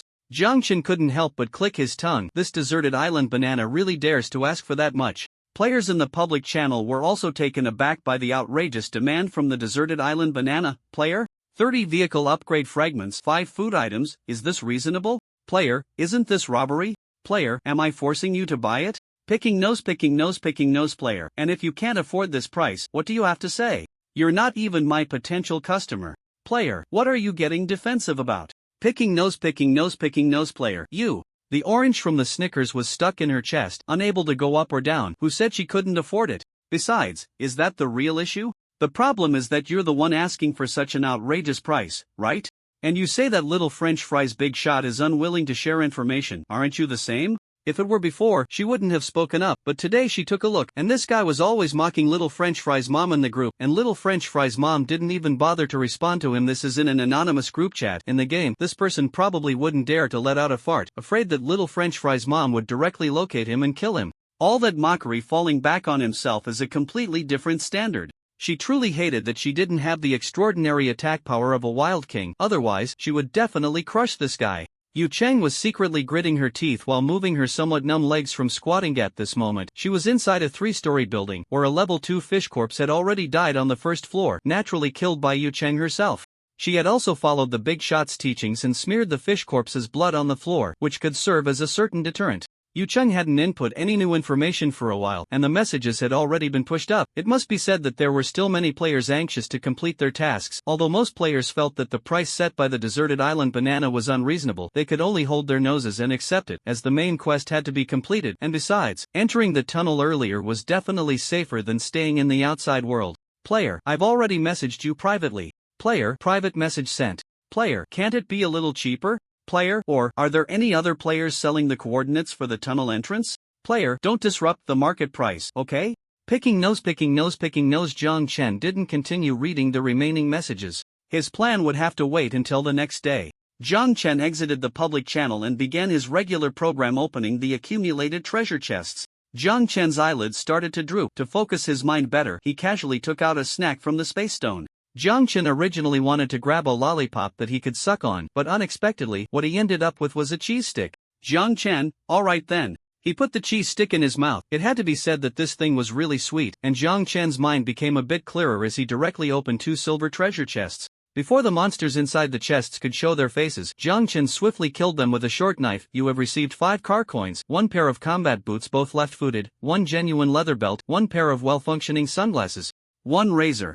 The first treasure chest yielded nothing but clothing items, which was better than nothing. Probably only the razor was somewhat useful, but Jiang Chen had already gotten used to shaving with a dagger. Jiang Chen silently cursed his bad luck and looked at the second treasure chest. You have received 1 car coin. Jiang Chen was so angry he laughed. Ha! You've got such a big chest, and inside are 2 snakes, yet you only put 1 car coin? Why not just choke on it? Jiang Chen bit down on his back teeth, not continuing to open the silver treasure chest, and directly turned to the hallway, slamming down the 2 golden treasure chests he had received. He didn't believe it. Jiang Chen was now completely alert. He took out a bottle of white rum from the space stone. White rum special edition description. Drinking it grants a random attribute 1, when consumed with cola and lemon slices. It additionally reduces fatigue by 20. This was the special liquor Jiang Chen had taken from the convenience store. He mixed the white rum with cola and lemon slices, drank half a glass, and the taste was quite sweet. Jiang Chen had a good tolerance for alcohol, so drinking wouldn't have too much of an effect. You have gained 1 strength. Your fatigue has been reduced by 20. Jiang Chen's eyes became clearer, and he moved his limbs a bit before directly opening the first golden treasure chest. Golden light burst forth in the hallway. A small snow-white leopard with a snake tail appeared in his sight. It was somewhat tricky, but for Jiang Chen now, it wasn't too much trouble. About 7 minutes later, the battle ended. Jiang Chen, slightly out of breath, retracted his bloodied short knife. The snow-white leopard on the ground had lost its breath. Jiang Chen squatted down. You have received 1 snow leopard fur with good thermal performance. You have received 2 pieces of snow leopard meat that can enhance physical strength. Jiang Chen stored the materials and walked towards the treasure chest, the glow of the chest fading. You have received 20 car coins, 5 vehicle upgrade fragments. Looking at the meager report on the main screen, Jiang Chen's face was nearly black as coal. Is this really the reward a golden treasure chest should yield? In his mind, Brother Anvil had gone silent, fearing Jiang Chen's wrath. A fork stuck to his own head. In the corridor, Jiang Chen said nothing. After a few seconds, he suddenly laughed. Anvil. Trembling Anvil. Bro, are you okay? Jiang Chen didn't answer, just kept smiling. Jiang Chen took out a cheese stick from the space stone, finished it, and then with a snap, opened another golden treasure chest. The glow of the treasure chest hadn't even fully blossomed when the steel fork in Jiang Chen's hand shot out with a whoosh. If it really was a monster, this strike would be enough to shatter its skull. However, ding! The steel fork directly embedded itself into the wall, firmly fixed above. The glow of the golden treasure chest dissipated. This was actually a monster-free treasure chest. Jiang Chen's expression remained unchanged, showing no signs of joy or anger. Calmly checking the rewards from this treasure chest, the light faded, and Jiang Chen's dark eyes looked down, causing Taiji to hold his breath involuntarily. You have received 10 vehicle coins, 10 vehicle upgrade fragments. You have received 5 takoyaki olive oil healthy low-fat version, 2 black tea bags, 4 grilled lamb skewers, 2 iced black tea tropical rainforest flavor. You have received 1 basic special service area. Positioning card. You have received 1 witch's glove left level. You do not have permission to view description. Gloves of the wilderness which you do not have permission to view. Wearing these gloves will increase your operation accuracy by 30, including but not limited to cooking, alchemy, potion making, and the use of wands, firearms, knives, and other weapons, etc. Wearing these gloves will grant you enhanced perception abilities, which belong to the branch of the mental attribute, with the specific increase depending on your current mental state. Wearing these gloves will allow you to unleash the skills of Flame Teleport Prophecy. After using any skill, the cooldown time is 5 days. In certain specific situations, these gloves will exhibit unexpected effects. While wearing these gloves, you may occasionally trigger the lost trait, which might cause you to get lost. It is recommended that you carry a compass or a guide, or, in a more modern sense, it is suggested that you spend 500 vehicle coins to permanently unlock the system GPS function. Note: these gloves possess an automatic cleansing property. The wilderness which loves a clean mind and body, do not let her feel displeased. Lines of information jumped out on the main screen, and the only thing Jiang Chen saw at a glance was 500 vehicle coins? Why don't you just go rob someone? Jiang Chen looked at the reminder in the section about the wilderness witch's gloves, shocked that unlocking the GPS function would cost a full 500 vehicle coins? The key point is, based on his experience, this GPS function is not a god's eye view. Unlocking the map still requires personal effort, and they want to charge him 500 vehicle coins for this. How arrogant can they be? Moreover, simply didn't believe that this so-called lost trait could be so outrageous. Could he really forget the paths he had walked? After cursing the system in his heart, Jiang Chen's expression softened considerably. Regardless, the rewards from this golden treasure chest were quite good. Not only did he get vehicle coins and vehicle upgrade fragments, but also a good amount of food and a positioning card for the service area. As for the wilderness witch's gloves, Jiang Chen's gaze flickered slightly. This was already the 3rd or 4th time he had heard this name. The wilderness witch, what exactly is she? Why did he receive her identity token, and now he had unlocked her item? Is it a coincidence? Or is there a mysterious existence that arranged all of this? Just from the description of the wilderness witch's gloves, this item is terrifyingly powerful, and being watched by such an existence, he didn't know whether it was a good thing or a bad thing. Jiang Chen sighed lightly, picked up the black glove. Its touch was icy. After examining it briefly, he tentatively put it on his hand. Wearing the glove felt almost imperceptible, as if it were an extension of his own skin. With his gloved left hand, Jiang Chen took down the steel fork that was pinned to the wall. Gripping it in his palm, He even felt as if the fork had become part of his arm, allowing him to fully control it, use it, and feel every bit of its texture and force like an extension of his own will. A word came to Jiang Chen's mind.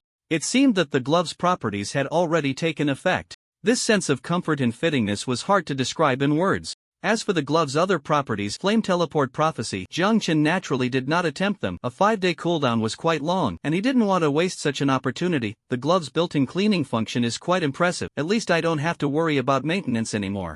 Although Jiang Chen doesn't consider himself a particularly obsessive person and occasionally gets lazy for the sake of his own safety, it's still quite necessary to maintain a certain level of cleanliness.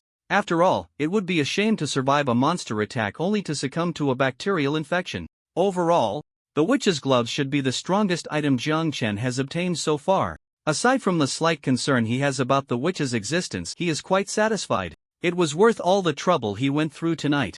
In a good mood, Jiang Chen opened the remaining treasure chests only to find 3 more piles of dog poop. 3 o'clock in the morning. Ding ding ding ding ding ding. The hypnotic ringtone of an Apple phone rang out, waking the Wild King, who was sleeping soundly in bed. He frowned, raised his hand, and threw his pillow across the room, shouting, "What's all the noise about? Jiangzi, turn off your phone. If you order this kind of hellish alarm again, you'll throw the trash can on your bed. Hey, your dad is talking to you. Damn it." Just as the Wild King finished saying your dad, he felt a sharp jab in his head and sat up abruptly. Having slept from 10 at night to 3 in the morning, the Wild King clearly wasn't fully awake yet. His eyes were still a bit dark, and drool was stuck at the corner of his mouth, making him look like a shrimp trying to get up. He turned his gaze around in confusion and saw Jiang Chen, calm and dressed in black combat gear. The Wild King broke out in a cold sweat instantly. "Dad, spit." The Wild King spat, jumped up, and hurriedly explained, sorry, big boss, I thought it was my college roommate, 3 hours. Jiang Chen interrupted the Wild King's rambling. The Wild King immediately understood Jiang Chen's meaning and instinctively asked, 3 hours? Big boss, did you get enough sleep? Jiang Chen didn't respond, just lay down on the other side. Had seen the drool streak spot where the Wild King had slept and simply couldn't bring himself to lie down there. After reminding the anvil, Jiang Chen closed his eyes. 3 hours is certainly not enough for a normal adult, but if they kept talking, they might not even have 3 hours left. Today had indeed been a bit chaotic. Things should improve once they entered the tunnel. After mentally going over what he needed to do one last time, Jiang Chen finally fell asleep. The Wild King instinctively lowered his voice. Daylight was approaching. Directions, long press the text, scroll to the end, and you can see a typo feedback option, so I can see the system notification and directly locate the typo in that chapter. Thanks to all the readers for helping with corrections. You can also continue to me, that works too. The next day, Jiang Chen was awakened by a tiny, insect-like calling sound near his ear, rustling like some damn spirit. Jiang Chen suddenly opened his eyes. His dark, lifeless gaze looked up, and the Wild King, who was trying to call him, paused for a moment, dropping a hot bun onto the bed, more precisely, onto Jiang Chen's combat suit. Jiang Chen. Seeing this, the Wild King quickly picked up the bun and explained a bit. 3 hours are up. Jiang Chen sat up, propping his forehead with his hand, and responded in a low voice with a grunt. He had actually fallen asleep. He thought he wouldn't be able to sleep in this environment, but perhaps due to sheer exhaustion, he had indeed entered deep sleep. Jiang Chen glanced at the main screen. Current fatigue level, 42. Current health level, 72. You need to relax, rest, and sleep. Jiang Chen stood up from the bed, calmly took the bun from the Wild King's hand. The Wild King gasped. Jiang Chen looked over, and the Wild King instantly fell silent. Jiang Chen devoured the bun whole. Feeling a bit more comfortable afterward, the Wild King scratched his head. He had originally intended to take out another clean bun, but this felt rather embarrassing. Just after 6 o'clock, the system's announcement rang out on time. Good morning to all players participating in the instance. Even in the instance, remember to maintain a healthy routine. The familiar voice echoed, and Jiang Chen did not pause in his actions.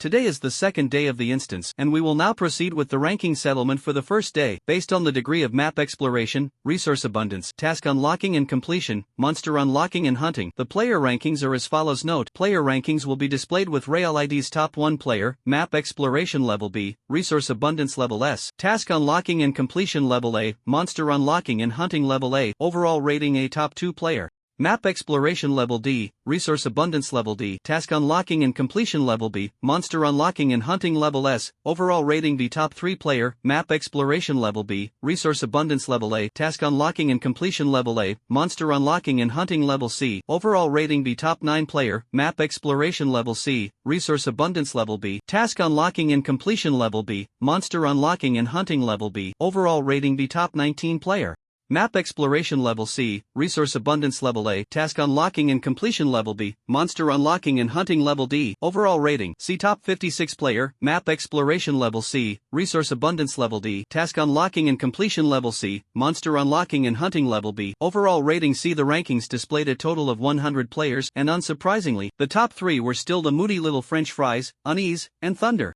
On the first day of the instance, the ranking ratings had already reached A, creating a significant gap from the others. One could only say that they truly deserved to be the big shots. The Wild King couldn't help but sigh inwardly. Before encountering the big shots, he might have thought it was just a matter of luck or that their strength was simply a cut above everyone else's, but after meeting them, the Wild King was left with a straightforward impression: the big shots were just too well-rounded. Whether it was combat power, survival ability, or various strange items, even their personality and perseverance were maxed out. It was hard not to create a gap like this. The Wild King was focused on Jiang Chen's ranking, while Jiang Chen was looking at Thunder's ranking. Upon seeing the glaring Monster Unlocking and Hunting Level S in Thunder's evaluation, Jiang Chen was left with one thought: the big shot couldn't have already wiped out all the monsters on the surface, could they? They couldn't have already entered those forbidden zones, right? Jiang Chen secretly clicked his tongue. It seemed there was still a significant gap between him and the top combat power. Although he wasn't following the berserker path, it didn't stop Jiang Chen from thinking that such people were impressive. This was true strength overcoming tenfold skill. However, the performance of the unclosable window and orange also surprised Jiang Chen. He was somewhat familiar with the unclosable window. According to their own words, their combat power was less than that of air. To achieve a top 19 ranking could perhaps only be explained by the unclosable window having entered the underground tunnels and maybe even unlocked some side quests? And then there was Orange. Jiang Chen's lips curved slightly. The little girl was indeed impressive, a very promising individual. Even under the influence of the God of Decline, basically unable to get anything out of treasure chests, she could still survive for so long, which showed her own strength. After reviewing the rankings, Jiang Chen did not waste any more time, quickly washed up, took out 2 sandwiches from his backpack, tossed one to the Wild King, kept one for himself, and directly stood up to leave the room. The Wild King hesitated for a moment, unsure if the boss wanted him to follow. Jiang Chen's words floated down lightly: "Let's go." "Okay." The Wild King forcibly suppressed the urge to jump up and directly followed Jiang Chen out of there. 6th Avenue. Haichang. Light rain. "Boss, where are we going?" the Wild King asked excitedly. Following the boss gave him a feeling reminiscent of playing games with his roommates back in the day. People are like that. After fighting solo for a while, they always long for the days of battling together. "Underground." "Okay.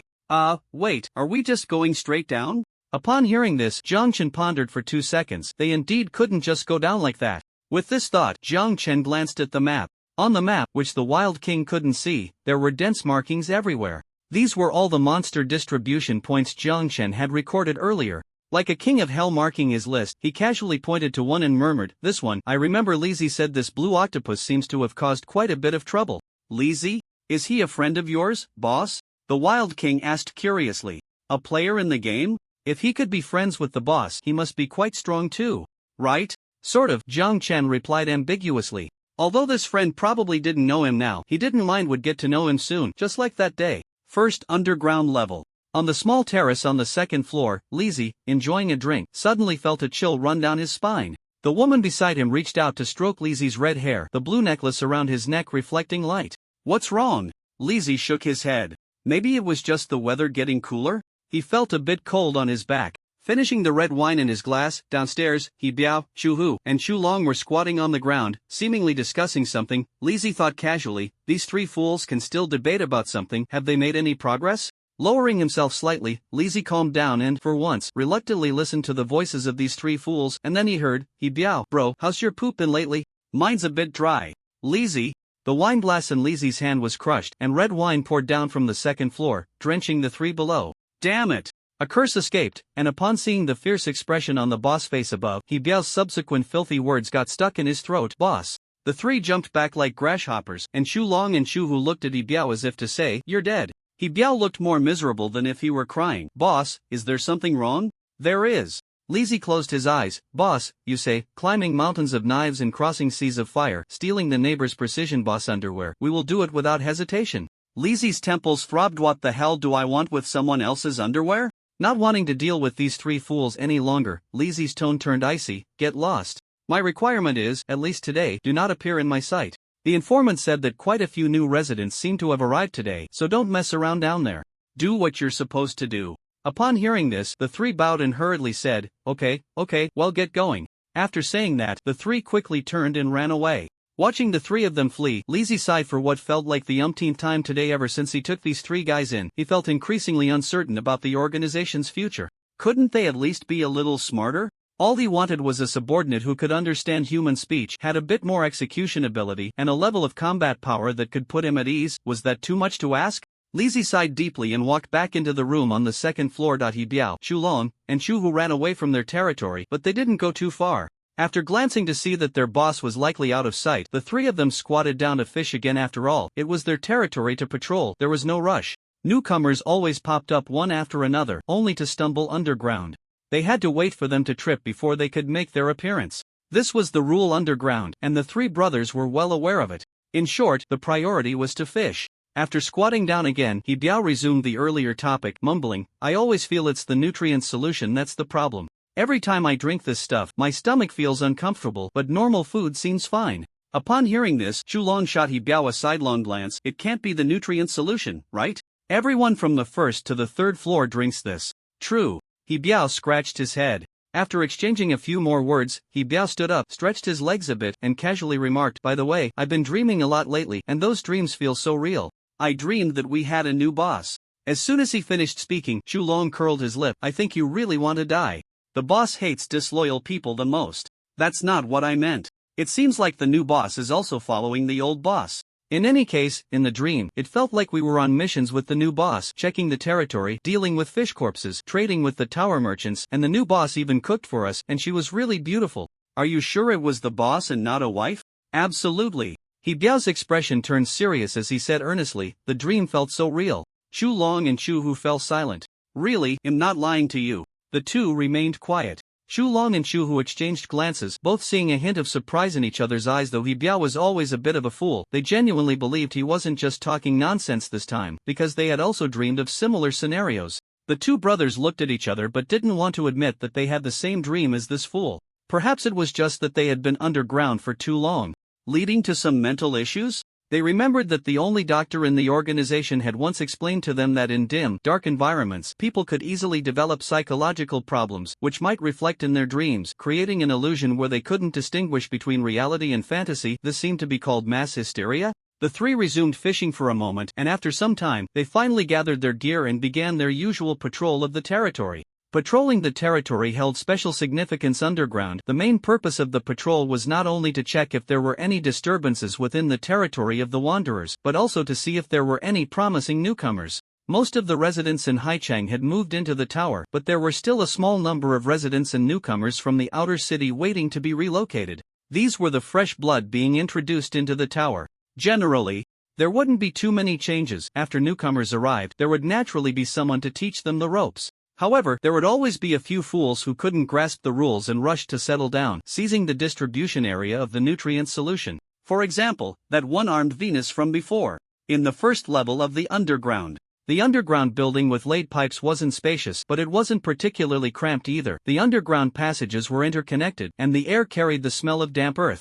Lights connected to the pipes barely illuminated the area within sight. As the three walked along the path, on the far right, a few people surrounded a young man who looked relatively tidy, cursing at him. The young man appeared bewildered, seemingly still asking, "What are you doing?" "This is my stuff, let go." "Damn." Such scenes were nothing new to the three of them. This young man clearly looked like a newcomer who had just entered the tunnel, being taught the rules. However, he seemed a bit out of his mind, constantly muttering, "Are you players too? Aren't we supposed to help each other? Didn't the deserted island bananas say there are plenty of resources underground?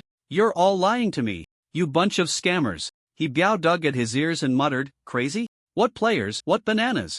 About 10 minutes later, in the group chat channel, "Player, deserted island bananas, get out here.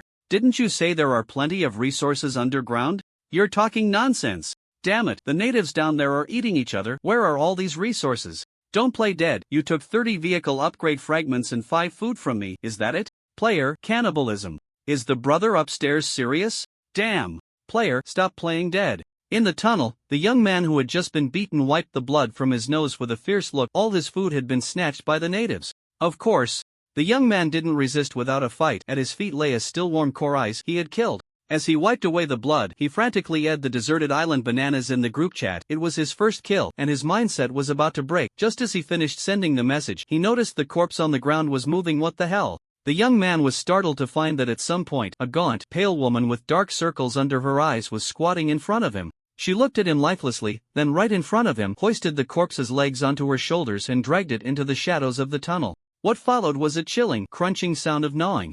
Ugh! The young man gagged, his face turning even paler. He forced himself not to think about what was happening in the shadows and continued in the group chat. Player, the tunnel is full of refugees. There's no food or water. No, it seems to be in some kind of pipeline. But there are natives below the pipeline. We can't get close at all. This is not a human society at all. Player, this is completely different from what you said. Didn't you say this was a shelter? Didn't you say that as long as we work, we can exchange for food? I was supposed to be playing some damn game, and now I'm left with just one game coin. You're all scammers. A bunch of scammers. The passion fruit from Baichao Garden to Sanway Bookstore was frantically ing the deserted island bananas in the group, and after this person, another one jumped out. Player, refund. Player, everyone, don't be fooled by this dead scammer. Player, damn it, I just bought intel yesterday, and today I find out there's a team coming up from underground to guide residents. You can enter the tunnel by following the squad. Everyone, don't be fooled by this dead scammer. He just wants to make a big profit before we find out about this intel. Damn, making a fortune off our kind. How dare you drag down little French fries, you're a person too. After a barrage of complaints from the strawberries in the green grassland, more and more players jumped out, all confirming the existence of the guiding squad in the true situation underground. Refund, refund, refund, refund. The screen was filled with refund requests, which was truly shocking. In the tunnel, the Wild King following Jiang Chen couldn't help but shake his head, sighing, he really isn't a person. Jiang Chen, walking in front, naturally saw the situation in the group chat and thought to himself, as expected. Just as he had imagined, when these players discovered the true situation underground and realized they didn't have to specifically look for the tunnel to follow the squad in, the huge disparity drove them instantly mad. The underground resources were already scarce. And the 30 vehicle upgrade fragments and 5 food items collected by the banana on the uninhabited island had become the last straw that broke the camel's back. Selling information wasn't done this way. Jiang Chen's expression was quite calm. To be fair, he didn't think the banana on the uninhabited island knew about the existence of the escort team, unless the banana also had a preemptive card, and there were more players selling information than just the banana. But now, the angry players naturally wouldn't consider so much. This mess could only be dumped on the banana's head. The early bird gets the worm. The group chat had completely ignited. A rough count showed that nearly 80 or 90 players had jumped out demanding a refund from the banana. Each player charged 30 vehicle upgrade fragments and 5 food items, which was undoubtedly a huge sum. Jiang Chen silently lit a candle for the banana. This guy could only pray that the angry players didn't have any special items in hand, otherwise, it would be hard for him to avoid being found. However, the fact proved that there's strength in numbers, indeed. About 2 minutes later, a message suddenly popped up in the group chat. Anonymity of the dungeon has been lifted. Player ID has been restored to, valid for 30 minutes. Anonymity of the dungeon has been lifted. Player ID has been restored to, valid for 30 minutes. Anonymity of the dungeon has been lifted. Player ID has been restored to, valid for 30 minutes. Seeing this message, Jiang Chen was stunned for a second. It's over, the mask has fallen, now it's going from a glorious moment to a grand burial, the Wild King behind him said gleefully. In the underground tunnel's third layer. At this moment, wearing protective gear and working on the factory assembly line, the window that couldn't be closed saw the message pop up in the group and was so scared that he almost sat down on the ground. Cold sweat broke out on his forehead. Fortunately, he had listened to the boss and hadn't thought about selling information. This group of people had completely gone mad. They actually lifted the anonymity directly. If he could still be alive now, it would be a miracle. In fact, the banana on the uninhabited island wasn't lying. In the underground passage, it was indeed possible to exchange work for supplies, but that was on the second layer and above. In other words, only players who had obtained 2 or more coins were qualified. But now, no one would listen to the banana's explanation anymore. After once again paying homage to the boss in his heart, the window that couldn't be closed completely submitted and began to prepare the post as instructed by the boss. About 15 minutes later, Jiang Chen and the Wild King arrived at a crossroads in the tunnel. Jiang Chen glanced at the marked location on his map, stopped, and calmly said, "Alright, we've arrived, let's split up here." The Wild King behind him also stopped, opened his mouth, and finally could only agreement. The coordinates sent earlier are for the leader of the first layer faction, the Wanderers, named Lizzie. If you have no other thoughts, you might consider joining, Jiang Chen said in a flat tone. He had learned from the conversation that the Wild King only had 3 game coins, which meant he could only enter the 3rd layer, just like he had at that time. Therefore, the Wanderers, with factions distributed across the 1st, 2nd, and 3rd layers, would be the most suitable organization for the Wild King. Of course, he wasn't pushing, it was just a recommendation. You might want to pay attention to the item Wanderer's Heart as it relates to a side quest, Jiang Chen continued. If you can complete it, we can split it 7,030, you get 70, I get 30. No problem, the Wild King nodded. When he looked up again, Jiang Chen had already turned to leave, leaving behind a stylish silhouette. A few seconds later. Bro, he isn't watching anymore, right? Jiang Chen's voice echoed in his mind. No. Alright.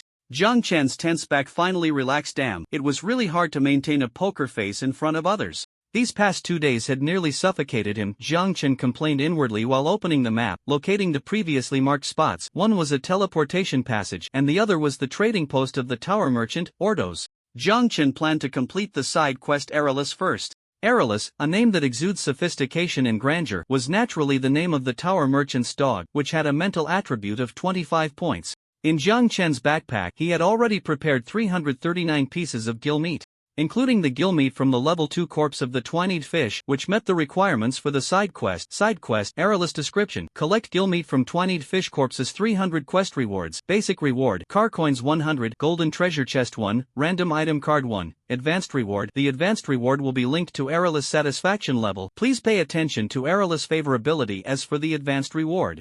Jiang Chen really had no idea what could satisfy a dog, so he didn't push it. The side quest was not his main goal, as he still needed to use the teleportation passage to reach the 4th level and search for clues about the Valkyrie base. The reward of 500 car coins was simply too tempting for him to ignore.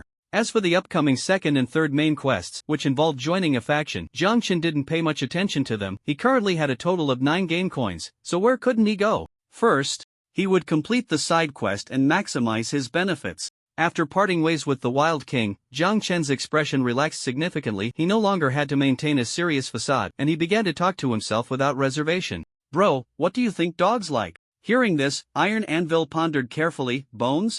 Pork chops? Rotten meat? Or pushing players into lava? Jiang Chen choked for a moment. I mean, normal dogs. Where's a normal dog with a mental attribute of 25 that likes to eat gill meat from fish corpses? Iron Anvil retorted. True.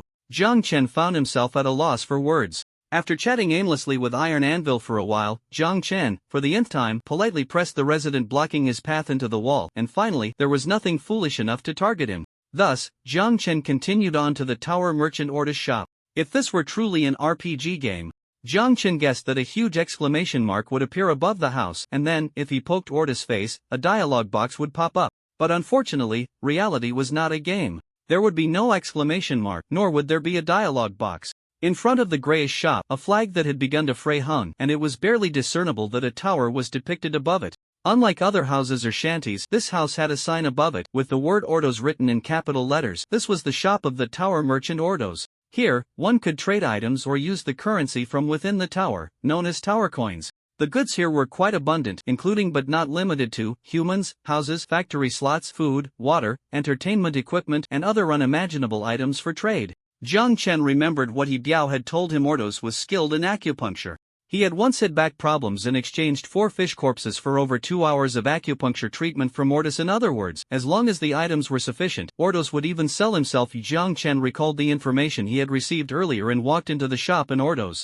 The shop was empty, but there was no trace of confusion or panic on Jiang Chen's face. He approached a moldy long table, extended his finger, and tapped on it. Knock knock knock. A dull and rhythmic sound echoed. Sure enough, Jiang Chen saw a round, bald head rise from beneath the table, followed by a face with a hooked nose and thick lips. Ordos shop. How? The person yawned lazily and said, "How can I assist you?" After speaking, the person's gaze finally drifted to Jiang Chen's face. Clean and tidy, he must have money.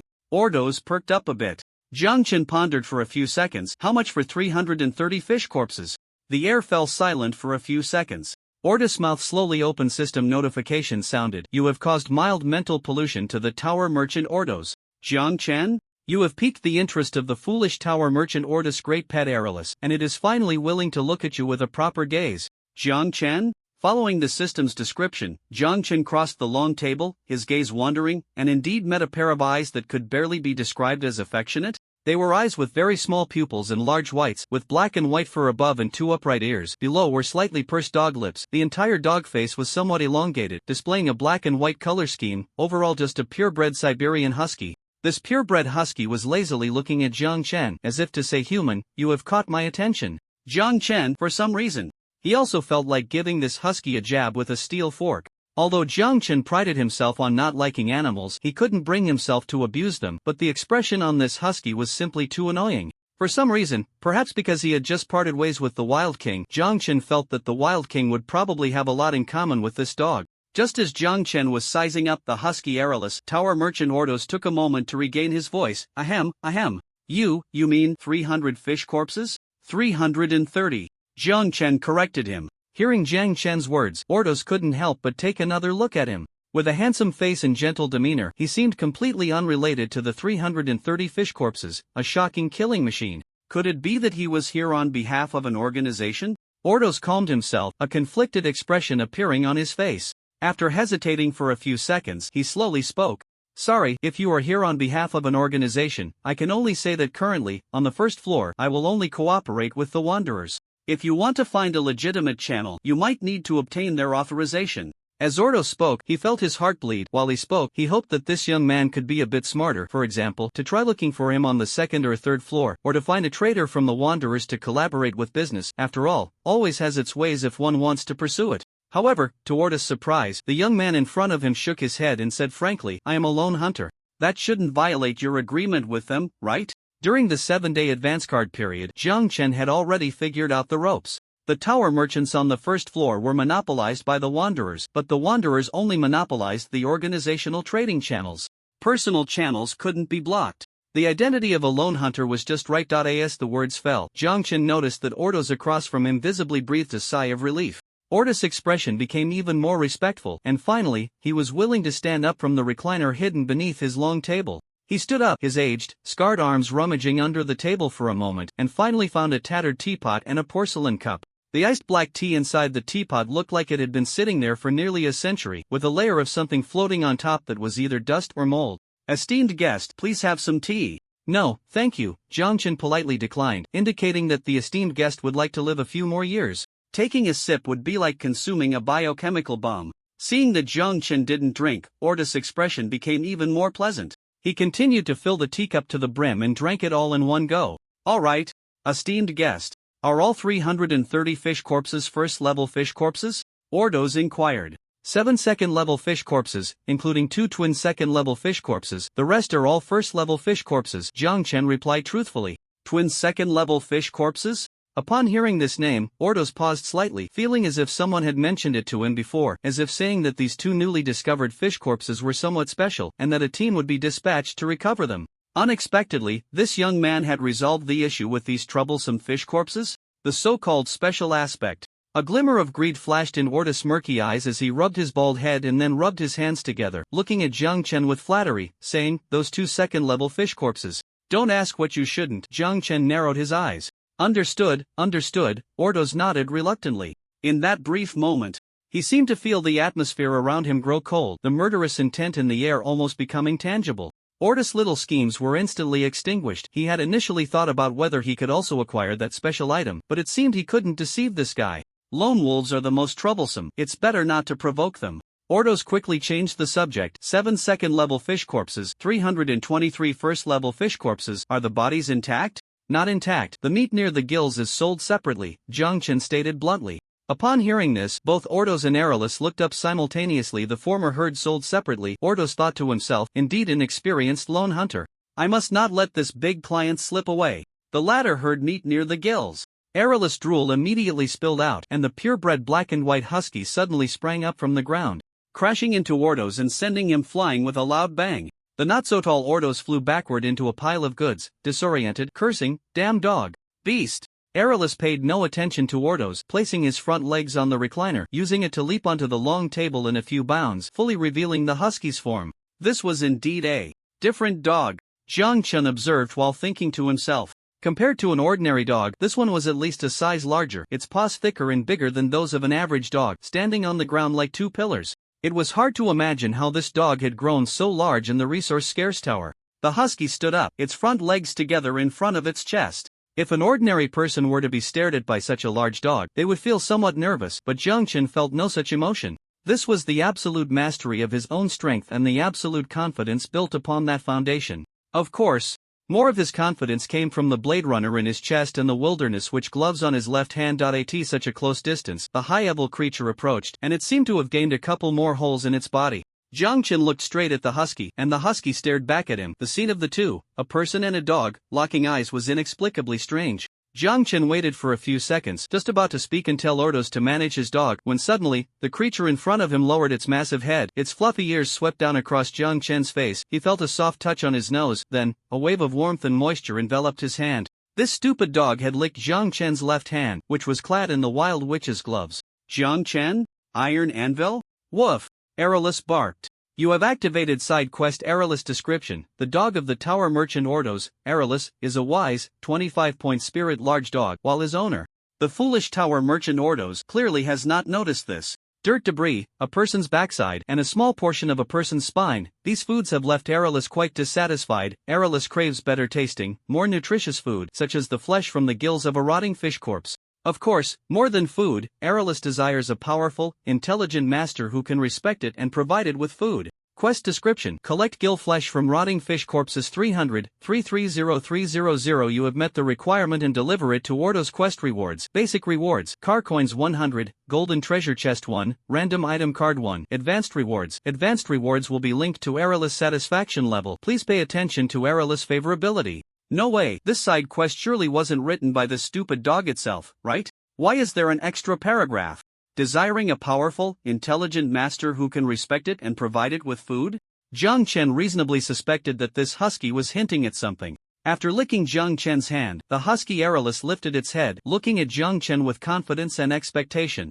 Aerolus' charm was irresistible. It was very self-assured. Behind Aerolus, that enormous tail was almost spiraling into the air, and at this moment, it hadn't even glanced at the poor, foolish tower merchant Ordos who had fallen into the box. The husky puffed out its chest, waiting for Jiang Chen to reciprocate with a friendly pat, but the anticipated touch never came. The husky let out a small whine, looking at Jiang Chen, only to see Jiang Chen's undisguised disdain, even a hint of mild panic in his eyes. Aerolus. It seemed to have heard something, its heart shattering like glass. Aerolus' smile froze at the corners of its mouth.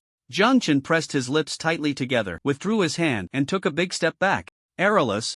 Crack! Another loud sound of a heartbreaking. Aerolus' tail drooped down. Jiang Chen frowned, his mind racing with thoughts. Damn, this guy licked the Wild Witch's gloves. He remembered how the system described it. Warning, this glove has an automatic cleaning property. The Wild Witch loves a clean mind and body. Do not make her feel displeased. The glove was licked. Could the Wild Witch tolerate that? Sure enough, in the next second, the Wild Witch feels slightly displeased. The Wild Witch indicates she could burn this creature to death.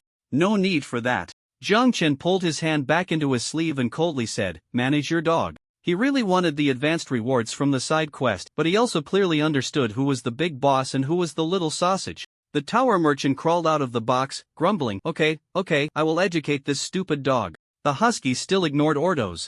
Merely letting out a pitiful whine, the pitiful appearance formed a stark contrast to Jiang Chen's proud demeanor when he entered the shop, which was quite amusing. However, Jiang Chen had no intention of raising a pet in a brief instance, so he could only let it go. Ordo shot a glance at the frenzied stupid dog before speaking. I wonder what you would like to exchange, tower coins or other supplies? I have fresh canned goods just received from the factory above. Do you need any? There are also special weapons developed by the third weapon shop, which are quite good and reasonably priced. Jiang Chen directly rejected the merchant's sales pitch. With system supplies and the likes of Blade Runner and Wasteland, which, it was hard for him to be interested in what was available here. Jiang Chen succinctly stated, I need a resident work permit for the 4th level, not a temporary circulation permit. Alright. Ordos' mouth opened and then closed again. He was indeed an experienced hunter, not only experienced, but it seemed he understood himself very well. Besides the work permit, I also need a clean set of work clothes and an electric cart that can operate on the 4th level. Any type will do. An electric cart? Hiss, that price might be a bit high. The electric cart not only requires a power supply certificate, as you know, the power supply certificate is only issued to qualified employees who have worked for at least a year. Your work permit still needs to go through special channels. Even for me, it would be quite difficult, I'm just a small merchant from levels 1 to 3, not comparable to Jiang Chen. Cut the nonsense and directly threw out 10 packs of huazi and 2 large pieces of frozen black pork from the space stone. Ordos lunged, Jiang Chen quickly dodged, allowing the fat body to land on the pork. With Ordos holding the huazi in one hand and stroking the black pork with the other, his face wrinkling into a smile. Okay, no problem, leave it to me. The work permit can be handed over to you right now. This is my brother-in-law's nephew's brother's own work permit. You can rest assured to keep it. As for the electric cart, when you arrive at the 4th level, go find shop number 72 on the 4th level. Old Hebe who runs the hardware store, he will deliver the best and most durable electric cart to you on time. Jiang Chen's mouth twitched slightly. It was said that finding a channel would be difficult for you two. Truly, having smoke can push the grindstone. In any case, as long as there was a way, Jiang Chen nodded, indicating he agreed to the deal. After Jiang Chen nodded, the system's announcement sounded. You have completed the side quest Errorless. You have received basic rewards. Car coins 100. Silver treasure chest 1. Item card. Please close your eyes when it gets dark. 1 description. In the road survival, when I say it's dark, it's dark. After using this item card, a completely dark domain with a radius of 20 m, visible only to the player, will be generated centered on the player. The duration is related to the player's mental attribute strength, determined by the current mental attribute, with a maximum duration of 15 minutes. Please note, if the mental attribute is above 40, the effects of this domain will be immune. After the basic rewards were completed, Jiang Chen originally thought he would definitely not receive the advanced rewards, but unexpectedly you have received advanced rewards. Single attribute enhancement pill 1. This enhancement pill has been designated for mental attributes description. Taking the single attribute enhancement pill grants a 3 effect to a single attribute. The effect cannot stack within a certain period. You have unlocked the favorability progress bar for Aurelius Dungeon Monster. Aurelius current favorability 25. Jiang Chen glanced in surprise at the husky standing on the long table, its head and tail drooping. After hesitating for a few seconds, he took out a piece of snow leopard meat obtained from a previous golden treasure chest. Seemingly catching a whiff of the meat, the husky twitched its nose and instinctively looked at Jiang Chen's palm. Perhaps Jiang Chen's earlier disgusted glance and the large step back had truly hurt the dog's pride. At this moment, even though Aurelius' drool had already flown out 3 feet, it no longer dared to lick Jiang Chen's hand easily. That little gaze looked rather pitiful. Jiang Chen smiled and tossed the meat chunk to Aurelius. Guessed. That piece of meat. The tower merchant, Ordos, saw the meat and his eyes instantly lit up, quickly reaching out to snatch it. However, Jiang Chen noticed that the pitifully looking Aurelius bared its teeth, its black pupils seemingly contracting sharply, causing the tower merchant's movements to freeze in place, his pupils also beginning to involuntarily shrink. Was this a mental control skill? With Ordos under control, the husky leisurely picked up the meat and carried it back to its doghouse. After that, the husky jumped back onto the long table using the recliner, twisting its body to show Jiang Chen its soft belly. Dungeon Monster Aurelius favorability 5. Dungeon Monster Aurelius current favorability 30. Favorability increased again, and Jiang Chen looked at this husky with a strange gaze. He had been curious about how this dog would manage to eat the cheek meat after he handed it over to the tower merchant, and now it seemed that things were not as he had imagined. Truly a transformed dungeon monster. Exiting the tower merchant Ordos shop, Jiang Chen glanced at the main screen. The time had already reached 10:15 in the morning. Jiang Chen flipped through the pages, found the online members in the group chat, and sure enough, the page had turned gray. Jiang Chen never underestimated other players. On one hand, he believed that everyone had their own circumstances. Unless someone was a complete embodiment of luck and combat prowess, generally speaking, one should never ignore the growth potential of others. On the other hand, as the saying goes, there is strength in numbers. Being besieged is a rather terrifying situation. Many times, reality is not a novel. Unless one has reached a certain transcendent level, the outcome of being besieged is death. This is also why, despite his indifference towards human nature and friendship, Jiang Chen still opened a shop and interacted with players like the one who couldn't close the window. Because there is a shop open for selling goods, because there are interests exchanged with other players, and because of his own strength. These 3 reasons are fundamentally why the melancholic little fries, even though they ranked first in the gap, were not targeted by other players. Only when others can obtain benefits can the rules continue to operate underground. Jiang Chen's gaze was clear as he closed the chat box, opened the map, and shifted towards another marked location. The teleportation passage. The teleportation passage is the only means of transportation up and down the tower. During a task handover, Jiang Chen had once gone to the underground 2nd level with a 7-day advance card. Although it was just 1 level apart, the first underground level and the second underground level were completely different in appearance. The first underground level was a wilderness where people ate people, while the second underground level had already seen the emergence of some small factories and residential areas, where people could work in factories to exchange for more nutrient solutions and other supplies, no longer having to guard the pipes waiting for limited food distribution.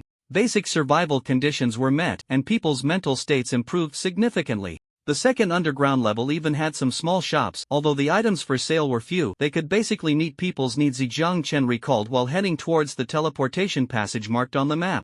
This teleportation passage was located within the territory of the Wanderers. Jiang Chen quickened his pace and encountered some entities resembling players along the way. There was no helping it. Players were still too conspicuous. Compared to the numbness of the underground dwellers, the players' gazes were much more detached. For them, this was merely a 7-day game instance. Jiang Chen saw a middle-aged man in his 30s or 40s by the roadside, using a long knife to drive away the natives. He approached the bottom of the pipe, holding 2 tubes of yellow-green nutrient solution, looking at the nutrient solution with a puzzled expression, uncertain if it was safe to drink. You have obtained low-level nutrient solution 2 description, low-level nutrient solution originating from Watchtower, rich in ingredients diverse in taste after consumption, can meet the minimum survival needs. The middle-aged man stared at the screen filled with wavy lines, feeling that this thing was a trap, but he hadn't had food in too long. If this continued, he would probably die in the game, so he decided to take the plunge. Gritting his teeth, the glass cap of the nutrient solution popped open with a pop, and the middle-aged man poured the solution into his mouth. Immediately, Jiang Chen counted down 3 seconds in his mind, and the middle-aged man suddenly bent down, his face turning green. He opened his mouth as if to spit it out. But thinking about how hard it was to obtain this food, he kept his mouth shut. A few seconds later, the middle-aged man seemed to collapse, lying on the ground and gasping for breath. Meanwhile, Jiang Chen saw in the group chat, "Player, the nutrient solution from the underground can be consumed, but the taste, those curious can try. Player, what does it taste like?" Seeing the Wild King's comment, Jiang Chen raised an eyebrow. It seemed the Wild King had successfully joined the Wanderers? The mango of the bamboo staff and straw sandals seemed to ponder for a moment before saying, "A strange taste. Have you ever eaten American cockroaches? Player? Bro, your taste is so peculiar? Player, I tasted it when making traditional medicine for my child, it's that kind of taste. Player, oh. Player, what kind of trash instance is this?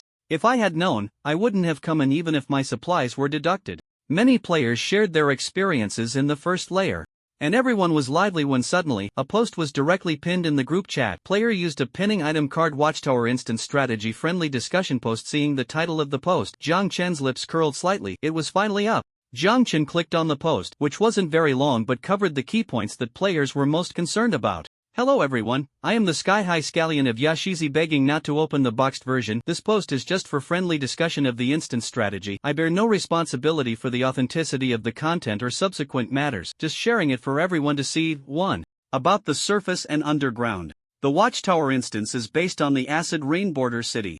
According to the current information, the surface city is Haicheng, which is vast, conservatively estimated to have an initial population of no less than 1 million. The underground is the core of the instance, Watchtower, a shelter used to relocate residents and maintain social life. 2. About the underground passages and their entrances. The entrances connecting the surface and underground are various underground passageways. There are 2 ways to enter the underground passage. Self-exploration: high danger, will encounter fish corpses of different levels. Entering with a team: low danger, with a certain chance of triggering additional events. The teams seem to originate from the upper middle levels of the tower. 3. About the distribution of underground levels. Currently known as the first level, mainly consisting of refugees, exiles, and prisoners, lacking supplies, primarily sourced from the nutrient solution in the pipes. For the situation of the nutrient solution, please refer to the player's descriptions. Those curious can give it a try. The second floor is mainly occupied by factory employees, with relatively scarce resources, but it can meet basic living needs,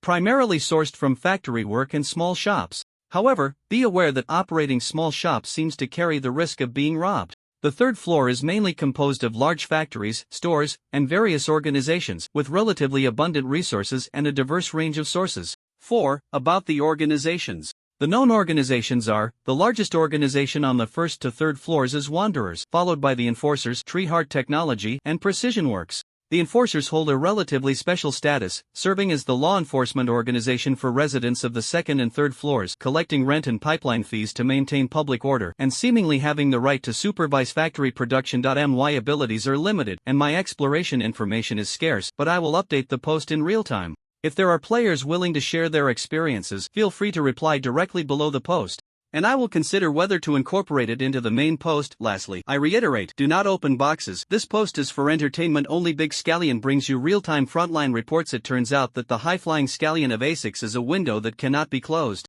Jiang Chen instantly opened a box. The post has been pinned, and the little flame of popularity above has skyrocketed. The posting function naturally comes from the items sold in the Red Fox Yolda store, which is a rather special item called Public Opinion Hall, priced at a hefty 300 car coins.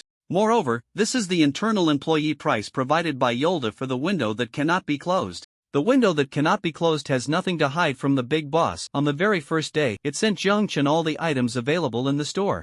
The reason the window that cannot be closed has not paid attention to this item is simple. First, he has no money. Second, he does not understand the rules of this. In short, even though he initially had the idea of wanting to sell information, the window that cannot be closed did not think of this item. Because, to some extent, the window that cannot be closed does not see Public Opinion Hall and selling information as the same thing. In fact, from the perspective of the window that cannot be closed, these two things are completely opposite. After all, if the Public Opinion Hall has shared all the information, what else is there to sell?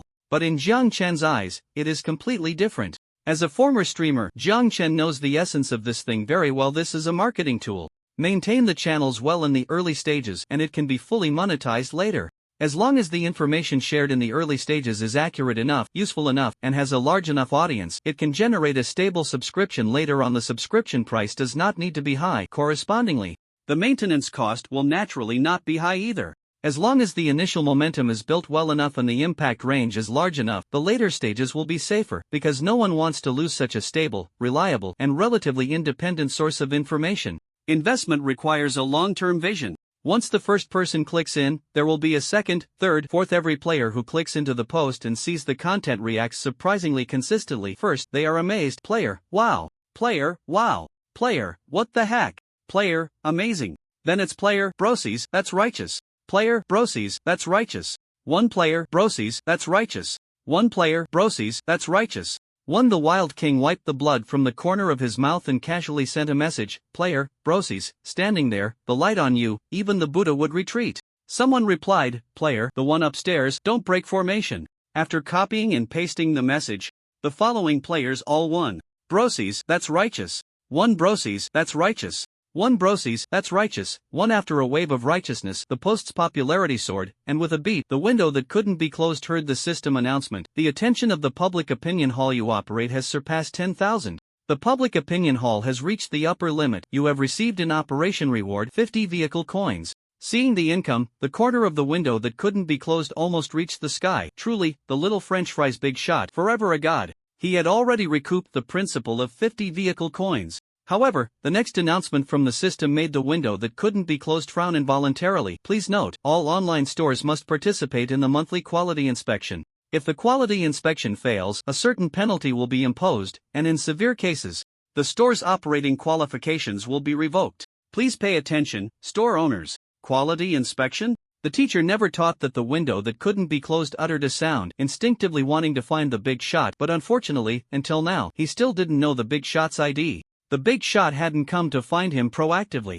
As this thought settled in, the window that couldn't be closed instantly felt that his life had dimmed a little again. He clicked his tongue, picked up the trademark waiting to be posted on the assembly line, and caught a glimpse of the ID of the Wild King mentioned in the public channel, feeling a bit sour. What the hell? Why does this yellow-haired guy get to do this? He must have shamelessly seduced the big shot. Just as the sour feeling hit, the window that couldn't be closed shook his head. No. The big shot must have his reasons for doing this. He must be testing me. Otherwise, why would he entrust such an important task to me? Only relationships that can withstand tests are truly long-lasting, not those random cats and dogs outside. It must be like this. If Jiang Chen knew the thoughts of the window that couldn't be closed, he would only look at him with righteous indignation and say, have you been possessed? The reason Jiang Chen assigned this task to the window that couldn't be closed was simply just wanted to be a hands-off manager. Seeing that the post's effect was not bad, Jiang Chen felt relieved. The window that couldn't be closed didn't have enough money, so he invested a portion himself, which was the original shares. He didn't expect to recoup his investment immediately in this instance. Investment, after all, requires a cycle. He had tried to let the window that couldn't be closed choose a stable development route. If nothing unexpected happened, according to Jiang Chen's guess, the window that couldn't be closed might already be working a 9-to-5 job in some factory country, living a regulated life that he couldn't even enjoy in the real world. And now, he still had to painfully head to the 4th underground level to find that elusive Valkyrie base. Jiang Chen exhaled a breath of stale air, and the dim pipeline whirled and his vision brightened again. The rough walls inside the pipeline suddenly turned into hard metallic walls shining with a silvery cold light. Blue virtual lines swam among them. Jiang Chen remembered that when he entered the underground passage, it was these blue lines that scanned the game currency. Jiang Chen steadied his breath, allowing those blue lights to scan his body again, and after taking a few steps forward, he saw some people wearing clown badges on their chests. These people were in a hurry, and when they saw Jiang Chen coming, they only glanced at him casually. One of them spoke up, 10 tower coins for teleportation. 10 tower coins? Jiang Chen raised an eyebrow. How did he remember He Biao saying it was 5 tower coins for 1 teleportation? Goodness, doubling it, huh? Jiang Chen opened his mouth, charge it to He Biao. In another part of the tunnel, He Biao, who was carrying an iron rod, sneezed. After sneezing, He Biao sniffed and couldn't help but mutter, with diarrhea and sneezing, could someone be trying to harm me? Next to him, Chulong said helplessly, who has the time to eat shit to harm you? He Biao rolled his eyes, not wanting to pay attention to these two guys making sarcastic remarks. At the entrance of the teleportation passage, charge it to He Biao. The man looked at Jiang Chen in surprise, but Jiang Chen's expression remained calm as he urged, hurry up. That familiar tone, that grandpa-like demeanor, was unmistakably the style of those 3 people. The man rolled his eyes and gave Jiang Chen the middle finger, only to realize that Jiang Chen's middle finger was already raised. Well, he's one of us. The two exchanged a knowing smile, a nod to the corporate culture of the Wanderers. The man chuckled, lowered his middle finger, and personally led Jiang Chen toward the teleportation passage. As they walked, the man asked, which level are you going to, brother? What business do you have? Can you bring something up for us brothers? The first 2 questions were unimportant, the last one was the key. Jiang Chen replied ambiguously, going up, handling the boss business, bringing some food and cigarettes for the brothers. Alright. The man nodded eagerly, his smile bright as a flower. What do you go by, brother? Jiang Tuesday, got it, brother Jiang. Well, be waiting for you. No problem. Jiang Chen nodded readily. The two chatted and laughed as they entered the teleportation passage. Although it was called a passage, it was actually a quite large silvery white room. Its area was at least several dozen cubic meters. According to He Biao, this was just one of the passages. A few years ago, they had seen it once when a large troop was dispatched, and they had opened 6 passages at once. Groups of soldiers in military uniforms, fully armed, were sent to the surface to carry out missions, and after that, a large portion of the area above the city was designated as a no-go zone. Meanwhile, the watchtower seemed to have suffered significant damage, and since then, it only sent small units up for cleanup and guidance. Recalling He Biao's words, Jiang Chen waved goodbye to the smiling wanderer. Once the man turned around, Jiang Chen's smile gradually faded, blue light flickered, and a sweet voice, distinctly different from the system's, echoed with an electric tone, "May I ask which level you are heading to?" "The 4th level," Jiang Chen replied, and at the same time, 4 game coins appeared at his fingertips. The blue light swept over the coins, and the sweet voice continued, "Alright, it has been loaded for you. You will arrive at the watchtower. 4th level in 60 seconds. During the teleportation process, you may feel slight dizziness. There's no need to be nervous, this is normal." Jiang Chen nodded. A pale blue light gathered in the center, coalescing from a point into an inverted pagoda shape. Each level of the pagoda unfolded before Jiang Chen and was constructed beneath the base. He saw the first level, which was entirely brown, followed by the gray 2nd and 3rd levels symbolizing factories. Next came the light blue 4th, 5th, and 6th levels. Jiang Chen's thoughts stirred, and he couldn't help but ask, "Light blue?" His voice echoed in the vast, empty space. The female voice paused for a moment, seemingly surprised that someone would speak to her, but the intelligent agent only pondered for less than half a second before gently responding, "Yes, light blue, that is the original color of the sky." Jiang Chen's thoughts shifted. "You have arrived at the 4th level, wishing you a pleasant life." With a click, like the sound of an airbag activating, the door of the teleportation passage opened, and blinding light burst into Jiang Chen's view, causing him to squint. In the air, a clean, dry breeze swept in, lifting the slightly long bangs from Jiang Chen's forehead, revealing a pure blue in his pupils. Jiang Chen's pupils trembled slightly as the passage slowly ascended, and he was gently pushed out by a soft repulsive force. Jiang Chen's boots landed on the tiles. Tiles. Jiang Chen looked down, and indeed, it was tiles. No longer the dirty ground mixed with mud, stains, and various unknown substances, but neatly arranged tiles. Jiang Chen looked ahead and even saw stone pillars, signposts, benches, and an old man dozing on a bench. The sidewalk was swallowed by the asphalt road at the end, where various vehicles were driving. However, not a single vehicle emitted exhaust fumes, as the underground no longer used non-recyclable gasoline or diesel, all having switched to electricity or other energy sources. A noisy rustling sound arose, and Jiang Chen turned back to see a child who had unknowingly dropped a small bread roll on the ground.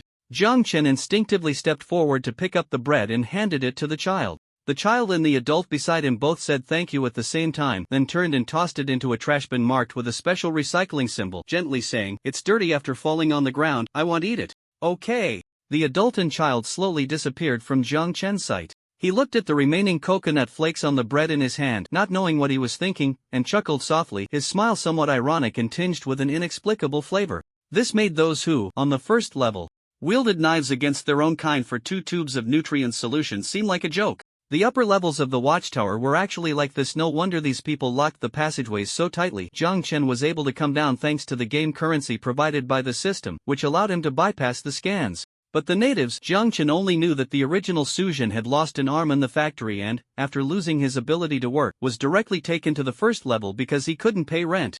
Jiang Chen's smile, devoid of warmth, faded away. He said nothing, cleaned the coconut flakes off his fingers, calmed his emotions, and opened the main screen, where the main quest had been updated.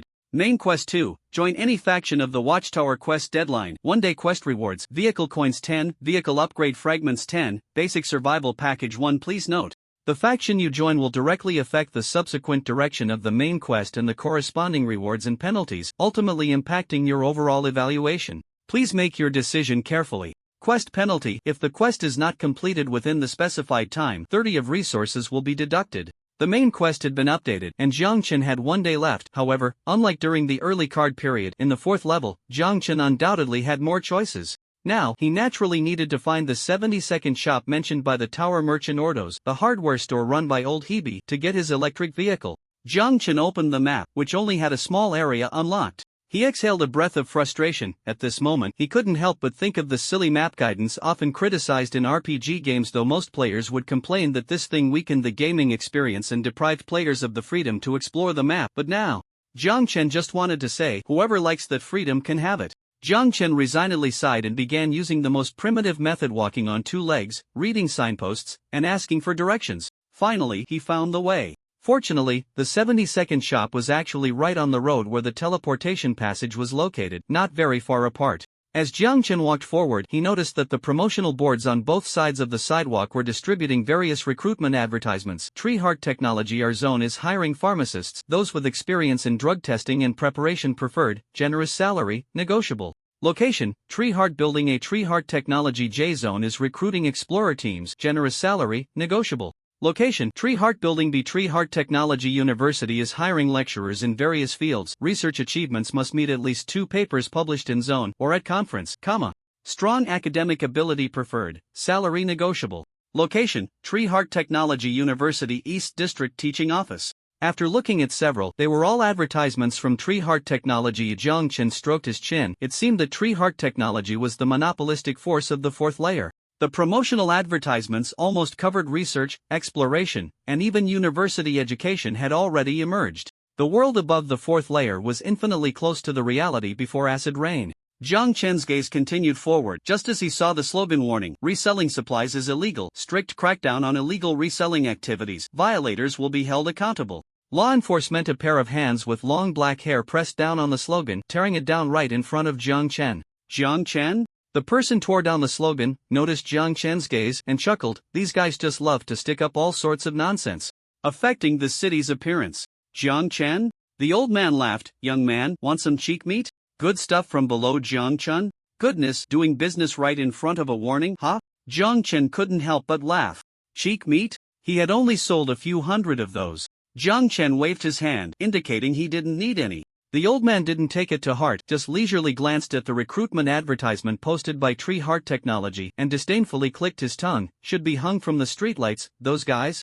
After saying that, the old man turned and left. Jiang Chen didn't think much of it either, continuing forward in the direction the kind passerby had pointed out, but the more he walked, the more it felt off. The old man was still right in front of him. Both of them were walking one after the other, seemingly with the same destination. Jiang Chen thought, no way.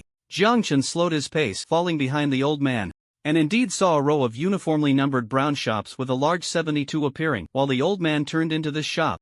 Jiang Chen, damn it, I knew I would always run into these extraordinary people. The old man stepped into the shop, poured himself a cup of liquid that was as thin as water and looked like milk, downed it in one gulp, and turned to see Jiang Chen standing at the door, his expression complicated. The old man exclaimed, raising an eyebrow at Jiang Chen. What's up, young man, still want some cheek meat? Didn't you just feel embarrassed to say it? Oh, I knew you young people. Hee hee, after all, the special effects of cheek meat, hee hee, you little ones are all reluctant to admit it. Jiang Chen? What special effects? He didn't know, he didn't have any. Jiang Chen's face darkened as he walked into shop 72, which was quite different from the one in Ordos. It was very clean inside. And a map was hanging on the inner wall. This map wasn't of the world or other countries Jiang Chen was familiar with. Overall, it seemed to depict the coastal city where this world was located, surrounded on three sides by bays, with the ocean further out, and the only connection to land was another city, obscured in the lower left corner. Various terrains were clearly marked on the map, even the distribution of roads was fully visible. Jiang Chen's mind stirred, and he took the initiative to speak. How much for this map? Map? The old man was taken aback, not expecting Jiang Chen to ask to buy this. The old man scratched his face. 3 tower coins each. If others were present, they would definitely expose this guy as a complete swindler right in front of Jiang Chen. Selling a map for 3 tower coins, why not just rob someone? But Jiang Chen didn't care at all. I want 50 copies. The old man spat out the drink he had just taken. Jiang Chen remained unfazed. Don't want this wet one. Old Hebe.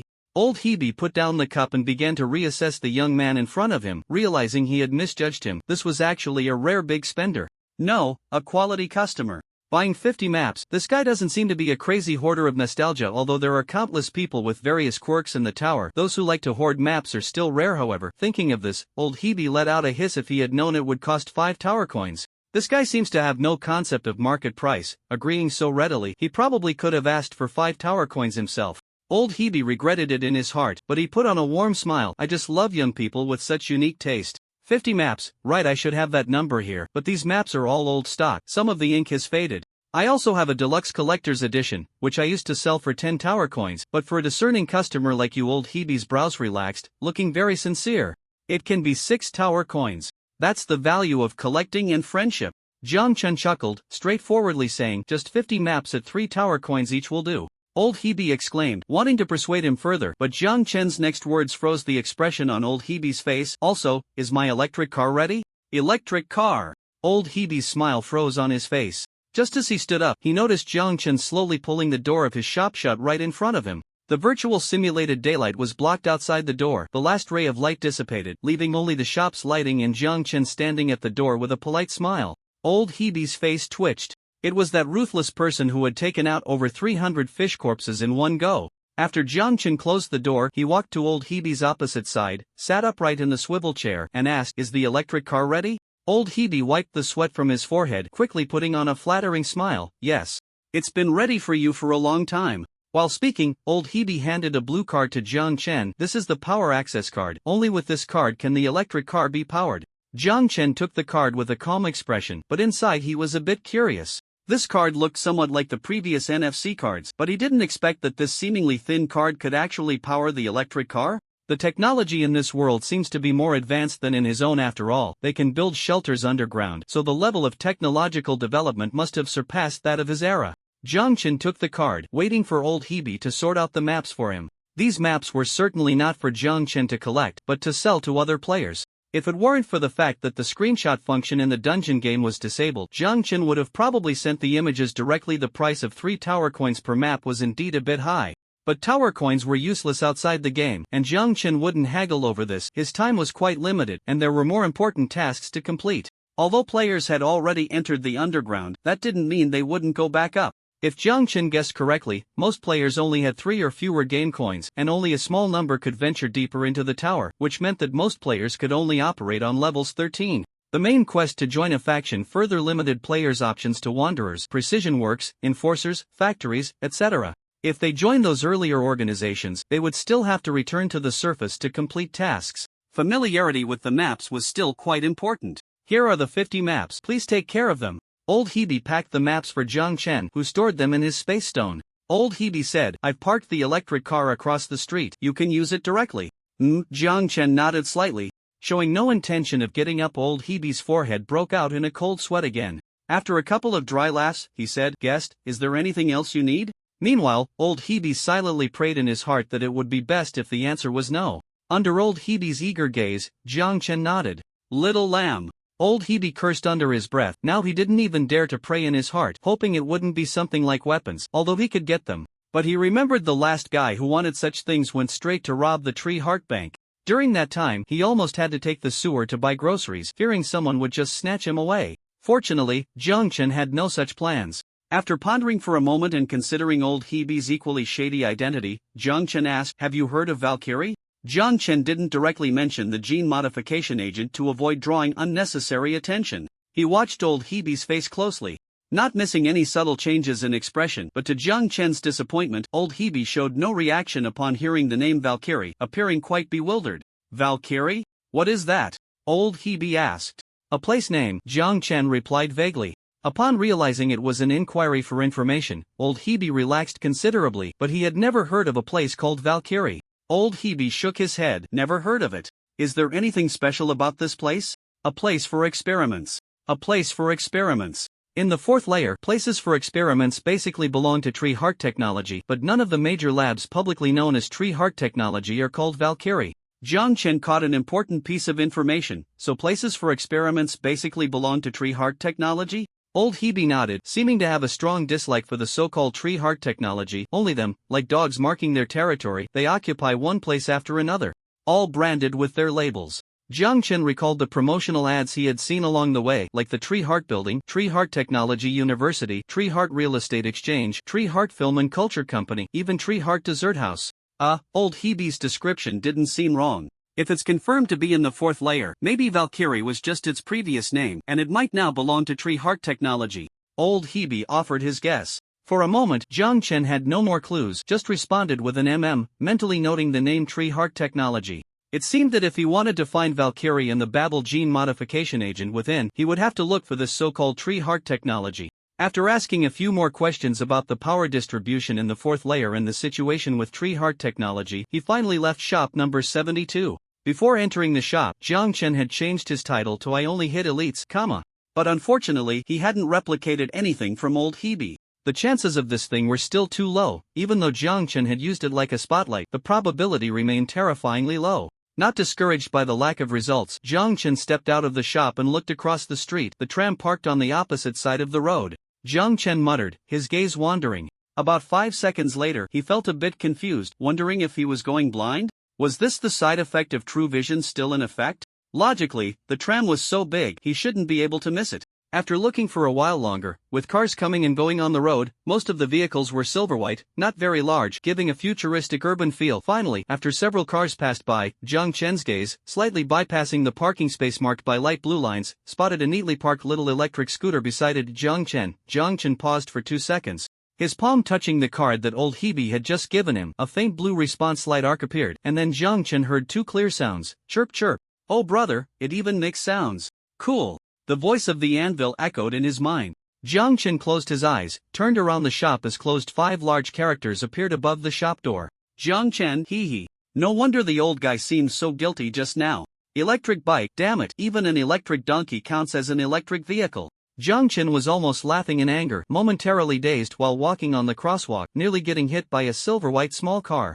After crossing the road, he approached the small electric donkey, which was also entirely white, and Jiang Chen, not willing to give up, glanced at the nearby electric bike, then looked at his own small electric donkey, took out the card.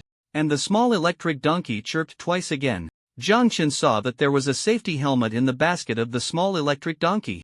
Jiang Chen sighed silently, feeling an impulse to return to the first floor and bloodily cleanse the ordo shop. Calm down.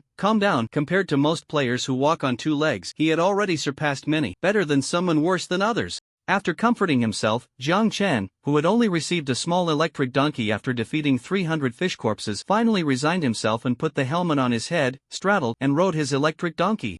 Jiang Chen reorganized his thoughts, first pulling up the map. He opened the group chat channel. Jiang Chen directly posted a message in a thread that had already exceeded 10,000 views. Player, a batch of Haicheng maps, each map priced at 2 vehicle upgrade fragments. If anyone needs it, feel free to DM me. After posting, there were immediate replies in the comments. Player, maps? Good stuff. 2 vehicle upgrade fragments. I want one. After sending, this brother Young Tian directly sent a private message. Player has initiated a temporary conversation with you through the group chat. Brother, are you there? I want a map. Okay, I'll send the link.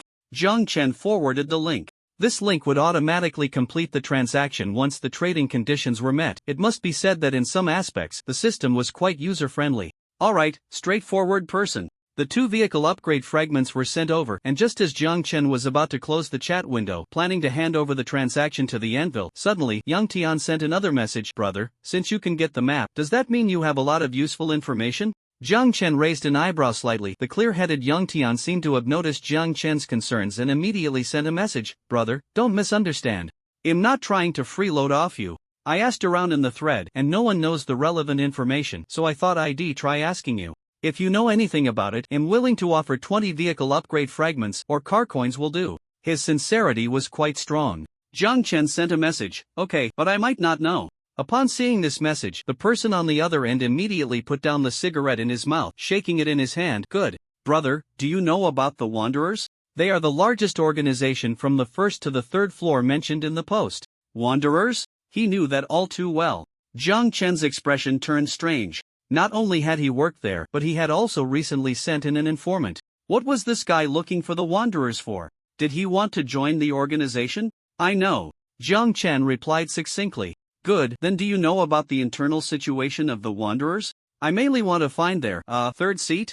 Jiang Chen's eyes widened slightly. The third seat, wasn't that Lise? Brother Yang Tian continued to send. Brother, don't worry, it's not anything murderous or arson. What Jiang Chen was worried about wasn't that. To be honest, Lise wasn't someone who would take advantage of others. Killing and arson, unless it reaches a certain level, shouldn't have too much of an impact on Lise. Inside the pop-up, the message continued to send. If you know the location or any other clues, the price is negotiable.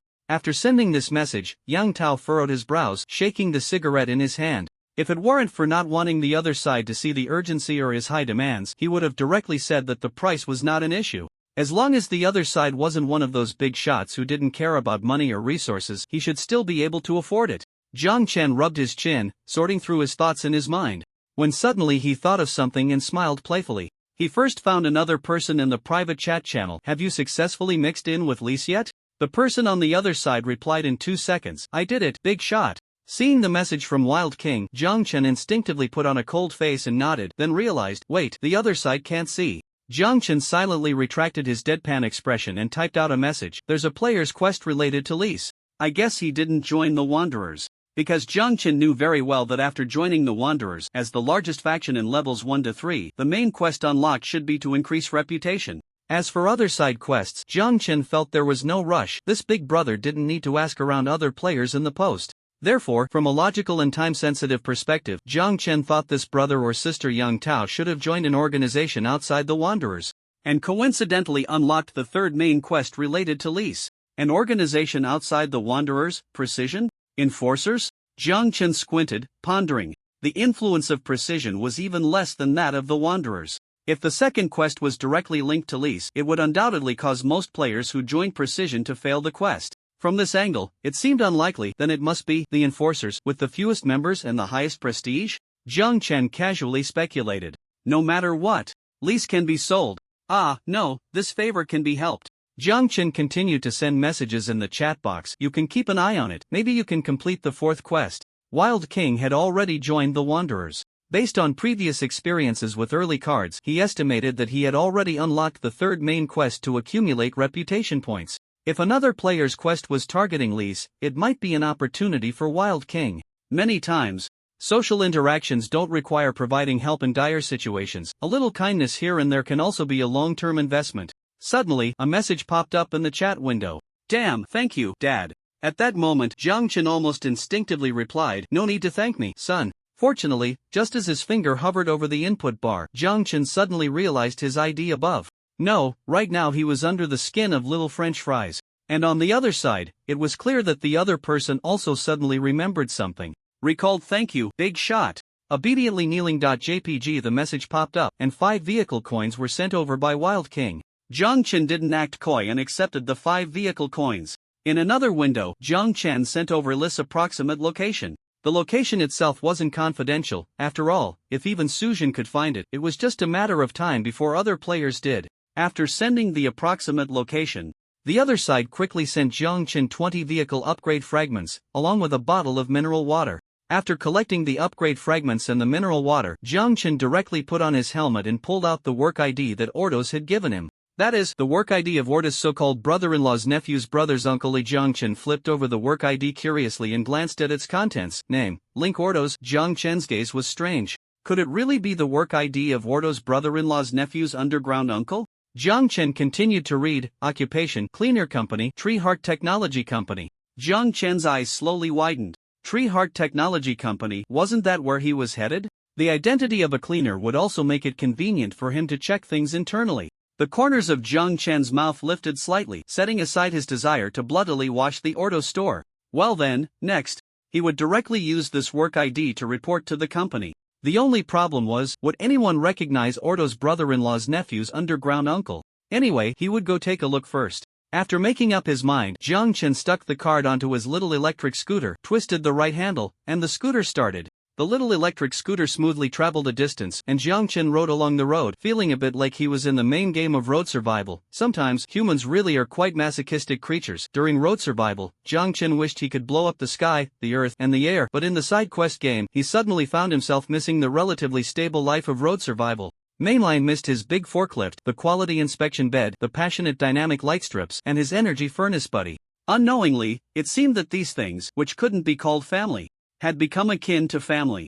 Jiang Chen silently pressed his lips together, gathering his thoughts, looking at the road signs, turning, waiting for the red light. After about half an hour, he finally saw a vast interconnected building. The building was tall, and Jiang Chen looked up, where it seemed to merge directly with the virtual blue sky, making it hard to see clearly. Below, several buildings were connected by sky bridges, and it seemed there were crowds bustling about on the bridges just a 3-story distance. The underground 4 floors of Tree Heart Technologies building and the dilapidated underground pipeline building felt like completely different worlds.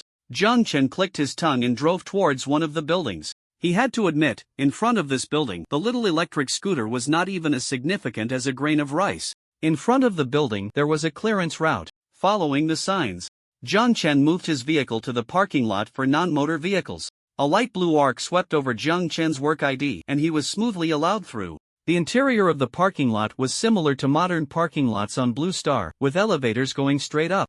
Jiang Chen noted his parking spot and took the elevator directly up to the first floor. When the elevator opened on the first floor, soft white light filled Jiang Chen's eyes. The entire company's interior style was quite futuristic, and most of the people walking in the hall were either in suits or wearing white work uniforms, with a small green tree logo above. Seeing this scene, Jiang Chen had only one reaction. Does this place even need a cleaner? The floor was so clean it could serve as a mirror.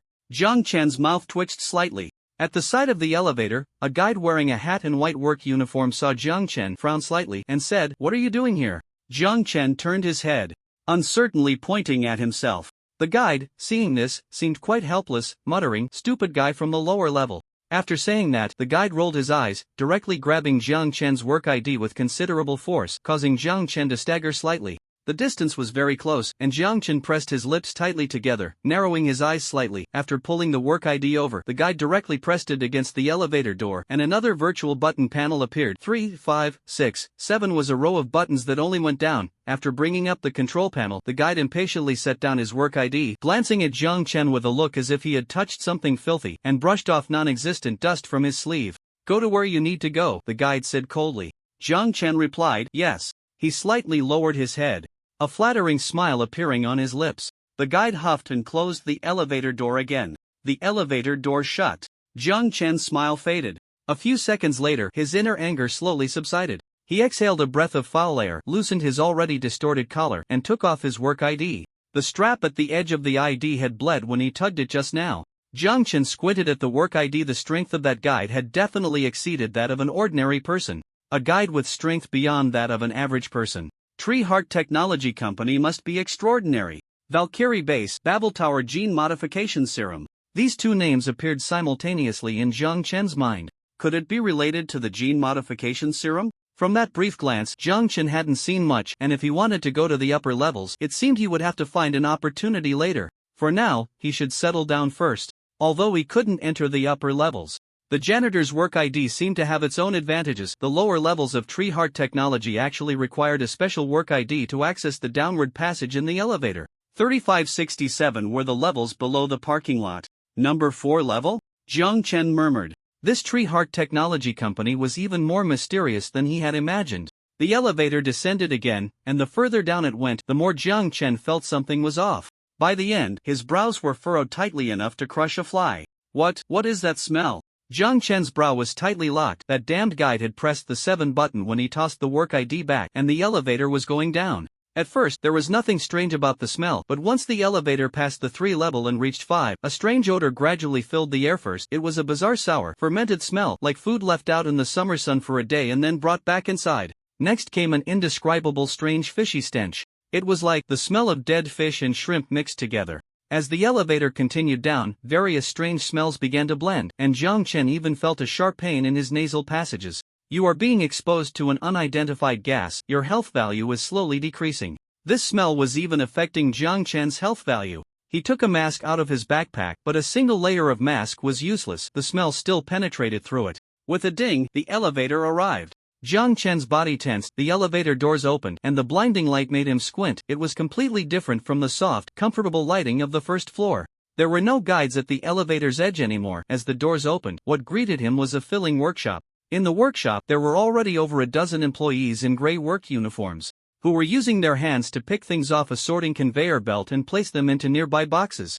Jiang Chen focused his gaze, almost gagged. What was on the conveyor belt were fish corpses. The things being picked off were the organs and some flesh of the fish corpses.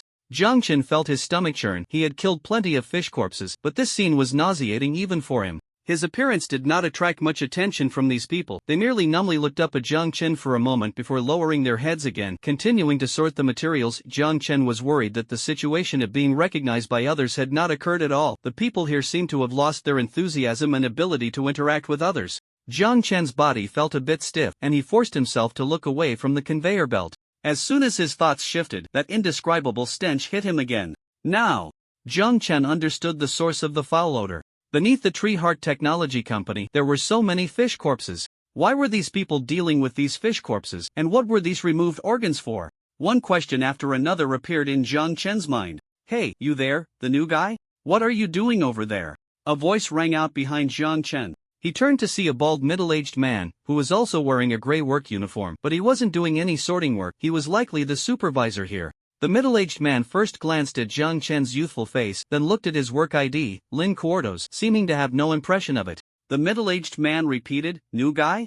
Jiang Chen mumbled a vague The middle-aged man, impatient, said, "All right, go to the workshop and get your work uniform cleaner. You and Old Yang will be responsible for Area A and Area B, respectively. Old Yang will teach you how to do the specifics. By the way, you signed the confidentiality agreement, right? Since you've signed it, don't look at what you shouldn't, and don't say what you shouldn't. Otherwise, you know the consequences." After saying this, the middle-aged man waved his hand, sending Jiang Chen off to the so-called backup room, while he returned to the office. The office had a heavy door installed on the outside, which could isolate some of the stench, but it was only marginally effective. Watching Jiang Chen start to find the location of the backup room on his own, the middle-aged man curled his lip and muttered, "Sigh, I wonder how long this new guy can last. He looks young, he shouldn't die too quickly, right?" Jiang Chen could no longer hear the middle-aged man's words. Holding his breath, Jiang Chen searched for the location of the backup room.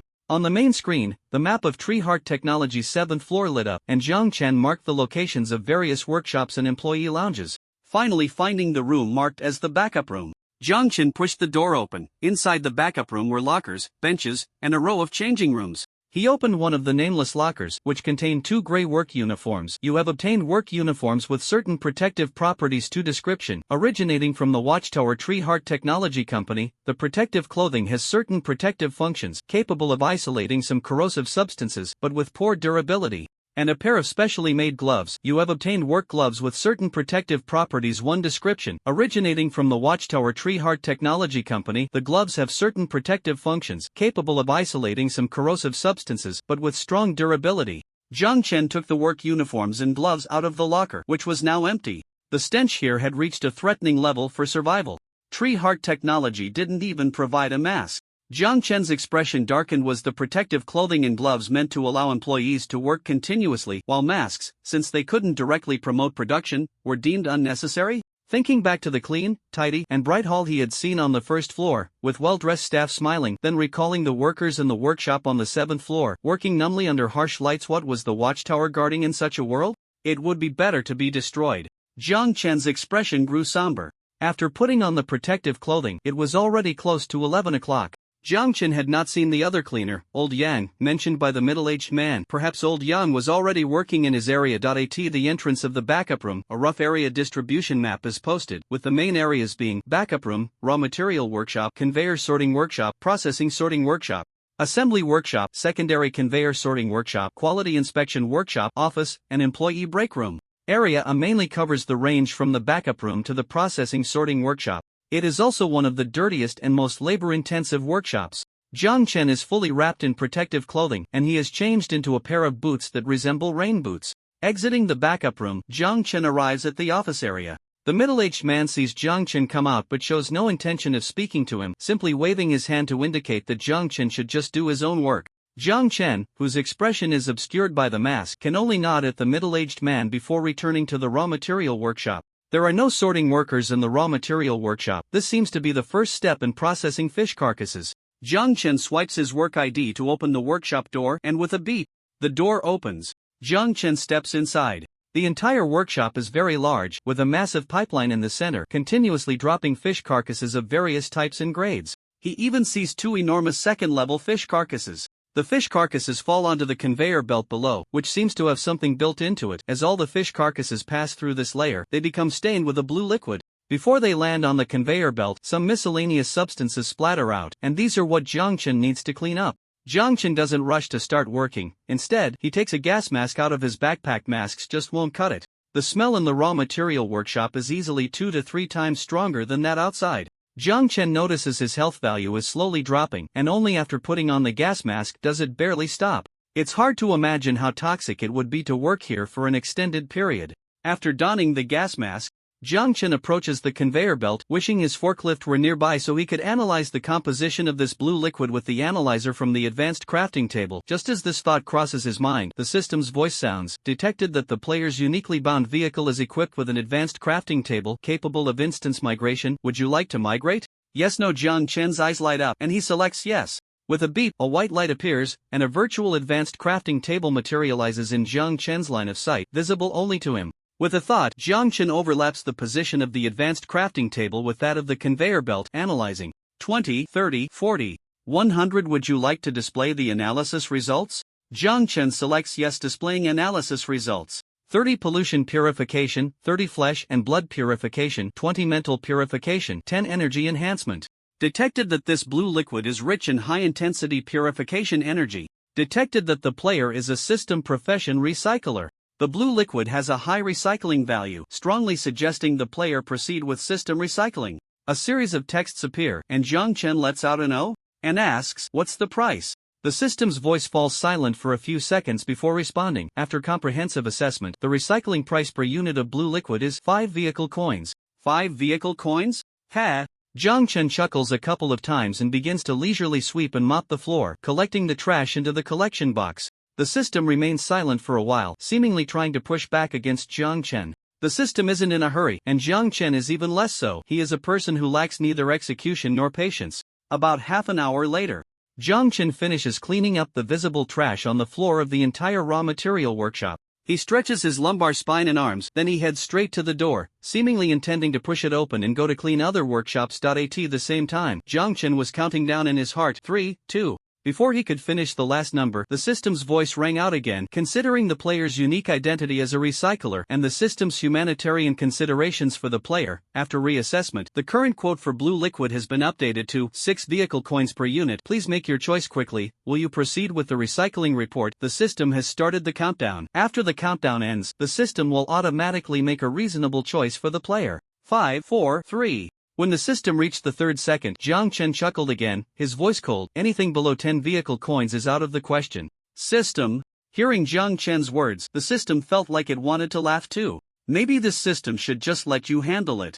After a moment of silence, Jiang Chen's hand was already on the doorknob, and the system's gritted teeth voice sounded, "Dear player, do you know what a price of 10 vehicle coins means? If recycling at 10 vehicle coins per unit, the system would still need to subsidize you players." The rest of the words turned into garbled text, and Jiang Chen couldn't hear it clearly. It seemed the system was really anxious. 10 vehicle coins is impossible, absolutely impossible. 8 vehicle coins is already the limit. If it's 10 vehicle coins, you might as well recycle me too, sell me off.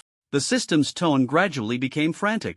It must be said, the 99th district is truly a hidden gem, not to mention Jiang Chen in front of him. There's also that wild king and those two who don't understand the rules. Thinking of this, the system felt even more despondent. Compared to systems in other districts, it was practically carrying a heavy burden. The system wanted to continue its rant, but Jiang Chen had already changed his demeanor. Enduring the system's babble, Jiang Chen's indifferent expression transformed back into one of obedience and politeness. As the system's voice fell, he withdrew his hand and turned back to the conveyor belt nearby. System? Jiang Chen focused his consciousness, and the phantom of the crafting table solidified again, saying, "Deal." System? Deal what? Sensing the system's confusion, Jiang Chen kindly completed, 8 vehicle coins per unit, deal. System, you might as well just sell it off. Just as Jiang Chen was engaging in a battle of wits with the system on the 4th floor, other players were not idle either. The entire watchtower seemed to have become livelier with the arrival of players, or rather, it was in a state of chaos. Group chat channel. Player, coordinates, 9th Avenue, Haichun, Wanderer. Currently on a mission, looking for a partner. Player, DDD. Player, is the one upstairs farming monsters or transporting supplies? Player, private chat. Player, coordinates, Loud factory on the 2nd floor of the watchtower. I've joined the factory according to the post's tutorial. Been screwing bolts all morning, so boring. Is there anyone here? Even offline is fine. Player, same Wanderer handshake. Grinning player, isn't everyone Wanderer? Am I the only one craftsman? Player, report your coordinates. Face death. Player, game currency is limited. Aside from those players who already have survival obstacles, the other players on the 1st to 3rd floors are currently in a relatively safe situation, so they started chatting in the group again. After chatting for a while, suddenly, a message popped up. Player, saluting. Hello everyone, I am also sincerely looking for a partner better if skilled in cooking. But it's okay if not to execute the Bay Area mission for Tree Heart Technology, mainly simple cleanup of level 3 fish corpses, with a small chance of encountering level 4 to 5 fish corpses. Looking forward to your private messages. Saluting player? Player, just a simple cleanup of level 3 fish corpses? Player, is there a small chance of encountering level 4 to 5 fish corpses? Player, is that true? Seeing the ridiculous comments from the players, Jiang Chen couldn't help but chuckle. I have to say, Brother Thunder is as terrifyingly strong as ever. A simple cleanup of level 3 fish corpses? Jiang Chen thought for a moment and realized that his imagination of Thunder Z was still too limited. He originally thought that after this period of sneaky development, his strength had already approached that of Thunder Z and others, who might have been ahead of players in combat power even before entering the game. The fact proved that no one would stay in place. Being able to clean up level 3 fish corpses, and judging by the tone, it seemed not too difficult, then Thunder's overall combat ability might have reached a rather terrifying level. Jiang Chen pondered for a moment but did not feel discouraged. Everyone has their own circumstances, there's no need to view others' gains as one's own losses. Jiang Chen withdrew his gaze, and above the crafting table appeared 1 unit of blue liquid collected. Do you want to recycle it? Jiang Chen focused his eyes, and indeed, a small pool of blue liquid appeared above the virtual crafting table. Just looking at it, Jiang Chen felt as if his soul had been purified. Collecting 1 unit of blue liquid took a full quarter of an hour. This was because Jiang Chen couldn't possibly transfer all the blue liquid to the crafting table, otherwise, the lack of blue liquid purification in the workshop's flesh and blood would be easily discovered. Therefore, Jiang Chen could only separate a tiny portion of the blue liquid like a diversion pipe, while the remaining blue liquid continued to serve its original purpose. Even so, earning 8 vehicle coins in a quarter of an hour was already quite substantial. The corners of Jiang Chen's mouth lifted slightly, and with a thought, he selected, yes. Above the blue liquid, a milky white mist emerged, soaking through the blue liquid. In Jiang Chen's perception, something within the blue liquid seemed to be drawn out, instantly becoming much dimmer and losing its previous vitality. System has completed recycling. You have gained vehicle coins 8. The balance in the storage card increased again. Just as Jiang Chen was about to continue collecting blue liquid, suddenly, a sound of knock came. Jiang Chen paused slightly. He showed no signs of panic but naturally bent down to remove the plastic rag hanging on the edge of the conveyor belt and placed it in the trash can. Only then did he turn to look at the high glass above the door. The windows of the raw material workshop were very high, making it almost impossible to see inside from the outside. The only place visible from outside was a pair of small windows embedded above the large door, spaced apart. Through the window, Jiang Chen saw a slightly hunched man lightly tapping on the window with his finger. At the same time, a hoarse and somewhat aged voice came, "Link, break time is over." Link, the name of the guy he was currently covering for.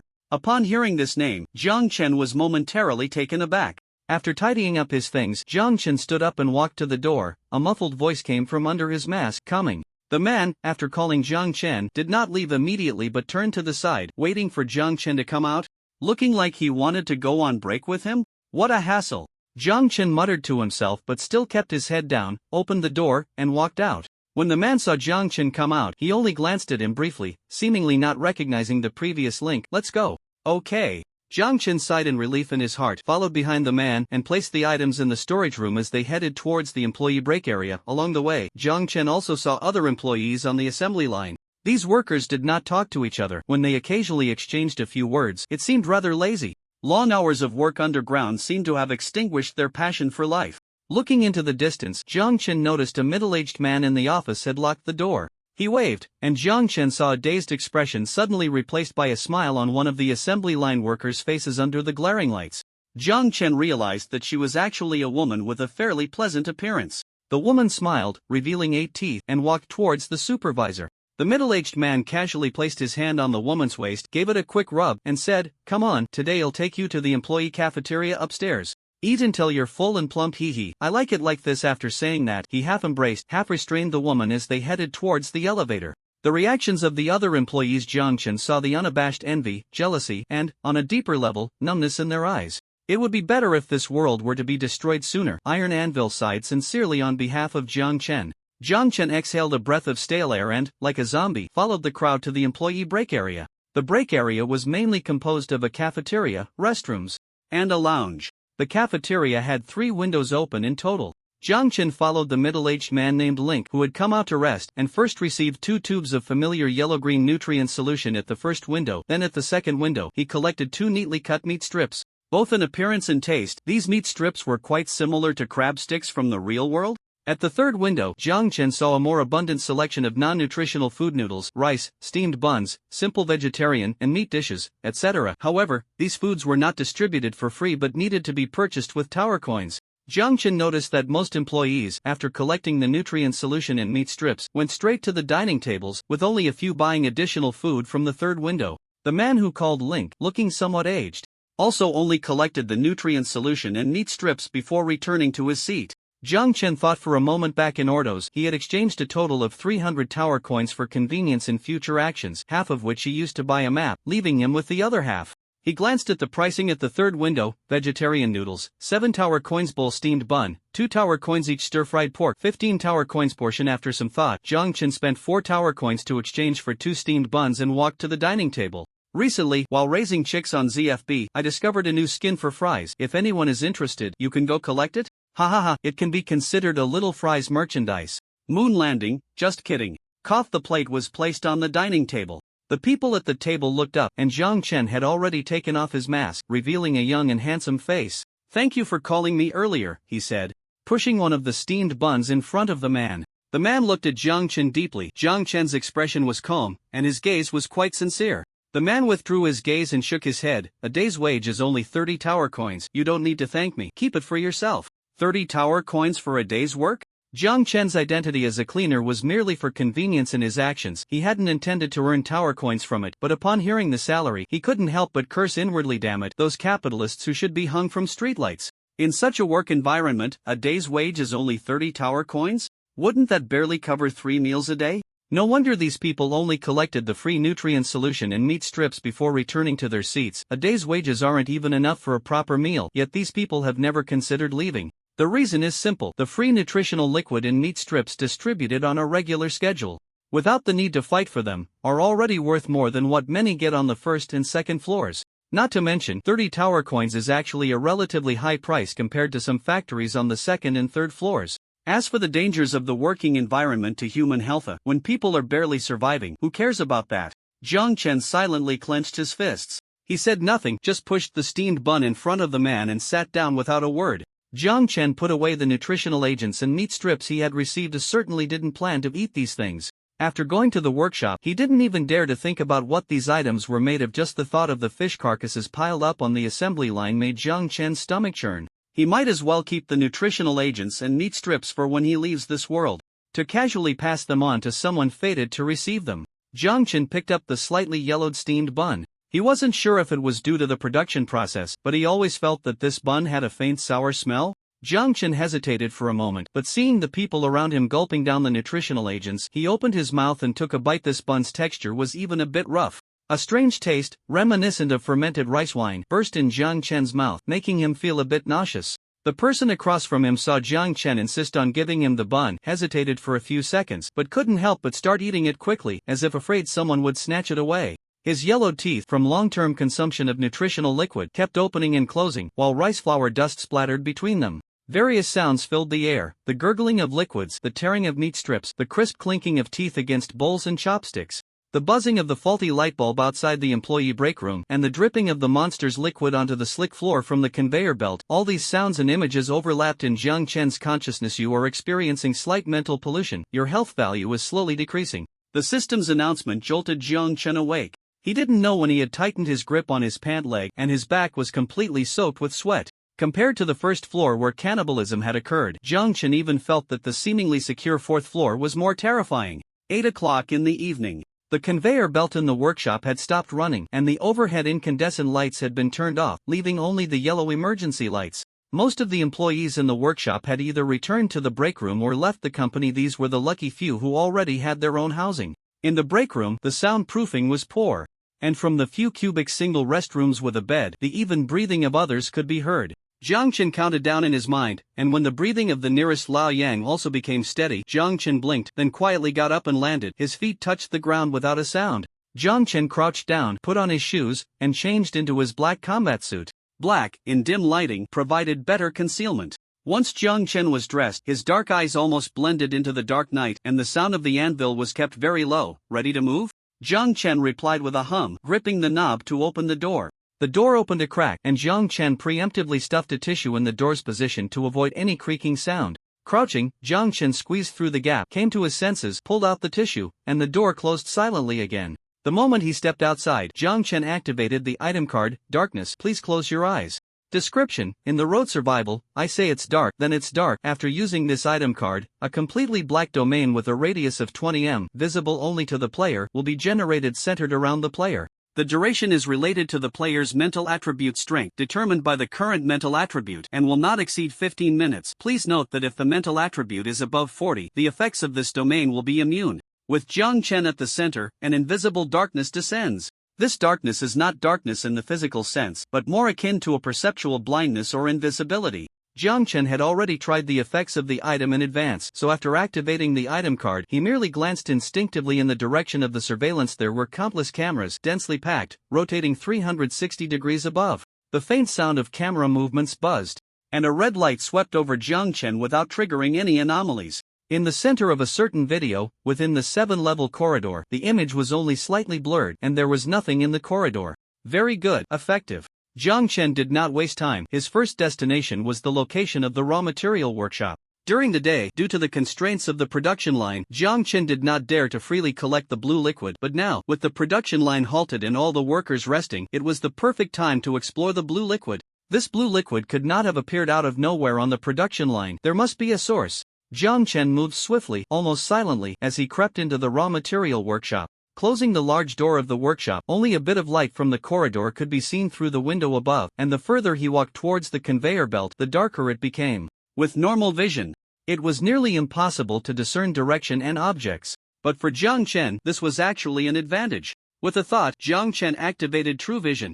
A grid-like field of vision unfolded, and in the lower right corner of the field, a blue light arc appeared. True Vision can capture and identify supernatural forces. His perception continuously extended. Jiang Chen followed the trace of the blue light arc, looking deeper and further, and soon, his gaze gathered above there. The blue light arcs on both sides converged, forming a massive beam of light upwards. This was the passage where the blue liquid flowed down. Spotting the direction of the blue liquid, Jiang Chen wasted no time and jumped directly onto the conveyor belt. He had cleared it when the day ended, so there were no strange sensations. Standing on the conveyor belt, Jiang Chen took out a small flashlight from his backpack. The light was very limited, but it was sufficient here. He held the small flashlight in his mouth, then bent down, using his waist and abdomen to exert force, and with a push, his feet landed inside the large hollow of the pipe above. The residual blue liquid inside the pipe was quite abundant, and Jiang Chen was surrounded by shimmering blue. He braced his feet against the pipe wall, with his entire back and waist pressed against the opposite wall. If this had been before entering the game, just this action would have exhausted a modern-day white-cut chicken college student, but now Jiang Chen hardly expended any energy. Adjusting his posture, his senses extended continuously, and the blue light arc before him also extended. This pipe seemed to be going upwards? After pondering for a moment, Jiang Chen directly began to climb up the pipe. It wasn't quite right to say he was climbing. Aside from the initial upward section, the direction of the pipe varied greatly, sometimes going forward, sometimes backward.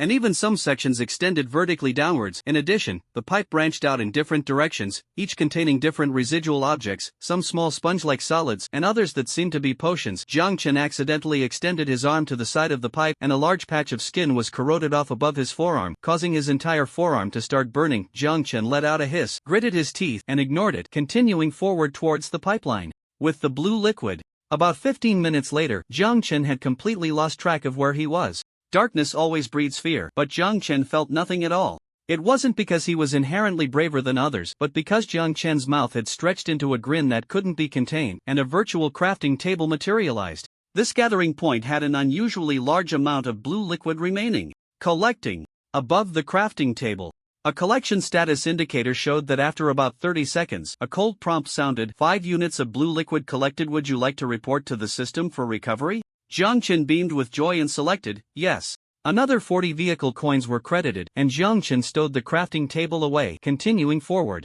This was naturally to prevent any mishaps, in case it became difficult to enter further ahead, leaving him with nothing to show for it. Another 15 minutes passed, and the Close Your Eyes item card had expired. Fortunately, there were no surveillance facilities in the pipeline. With Jiang Chen's current mental strength, the maximum usage time for Close Your Eyes was no more than 15 minutes, and the refresh limit was 6 hours. Jiang Chen continued to climb, and after collecting rich blue liquid at several gathering points again, he seemed to have discovered something. A foul wind blew, lifting the stray hairs from Jiang Chen's forehead. He squinted in thought for a few seconds. This kind of wind direction only appeared at the gathering points in the pipeline. An image of the terrain on the first level of the watchtower unconsciously surfaced in Jiang Chen's mind. The terrain on the first level of the watchtower was also made up of such pipelines. And due to the advance card, Jiang Chen had traversed the first level countless times without even realizing it.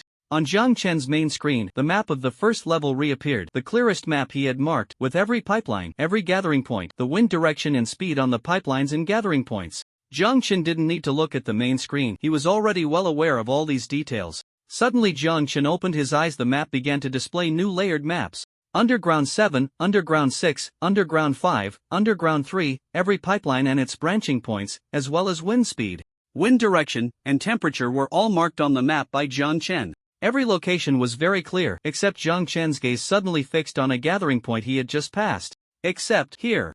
Jiang Chen's eyes locked onto the hollow spaces between the parallel pipelines on layers 5 and 3. The wind direction and speed here were discordant.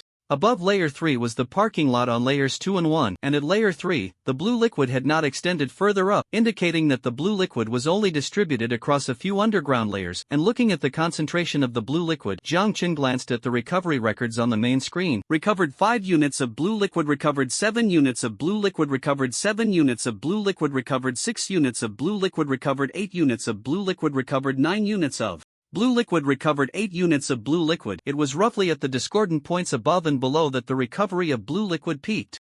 Because the residual liquid was distributed excessively and the darkness itself disoriented him, Jiang Chen didn't pay much attention to the varying amounts of residual liquid, but combined with the wind speed and direction, it was clear that something was amiss. The hollow space between layers 3 and 5, the discordant wind speed and direction, and the peak residual amounts on both sides. Could it be that the source of the blue liquid was in the non-existent layer 4?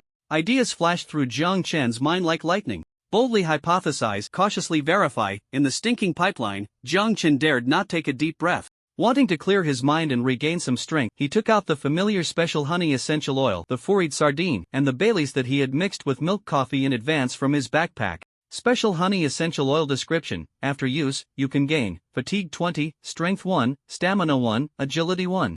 When combined with the exclusive massage technique of the brown bear shopkeeper, you can gain fatigue 50, strength 3, stamina 3, agility 3. Foraged sardine description: a highly active fish that has suffered mild pollution. After consumption, you can gain strength 3, agility 3, stamina 1 for 6 hours. Please note, when mental attributes are below 12, consuming this food has a high probability of causing madness. Bailey's special description: drinking it grants a random attribute 1 when consumed with milk and coffee. You additionally gain mental attribute 1. The honey essential oil and sardine replenish strength, agility, and stamina, while Bailey's replenishes mental strength. Applying the essential oil, eating the fish, and drinking the liquor, this combination in the stinking, dark pipeline is truly delightful. Just as this thought settled in, Jiang Chen couldn't help but shiver. He might really be going a bit crazy. In the dark pipeline, the fearful gaze of the foraged sardine met Jiang Chen's dead fish eyes, and he swallowed the sardine in one gulp. After swallowing, Jiang Chen gagged once and expressionlessly downed the Baileys. This stuff was a bit sweet going down, but once it settled in his stomach, he felt a slight burning sensation. After eating the sardine, whispers began to echo around Jiang Chen's ears, and he waved his hand as if trying to shoo away these annoying creatures. He casually applied the honey essential oil to his face and arms. A mechanical voice announced, "You gain strength 3, agility 3, stamina 1. Temporary. You gain strength 1, agility 1, stamina permanent. You gain stamina 1, mental 1." With points continuously increasing, Jiang Chen felt his whole body filled with strength. Without wasting time, he turned around and returned to the layered pipeline. Feeling lighter this time, Jiang Chen took about 5 minutes to reach the hollow pipeline between layers 3 and 5. He carefully sensed the wind direction and judged the formation of the wind vent based on his experience from the underground level. "Is it over there?" Jiang Chen murmured. Adjusting his posture, he emerged from the southeast wind direction of the pipeline. As he moved downward from the convergence point, the pipeline became increasingly narrow until eventually, Jiang Chen could only crawl through it, his nostrils filled with various odors. He closed his eyes tightly for a moment, imagining that ahead lay a room full of shiny coins, which made him feel a bit better. Finally, it seemed the dark environment was beginning to dissipate, and faintly, the light in his real field of vision appeared clearer. Jiang Chen's spirits lifted, and he put the flashlight back in his backpack, continuing to crawl forward for another 2 minutes when he sensed a familiar light coming from below. Jiang Chen's entire body was pressed against the pipeline, resembling a gecko, his dark eyes peering down through the exit. He could vaguely see a faint blue glow, as if it were a laboratory. After pondering for a moment, he took out another foraged sardine from his backpack. The sardine, upon seeing Jiang Chen's face, seemed a bit desperate, its body stiff and straight. Jiang Chen was unaware that due to his long-term exposure to fish corpses, he now emanated an aura that terrified fish. Jiang Chen swung the sardine in his hand a couple of times, and seeing it play dead, he unceremoniously slapped its face with 2 big smacks. Slap! Slap! The fish was stunned. "You have caused a strong psychological shadow to the foraged sardine. The foraged sardine declares you will be their eternal enemy." Upon hearing the system's announcement, Jiang Chen chuckled twice, completely unafraid. Those who cause a strong psychological shadow are not called enemies. They are objects of fear. What's wrong with becoming a terrifying existence? Just like Oko, who created a strong psychological shadow for himself. But he wouldn't be foolish enough to go in front of Oko and say, "You've caused me psychological trauma, you are my eternal enemy, so let's have another life and death battle." That would be courting death, right? In the face of true strength, the concept of enemies simply doesn't exist. Jiang Chen ignored the announcement. After the 2 large figures awakened the dormant spirit of the foraged sardine, they directly tossed it out. He wanted to use it to test if there were any surveillance devices below. The foraged sardine was thrown down, landing with a splat on the ground. Jiang Chen waited for a moment. Good, no reaction. He relaxed, then bent his body, using his waist and abdomen to exert force, and swung himself out. A blue light appeared in Jiang Chen's eyes. The light was not intense, so it didn't obstruct his vision. Jiang Chen looked around. This seemed to be a laboratory. He saw the control panel below the pipeline, the analyzer at a distance, and the long table next to the analyzer. On the long table was a whiteboard filled with dense formulas. Jiang Chen glanced at them and felt a headache coming on, so he turned his gaze away. His dark eyes directly met a pair of white eyes. "What the hell?" Jiang Chen instinctively cursed under his breath, almost letting it out loud, but fortunately, the sound was swallowed in his throat and he managed to hold it back. "What is that thing?" Jiang Chen shrank his neck and squinted to look closer, only to find that the creature seemed to be submerged in a huge tank, with tiny bubbles rising to the surface, but it appeared to have lost the ability to move. It was a creature with a human face, long hair, a chest and abdomen, and a massive fish tail. On either side of the human face were structures resembling fish fins, which looked quite delicate. The creature floated slowly in the water, its eyes, which were only whites, wide open, seemingly staring at something for a long time, filled with resentment. Jiang Chen only glanced at it briefly before averting his gaze to avoid any unforeseen changes. He forced himself to only use his peripheral vision to observe. The mermaid-like creature trapped in the tank was at least 5 or 6 meters tall, not counting the fishtail that curled up to nearly match its height. Just imagine how tall this creature would be if it stood up. Wouldn't it be over 10 meters, close to 3 or 4 stories high? This was definitely not an ordinary fish corpse. Just from its appearance, it was at least a level 3 or even higher fish corpse. And there was more than one of such fish corpses. Near this tank, there were 5 or 6 similar tanks, all containing these mermaid-like creatures, but the ones in the other tanks seemed incomplete. Some were missing arms, some had large chunks of their chests damaged, some had their left eyes brutally gouged out, and some had their fishtails severed, leaving behind a horrifying stump. What exactly is this place? With questions swirling in his mind, Jiang Chen took another look, confirming there was no danger, before retracting his head back inside. He then adjusted his position and jumped directly down from the pipeline. Puff! A slight sound echoed as Jiang Chen landed on the ground. Coming out from the pipeline, the indescribable feeling of suffocation and stagnation finally dissipated a bit. Jiang Chen rubbed his eyes. His vision was starting to blur, a side effect of the true vision. It seems getting glasses needs to be put on the agenda. Jiang Chen muttered to himself, easing the unease of being stared at by these unknown creatures in the realm of reality. Jiang Chen began to search for the area where the blue liquid was most concentrated. Soon, he pinpointed a spot beneath the pipe. It was a square, box-like object, and the energy block inside seemed to have solidified, standing out remarkably. In Jiang Chen's mind, the strange voice of Brother Anvil echoed, "Enchantment table? An enchantment table?" Jiang Chen's eyes widened slightly, and after glancing around, he dismissed this answer. This thing only looked somewhat similar on the outside, but the real function should come from the irregular energy block inside, not the square box itself. This must be the source of the blue liquid. Jiang Chen observed for a moment, refraining from acting rashly, and instead turned to examine the surrounding items. He first approached the table, which was piled with various documents. Jiang Chen gently poked at them with his dagger, finding no additional reactions, and then began to flip through the top notebook, which had notes made in pencil. As soon as he opened the notebook, Jiang Chen's eyes lit up, and at the same time, the system's announcement sounded, "You have obtained a basic nutrient solution Formula 1. It was actually the formula for a nutrient solution. Jiang Chen continued to browse, and lines of explanations appeared on the main system. Basic nutrient solution description, a basic nutrient solution formula originating from the Watchtower.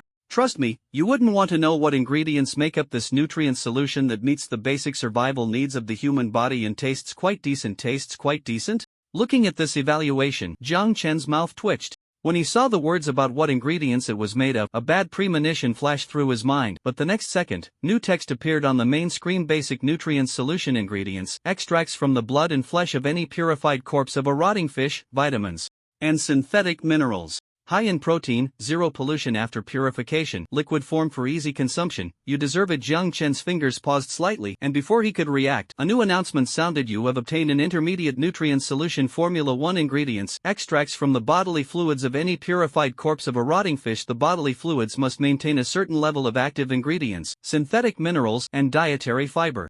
You have obtained a senior nutrient solution Formula 1 ingredients, extracts from the eyes of any rotting fish corpse, synthetic minerals, and dietary fiber." 3 formulas appeared on the main screen: the blood and flesh of fish corpses, the experience of fish corpses, and the eyes. This was the main material for the nutrient solution.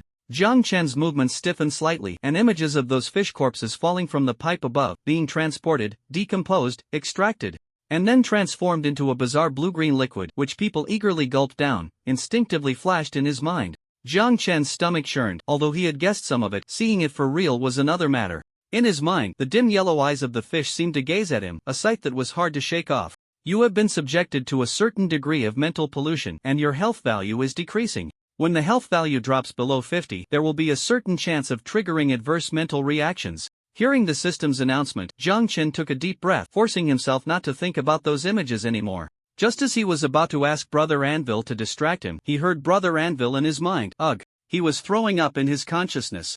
"Jiang Chen, bro, this is ugh, so disgusting ugh." "Jiang Chen, is it not disgusting just because you're throwing up in my mind?" Jiang Chen closed his eyes. To be honest, his mind was now filled with the sound of Anvil's vomiting, which indeed made him stop thinking about the nutrient solution images. Jiang Chen's lips twitched as he touched his ear and continued to check the main screen. "You have completed the trigger-type side quest, Nutrient Solution Description. Nutrient Solution, an important means of maintaining and controlling life within the Watchtower. Explore its source and interpret its composition." You have received 50 vehicle coins and 5 vehicle upgrade cards. You have received 1 basic nutrient solution, 1 intermediate nutrient solution, and 1 advanced nutrient solution. Please enjoy seeing this wavy nutrient solution. Jiang Chen suspected that the system was definitely doing this on purpose. After twitching his lips and claiming the reward, Jiang Chen continued to flip through the notes. The further he went, the more he found the symbols incomprehensible, unable to understand the content. He could only judge from the handwriting and paper that this had not been written long ago. Additionally, the person who wrote it seemed to be quite mentally active, often jumping from analyzing one component to another. This thought process felt somewhat familiar to Jiang Chen, but he didn't dwell on it too much, as it seemed that those researchers and scientists he remembered were all like this. After looking at it for a while, Jiang Chen felt a bit of a headache and directly flipped to the last page. The last page had a picture attached, which was exactly the box beneath the pipe. Jiang Chen's spirits lifted, and he quickly checked it. The right side of the picture was filled with dense annotations. Jiang Chen skipped the analysis of the box's main material and looked at the activation part. Crossed activation structure. Connection device, okay. Jiang Chen noted down the key steps while looking at the final step, co-frequency energy block. What is this? Jiang Chen looked down. And there was no new content on this page. Even the annotations themselves had a question mark, suggesting that the owner of the notes was also unclear about what this co-frequency energy block was. Jiang Chen furrowed his brows and returned to the direction box, following the note's guidance to operate it, crossing the control device at the edge of the box. Blue energy continuously floated above, with a slight buzzing sound, and a small recessed energy slot appeared above the box. This should be the other co-frequency energy block referred to in the notes, but what exactly is this energy block? Jiang Chen scratched his head. In the real vision, the energy block within the square box seemed to breathe, vibrating at a fixed frequency, a familiarity that inexplicably made Jiang Chen feel like he had seen it somewhere before. The blue energy block vibrated like breathing. Jiang Chen's pupils slightly constricted, and suddenly, a vision emerged at the center of the twin fish corpses. That blue crystal. Sigh of the Bay Sea. In the quiet laboratory, Jiang Chen turned his palm over, and the blue energy crystal, Sigh of the Bay Sea, appeared in his palm. Beneath the real vision, the energy fluctuations above the Sigh of the Bay Sea were identical to those within the box. Jiang Chen's eyes lit up, and he directly placed the Sigh of the Bay Sea on top. Above the box, 2 blue beams of light emerged, and with a buzzing sound, the box opened, revealing a crystal inside. That was another Sigh of the Bay Sea. In Jiang Chen's dark eyes, only the 2 sighs of the Bay Sea remained, continuously breathing and flickering in sync. You have discovered Sigh of the Bay Sea. Purification. Description: Sigh of the Bay Sea, one of the origins of the deep sea curse and the tower. There are a total of 9 crystals of Sigh of the Bay Sea, each corresponding to different powers. The energy corresponding to Sigh of the Bay Sea, purification, is resonance, separation, and purification. With the energy of Sigh of the Bay Sea, purification, pollution within a certain range can be purified. Meanwhile, outside the range of Sigh of the Bay Sea, purification, following the conservation principle, an equal or varying degree of doubled pollution will occur. In other words, purification is not cleansing, pollution will only be transferred. Lines of text emerged, and Jiang Chen's pupils suddenly constricted. He seemed to understand the source of the pollution and what it meant, as well as why people had to stay inside the watchtower. This so-called purification was actually a conservation? And the purified pollution wouldn't disappear, it was merely transferred to areas beyond the range of the Bay of Sighs. No wonder, according to the intelligence gathered from various places, the forbidden zones above the city were increasing, and no wonder the initial operation had only been carried out once before it was abruptly halted. This was an unsolvable problem. To obtain enough food, one had to use Bay of Sighs purification, yet once Bay of Sighs purification was used, it would turn areas beyond a certain range into forbidden zones where the level of pollution would only increase, not decrease. Jiang Chen's pupils shrank sharply. The system's prompt had sounded several times, reminding him to retrieve the Bay of Sighs, but more and more images flooded his mind. They were the numb people in the underground layer, kneeling at the edge of the pipes, waiting for the nutrient solution to drop. They were the workers on the 2nd and 3rd floors, toiling all day, returning to their so-called homes of less than 10 square meters, feeding their children with the nutrient solution, the smiles of their families. They were the special workers in the dimly lit underground building, enduring the stench. With an average age not exceeding 40, they were in the system's eyes, they were merely NPCs within the instance, but in Jiang Chen's eyes, they were just pitiful creatures like himself, like all players. After taking the Bay of Sighs, what would happen to this tower, to the people here? In the laboratory, it seemed that only Jiang Chen's heavy heartbeat remained. One beat, another, he didn't know how long it had been, when suddenly the main screen lit up, and Jiang Chen's eyes shifted. On the main screen, the pinned post in the group chat had updated with new content. The Scallion reports to you in real-time, family. Look what I found. Jiang Chen's dark eyes moved over, and a picture with colors pushed to the extreme, a sky so blue it was blinding, was pinned at the top. On the 4th underground level, one can actually see such a sky. In Jiang Chen's ears, it seemed he could hear again the sweet virtual female voice from when he arrived at the 4th level, saying to him, "Yes, light blue, that is the original color of the sky." All emotions converged, and Jiang Chen suddenly opened his eyes. Yes, the original color of the sky. Why was it only on the 4th underground level that those who enjoyed the fruits of the labor of the upper class could see such a sky? These people had been immersed under the virtual sky for too long, forgetting what the real sky should look like. What was there to cling to in such a world? It would be better to tear everything down and start anew. Jiang Chen opened his eyes, and this time he no longer hesitated. He directly reached out and took out the Bay of Size Purification. You have obtained Bay of Size Purification, you have unlocked the Bay of Size Side Quest Advancement Reward, you have received 150 car coins, 1 golden treasure chest, 1 instant snapshot card. Jiang Chen didn't even care about the rewards. After taking out the Bay of Size Purification, blue light beams from the edges of the box directly locked onto Jiang Chen, and a massive energy pulse condensed in the center. Jiang Chen's eyes narrowed, and his spirit seemed to flow like water, sinking into another Bay of Size. The enormous aquamarine vortex collided with the energy pulse, and the two energies erupted from the center. The entire laboratory fell silent for a second before a loud explosion echoed, as if the whole laboratory had been torn apart from the middle, breaking into two halves. The alarm sounded continuously, and Jiang Chen felt the ground beneath his feet and above his head trembling incessantly. A large number of personnel were gathering towards this side. At the same time, beyond the realm of reality, different fluctuations began to emerge. Those who were originally on level 4 were also rushing over here. "Jiang Chen, calm down. Calm down." In his mind, Jiang Chen kept repeating to himself. Outside the destroyed laboratory, he had already seen fully armed soldiers, and even at the forefront of the soldiers, he spotted a person wrapped in a strange black linkage device. Even from a distance, Jiang Chen could sense the troublesome nature of this device. Behind the soldiers were about 4 or 5 people dressed in laboratory white coats. One of them was looking at Jiang Chen with a look of astonishment through the firelight. The sound of bullets whizzing through the air came, and Jiang Chen shrank his neck as bullets struck the wall behind him, creating a row of pockmarks. Jiang Chen took a few steps back and reached the side of a tank. During the time of hesitation, he hadn't forgotten to think about an escape route. He had long noticed that when the two Bay Sea Size appeared together, the merfolk submerged in the tank seemed to react strangely. Just as Jiang Chen was about to summon his mental power again to activate the Bay Sea Size symbiosis and blow open the tank, suddenly, a new message popped up on the main screen. "You have received a temporary conversation from Lettuceby. There's a linkage button in the groove on the side of the tank. Pressing it will directly release these merfolk."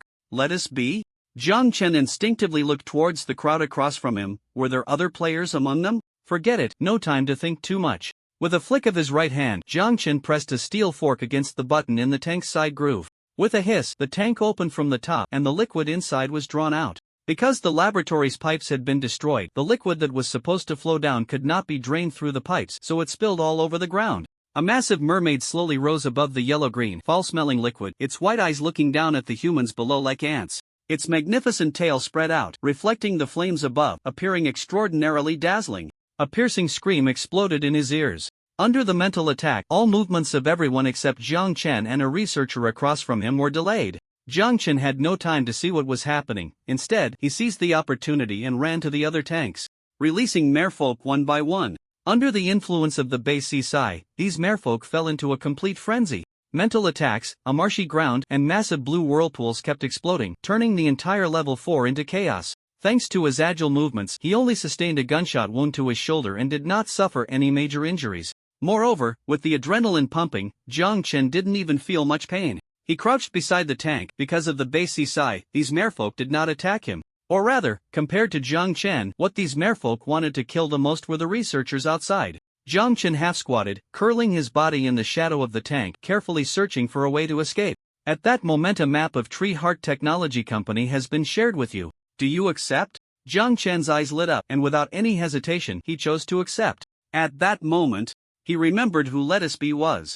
Wasn't that another player he encountered in the game? That nerdy guy was also here? After accepting the map, Jiang Chen opened it and nearly gasped out loud. Good heavens! The map not only displayed the layout of all the modules of Tree Heart Technology but also the coordinates of the internal laboratories and passages, and even every single camera's location was individually marked. This guy had essentially done a thorough reconnaissance of the entire Tree Heart Technology. There was no time to send a message to the bro. You're awesome. Jiang Chen seized the moment, directly activating the Bay Sea Sai. After a whirlpool cleared the crowd blocking his path, he shot out like an arrow released from its bow. Inside the collapsed building, Jiang Chen's figure quickly vanished and the main control room completely failed to capture his presence, as if he had simply disappeared into thin air. The entire tree heart technology was in chaos. Within the colossal building, aftershocks from the explosion caused all the lights to turn on. Above, the expressions of those who had been leisurely during the day turned into panic, and they vaguely sensed that something monumental had occurred. Amidst the blaring alarms, Jiang Chen had no time to send a message to the otaku bro, unaware that the other party was in the same situation. In the laboratory, Qi Zhao, who had been closely impacted by the mermaid's mental assault, felt uneasy, almost losing his balance and kneeling on the spot. But he gritted his teeth, stubbornly fixing his gaze on the young man across from him. Recognized at first glance that the guy was Jiang Tu. He was the first player Qi Zhao had seen since entering the Watchtower instance, and the first to evoke feelings of admiration and interest in him. And now the other party had done something even more shocking right in the core territory of tree heart technology, which spans several underground levels. He had directly taken away its most essential energy purification device. How could a person be so audacious? Amidst the flames, Qi Zhao couldn't help but push his glasses up, his eyes revealing intense confusion beyond the shocking behavior. He was even more concerned about how the other party accurately knew that the box was on level 4. It should be known that even he had only been assigned to level 4 after entering the game, completing numerous tasks, and helping Tree Heart Technology achieve a significant breakthrough. After being assigned to level 4, he had been almost under house arrest within Tree Heart Technology. He was well aware that information here was completely sealed off, unless he transmitted messages to other players through the system. Aside from that, it was entirely closed off, with no channels for obtaining information. So, without any channels for information, how did Jiang Tu accurately know that the box was on level 4? He absolutely did not believe this was a coincidence. After all, Jiang Tu had even brought the frequency energy block along. If it wasn't a coincidence, how did the latter accurately locate the box's position? If the box hadn't been opened, relying solely on the energy block wouldn't suffice. Could it be that Jiang Tu's mental power had reached such a level that he could break through layers of barriers and directly sense the location of the internal energy block? How could an ordinary human achieve such a level of mental power? Or was it deduction? But how could one deduce this just from the vanished level 4? Or perhaps, through another channel of information, how could that be possible? One thought after another appeared in Qi Zhao's mind, only to be dismissed one by one. The more he dismissed, the more mysterious Jiang Tu's image became in his heart. Was there really such a huge gap between himself and top players? Indeed. He knew that the rankings didn't explain much. Players who were truly good at hiding often concealed their presence among the crowd. Indeed, compared to Jiang Tu, his understanding of the game rules was still too superficial, making it difficult for him to control his performance and achieve the goal of hiding. If Jiang Chen knew what Qi Zhao was thinking at this moment, he would definitely twitch his mouth and say, "Bro, you're overthinking it. This was truly just a coincidence." God knows, he initially just wanted to grab some blue liquid and collect some vehicle coins. Who would have thought it would lead to so much trouble? At this moment, Jiang Chen was in another pipeline. It must be said that he seemed to have a bit of a connection with the pipes. Jiang Chen. Sigh, with his waist and abdomen pressed against the edge of the pipe, Jiang Chen slumped inside, letting out a breath. After a few seconds, he muttered a curse under his breath.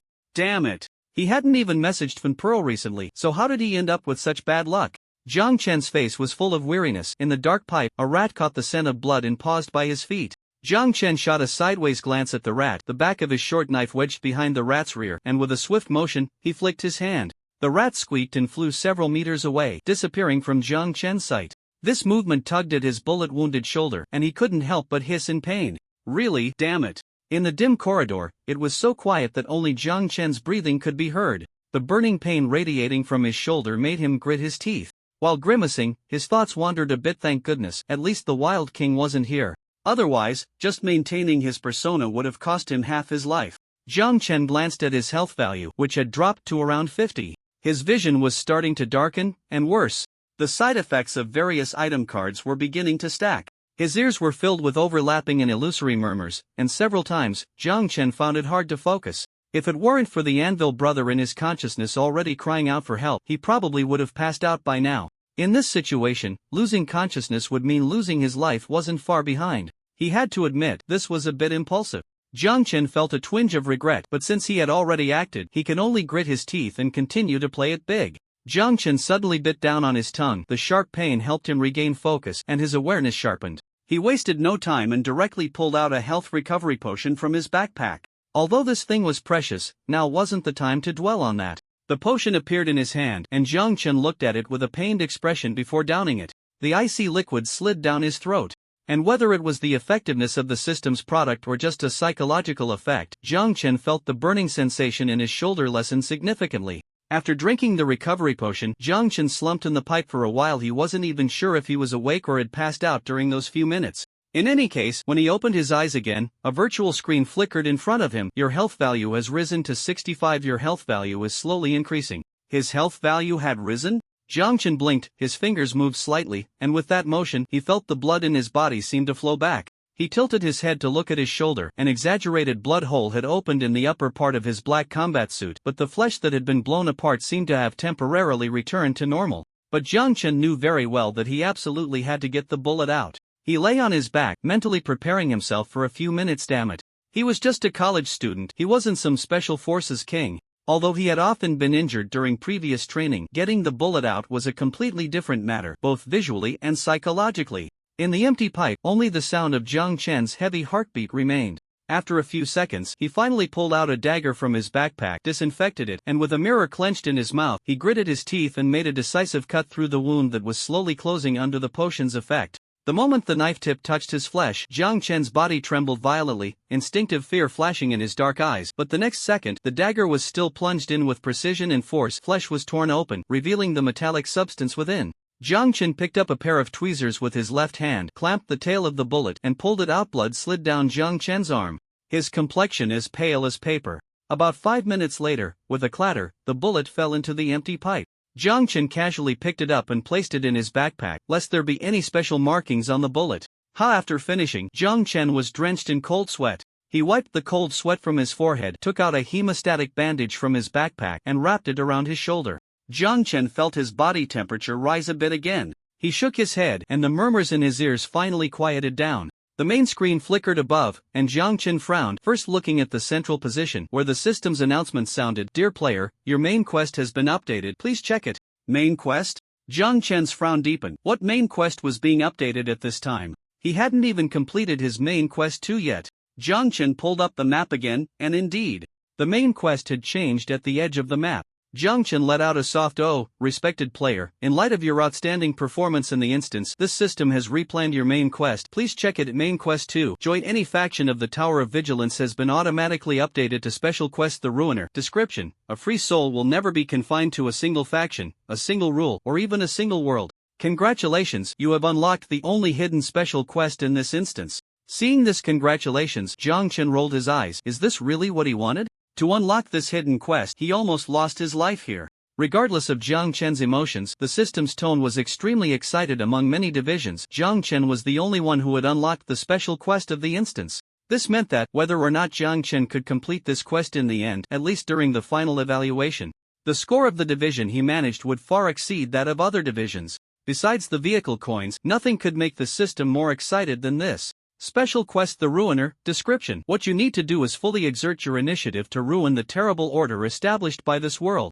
The system will comprehensively assess your performance based on the degree of collapse of the world order, including a certain degree of reconstruction. Task deadline: before the end of the instance. Task rewards: E basic reward, minimum collapse degree required 30, current collapse degree 20, collapse degree is slowly rising, vehicle coins 200, vehicle upgrade cards 10, intermediate service area 4s, vehicle modification location card 1, advanced reward for every 30 increase in collapse value. Corresponding advanced rewards will be unlocked. Task penalty: if the collapse value does not reach 40 within the specified time, 30 of vehicle coin assets, 20 of material reserves, and 10 of vehicle upgrade fragments cards reserves will be deducted. Seeing the updated main content, Jiang Chen was momentarily stunned, then blurted out. As soon as Jiang Chen's voice fell, the system's sarcastic and chilly voice rang out again. Please pay attention to your language. Use civilized words. Jiang Chen. Jiang Chen directly raised his middle finger at the main screen. Damn it. After raising his middle finger, Jiang Chen's chest was still heaving up and down. Gritting his teeth, Jiang Chen couldn't help but once again curse the system's electronic parents in his heart. What the hell is this special quest? It was clearly targeting his vehicle coins and materials. 30 of vehicle coin assets, 20 of material reserves, 10 of vehicle upgrade fragment reserves? Damn it, it would be better to just rob him directly. Moreover, taking the base site purification, it only reached a 20 collapse value. Although Jiang Chen knew this was because the current situation hadn't yet fermented. It was easy to imagine how incredibly difficult it would be for the world to collapse by 40. Jiang Chen cursed silently in his heart. At this moment, his mind was no longer dizzy and his thoughts were clear. In fact, Jiang Chen felt that if he were to hang himself right now, he would have more strength to do it. Bastard. After finishing his muttering, Jiang Chen resignedly opened the dialogue box again and found the lettuce brother who had just helped him. The system's dialogue box displayed 3 new messages. Impressive. Jiang Chen? Researchers will have to undergo closed investigations and there may be psychological tests and brainwashing. I might not be able to help much next. Tests and brainwashing? Jiang Chen recalled that when he hurriedly left earlier, he seemed to have seen a nerdy guy who indeed wore a researcher's outfit. Although he didn't know how the latter had managed to get through. It seemed that the latter's situation wasn't too safe either. I can handle things on my end. But Jiang Tu, you should leave Tree Heart Technology quickly. The pipeline isn't safe. The 3 messages ended, with the most recent sent at 11:23. Jiang Chen glanced at the top of the main screen. The time was 11:45. There had been no new messages in between, so they must have already been controlled. Jiang Chen silently thanked Shi Zhao in his heart, remembering this favor. He then looked back at the dialogue box. The pipeline isn't safe. What does this mean? Just as Jiang Chen's thoughts settled, a gust of wind swept through the pipeline, and the icy air suddenly made him shiver. The temperature in the pipeline is dropping? A conclusion instinctively surfaced in Jiang Chen's mind. He opened the map, assessed his location, and crawled directly toward the junction of the pipelines. The size of the pipeline gradually increased, and Jiang Chen could barely squat in place. At the junction, the difference in temperature sensations became even more pronounced. Jiang Chen could clearly feel the air temperature rapidly dropping. A large condensation device? Is it trying to freeze him to death in here? The theft of Bay Sea site purification definitely couldn't be publicized, and he had a dangerous device on him. So in a moment of desperation, was this the plan to catch a turtle in a jar? Jiang Chen rubbed his fingertips and reminded himself to calm down again. No wonder Qi Zhao said the pipeline wasn't safe. Perhaps he already knew about the condensation device in the pipeline. Should he hurry to leave the pipeline now? Jiang Chen opened the map and the terrain distribution map of Tree Heart Technology Company reappeared in his view. His gaze followed the direction of the pipeline, and he noticed that several pipeline directions weren't clearly marked after all. Shi Zhao probably hadn't really entered the pipeline, just roughly speculated about the entrance, exit, and direction. Even so, Jiang Chen's thoughts in his mind became much clearer. He followed one of the pipelines extending out. Breaking through the layer beneath this pipeline, he could probably exit from level 1. Jiang Chen frowned as he looked, just about to act when suddenly his eyes narrowed. His gaze continued along this pipeline, merging into the elevator shaft, the elevator going right, reaching Area C, where Jiang Chen saw a region marked with blue signage. Special Gene Research Area. The blue signage should be a place of interest to Qi Zhao, but this special gene. Jiang Chen instantly recalled the side quest he had unlocked. Babel Tower Gene Modification Potion. Special Gene Research, Gene Modification Potion. Is there some connection between these two? Jiang Chen's heart suddenly raced, and at the same time, he thought of another possibility. Jiang Chen's turning motion froze in place, and the voice of Iron Anvil brother rang out. What's wrong? Aren't you leaving yet? Jiang Chen could sense the worry in brother Anvil's consciousness, but his movements had completely stopped. Of course, it wasn't that he had abandoned his mind due to the temptation of a side quest. He was thinking about something else. Is it really safe to leave Tree Heart Technology now? Jiang Chen rubbed his fingers together. No, that's not right. Right now, because they needed to contain the information and prevent things from escalating into panic, these people inside Tree Heart Technology didn't dare to make any big moves. But once he left Tree Heart Technology, what would he face? A city-wide manhunt? And could he really leave? There were only a few exits, and as long as the people from Tree Heart Technology weren't fools, they wouldn't fail to set traps at the exits. Wouldn't he be walking into a trap? At this moment, he couldn't leave. Darkness under the light is the hard truth. Inside Tree Heart Technology, there were a large number of employees, researchers, and exploration teams. Within, they would be cautious, but once outside, he might face unimaginable dangers. He couldn't leave. Jiang Chen instantly found his train of thought. But if he couldn't leave, what about the obstacle in front of him? The temperature inside the pipe was rapidly dropping, and the little mouse Jiang Chen had thrown out, originally frightened and wanting to distance itself from this terrifying human, had only crawled a few dozen meters forward before its body began to stiffen. At the convergence point of the pipe, Jiang Chen, although not in too bad a situation due to his decent physique, was already feeling the cold. Jiang Chen pressed his lips together, and suddenly something sparked in his mind. Right, he had previously taken out the snow leopard fur and yarn that had special warming effects. Jiang Chen's dark eyes flashed with light as he quickly retrieved these two items from his backpack. You are using snow leopard fur with good thermal performance, the system prompt sounded.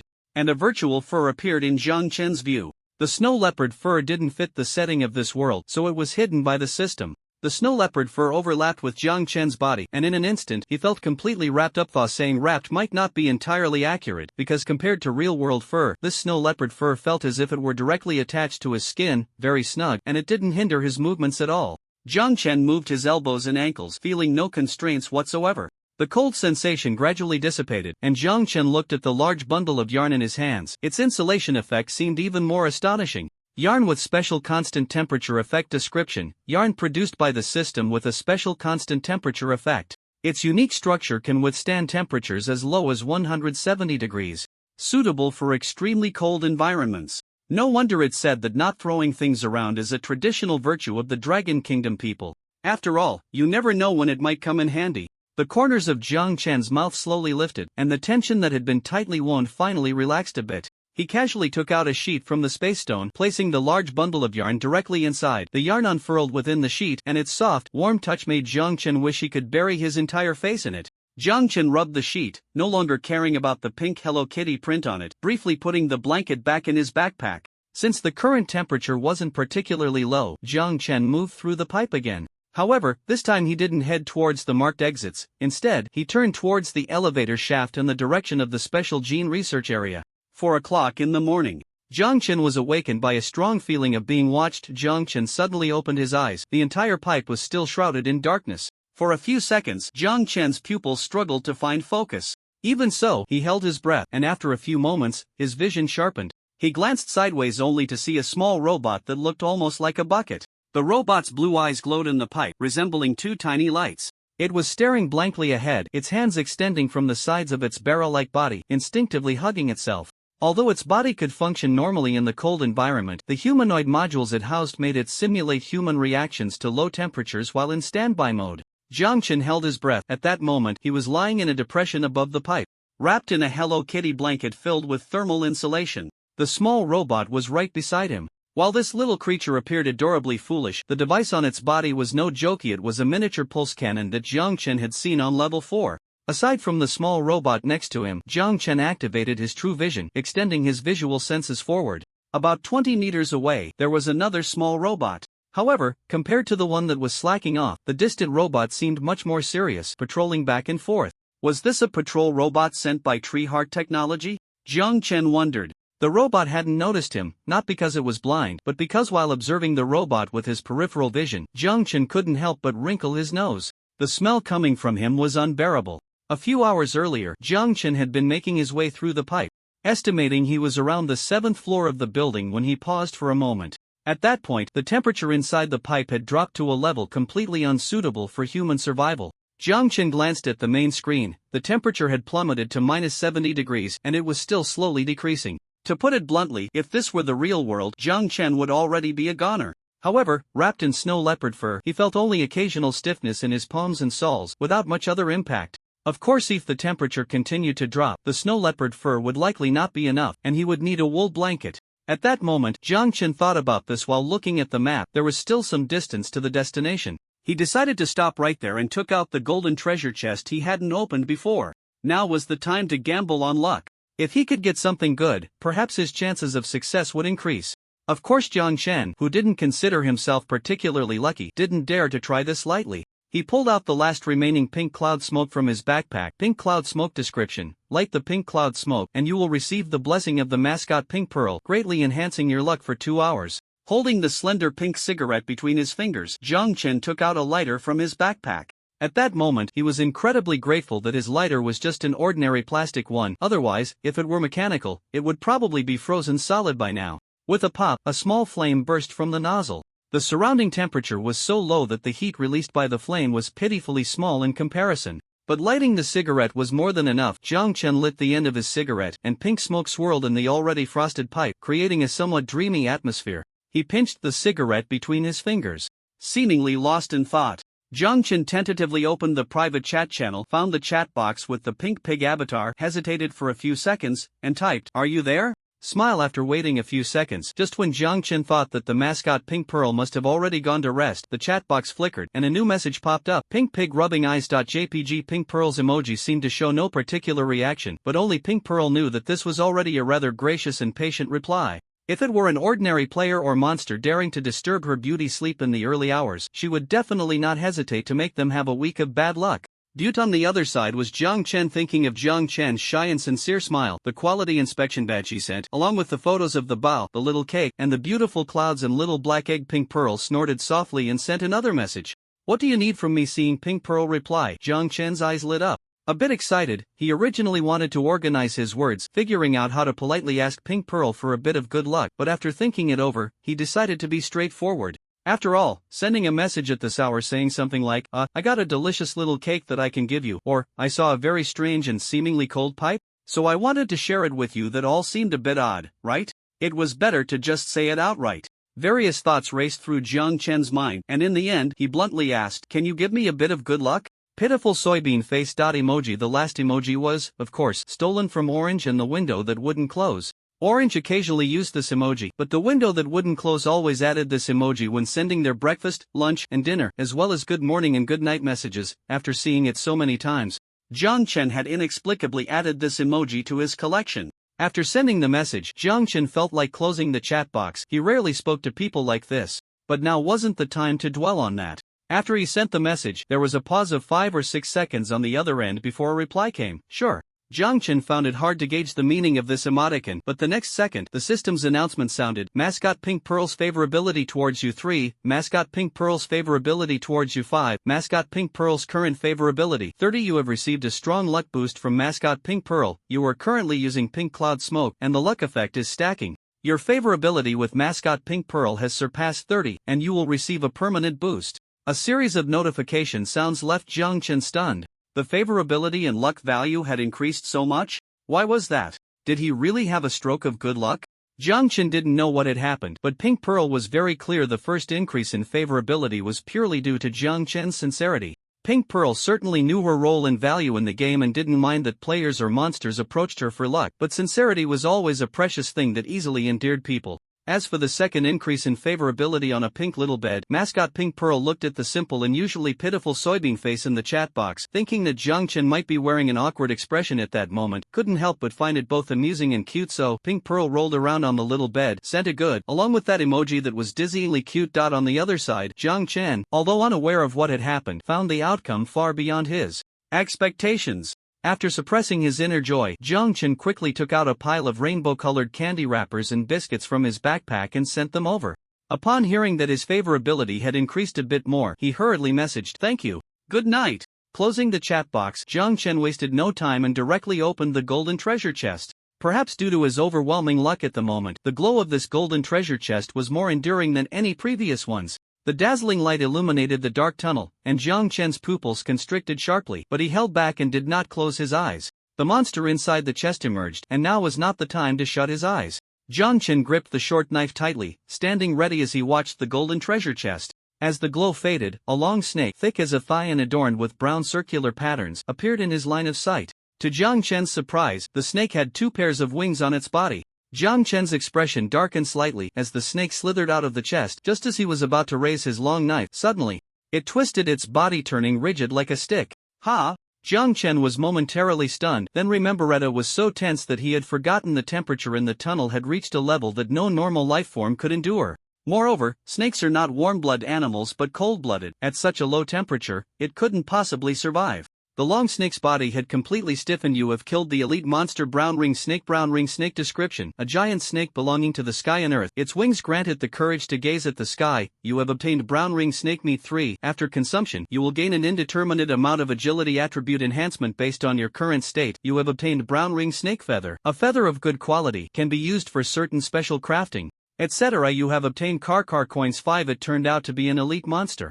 Jiang Chen had never fought such an easy battle. Thinking of this, the corners of Jiang Chen's mouth slightly lifted as he sincerely thanked the mascot, Pink Pearl, once again in his heart. He stored the brown ring snake meat, feathers, and body into the space stone and began to examine the other items in the golden treasure chest. The first thing that caught Jiang Chen's eye was a strange little wooden carving, strange because a piece of gray cotton cloth was sewn over the top of the carving, perfectly covering its eyes, giving it an eerie appearance. You have obtained a special item. You can't see me. Description: a special perception item originating from the Darktown dungeon.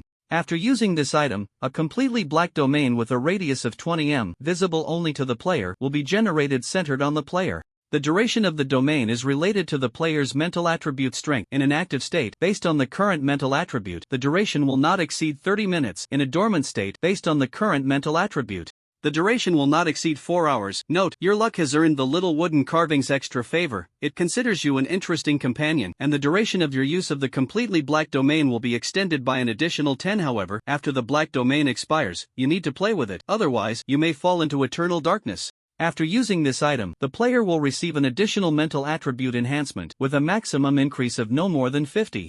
At the same time, your perception of spirituality will become sharper, with a chance to see, hear, or smell things that others cannot perceive. This is quite interesting and quite dangerous. Good luck. A line of explanations popped up, and Jiang Chen's eyes widened slightly. This looked a bit familiar. The full-blooded version of Close Your Eyes When It Gets Dark?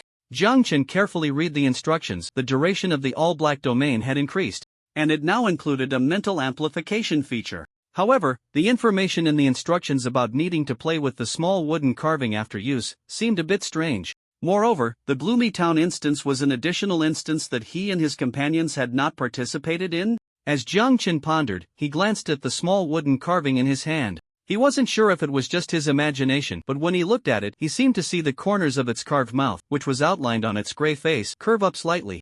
At the same time, he felt a sense of joy and interest.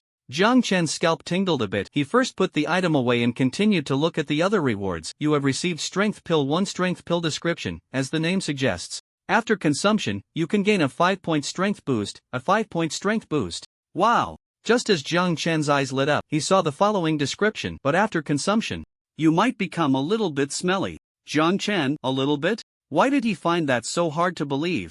Aside from the small wooden carving and the strength pill, the other supplies obtained from the golden treasure chest were nothing special, but Jiang Chen was still quite satisfied. After opening the golden treasure chest, Jiang Chen opened a few silver treasure chests, and from one of the silver treasure chests, he even obtained another item. You have received Key 1. That's right, the name of this item is simply Key, a rather plain and unremarkable name, and even its description is very straightforward. Key description: a key to open doors. After each use, it will enter a 30-day hibernation period. An item that can only refresh once every 30 days. This was almost the longest refresh duration among the items Jiang Chen had obtained. Jiang Chen looked at the brass key in his hand. It was a key with a rather ancient design, and it didn't seem to have anything special about it. The hibernation time for this thing was too long, so Jiang Chen didn't dare to try it casually. After packing away all the items, Jiang Chen began to move through the pipes again. When he reached a place near the gene research area, Jiang Chen's spirit was really starting to wane, so he consumed the strength pill, activated the small wooden carving, and directly took out the quilt made of yarn, found a spot, and fell into a deep sleep. Then, it was the scene after waking up. In Jiang Chen's line of sight, the small robot was hugging itself, staring blankly into the distance. Because of the existence of the all-black domain, the small robot couldn't see Jiang Chen at all and had no idea that the mission target was actually less than 1 meter away from it. Jiang Chen held his breath, but there was still a foul smell coming from his nostrils. Jiang Chen glanced at his palm. His entire palm had turned pitch black. Dirt was expelled from his face, hands, body, and legs. This was the result of consuming the strength pill. Waves of foul odor hit him, and Jiang Chen almost rolled his eyes from the stench. Was this really just a little bit? Although he knew the system was a troublesome thing, Jiang Chen couldn't help but curse the system again in his heart. The veins on Jiang Chen's forehead bulged. He had probably spoken for less than 3 hours, and he still felt a bit mentally fatigued, but it was better than at the beginning. Jiang Chen forced himself to ignore the stench, observed his surroundings, and then his expression became serious. He focused on the direction of the small robot, silently said sorry in his heart. Then Jiang Chen grabbed the robot's head with both hands. The small robot clearly froze for a moment, not knowing what had clamped onto it. But the next second, the small robot lost consciousness. With a whoosh, the robot at the back of the pipe looked ahead. But there was nothing there. The robot numbly reached out its hand, scratched its head, and resumed its patrol in place, pulling the robot's head straight out. Jiang Chen truly felt what it meant to exert great strength for miraculous results. After apologizing to the little robot in his heart once more, Jiang Chen directly addressed the system. Will you take this thing? System. Jiang Chen looked as if it were a matter of course. After a few seconds of silence, the system quietly spat out a word, system, take. Jiang Chen nodded in satisfaction, waiting for the system to provide a quote. About 3 seconds later, the system's voice came through. 5 vehicle coins. All right. This time, Jiang Chen unusually did not haggle, transferring the 5 vehicle coins to his storage card, and he was finally able to jump down from above the pipe. Landing, he made almost no sound. If it weren't for the confined space of the pipe and the dazed little machine blocking the way, Jiang Chen would have been reluctant to take action. It was obvious even to his toes that there might be some linkage device. After losing contact, it might suspect him. But there was no helping it. Time was limited, and many things couldn't be done perfectly. After several hours of rest, under the dual effects of recovery potions and strength pills, Jiang Chen's condition was nearly restored. In the remaining time, he climbed up the pipe in one breath for about 30 minutes.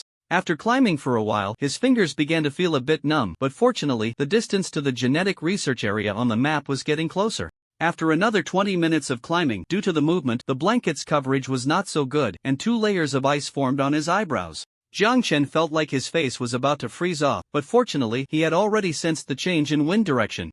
Right here Jiang Chen shifted his gazi and icy cold gate appeared before him. Jiang Chen clamped the gate with both hands and pried it off completely. A warm current blew in from a parallel direction, and Jiang Chen shrank back into the blanket, waiting for the airflow to pass. With a sudden push, he flipped out of the pipe, his legs snagging the steel cable, landing in the shaft. His body could finally stretch out, and Jiang Chen's bones cracked like popping beans. Once his body adapted, he landed in the still unactivated cabin, crouching inside.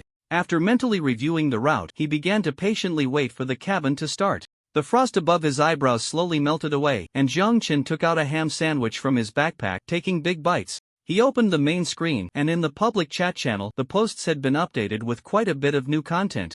The information from the first, second, and third floors had basically been published, while there was very little information from the fourth floor. From the descriptions in the posts, the fourth floor seemed like a utopia. Nutrient solutions were abundant, and regular food could be exchanged for labor. After all, these players wouldn't be living here long term, and they wouldn't save the tower coins for anything. Every tower coin would be exchanged for food and other supplies. Jiang Chen silently watched while swallowing the sandwich in his hand. Current players still had no idea what had happened on the fourth floor, even less did they know that a storm was brewing. However, Jiang Chen did not regret his decision. Seeing the expressions of these people, he even felt a bit wistful. Having solved his hunger problem, Jiang Chen waited like the most patient hunter for the time to count down, the clock slowly approaching 7 in the morning. Buzz. The elevator cabin started. Above, Jiang Chen's gaze sharpened as the cabin moved, first down. Then up. Jiang Chen counted the floors silently, 1 floor, 2 floors, 3 floors, 7 floors. At a certain moment, as the cabin moved upward, Jiang Chen adjusted his center of gravity, pushing off to the sides before falling asleep. He took a bite of the brown ring snake meat chunk. Eating raw meat was unavoidable. After all, there were no conditions for processing it now. With one bite, Jiang Chen's agility attribute increased by 3 points, his body felt stronger, and his response speed quickened. He looked up, and the short knife in his hand was wedged directly into the external sensing door. Crash. The door swung open, and Jiang Chen bent his body, pushing hard, hooking the sensing door from below, and jumped up. After jumping up, Jiang Chen lifted the cotton cloth covering the wooden sculpture with his left hand and placed it over its eyes. You are using a special item. You can't see me. The eyes of the small wooden sculpture were covered. And Jiang Chen swiftly moved to the side. A long corridor, entirely pure white, appeared in his line of sight. Jiang Chen's dark eyes turned slightly blue at this moment. This was the side effect of "you can't see me," which enhanced his perception of spirituality. As soon as he entered this corridor, Jiang Chen felt an inexplicable chill. This chill was not the cold of the pipes but a cold that penetrated from the inside out, deep into the soul. In the pure white corridor, all color blocks disappeared, leaving only the densely packed cameras above, like a multitude of prying eyes watching the newcomer. This place was damned uncomfortable. Jiang Chen silently muttered in his heart. In an active state, the duration of the all-black domain did not exceed 33 minutes, so he better hurry. While thinking, Jiang Chen walked forward, sticking close to the corridor. Passing by a laboratory with a small window open, Jiang Chen glanced inside. Inside the equally pure white laboratory was a hospital bed. Jiang Chen instinctively looked at the bed, where there seemed to be a human. He said seemed because he wasn't quite sure if this was a real human. On the bed lay a completely naked girl, her body filled with various tubes, each connected to different instruments displaying her vital signs. The girl's skin had completely shriveled, and Jiang Chen could even see the outline of each rib, and at the center, the place that should be the heart was gently beating. Outside the heart and ribs, he also saw strange membranes extending outward on both sides like the fins of a fish. The girl also had a strange experimental device stuffed in her mouth, and she stared blankly at the ceiling, her eyes a disturbing yellow color, reminiscent of a rotting fish corpse. Swoosh. The membranes on both sides gently moved, and the girl turned her head, suddenly looking towards the door, the very place where Jiang Chen was. Jiang Chen quickly shrank his head back, pressing against the doorframe. Jiang Chen was sure that "you can't see me" was still in effect, but it seemed the girl in the laboratory had sensed his presence. Jiang Chen's mind raced for a moment, deciding to ignore it for now and find the location of the gene modification potion first. Just as he took a step forward, he heard a faint voice. "Help me." This voice was so weak that Jiang Chen doubted whether he was hearing things. He took a few more steps forward, and while walking, he muttered in his mind, I didn't hear anything, what a joke. At this moment, he could barely protect himself, let alone save someone else. The little girl was pitiful, but if he released her now, it wouldn't be called compassion, it would be called being a stupid fool. That girl was connected to so many tubes, if he let her out, he would definitely be pinpointed instantly.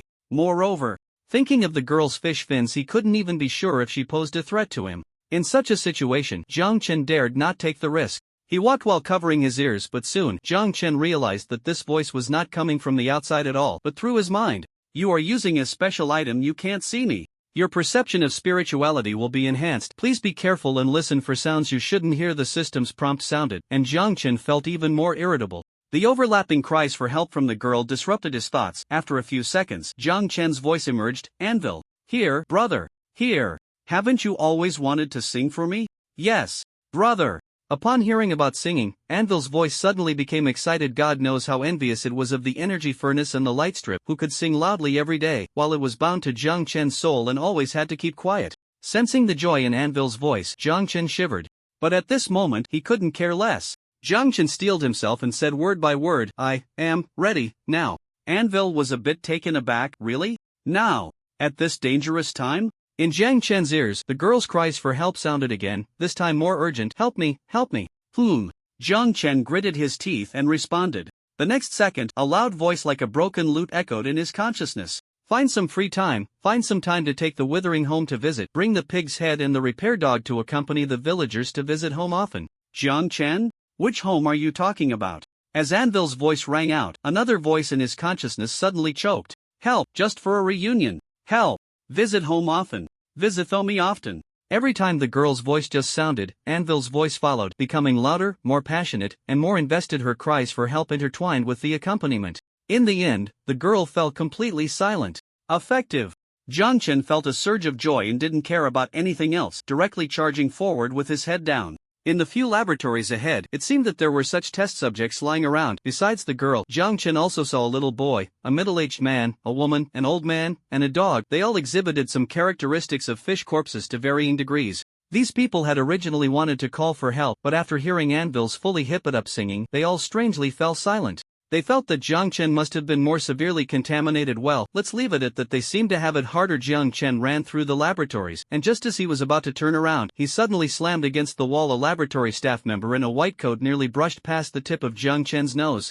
The staff member rubbed his eyes, and Jiang Chen swore this was the longest eye bag he had ever seen. How the person yawned. Ding with a sound. The person raised his watch, which seemed to display some message. Someone entered the company. And blew up the company? The person scratched his head. Oh, that's great. Oh no, I misspoke. I meant to say that's too bad. On the other end of the watch, it seems someone was questioning something. The person spoke for a long time, while the laboratory guy listened and began to scratch the wall at Jiang Chen's waist. Jiang Chen. A bit ambiguous there, bro. The guy seemed to have switched to silent mode, absent-mindedly scratching the wall while suddenly mumbling. I don't know which deity took action, but they blew up the company. Why not blow this place up too? Just blow me up as well. Jiang Chen? Are the people here all this mentally unstable? The person on the communication line spoke for a long time, and about 3 minutes later, the guy finally turned off the mute and said, okay, I got it. Gene extraction. It's still unstable at the moment. It's not that there are no results. It's just that the current output isn't substantial enough yet. Alright, teacher, I was wrong. I will follow up. Okay, thank you for your guidance. As he said this, Jiang Chen clearly saw his older brother's eyes rolling back in exasperation. After a series of nods and bows, the communication on the other end was cut off. The moment the call ended, his brother looked as if all his energy had been drained, his gaze instantly vacant, and his posture slumped significantly. After a moment of silence, suddenly his brother's fist bang hit the top of Jiang Chen's head. Jiang Chen almost did the splits on the spot. The punch hit the wall, and the pristine white surface was stained with blood, but soon, a blue light overflowed, covering the blood, and it was quickly cleaned up, leaving no trace behind. After a few seconds of shock, the older brother retracted his fist, lowered his head, adjusted his glasses. The skin on his knuckles had split, but he acted as if nothing had happened. Taking a deep breath, forget it, let's eat first, we'll go to 319 after we finish. The figure gradually walked away. Jiang Chen stood up slowly from the wall, his legs together, his eyes brightening. 319, the place where the gene serum is located? Silently watching the irritable older brother leave, Jiang Chen muttered to himself, 319, this should be the place where the gene serum is. Jiang Chen straightened his body, and suddenly, his voice echoed in his mind, alright, you can stop talking now. Going home, The anvil hesitated for a moment, and under Jiang Chen's past intimidation, even though it felt resentful, it had no choice but to stop this 8-beat. The noisy sound ceased, and Jiang Chen directly followed the corridor, starting to look for the location of 319. Soon, Jiang Chen found a room marked with numbers. From the outside, this room looked no different from the others, except for the doorplate, which displayed a simple number. 319, this is it. Jiang Chen thought. Jiang Chen reached into his pocket, and a work badge appeared in his palm, prominently displaying Dr. Lin the Anvil? When did this happen? Jiang Chen chuckled, casually replying in his mind, I snagged it while that older brother was scratching the wall just now. The anvil. When did my brother learn this skill? Jiang Chen hadn't even mentioned actually, when he first entered he had changed his title, using him hitting the elite. To mentally assess all the life forms here equally however, he didn't replicate anything. In fact, 1 or 2 life forms even failed the mental assessment, which meant there were beings here with higher mental power than Jiang Chen. Jiang Chen chose not to respond to those experimental subjects, naturally for his own reasons. After assessing everyone and snagging the older brother's work badge, Jiang Chen couldn't help but sigh in his heart. The little wooden sculpture is really useful. The only pity is the side effects in the game after it ends. Just thinking about this gave Jiang Chen a bit of a headache, but now wasn't the time to dwell on that. Using the irritable laboratory older brother's work badge, Jiang Chen swiped it to open the door to 319, turned around, and directly entered the laboratory. The cameras would definitely capture the door opening, but due to the presence of the little wooden sculpture, they wouldn't capture him. He had to hurry to avoid drawing attention. 319 inside the laboratory. Vast expanses of pure white appeared in Jiang Chen's view, and he squinted, adapting for a few seconds before activating True Vision. However, the moment he activated True Vision, Jiang Chen was almost blinded by the brightness. Blue, green, brown, red. There was hardly any normal energy in this room. Jiang Chen, what on earth happened in this laboratory? Recalling the scene of his older brother's fist smashing against the wall, the blood quickly cleaned away and replaced by pure white. Jiang Chen couldn't help but feel a shiver run down his spine. How the hell do I find it? Jiang Chen rubbed his eyes. In the pure white space, there was only a small section of a pillar in the middle. After hesitating for a few seconds, Jiang Chen finally walked up to the pillar. There was no reaction from it. He looked up and around, seeing no cameras, and in his mental perception, there was no sense of being watched. There should be no cameras here. Concluding this in his mind, Jiang Chen took out the small wooden carving from his pocket, and only then did he realize that the little wooden figure had already extended a small hand and had lifted the cotton cloth covering its eyes halfway. The time for using "you can't see me" was running out. Jiang Chen felt a bit of a headache. The wooden carving was emanating a very clear emotion. It reached out its hand and hugged Jiang Chen's finger. Although this thing couldn't talk and had no facial expressions, Jiang Chen seemed to understand that it was urging him to play with it. Remembering the system's prompt, after the all-black effect expires, you need to play with it, otherwise, you may fall into eternal darkness. Jiang Chen reluctantly extended his finger and gently stroked the little wooden figure's head. The motion was no different from petting a cat. The little wooden figure rubbed against Jiang Chen's finger and looked up at him expectantly. Jiang Chen gritted his teeth and communicated with it. I'll play with you in a bit, okay? Let me finish this first and then I'll focus on playing with you. The little wooden figure raised its head, seemed to think for a moment, and then gently nodded. Seeing it nod, Jiang Chen let out a sigh of relief and put the little wooden figure back into his pocket. Turning his gaze back to the pillar in front of him, Jiang Chen's figure reappeared, and this time, the pillar successfully detected him. A crisp beep sounded, and Jiang Chen's spirit tensed slightly. Please present your work ID. Fortunately, it was just asking for the work ID. Jiang Chen thought to himself, then promptly pressed the ID against the scanner, and another beep followed. Good afternoon, Dr. Lin. Jiang Chen paused slightly. Good afternoon? Why did this voice sound strangely familiar, as if he had heard it somewhere before? A light blue screen lit up above the pillar, and Jiang Chen took a step back. The pale blue light continuously outlined a figure above, a white dress, pale skin, azure eyes, long flowing white hair. A virtual, miniature figure resembling a fairy appeared on the light column. The figure lightly tapped its toes on the pillar, lifted its skirt, and bowed to Jiang Chen. At the same time, it raised its head and smiled gently at him. Nice to see you again. Nice to see you again? Did it regard him as Dr. Lin because of the work ID? Jiang Chen uncertainly responded with a hum. The girl's smile was gentle and serene. She gazed at Jiang Chen without blinking and softly asked, "What experiment do you need to initiate? Human transmutation? Mechanical prosthetics? Research on flesh and blood components? Or?" Words that challenged the limits of ethics and technology came from the seemingly innocent little girl, and after cursing tree heart technology in his mind again, Jiang Chen directly said, "Gene serum." The other party paused for a second before responding, "Okay." As the words fell, the girl's small hand gently lifted, and with this motion, Jiang Chen felt the ground tremble slightly. The sound of compressed air transmission echoed, the ground split apart, and one large piece of equipment after another rose from the ground. The temperature in the air rapidly dropped. This drop was completely different from the temperature in the pipes that aimed to freeze Jiang Chen to death. This drop was mainly to adjust the laboratory's temperature to the most suitable level to maintain the activity of the materials. The instruments continuously rose, perfectly encircling Jiang Chen in the middle. Even though Jiang Chen's experience with experiments only dated back to high school, he could sense that these instruments, these materials, these devices, they could make any true research enthusiast feel intoxicated. Gene introduction devices, gene typing devices, gene sequencing devices, gene synthesis devices, gene chip devices, everything seemed to be at his fingertips. As the last large piece of equipment finished loading, Jiang Chen saw a black box rise from the central part, and with a hum, the black box split open and the middle 3 azure vials, seemingly condensed from the entire ocean, appeared in Jiang Chen's line of sight. On the street of reunion, my heartbeat recognized you before I did. For some reason, the moment Jiang Chen saw these 3 blue life potions, this phrase popped into his mind. The system's voice excitedly rang out, sounding quite thrilled. You have discovered the Babel Tower gene modification potion. Not only was the system excited, but Jiang also became exhilarated. The azure potions had already transformed in his mind into heaps of car coins. Jiang Chen swallowed hard, finally pushing the car coins out of his brain. He looked around, and when he met the gaze of the virtual little girl, he noticeably paused. The little girl on top of the pillar had somehow sat down, her skirt hanging over the edge of the pillar, her hands supporting her little face, curiously staring at Jiang Chen without blinking. Is it really appropriate to to transfer the potion in front of her? Moreover, although the girl seemed to regard herself as Dr. Lin due to the ID card, Jiang Chen couldn't guarantee that directly taking the life potion wouldn't have some extra effect. What if, at the moment he took it, she just zapped him to bits with a pulse?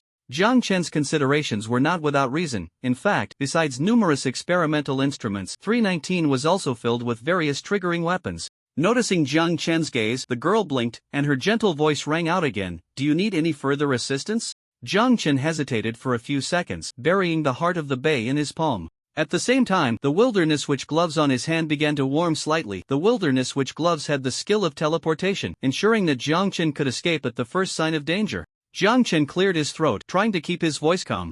The internal danger level of the company is quite high. I believe I need to transfer the potion to ensure its safety. The little girl's expression paused for a second. In an instant, Jiang Chen's left palm had tightened, but the next second, the girl's voice sounded, "Okay, it has been prepared for you." As her words fell, with a hum, the box in front of Jiang Chen automatically closed and rose, and with a bang, it transformed into a sturdy suitcase capable of withstanding heavy bullets. Jiang Chen, damn, is it really this smooth? Could it be that the blessing of the pink pearl is still in sea? Jiang Chen's face was filled with astonishment, but at this moment, if he didn't grab the stuff and run, it would be too inhumane. Jiang Chen swallowed again, confirming there was nothing unusual, then lifted the suitcase with his left hand and directly stuffed it into the system's backpack. You have exceeded the side quest Babel Tower gene modification potion. You have received quest rewards. Car coins 500. You have obtained a silver-level weapon Narrow Moon description, a work from the legendary craftsman Oko in his youth. When Oko forged the blade, Narrow Moon was so sharp that it cut through Oko's skin, merging with a drop of Oko's blood, resulting in an unexpected mutation. No skills, no bonuses, sharp, solitary, cutting through everything. This is Narrow Moon's only fate. You have obtained a random skill scroll 1. Do you want to use this skill scroll? Yes. No. Jiang Chen chose yes. You have acquired the skill Silent Step description. By using a specific breathing frequency and movement technique, you can reduce the sound of your movements, avoiding detection by footsteps. The first strike after using Silent Step will be a critical hit. The damage dealt will be true damage that ignores defense. From the perspective of weapons and skills, it seems you are going down the path of the old six, aren't you? Looking forward to it, Jiang Chen. After seeing the last sentence from the system, Jiang Chen pondered for a few seconds, let out a soft hum, and chose not to respond. Although he was too lazy to answer the system's question, he was very satisfied with what he had received. He had actually obtained a weapon forged by Oko. Although he had defeated Oko during his time in the Dream Pavilion due to the anvil, it was not because Oko was weak. Weapons forged by Oko were definitely stronger than weapons of the same level. Although Narrow Moon did not have any additional skills or bonuses, the fact that it had once cut through Oko's skin was enough to make Jiang Chen confident in Narrow Moon's attack power. Jiang Chen clicked on the system bar, and with a flash of white light, a long, narrow blade gleaming with a cold light appeared in his hand. The blade was so thin it seemed capable of piercing through one's vision. Above the blade, there were interlocking diamond patterns, although they were just simple designs. Jiang Chen felt as if the patterns were constantly cutting. Jiang Chen reached out, held the blade, and with his left hand, wearing the Wild Witch gloves, he turned it, causing the long knife to slice through the air. Wild Witch description: wearing these gloves increases your precision in any operation by 30, including but not limited to cooking, alchemy, potion making, and the use of wands, firearms, knives, and other weapons. The Wild Witch and this long knife were simply a match made in heaven. The feeling of the long knife responding to his arm was so good that Jiang Chen couldn't help but show a look of intoxication. Lightly raising his arm from above, swish, the long table before him was smoothly sliced in half, revealing a cut as smooth as a mirror. So strong! Jiang Chen couldn't help but exclaim. The black gloves contrasted sharply with the silver-white hilt, making the latter appear exceptionally cold. With one strike, a gentle female voice echoed, one strike costs 200,000 ta coins. Jiang Chen, in an instant, Jiang Chen quickly sheathed the long knife. 200,000? Damn, he thought he had added an extra zero. This table costs 200,000? Did Oko personally make it? Seeing the look in Jiang Chen's eyes, the little girl smiled and winked at him. Jiang Chen was taken aback. Is she joking with him? The emotional simulation of this system is too strong. Jiang Chen couldn't help but sigh. But now is not the time for sighing. He needed to leave quickly. Jiang Chen glanced at the time on the main screen. It was already around 8 in the morning. He turned around and swiped his work badge at the laboratory door. This thing had automatically closed after he entered. However, the next second another cold prompt sounded. Badge invalid. Warning, badge invalid. Jiang Chen suddenly looked up. Jiang Chen raised his head sharply. Outside the window, the pure white corridor lit up with red lights, and at the end of the corridor, fully armed soldiers appeared. Crouching around the corner, peering towards room 319. He was surrounded. Jiang Chen's heart began to race. Suddenly, he looked back. The Sai of the Bay appeared in his palm, but the anticipated attack did not come, and the little girl in the room was still resting her chin on her hand, quietly watching Jiang Chen, showing no signs of launching an attack. The badge was invalid, which meant the people outside had definitely discovered him. As the system here, it had no reason not to notice him.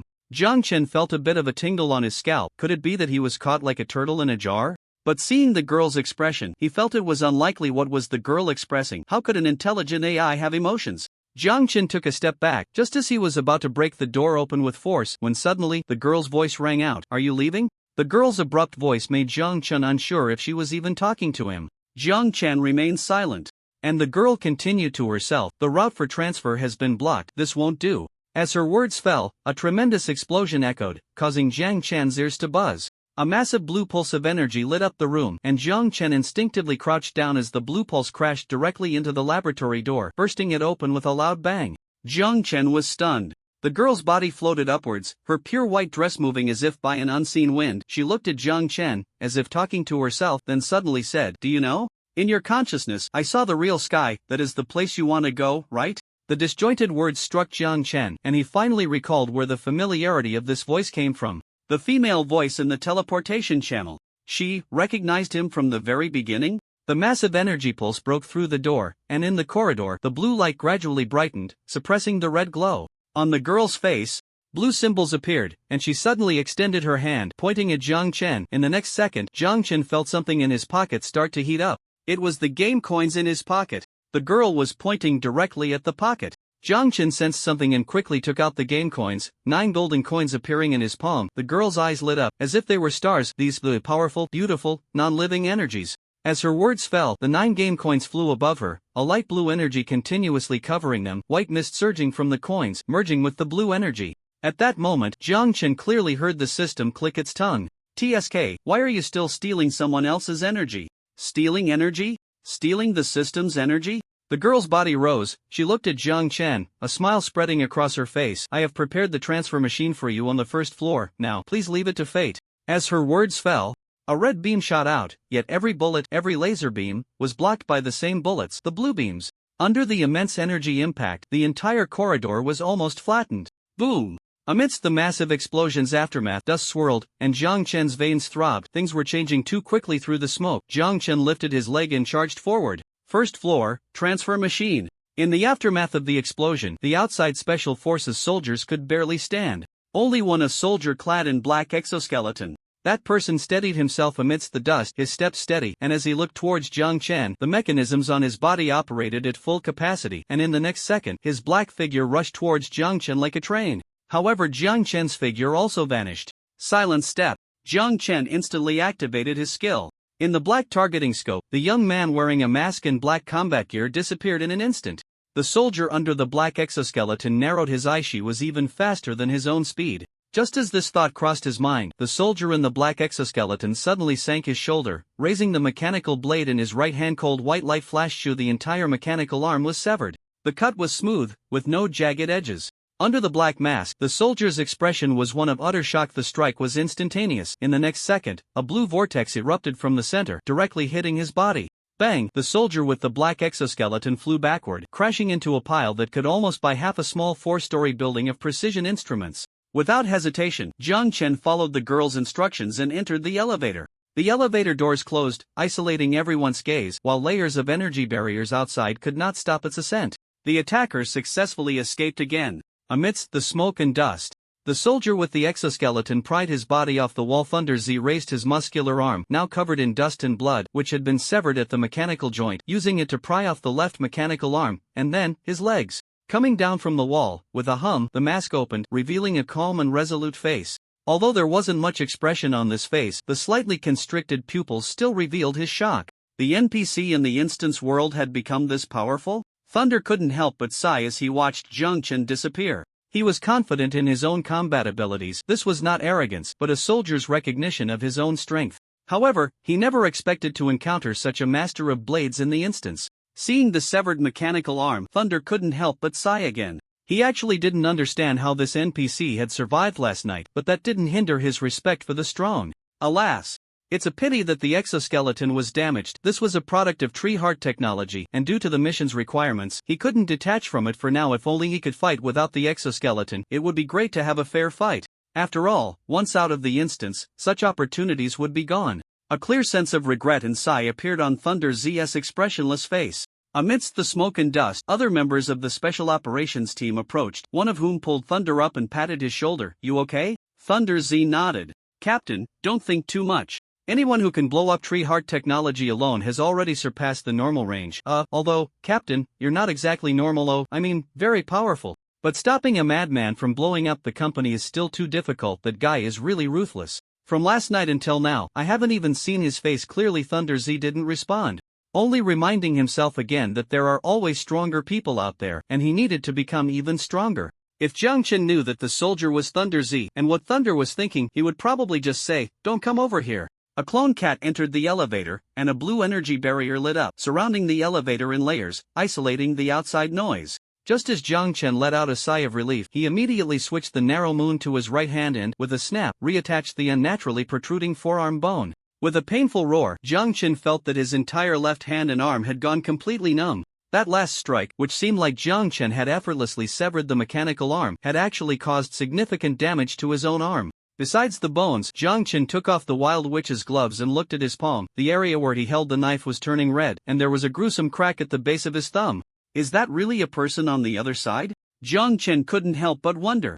Or is that exoskeleton just that powerful? But there are more soldiers with exoskeletons than just that guy. That guy stood there, and his aura was like freaking Thanos. What is this? The ultimate humanoid weapon of Tree Heart technology? Jiang Chen bit down on his molars and looked at the elevator, which was still descending. 977. After quickly sorting out what he needed to do in his mind, he put the Wild Witch's gloves back on. Now, he had obtained the gene serum, and there were only 2 vials left in Jiang Chen's backpack out of the 3. He glanced towards the top floor. At this moment, he couldn't hear any sounds, but he knew that it was definitely not calm up there. The fish carcass from last night hadn't caused much damage to that Thanos and Tree Heart technology, but this time, it was different. As the elevator descended, Thunder and the others received orders to regroup below. As everyone left, they didn't notice that in the sealed laboratory, a subject lying on the bed, maintaining only basic life signs, sat up. In the room, a naked girl still had remnants of blue liquid on her body, which was slowly being absorbed by her shriveled form, causing her body to regain its luster. The fish fins by her ears began to flutter, and similar sounds filled the air. The blue liquid was what Jiang Chen had thrown in when he burst in. When he threw it in, it was accompanied by a voice. "I can't save you, but you can try for yourself." "I can try for myself?" The girl repeated this, and a strange light flickered in her dim, fish-like eyes as she clenched her fists tightly. The elevator continued down. 3-2. The system's voice rang out. "Special task, Harbinger progress report, current world collapse level, 45, world collapse level rising sharply. Please continue to strive, player." The collapse level had actually doubled. The impact of taking the gene life serum was even more severe than taking the Bay of Size purification. Jiang Chen couldn't imagine that taking the Bay of Size purification, with the upper-level resource reserve still quite sufficient, would not cause too much collapse. However, now, the one he had released was the real Pandora's box. Subject 001. Jiang Chen didn't think too much about it and certainly didn't regret his decision. His view of this world was quite simple. A world like this is better off destroyed. Deceived hope was better replaced with anger. The elevator has arrived at the first floor with a ding. The elevator opened, and Jiang Chen stepped out. Right in front of him was the guide who had once yanked him and mocked him for being a refugee from the lower levels. At that moment, as the elevator doors opened, the guide had just turned around when Jiang Chen delivered a flying kick. Bang! The guide's body soared high, landing right in the center of the crowd, causing an uproar among the people below. Jiang Chen didn't even glance at them and quickly headed towards the exit. In the hall, combat personnel rushed out from all directions, controlling the crowd while surrounding Jiang Chen. Don't let him get away. Chase. Damn it, why aren't you stopping him? Are you that afraid of dying? Stupid idiot. Why the hell aren't you stopping him? Dumbass. Various voices echoed around, and Jiang Chen touched his ear. Damn it, of all times, his hearing had actually sharpened now. Jiang Chen shoved aside two soldiers blocking his path and looked up towards the direction marked on the map for the transfer machine towards the B entrance cargo transport passage. Jiang Chen focused and saw a young man in an orange jumpsuit hiding behind the door, peeking inside. Jiang Chen's eyes suddenly lit up. Next to the cargo transport passage, the buzzcut guy was still peering inside, excitedly telling the two brothers sitting in the back of the truck, "Hey, Tree Heart Technology is really in big trouble." No wonder the boss said the news from above mentioned that Tree Heart Technology is facing a storm. Did you see? There's a tough guy causing a ruckus. The Special Forces team has all been deployed. Damn, that tough guy is so fast. Feels like he could match the boss. That tough guy. The chattering voice suddenly paused and then faded away. One of the brothers in the truck, a bit impatient, urged, "What's up? What fast hands? Why did you stop halfway?" "Hey!" A knocking sound came. The person inside rolled his eyes and opened the car door. Before him stood He Biao, the buzzcut guy, but he was shrinking his neck. "He Biao, what's wrong with you?" "This is the driver's seat." The rest of the words got stuck in his throat. In Chulong's line of sight, Jiang Chen appeared, dressed in a black combat suit and wearing a mask. Jiang Chen's gaze was quite cold. He held He Biao by the collar with his right hand, while his left hand pressed the silver blade of a gun against He Biao's forehead. Chulong swallowed hard. He Biao shrank his neck, his face flushed, not daring to look at the two brothers. Caught on the spot, he didn't want this. Damn it, how was he supposed to know that just by glancing at the crowd, this tough guy would come flying at him? He Biao expressed his regret. "I really regret it. I was just watching. Who would have thought my house, no, my life, would be caught like this?" He Biao shrank his head, afraid to speak, fearing that the tough guy behind him would do to him what he did to the guards inside, blowing his head off. Chulong looked at Jiang Chen, swallowed again, feeling that this seemingly unremarkable young man exuded a killing intent that was no less than that of his own boss, and even, in some ways, more insane than the boss. At least, after all these years by the boss side, he knew the boss was dissatisfied with Tree Heart Technology, but it hadn't reached the point of directly smashing their place. But this person in front of him was different. It's all He Biao's fault. He had to watch the excitement, and now look what happened. Chulong glared at He Biao with disappointment. Just as he was about to speak, Jiang Chen didn't even glance at him, directly coldly saying, "Move to the passenger seat." "Oh." Chulong responded. Just as he sat in the passenger seat, he realized, "Wait, why am I being so obedient?"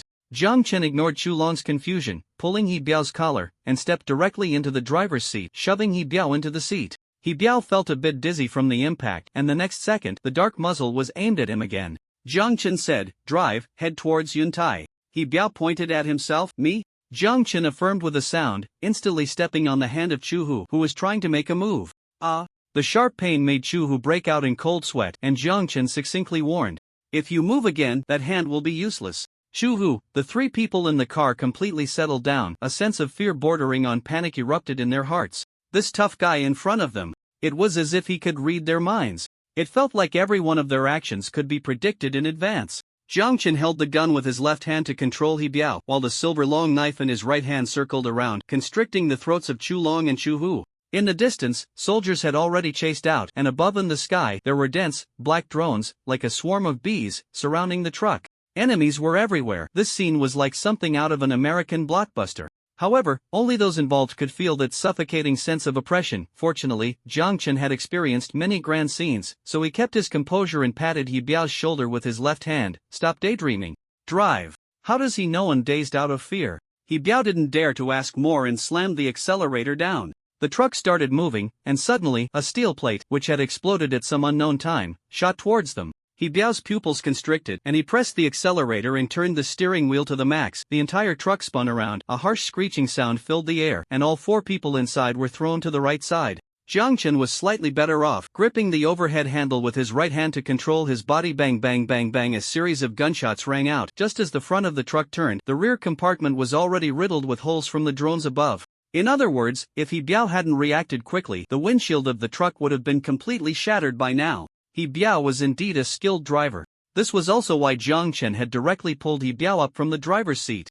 The 7 days of being stuck together had made him very familiar with these 3. The truck turned around, and following Jiang Chen's guidance, Biao crashed towards the direction of the cloud platform. Along the way, Biao had no idea how many checkpoints he had broken through the truck: sirens, explosions, energy cannons. There was no such thrilling experience on the first level. Another beautiful drift. Biao couldn't help but let out a roar. Oh ho! Awesome! After that shout, there was a brief silence ahead of the truck. Xu Long and Chu Hu looked at Biao as if he were a big fool. Only Jiang Chen appeared completely unfazed. Jiang Chen glanced at the blue light that had already lit up above, cleared his throat, and spoke as if to himself, or perhaps casually mentioning, "Wait, there's something even more exciting coming." Really? Biao's eyes lit up, but upon seeing Jiang Chen's dark eyes, he couldn't help but want to slap himself. Shut up, don't talk to everyone. Why can't I control myself? Jiang Chen ignored Biao's reaction and simply said, after 3 seconds, floor the accelerator and charge straight ahead. Just as Biao was reminding himself not to talk anymore, he replied, okay. 1. Above the truck, 5 of the largest drones merged together. The black mecha continuously assembling above. This dynamic combination technology was contributed by a new researcher who had recently joined Tree Heart Technology. Yes, it was said that this new researcher was quite reclusive and had a sister who was always mentioned, though it was unclear if she even existed. Below the black mecha, a dense array of energy emitters connected together, and below, a honeycomb-like structure appeared. In the real field of vision, Jiang Chen saw an indescribable surge of energy gathering too. Jiang Chen opened the sunroof, his whole body leaning out, 2 azure gems in his palms glowing in sync. Sigh of the Bay, twin and Sigh of the Bay, purification. Jiang Chen's mental power soaked into them, veins bulging at his temples, his mental energy rapidly depleting. Your mental power is rapidly decreasing. Your mental power has dropped to 15. Your mental power has dropped to 10. Your mental power has fallen below the warning level. A series of alert sounds rang out, but Jiang Chen had no time to care. Finally, after reaching a certain critical point, boom. Inside the driver's seat, even though there was no rain, Biao, Xu Long, and Chu Hu felt a suffocating sensation as if they had been suddenly pulled into the sea. Huge waves surged up, a blue tsunami wave, towering over 10 meters high, resembling a natural disaster, directly surged above the truck. The truck drove straight up along with the blue tsunami. Biao felt the air in his mind continuously diminishing, and just at that moment, the truck ascended, moving away from the ground. A sensation of weightlessness and dizziness overwhelming him. The driver's seat and windows rattled loudly due to the high speed. Biao, in the driver's seat, wasn't even sure if he had briefly passed out for a second yet. In the next moment, a hard slap landed on his face. Mum. Biao came to his senses. Drive forward, Jiang Chen's voice rang out. Instinctively, Biao pressed down on the accelerator. A massive energy pulse collided with a blue tsunami above. While on the ground, the crowd was in shock, their eyes wide with disbelief. A truck flew out from the gap created by the collision of the energy pulse and the blue tsunami, which was over 10 meters high. Wow. Even those not in the truck felt their hearts leap into their throats. In that second, time seemed to freeze.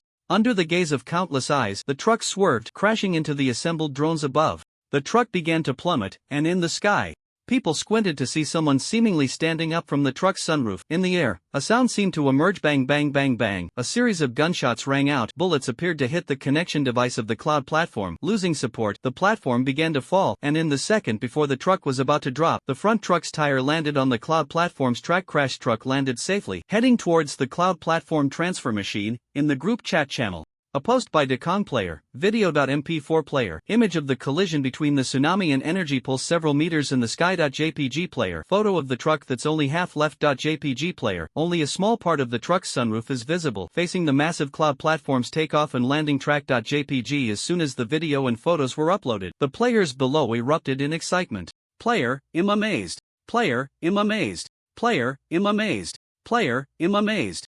Real life Fast and Furious. In the first floor of Tree Heart Technology, in front of the underground parking lot passage, the person unable to close the window shrank into the pickup truck's cabin, eyes wide open, excitedly typing new content in the group chat channel. Player, wah, I thought working in the factory was already impressive, but I didn't expect the world to have developed to this extent. Player, are the NPCs in this game that powerful? No wonder it's the 4th level of the Watchtower. Seeing the messages, Thunder, who was emptying himself in the medical room's recovery pod, nodded secretly. It was indeed very powerful.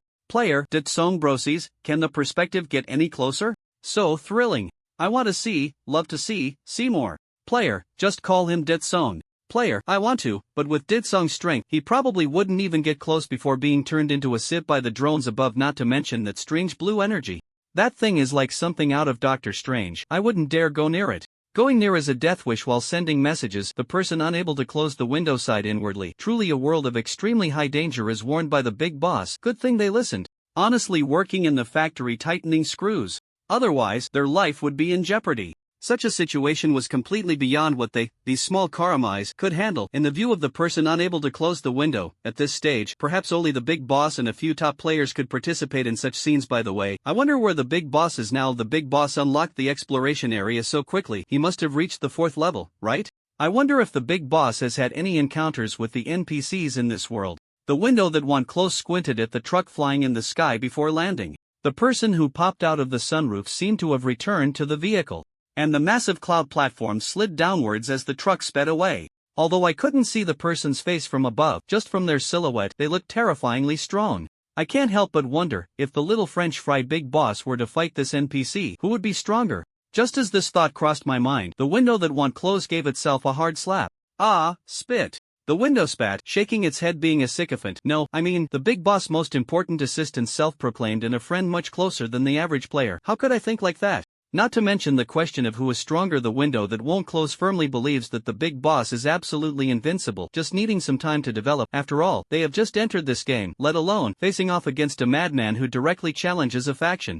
I really hope the big boss doesn't run into this lunatic. The big boss is cold on the outside but warm on the inside. How would he understand the thoughts of these madmen? What if he ends up suffering? With this thought, the window that one closed gave itself 2 more slaps, and after waking up from the impact of the Speed and Passion scene, it dutifully took some pictures of the Tree Heart Technology Company and posted them in the thread. I should focus on managing the thread first. Who knows, if the big boss sees that I'm managing the thread well and finds some value in it, he might even come looking for me. With this thought, the window that won't close felt pleased again, chuckling to itself, and shrank back into the cabin, starting to heat up the water group, boosting the popularity. If only the window that won't close knew that perhaps if it got a little closer or looked a bit more carefully, it could see the little French fry big boss it had been thinking about, it would probably regret it deeply at this moment. The truck arrived at the cloud platform. The front wheels crashing heavily onto the ground, the massive impact felt like it had knocked the few people inside the vehicle out cold. Jiang Chen was fine. With his significantly improved physical fitness, he could easily adjust his center of gravity to alleviate the pressure of the collision. But for Chu Lon, Chu Hu, and the others, it was a different story. Ugh. Chu Lon's face turned pale, feeling a tickling sensation in his stomach, completely unsupported, and when they landed, his heart was pounding uncomfortably. Chu Hu was even more direct. He pushed Jiang Chen's hand aside, and after Jiang Chen paused and let him push it away, Chu Hu opened his mouth and directly vomited onto Jiang Chen's arm. Jiang Chen! Damn it! A mouthful of rainbows spilled out, instantly filling the vehicle with an unimaginable stench. More importantly, that stuff dripped onto the Wild Witch's gloves. Jiang Chen's heart skipped a beat, and just as he wanted to quickly retract his hand, suddenly, the system's prompt sounded. The Wild Witch's gloves accuse you. They believe they have been insulted. They request to burn the human in front of them. Don't burn yet. Jiang Chen quickly clenched his fist, pushing Chu Hu's head away, and glanced at the road ahead. At the end of the cloud platform slide, just as the girl's AI had said, there was indeed a transfer machine. The transfer machine was entirely black, with 2 sets of wings that overlapped each other, resembling dragonfly wings. At the head of the transfer machine was the cockpit, which had already opened, revealing the driver's seat inside. Jiang Chen suddenly turned to the left to He Biao. Are you ready? He Biao? Me? He Biao was completely confused. What preparation? Me? Jiang Chen had no time to explain. The gloves in his palms had already become scorching hot. This time, the Wilderness Witch's gloves seemed genuinely angry. After silently apologizing to them in his heart, Jiang Chen focused on the direction. The drone behind had already tracked them down, and Jiang Chen slammed his foot on the brake. Bang! Bang! Bang! He Biao, Chu Lon, and Chu Hu's faces slammed directly into the windshield. The truck came to a halt, and the drone, sensing the blood like a shark, immediately surrounded them.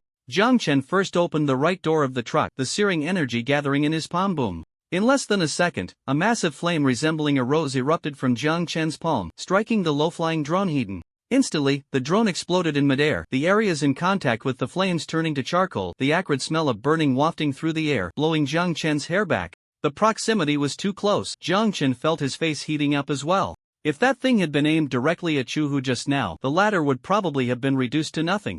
The dazzling rose flames lingered above for about 3 seconds before the heat in Jiang Chen's palm finally eased a bit. Seizing the opportunity, Jiang Chen directly tossed Chu Long and Chu Hu out of the truck, giving Yi Biao, who was still dazed, a kick as he succinctly instructed, "Run to the transfer machine." Transfer machine? What is that? A bad premonition suddenly arose in Yi Biao's heart.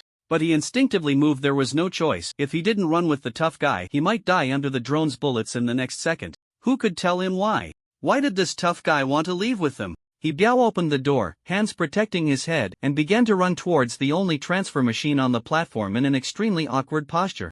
After bombing for a while, the drone realized it couldn't stop Jiang Chen and the others, so it didn't linger but flew directly towards the location of the transfer machine, intending to destroy it. The drone turned above, giving Jiang Chen and the others a moment to breathe. Soon, they approached the transfer machine. The flamethrower beneath the drone was already aimed at the transfer machine.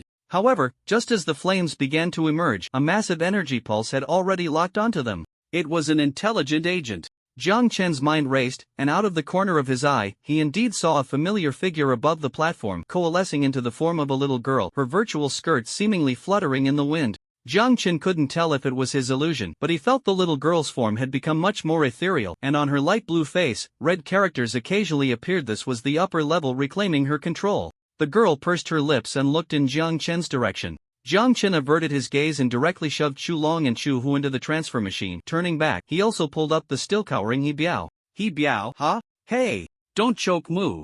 Yi Biao rolled his eyes, and by the time he came to his senses, he was already seated in the cockpit of the transfer machine. Yi Biao. Yi Biao's eyes widened, scratching his buzz cut, pointing at himself in disbelief. Me?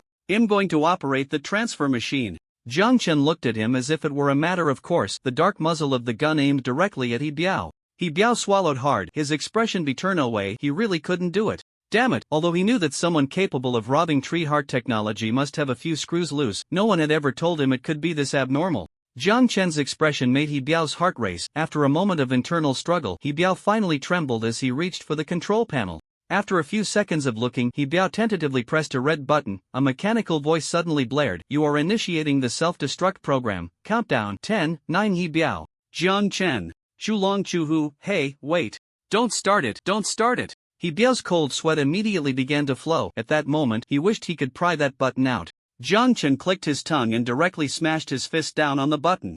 Bang! The button exploded. Self-destruct sequence has been halted. This works? Of course, it works. Aside from the system, which he couldn't see or touch, he couldn't say much. This kind of control panel he was very familiar with from his auto repair days. As long as he disrupted the internal connections, he could naturally stop the command. Of course, the method of destruction wasn't as simple as a punch to others. In reality, it was the energy pulse of the Bay of Size symbiosis in the palm of his hand. After the self-destruct program ended, Jiang Chen looked at Yi Biao again. Yi Biao instinctively lowered his head. This time, he was more careful in his operations, comparing the power source of the watchtower truck with the structure on the control panel. Yi Biao finally tentatively pushed a button upward, buzzing. The wings on both sides of the transfer machine began to vibrate at a strange frequency, and the airflow generated below caused the transfer machine to float and start spinning in place. Seeing this scene, Yi Biao immediately turned to Jiang Chen, his eyes shining. Jiang Chen nodded and said, "Not bad at great." Although Yi Biao didn't understand why he felt so excited about receiving praise from a ruthless person of unknown origin. After successfully starting the transfer machine, Yi Biao felt a surge of inspiration and turned to the other side. After smoothly pulling out the lever, 2 black control sticks emerged, and at the same time, something resembling a gas pedal appeared beneath Yi Biao's left foot. Yi Biao's eyes lit up, and he immediately stepped on it, buzzing. This time, the speed of the transfer machine increased even more. The immense buoyancy lifted the transfer machine about 5 or 6 meters up. Due to a lack of control, the transfer machine spun in place a few times, and Chu Long and Chu Hu's faces turned pale again, but Yi Biao's face was once again filled with excitement. With his right hand covering the control stick, Yi Biao focused his mind. After the transfer machine made a 270-degree turn in the air, it shot upward. The transfer machine took off from the ground. If Lise were here, he would definitely be in disbelief. Is this really the Yi Biao he knows? Lise didn't believe it, but Jiang Chen did. Discovering Yi Biao's talent in this area was completely accidental. This guy's IQ for thinking wasn't great, and his emotional intelligence was lacking. But Jiang Chen found that every time he drove a truck or other vehicles, this kid became extremely excited. In his excitement, not only did his operational precision not decrease, but it also became more focused. Even his mental strength was improving. In Jiang Chen's words, He Biao was, to some extent, an innate driving saint body.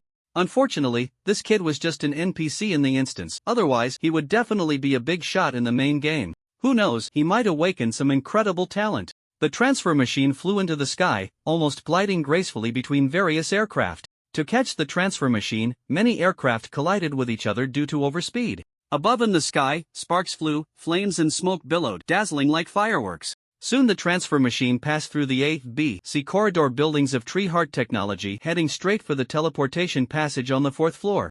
Seeing the familiar marble building, He Biao's heart skipped a beat. The marble building was the location of the teleportation passage and also the territory of the law enforcement hall. He Biao saw that at the top of the marble building, a red light also lit up, clearly having detected the transfer machine flying directly towards them and entering a state of alert. He Biao glanced at Jiang Chen out of the corner of his eye. This ruthless person seemed to have no intention of calling for a stop. Could it be that blowing up one Tree Heart Technology wasn't enough? Did they want to blow up another enforcer branch? Tears streamed down He Biao's face. Could he still go back? If the boss knew what they were doing outside, wouldn't he skin them alive? Is it still possible to activate the transfer machine now? The transfer machine was getting closer to the enforcement hall, and He Biao kept glancing back between Jiang Chen and the building ahead. The meaning was clear, was about to crash. Still not stopping? Jiang Chen remained silent, his expression quite calm. He Biao felt a bit of a chill on his scalp, his palms were already sweating. Above the building, emergency interceptors had taken off, their dark cannons aimed at the transfer machine, and the warning sirens blared continuously. They had completely breached the safety distance. Seeing that the ruthless person still had no intention of stopping, He Biao could only grit his teeth and charge forward just as He Biao was internally lamenting, estimating that today would be his last day at the age of 23. Suddenly, Jiang Chen's voice rang out, "I'll count to 3. 3? He Biao was taken aback, only to see Jiang Chen already raising the Chu Long and Chu Hu with his right hand. Oh my, is this really human strength? He Biao's pupils widened instantly, and over here, Jiang Chen spoke again. 1. He Biao? What about 2? In the next second, Jiang Chen kicked open the door of the transfer machine and pretended to jump out, scaring He Biao so much that he quickly clung to Jiang Chen's thigh. Jiang Chen's mouth twitched slightly. The space he left for this kid was his waist, forget it.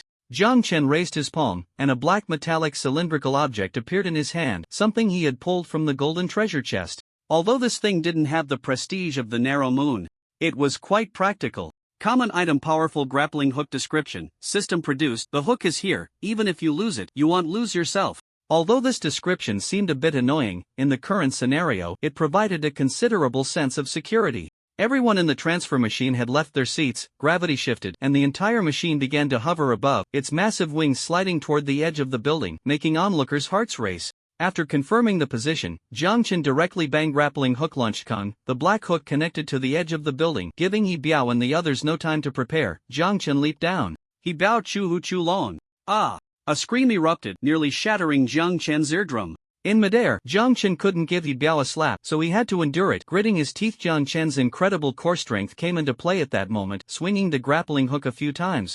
He forcefully pulled the three of them to a stop at the edge. Meanwhile, the transfer machine behind them crashed directly into the building. There were several explosions, as if a chain reaction had been triggered. Jiang Chen shouted in midair, "Hey, you! I'm here!" An ethereal female voice responded.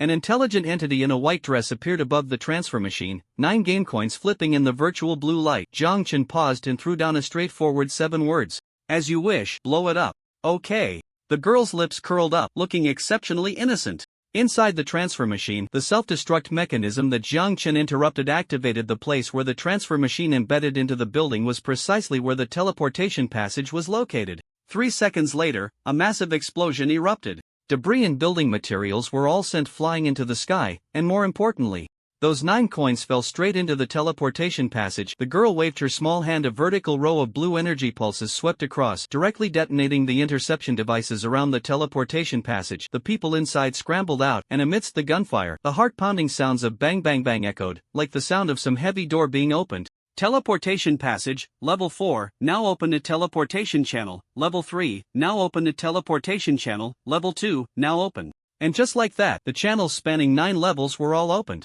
A massive energy beam reached up to the sky, and gentle female voices continuously spread outward. Now open, now open, now open. Each now open seemed to strike directly at the hearts of the crowd. Now open means what? The expressions of the crowd were somewhat dazed. They hadn't seen such a scene or heard such a sound in so long that they had forgotten that, in the very beginning, The Tower of Vigilance did not require a pass, did not require working day and night in factories and companies, did not require being confined to one place from birth to death. Now open. The crowd turned in confusion, and among them, at some point, a woman in a jumpsuit with long hair and a delicate face burst forth, almost recklessly charging toward the teleportation channel that had been fully exposed by the explosion. In the real view, Jiang Chen could see the face of the person below, and it was surprisingly a familiar face, the woman who had been embraced by the director on level 7. She was actually the first to rush out. The woman ran toward the channel as if she had gone mad, with debris from the explosion constantly bouncing around her, and she seemed completely unconcerned, as if she couldn't feel pain. Closer, closer. The woman was almost silently screaming. Having stayed on level 7 for so long, her skin had turned as pale as paper, and the immersion in the potion had left her palms as dry as an old person's. But now, none of that mattered, because this was the last step. A blue halo enveloped the woman, and a familiar voice rang out. Please select the level you wish to go to. Without hesitation, the woman chose level 7. 7 is a good number, she thought. The blue light covered her, and then the figure vanished. After a second of silence, the surroundings erupted. She went in. The teleportation array has activated? So that means, now, there are no conditions required to teleport to other levels? As soon as the words fell, everyone became restless. With one woman going in first, there was a second, a third, starting with those workers in jumpsuits from below, then the ordinary residents nearby, and then, even those members dressed in suits and leather shoes appeared. They knew very well that ascending would definitely be discovered, but what if? There were so many people here. Let's take a gamble. What could it hurt? It couldn't possibly get worse than this. Just a few seconds of relative quiet, and suddenly, below, the crowd surged like a torrent, directly overwhelming the soldiers trying to intercept them, or rather, even the soldiers themselves joined the torrent of people. The blue light continued to expand, and on the outskirts, people with tense expressions were already surging up from level 3, level 2, and even level 1. Current instance has significantly collapsed. Collapse value has reached 47. Congratulations, and received basic rewards. The Tower of Vigilance exploded, in the physical sense of the word. He Biao, who was tightly clutching Jiang Chen's thigh, had only this sentence left in his mind. With a gulp, He Biao swallowed hard. He retracted his earlier words about the ruthless person being a madman. Blowing up a tree-heart technology was nothing compared to what the ruthless person was doing now. That was just a drop in the ocean. The dark crowd from below surged into the teleportation channel like a tide, and even if He Biao's mind wasn't the sharpest, he knew that the world was about to go haywire. The different levels of the Tower of Vigilance could now teleport to each other without a pass. What did that mean? As long as you had the courage, as long as you had the strength, as long as you could withstand the initial wave of impact, you could live a completely new life. Even from a distance, He Biao could vaguely hear the shouts of the people, the excitement. That was the voice called freedom. Life is precious, love is even more valuable. If it is for the sake of freedom, both can be cast aside. These were the lines from the poetry collection that the boss had him buy at the Erdos Tower at that time. His sister-in-law complained that the boss was uneducated, which made the boss feel indignant, prompting him to buy this book. However, just a few days later, he found this book in the corner of the wall beneath the small terrace. The boss, Lise, wasn't particularly interested in the poetry collection, but for some reason he seemed to still remember this poem. The clamor below gradually faded from Jiang Chen's ears. The real perspective reached its limit, and his senses no longer heightened. Everything below was in chaos, and at this moment, no one had the energy to care about them. Ironically, even the captains of the special forces teams were probably focused on rushing to the higher levels. These people knew best how vast the gap was between each level. Prisoners sentenced to the first level had a time limit, while these officers and soldiers were essentially in a prison for life. Barring any accidents, they could never leave the area and level they were responsible for. And now, with this closed passage opened, even they found it hard to resist such temptation. Jiang Chen hooked onto the upper level, swung again, and landed somewhat clumsily on the top floor of the building. If someone had acrophobia, this would have been a fatal drop.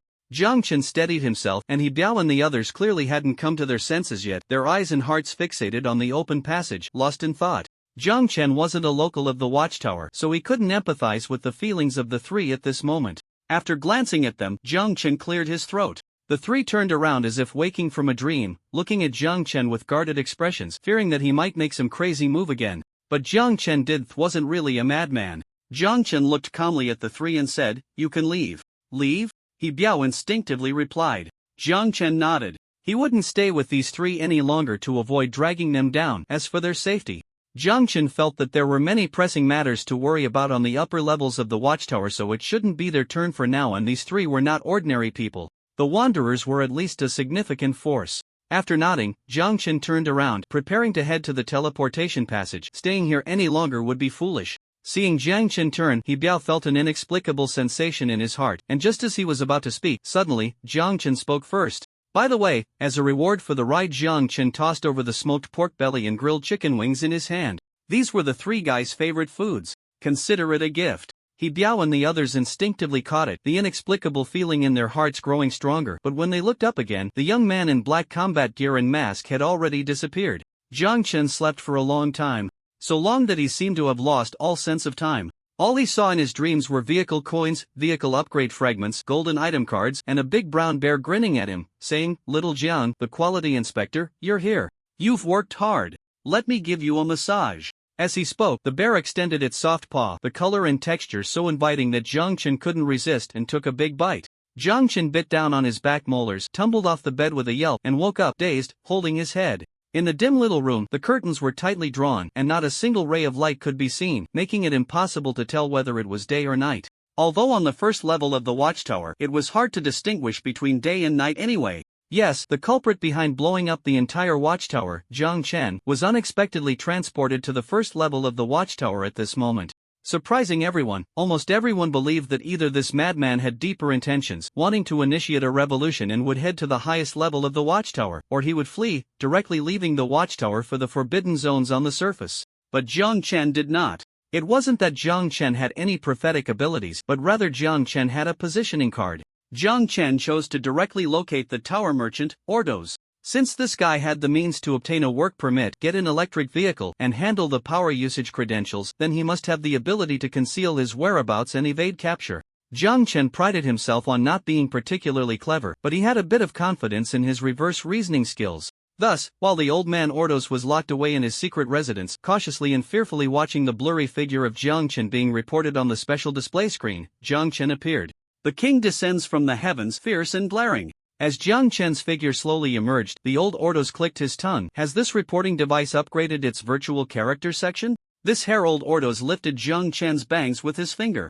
Jiang Chen? This face old Ordos' finger poked at the soft flesh of Jiang Chen's cheek. Jiang Chen? This arm Jiang Chen.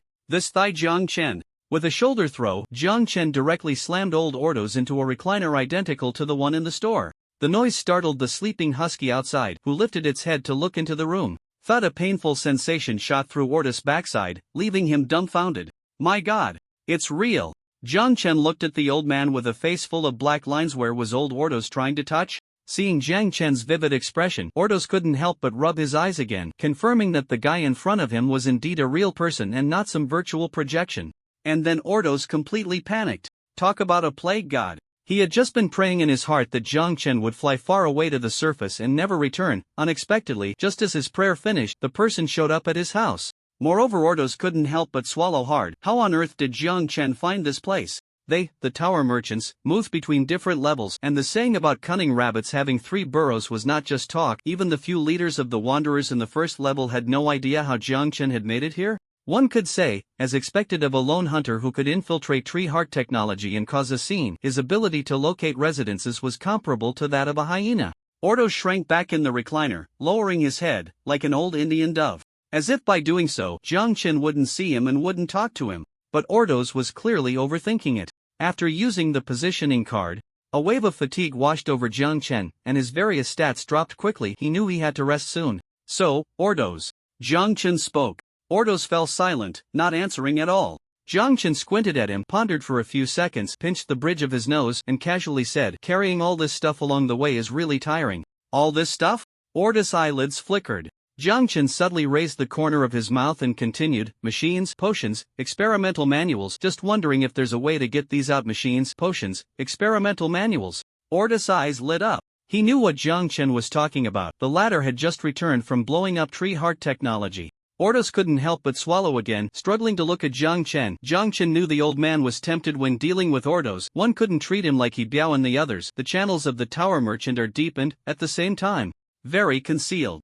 Jiang Chen couldn't think of a place more hidden and safer than here in Ordos. It would be best to avoid a situation where everything falls apart. With that thought, Jiang Chen pressed on and said directly, "Oh, right, it seems there are still some mermaid samples." Ordos suddenly stood up. He adjusted his few remaining strands of hair, took off his glasses, wiped them with his greasy hands, and muttered, "Huh? I didn't clean my glasses properly just now, couldn't see what was in front of me. Forget it, they'll go get another pair of glasses first. I hope at this time, no one will sneak into that dark but warm and comfortable bedroom, which has hot water and snacks." After saying that, Ordos walked straight past Jiang Chen, casually turning his head to glance at the location of the hidden door. "Jiang Chen, that's enough." Ordos walked out, and the husky outside wanted to come in because it smelled a familiar scent, a powerful one that naturally belonged to its master. Just as the husky opened its mouth to bark, the old man covered its mouth. Let me go. Old dang." The husky struggled fiercely, engaging in a fistfight with Ordos, but in the end, it was still dragged out by the old man. The room fell silent again. Jiang Chen let out a sigh of relief. Although there were many complaints, the outcome was always good. Thus, Jiang Chen entered the bedroom through the hidden door, and it was indeed as Ordos had said, almost devoid of light but very warm. On the small table in the bedroom, there were red tea and simple slices of bread spread with peanut butter. Jiang Chen didn't touch any of it, he just wanted to sleep, the kind of sleep from which he wouldn't wake up. After giving a word of caution to Brother Iron Anvil, Jiang Chen directly took off his dirty clothes and crawled into bed. The soft bed and quilt wrapped around him, and soon, Jiang Chen fell into a deep sleep. When he woke up again, this was the scene before him. Jiang Chen was sitting on the floor, holding his head, looking completely dazed. How long had he slept? After staring blankly for a while, Jiang Chen finally felt his brain was functioning again and opened the main screen. The log on the main screen had been updated. The system had conducted a morning broadcast. It was just after 6 o'clock in the morning. "Good morning, copy players. Today is the 4th day of entering the copy, and the task deadline has passed halfway. I wonder how everyone's progress on the main quest is. By the way, I think you have noticed the earth-shattering changes in the copy. I must admit, your performance has even shocked this system. Well done. The game favors the strong and the wise. The more outstanding your performance, the more rewards you will receive, and you will become even stronger. Destiny is in your own hands. Please keep it up, players." Due to significant changes in the world mainline here, the system applauds your performance again. PQ. Some players' main quests will undergo certain adjustments. Please pay attention to check today's copy weather. Thunderstorm. Today's copy temperature, 1821. Special reminder, the copy time has passed halfway, and there are still 4 days until the final settlement time of the copy. Due to certain special reasons, the settlement rewards for this copy will be doubled. Please keep it up, everyone. After reading the broadcast, Jiang Chen opened the group chat, and sure enough, the group chat had completely exploded. The replies to the discussion thread by Big Green Onion had already reached thousands, with players all excited to experience a revolution. The 9 layers above and below were all connected, the poor were rioting, the army had defected, and order had collapsed. These were things that one wouldn't even dare to imagine in the real world. In the real world, even if the cattle and horses were dissatisfied, they could only endure for the sake of survival. Now, seeing the entire instance completely blown up, they surprisingly felt a sense of pride. The few pictures of the trucks taken by the scallion, the figure facing the descending cloud platform slide from a height of over 10 meters, were constantly brought up by everyone. Some even said this was the combat version of Martin Luther King among the instance natives. Looking at the most liked comment, Jiang Chen's mouth twitched. Instance natives? Martin Luther King? Could this group be any more ridiculous? Marketing accounts are no good. After chatting in the group for a while, Jiang Chen sat on the floor, leaning against the bed in a daze. He didn't even want to move a finger. This time in the instance, apart from the first day when he encountered the Wild King, he was either running away or on the way to escape. Jiang Chen even thought that perhaps for the rest of his life, he would have a shadow whenever he saw a pipe. Jiang Chen sighed softly. A qualified cattle and horse should learn to take a break after hard work, otherwise he would drive himself crazy sooner or later. Just as Jiang Chen was thinking about lying back down and taking a nap, there was a woof from outside the door. Jiang Chen raised his head, and after a few seconds of slow thought, he remembered the dog of the tower merchant Ordos. The husky woofed again, wanting to continue barking, but was harshly covered by old Ordos' hand. The husky struggled desperately, but old Ordos couldn't bear to really hurt it, so he could only say sternly, "Stupid dog, keep it down. If you wake up the guy inside, he will definitely stuff explosives in your mouth." "I wouldn't stuff explosives in a dog's mouth," Jiang Chen silently muttered to himself. He raked his messy hair back into a cold, expressionless face and stood up, walking directly out of the bedroom. With a creak, the hidden door opened. Both the man and the dog looked over, and Jiang Chen's gaze happened to catch the husky's paw resting on the old man's bald head, while the old man's leg was straining to sweep the husky's legs. When they saw Jiang Chen come out, both froze, feeling as if they had been caught doing something bad by a parent. Ordos stepped back first, and the husky landed on the ground, barking ingratiatingly at Jiang Chen. Jiang Chen first lazily glanced at the husky before turning to Ordos, his voice slightly hoarse. "How's it outside?" Not good. Ordos, as a tower merchant, rarely spoke so honestly. It's all chaos outside, people everywhere, soldiers everywhere. Even the 9th layer of the tower is shaking. And for some unknown reason, Ordos said cautiously, glancing at Jiang Chen, the supply of nutrient solution inside the tower has been cut off. Now, the residents are even more in revolt. Without the nutrient solution, they can't survive. Ordos didn't say the rest. He didn't dare to ask why the nutrient solution had been cut off. Jiang Chen nodded, not surprised by such a reaction. With the populace in full revolt, the so-called upper organizations certainly had no energy left to maintain the illusion of a continuous supply of nutrient solution. Jiang Chen believed this was only the beginning because the system's broadcast sounded, "The world collapse value is slowly increasing. Please players continue to work hard to unlock more advanced rewards." Collapse is an irreversible trend. Having anticipated this situation, Jiang Chen felt no psychological burden. Seeing Jiang Chen's expression, Ordos was somewhat unclear about his thoughts. After hesitating for a few seconds, the old man finally spoke. "What do you plan to do next? Enter the forbidden zone above? Or blow up the tower below?" "Next?" Jiang Chen tilted his head and thought for a moment. "Let's cook first, Ordos?" The air instantly fell silent, only the husky excitedly howled. Woof! Ordos began to doubt whether he was getting too old, to the point where he was starting to lose his hearing. Cooking?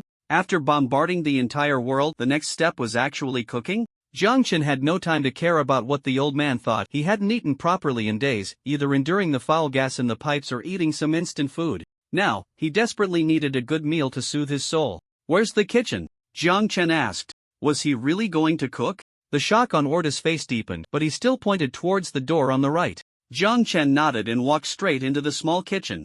As soon as he entered, he couldn't help but frown. What was this? Cockroaches were flying everywhere, and bedbugs were crawling around. The image flashed through Jiang Chen's mind, and he quickly placed his right hand over the left hand's wilderness witch glove. "No, let's not look at that." Jiang Chen didn't want to spontaneously combust the next second. As Jiang Chen stepped in, Ordos followed closely behind. Seeing this scene, the old man smiled awkwardly and said, "I don't come here often, and it hasn't been cleaned much. You see, do you want to change places?" "No need." Jiang Chen lifted his leg and left, returning to the front hall. This place also looked like a storefront, but it seemed to have been abandoned for a long time. Noticing Jiang Chen's scrutinizing gaze, the merchant Ordos explained a bit. Many years ago, the first floor wasn't a banishment zone. Back then, the watchtower hadn't built so many levels, and under the acid rain, people actually had a relatively good and united time. Since the kitchen was unusable, Jiang Chen simply decided to prepare his meal in the front hall. He planned to make a simple bowl of porridge. Jiang Chen took out the rare ingredients he had previously opened from his backpack: shrimp, scallops, and dried scallops. He also pulled out celery and winter vegetables from the fruit package given by the pig lord, setting aside cooking wine, peanut butter, white pepper, and salt. Wasn't it just supposed to be a simple bowl of porridge? The anvil silently scoffed in his mind. After taking out the ingredients, Jiang Chen began soaking the rice in water. In another small iron pot, he soaked the dried scallops and shiitake mushrooms, which were used to enhance the flavor. Perhaps due to his previous experience as a food blogger, even when he wanted to handle things simply, he unconsciously added more steps. Soaking the rice would take 1 or 2 hours, but fortunately, the rice provided by the system seemed to have some special properties, and it would be ready in about half an hour. During this time, Jiang Chen began preparing the ingredients, cleaning the shrimp, marinating them with cooking wine and white pepper, then slicing ginger, chopping celery, and dicing winter vegetables. While Jiang Chen was handling the ingredients, the old man watched from the side. He initially thought Jiang Chen was just going to fill his stomach with some boiled food. He didn't expect Jiang Chen to be seriously preparing the ingredients. Moreover, judging by his technique, he looked damn professional and skilled. The left hand, which was preparing the ingredients, seemed to possess some magical power. Even simple actions made it hard to look away. Each slice of ginger was of uniform width. Even the celery was cut into perfectly sized little cubes. It was as if Jiang Chen was wielding not a kitchen knife, but a surgeon's scalpel. More than half an hour passed, and Ordos finally realized that his legs had gone numb. A tingling sensation like electric shock spread through him, and he let out a small ouch as he began to pound his sore, numb legs. While doing so, he couldn't help but swallow, as although the ingredients hadn't hit the pot yet. The aroma of the marinade was gradually filling the air. Unexpectedly, it smelled delicious. All the ingredients were ready, and thinking that cooking porridge with an electric pot would take too much time, Jiang Chen simply gathered a pile of firewood, flicked his right hand, and a delicate rebar fork appeared in his grasp. Although Jiang Chen now possessed the narrow moon and silver-winged killer, the rebar fork was still used frequently. The convenience of the fork was something no other weapon could provide. The anvil felt this deeply. After propping the iron pot up with the rebar fork, Jiang Chen used a lighter to ignite the pile of firewood. In 7 or 8 minutes, the aroma of mushrooms and seafood nearly flooded the entire room. The drool from the husky had already formed a river. Even though the food available to the tower merchant Ordos was already quite abundant compared to most people in the tower, upon smelling this scent, Ordos felt as if his taste buds, which had been dull for years in the tower, were once again awakened. It smelled so good that Ordos even forgot just how crazy and terrifying this young man in front of him was. Ordos swallowed hard, and Jiang Chen naturally saw this scene. He didn't say anything, as his attention was completely focused on the pot of porridge. While adjusting the heat, it wasn't long before the surface of the porridge began to bubble. Jiang Chen finally added some chopped green onions and celery. He knew some people didn't eat these things, but he couldn't do without them. In Jiang Chen's eyes, without green onions and celery, the world just wouldn't turn. After adding the tender green onions and celery, the aroma in the air was explosive, leaving both man and dog a bit dazed. After waiting for 2 minutes, Jiang Chen nodded to himself and murmured, "Done, done." Just those 2 simple words made Ordos swallow again. Jiang Chen took out his bowl and spoon from his backpack and quickly served himself a bowl. The colors of the fresh shrimp, scallops, and mushrooms looked particularly tempting. Jiang Chen nodded in satisfaction, took a spoonful to taste, and the corners of his mouth lifted slightly, clearly pleased with the flavor. Sitting down with the porridge, Jiang Chen began to savor it seriously. Meanwhile, Ordos felt a bit dizzy. He kept rubbing his hands, glancing at Jiang Chen and the pot beside him, wanting to speak several times but ultimately swallowing his words. Food was a precious resource within the tower, and the value of a pot of seafood porridge was undoubtedly immense.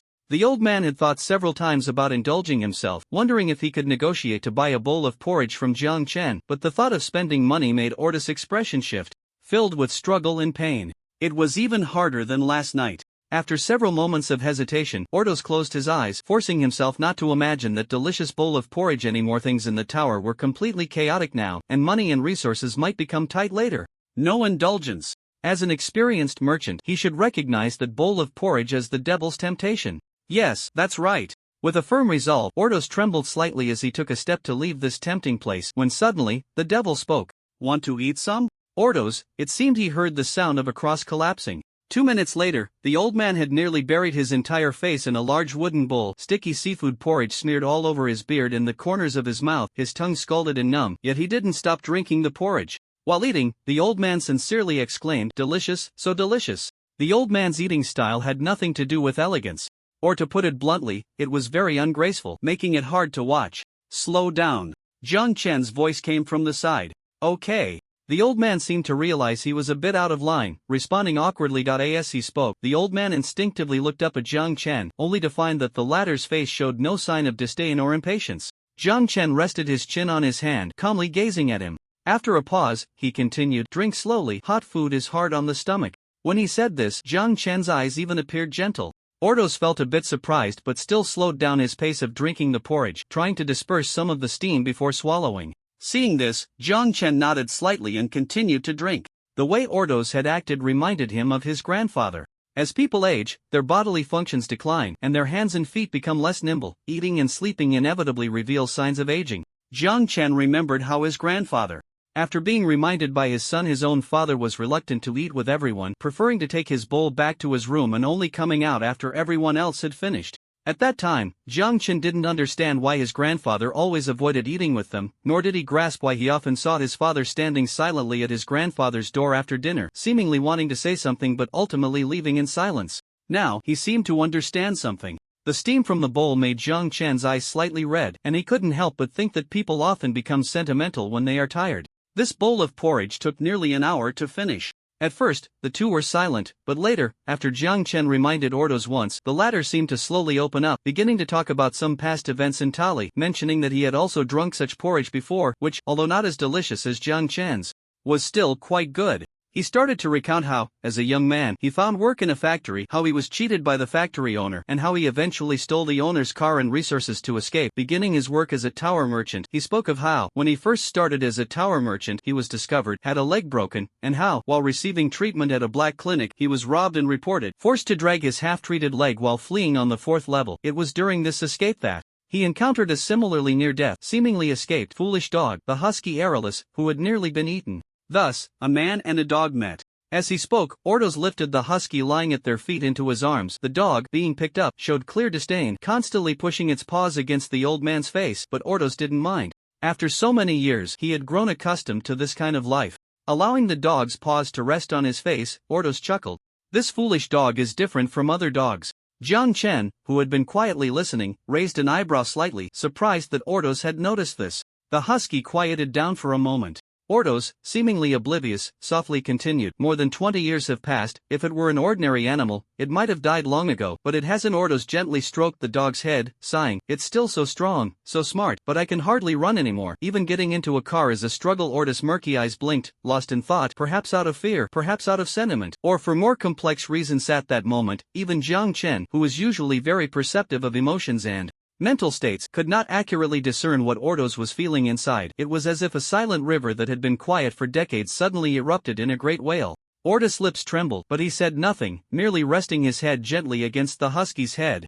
Smiling and shaking his head, the system prompt sounded softly. Congratulations, player, on unlocking and completing the side quest. Life description. The specific connotation of this quest is unknown. Trigger conditions are unknown. Completion conditions are unknown. Your performance has garnered the favor of a special entity passerby, who has issued you a unique identity badge. You have obtained passerby identity badge. Above the main screen, a silver-white card printed with a river appeared in Jiang Chen's line of sight. Passerby identity badge? Another new identity badge? Jiang Chen's mind stirred, and he didn't rush to check it. Instead, he glanced meaningfully at Ordos. He was sure he hadn't done anything special just now. Surely it couldn't be that making porridge caught the attention of this so-called special entity, passerby. If it wasn't him, then it must be Ordos. Was it because he had listened to Ordos recount his life story that he unlocked this identity badge? From the name, passerby. All beings are passers-by? Not participating directly, but witnessing? As Jiang Chen pondered, he couldn't help but nod. If that were the case, it indeed made sense. The two finished most of the pot of porridge, and while eating, Ordos took out his treasured wine.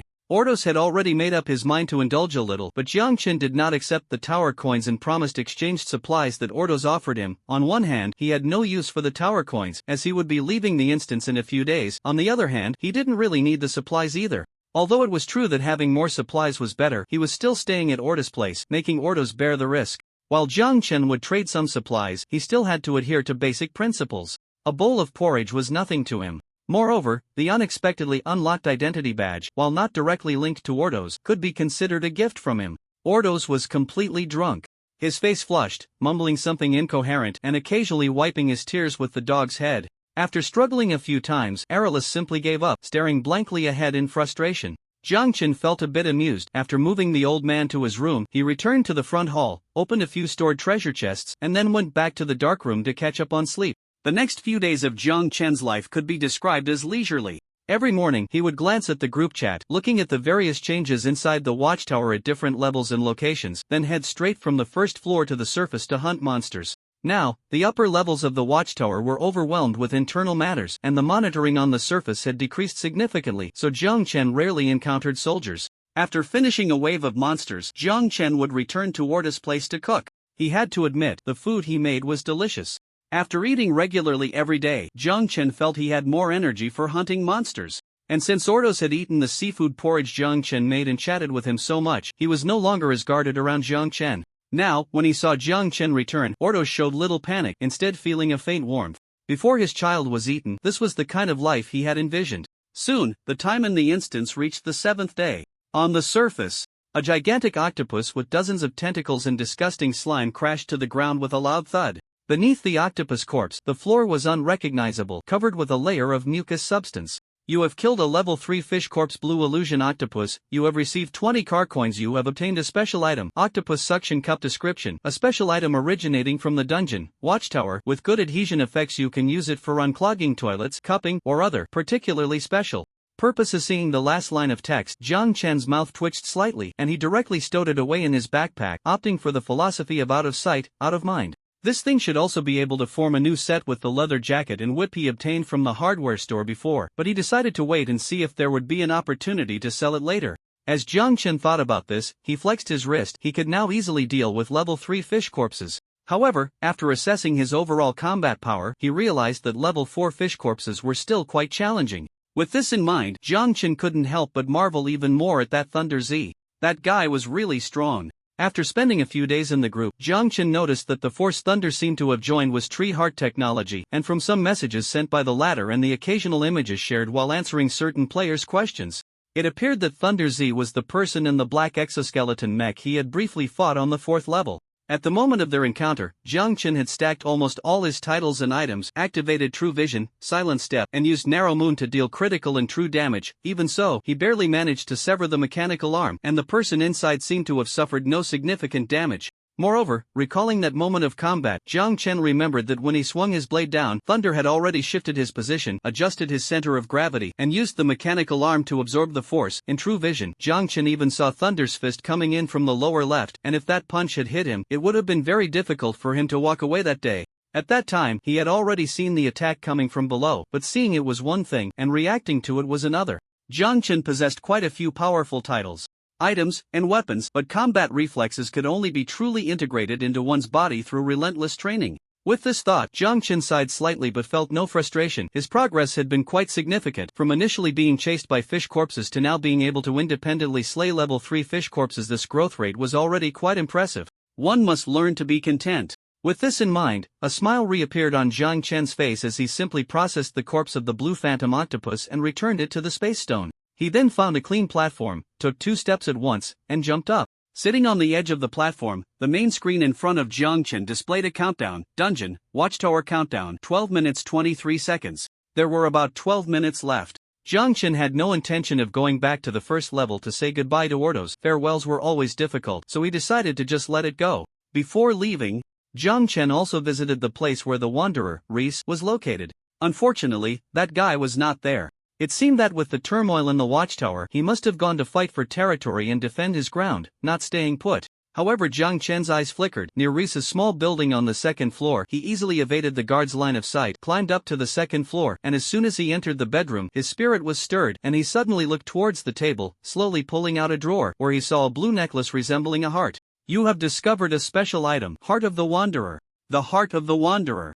It was actually in Reese's home, and it was placed in such an obvious spot. Jiang Chen's mind battled for a long time, hesitating whether to take the necklace, but in the end, he ignored the system's sharp beeping and directly closed the drawer. Turning to leave, Jiang Chen rested his chin on his hand, watching the countdown, and couldn't help but think that the things he wanted had actually appeared beside him from the very beginning. Although 7 days of dungeon time wasn't long, Jiang Chen felt as if he had matured a lot. A gentle breeze blew by, and in the empty building, the system's countdown ended. White light surged from Jiang Chen's body, enveloping him, and then, his figure suddenly vanished. Dungeon Watchtower has ended with the final announcement. The white light covered him, and Jiang's consciousness gradually withdrew from the world. Just before the withdrawal, faces appeared before Jiang Chen, only to dissipate moments later.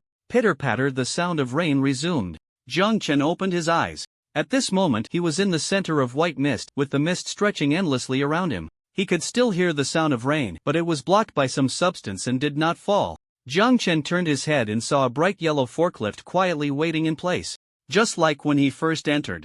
Although the concept of a forklift was still far from home, at this moment, seeing that familiar bright yellow made Jiang Chen feel inexplicably lighter.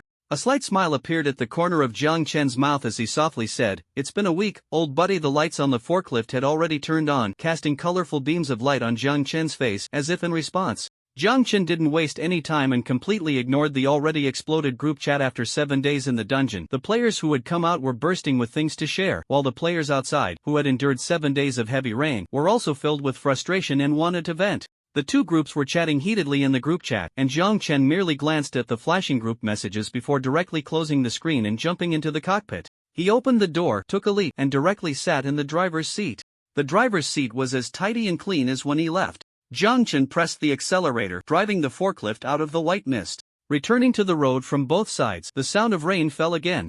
In the past, this sound could easily be irritating, but now, hearing that familiar sound again, Jiang Chen felt as if he had crossed into another world. Jiang Chen turned the steering wheel, without making any adjustments, and drove straight out. As he drove, he couldn't help but think, no wonder some people love street racing. This thing really relieves stress. Amidst the rain, the forklift moved forward, the road ahead stretching endlessly, leaving the past behind. A vague sense of heaviness also vanished. After about 10 minutes of driving, his eyes flickered, and he spotted a bronze treasure chest by the roadside. Jiang Chen slammed on the brakes, a smile spreading across his face. Completely devoid of any disappointment or other emotions at merely seeing a bronze treasure chest. Although for Jiang Chen now, a bronze treasure chest wasn't considered a special resource, even a small mosquito was still meat. Jiang Chen would never miss out on this. He opened the door and directly took the narrow moon in his hand, a black, blood-stained combat suit, a long knife glinting coldly, and the fierce aura honed from countless battles. At first glance, it looked just like a big boss making an appearance. Approaching the treasure chest, Jiang Chen directly pried it open with the long knife, and white light flickered as a transparent, strange creature appeared. The creature had a round head, transparent floating ribbons, and seemed to have some fluorescent patterns on its head. Jiang Chen held the long knife upright, squinting his eyes, not letting his guard down despite its adorable appearance. However, after several seconds passed, that thing remained in place. Its tentacles waving in the air, but it didn't come closer. Jiang Chen? Did this thing move? Not only was Jiang Chen curious, but Iron Anvil was also curious, its rough voice sounding, I say, brother, are you blind, or am I blind? Is this transparent bun moving or not? What the hell, a transparent bun? Jiang Chen silently complained in his heart, while also uncertainly using his mental power to force a judgment. Sure enough, this thing had extremely weak mental strength. With a single intimidation, its tentacles froze in place, and that big head slowly lifted up. Two pale pink eyes, about the size of mung beans, looked at Jiang Chen in terror. After seeing the terrifying aura emanating from Jiang Chen, this transparent big bun turned its head away again, its tentacles flailing wildly, seemingly trying to burrow back into the treasure chest. Jiang Chen? Now Jiang Chen could see clearly that no matter how violently those tentacles seemed to move, or how agile they appeared, this little creature hardly moved at all. At most, it had only advanced a few centimeters. A sloth in the water. After silently mocking it in his heart, Jiang Chen walked directly towards the big white bun. At that moment, the mung bean eyes of the big white bun looked even more frightened, as if that knife could slice it into pieces. Having heard that humans particularly love to eat seafood like it had to run away quickly. With that thought, the big white bun hurriedly moved another 3 centimeters. Moreover, because it moved too urgently, the tentacles behind it began to tangle. Jiang Chen couldn't help but laugh. Ha ha ha ha ha ha. Jiang Chen showed no regard for the big white bun's dignity and laughed out loud, seriously commenting, if this were in the modern natural world, according to the laws of survival of the fittest, your species looks like it would barely survive around. Although it couldn't understand what Jiang Chen was saying. Seeing his mocking expression made the big white bun feel that its monster status had been insulted. Thinking of this, it ran even faster. However, as soon as the tentacles touched the treasure chest, Jiang Chen directly used the back of his knife to give it a headbutt. You have killed the monster white fat jellyfish. Hearing the system's blunt announcement in the name of the monster, Jiang Chen almost laughed himself into a stupor. What a fitting name for such a creature. The white fat jellyfish was already dead, and its description page popped up. Monster white fat jellyfish description. A monster that is extremely slow, with an extremely low IQ, extremely low. So it was being chased down, huh? Jiang Chen laughed a few more times. Killing the white fat jellyfish has a chance to obtain a special coating. Although it's useless when applied, it feels smooth and fun to touch. Goodness, the dropped items were surprisingly weak. Jiang Chen smacked his lips. He thought this monster might at least have some venom on its surface, but there was no venom at all, pure waste. Without any toxicity, Jiang Chen simply picked up the white fat jellyfish, and sure enough, beneath the tentacles, he found a small lump of slimy substance, wrapped in white light. Jiang Chen casually took out a small bottle from his backpack and filled it. Regardless of whether it was useful or not, he decided to stock it up for now. Over here, just as Jiang Chen had collected the slime, he casually glanced at the main screen, which still displayed the group chat window of the water group, and at that moment, he saw a message. Player, looking to buy special materials, any kind of slime will do. Seeing the message, Jiang Chen was momentarily stunned. He even looked around. This sistercon couldn't possibly be on site. Could she? What a coincidence? He had just obtained special slime, and now there was a demand for it. While Jiang Chen was looking around, the anxious player sent another message. Player, the reward is negotiable, absolutely generous. Seeing this message, Jiang Chen couldn't help but exclaim, "We didn't they say so earlier?" In the dungeon, he still owed this sistercon brother a favor. He, Jiang Chen, was not someone who forgot kindness without repayment. Now that someone needed help, of course, he had to respond promptly. Just as Jiang Chen finished muttering in his mind, the voice of Brother Anvil echoed softly, "Brother, you'd better." Jiang Chen retorted without hesitation, "Is your head itchy again?" Brother Anvil snorted. The two seemed to have gotten used to bickering, and Jiang Chen refocused his attention, returning to the group chat. Surprisingly, there were quite a few responses. He even spotted 2 familiar IDs. Player, excuse me, can I use the slime from the blue illusion octopus? The blue illusion octopus, wasn't that the level 3 fish corpse he had killed? After he killed it, there was no prompt indicating he had obtained anything. After a second of silence, Jiang Chen sighed softly, just like an anvil. He hated these lucky players. It made the efforts of ordinary people seem somewhat laughable. If it were someone else, Jiang Chen wouldn't have used such a narrow perspective to speculate about them. After all, perhaps they just didn't want to reveal their strength. But the window that wouldn't close, Jiang Chen scoffed. Let's put it this way, for Jiang Chen now, that window that wouldn't close was just slightly better than the chubby white bun from earlier. This was still considering the bizarre items he had crafted. Those bizarre items, if used by someone, especially someone like Thunder Z or Jiang Chen himself, would have long created a gap with other players. But the window that wouldn't close, on one hand, had some attributes that didn't meet the threshold for using the items. On the other hand, even if they did meet the threshold, the bonuses obtained were quite limited. Just think about it, 9020 versus 2020, the difference between them is clear without needing to say more. But the lucky players were unreasonable. The luck of the lucky players was like a rampaging force, crushing everything in its path. Jiang Chen couldn't figure out how the window that wouldn't close, while working in a factory and later completely retreating to the employee dormitory, managed to obtain the slime from the level 3 fish corpse, the blue illusion octopus. As Jiang Chen silently grumbled, the anxious player had already replied. Player, sorry, I can't use this. Player, alright. Frustrated player, I'm about to enter a solo dungeon, and if all goes well, there should be level 4 or 5 fish corpses inside, most of which have slime. I'll send you a list of the monsters I encounter, you can see if you need anything. If so, I'll check the dungeon and see if I can bring it back for you. Player.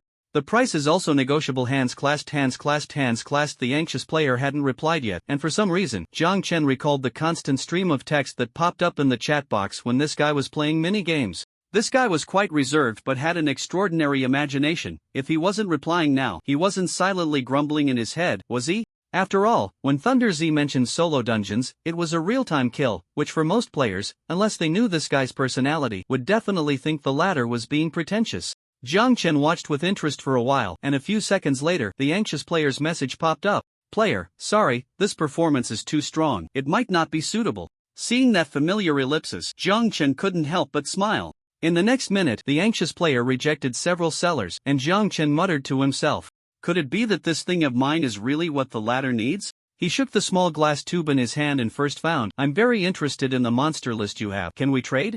After sending the message, Jiang Chen casually replied in the group, I have special materials, private chat. The moment he clicked send, Jiang Chen felt as if he had overlooked something, but he couldn't pinpoint what it was. He hesitated for a moment but ultimately clicked send. In that instant before all the players, the sky brightened. Player, what the hell? My eyes. My eyes. Player, waking up with a question mark face, is it morning? Player, it's the little fries, the big shots entrance effect. Seeing this message, Jiang Chen finally realized what had happened. He forgot that damn entrance effect. Jiang Chen's mouth fell open, his pupils constricting. On the main screen, a pair of luxurious, non-mainstream black wings spread wide. At the moment the wings unfurled, Jiang Chen heard a sound shatter. The phoenix cried out to the heavens. Meanwhile, in the center of the screen, the crowned avatar of Little French Fry dominated the display, and below the system, the prompt words and sounds appeared in sync. High-level players are speaking in the group chat. Come and watch. Watch your mother. Jiang Chen howled in his heart. His face felt like it was about to burst from embarrassment. So humiliating, so damn humiliating. He hadn't seen this thing since middle school, and now, in his 20s, seeing it made him feel like an old person with a subway phone. Jiang Chen covered his head, unwilling to face it for a long time. The anvil in his mind was laughing uncontrollably, the sound of ha-ha making him grit his teeth. In the group chat, on the other side, Qi Zhao, with long bangs and a gloomy expression, looked at the overflowing special effects. His eyes shining. How he wanted to have it. Those black wings were simply blooming in Qi Zhao's heart. His gloomy eyes brightened for a moment, and then Qi Zhao saw a familiar avatar, a box of Little French Fry. In the 999 district, no player would be unfamiliar with this avatar. Even if they didn't want to pay attention, they would still inadvertently know and understand that the melancholic Little French Fry was an unavoidable topic in the 999 district. Qi Zhao even suspected that even if they left the game, seeing fries in their later lives would remind most players of something. But none of that was the most important. The most important thing was that Qi Zhao knew this so-called nominal top 1 player was a complete pervert who, regardless of gender, would make the other party send photos during a chat. And the reason it was nominal, so-called, was that Qi Zhao believed there were other true high-level players hiding their real strength in the district, like Zhang Tu. The latter's young yet slightly stern face appeared in Qi Zhao's mind. In an extremely short time, he had solved a game of strategy that even Qi Zhao himself had no idea about. In the dungeon, he had directly infiltrated the territory of tree heart technology, spanning several levels, and taken away core resources known only to a few core researchers. Later, although he hadn't seen it with his own eyes due to being under house arrest, he learned from reports that the latter not only toyed with tree heart technology but also directly crashed a transfer machine into Another major force, the enforcers, even blowing up a teleportation passage from the 1st to the 9th floor. It's hard to imagine that this was something one person could accomplish. All players said it was a revolution initiated by NPCs within the dungeon, but only Qi Zhao knew that Zhang Tu was not an NPC but a player just like them. In Qi Zhao's heart, Zhang Tu was the top player of this district. However, it must be said that the latter's hidden abilities were as outstanding as his thinking and destructive capabilities. Even now, Qi Zhao still couldn't decode who Zhang Tu really was. Compared to Zhang Tu's undeniable strength, Qi Zhao naturally felt indifferent towards the melancholic little French fry. Not only indifferent but also, because he had a younger sister, Qi Zhao felt a strong aversion to such people. When he saw the special effects behind the melancholic little French fry's avatar, Qi Zhao's face fell long. I have special materials, private chat. Another private chat. Qi Zhao directly skipped over the message, first replying to a few players who had privately messaged him, but to his disappointment, none of these materials met his requirements. The materials he needed weren't very high in strength, but they had to meet one characteristic: they had to be purely attributed. Most players obtain slime that comes with various attributes, such as pollution, corrosion, or toxicity. None of these meet the requirements. After looking around, the group chat fell silent. Qi Zhao felt a bit of a headache. After hesitating for a few seconds, he clicked on the avatar of melancholic French fries. There was no other choice. This material was the core lubricant for the mechanical power arm, and it had to be obtained. Clicking the avatar you have removed from the blacklist, the system notification chimed. You have sent a friend request to the player. Qi Zhao sent a friend request, and about a minute later, the player has accepted your friend request. You can start chatting now. Seeing this message, Qi Zhao took a deep breath. Just as he was thinking about how to send a message, the other party had already taken the initiative and sent a message. Screenshot of the white fat jellyfish.jpg. A message came through, without any pleasantries or filler words. Very concise. It was a stark contrast to the previous time when he had to see the face right after sending a message.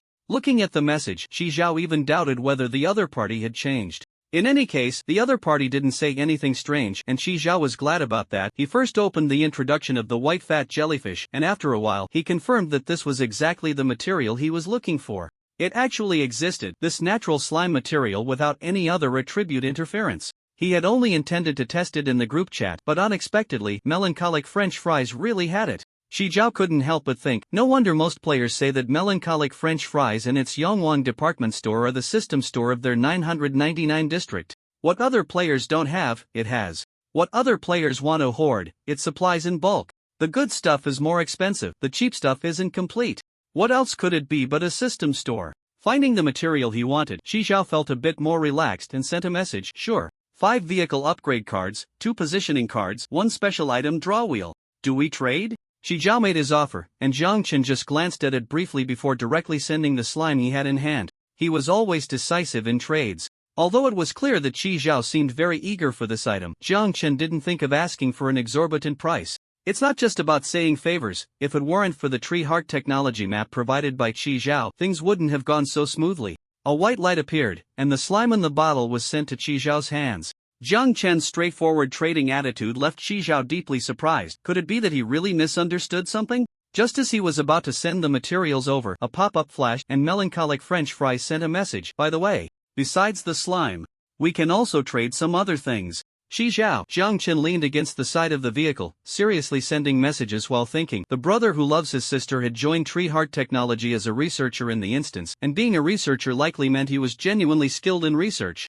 Zhang Chen calculated that his current item upgrade fragments, item upgrade cards, and vehicle coins were already enough to upgrade his level 3 forklift to level 4, but upgrading to a level 4 vehicle still required a key material, power pickup mechanical arm. According to the description, this thing seemed to only be found in intermediate service areas. But the game's progress wasn't that fast. The probability of reaching an intermediate service area was simply too low. If he waited, he didn't know how long it would take. Therefore, Zhang Chen thought about looking for other channels.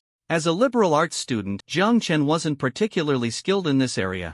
And coupled with his generally average luck in opening items, he started to think about the brother who loves his sister.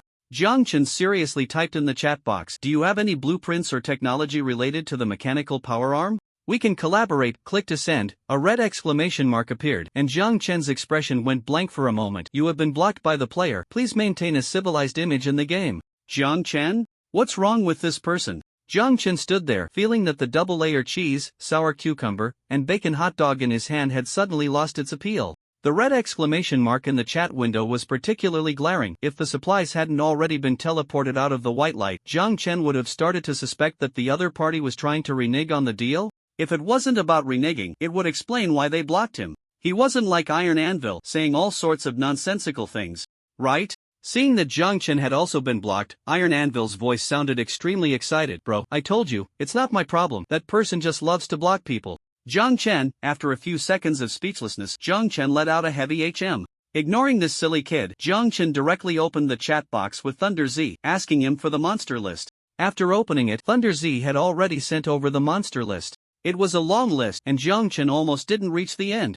As he read, he couldn't help but think, this must be poking a monster's nest with so many, they could write a family tree for the monsters. While glancing at the list, Thunder Z sent a message, salute monster list, shared. Muscular arm strengths in his series of emojis made Jiang Chen's head ache a bit, but he still accurately grasped Thunder Z's meaning. This guy intended to share the monster list for free? Alright.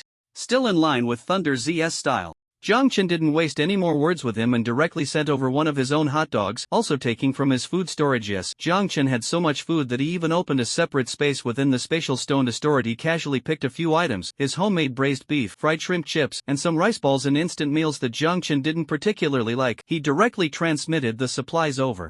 On the other side, Thunder Z saw the white light flash and knew that little French fries must have sent the supplies. He intended to refuse, but after the white light dissipated, Thunder Z's nostrils flared. An indescribable aroma of braised meat wafted through the air. Just catching a whiff of the flavor, Thunder Z's Adam's apple bobbed up and down as he swallowed a mouthful of saliva. So fragrant. Thunder Z took the supplies and immediately looked at the vacuum-sealed braised beef in the center, which had no explanatory text. The aroma was coming from here. Thunder Z wanted to shift his gaze away from the braised beef and send the supplies over, but at that moment he realized he simply couldn't do it. That braised beef stimulated his senses more than the electric chair during his training. Your mental state has shown some fluctuations. A cold mechanical voice rang out, and Thunder Z froze for a moment, then a wave of shame and embarrassment washed over him like a tide. He had a principle of not taking anything from the masses, but the masses sent beef. After a long internal struggle, Thunder Z finally closed his eyes, deciding to make a choice that went against the strict training of the Lion family. I'm sorry, the beef is just too fragrant. I really want to keep it. I've already sent back the other supplies. Can I trade the beef for something else? I know food is a precious resource at this time. Can I exchange it for something else? I'm really sorry. Ashamadros. Just as Jiang Chen finished reading the message, a huge tremor came from the air, and Jiang Chen felt something was wrong, but it was too late. The next second, Jiang Chen's world went dark. Above the forklift, a massive white light flashed, and Jiang Chen's mouth twitched violently. He almost used the fastest speed of his life to pull open the car door, jump into the driver's seat, and drive the forklift out. The accelerator was pressed to the floor, and the forklift instantly lifted off the ground. A flash of white light appeared behind, and a massive object came crashing down. It was a gigantic corpse resembling a mushroom, likely a type of jellyfish. Black tentacles connected to its grotesque head, and at the center of the head was an inward opening mouth, surrounded by rows of fine teeth. It had no head or tail, and no eyes. It looked quite terrifying. Most importantly, this thing was over 10 meters long and 8 meters wide. When it fell, the water on the ground splashed high into the air. This must weigh several tons. If it fell directly onto the forklift, Jiang Chen would probably only live to be 21. At that point, who knows, Thunder Z might even achieve the single kill reward for the top player. Melancholy French fries. Jiang Chen looked back at the situation through the rearview mirror, his face dark with worry. To be honest, just from the effect, this was much faster than any positioning card. Jiang Chen released the accelerator, hit the brakes, and jumped off the forklift. The enormous, grotesque corpse gave Jiang Chen a headache. This was definitely another powerful monster killed by Thunder Z. He tried hard to ignore the terrifying appearance of the monster and poked at the corpse with his long knife. You have obtained a special monster corpse, deep-sea giant jellyfish. Description: a special monster originating from the giant's land dungeon. Each deep-sea giant jellyfish is informed of two things at birth: to hibernate in summer and to never touch cucumbers, vinegar, garlic, ginger, or sesame oil. Cold jellyfish salad, huh? Jiang Chen chuckled. What a recipe description. The system even provided a recipe. This thing must be extraordinarily delicious. Although Jiang Chen wasn't particularly obsessed with gourmet food, a chef could never pass up such an ingredient. He accepted the jellyfish. Jiang Chen transferred the massive corpse into the spatial stone, planning to deal with it later. Returning to the chat box, he sent over a bag of marinated beef. Glad you like it. I've accepted the item. You can find me for similar trades in the future. Upon seeing this message, the other party immediately showed typing, and at the same time, Jiang Chen felt the white light above his head seem to flicker again. He quickly sent, but not right now. The flickering white light stopped, and Thunder Z, who was rummaging through his supplies, felt a bit disappointed and paused. He had planned to send over the dozens of corpses he had on hand.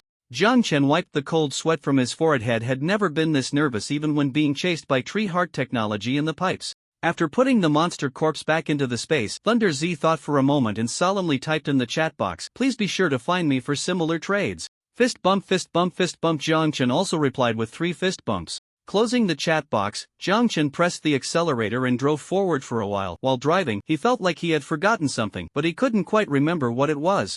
Perhaps it was due to frequently using mental power in the dungeon. Jiang Chen felt that his memory was not as sharp as before. Continuing forward, when he spotted a silver treasure chest, Jiang Chen jumped off the vehicle and walked forward. Suddenly, he felt a weight on his back. This sensation was quite strange. It was as if someone had jumped onto his back.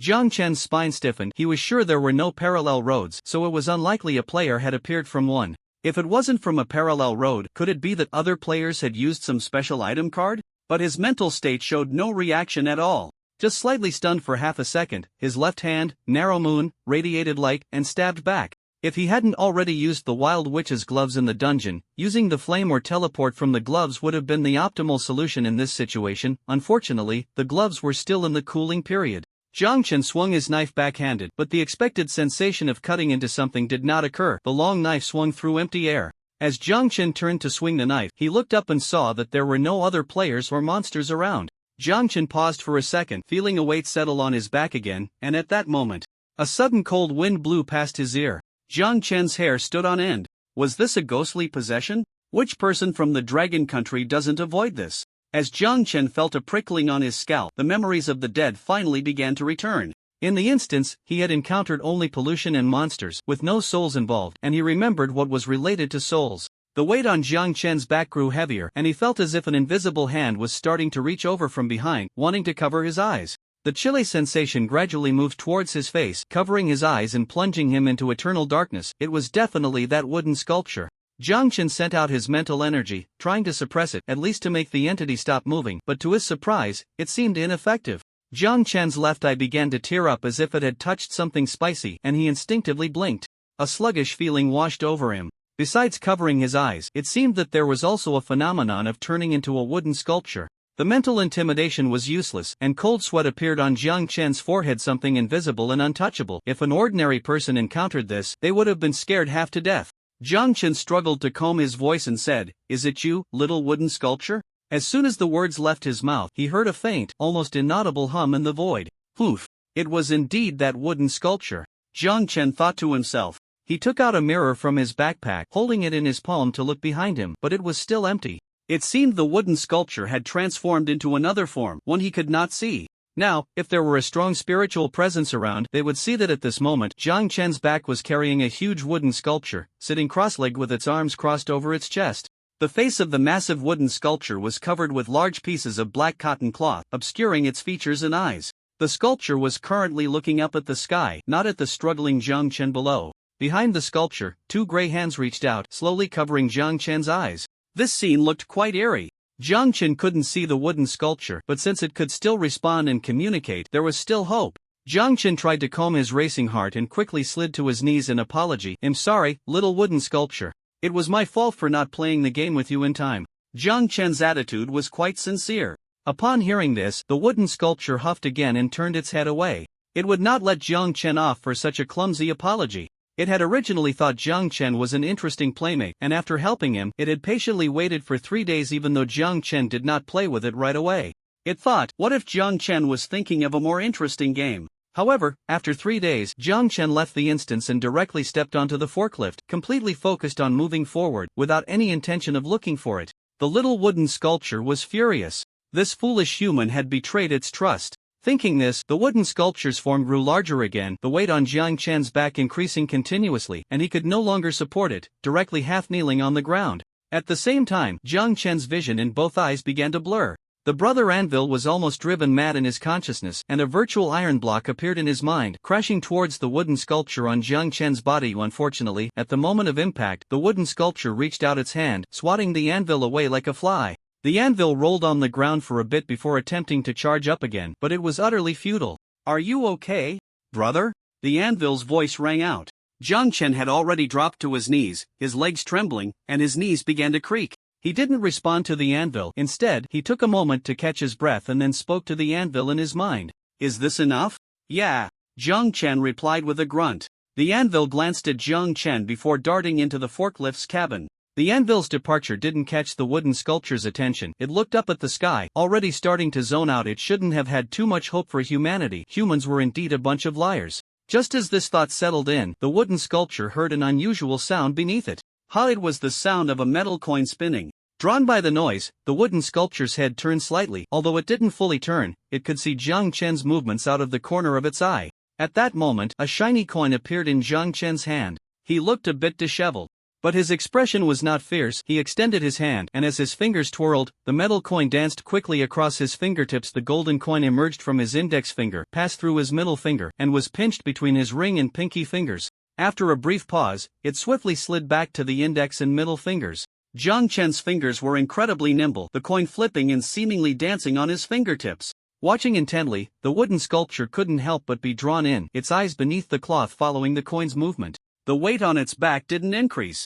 With a thought, Jiang Chen produced another coin, and the two coins began to intertwine and dance on his fingertips. At that moment, Jiang Chen heard the wooden sculpture behind him let out a soft wow. It worked! Jiang Chen's eyes lit up as a third coin appeared. The wooden sculpture, observing Jiang Chen's actions, couldn't help but turn around, leaning over Jiang Chen's back, peering directly at the three coins in his fingers. Can three coins work too? The wooden sculpture wondered curiously. Jiang Chen paused slightly, his expression seeming to contemplate how to adjust the coins. But in reality, he wasn't thinking at all. Forget 3 coins, even 4 or 5 would be no problem. Who hasn't had their phase of being a bit over the top? Although Jiang Chen didn't fancy those flashy avatars and effects during his phase, he was obsessed with something else: anime. One must ask, which anime fan hasn't tried spinning coins like Kid? Back then, to imitate, Jiang Chen would waste some pocket money on the streets every week, often getting scolded by his mom for it. After losing dozens of bucks, even Kid himself would have praised Jiang Chen's coin spinning skills. Therefore, Jiang Chen's current contemplative demeanor was entirely an act. Furrowing his brow, Jiang Chen began to theatrically move his wrist and left arm, appearing as if they had gone numb. Seeing this, the wooden sculpture instinctively lightened its load. The weight on his left shoulder dissipated, and Jiang Chen's lips curled up slightly, his spirit invigorated as he pinched the 3 coins between his fingertips, which began to dance even faster. In the void, another wow echoed. After a moment of spinning, Jiang Chen spread his palm, and the 3 coins stacked neatly together. Behind him, the now-turned wooden puppet extended its palm and began to clap above Jiang Chen's head. Jiang Chen couldn't hear the applause, but the clapping sent chills through his ears, leaving him somewhat puzzled about the puppet's emotions. Determined, Jiang Chen decided to keep going. After gathering 3 coins in the palm of his hand, Jiang Chen extended his other hand and placed both hands together, spreading them out to show there are 3 coins on the left and nothing on the right, right? A sound of "hmm" came from the air. Good. Hooked. After hearing the "hmm," Jiang Chen deliberately shook his palm backward to show the wooden sculpture that he wasn't doing any tricks. At this moment, the wooden sculpture gradually shrank down to about 70 or 80 centimeters, standing on Jiang Chen's shoulder. The small wooden figure, with a cotton cloth face, leaned in closely to Jiang Chen's palm, and Jiang Chen could feel the wooden sculpture seemingly extending a hand to poke his finger. Nothing, the wooden sculpture repeated. The weight on his back completely lightened, and Jiang Chen felt relieved, a smile appearing on his face. Good. Jiang Chen closed his palm, and then, with a snap, his hands came together. The crisp sound of the coins clinking echoed, and Jiang Chen blew a breath towards his closed fist, who at the same time, the wooden sculpture mimicked Jiang Chen's action, grabbing a handful of Jiang Chen's hair with one hand and blowing a breath with the other. Who? Jiang Chen clenched his fist and opened it again, his left and right hands crossing in front of his chest, and he asked with a smile, "Want to guess how many coins are on the left?" The little wooden sculpture scratched its head and then confidently said, "No more than 3. Jiang Chen praised, "Smart." The little wooden sculpture chuckled, and Jiang Chen opened his palm, revealing 2 coins in his left hand. "And on the right?" "1. The little wooden sculpture answered confidently. Jiang Chen smiled without speaking, bringing his right palm close and opening it inside. There was nothing. The little wooden sculpture was startled, its form shrinking again, returning to the original mini wooden sculpture, and it jumped onto Jiang Chen's right hand. Now, Jiang Chen could see the little wooden sculpture. The little wooden sculpture sat in the palm of his hand, looking around, and indeed, there was nothing. The little wooden sculpture scratched its head. "No, there are 3, minus 2, that makes 1 no. No, Jiang Chen laughed heartily and stood up from the ground, stood up too abruptly, nearly blacking out, and sat back down. Jiang Chen stumbled a bit, like the legendary Li Tianwan, carrying the little wooden sculpture towards the direction of the carriage. At this moment, the little wooden sculpture was completely unresistant to Jiang Chen, only curious about where the other coin was. Sitting obediently in Jiang Chen's palm, he took a leap and jumped onto the carriage. Upon seeing Jiang Chen return, the energy furnace brother first greeted him with, "Good morning." Jiang Chen nodded and replied with a good morning as well. The little wooden sculpture sat in Jiang Chen's palm, and as they approached the energy furnace, it clearly became tense. The little wooden sculpture stood up, shrinking back into Jiang Chen's palm, completely losing the terrifying posture it had just moments ago when it had grown large enough to almost take down the top player in the game. The energy furnace brother let out a sound of surprise, and above, the huge red stone seemed to have two eyes, one big and one small, staring at the little wooden sculpture. The door of the energy furnace opened, and some sparks spilled out, making the little wooden sculpture even more frightened. Seeing this, Jiang Chen chuckled, "All right, brother, don't scare it." The energy furnace continued to stare, one big eye against the small one. In his mind, Jiang Chen asked, "Is the iron ingot ready?" "Ready, brother," the anvil replied. Although he didn't know what had just happened, the anvil couldn't help but feel a sense of admiration, truly worthy of being its brother, now having captured this little wooden sculpture. Later, it would surely mesmerize this little wooden sculpture. Seeing the anvil's agreement, Jiang Chen nodded, pressed the switch, took out a piece of iron ingot from the energy furnace, and then moved it to the crafting table. With the help of the anvil, Jiang Chen quickly shaped the iron block perfectly into a small iron plate, a few assembled materials, and in addition, he also made several micro screws. Once everything was set up, Jiang Chen began to bend down and assemble it. Before long, a delicate little iron bed appeared in the sight of Jiang Chen and the small wooden carving. After completing the overall frame of the little bed, Jiang Chen first cut some velvet fabric to make a bed sheet, then he opened his Hello Kitty quilt, pulled out a small ball of yarn from inside, and sewed it with the velvet fabric to cover the little bed. Thus, the little bed had a warm and comfortable quilt. Next, Jiang Chen made a pillow in the same manner. The small wooden carving seemed to realize something, standing on the workbench, staring at the little bed without blinking. Once the quilt and pillow were assembled, Jiang Chen clapped his hands, looked at the small wooden carving, and smiled. "Want to give it a try?" It was truly for himself.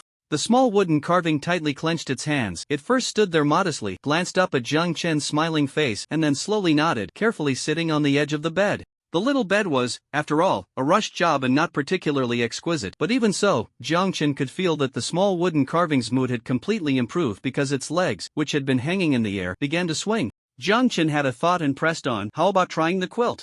The small wooden carving nodded, lifted the quilt, and the soft texture made its movements lighter and more cautious. At the moment the quilt was opened, a glimmer flashed, and a car coin appeared on the velvet fabric. The small wooden carving's azure eyes slowly widened, and it suddenly turned to look at Jiang Chen, as if to say, "How amazing. How did you do that?" It had clearly been watching Jiang Chen's actions the whole time and hadn't seen him summon a new car coin from his palm, let alone transfer it into the carriage. Jiang Chen's eyes sparkled with laughter, but he didn't explain, just blinked. "This is human magic, also known as magic." Magic? The small wooden carving was curious about what magic was, but after thinking for a moment, it first applauded Jiang Chen. This was truly a wonderful and magical skill. So fun. Clap clap clap. The serious look on the child's face made Jiang Chen feel a bit guilty as he touched his nose. What magic was there? He had just sent a message with the help of the anvil, asking the window that wouldn't close to send over a car coin. Each has its own expertise. He could manage a coin flip, but magic was completely out of his league. He was just fooling around with the small wooden carving, which was like a child. After the wooden carving applauded, Jiang Chen felt all the cool breezes dissipate. And the system's voice rang out, "Your outstanding gaming skills have impressed the small wooden carving. It loves this coin flipping and transferring magic. The effective duration of your all-black domain will increase from an additional 10 to 20. Additionally, the small wooden carving has granted you a pardon. It agrees to delay the punishment mechanism when unable to play the game in a timely manner. As compensation, you need to teach it human magic." Once the system announcement ended, Jiang Chen felt completely at ease. After playing on the iron bed for a while, the small wooden carving seemed to enter a state of fatigue and fell asleep on the bed. Jiang Chen stepped out of the carriage and let out a long sigh. Above him, the acid rain continued to pour down, but Jiang Chen was contemplating other matters. He looked at his attribute panel, where his health value had dropped to 63. Health value, 63. Your mental state has been in a prolonged state of fatigue. You need deep treatment. At first, Jiang Chen didn't take it too seriously. After all, he had used too many mental type items in the instance, which surely consumed a lot of mental energy, and compared to obvious injuries like broken arms or legs, the negative effects of fatigue seemed not too significant. But now, Jiang Chen realized the problem.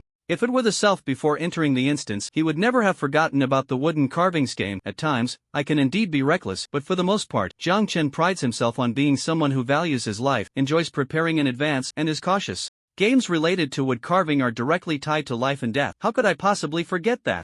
Rather than forgetting, it seems I have subconsciously rejected the mental investment in dangerous matters after a period of mental laxity. In the game, a reduced mental investment in danger is a rather alarming signal. After pondering for a moment, Jiang Chen decided he could not let this matter slide. Thinking of acting, Jiang Chen opened the chat channel, contemplated for a moment, and found the unclosable window.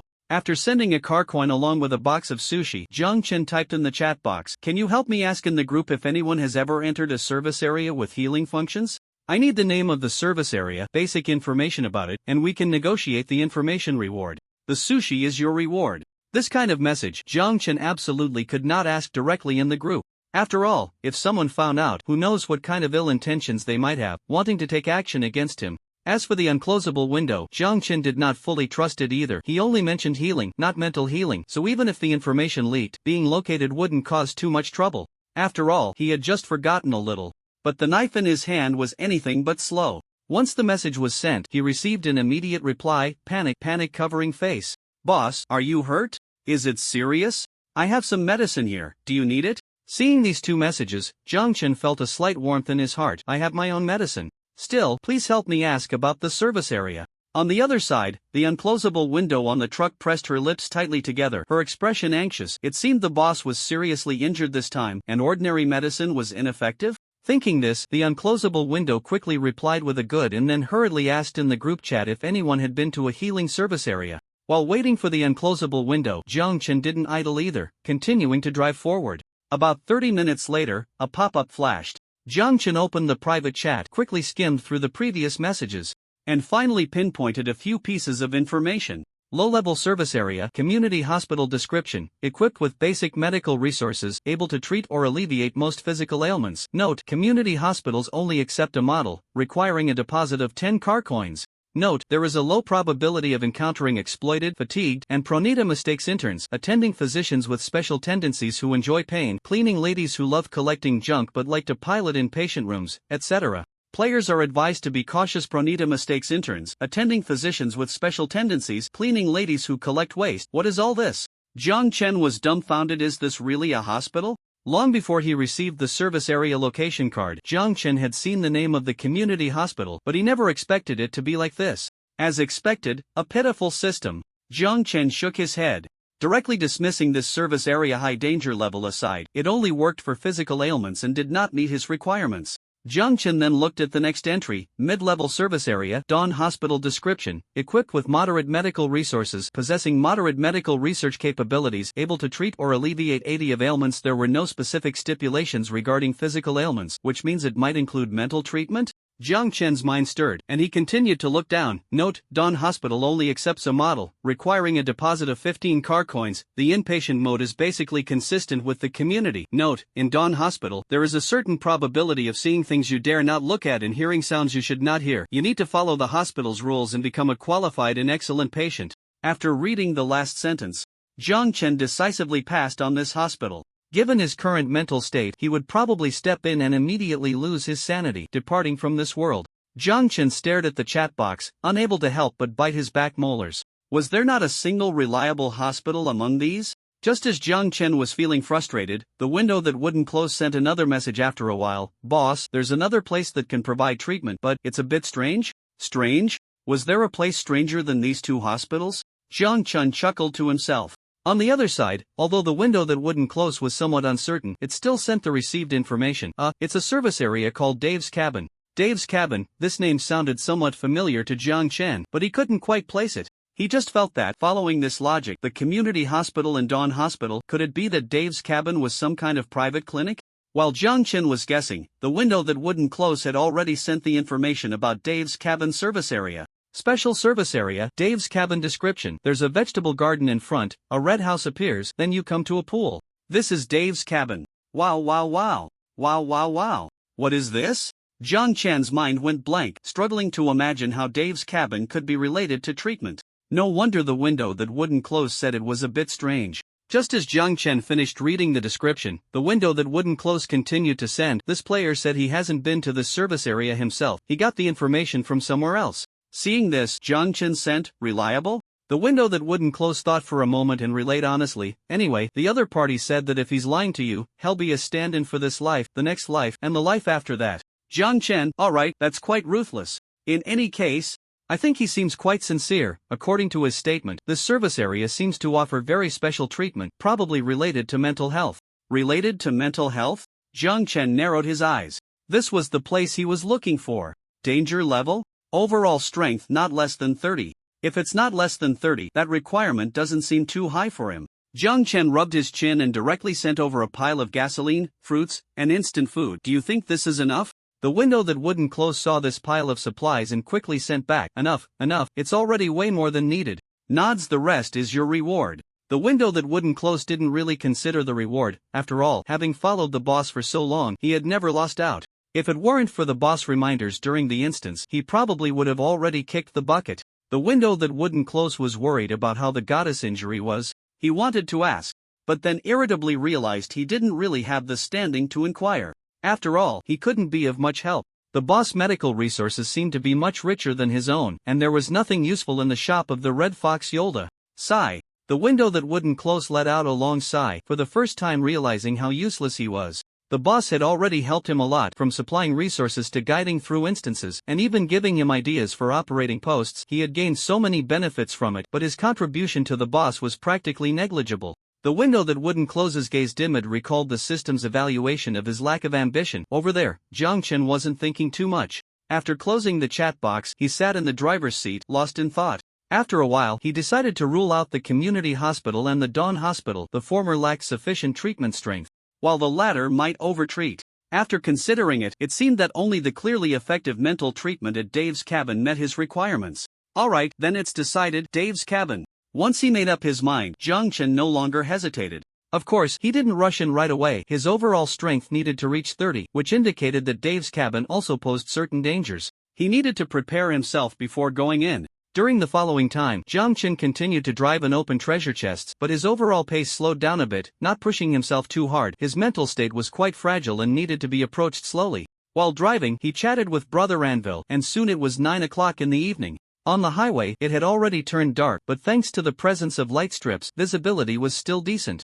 Jiang Chen jumped down from the forklift, did a set of exercises as usual, and after washing up, he first entered the cabin. After updating the nutrient solution for the little black egg, he set up the table inside. Tonight, he planned to have hot pot. As the cabin door opened, the sound of the rain outside was still drizzling, and a gentle breeze blew by. Jiang Chen comfortably squinted his eyes. He tossed the hot pot base provided by the system into the small pot, and after it melted, he added some fatty beef, meatballs, and enoki mushrooms. Outside the hot pot, Jiang Chen also prepared iced orange juice and a plate of cold jellyfish he made himself. The aroma of the hot pot and seafood wafted out of the cabin. While Jiang Chen rested his chin, waiting for the ingredients to cook, he saw a flash of white mist outside. Turning his head, he noticed the mist rolling to the sides, and a familiar figure appeared in his line of sight. It was a pig prince, about 1.7 meters tall, with a pig's head, pig ears, and a pigtail, wearing a long robe and walking upright. In Jiang Chen's view, this plump pig was now gazing up in a daze, sniffing the delicious aroma in the air, and its steps were already heading towards his cabin.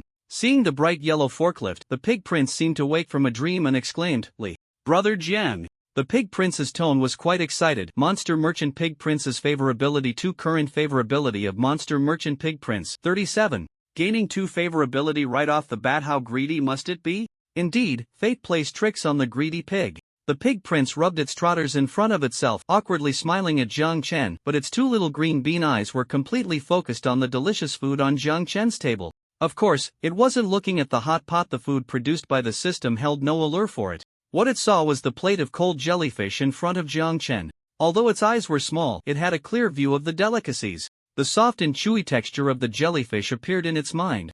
And the pig prince was almost drooling, but it still stood there quite composed, eagerly watching Jiang Chen. It knew very well that it had already been inspected once, and there was currently no oil or water to be found on its body.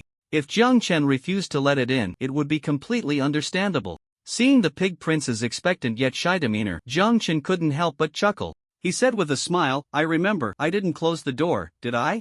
As soon as he finished speaking, the pig prince was taken aback for a moment, then grinned, lifted its robe, and with a little leap, it gracefully landed inside the cabin.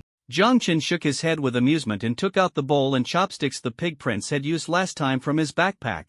Oh, my bowl and chopsticks, Li didn't throw them away? MHM, Jiangchen replied nonchalantly. What kind of Manhwa person would throw away something that wasn't broken? The pig prince was deeply moved by Jiang Chen's expression of nonchalance. Monster Merchant Pig Young Master's favorability. 1 Current favorability of Monster Merchant Pig Young Master 38. After the system announcement, Pig Young Master leaned against Jiang Chen like a spoiled child. Jiang Chen reached out and directly pushed against Pig Young Master's forehead, shoving him away. Jiang Chen frowned, thinking to himself, hey, this isn't right. This is a different price. Just as Jiang Chen was about to say something, he suddenly noticed something was off when looking at Pig Young Master. It seemed that his face was uneven, as if one side was higher than the other. The left side looked like it had been hit and was swollen. Who did this? Who was so blind as to beat up a monster merchant? Leaning on Jiang Chen's arm, Pig Young Master murmured pitifully, "Whoa, Jianggu is the best. I won't go to other people's compartments anymore. Whoa.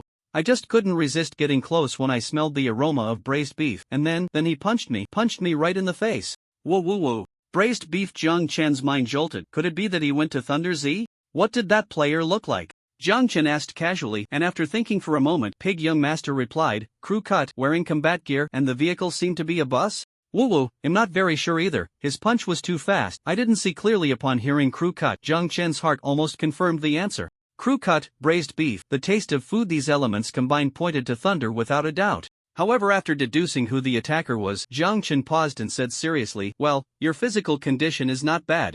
Taking a punch from thunder and only having a swollen face, not something like a fractured bone or losing a few teeth, not to mention, there was no sign of fainting, and after smelling another aroma, he could still run back to his compartment. This isn't Pig Young Master at all, this is simply Zhu Ganglai. Oh no, Pig Hero. After finishing speaking, Jiang Chen first adjusted Pig Young Master's large body that was leaning on him, then he took out chopsticks and fished out fish balls, shrimp paste, and other ingredients from the hot pot. If he continued to cook them, they would get overcooked. One by one, the hot pot ingredients were fished out, but Pig Young Master's gaze didn't glance at them at all. Instead, he kept staring at the cold jellyfish. Jiang Chen didn't say anything. Even if he wanted to eat, he wouldn't move the chopsticks. After Jiang Chen fished out some hot pot ingredients, he noticed Pig Young Master's spotlight-like gaze and chuckled lightly. Go ahead and eat. As soon as the word eat left his lips, Pig Young Master had already picked up the jellyfish with his chopsticks and sent it straight to his mouth. The fresh and slightly salty taste of the seafood made Pig Young Master's eyes widen in surprise. Before he could even savor it, his chopsticks were already reaching out again for another piece. So delicious. So wonderful. How did human hands, oh no, how did Jiang Guess hands create such deliciousness? Pig Young Master ate with a face full of ecstasy, and the prompt sound of increased favorability occasionally rang out. Jiang Chen leisurely prepared 2 bowls of dipping sauce, one featuring sesame sauce and cilantro for dipping the fatty beef strips, and the other was more generic, with a mix of flavors. Once the 2 bowls of dipping sauce were ready, Jiang Chen also set aside a dry dish. Leaning back in his chair, Jiang Chen wrapped the fatty beef in the sesame sauce and put it in his mouth. The high-quality fatty beef instantly making him squint his eyes in pleasure. Pig Young Master didn't like the system's products, but Jiang Chen actually quite enjoyed them. Compared to human technology and harsh goods, the quality of food produced by the system was much higher. After finishing the fatty beef, Jiang Chen picked up a fish ball. The fish ball was chewy and burst with juice, the shrimp paste had distinct pieces of shrimp, and the tangy flavor of the dipping sauce was particularly appetizing. Pig Young Master had originally been devouring the jellyfish, but seeing Jiang Chen's dipping sauce, he couldn't help but salivate. Noticing this, Jiang Chen generously prepared the same dipping sauce for Pig Young Master, and so, 1 person and 1 pig, 1 hot pot and 1 jellyfish, they ate until they were utterly oblivious to the world around them. Just like that, time reached 10 o'clock. Jiang Chen lifted his head and looked at the main screen. As the clock struck 10, he heard a loud bang, and a brilliant virtual firework exploded in the air. At the same time, the system's voice rang out, Hi. Stupid players, good evening. After the system's message appeared, the group chat immediately lit up with messages. Player, is it time to announce the dungeon rankings? Player, let me see.jpg, let me see.jpg, let me blindly guess a melancholic little French fry boss. Player, count me in. Player, count me in. Player, we are all online fans, only the Wild King has seen the real-life flash mob. Whoa, I also wanna be a charm by the boss side. Whoa, so envious. The Wild King sat cross-legged on his skateboard, and upon seeing this message, the corners of his mouth lifted slightly as he sent, sunglasses yellow bean face. Emoji, it's only human nature. Human nature? This palace thinks you're just itching for a beating. Inside the truck, the window that wouldn't close let out a cold snort, and for some reason, it reminded her of a phrase her older sister often said while chasing after empresses in the palace. They had only briefly seen it in the dungeon once, and yet they were acting so smug, hypocritical, superficial. The window that wouldn't close snorted again and silently sent a message. Player, count me in. Waving colorful glowstick.jpg. Frequently being called out, Jiang Chen had grown accustomed to it. He didn't have much obsession with the so-called top one. In this dungeon, he had already gained enough. Being content and happy would prevent him from getting lost in this game due to desire. While Jiang Chen was eating, discussions about the rankings in the group chat grew more and more numerous, with some believing that the top one player would still be the little French fry, while others expressed skepticism. Player, with so many changes in this dungeon, it's hard to say who is top one, right? Player, I saw quite a few players reach the 8th or even 9th level. And there were players who killed the level 4 fish corpse. The striving for life naturally referred to Thunder Z. Although the group chat was anonymous, in some ways, it was almost public. Player, did the little French fry boss have any special performance? Player, I clicked it. I've wanted to say this for a long time. Player, one after another, like brainless fans, why are you all praising him? Is there some benefit to gain? Confused. Yellow bean face emoji. Player, only talking about others, not about yourself, targeting the boss like this. Did you get hit by the boss and break your defense to talk like this? Confused. Yellow bean face emoji. Just after the Wild King sent the message, the window that wouldn't close paused, hand hovering over the keyboard. Damn it, the words he thought of weren't as precise as the Wild King's. This round, he lost. The hand that could pluck the stars seemed not to expect someone to directly pierce through his thoughts. His face turned red with anger. And he quickly typed, Player, what does it have to do with you? Player, then what does it have to do with the boss? Defense breaker. Defense breaker. Now, the hand that could pluck the stars was turning green with anger.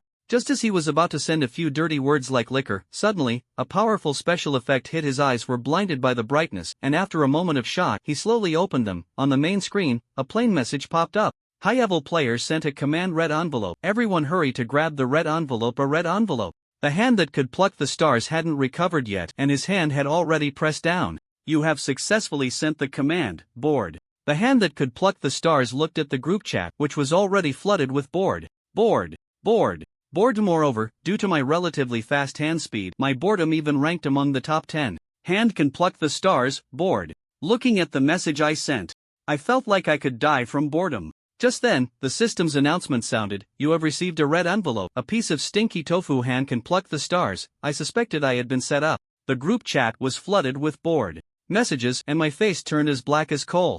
Anyone with eyes could see who the big shot was targeting with their bored comment. This time, in the group chat, Jiang Chen directly waved his hand and released 100 red envelopes, and about a third of those contained food. Of course, he wasn't purely being charitable. On one hand, he wanted to clear out some food that was nearing expiration and that he didn't particularly like. On the other hand, it was also a way to win people over. The types of food in the red envelopes varied. Larger items included convenience store instant rice, bread, toast, and self-heating hot pot. Smaller items included creamed sunflower seeds, konjac nuts, spicy Prince snacks, pickled chicken feet, corn sausages, etc. What everyone could grab depended entirely on luck.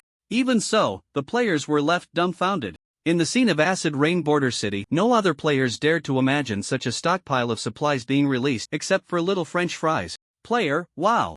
I got a self-heating hot pot. Player, wow, I also got one. It's a bag of chips. Player, big shot, you're amazing. This wave of red envelopes is about to break 100, right? While the group was in ecstasy, Wild King also noticed the familiar ID in the command red envelope and directly confronted. Player, I said, buddy, your hand speed is pretty fast, huh? Question. Yellow bean face emoji. Hand can pluck the stars. Player, TSK. Weren't you just saying that the big shot wouldn't give us any benefits? How come now that the big shot is sending red envelopes, you managed to grab one? Hand can pluck the stars. Face turned red. I was about to stubbornly deny it, saying I didn't see clearly, but the next second, an explosive special effect appeared again. This time, little French fry sent a message. By the way, there are also some extra furniture.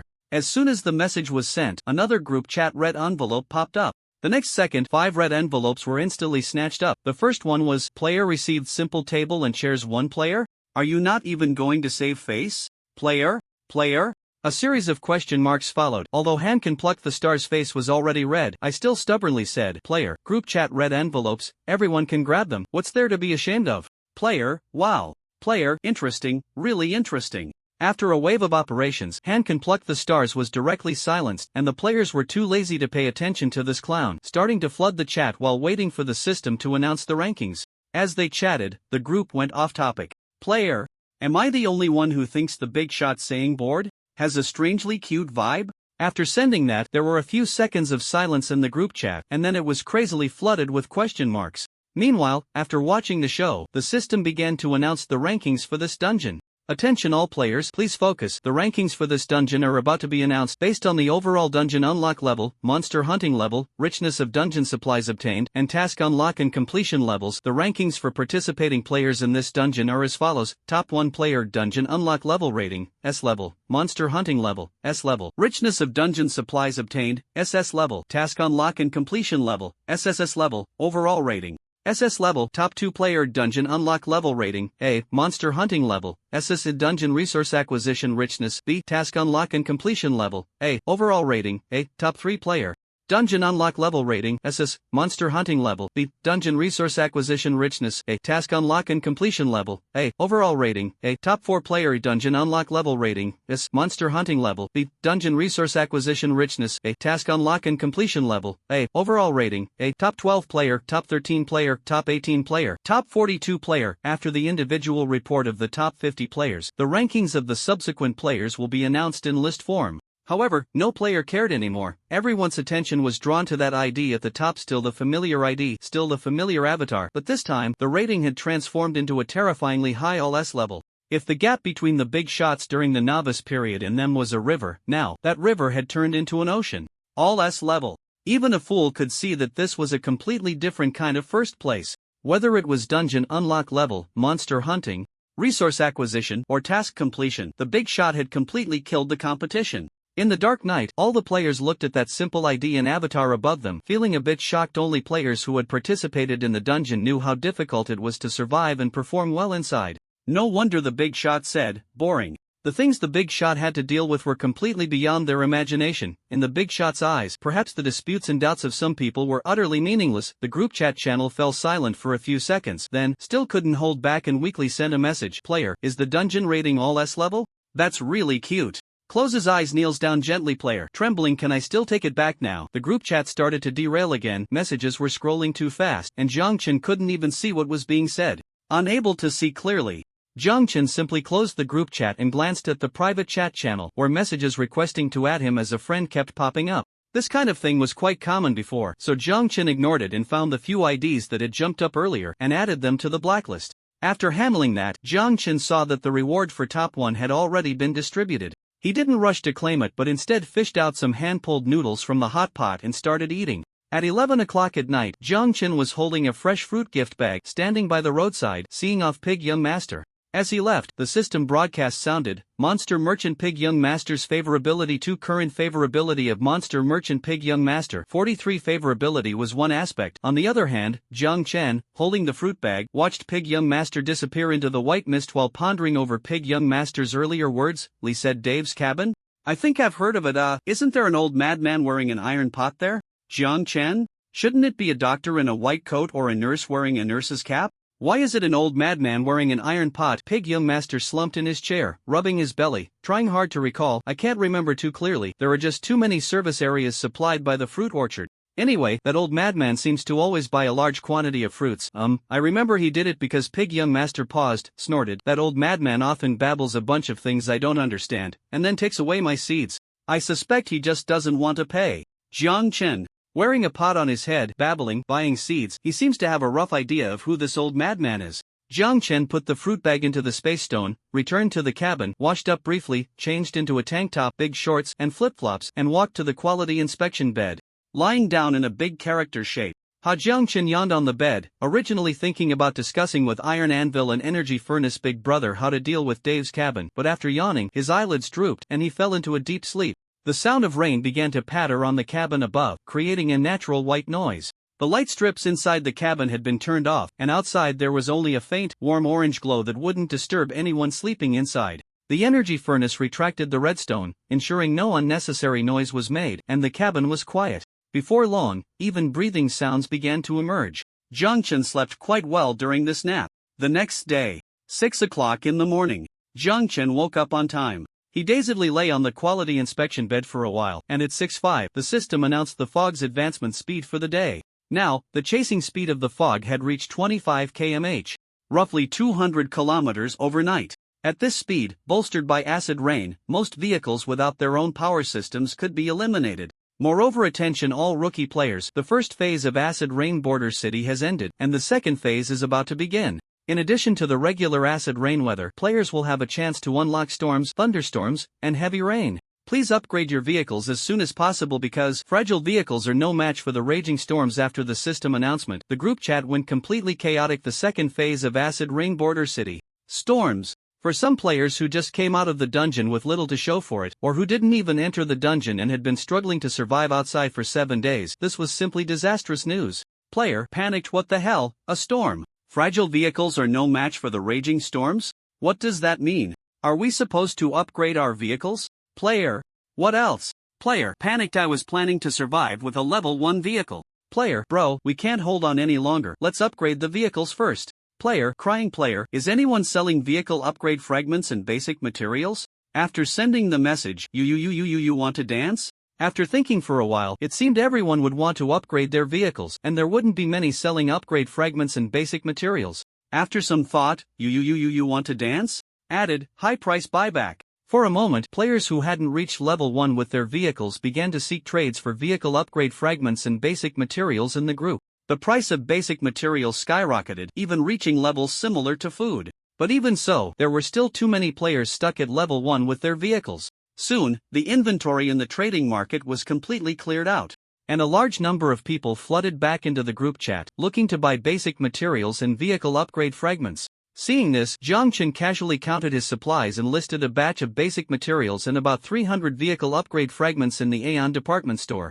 These basic materials and vehicle upgrade fragments were the overflow from upgrading from level 3 to level 4, and the power arms for level 4 were temporarily unavailable, so he didn't mind releasing them now. Many players have been paying attention to the Aeon department store's shop. After the shop updated its inventory, these players received the news right away. Player, Aeon has new items. Player, message retracted just after sending the message. The diligent Littleby regretted it. So fast, too fast. They should have quietly snatched it up instead of sending a message. Now it's too late to regret. And the diligent Littleby quickly clicked on the link with a face full of remorse. With 20 years of being single, the diligent Littleby quickly locked in an order, but when it came time to pay, damn, that's expensive. The diligent Littleby exclaimed. Meanwhile, in the group chat, another player messaged 20 vehicle coins? Oh my god. Only vehicle coins for transactions? Is this for real? Aeon? This. The group chat messages kept refreshing. Wild King was originally casually cruising on his skateboard, but upon seeing the messages, he paused for a moment, then a voice in his head said, impossible. The big shot isn't that brainless. Wild King, with a clear gaze, also clicked on the link, and before long, player, can the person upstairs finish their sentence? That's a package of 20 vehicle upgrade fragments, 15 basic materials for 20 vehicle coins, okay? Player, isn't that still expensive? Player, yeah, isn't that still expensive? Picking nose. Player, previously, basic materials were traded for goods. Who would use vehicle coins to exchange? Seeing the messages, Wild King rolled his eyes. Damn it, it really is impossible to do business with poor folks. This isn't about being sycophantic or favoring the rich, but rather sometimes, both parties' understanding isn't on the same level. Previously, basic materials were traded for goods, but now, what time is it? The base price has skyrocketed, and still doing one for own? Isn't that foolish? The big shot isn't doing charity. After rolling his eyes, Wild King couldn't be bothered to waste words on such people and directly sent a message. Player, if you think it's expensive, just don't grab it, no one is forcing you. Player, is there even a need to grab at this price? Picking nose. What the hell, where did it go? Player, message retracted. It seems that during the process of sending messages, someone was being two-faced and opened the link, but unexpectedly, the items in the link were gone. Unable to hold back, that person directly sent out their true feelings.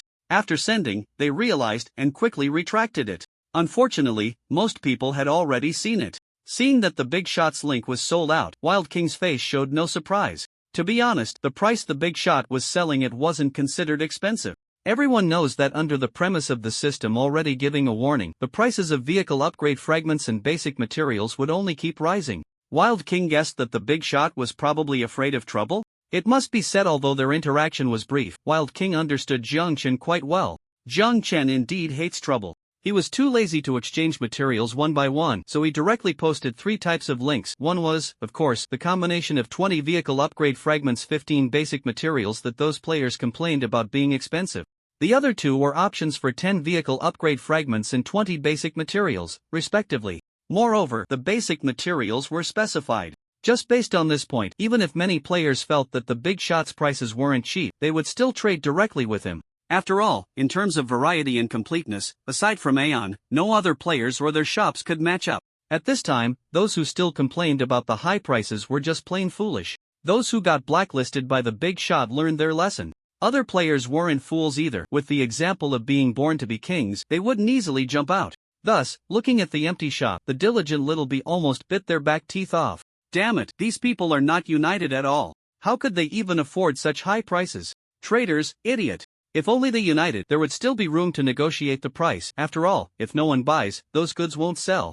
This group of brainless fools. The diligent little bee cursed while stubbornly searching for supplies from other players in the trading hall. However, at that moment, damn it, a vehicle upgrade fragment sells for 2 vehicle coins? Damn!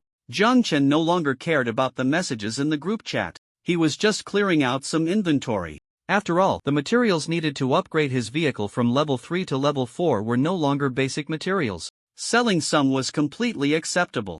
The vehicle upgrade fragments were merely the surplus. The power mechanical arm was still a long way off, so Zhang Chen wouldn't think about the materials needed for higher level upgrades for now. Zhang Chen quickly washed up in the cabin and shaved. Once he was done, he cooked himself 2 eggs in a small pan and made some noodles with the leftover hot pot base from yesterday. After eating, Zhang Chen put on his combat suit and stepped out of the cabin. As soon as he opened the cabin door, the sky brightened for a moment. Zhang Chen looked up and saw a silver flash of lightning streaking across the horizon, exuding an unsettling aura in the dim rain. Lightning? It seems this is the extreme weather the system warned about. Zhang Chen thought as he stepped out of the cabin and, as usual, checked the forklift's protective devices. The cabin was reinforced with thick refined steel plates, the area above the tires was coated with a special paint, and the high-strength glass in front was reinforced with 3 layers. From a distance, the forklift looked like a transformer, very sturdy. Zhang Chen nodded in satisfaction. A designated intermediate service area positioning card appeared in Zhang Chen's hand. He had asked the system, and to locate Dave's cabin, a special service area, he needed at least an intermediate positioning card. Looking at this intermediate positioning card, Zhang Chen felt a bit of pain in his heart, but glancing at his health value, he obediently covered it with his thoughts. A white light flashed. You are using a special intermediate service area positioning card. What service area do you want to designate? Dave's cabin, Zhang Chen said. Okay, the positioning card is activating. After 3 seconds of the system prompt, the fog ahead automatically dispersed. Zhang Chen was already familiar with this process, so he directly climbed into the driver's seat and drove the forklift into the dissipating white mist. The mist spread, and Zhang Chen kept driving forward. But strangely, unlike the previous service area, he hadn't seen any parking signs. Zhang Chen raised an eyebrow, resting one hand on the steering wheel as he looked ahead. In front of him, traces of an orange roof appeared. Could he drive in? Zhang Chen wondered to himself. After another 10 minutes, the surrounding white mist quickly dispersed, the sound of rain gradually subsided, and a faint smell of soil mixed with grass spread through the air. In the atmosphere, strange voices began to sound. Wabi Bab? Are you ready? Doll meat. Ready. Zhang Chen. Zhang Chen leaned forward to look on the edge of the road. A group of zombies in suits and ties appeared. These zombies had faces that were overall dark blue, their eyes bulging round, with small pupils either staring blankly ahead or looking at their companions. Occasionally, they would open their toothless mouths and take a bite out of their companions, looking quite foolish. Zhang Chen. It really is Plants vs. Zombies. Zhang Chen's mouth twitched for a moment, although he had some guesses. Seeing it for real was another matter. Why, would Plants vs. Zombies be related to mental therapy? Whose mental state is being treated? Dave's or mine? Zhang Chen's mind was a mess, and just as he was about to drive the forklift away from the zombies at the roadside and head towards the orange house, suddenly, an invisible pillar of air blocked the front of the forklift, preventing him from moving forward even a step. Zhang Chen was taken aback. Unable to move forward? The forklift still couldn't get in? Just as Zhang Chen was speculating, a yellow piece of paper was suddenly slapped against his windshield by the wind. Hello, we are about to launch a full-scale attack on your house. Sincerely, Zombies. Any player who has ever played Plants vs. Zombies would be familiar with this yellow paper, but the problem was first, the yellow paper was slapped against Zhang Chen's windshield, and then, a second later, it flew straight in the opposite direction, towards the orange house. Due to the angle and an invisible air barrier, no matter how Jiang Chen looked, he could no longer see where the paper had flown off to. This opening, this perspective, combined with the absence of lawns and little carts in his line of sight, but rather roads and zombies, a bad premonition surfaced in Jiang Chen's mind. I can't be a zombie, can I? Sitting in the car, Jiang Chen instantly felt his mood sour. After playing Plants vs. Zombies so many times, this was the first time he encountered a situation where he was the zombie. Jiang Chen scratched his head, and a grunting sound came from the side of the car. He glanced to the right, and below the car door, there was a seemingly brainless zombie gnawing on his tire. However, the tire was too hard, and the zombie couldn't bite through it, so it scratched its head and started gnawing on the nearby zombie instead. Jiang Chen. Jiang Chen wiped his face, and his expression grew even more haggard. Just then, with a beep, a virtual clock appeared in front of Jiang Chen. This clock was different from an ordinary clock. It didn't measure time in 12-hour increments. There were no markings above, just a complete glowing white circular line, and above the clock, 3 vertical virtual red guiding lines were displayed. After the virtual clock appeared, a white light flickered beside Jiang Chen, and after the light disappeared, 3 flags with brains drawn on them appeared next to him. Jiang Chen picked up one of the flags and, as he brought it closer to the circular clock, the surrounding zombie sound suddenly grew louder. Wah ha ha! Is the doctor summoning us? Baby meat. I don't know. Baby meat. Who cares? Charge. Jiang Chen put the flag down again, and the sounds quieted down. Alright, he was now 100% sure which camp he belonged to. Jiang Chen's expression was a bit strange. After playing Plants vs. Zombies so many times, it was his first time commanding zombies. In other words, soon he would be leading this group of zombies to gnaw on Dave's brain? No way eating Dave's brain would have a mental healing effect, right? As Jiang Chen thought of this, his face began to turn a bit green. Could the food in this game be a bit more normal? In the last dungeon, they ate fish corpses, and now in this service area, they were eating Dave's brain? However, this thought only flashed through his mind before Jiang Chen dismissed it. It didn't seem very likely after all. Dave only had one brain. Surely, every time a player came, a new brain wouldn't grow out. Forget it, one step at a time. Jiang Chen rested his hands on the steering wheel, feeling slightly irritated. At this moment, he began to understand why some people liked to smoke. This kind of anxiety and waiting indeed needed something to distract from it. Jiang Chen's fingers tapped on the steering wheel, and about 20 seconds later, he felt the virtual clock in front of him vibrate, and the white markings above began to shorten at an extremely slow pace. This was the countdown starting. Jiang Chen's spirit jolted, and he quickly looked ahead. Sure enough, the road ahead no longer obstructed his view, and a huge lawn appeared in front of him. Jiang Chen suddenly opened the real vision. On the lawn, there were 5 neatly arranged running tracks, and at the end of the tracks, there were 5 lawnmowers. It was indeed Plants vs. Zombies, Jiang Chen observed for a moment in the car, and soon, the zombie that had been gnawing on Jiang Chen's tire scratched its head as if it had caught a whiff of something and turned towards the direction of the orange cottage. Doll meat? After a loud groan, the zombie took its first stiff step onto the lawn. Jiang Chen watched intently. At the moment the zombie stepped onto the grass, he felt as if a virtual war drum was sounding in his ears. Above the orange roof, there was a clattering noise, several tiles were lifted, and a guy wearing a white polo shirt, with a pot on his head and a thick mane of hair and beard, suddenly popped out from the roof. Who's out there? A strange voice rang out, and the sound transformed into a comprehensible language in Jiang Chen's ears. The universal language pack was at work. Oh, a bunch of little green things. They must be here to visit my garden and want to drop off some fertilizer. The old man muttered again, sitting down on the roof, scratching his head, and pulling out a pole and a large burlap sack. Before long, in Jiang Chen's line of sight, the old man pulled out a big-head creature from the burlap sack, tied it to the pole, stood up, and with a whoosh, the pole was swung down. Whoosh.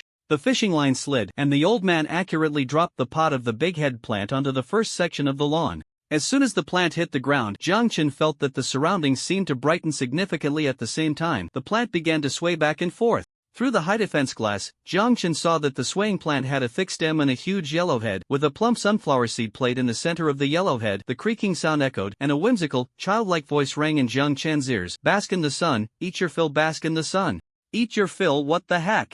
A sunflower? Having planted a sunflower, the zombie had also walked about 1/3 of the way, and upon seeing the zombie, the sunflower seemed a bit nervous, swaying even faster. Soon, in the center of the big faceplate, a whimsical little sun was formed. Well done, big baby. Dave laughed heartily. About 10 seconds passed, and the zombie had reached the halfway point. The sunflower formed another little sun. Seeing this, Dave's eyes lit up, and he lowered the pole this time. On the pole was a plant with a green mouthpiece. Pea shooter, I'm ready. I'm ready. Always ready for battle. The pea shooter appeared extremely excited, and with a bang, it was flung by Dave onto the first lane where the zombie was. As the pea shooter landed, Jiang Chen's real vision focus screen full energy condensed in the pea shooter's mouthpiece, and then, with a bang, a pea was shot out, smashing into the zombie's arm. Doll meat. Ouch. The zombie let out a miserable scream. Touching its injured arm, feeling a bit scared, but thinking of the delicious brain, the zombie's big eyes turned, and it continued forward. Before long, with a snap, the zombie's arm was knocked off by the pea. Then, the zombie had already walked in front of the pea shooter. The sunflower was startled. Bask in the sun. Eat your fill. Bask in the sun. Eat your fill. Don't come over here. It swayed wildly, and another little sun was flung out. The zombies had begun to reach out and grab the pea shooter, but the pea shooter stood tall and unafraid, continuing to shoot peas. Back and forth they went, and with a final bang, the last pea shattered the zombie's empty skull. The pea shooter then vanished into the garden, but Jiang Chen saw it after the pea shooter disappeared. A small cluster of green light remained above the garden. Just by gazing at it, Jiang Chen felt his spirit seem to become more vibrant. These light spots seemed to have a healing effect on the mind. On the lawn, the first wave of zombies had been eliminated, and the first pea shooter deployed by Dave had been completely devoured by the zombies. Dave sat on the small house, looking quite relaxed, humming an incomprehensible tune while reaching into a burlap sack to pull out another large-headed sunflower. With a whoosh, the sunflower was launched. At the same time, a zombie appeared in both the second and fourth lanes. Dave glanced at the zombies, unhurriedly waiting for the sun to fully condense, and then 2 more pea shooters were placed down. By now, there were already 2 sunflowers and 2 pea shooters. Friends familiar with Plants vs. Zombies would know that at this point, the game generally falls into a routine. As long as no particularly bizarre mechanisms or especially twisted zombies appeared, it was just a matter of collecting sunlight, planting all the plants, and the game would be game over. Dave chuckled, already fantasizing about how much fertilizer he could bring to his precious garden this time. However, just then, a gust of wind suddenly blew Dave's hat tilted slightly, almost rolling off the orange roof. Shit! Dave cursed, reaching out with his chubby hand. Just as he was about to get up to grab the edge of his hat, he caught a glimpse out of the corner of his eye that the sunflower he had deployed seemed to be swaying faster. At the same time, the pea shooter in front of this sunflower also trembled, becoming more focused on shooting peas. The sound of bang bang bang bang rang out, but there was no sound of peas hitting flesh. Did the plants misjudge? Dave thought. Lying on the roof, he squinted to look over, and indeed, at the end of the fourth lane, a figure appeared, which meant the plants had not misjudged. However, just as the peas shot by the pea shooter were about to hit that figure, they were struck by a blue light and split in two. Dave's eyes slowly widened across from him. Jiang Chen had already jumped down from the forklift. The time on the disc in front of him was getting shorter, and at the same time, another marker appeared. Jiang Chen guessed that if he didn't reach a certain time, his forklift would be unable to appear due to some restriction. This mechanism was somewhat familiar to Jiang Chen. It was Dr. Zomboss. It wouldn't come out in the early stages. Since the vehicle couldn't come out, Jiang Chen simply jumped down himself. With the charge flag present, the zombies wouldn't harbor any hostility towards Jiang Chen. Jiang Chen walked to the edge of the lawn with a look of surprise, and as soon as his foot touched the soft grass, he instantly felt something was off, as if he had stepped into a locked attack range. Ahead, the pea shooter's barrel was raised high, directly aimed at him, and a pea shot out with a bang. Jiang Chen raised an eyebrow, without a second thought, drew his sword, and with a sweep, the pea was split in two. This was the scene Dave had just witnessed. Dave's eyes slowly widened, still holding the long handle of the small pot. That pair of eyes, usually wild and crazy, now looked extremely serious. The zombie across from him looked very powerful. My God! Dave murmured, and then a surge of intense excitement welled up in his eyes. After all this time, had his little house and plants finally welcomed a relatively strong guest? He was about to go crazy from boredom. Dave's mouth curled into a rather sincere and expectant smile. He almost rolled and crawled back to his original position, his hands frantically digging through the burlap sack. Soon, he pulled out a sunflower and a pea shooter. Whoosh! The plant hit the ground. Bask in the sun, eat your fill. I'm ready. Two voices rang out, and in front of Jiang Chen, one pea shooter instantly transformed into two. The bullets began to overlap, and at the same time, a zombie's roar came from behind Jiang Chen. A zombie with a crooked tie raised its arm and shouted before charging forward. Just as it was about to pass Jiang Chen, he directly grabbed the zombie by its collar. Wabi babu? The zombie looked at Jiang Chen in confusion. Jiang Chen had no desire to converse with the zombie and simply placed it on the path without a pea shooter, thinking to himself, no wonder it's a brainless zombie. This path has already locked down 2 firepower points and you're still charging this way. Placed on another path by Jiang Chen, the zombie scratched its head and decided to continue charging forward. Doll meat. Seeing this, Dave, sitting on the rooftop, bit his fingernail. This is a clever enemy. He knows how to command. Dave's eyes darted around as he flipped over and peeled back a tile on the other side, pulling out another burlap sack from inside. Jiang Chen certainly noticed Dave's movements. But due to some rule restrictions, attacks directed upwards would be blocked. He couldn't use Blade Runner to directly take action against Dave. The game rules here state that one must first defeat the plants on a certain path on the lawn to reach the orange cabin in the back.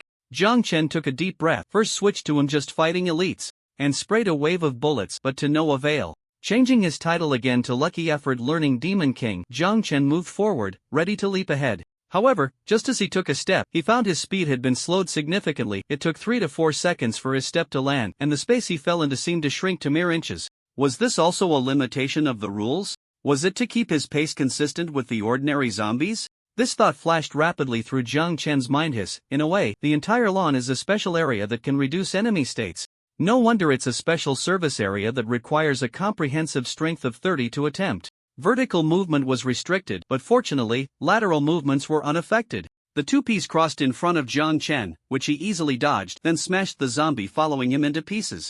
Jiang Chen. After a moment of silence, Jiang Chen turned to the back. Intimidation activated. Under the invisible aura, the group of dazed zombies paused and instinctively moved towards other paths without heavy firepower. Not good, Dave thought to himself. Zombies appeared on several paths centered around Jiang Chen. Dave stood up, the pulley wheel spinning rapidly, and 2 more sunflowers were placed down. Just as Dave deployed the sunflowers, whoosh, a short knife sliced through the air at high speed, instantly severing the root of the pea shooter that was just about to spit out peas. The pea shooter's mouth had just opened, and the entire plant fell over. Green light spots scattered.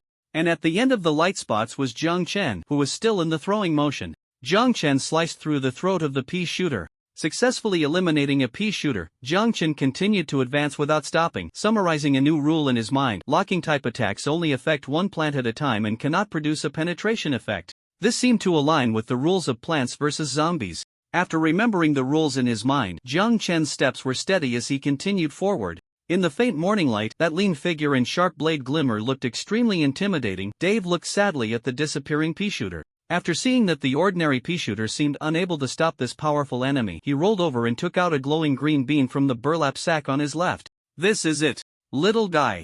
After mumbling, Dave threw the green bean out, locking the fishing rod onto the sunflower below. Soon, the green bean and the sunflower overlapped. The big flower head under the green light opened up, and the petals swayed even faster in the lawn. One virtual little sun after another was spat out, making the lawn bright as day, nearly blinding Jiang Chen's eyes. Jiang Chen covered his eyes with his left-hand energy bean. After continuously harvesting a large amount of sunlight, Dave muttered to himself, "All right, baby, we have it, plenty of sunshine. Let me try for even stronger firepower." As soon as he finished speaking, Dave took out 2 plants, one big and one small, from the burlap sack on his right. The big one was a dark stump seemingly covered in a slimy substance. The small one looked like a star, with its edges seemingly gathering light. With a whoosh, the large stump was placed in the first 2 slots in front of the pea shooter where Jiang Chen was, while the yellow star-shaped plant was placed in the lane next to Jiang Chen. As soon as the stump hit the ground, the hidden flammable material began to rub together rapidly, and soon, a large ball of flame appeared on top of the stump. As the peas fired from behind aimed at Jiang Chen passed through the flames, the temperature rose sharply, and flames erupted at the edges. Next door, the star-shaped plant also began to expand, condensing yellow energy from 5 angles, starting to launch stars. Goodness! The flaming stump and starfruit. A flaming pea brushed past Jiang Chen's hair, and he bent down, his palm flashing as a thick steel plate appeared in front of him. The fireball and pentagram smashed against the steel plate, making a crackling sound, even causing some repulsion. More importantly, just a few seconds after Jiang Chen was pushed back, the sunflower behind produced new sunlight. Whoosh, another new plant was brought in. This time, it was a machine gun pea. At the same time, on top of the orange roof, a crooked hat was adjusted, and a seemingly inconspicuous, even somewhat weak yellow plant was planted in the lane corn catapult. Seeing the little yellow cutie being planted, Dave rubbed his hands together, already looking forward to everything that would happen next. If one underestimated this little thing, they would definitely pay a heavy price. Just as Dave's smile appeared, it suddenly froze in the lawn. Go! A young hoarse voice sounded, and a zombie holding a newspaper and wearing reading glasses was thrown into the lane. Newspaper zombie has a certain defense, and when the newspaper is torn, it becomes a frenzied, accelerated zombie. Oh no! Dave exclaimed, but it was too late. The yellow corn catapult first stood there in a daze for a while, and after sensing some strange aura, its roots gently swayed. "DDO, you want some corn?" A timid and weak voice emerged, and a small corn kernel was launched. Dave slapped his forehead. After a few corn kernels were thrown, the newspaper of the newspaper zombie was quickly shattered. And the newspaper zombie let out an angry roar, charging forward. The lane must not fall. Dave gritted his teeth, rummaged through the burlap sack for a cheaper nut, and placed it down. Whoosh! The round nut blocked the newspaper zombie's path, and without hesitation, the newspaper zombie began to gnaw on the nut. The crunching sound echoed, and Jiang Chen chuckled, knew exactly what Dave was thinking. The corn shooter may seem unremarkable, but if it upgrades to a corn cannon later on, it becomes a completely different beast. That thing can blow up a vehicle in just a few hits. Dave absolutely cannot be allowed to get his hands on it early on. Otherwise, once it's set up, even a forklift would be left with nothing to do but retreat. After quickly disrupting the rhythm with newspaper zombies, Jiang Chen's firepower surged to its peak. A pea shooter, a flame stump, and a machine gun pea shooter were firing beans that seemed to have afterimages. Soon, the steel plate in Jiang Chen's palm began to twist and deform, with various dents appearing on its surface, looking like it could break at any moment. Dave's eyes darted around, and he immediately realized this was a great opportunity. Extending his left hand, a virtual shovel appeared in his grasp. He locked onto the sunflower, producing sunlight, and despite some reluctance, he eliminated it. This powerful enemy needed to be countered with even stronger firepower. With the sunflower gone, Dave gritted his teeth and planted another machine gun pea shooter in the innermost position. Firepower doubled again, and the steel plate was instantly breached. Jiang Chen's reaction was incredibly swift. He summoned a new steel plate, but at the same time, he was pushed back a notch.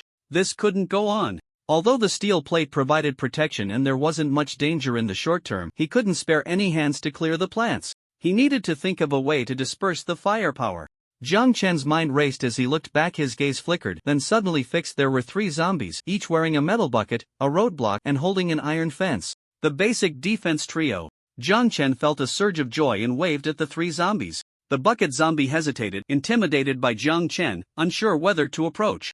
Jiang Chen let out a sound of surprise, gathering his intimidation, and the roadblock zombie suddenly slapped the bucket zombie's head. Wipey bab? Don't want to live? Not listening to the boss? The bucket was not askew, and the bucket zombie straightened it, shrinking its neck, but still stepped onto the grass. As soon as it did, the flame pea shooter rained down like a storm. The crackling sound was like fireworks during the new year. Seeing the 3 zombies wobbling over, Jiang Chen reached out and handed the steel plate to the roadblock zombie at the front. Roadblock zombie? The roadblock zombie looked up in confusion. And Jiang Chen patted its shoulder, saying seriously, "Alright, you're now the roadblock iron plate zombie." Doll meat. Sounds good. The roadblock zombie held the iron plate and moved forward. Jiang Chen repeated the process, giving the bucket and iron fence zombies a round of epic enhancements. Now the 3 zombies were carrying heavy iron plates as they moved forward, and Jiang Chen hid behind them, finally able to free his hands to focus on clearing the plants. Narrow moon spun in Jiang Chen's palm, directly locking onto the starfruit that was curiously looking at him with wide eyes. Jiang Chen silently apologized. Splash. Starfruit was split in 2. Yellow energy fell down, absorbed by Jiang Chen. You are absorbing energy from the special plant starfruit. Your health value is slowly increasing. The warm power entered his body, and Jiang Chen let out a satisfied hum. This kind of healing from a spiritual level was unmatched by any other medicine. Jiang Chen's spirit surged, and he pressed on, pulling out a large axe for chopping trees from his backpack. This axe was obtained from a silver treasure chest. Although it had no grade, its sharpness was quite decent. Most importantly, in this situation, the axe was clearly more useful than a steel fork. Jiang Chen swung his axe down with a loud thud onto the flaming tree stump, and instantly, a gaping crack appeared on the stump soaked in black gasoline. The flaming tree stump trembled slightly, but unfortunately, Jiang Chen, this devil, showed no signs of stopping his relentless chopping. In fact, as he chopped, he began to chant, 80, 80. With each 80, he struck again. At the moment of impact, Jiang Chen's forearm tensed up, and he looked like a drawn bowstring, exuding an extremely fierce aura. The 3 defensive zombies nearby were terrified, and before they could move away from Jiang Chen, a loud whoosh sounded. The hat of the barrier zombie at the front was pierced, and the steel plate in its hands was reduced to a sieve. The barrier zombie nervously poked Jiang Chen's arm, but Jiang Chen was already immersed in his art of 80-80, completely oblivious to the barrier zombie.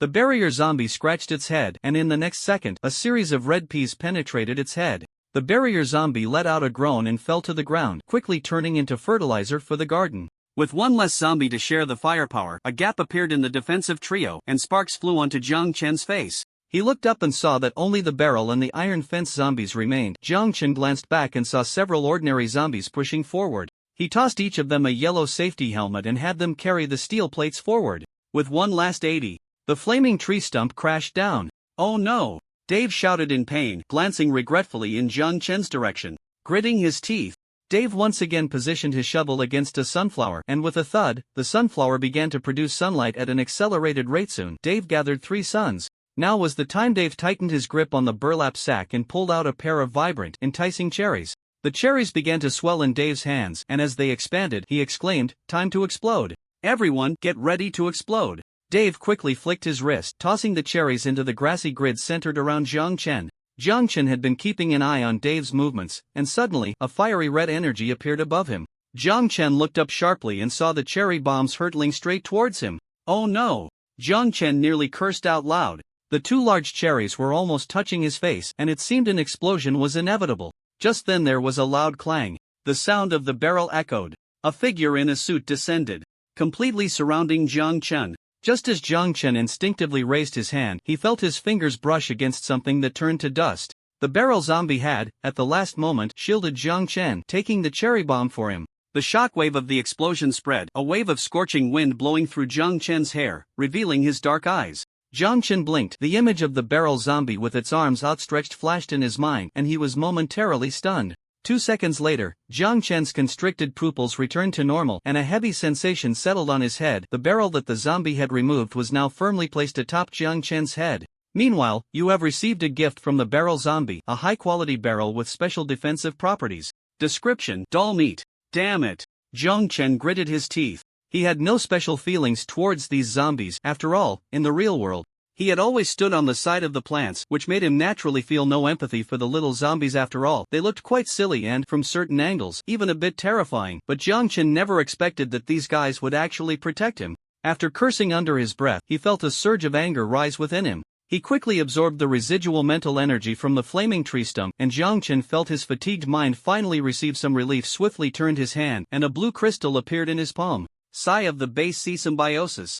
Jiang Chen directly infused his mental energy into it, while Dave above was completely unaware of Jiang Chen's action, still thinking that there was a gap in defense and it was time to strengthen the firepower and press the attack. To this end, Dave directly exchanged the newly gathered sunlight for explosive, high damage, and clearing hot peppers. As soon as the little pepper was taken out of the burlap sack, it began to show a look of disgust towards Dave, their big eyes locked in a stare. Dave didn't mind the disdain from this precious item at all. If it weren't for the fact that the hot pepper was too spicy, he would have wanted to give this cheap and useful treasure a kiss. He aimed the hot pepper at Jiang Chen's position and threw it down. At that moment, Jiang Chen also lifted his head, his dark eyes meeting Dave's. For no reason, Dave shivered. As the hot pepper was thrown down, just as it was about to cast a similarly disdainful glance at Jiang Chen, saw the blue gem in the latter's hand emit a brilliant light. At the same time, the sound of waves and the scent of seawater surged in, causing the hot pepper to tremble uncomfortably. Its body exploded, and before the raging fire could envelop Jiang Chen and the zombies on this road, the blue seawater surged in directly, instantly extinguishing the flames. Not only that, Jiang Chen slightly raised his finger in the lawn.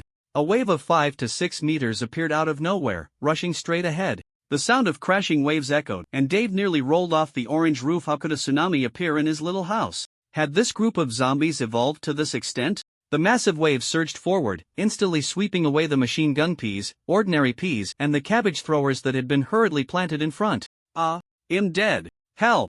Chaotic voices erupted, and in the 3x3 space ahead, all the plants were wiped out by Jiang Chen in one wave, leaving only 2 rolling sunflowers, one that had been gnawed down to just a tiny bit of nut, and 1 dazed corn shooter on the lawn. Waves of residual energy were absorbed by Jiang Chen, and with a wave of his right hand, a flag imprinted with a brain appeared in his hand. Jiang Chen directly waved the flag down. Attack. The sound of a horn blared. Bang bang bang. Instantly, behind Jiang Chen, rows of zombies dressed in suits and ties stepped onto the lawn. Although these zombies still looked quite dazed, perhaps due to the iron barrel zombie saving him earlier, Jiang Chen found these zombies quite pleasing to the eye now. Humans are, after all, selfish creatures. What's wrong with treating these poor zombies to a good meal since they haven't tasted brains in so long? Jiang Chen questioned himself in his heart. With a snap of his fingers, a zombie in a red olive suit instantly charged in front of Jiang Chen, quickly finishing off the pea shooter that Dave had hurriedly planted. Green energy scattered all over the ground, and Jiang Chen took a breath, feeling refreshed. Your health is slowly increasing. You gain an extra mental attribute 1. The system's voice rang out, and Jiang Chen was momentarily stunned, then felt a surge of joy in his ear that had actually increased his mental attribute. Rows of zombies quickly broke through the defense line. The number of zombies in the first wave of attack was not too many, and in the past, the plants Dave had planted would have been enough to handle it, but now the defense line was completely empty. After struggling for a few seconds, Dave found it somewhat futile, realizing that the speed of planting was far behind the speed at which the zombies were devouring. Dave's eyes widened as he began to gnaw on his fingers again. He looked at Jiang Chen's calm yet murderous face, with red blood vessels appearing at the corners of his eyes. "And no," Dave murmured. A few seconds later, Dave suddenly stood up. He no longer took new plants from the bag but instead pulled out 2 new energy beans from his iron pot hat. Jiang Chen instantly became alert. There were still 2 cabbage throwers on the field, and while the cabbage's attack power was average, using energy beans would grant a full-screen attack effect, so caution was necessary. However, whoosh, another plant fell. But this plant was not planted in front of the cart. Instead, it circled around to a vacant spot behind the zombies. Moreover, this plant was the precious twin-headed sunflower. This, Jiang Chen thought for a second and then uncertainly said, "Is this a bait-and-switch tactic?"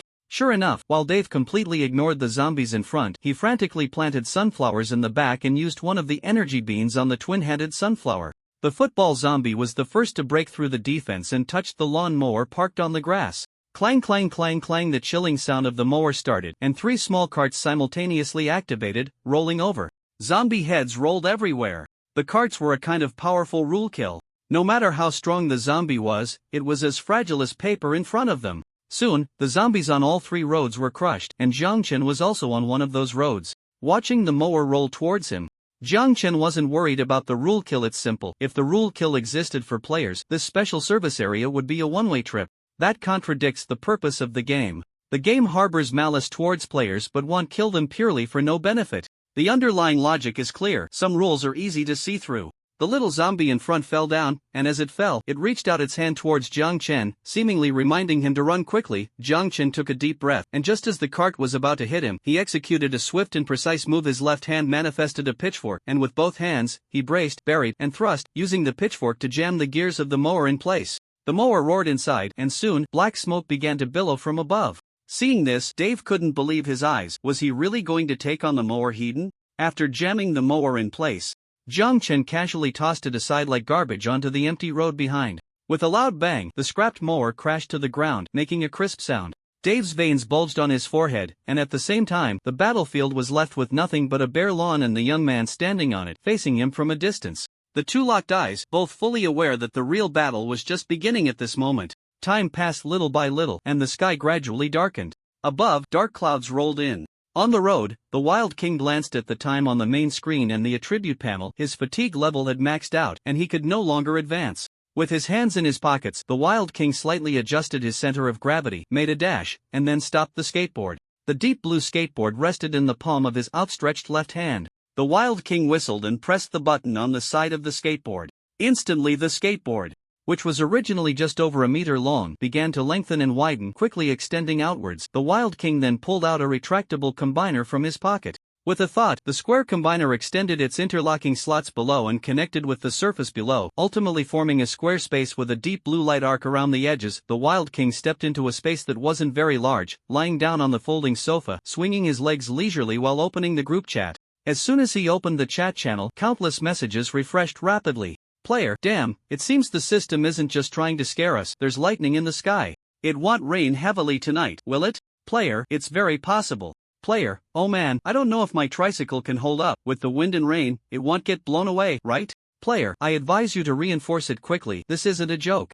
Player, is there anyone selling basic materials and vehicle upgrade fragments? Seeing a familiar ID, the Wild King exclaimed, isn't that the defense breaker? Why is he still buying basic materials and vehicle upgrade fragments? The Wild King opened the trading hall and first clicked into the Big Shots Yongwang Trading Company, where all the basic materials and vehicle upgrade fragments had already been sold out. The Wild King then randomly searched for other players selling basic materials and vehicle upgrade fragments in the trading hall. Either the variety was pitifully small, or the prices were shockingly high, almost 3 times that of Yongwang. This is truly taking advantage of the chaos. The Wild King clicked his tongue. No wonder the defense breaker is still collecting materials. He really is in a hurry. In the group chat, most players were worried about tonight's situation, trying every means to reinforce their vehicles. And hardly any players paid attention to the diligent little bee. After realizing that no one responded to his messages, the diligent little bee gritted his teeth and started ing little French fries in the group. Player, big shot, help. You must have extra materials. Can you list some more on Yongwang? Player, we're all companions. If you have extra that you can't use, why not take it out to save someone? I'm willing to pay a high price. Player, big shot. You wouldn't just let me die because I said something wrong before, would you? Player. A series of exclamation marks made the Wild King feel a bit of a headache. After reading the content, he couldn't help but roll his eyes, wishing he hadn't seen it. He really wasn't wrong. This person had no shame at all. It seemed there was more than one shameless person. Player, big shot. Help. Please list some supplies again. We can't just watch people die. Player, yes, save the kids. Pitiful, pitiful, pitiful. Player, we're all companions. If you can lend a hand, please do. With diligent little bees leading the charge, these players who had already reached a dead end could only grit their teeth and follow suit, sending messages to morally bind the melancholic little French fries. If it were an ordinary person, being begged by so many people, especially under the guise of companionship, might have led to some concessions due to pressure, but Jiang Chen didn't even look at the messages. He was too busy to care about these people. Dave's cabin right now. Jiang Chen was completely bloodthirsty. Every drop of vegetable juice rolling down his face represented a plant that Jiang Chen had directly sliced off with his knife. At this moment, a trembling purple plant stood before Jiang Chen. This plant had green roots, a purple head, and a mouthful of fangs that would make even large beasts feel inferior. However, this plant, which appeared quite terrifying in the eyes of ordinary zombies, was now standing in front of Jiang Chen, trembling all over. You have caused great intimidation to the big mouth flower. The big mouth flower requests to surrender to you. Surrender? No way. Jiang Chen's face was cold as he swung his long, narrow knife from the lower right directly upwards, creating a beautiful arc in the air. Immediately, the entire big mouth flower was split in two, then into four, and finally, the purple slime splattered onto the grass, with the energy contained within being absorbed by Jiang Chen, eliminating the big mouth flower ahead. Jiang Chen quickly looked up to assess the battlefield. On the battlefield, only the last little card on this lane remained, and this lane was the core firepower point of the entire battle. Ice melons, machine gun peas, and flaming tree stumps. Under his feet, he had also set up ground spikes. After just dealing with the big mouth flower, Dave seized the opportunity to execute a three-line operation using a shovel to replace the ground spikes beneath him with high walnuts. Then, after the high walnuts, he placed a big head mushroom. Jiang Chen was very familiar with this big head mushroom, the melancholy mushroom. Although its attack range was very short, its attack power was high, making it suitable for dealing with minor zombies. After placing the melancholy mushroom, Dave still positioned a corn catapult at the lane. Seeing the corn catapult, Jiang Chen instantly reacted and threw a few zombies into the lane. Unfortunately, having learned from the last experience, Dave had become smarter. He pulled out a brightly colored mushroom with a magical fragrance from the burlap sack. Little darling, I'm counting on you, Dave muttered, tossing the colorful little mushroom onto the lawn. This was the enchanting mushroom. However, as soon as the little mushroom was thrown down and was about to land, its curious little eyes looked towards the center of the battlefield where Jiang Chen was. Upon seeing Jiang Chen's fluffy hair blown up by the cherry bomb, his big dark eyes, and his skin that looked different from other zombies, the enchanting mushroom exclaimed, "Oh!" It turned in midair and dove straight towards Jiang Chen's location. Jiang Chen! Dave? The little mushroom swooped down with a whoosh, extending its illusory little hands to cover its mushroom face, and at the same time, shyly said, "Hey, catch me quickly." Jiang Chen? Jiang Chen's mouth twitched slightly as he caught the little mushroom with the hand wearing the Wild Witch gloves. It landed steadily in the center of his palm, and the enchanting mushroom appeared even shyer, not daring to look up at Jiang Chen. "You have enchanted the enchanting mushroom, you have caused a certain degree of shock to Dave, bringing deep doubts, you have inflicted a certain negative mental effect on Dave." Dave expresses, "I must keep my plants away from this demon." Jiang Chen, the colorful little mushroom disappeared in Jiang Chen's palm, leaving behind a burst of colorful energy, which Jiang Chen absorbed. "Congratulations. The enchanting mushroom belongs to the powerful mental attribute plants. You have gained 2 mental attributes." Although he didn't know what had happened, the outcome seemed pretty good.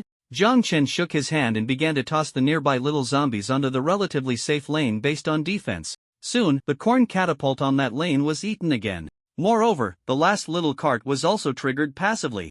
Jiang Chen remained calm, and in Dave's incredulous gaze, he activated the third charge flag. As the third charge flag was activated, Jiang Chen keenly sensed that the invisible restriction seemed to have been lifted. This means his forklift could start? Jiang Chen's eyes lit up. Indeed, that feeling of being bound by rules had disappeared. Jiang Chen turned around. At the moment he turned, he saw a series of giant-like zombies appearing on the lawn, the huge minor zombies. Upon seeing Jiang Chen, these minor zombies nodded and waved at him, seemingly greeting him. Jiang Chen smiled, turned around, and with a leap stepped onto the outstretched arms of a minor zombie, directly flipping into the driver's seat of the forklift through the open window. V-room. Jiang Chen stepped on the gas, driving the forklift behind the minor zombies, heading straight for the orange little house. Warning, your little house is collapsing. Warning, your little house is collapsing. Warning, your little house is collapsing. The sharp alarm rang in Dave's ears, his eyes already bloodshot and his nails had been bitten down to the point of bleeding. Watching the massive bright yellow forklift drive into his garden, Dave paused for a moment, then let out a wheezy laugh. Most of the usable plants in the fruit and vegetable pack had been consumed, leaving only a small black gadget. Once this little gadget was used, his beloved lawn would be hard to restore for a while, leaving behind unsightly pits. But compared to this, there was a struggle in Dave's eyes, a reluctance, yet in the next second, madness gradually surged. The garden could be rebuilt, but such a battle would not come again. The thought flashed away, and Dave stacked the last energy bean on top of the black, expressionless mushroom and hurled it down. Whoosh! Black energy surged forth like a tide, aiming to destroy all the zombies on the lawn, including Jiang Chen and his massive vehicle. However, just then a light chuckle sounded, and Jiang Chen, gripping the steering wheel with one hand, executed a 180-degree drift in place. Energy furnace, bro. Here we go. The truck door opened, and a massive energy furnace loaded with high-grade redstone energy slowly opened, a deep, resonant voice emanating, "Everything, melt." The destruction mushroom fell straight into the energy furnace, and a tremendous explosion of energy erupted within the furnace. Yet, the energy furnace bro merely burped. Afterward, he seemed a bit regretful, saying, "Sorry, lost my composure." On the roof, Dave's manic smile slowly stiffened, the iron pot on his head slipping off and falling to the ground, crashing at the entrance of the orange cottage. Clang! The enormous miner zombie crushed the iron pot underfoot, its hand already reaching for the doorknob of the orange cottage. Creak! The door opened. The miner zombie that opened the door merely stared blankly inside, scratched its head, and then retreated to the other side. In the dark mass of zombies, a wide path was cleared, and Jiang Chen jumped down from the forklift, naturally walking down the center. "Baby meat." The zombies crowded around Jiang Chen, their expressions excited as they shouted something at him, but unfortunately, Jiang Chen couldn't understand a word. Jiang Chen cleared his throat, although his voice was not loud. Once it fell, the zombies fell silent as if someone had pressed the mute button, obediently waiting for Jiang Chen's instructions. Quite obedient, indeed. Jiang Chen mused, his fondness for the little zombies increasing once more. What Jiang Chen didn't know was that these zombies were not like this with everyone after all. Even among zombie gangs, they weren't that united, and there could even be scenes of them gnawing on each other. Their current submission to Jiang Chen was naturally due to his overwhelming strength conquering them. The world of zombies was simple brains and fists. Now, Jiang Chen not only had fists but was also about to lead them to acquire precious brains. The zombies naturally held a high loyalty to Jiang Chen. After pondering this in his heart, Jiang Chen also looked towards the open door of the orange cottage. Saying he wasn't curious would be a lie. After all these years, as an old player of Plants vs. Zombies, he had never seen the inside of that house. However, be careful. Dave's crazed gaze flashed in his mind, and without saying a word, Jiang Chen directly pulled out the Blade Runner. The silver handgun automatically chambered around, the trajectory auto-calibrated. Although multiple battles hadn't turned Jiang Chen into a sharpshooter, his accuracy now was much better than that of the previous human outline master. Holding the gun in his left hand, Jiang Chen held his breath and nodded at the miner zombie that had just opened the door. After receiving Jiang Chen's signal, the big oaf perked up, chuckled, and pushed the door open again. In an instant, the unique stench of decay from the zombies wafted into the orange little house. The door swung open, revealing a chaotic room where everything was piled together. A chair on the table, a pot on the chair. In the half-open kitchen, there were no pots or pans, but rather a series of flower pots. Jiang Chen frowned and stepped inside a bit. A difficult-to-describe sour odor assaulted him, nearly making him doubt the condition of his nose. This smell was even more pungent than a yard full of zombies. Dave lived in a place like this? No wonder he had gone mad. Just as this thought crossed his mind, a hoarse voice came from the roof, and with a thud, a plump figure fell to the ground. Dave stumbled, somewhat dejectedly collapsing beside the ladder, his hat crushed by a miner zombie's foot, revealing a rather thick mane of orange hair. Dave lowered his head. "Take my brain. I lost." Hearing Dave's voice up close, Jiang Chen found it somewhat novel. The universal language pack translated Dave's words, allowing him to understand what he meant. Jiang Chen pressed his lips together, just about to say something, when he saw Dave extend a finger, pointing to a spot in the alley. "Don't remember where I put the brains. You guys can look for yourselves." Brains? A big question mark appeared on Jiang Chen's forehead, and the voice of Brother Anvil rang out. "Bro, I didn't hear that wrong, did I? That crazy old man said brains. And that place. This isn't right, is it? Aren't all your human brains supposed to be inside your heads? Are his brains external? Jiang Chen, external brains? Are you kidding me?" Jiang Chen touched his ears, confirming that he shouldn't have any temporary acute hearing issues. After thinking for a few seconds, Jiang Chen finally spoke. "Brains?" Upon hearing this, Dave chuckled hoarsely, rubbing his bloodshot eyes, and said, "Aren't those what you want? Just look for them yourselves." Jiang Chen watched for a while, confirming that Dave seemed too deeply affected by his defeat to engage in conversation. Imitating the little zombies, Jiang Chen scratched his head, half squatting on the ground, pondering for a few seconds, then waved the flag in his hand, pointing to the spot Dave indicated. There lay a pile of moldy, mushroom-covered wooden boards, discarded clothes, and socks. Jiang Chen hesitated to touch it himself, so he decided to direct the zombies to clean it up. You. Jiang Chen pointed at the iron bar zombie. The iron bar zombie quickly stood at attention, the iron bar clattering to the ground. Go throw away the clothes over there. Jiang Chen mimicked the action of picking up and tossing something away. Doll meat.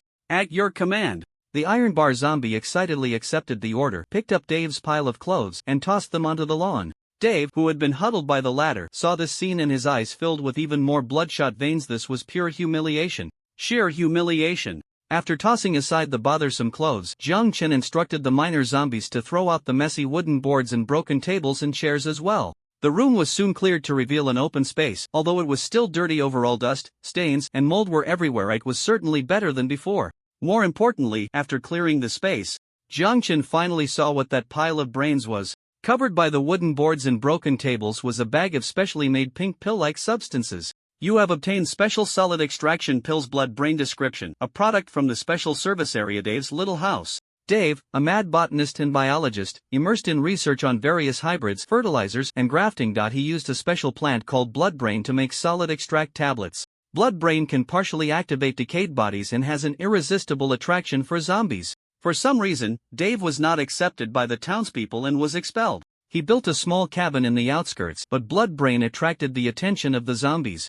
Seeing the long string of explanations, Jiang Chen's eyes slowly widened. So that's how it is. No wonder. He wondered why so many zombies were fixated on Dave's brain alone. It just didn't make sense.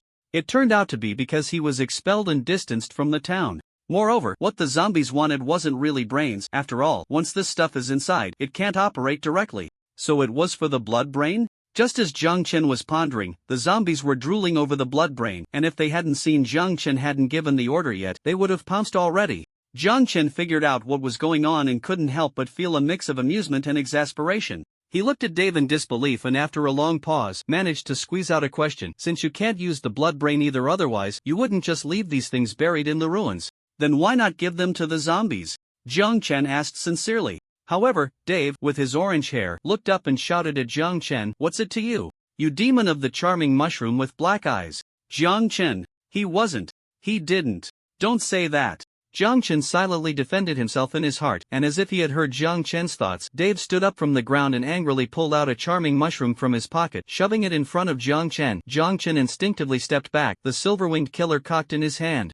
"Look for yourself, what have you done to my little treasure?" As soon as he finished speaking, Jiang Chen saw the colorful little mushroom in Dave's hand, glance at him, and it started bubbling pink foam all over, its pupils slowly spinning, looking dazed. Seeing Jiang Chen's gaze focused on it, the little mushroom reached out again, covering its face. Jiang Chen? Wow. He really didn't do anything. Was this pure accidental provocation? Seeing his plant acting up, Dave huffed, looking at Jiang Chen as if to say, "See, you're the demon here." Jiang Chen hadn't done anything, but being stared at by Dave made him feel like he really had taken someone else's child. But he remembered he had no talent for charming mushrooms? What was going on? Jiang Chen didn't understand, but the system was very clear. Special plant, charming mushroom description, a plant skilled in charm, which is itself extremely easy to be charmed. In short, it has a severe aesthetic preference. The charming mushroom, sweetie, mixed with the raggedly dressed Dave, had long had enough, and now seeing the obviously different Jiang Chen, it was naturally charmed by him. Jiang Chen touched his nose, feeling a bit guilty. Just then, a little zombie sitting on the shoulder of a minor zombie poked Jiang Chen's shoulder. Turning around, Jiang Chen saw the little zombie holding 2 blood brains in its hands, offering them to him, seemingly asking if he wanted to eat. Unlike the already deep sunken-eyed big zombies, the little zombie, aside from slightly bluish skin, was not much different from a human child. Seeing this, Jiang Chen smiled slightly, patted the little zombie's head, and first took the blood brain from the little zombie's hand. Curiously glancing at it, the blood brain was overall pink, somewhat resembling brain tissue. Jiang Chen brought the blood brain closer to his nose and took a whiff. A dizzying stench of blood wafted over, a scent that was somewhat hard for humans to accept. Just then, the system's voice chimed in, "Blood brain, a great tonic. Consuming it grants 2 strength, 2 speed, 2 constitution." Before it could finish, Jiang Chen swallowed the entire solid extract of the blood brain. He even let out a burp tinged with the smell of blood. "The taste is surprisingly decent," Jiang Chen commented. The system was utterly speechless at Jiang's antics and completed the consumption instructions for the blood brain. Consumption effects diminish, excessive intake may lead to other blood-related issues, with a certain probability of triggering cerebral hemorrhage or subcutaneous bleeding symptoms. After hearing the system's explanation, Jiang Chen nodded inwardly. The item was indeed good, but unfortunately, it couldn't be consumed in excess. Regardless, he decided to save some for later. Not bothering with the already withdrawn Dave, Jiang Chen patted the little zombie's head and said with a gentle smile, "Well done." The little zombie turned to look at the dazed minor zombie. Was this his father?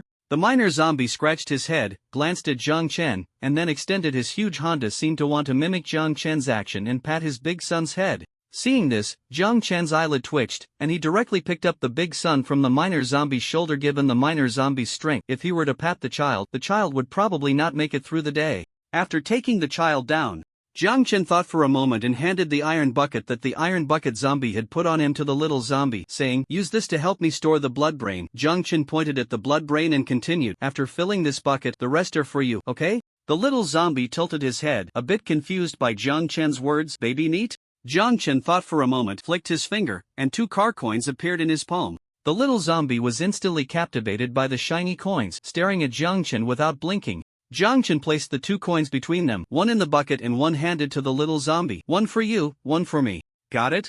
Baby neat." "Got it." The little zombie understood. Joyfully, he hugged the bucket and ran towards the pile of blood brine. He knew that with Jiang Chen's approval, the other zombies wouldn't compete with him for the blood brain. After arranging the little laborer, Jiang Chen took another look around the room, finding nothing else, so he simply moved a chair out and sat down in the center of the hall to rest. In this battle, he had killed at least 30 plants, and the mental healing he obtained had long restored his health to normal levels. Not only that, but Jiang Chen's mental attribute had also successfully broken through the 50 mark, appearing to be the most outstanding among several attributes. Coupled with the blood brain, this wave of service area was definitely worth it. While Jiang Chen was lost in thought, the zombies had already finished gathering the blood brain. In Jiang Chen's iron bucket, the little zombie had piled the blood brain so high that it was almost overflowing. Because the bucket was too heavy, the little zombie couldn't lift it at all, and after struggling for a while, he plopped down on the ground. Jiang Chen burst out laughing, and the other zombies exchanged glances before joining in with hearty laughter. For the first time, such laughter filled the quiet little room. Dave, who was huddled by the ladder, was somewhat dazed, and in the now tidy center of the room, the young man who resembled him was so carefree, his smile almost blinding. Dave's fingers dug deeply into the handrail, which bore many similar marks leading up to the top floor. Dave looked deeply at Jiang Chen, and at the same time, a series of system notifications rang in Jiang Chen's ears. Mad Scientist Dave's favorability 1, Mad Scientist Dave's favorability 2, Mad Scientist Dave's favorability 1. Dave's favorability began to jump back and forth. Jiang Chen let out a soft huh. Since entering the orange cabin, he hadn't thought about increasing Dave's favorability. After all, one couldn't trample on someone's lawn, kill their plants, and then shamelessly try to boost their favorability, right? Unless the other party was a masochist. Such a thing was simply impossible. However, Jiang Chen's understanding of this world was still too superficial. After a series of fluctuations, Mad Scientist Dave's current favorability 1 surprisingly broke through 0, achieving a leap from 0 to 1. Jiang Chen was greatly shocked. He hadn't done anything. Not daring to think too much, the game victory indicator had already appeared on the main system panel, and Jiang Chen could now leave the service area. Standing up, he packed the blood brains and iron buckets he had collected from the little zombies into the space stone and said to the zombies, "Let's go." Although the zombies didn't understand Jiang Chen's language, they could roughly grasp what he wanted them to do. A large group of zombies raised their arms and shouted "baby neat" before following Jiang Chen out of the cabin. At that moment, Mad Scientist Dave's favorability 5, Mad Scientist Dave's current favorability 4. Jiang Chen paused slightly. Favorability had dropped. Why? Jiang Chen rubbed his chin, recalling the entire process. During the battle, the favorability hadn't changed, indicating that the battle was unrelated to favorability. The change in favorability occurred when he brought the zombies in, and now, as he and the zombies were about to leave, the favorability had significantly decreased. What did this mean? While pondering, Jiang Chen pulled out the system log from earlier, and instantly, his gaze fixed on an inconspicuous line at the bottom of the explanation for the blood brains. For some reason, Dave is not accepted by the townspeople and has been expelled. He established Dave's cabin in the outskirts. Expelled, not accepted. So in the cabin, were the zombies the only visitors? So Dave, knowing that the blood brains had an indescribable attraction for zombies, still kept them, because this way, the zombies could visit the cabin? To make his life less boring? While Jiang Chen was pondering, he asked, "Anvil, brother's here. What does that big block do when it's bored?" Probably plays with zombies? Goodness. That hit the mark. Jiang Chen suddenly turned his head and just happened to lock eyes with Dave, who was secretly glancing back as he prepared to leave. Dave. Dave quickly lowered his head. Jiang Chen raised an eyebrow slightly. So that's how it is. About 5 minutes later, with a creak, the door of the orange cabin was closed, and the sound of a forklift starting up came from the yard. Soon, the bright yellow forklift disappeared from sight. Dave's ears twitched, and then he let out a long sigh, seeming to lose much of his vitality.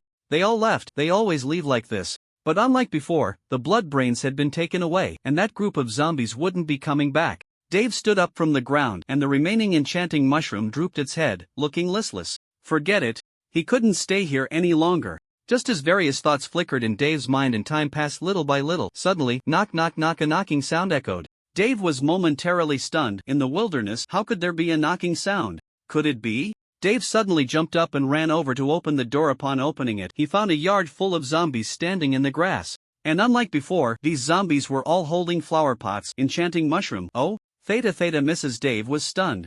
The leading minor zombie approached Dave, and the little zombie on its back stretched out its hands right before Dave's dazed eyes. It placed a new small iron pot on his head. At the same time, a flag painted with a brain, capable of summoning zombies, was handed over. Doll meat. This is what our boss asked us to deliver. The yard was filled with the wails of zombies, and the doll meat was crooked and messy. If it were before, Dave would have just found it noisy, but now, on the road, it was pitch black. Jiang Chen, who had fought all day, was already asleep in bed when the system notification sounded. Crazy Dave's favorability 10. Crazy Dave's favorability 10. Crazy Dave's current favorability 16. Crazy Dave has sent you a friend request. Jiang Chen was asleep, and after a moment's thought, the anvil accepted the friend request. Crazy Dave sends you special plant sunflower seeds. A flash of white light and a special golden flower pot was transmitted, landing right at Jiang Chen's bedside. Jiang Chen turned over, completely undisturbed after absorbing so much plant healing energy. This was the best sleep he had ever had. The next day, 6 o'clock in the morning, Jiang Chen's biological clock woke him up on time. Opening his eyes in bed, the voices of Energy Furnace Brother and the Anvil sounded simultaneously. Good morning.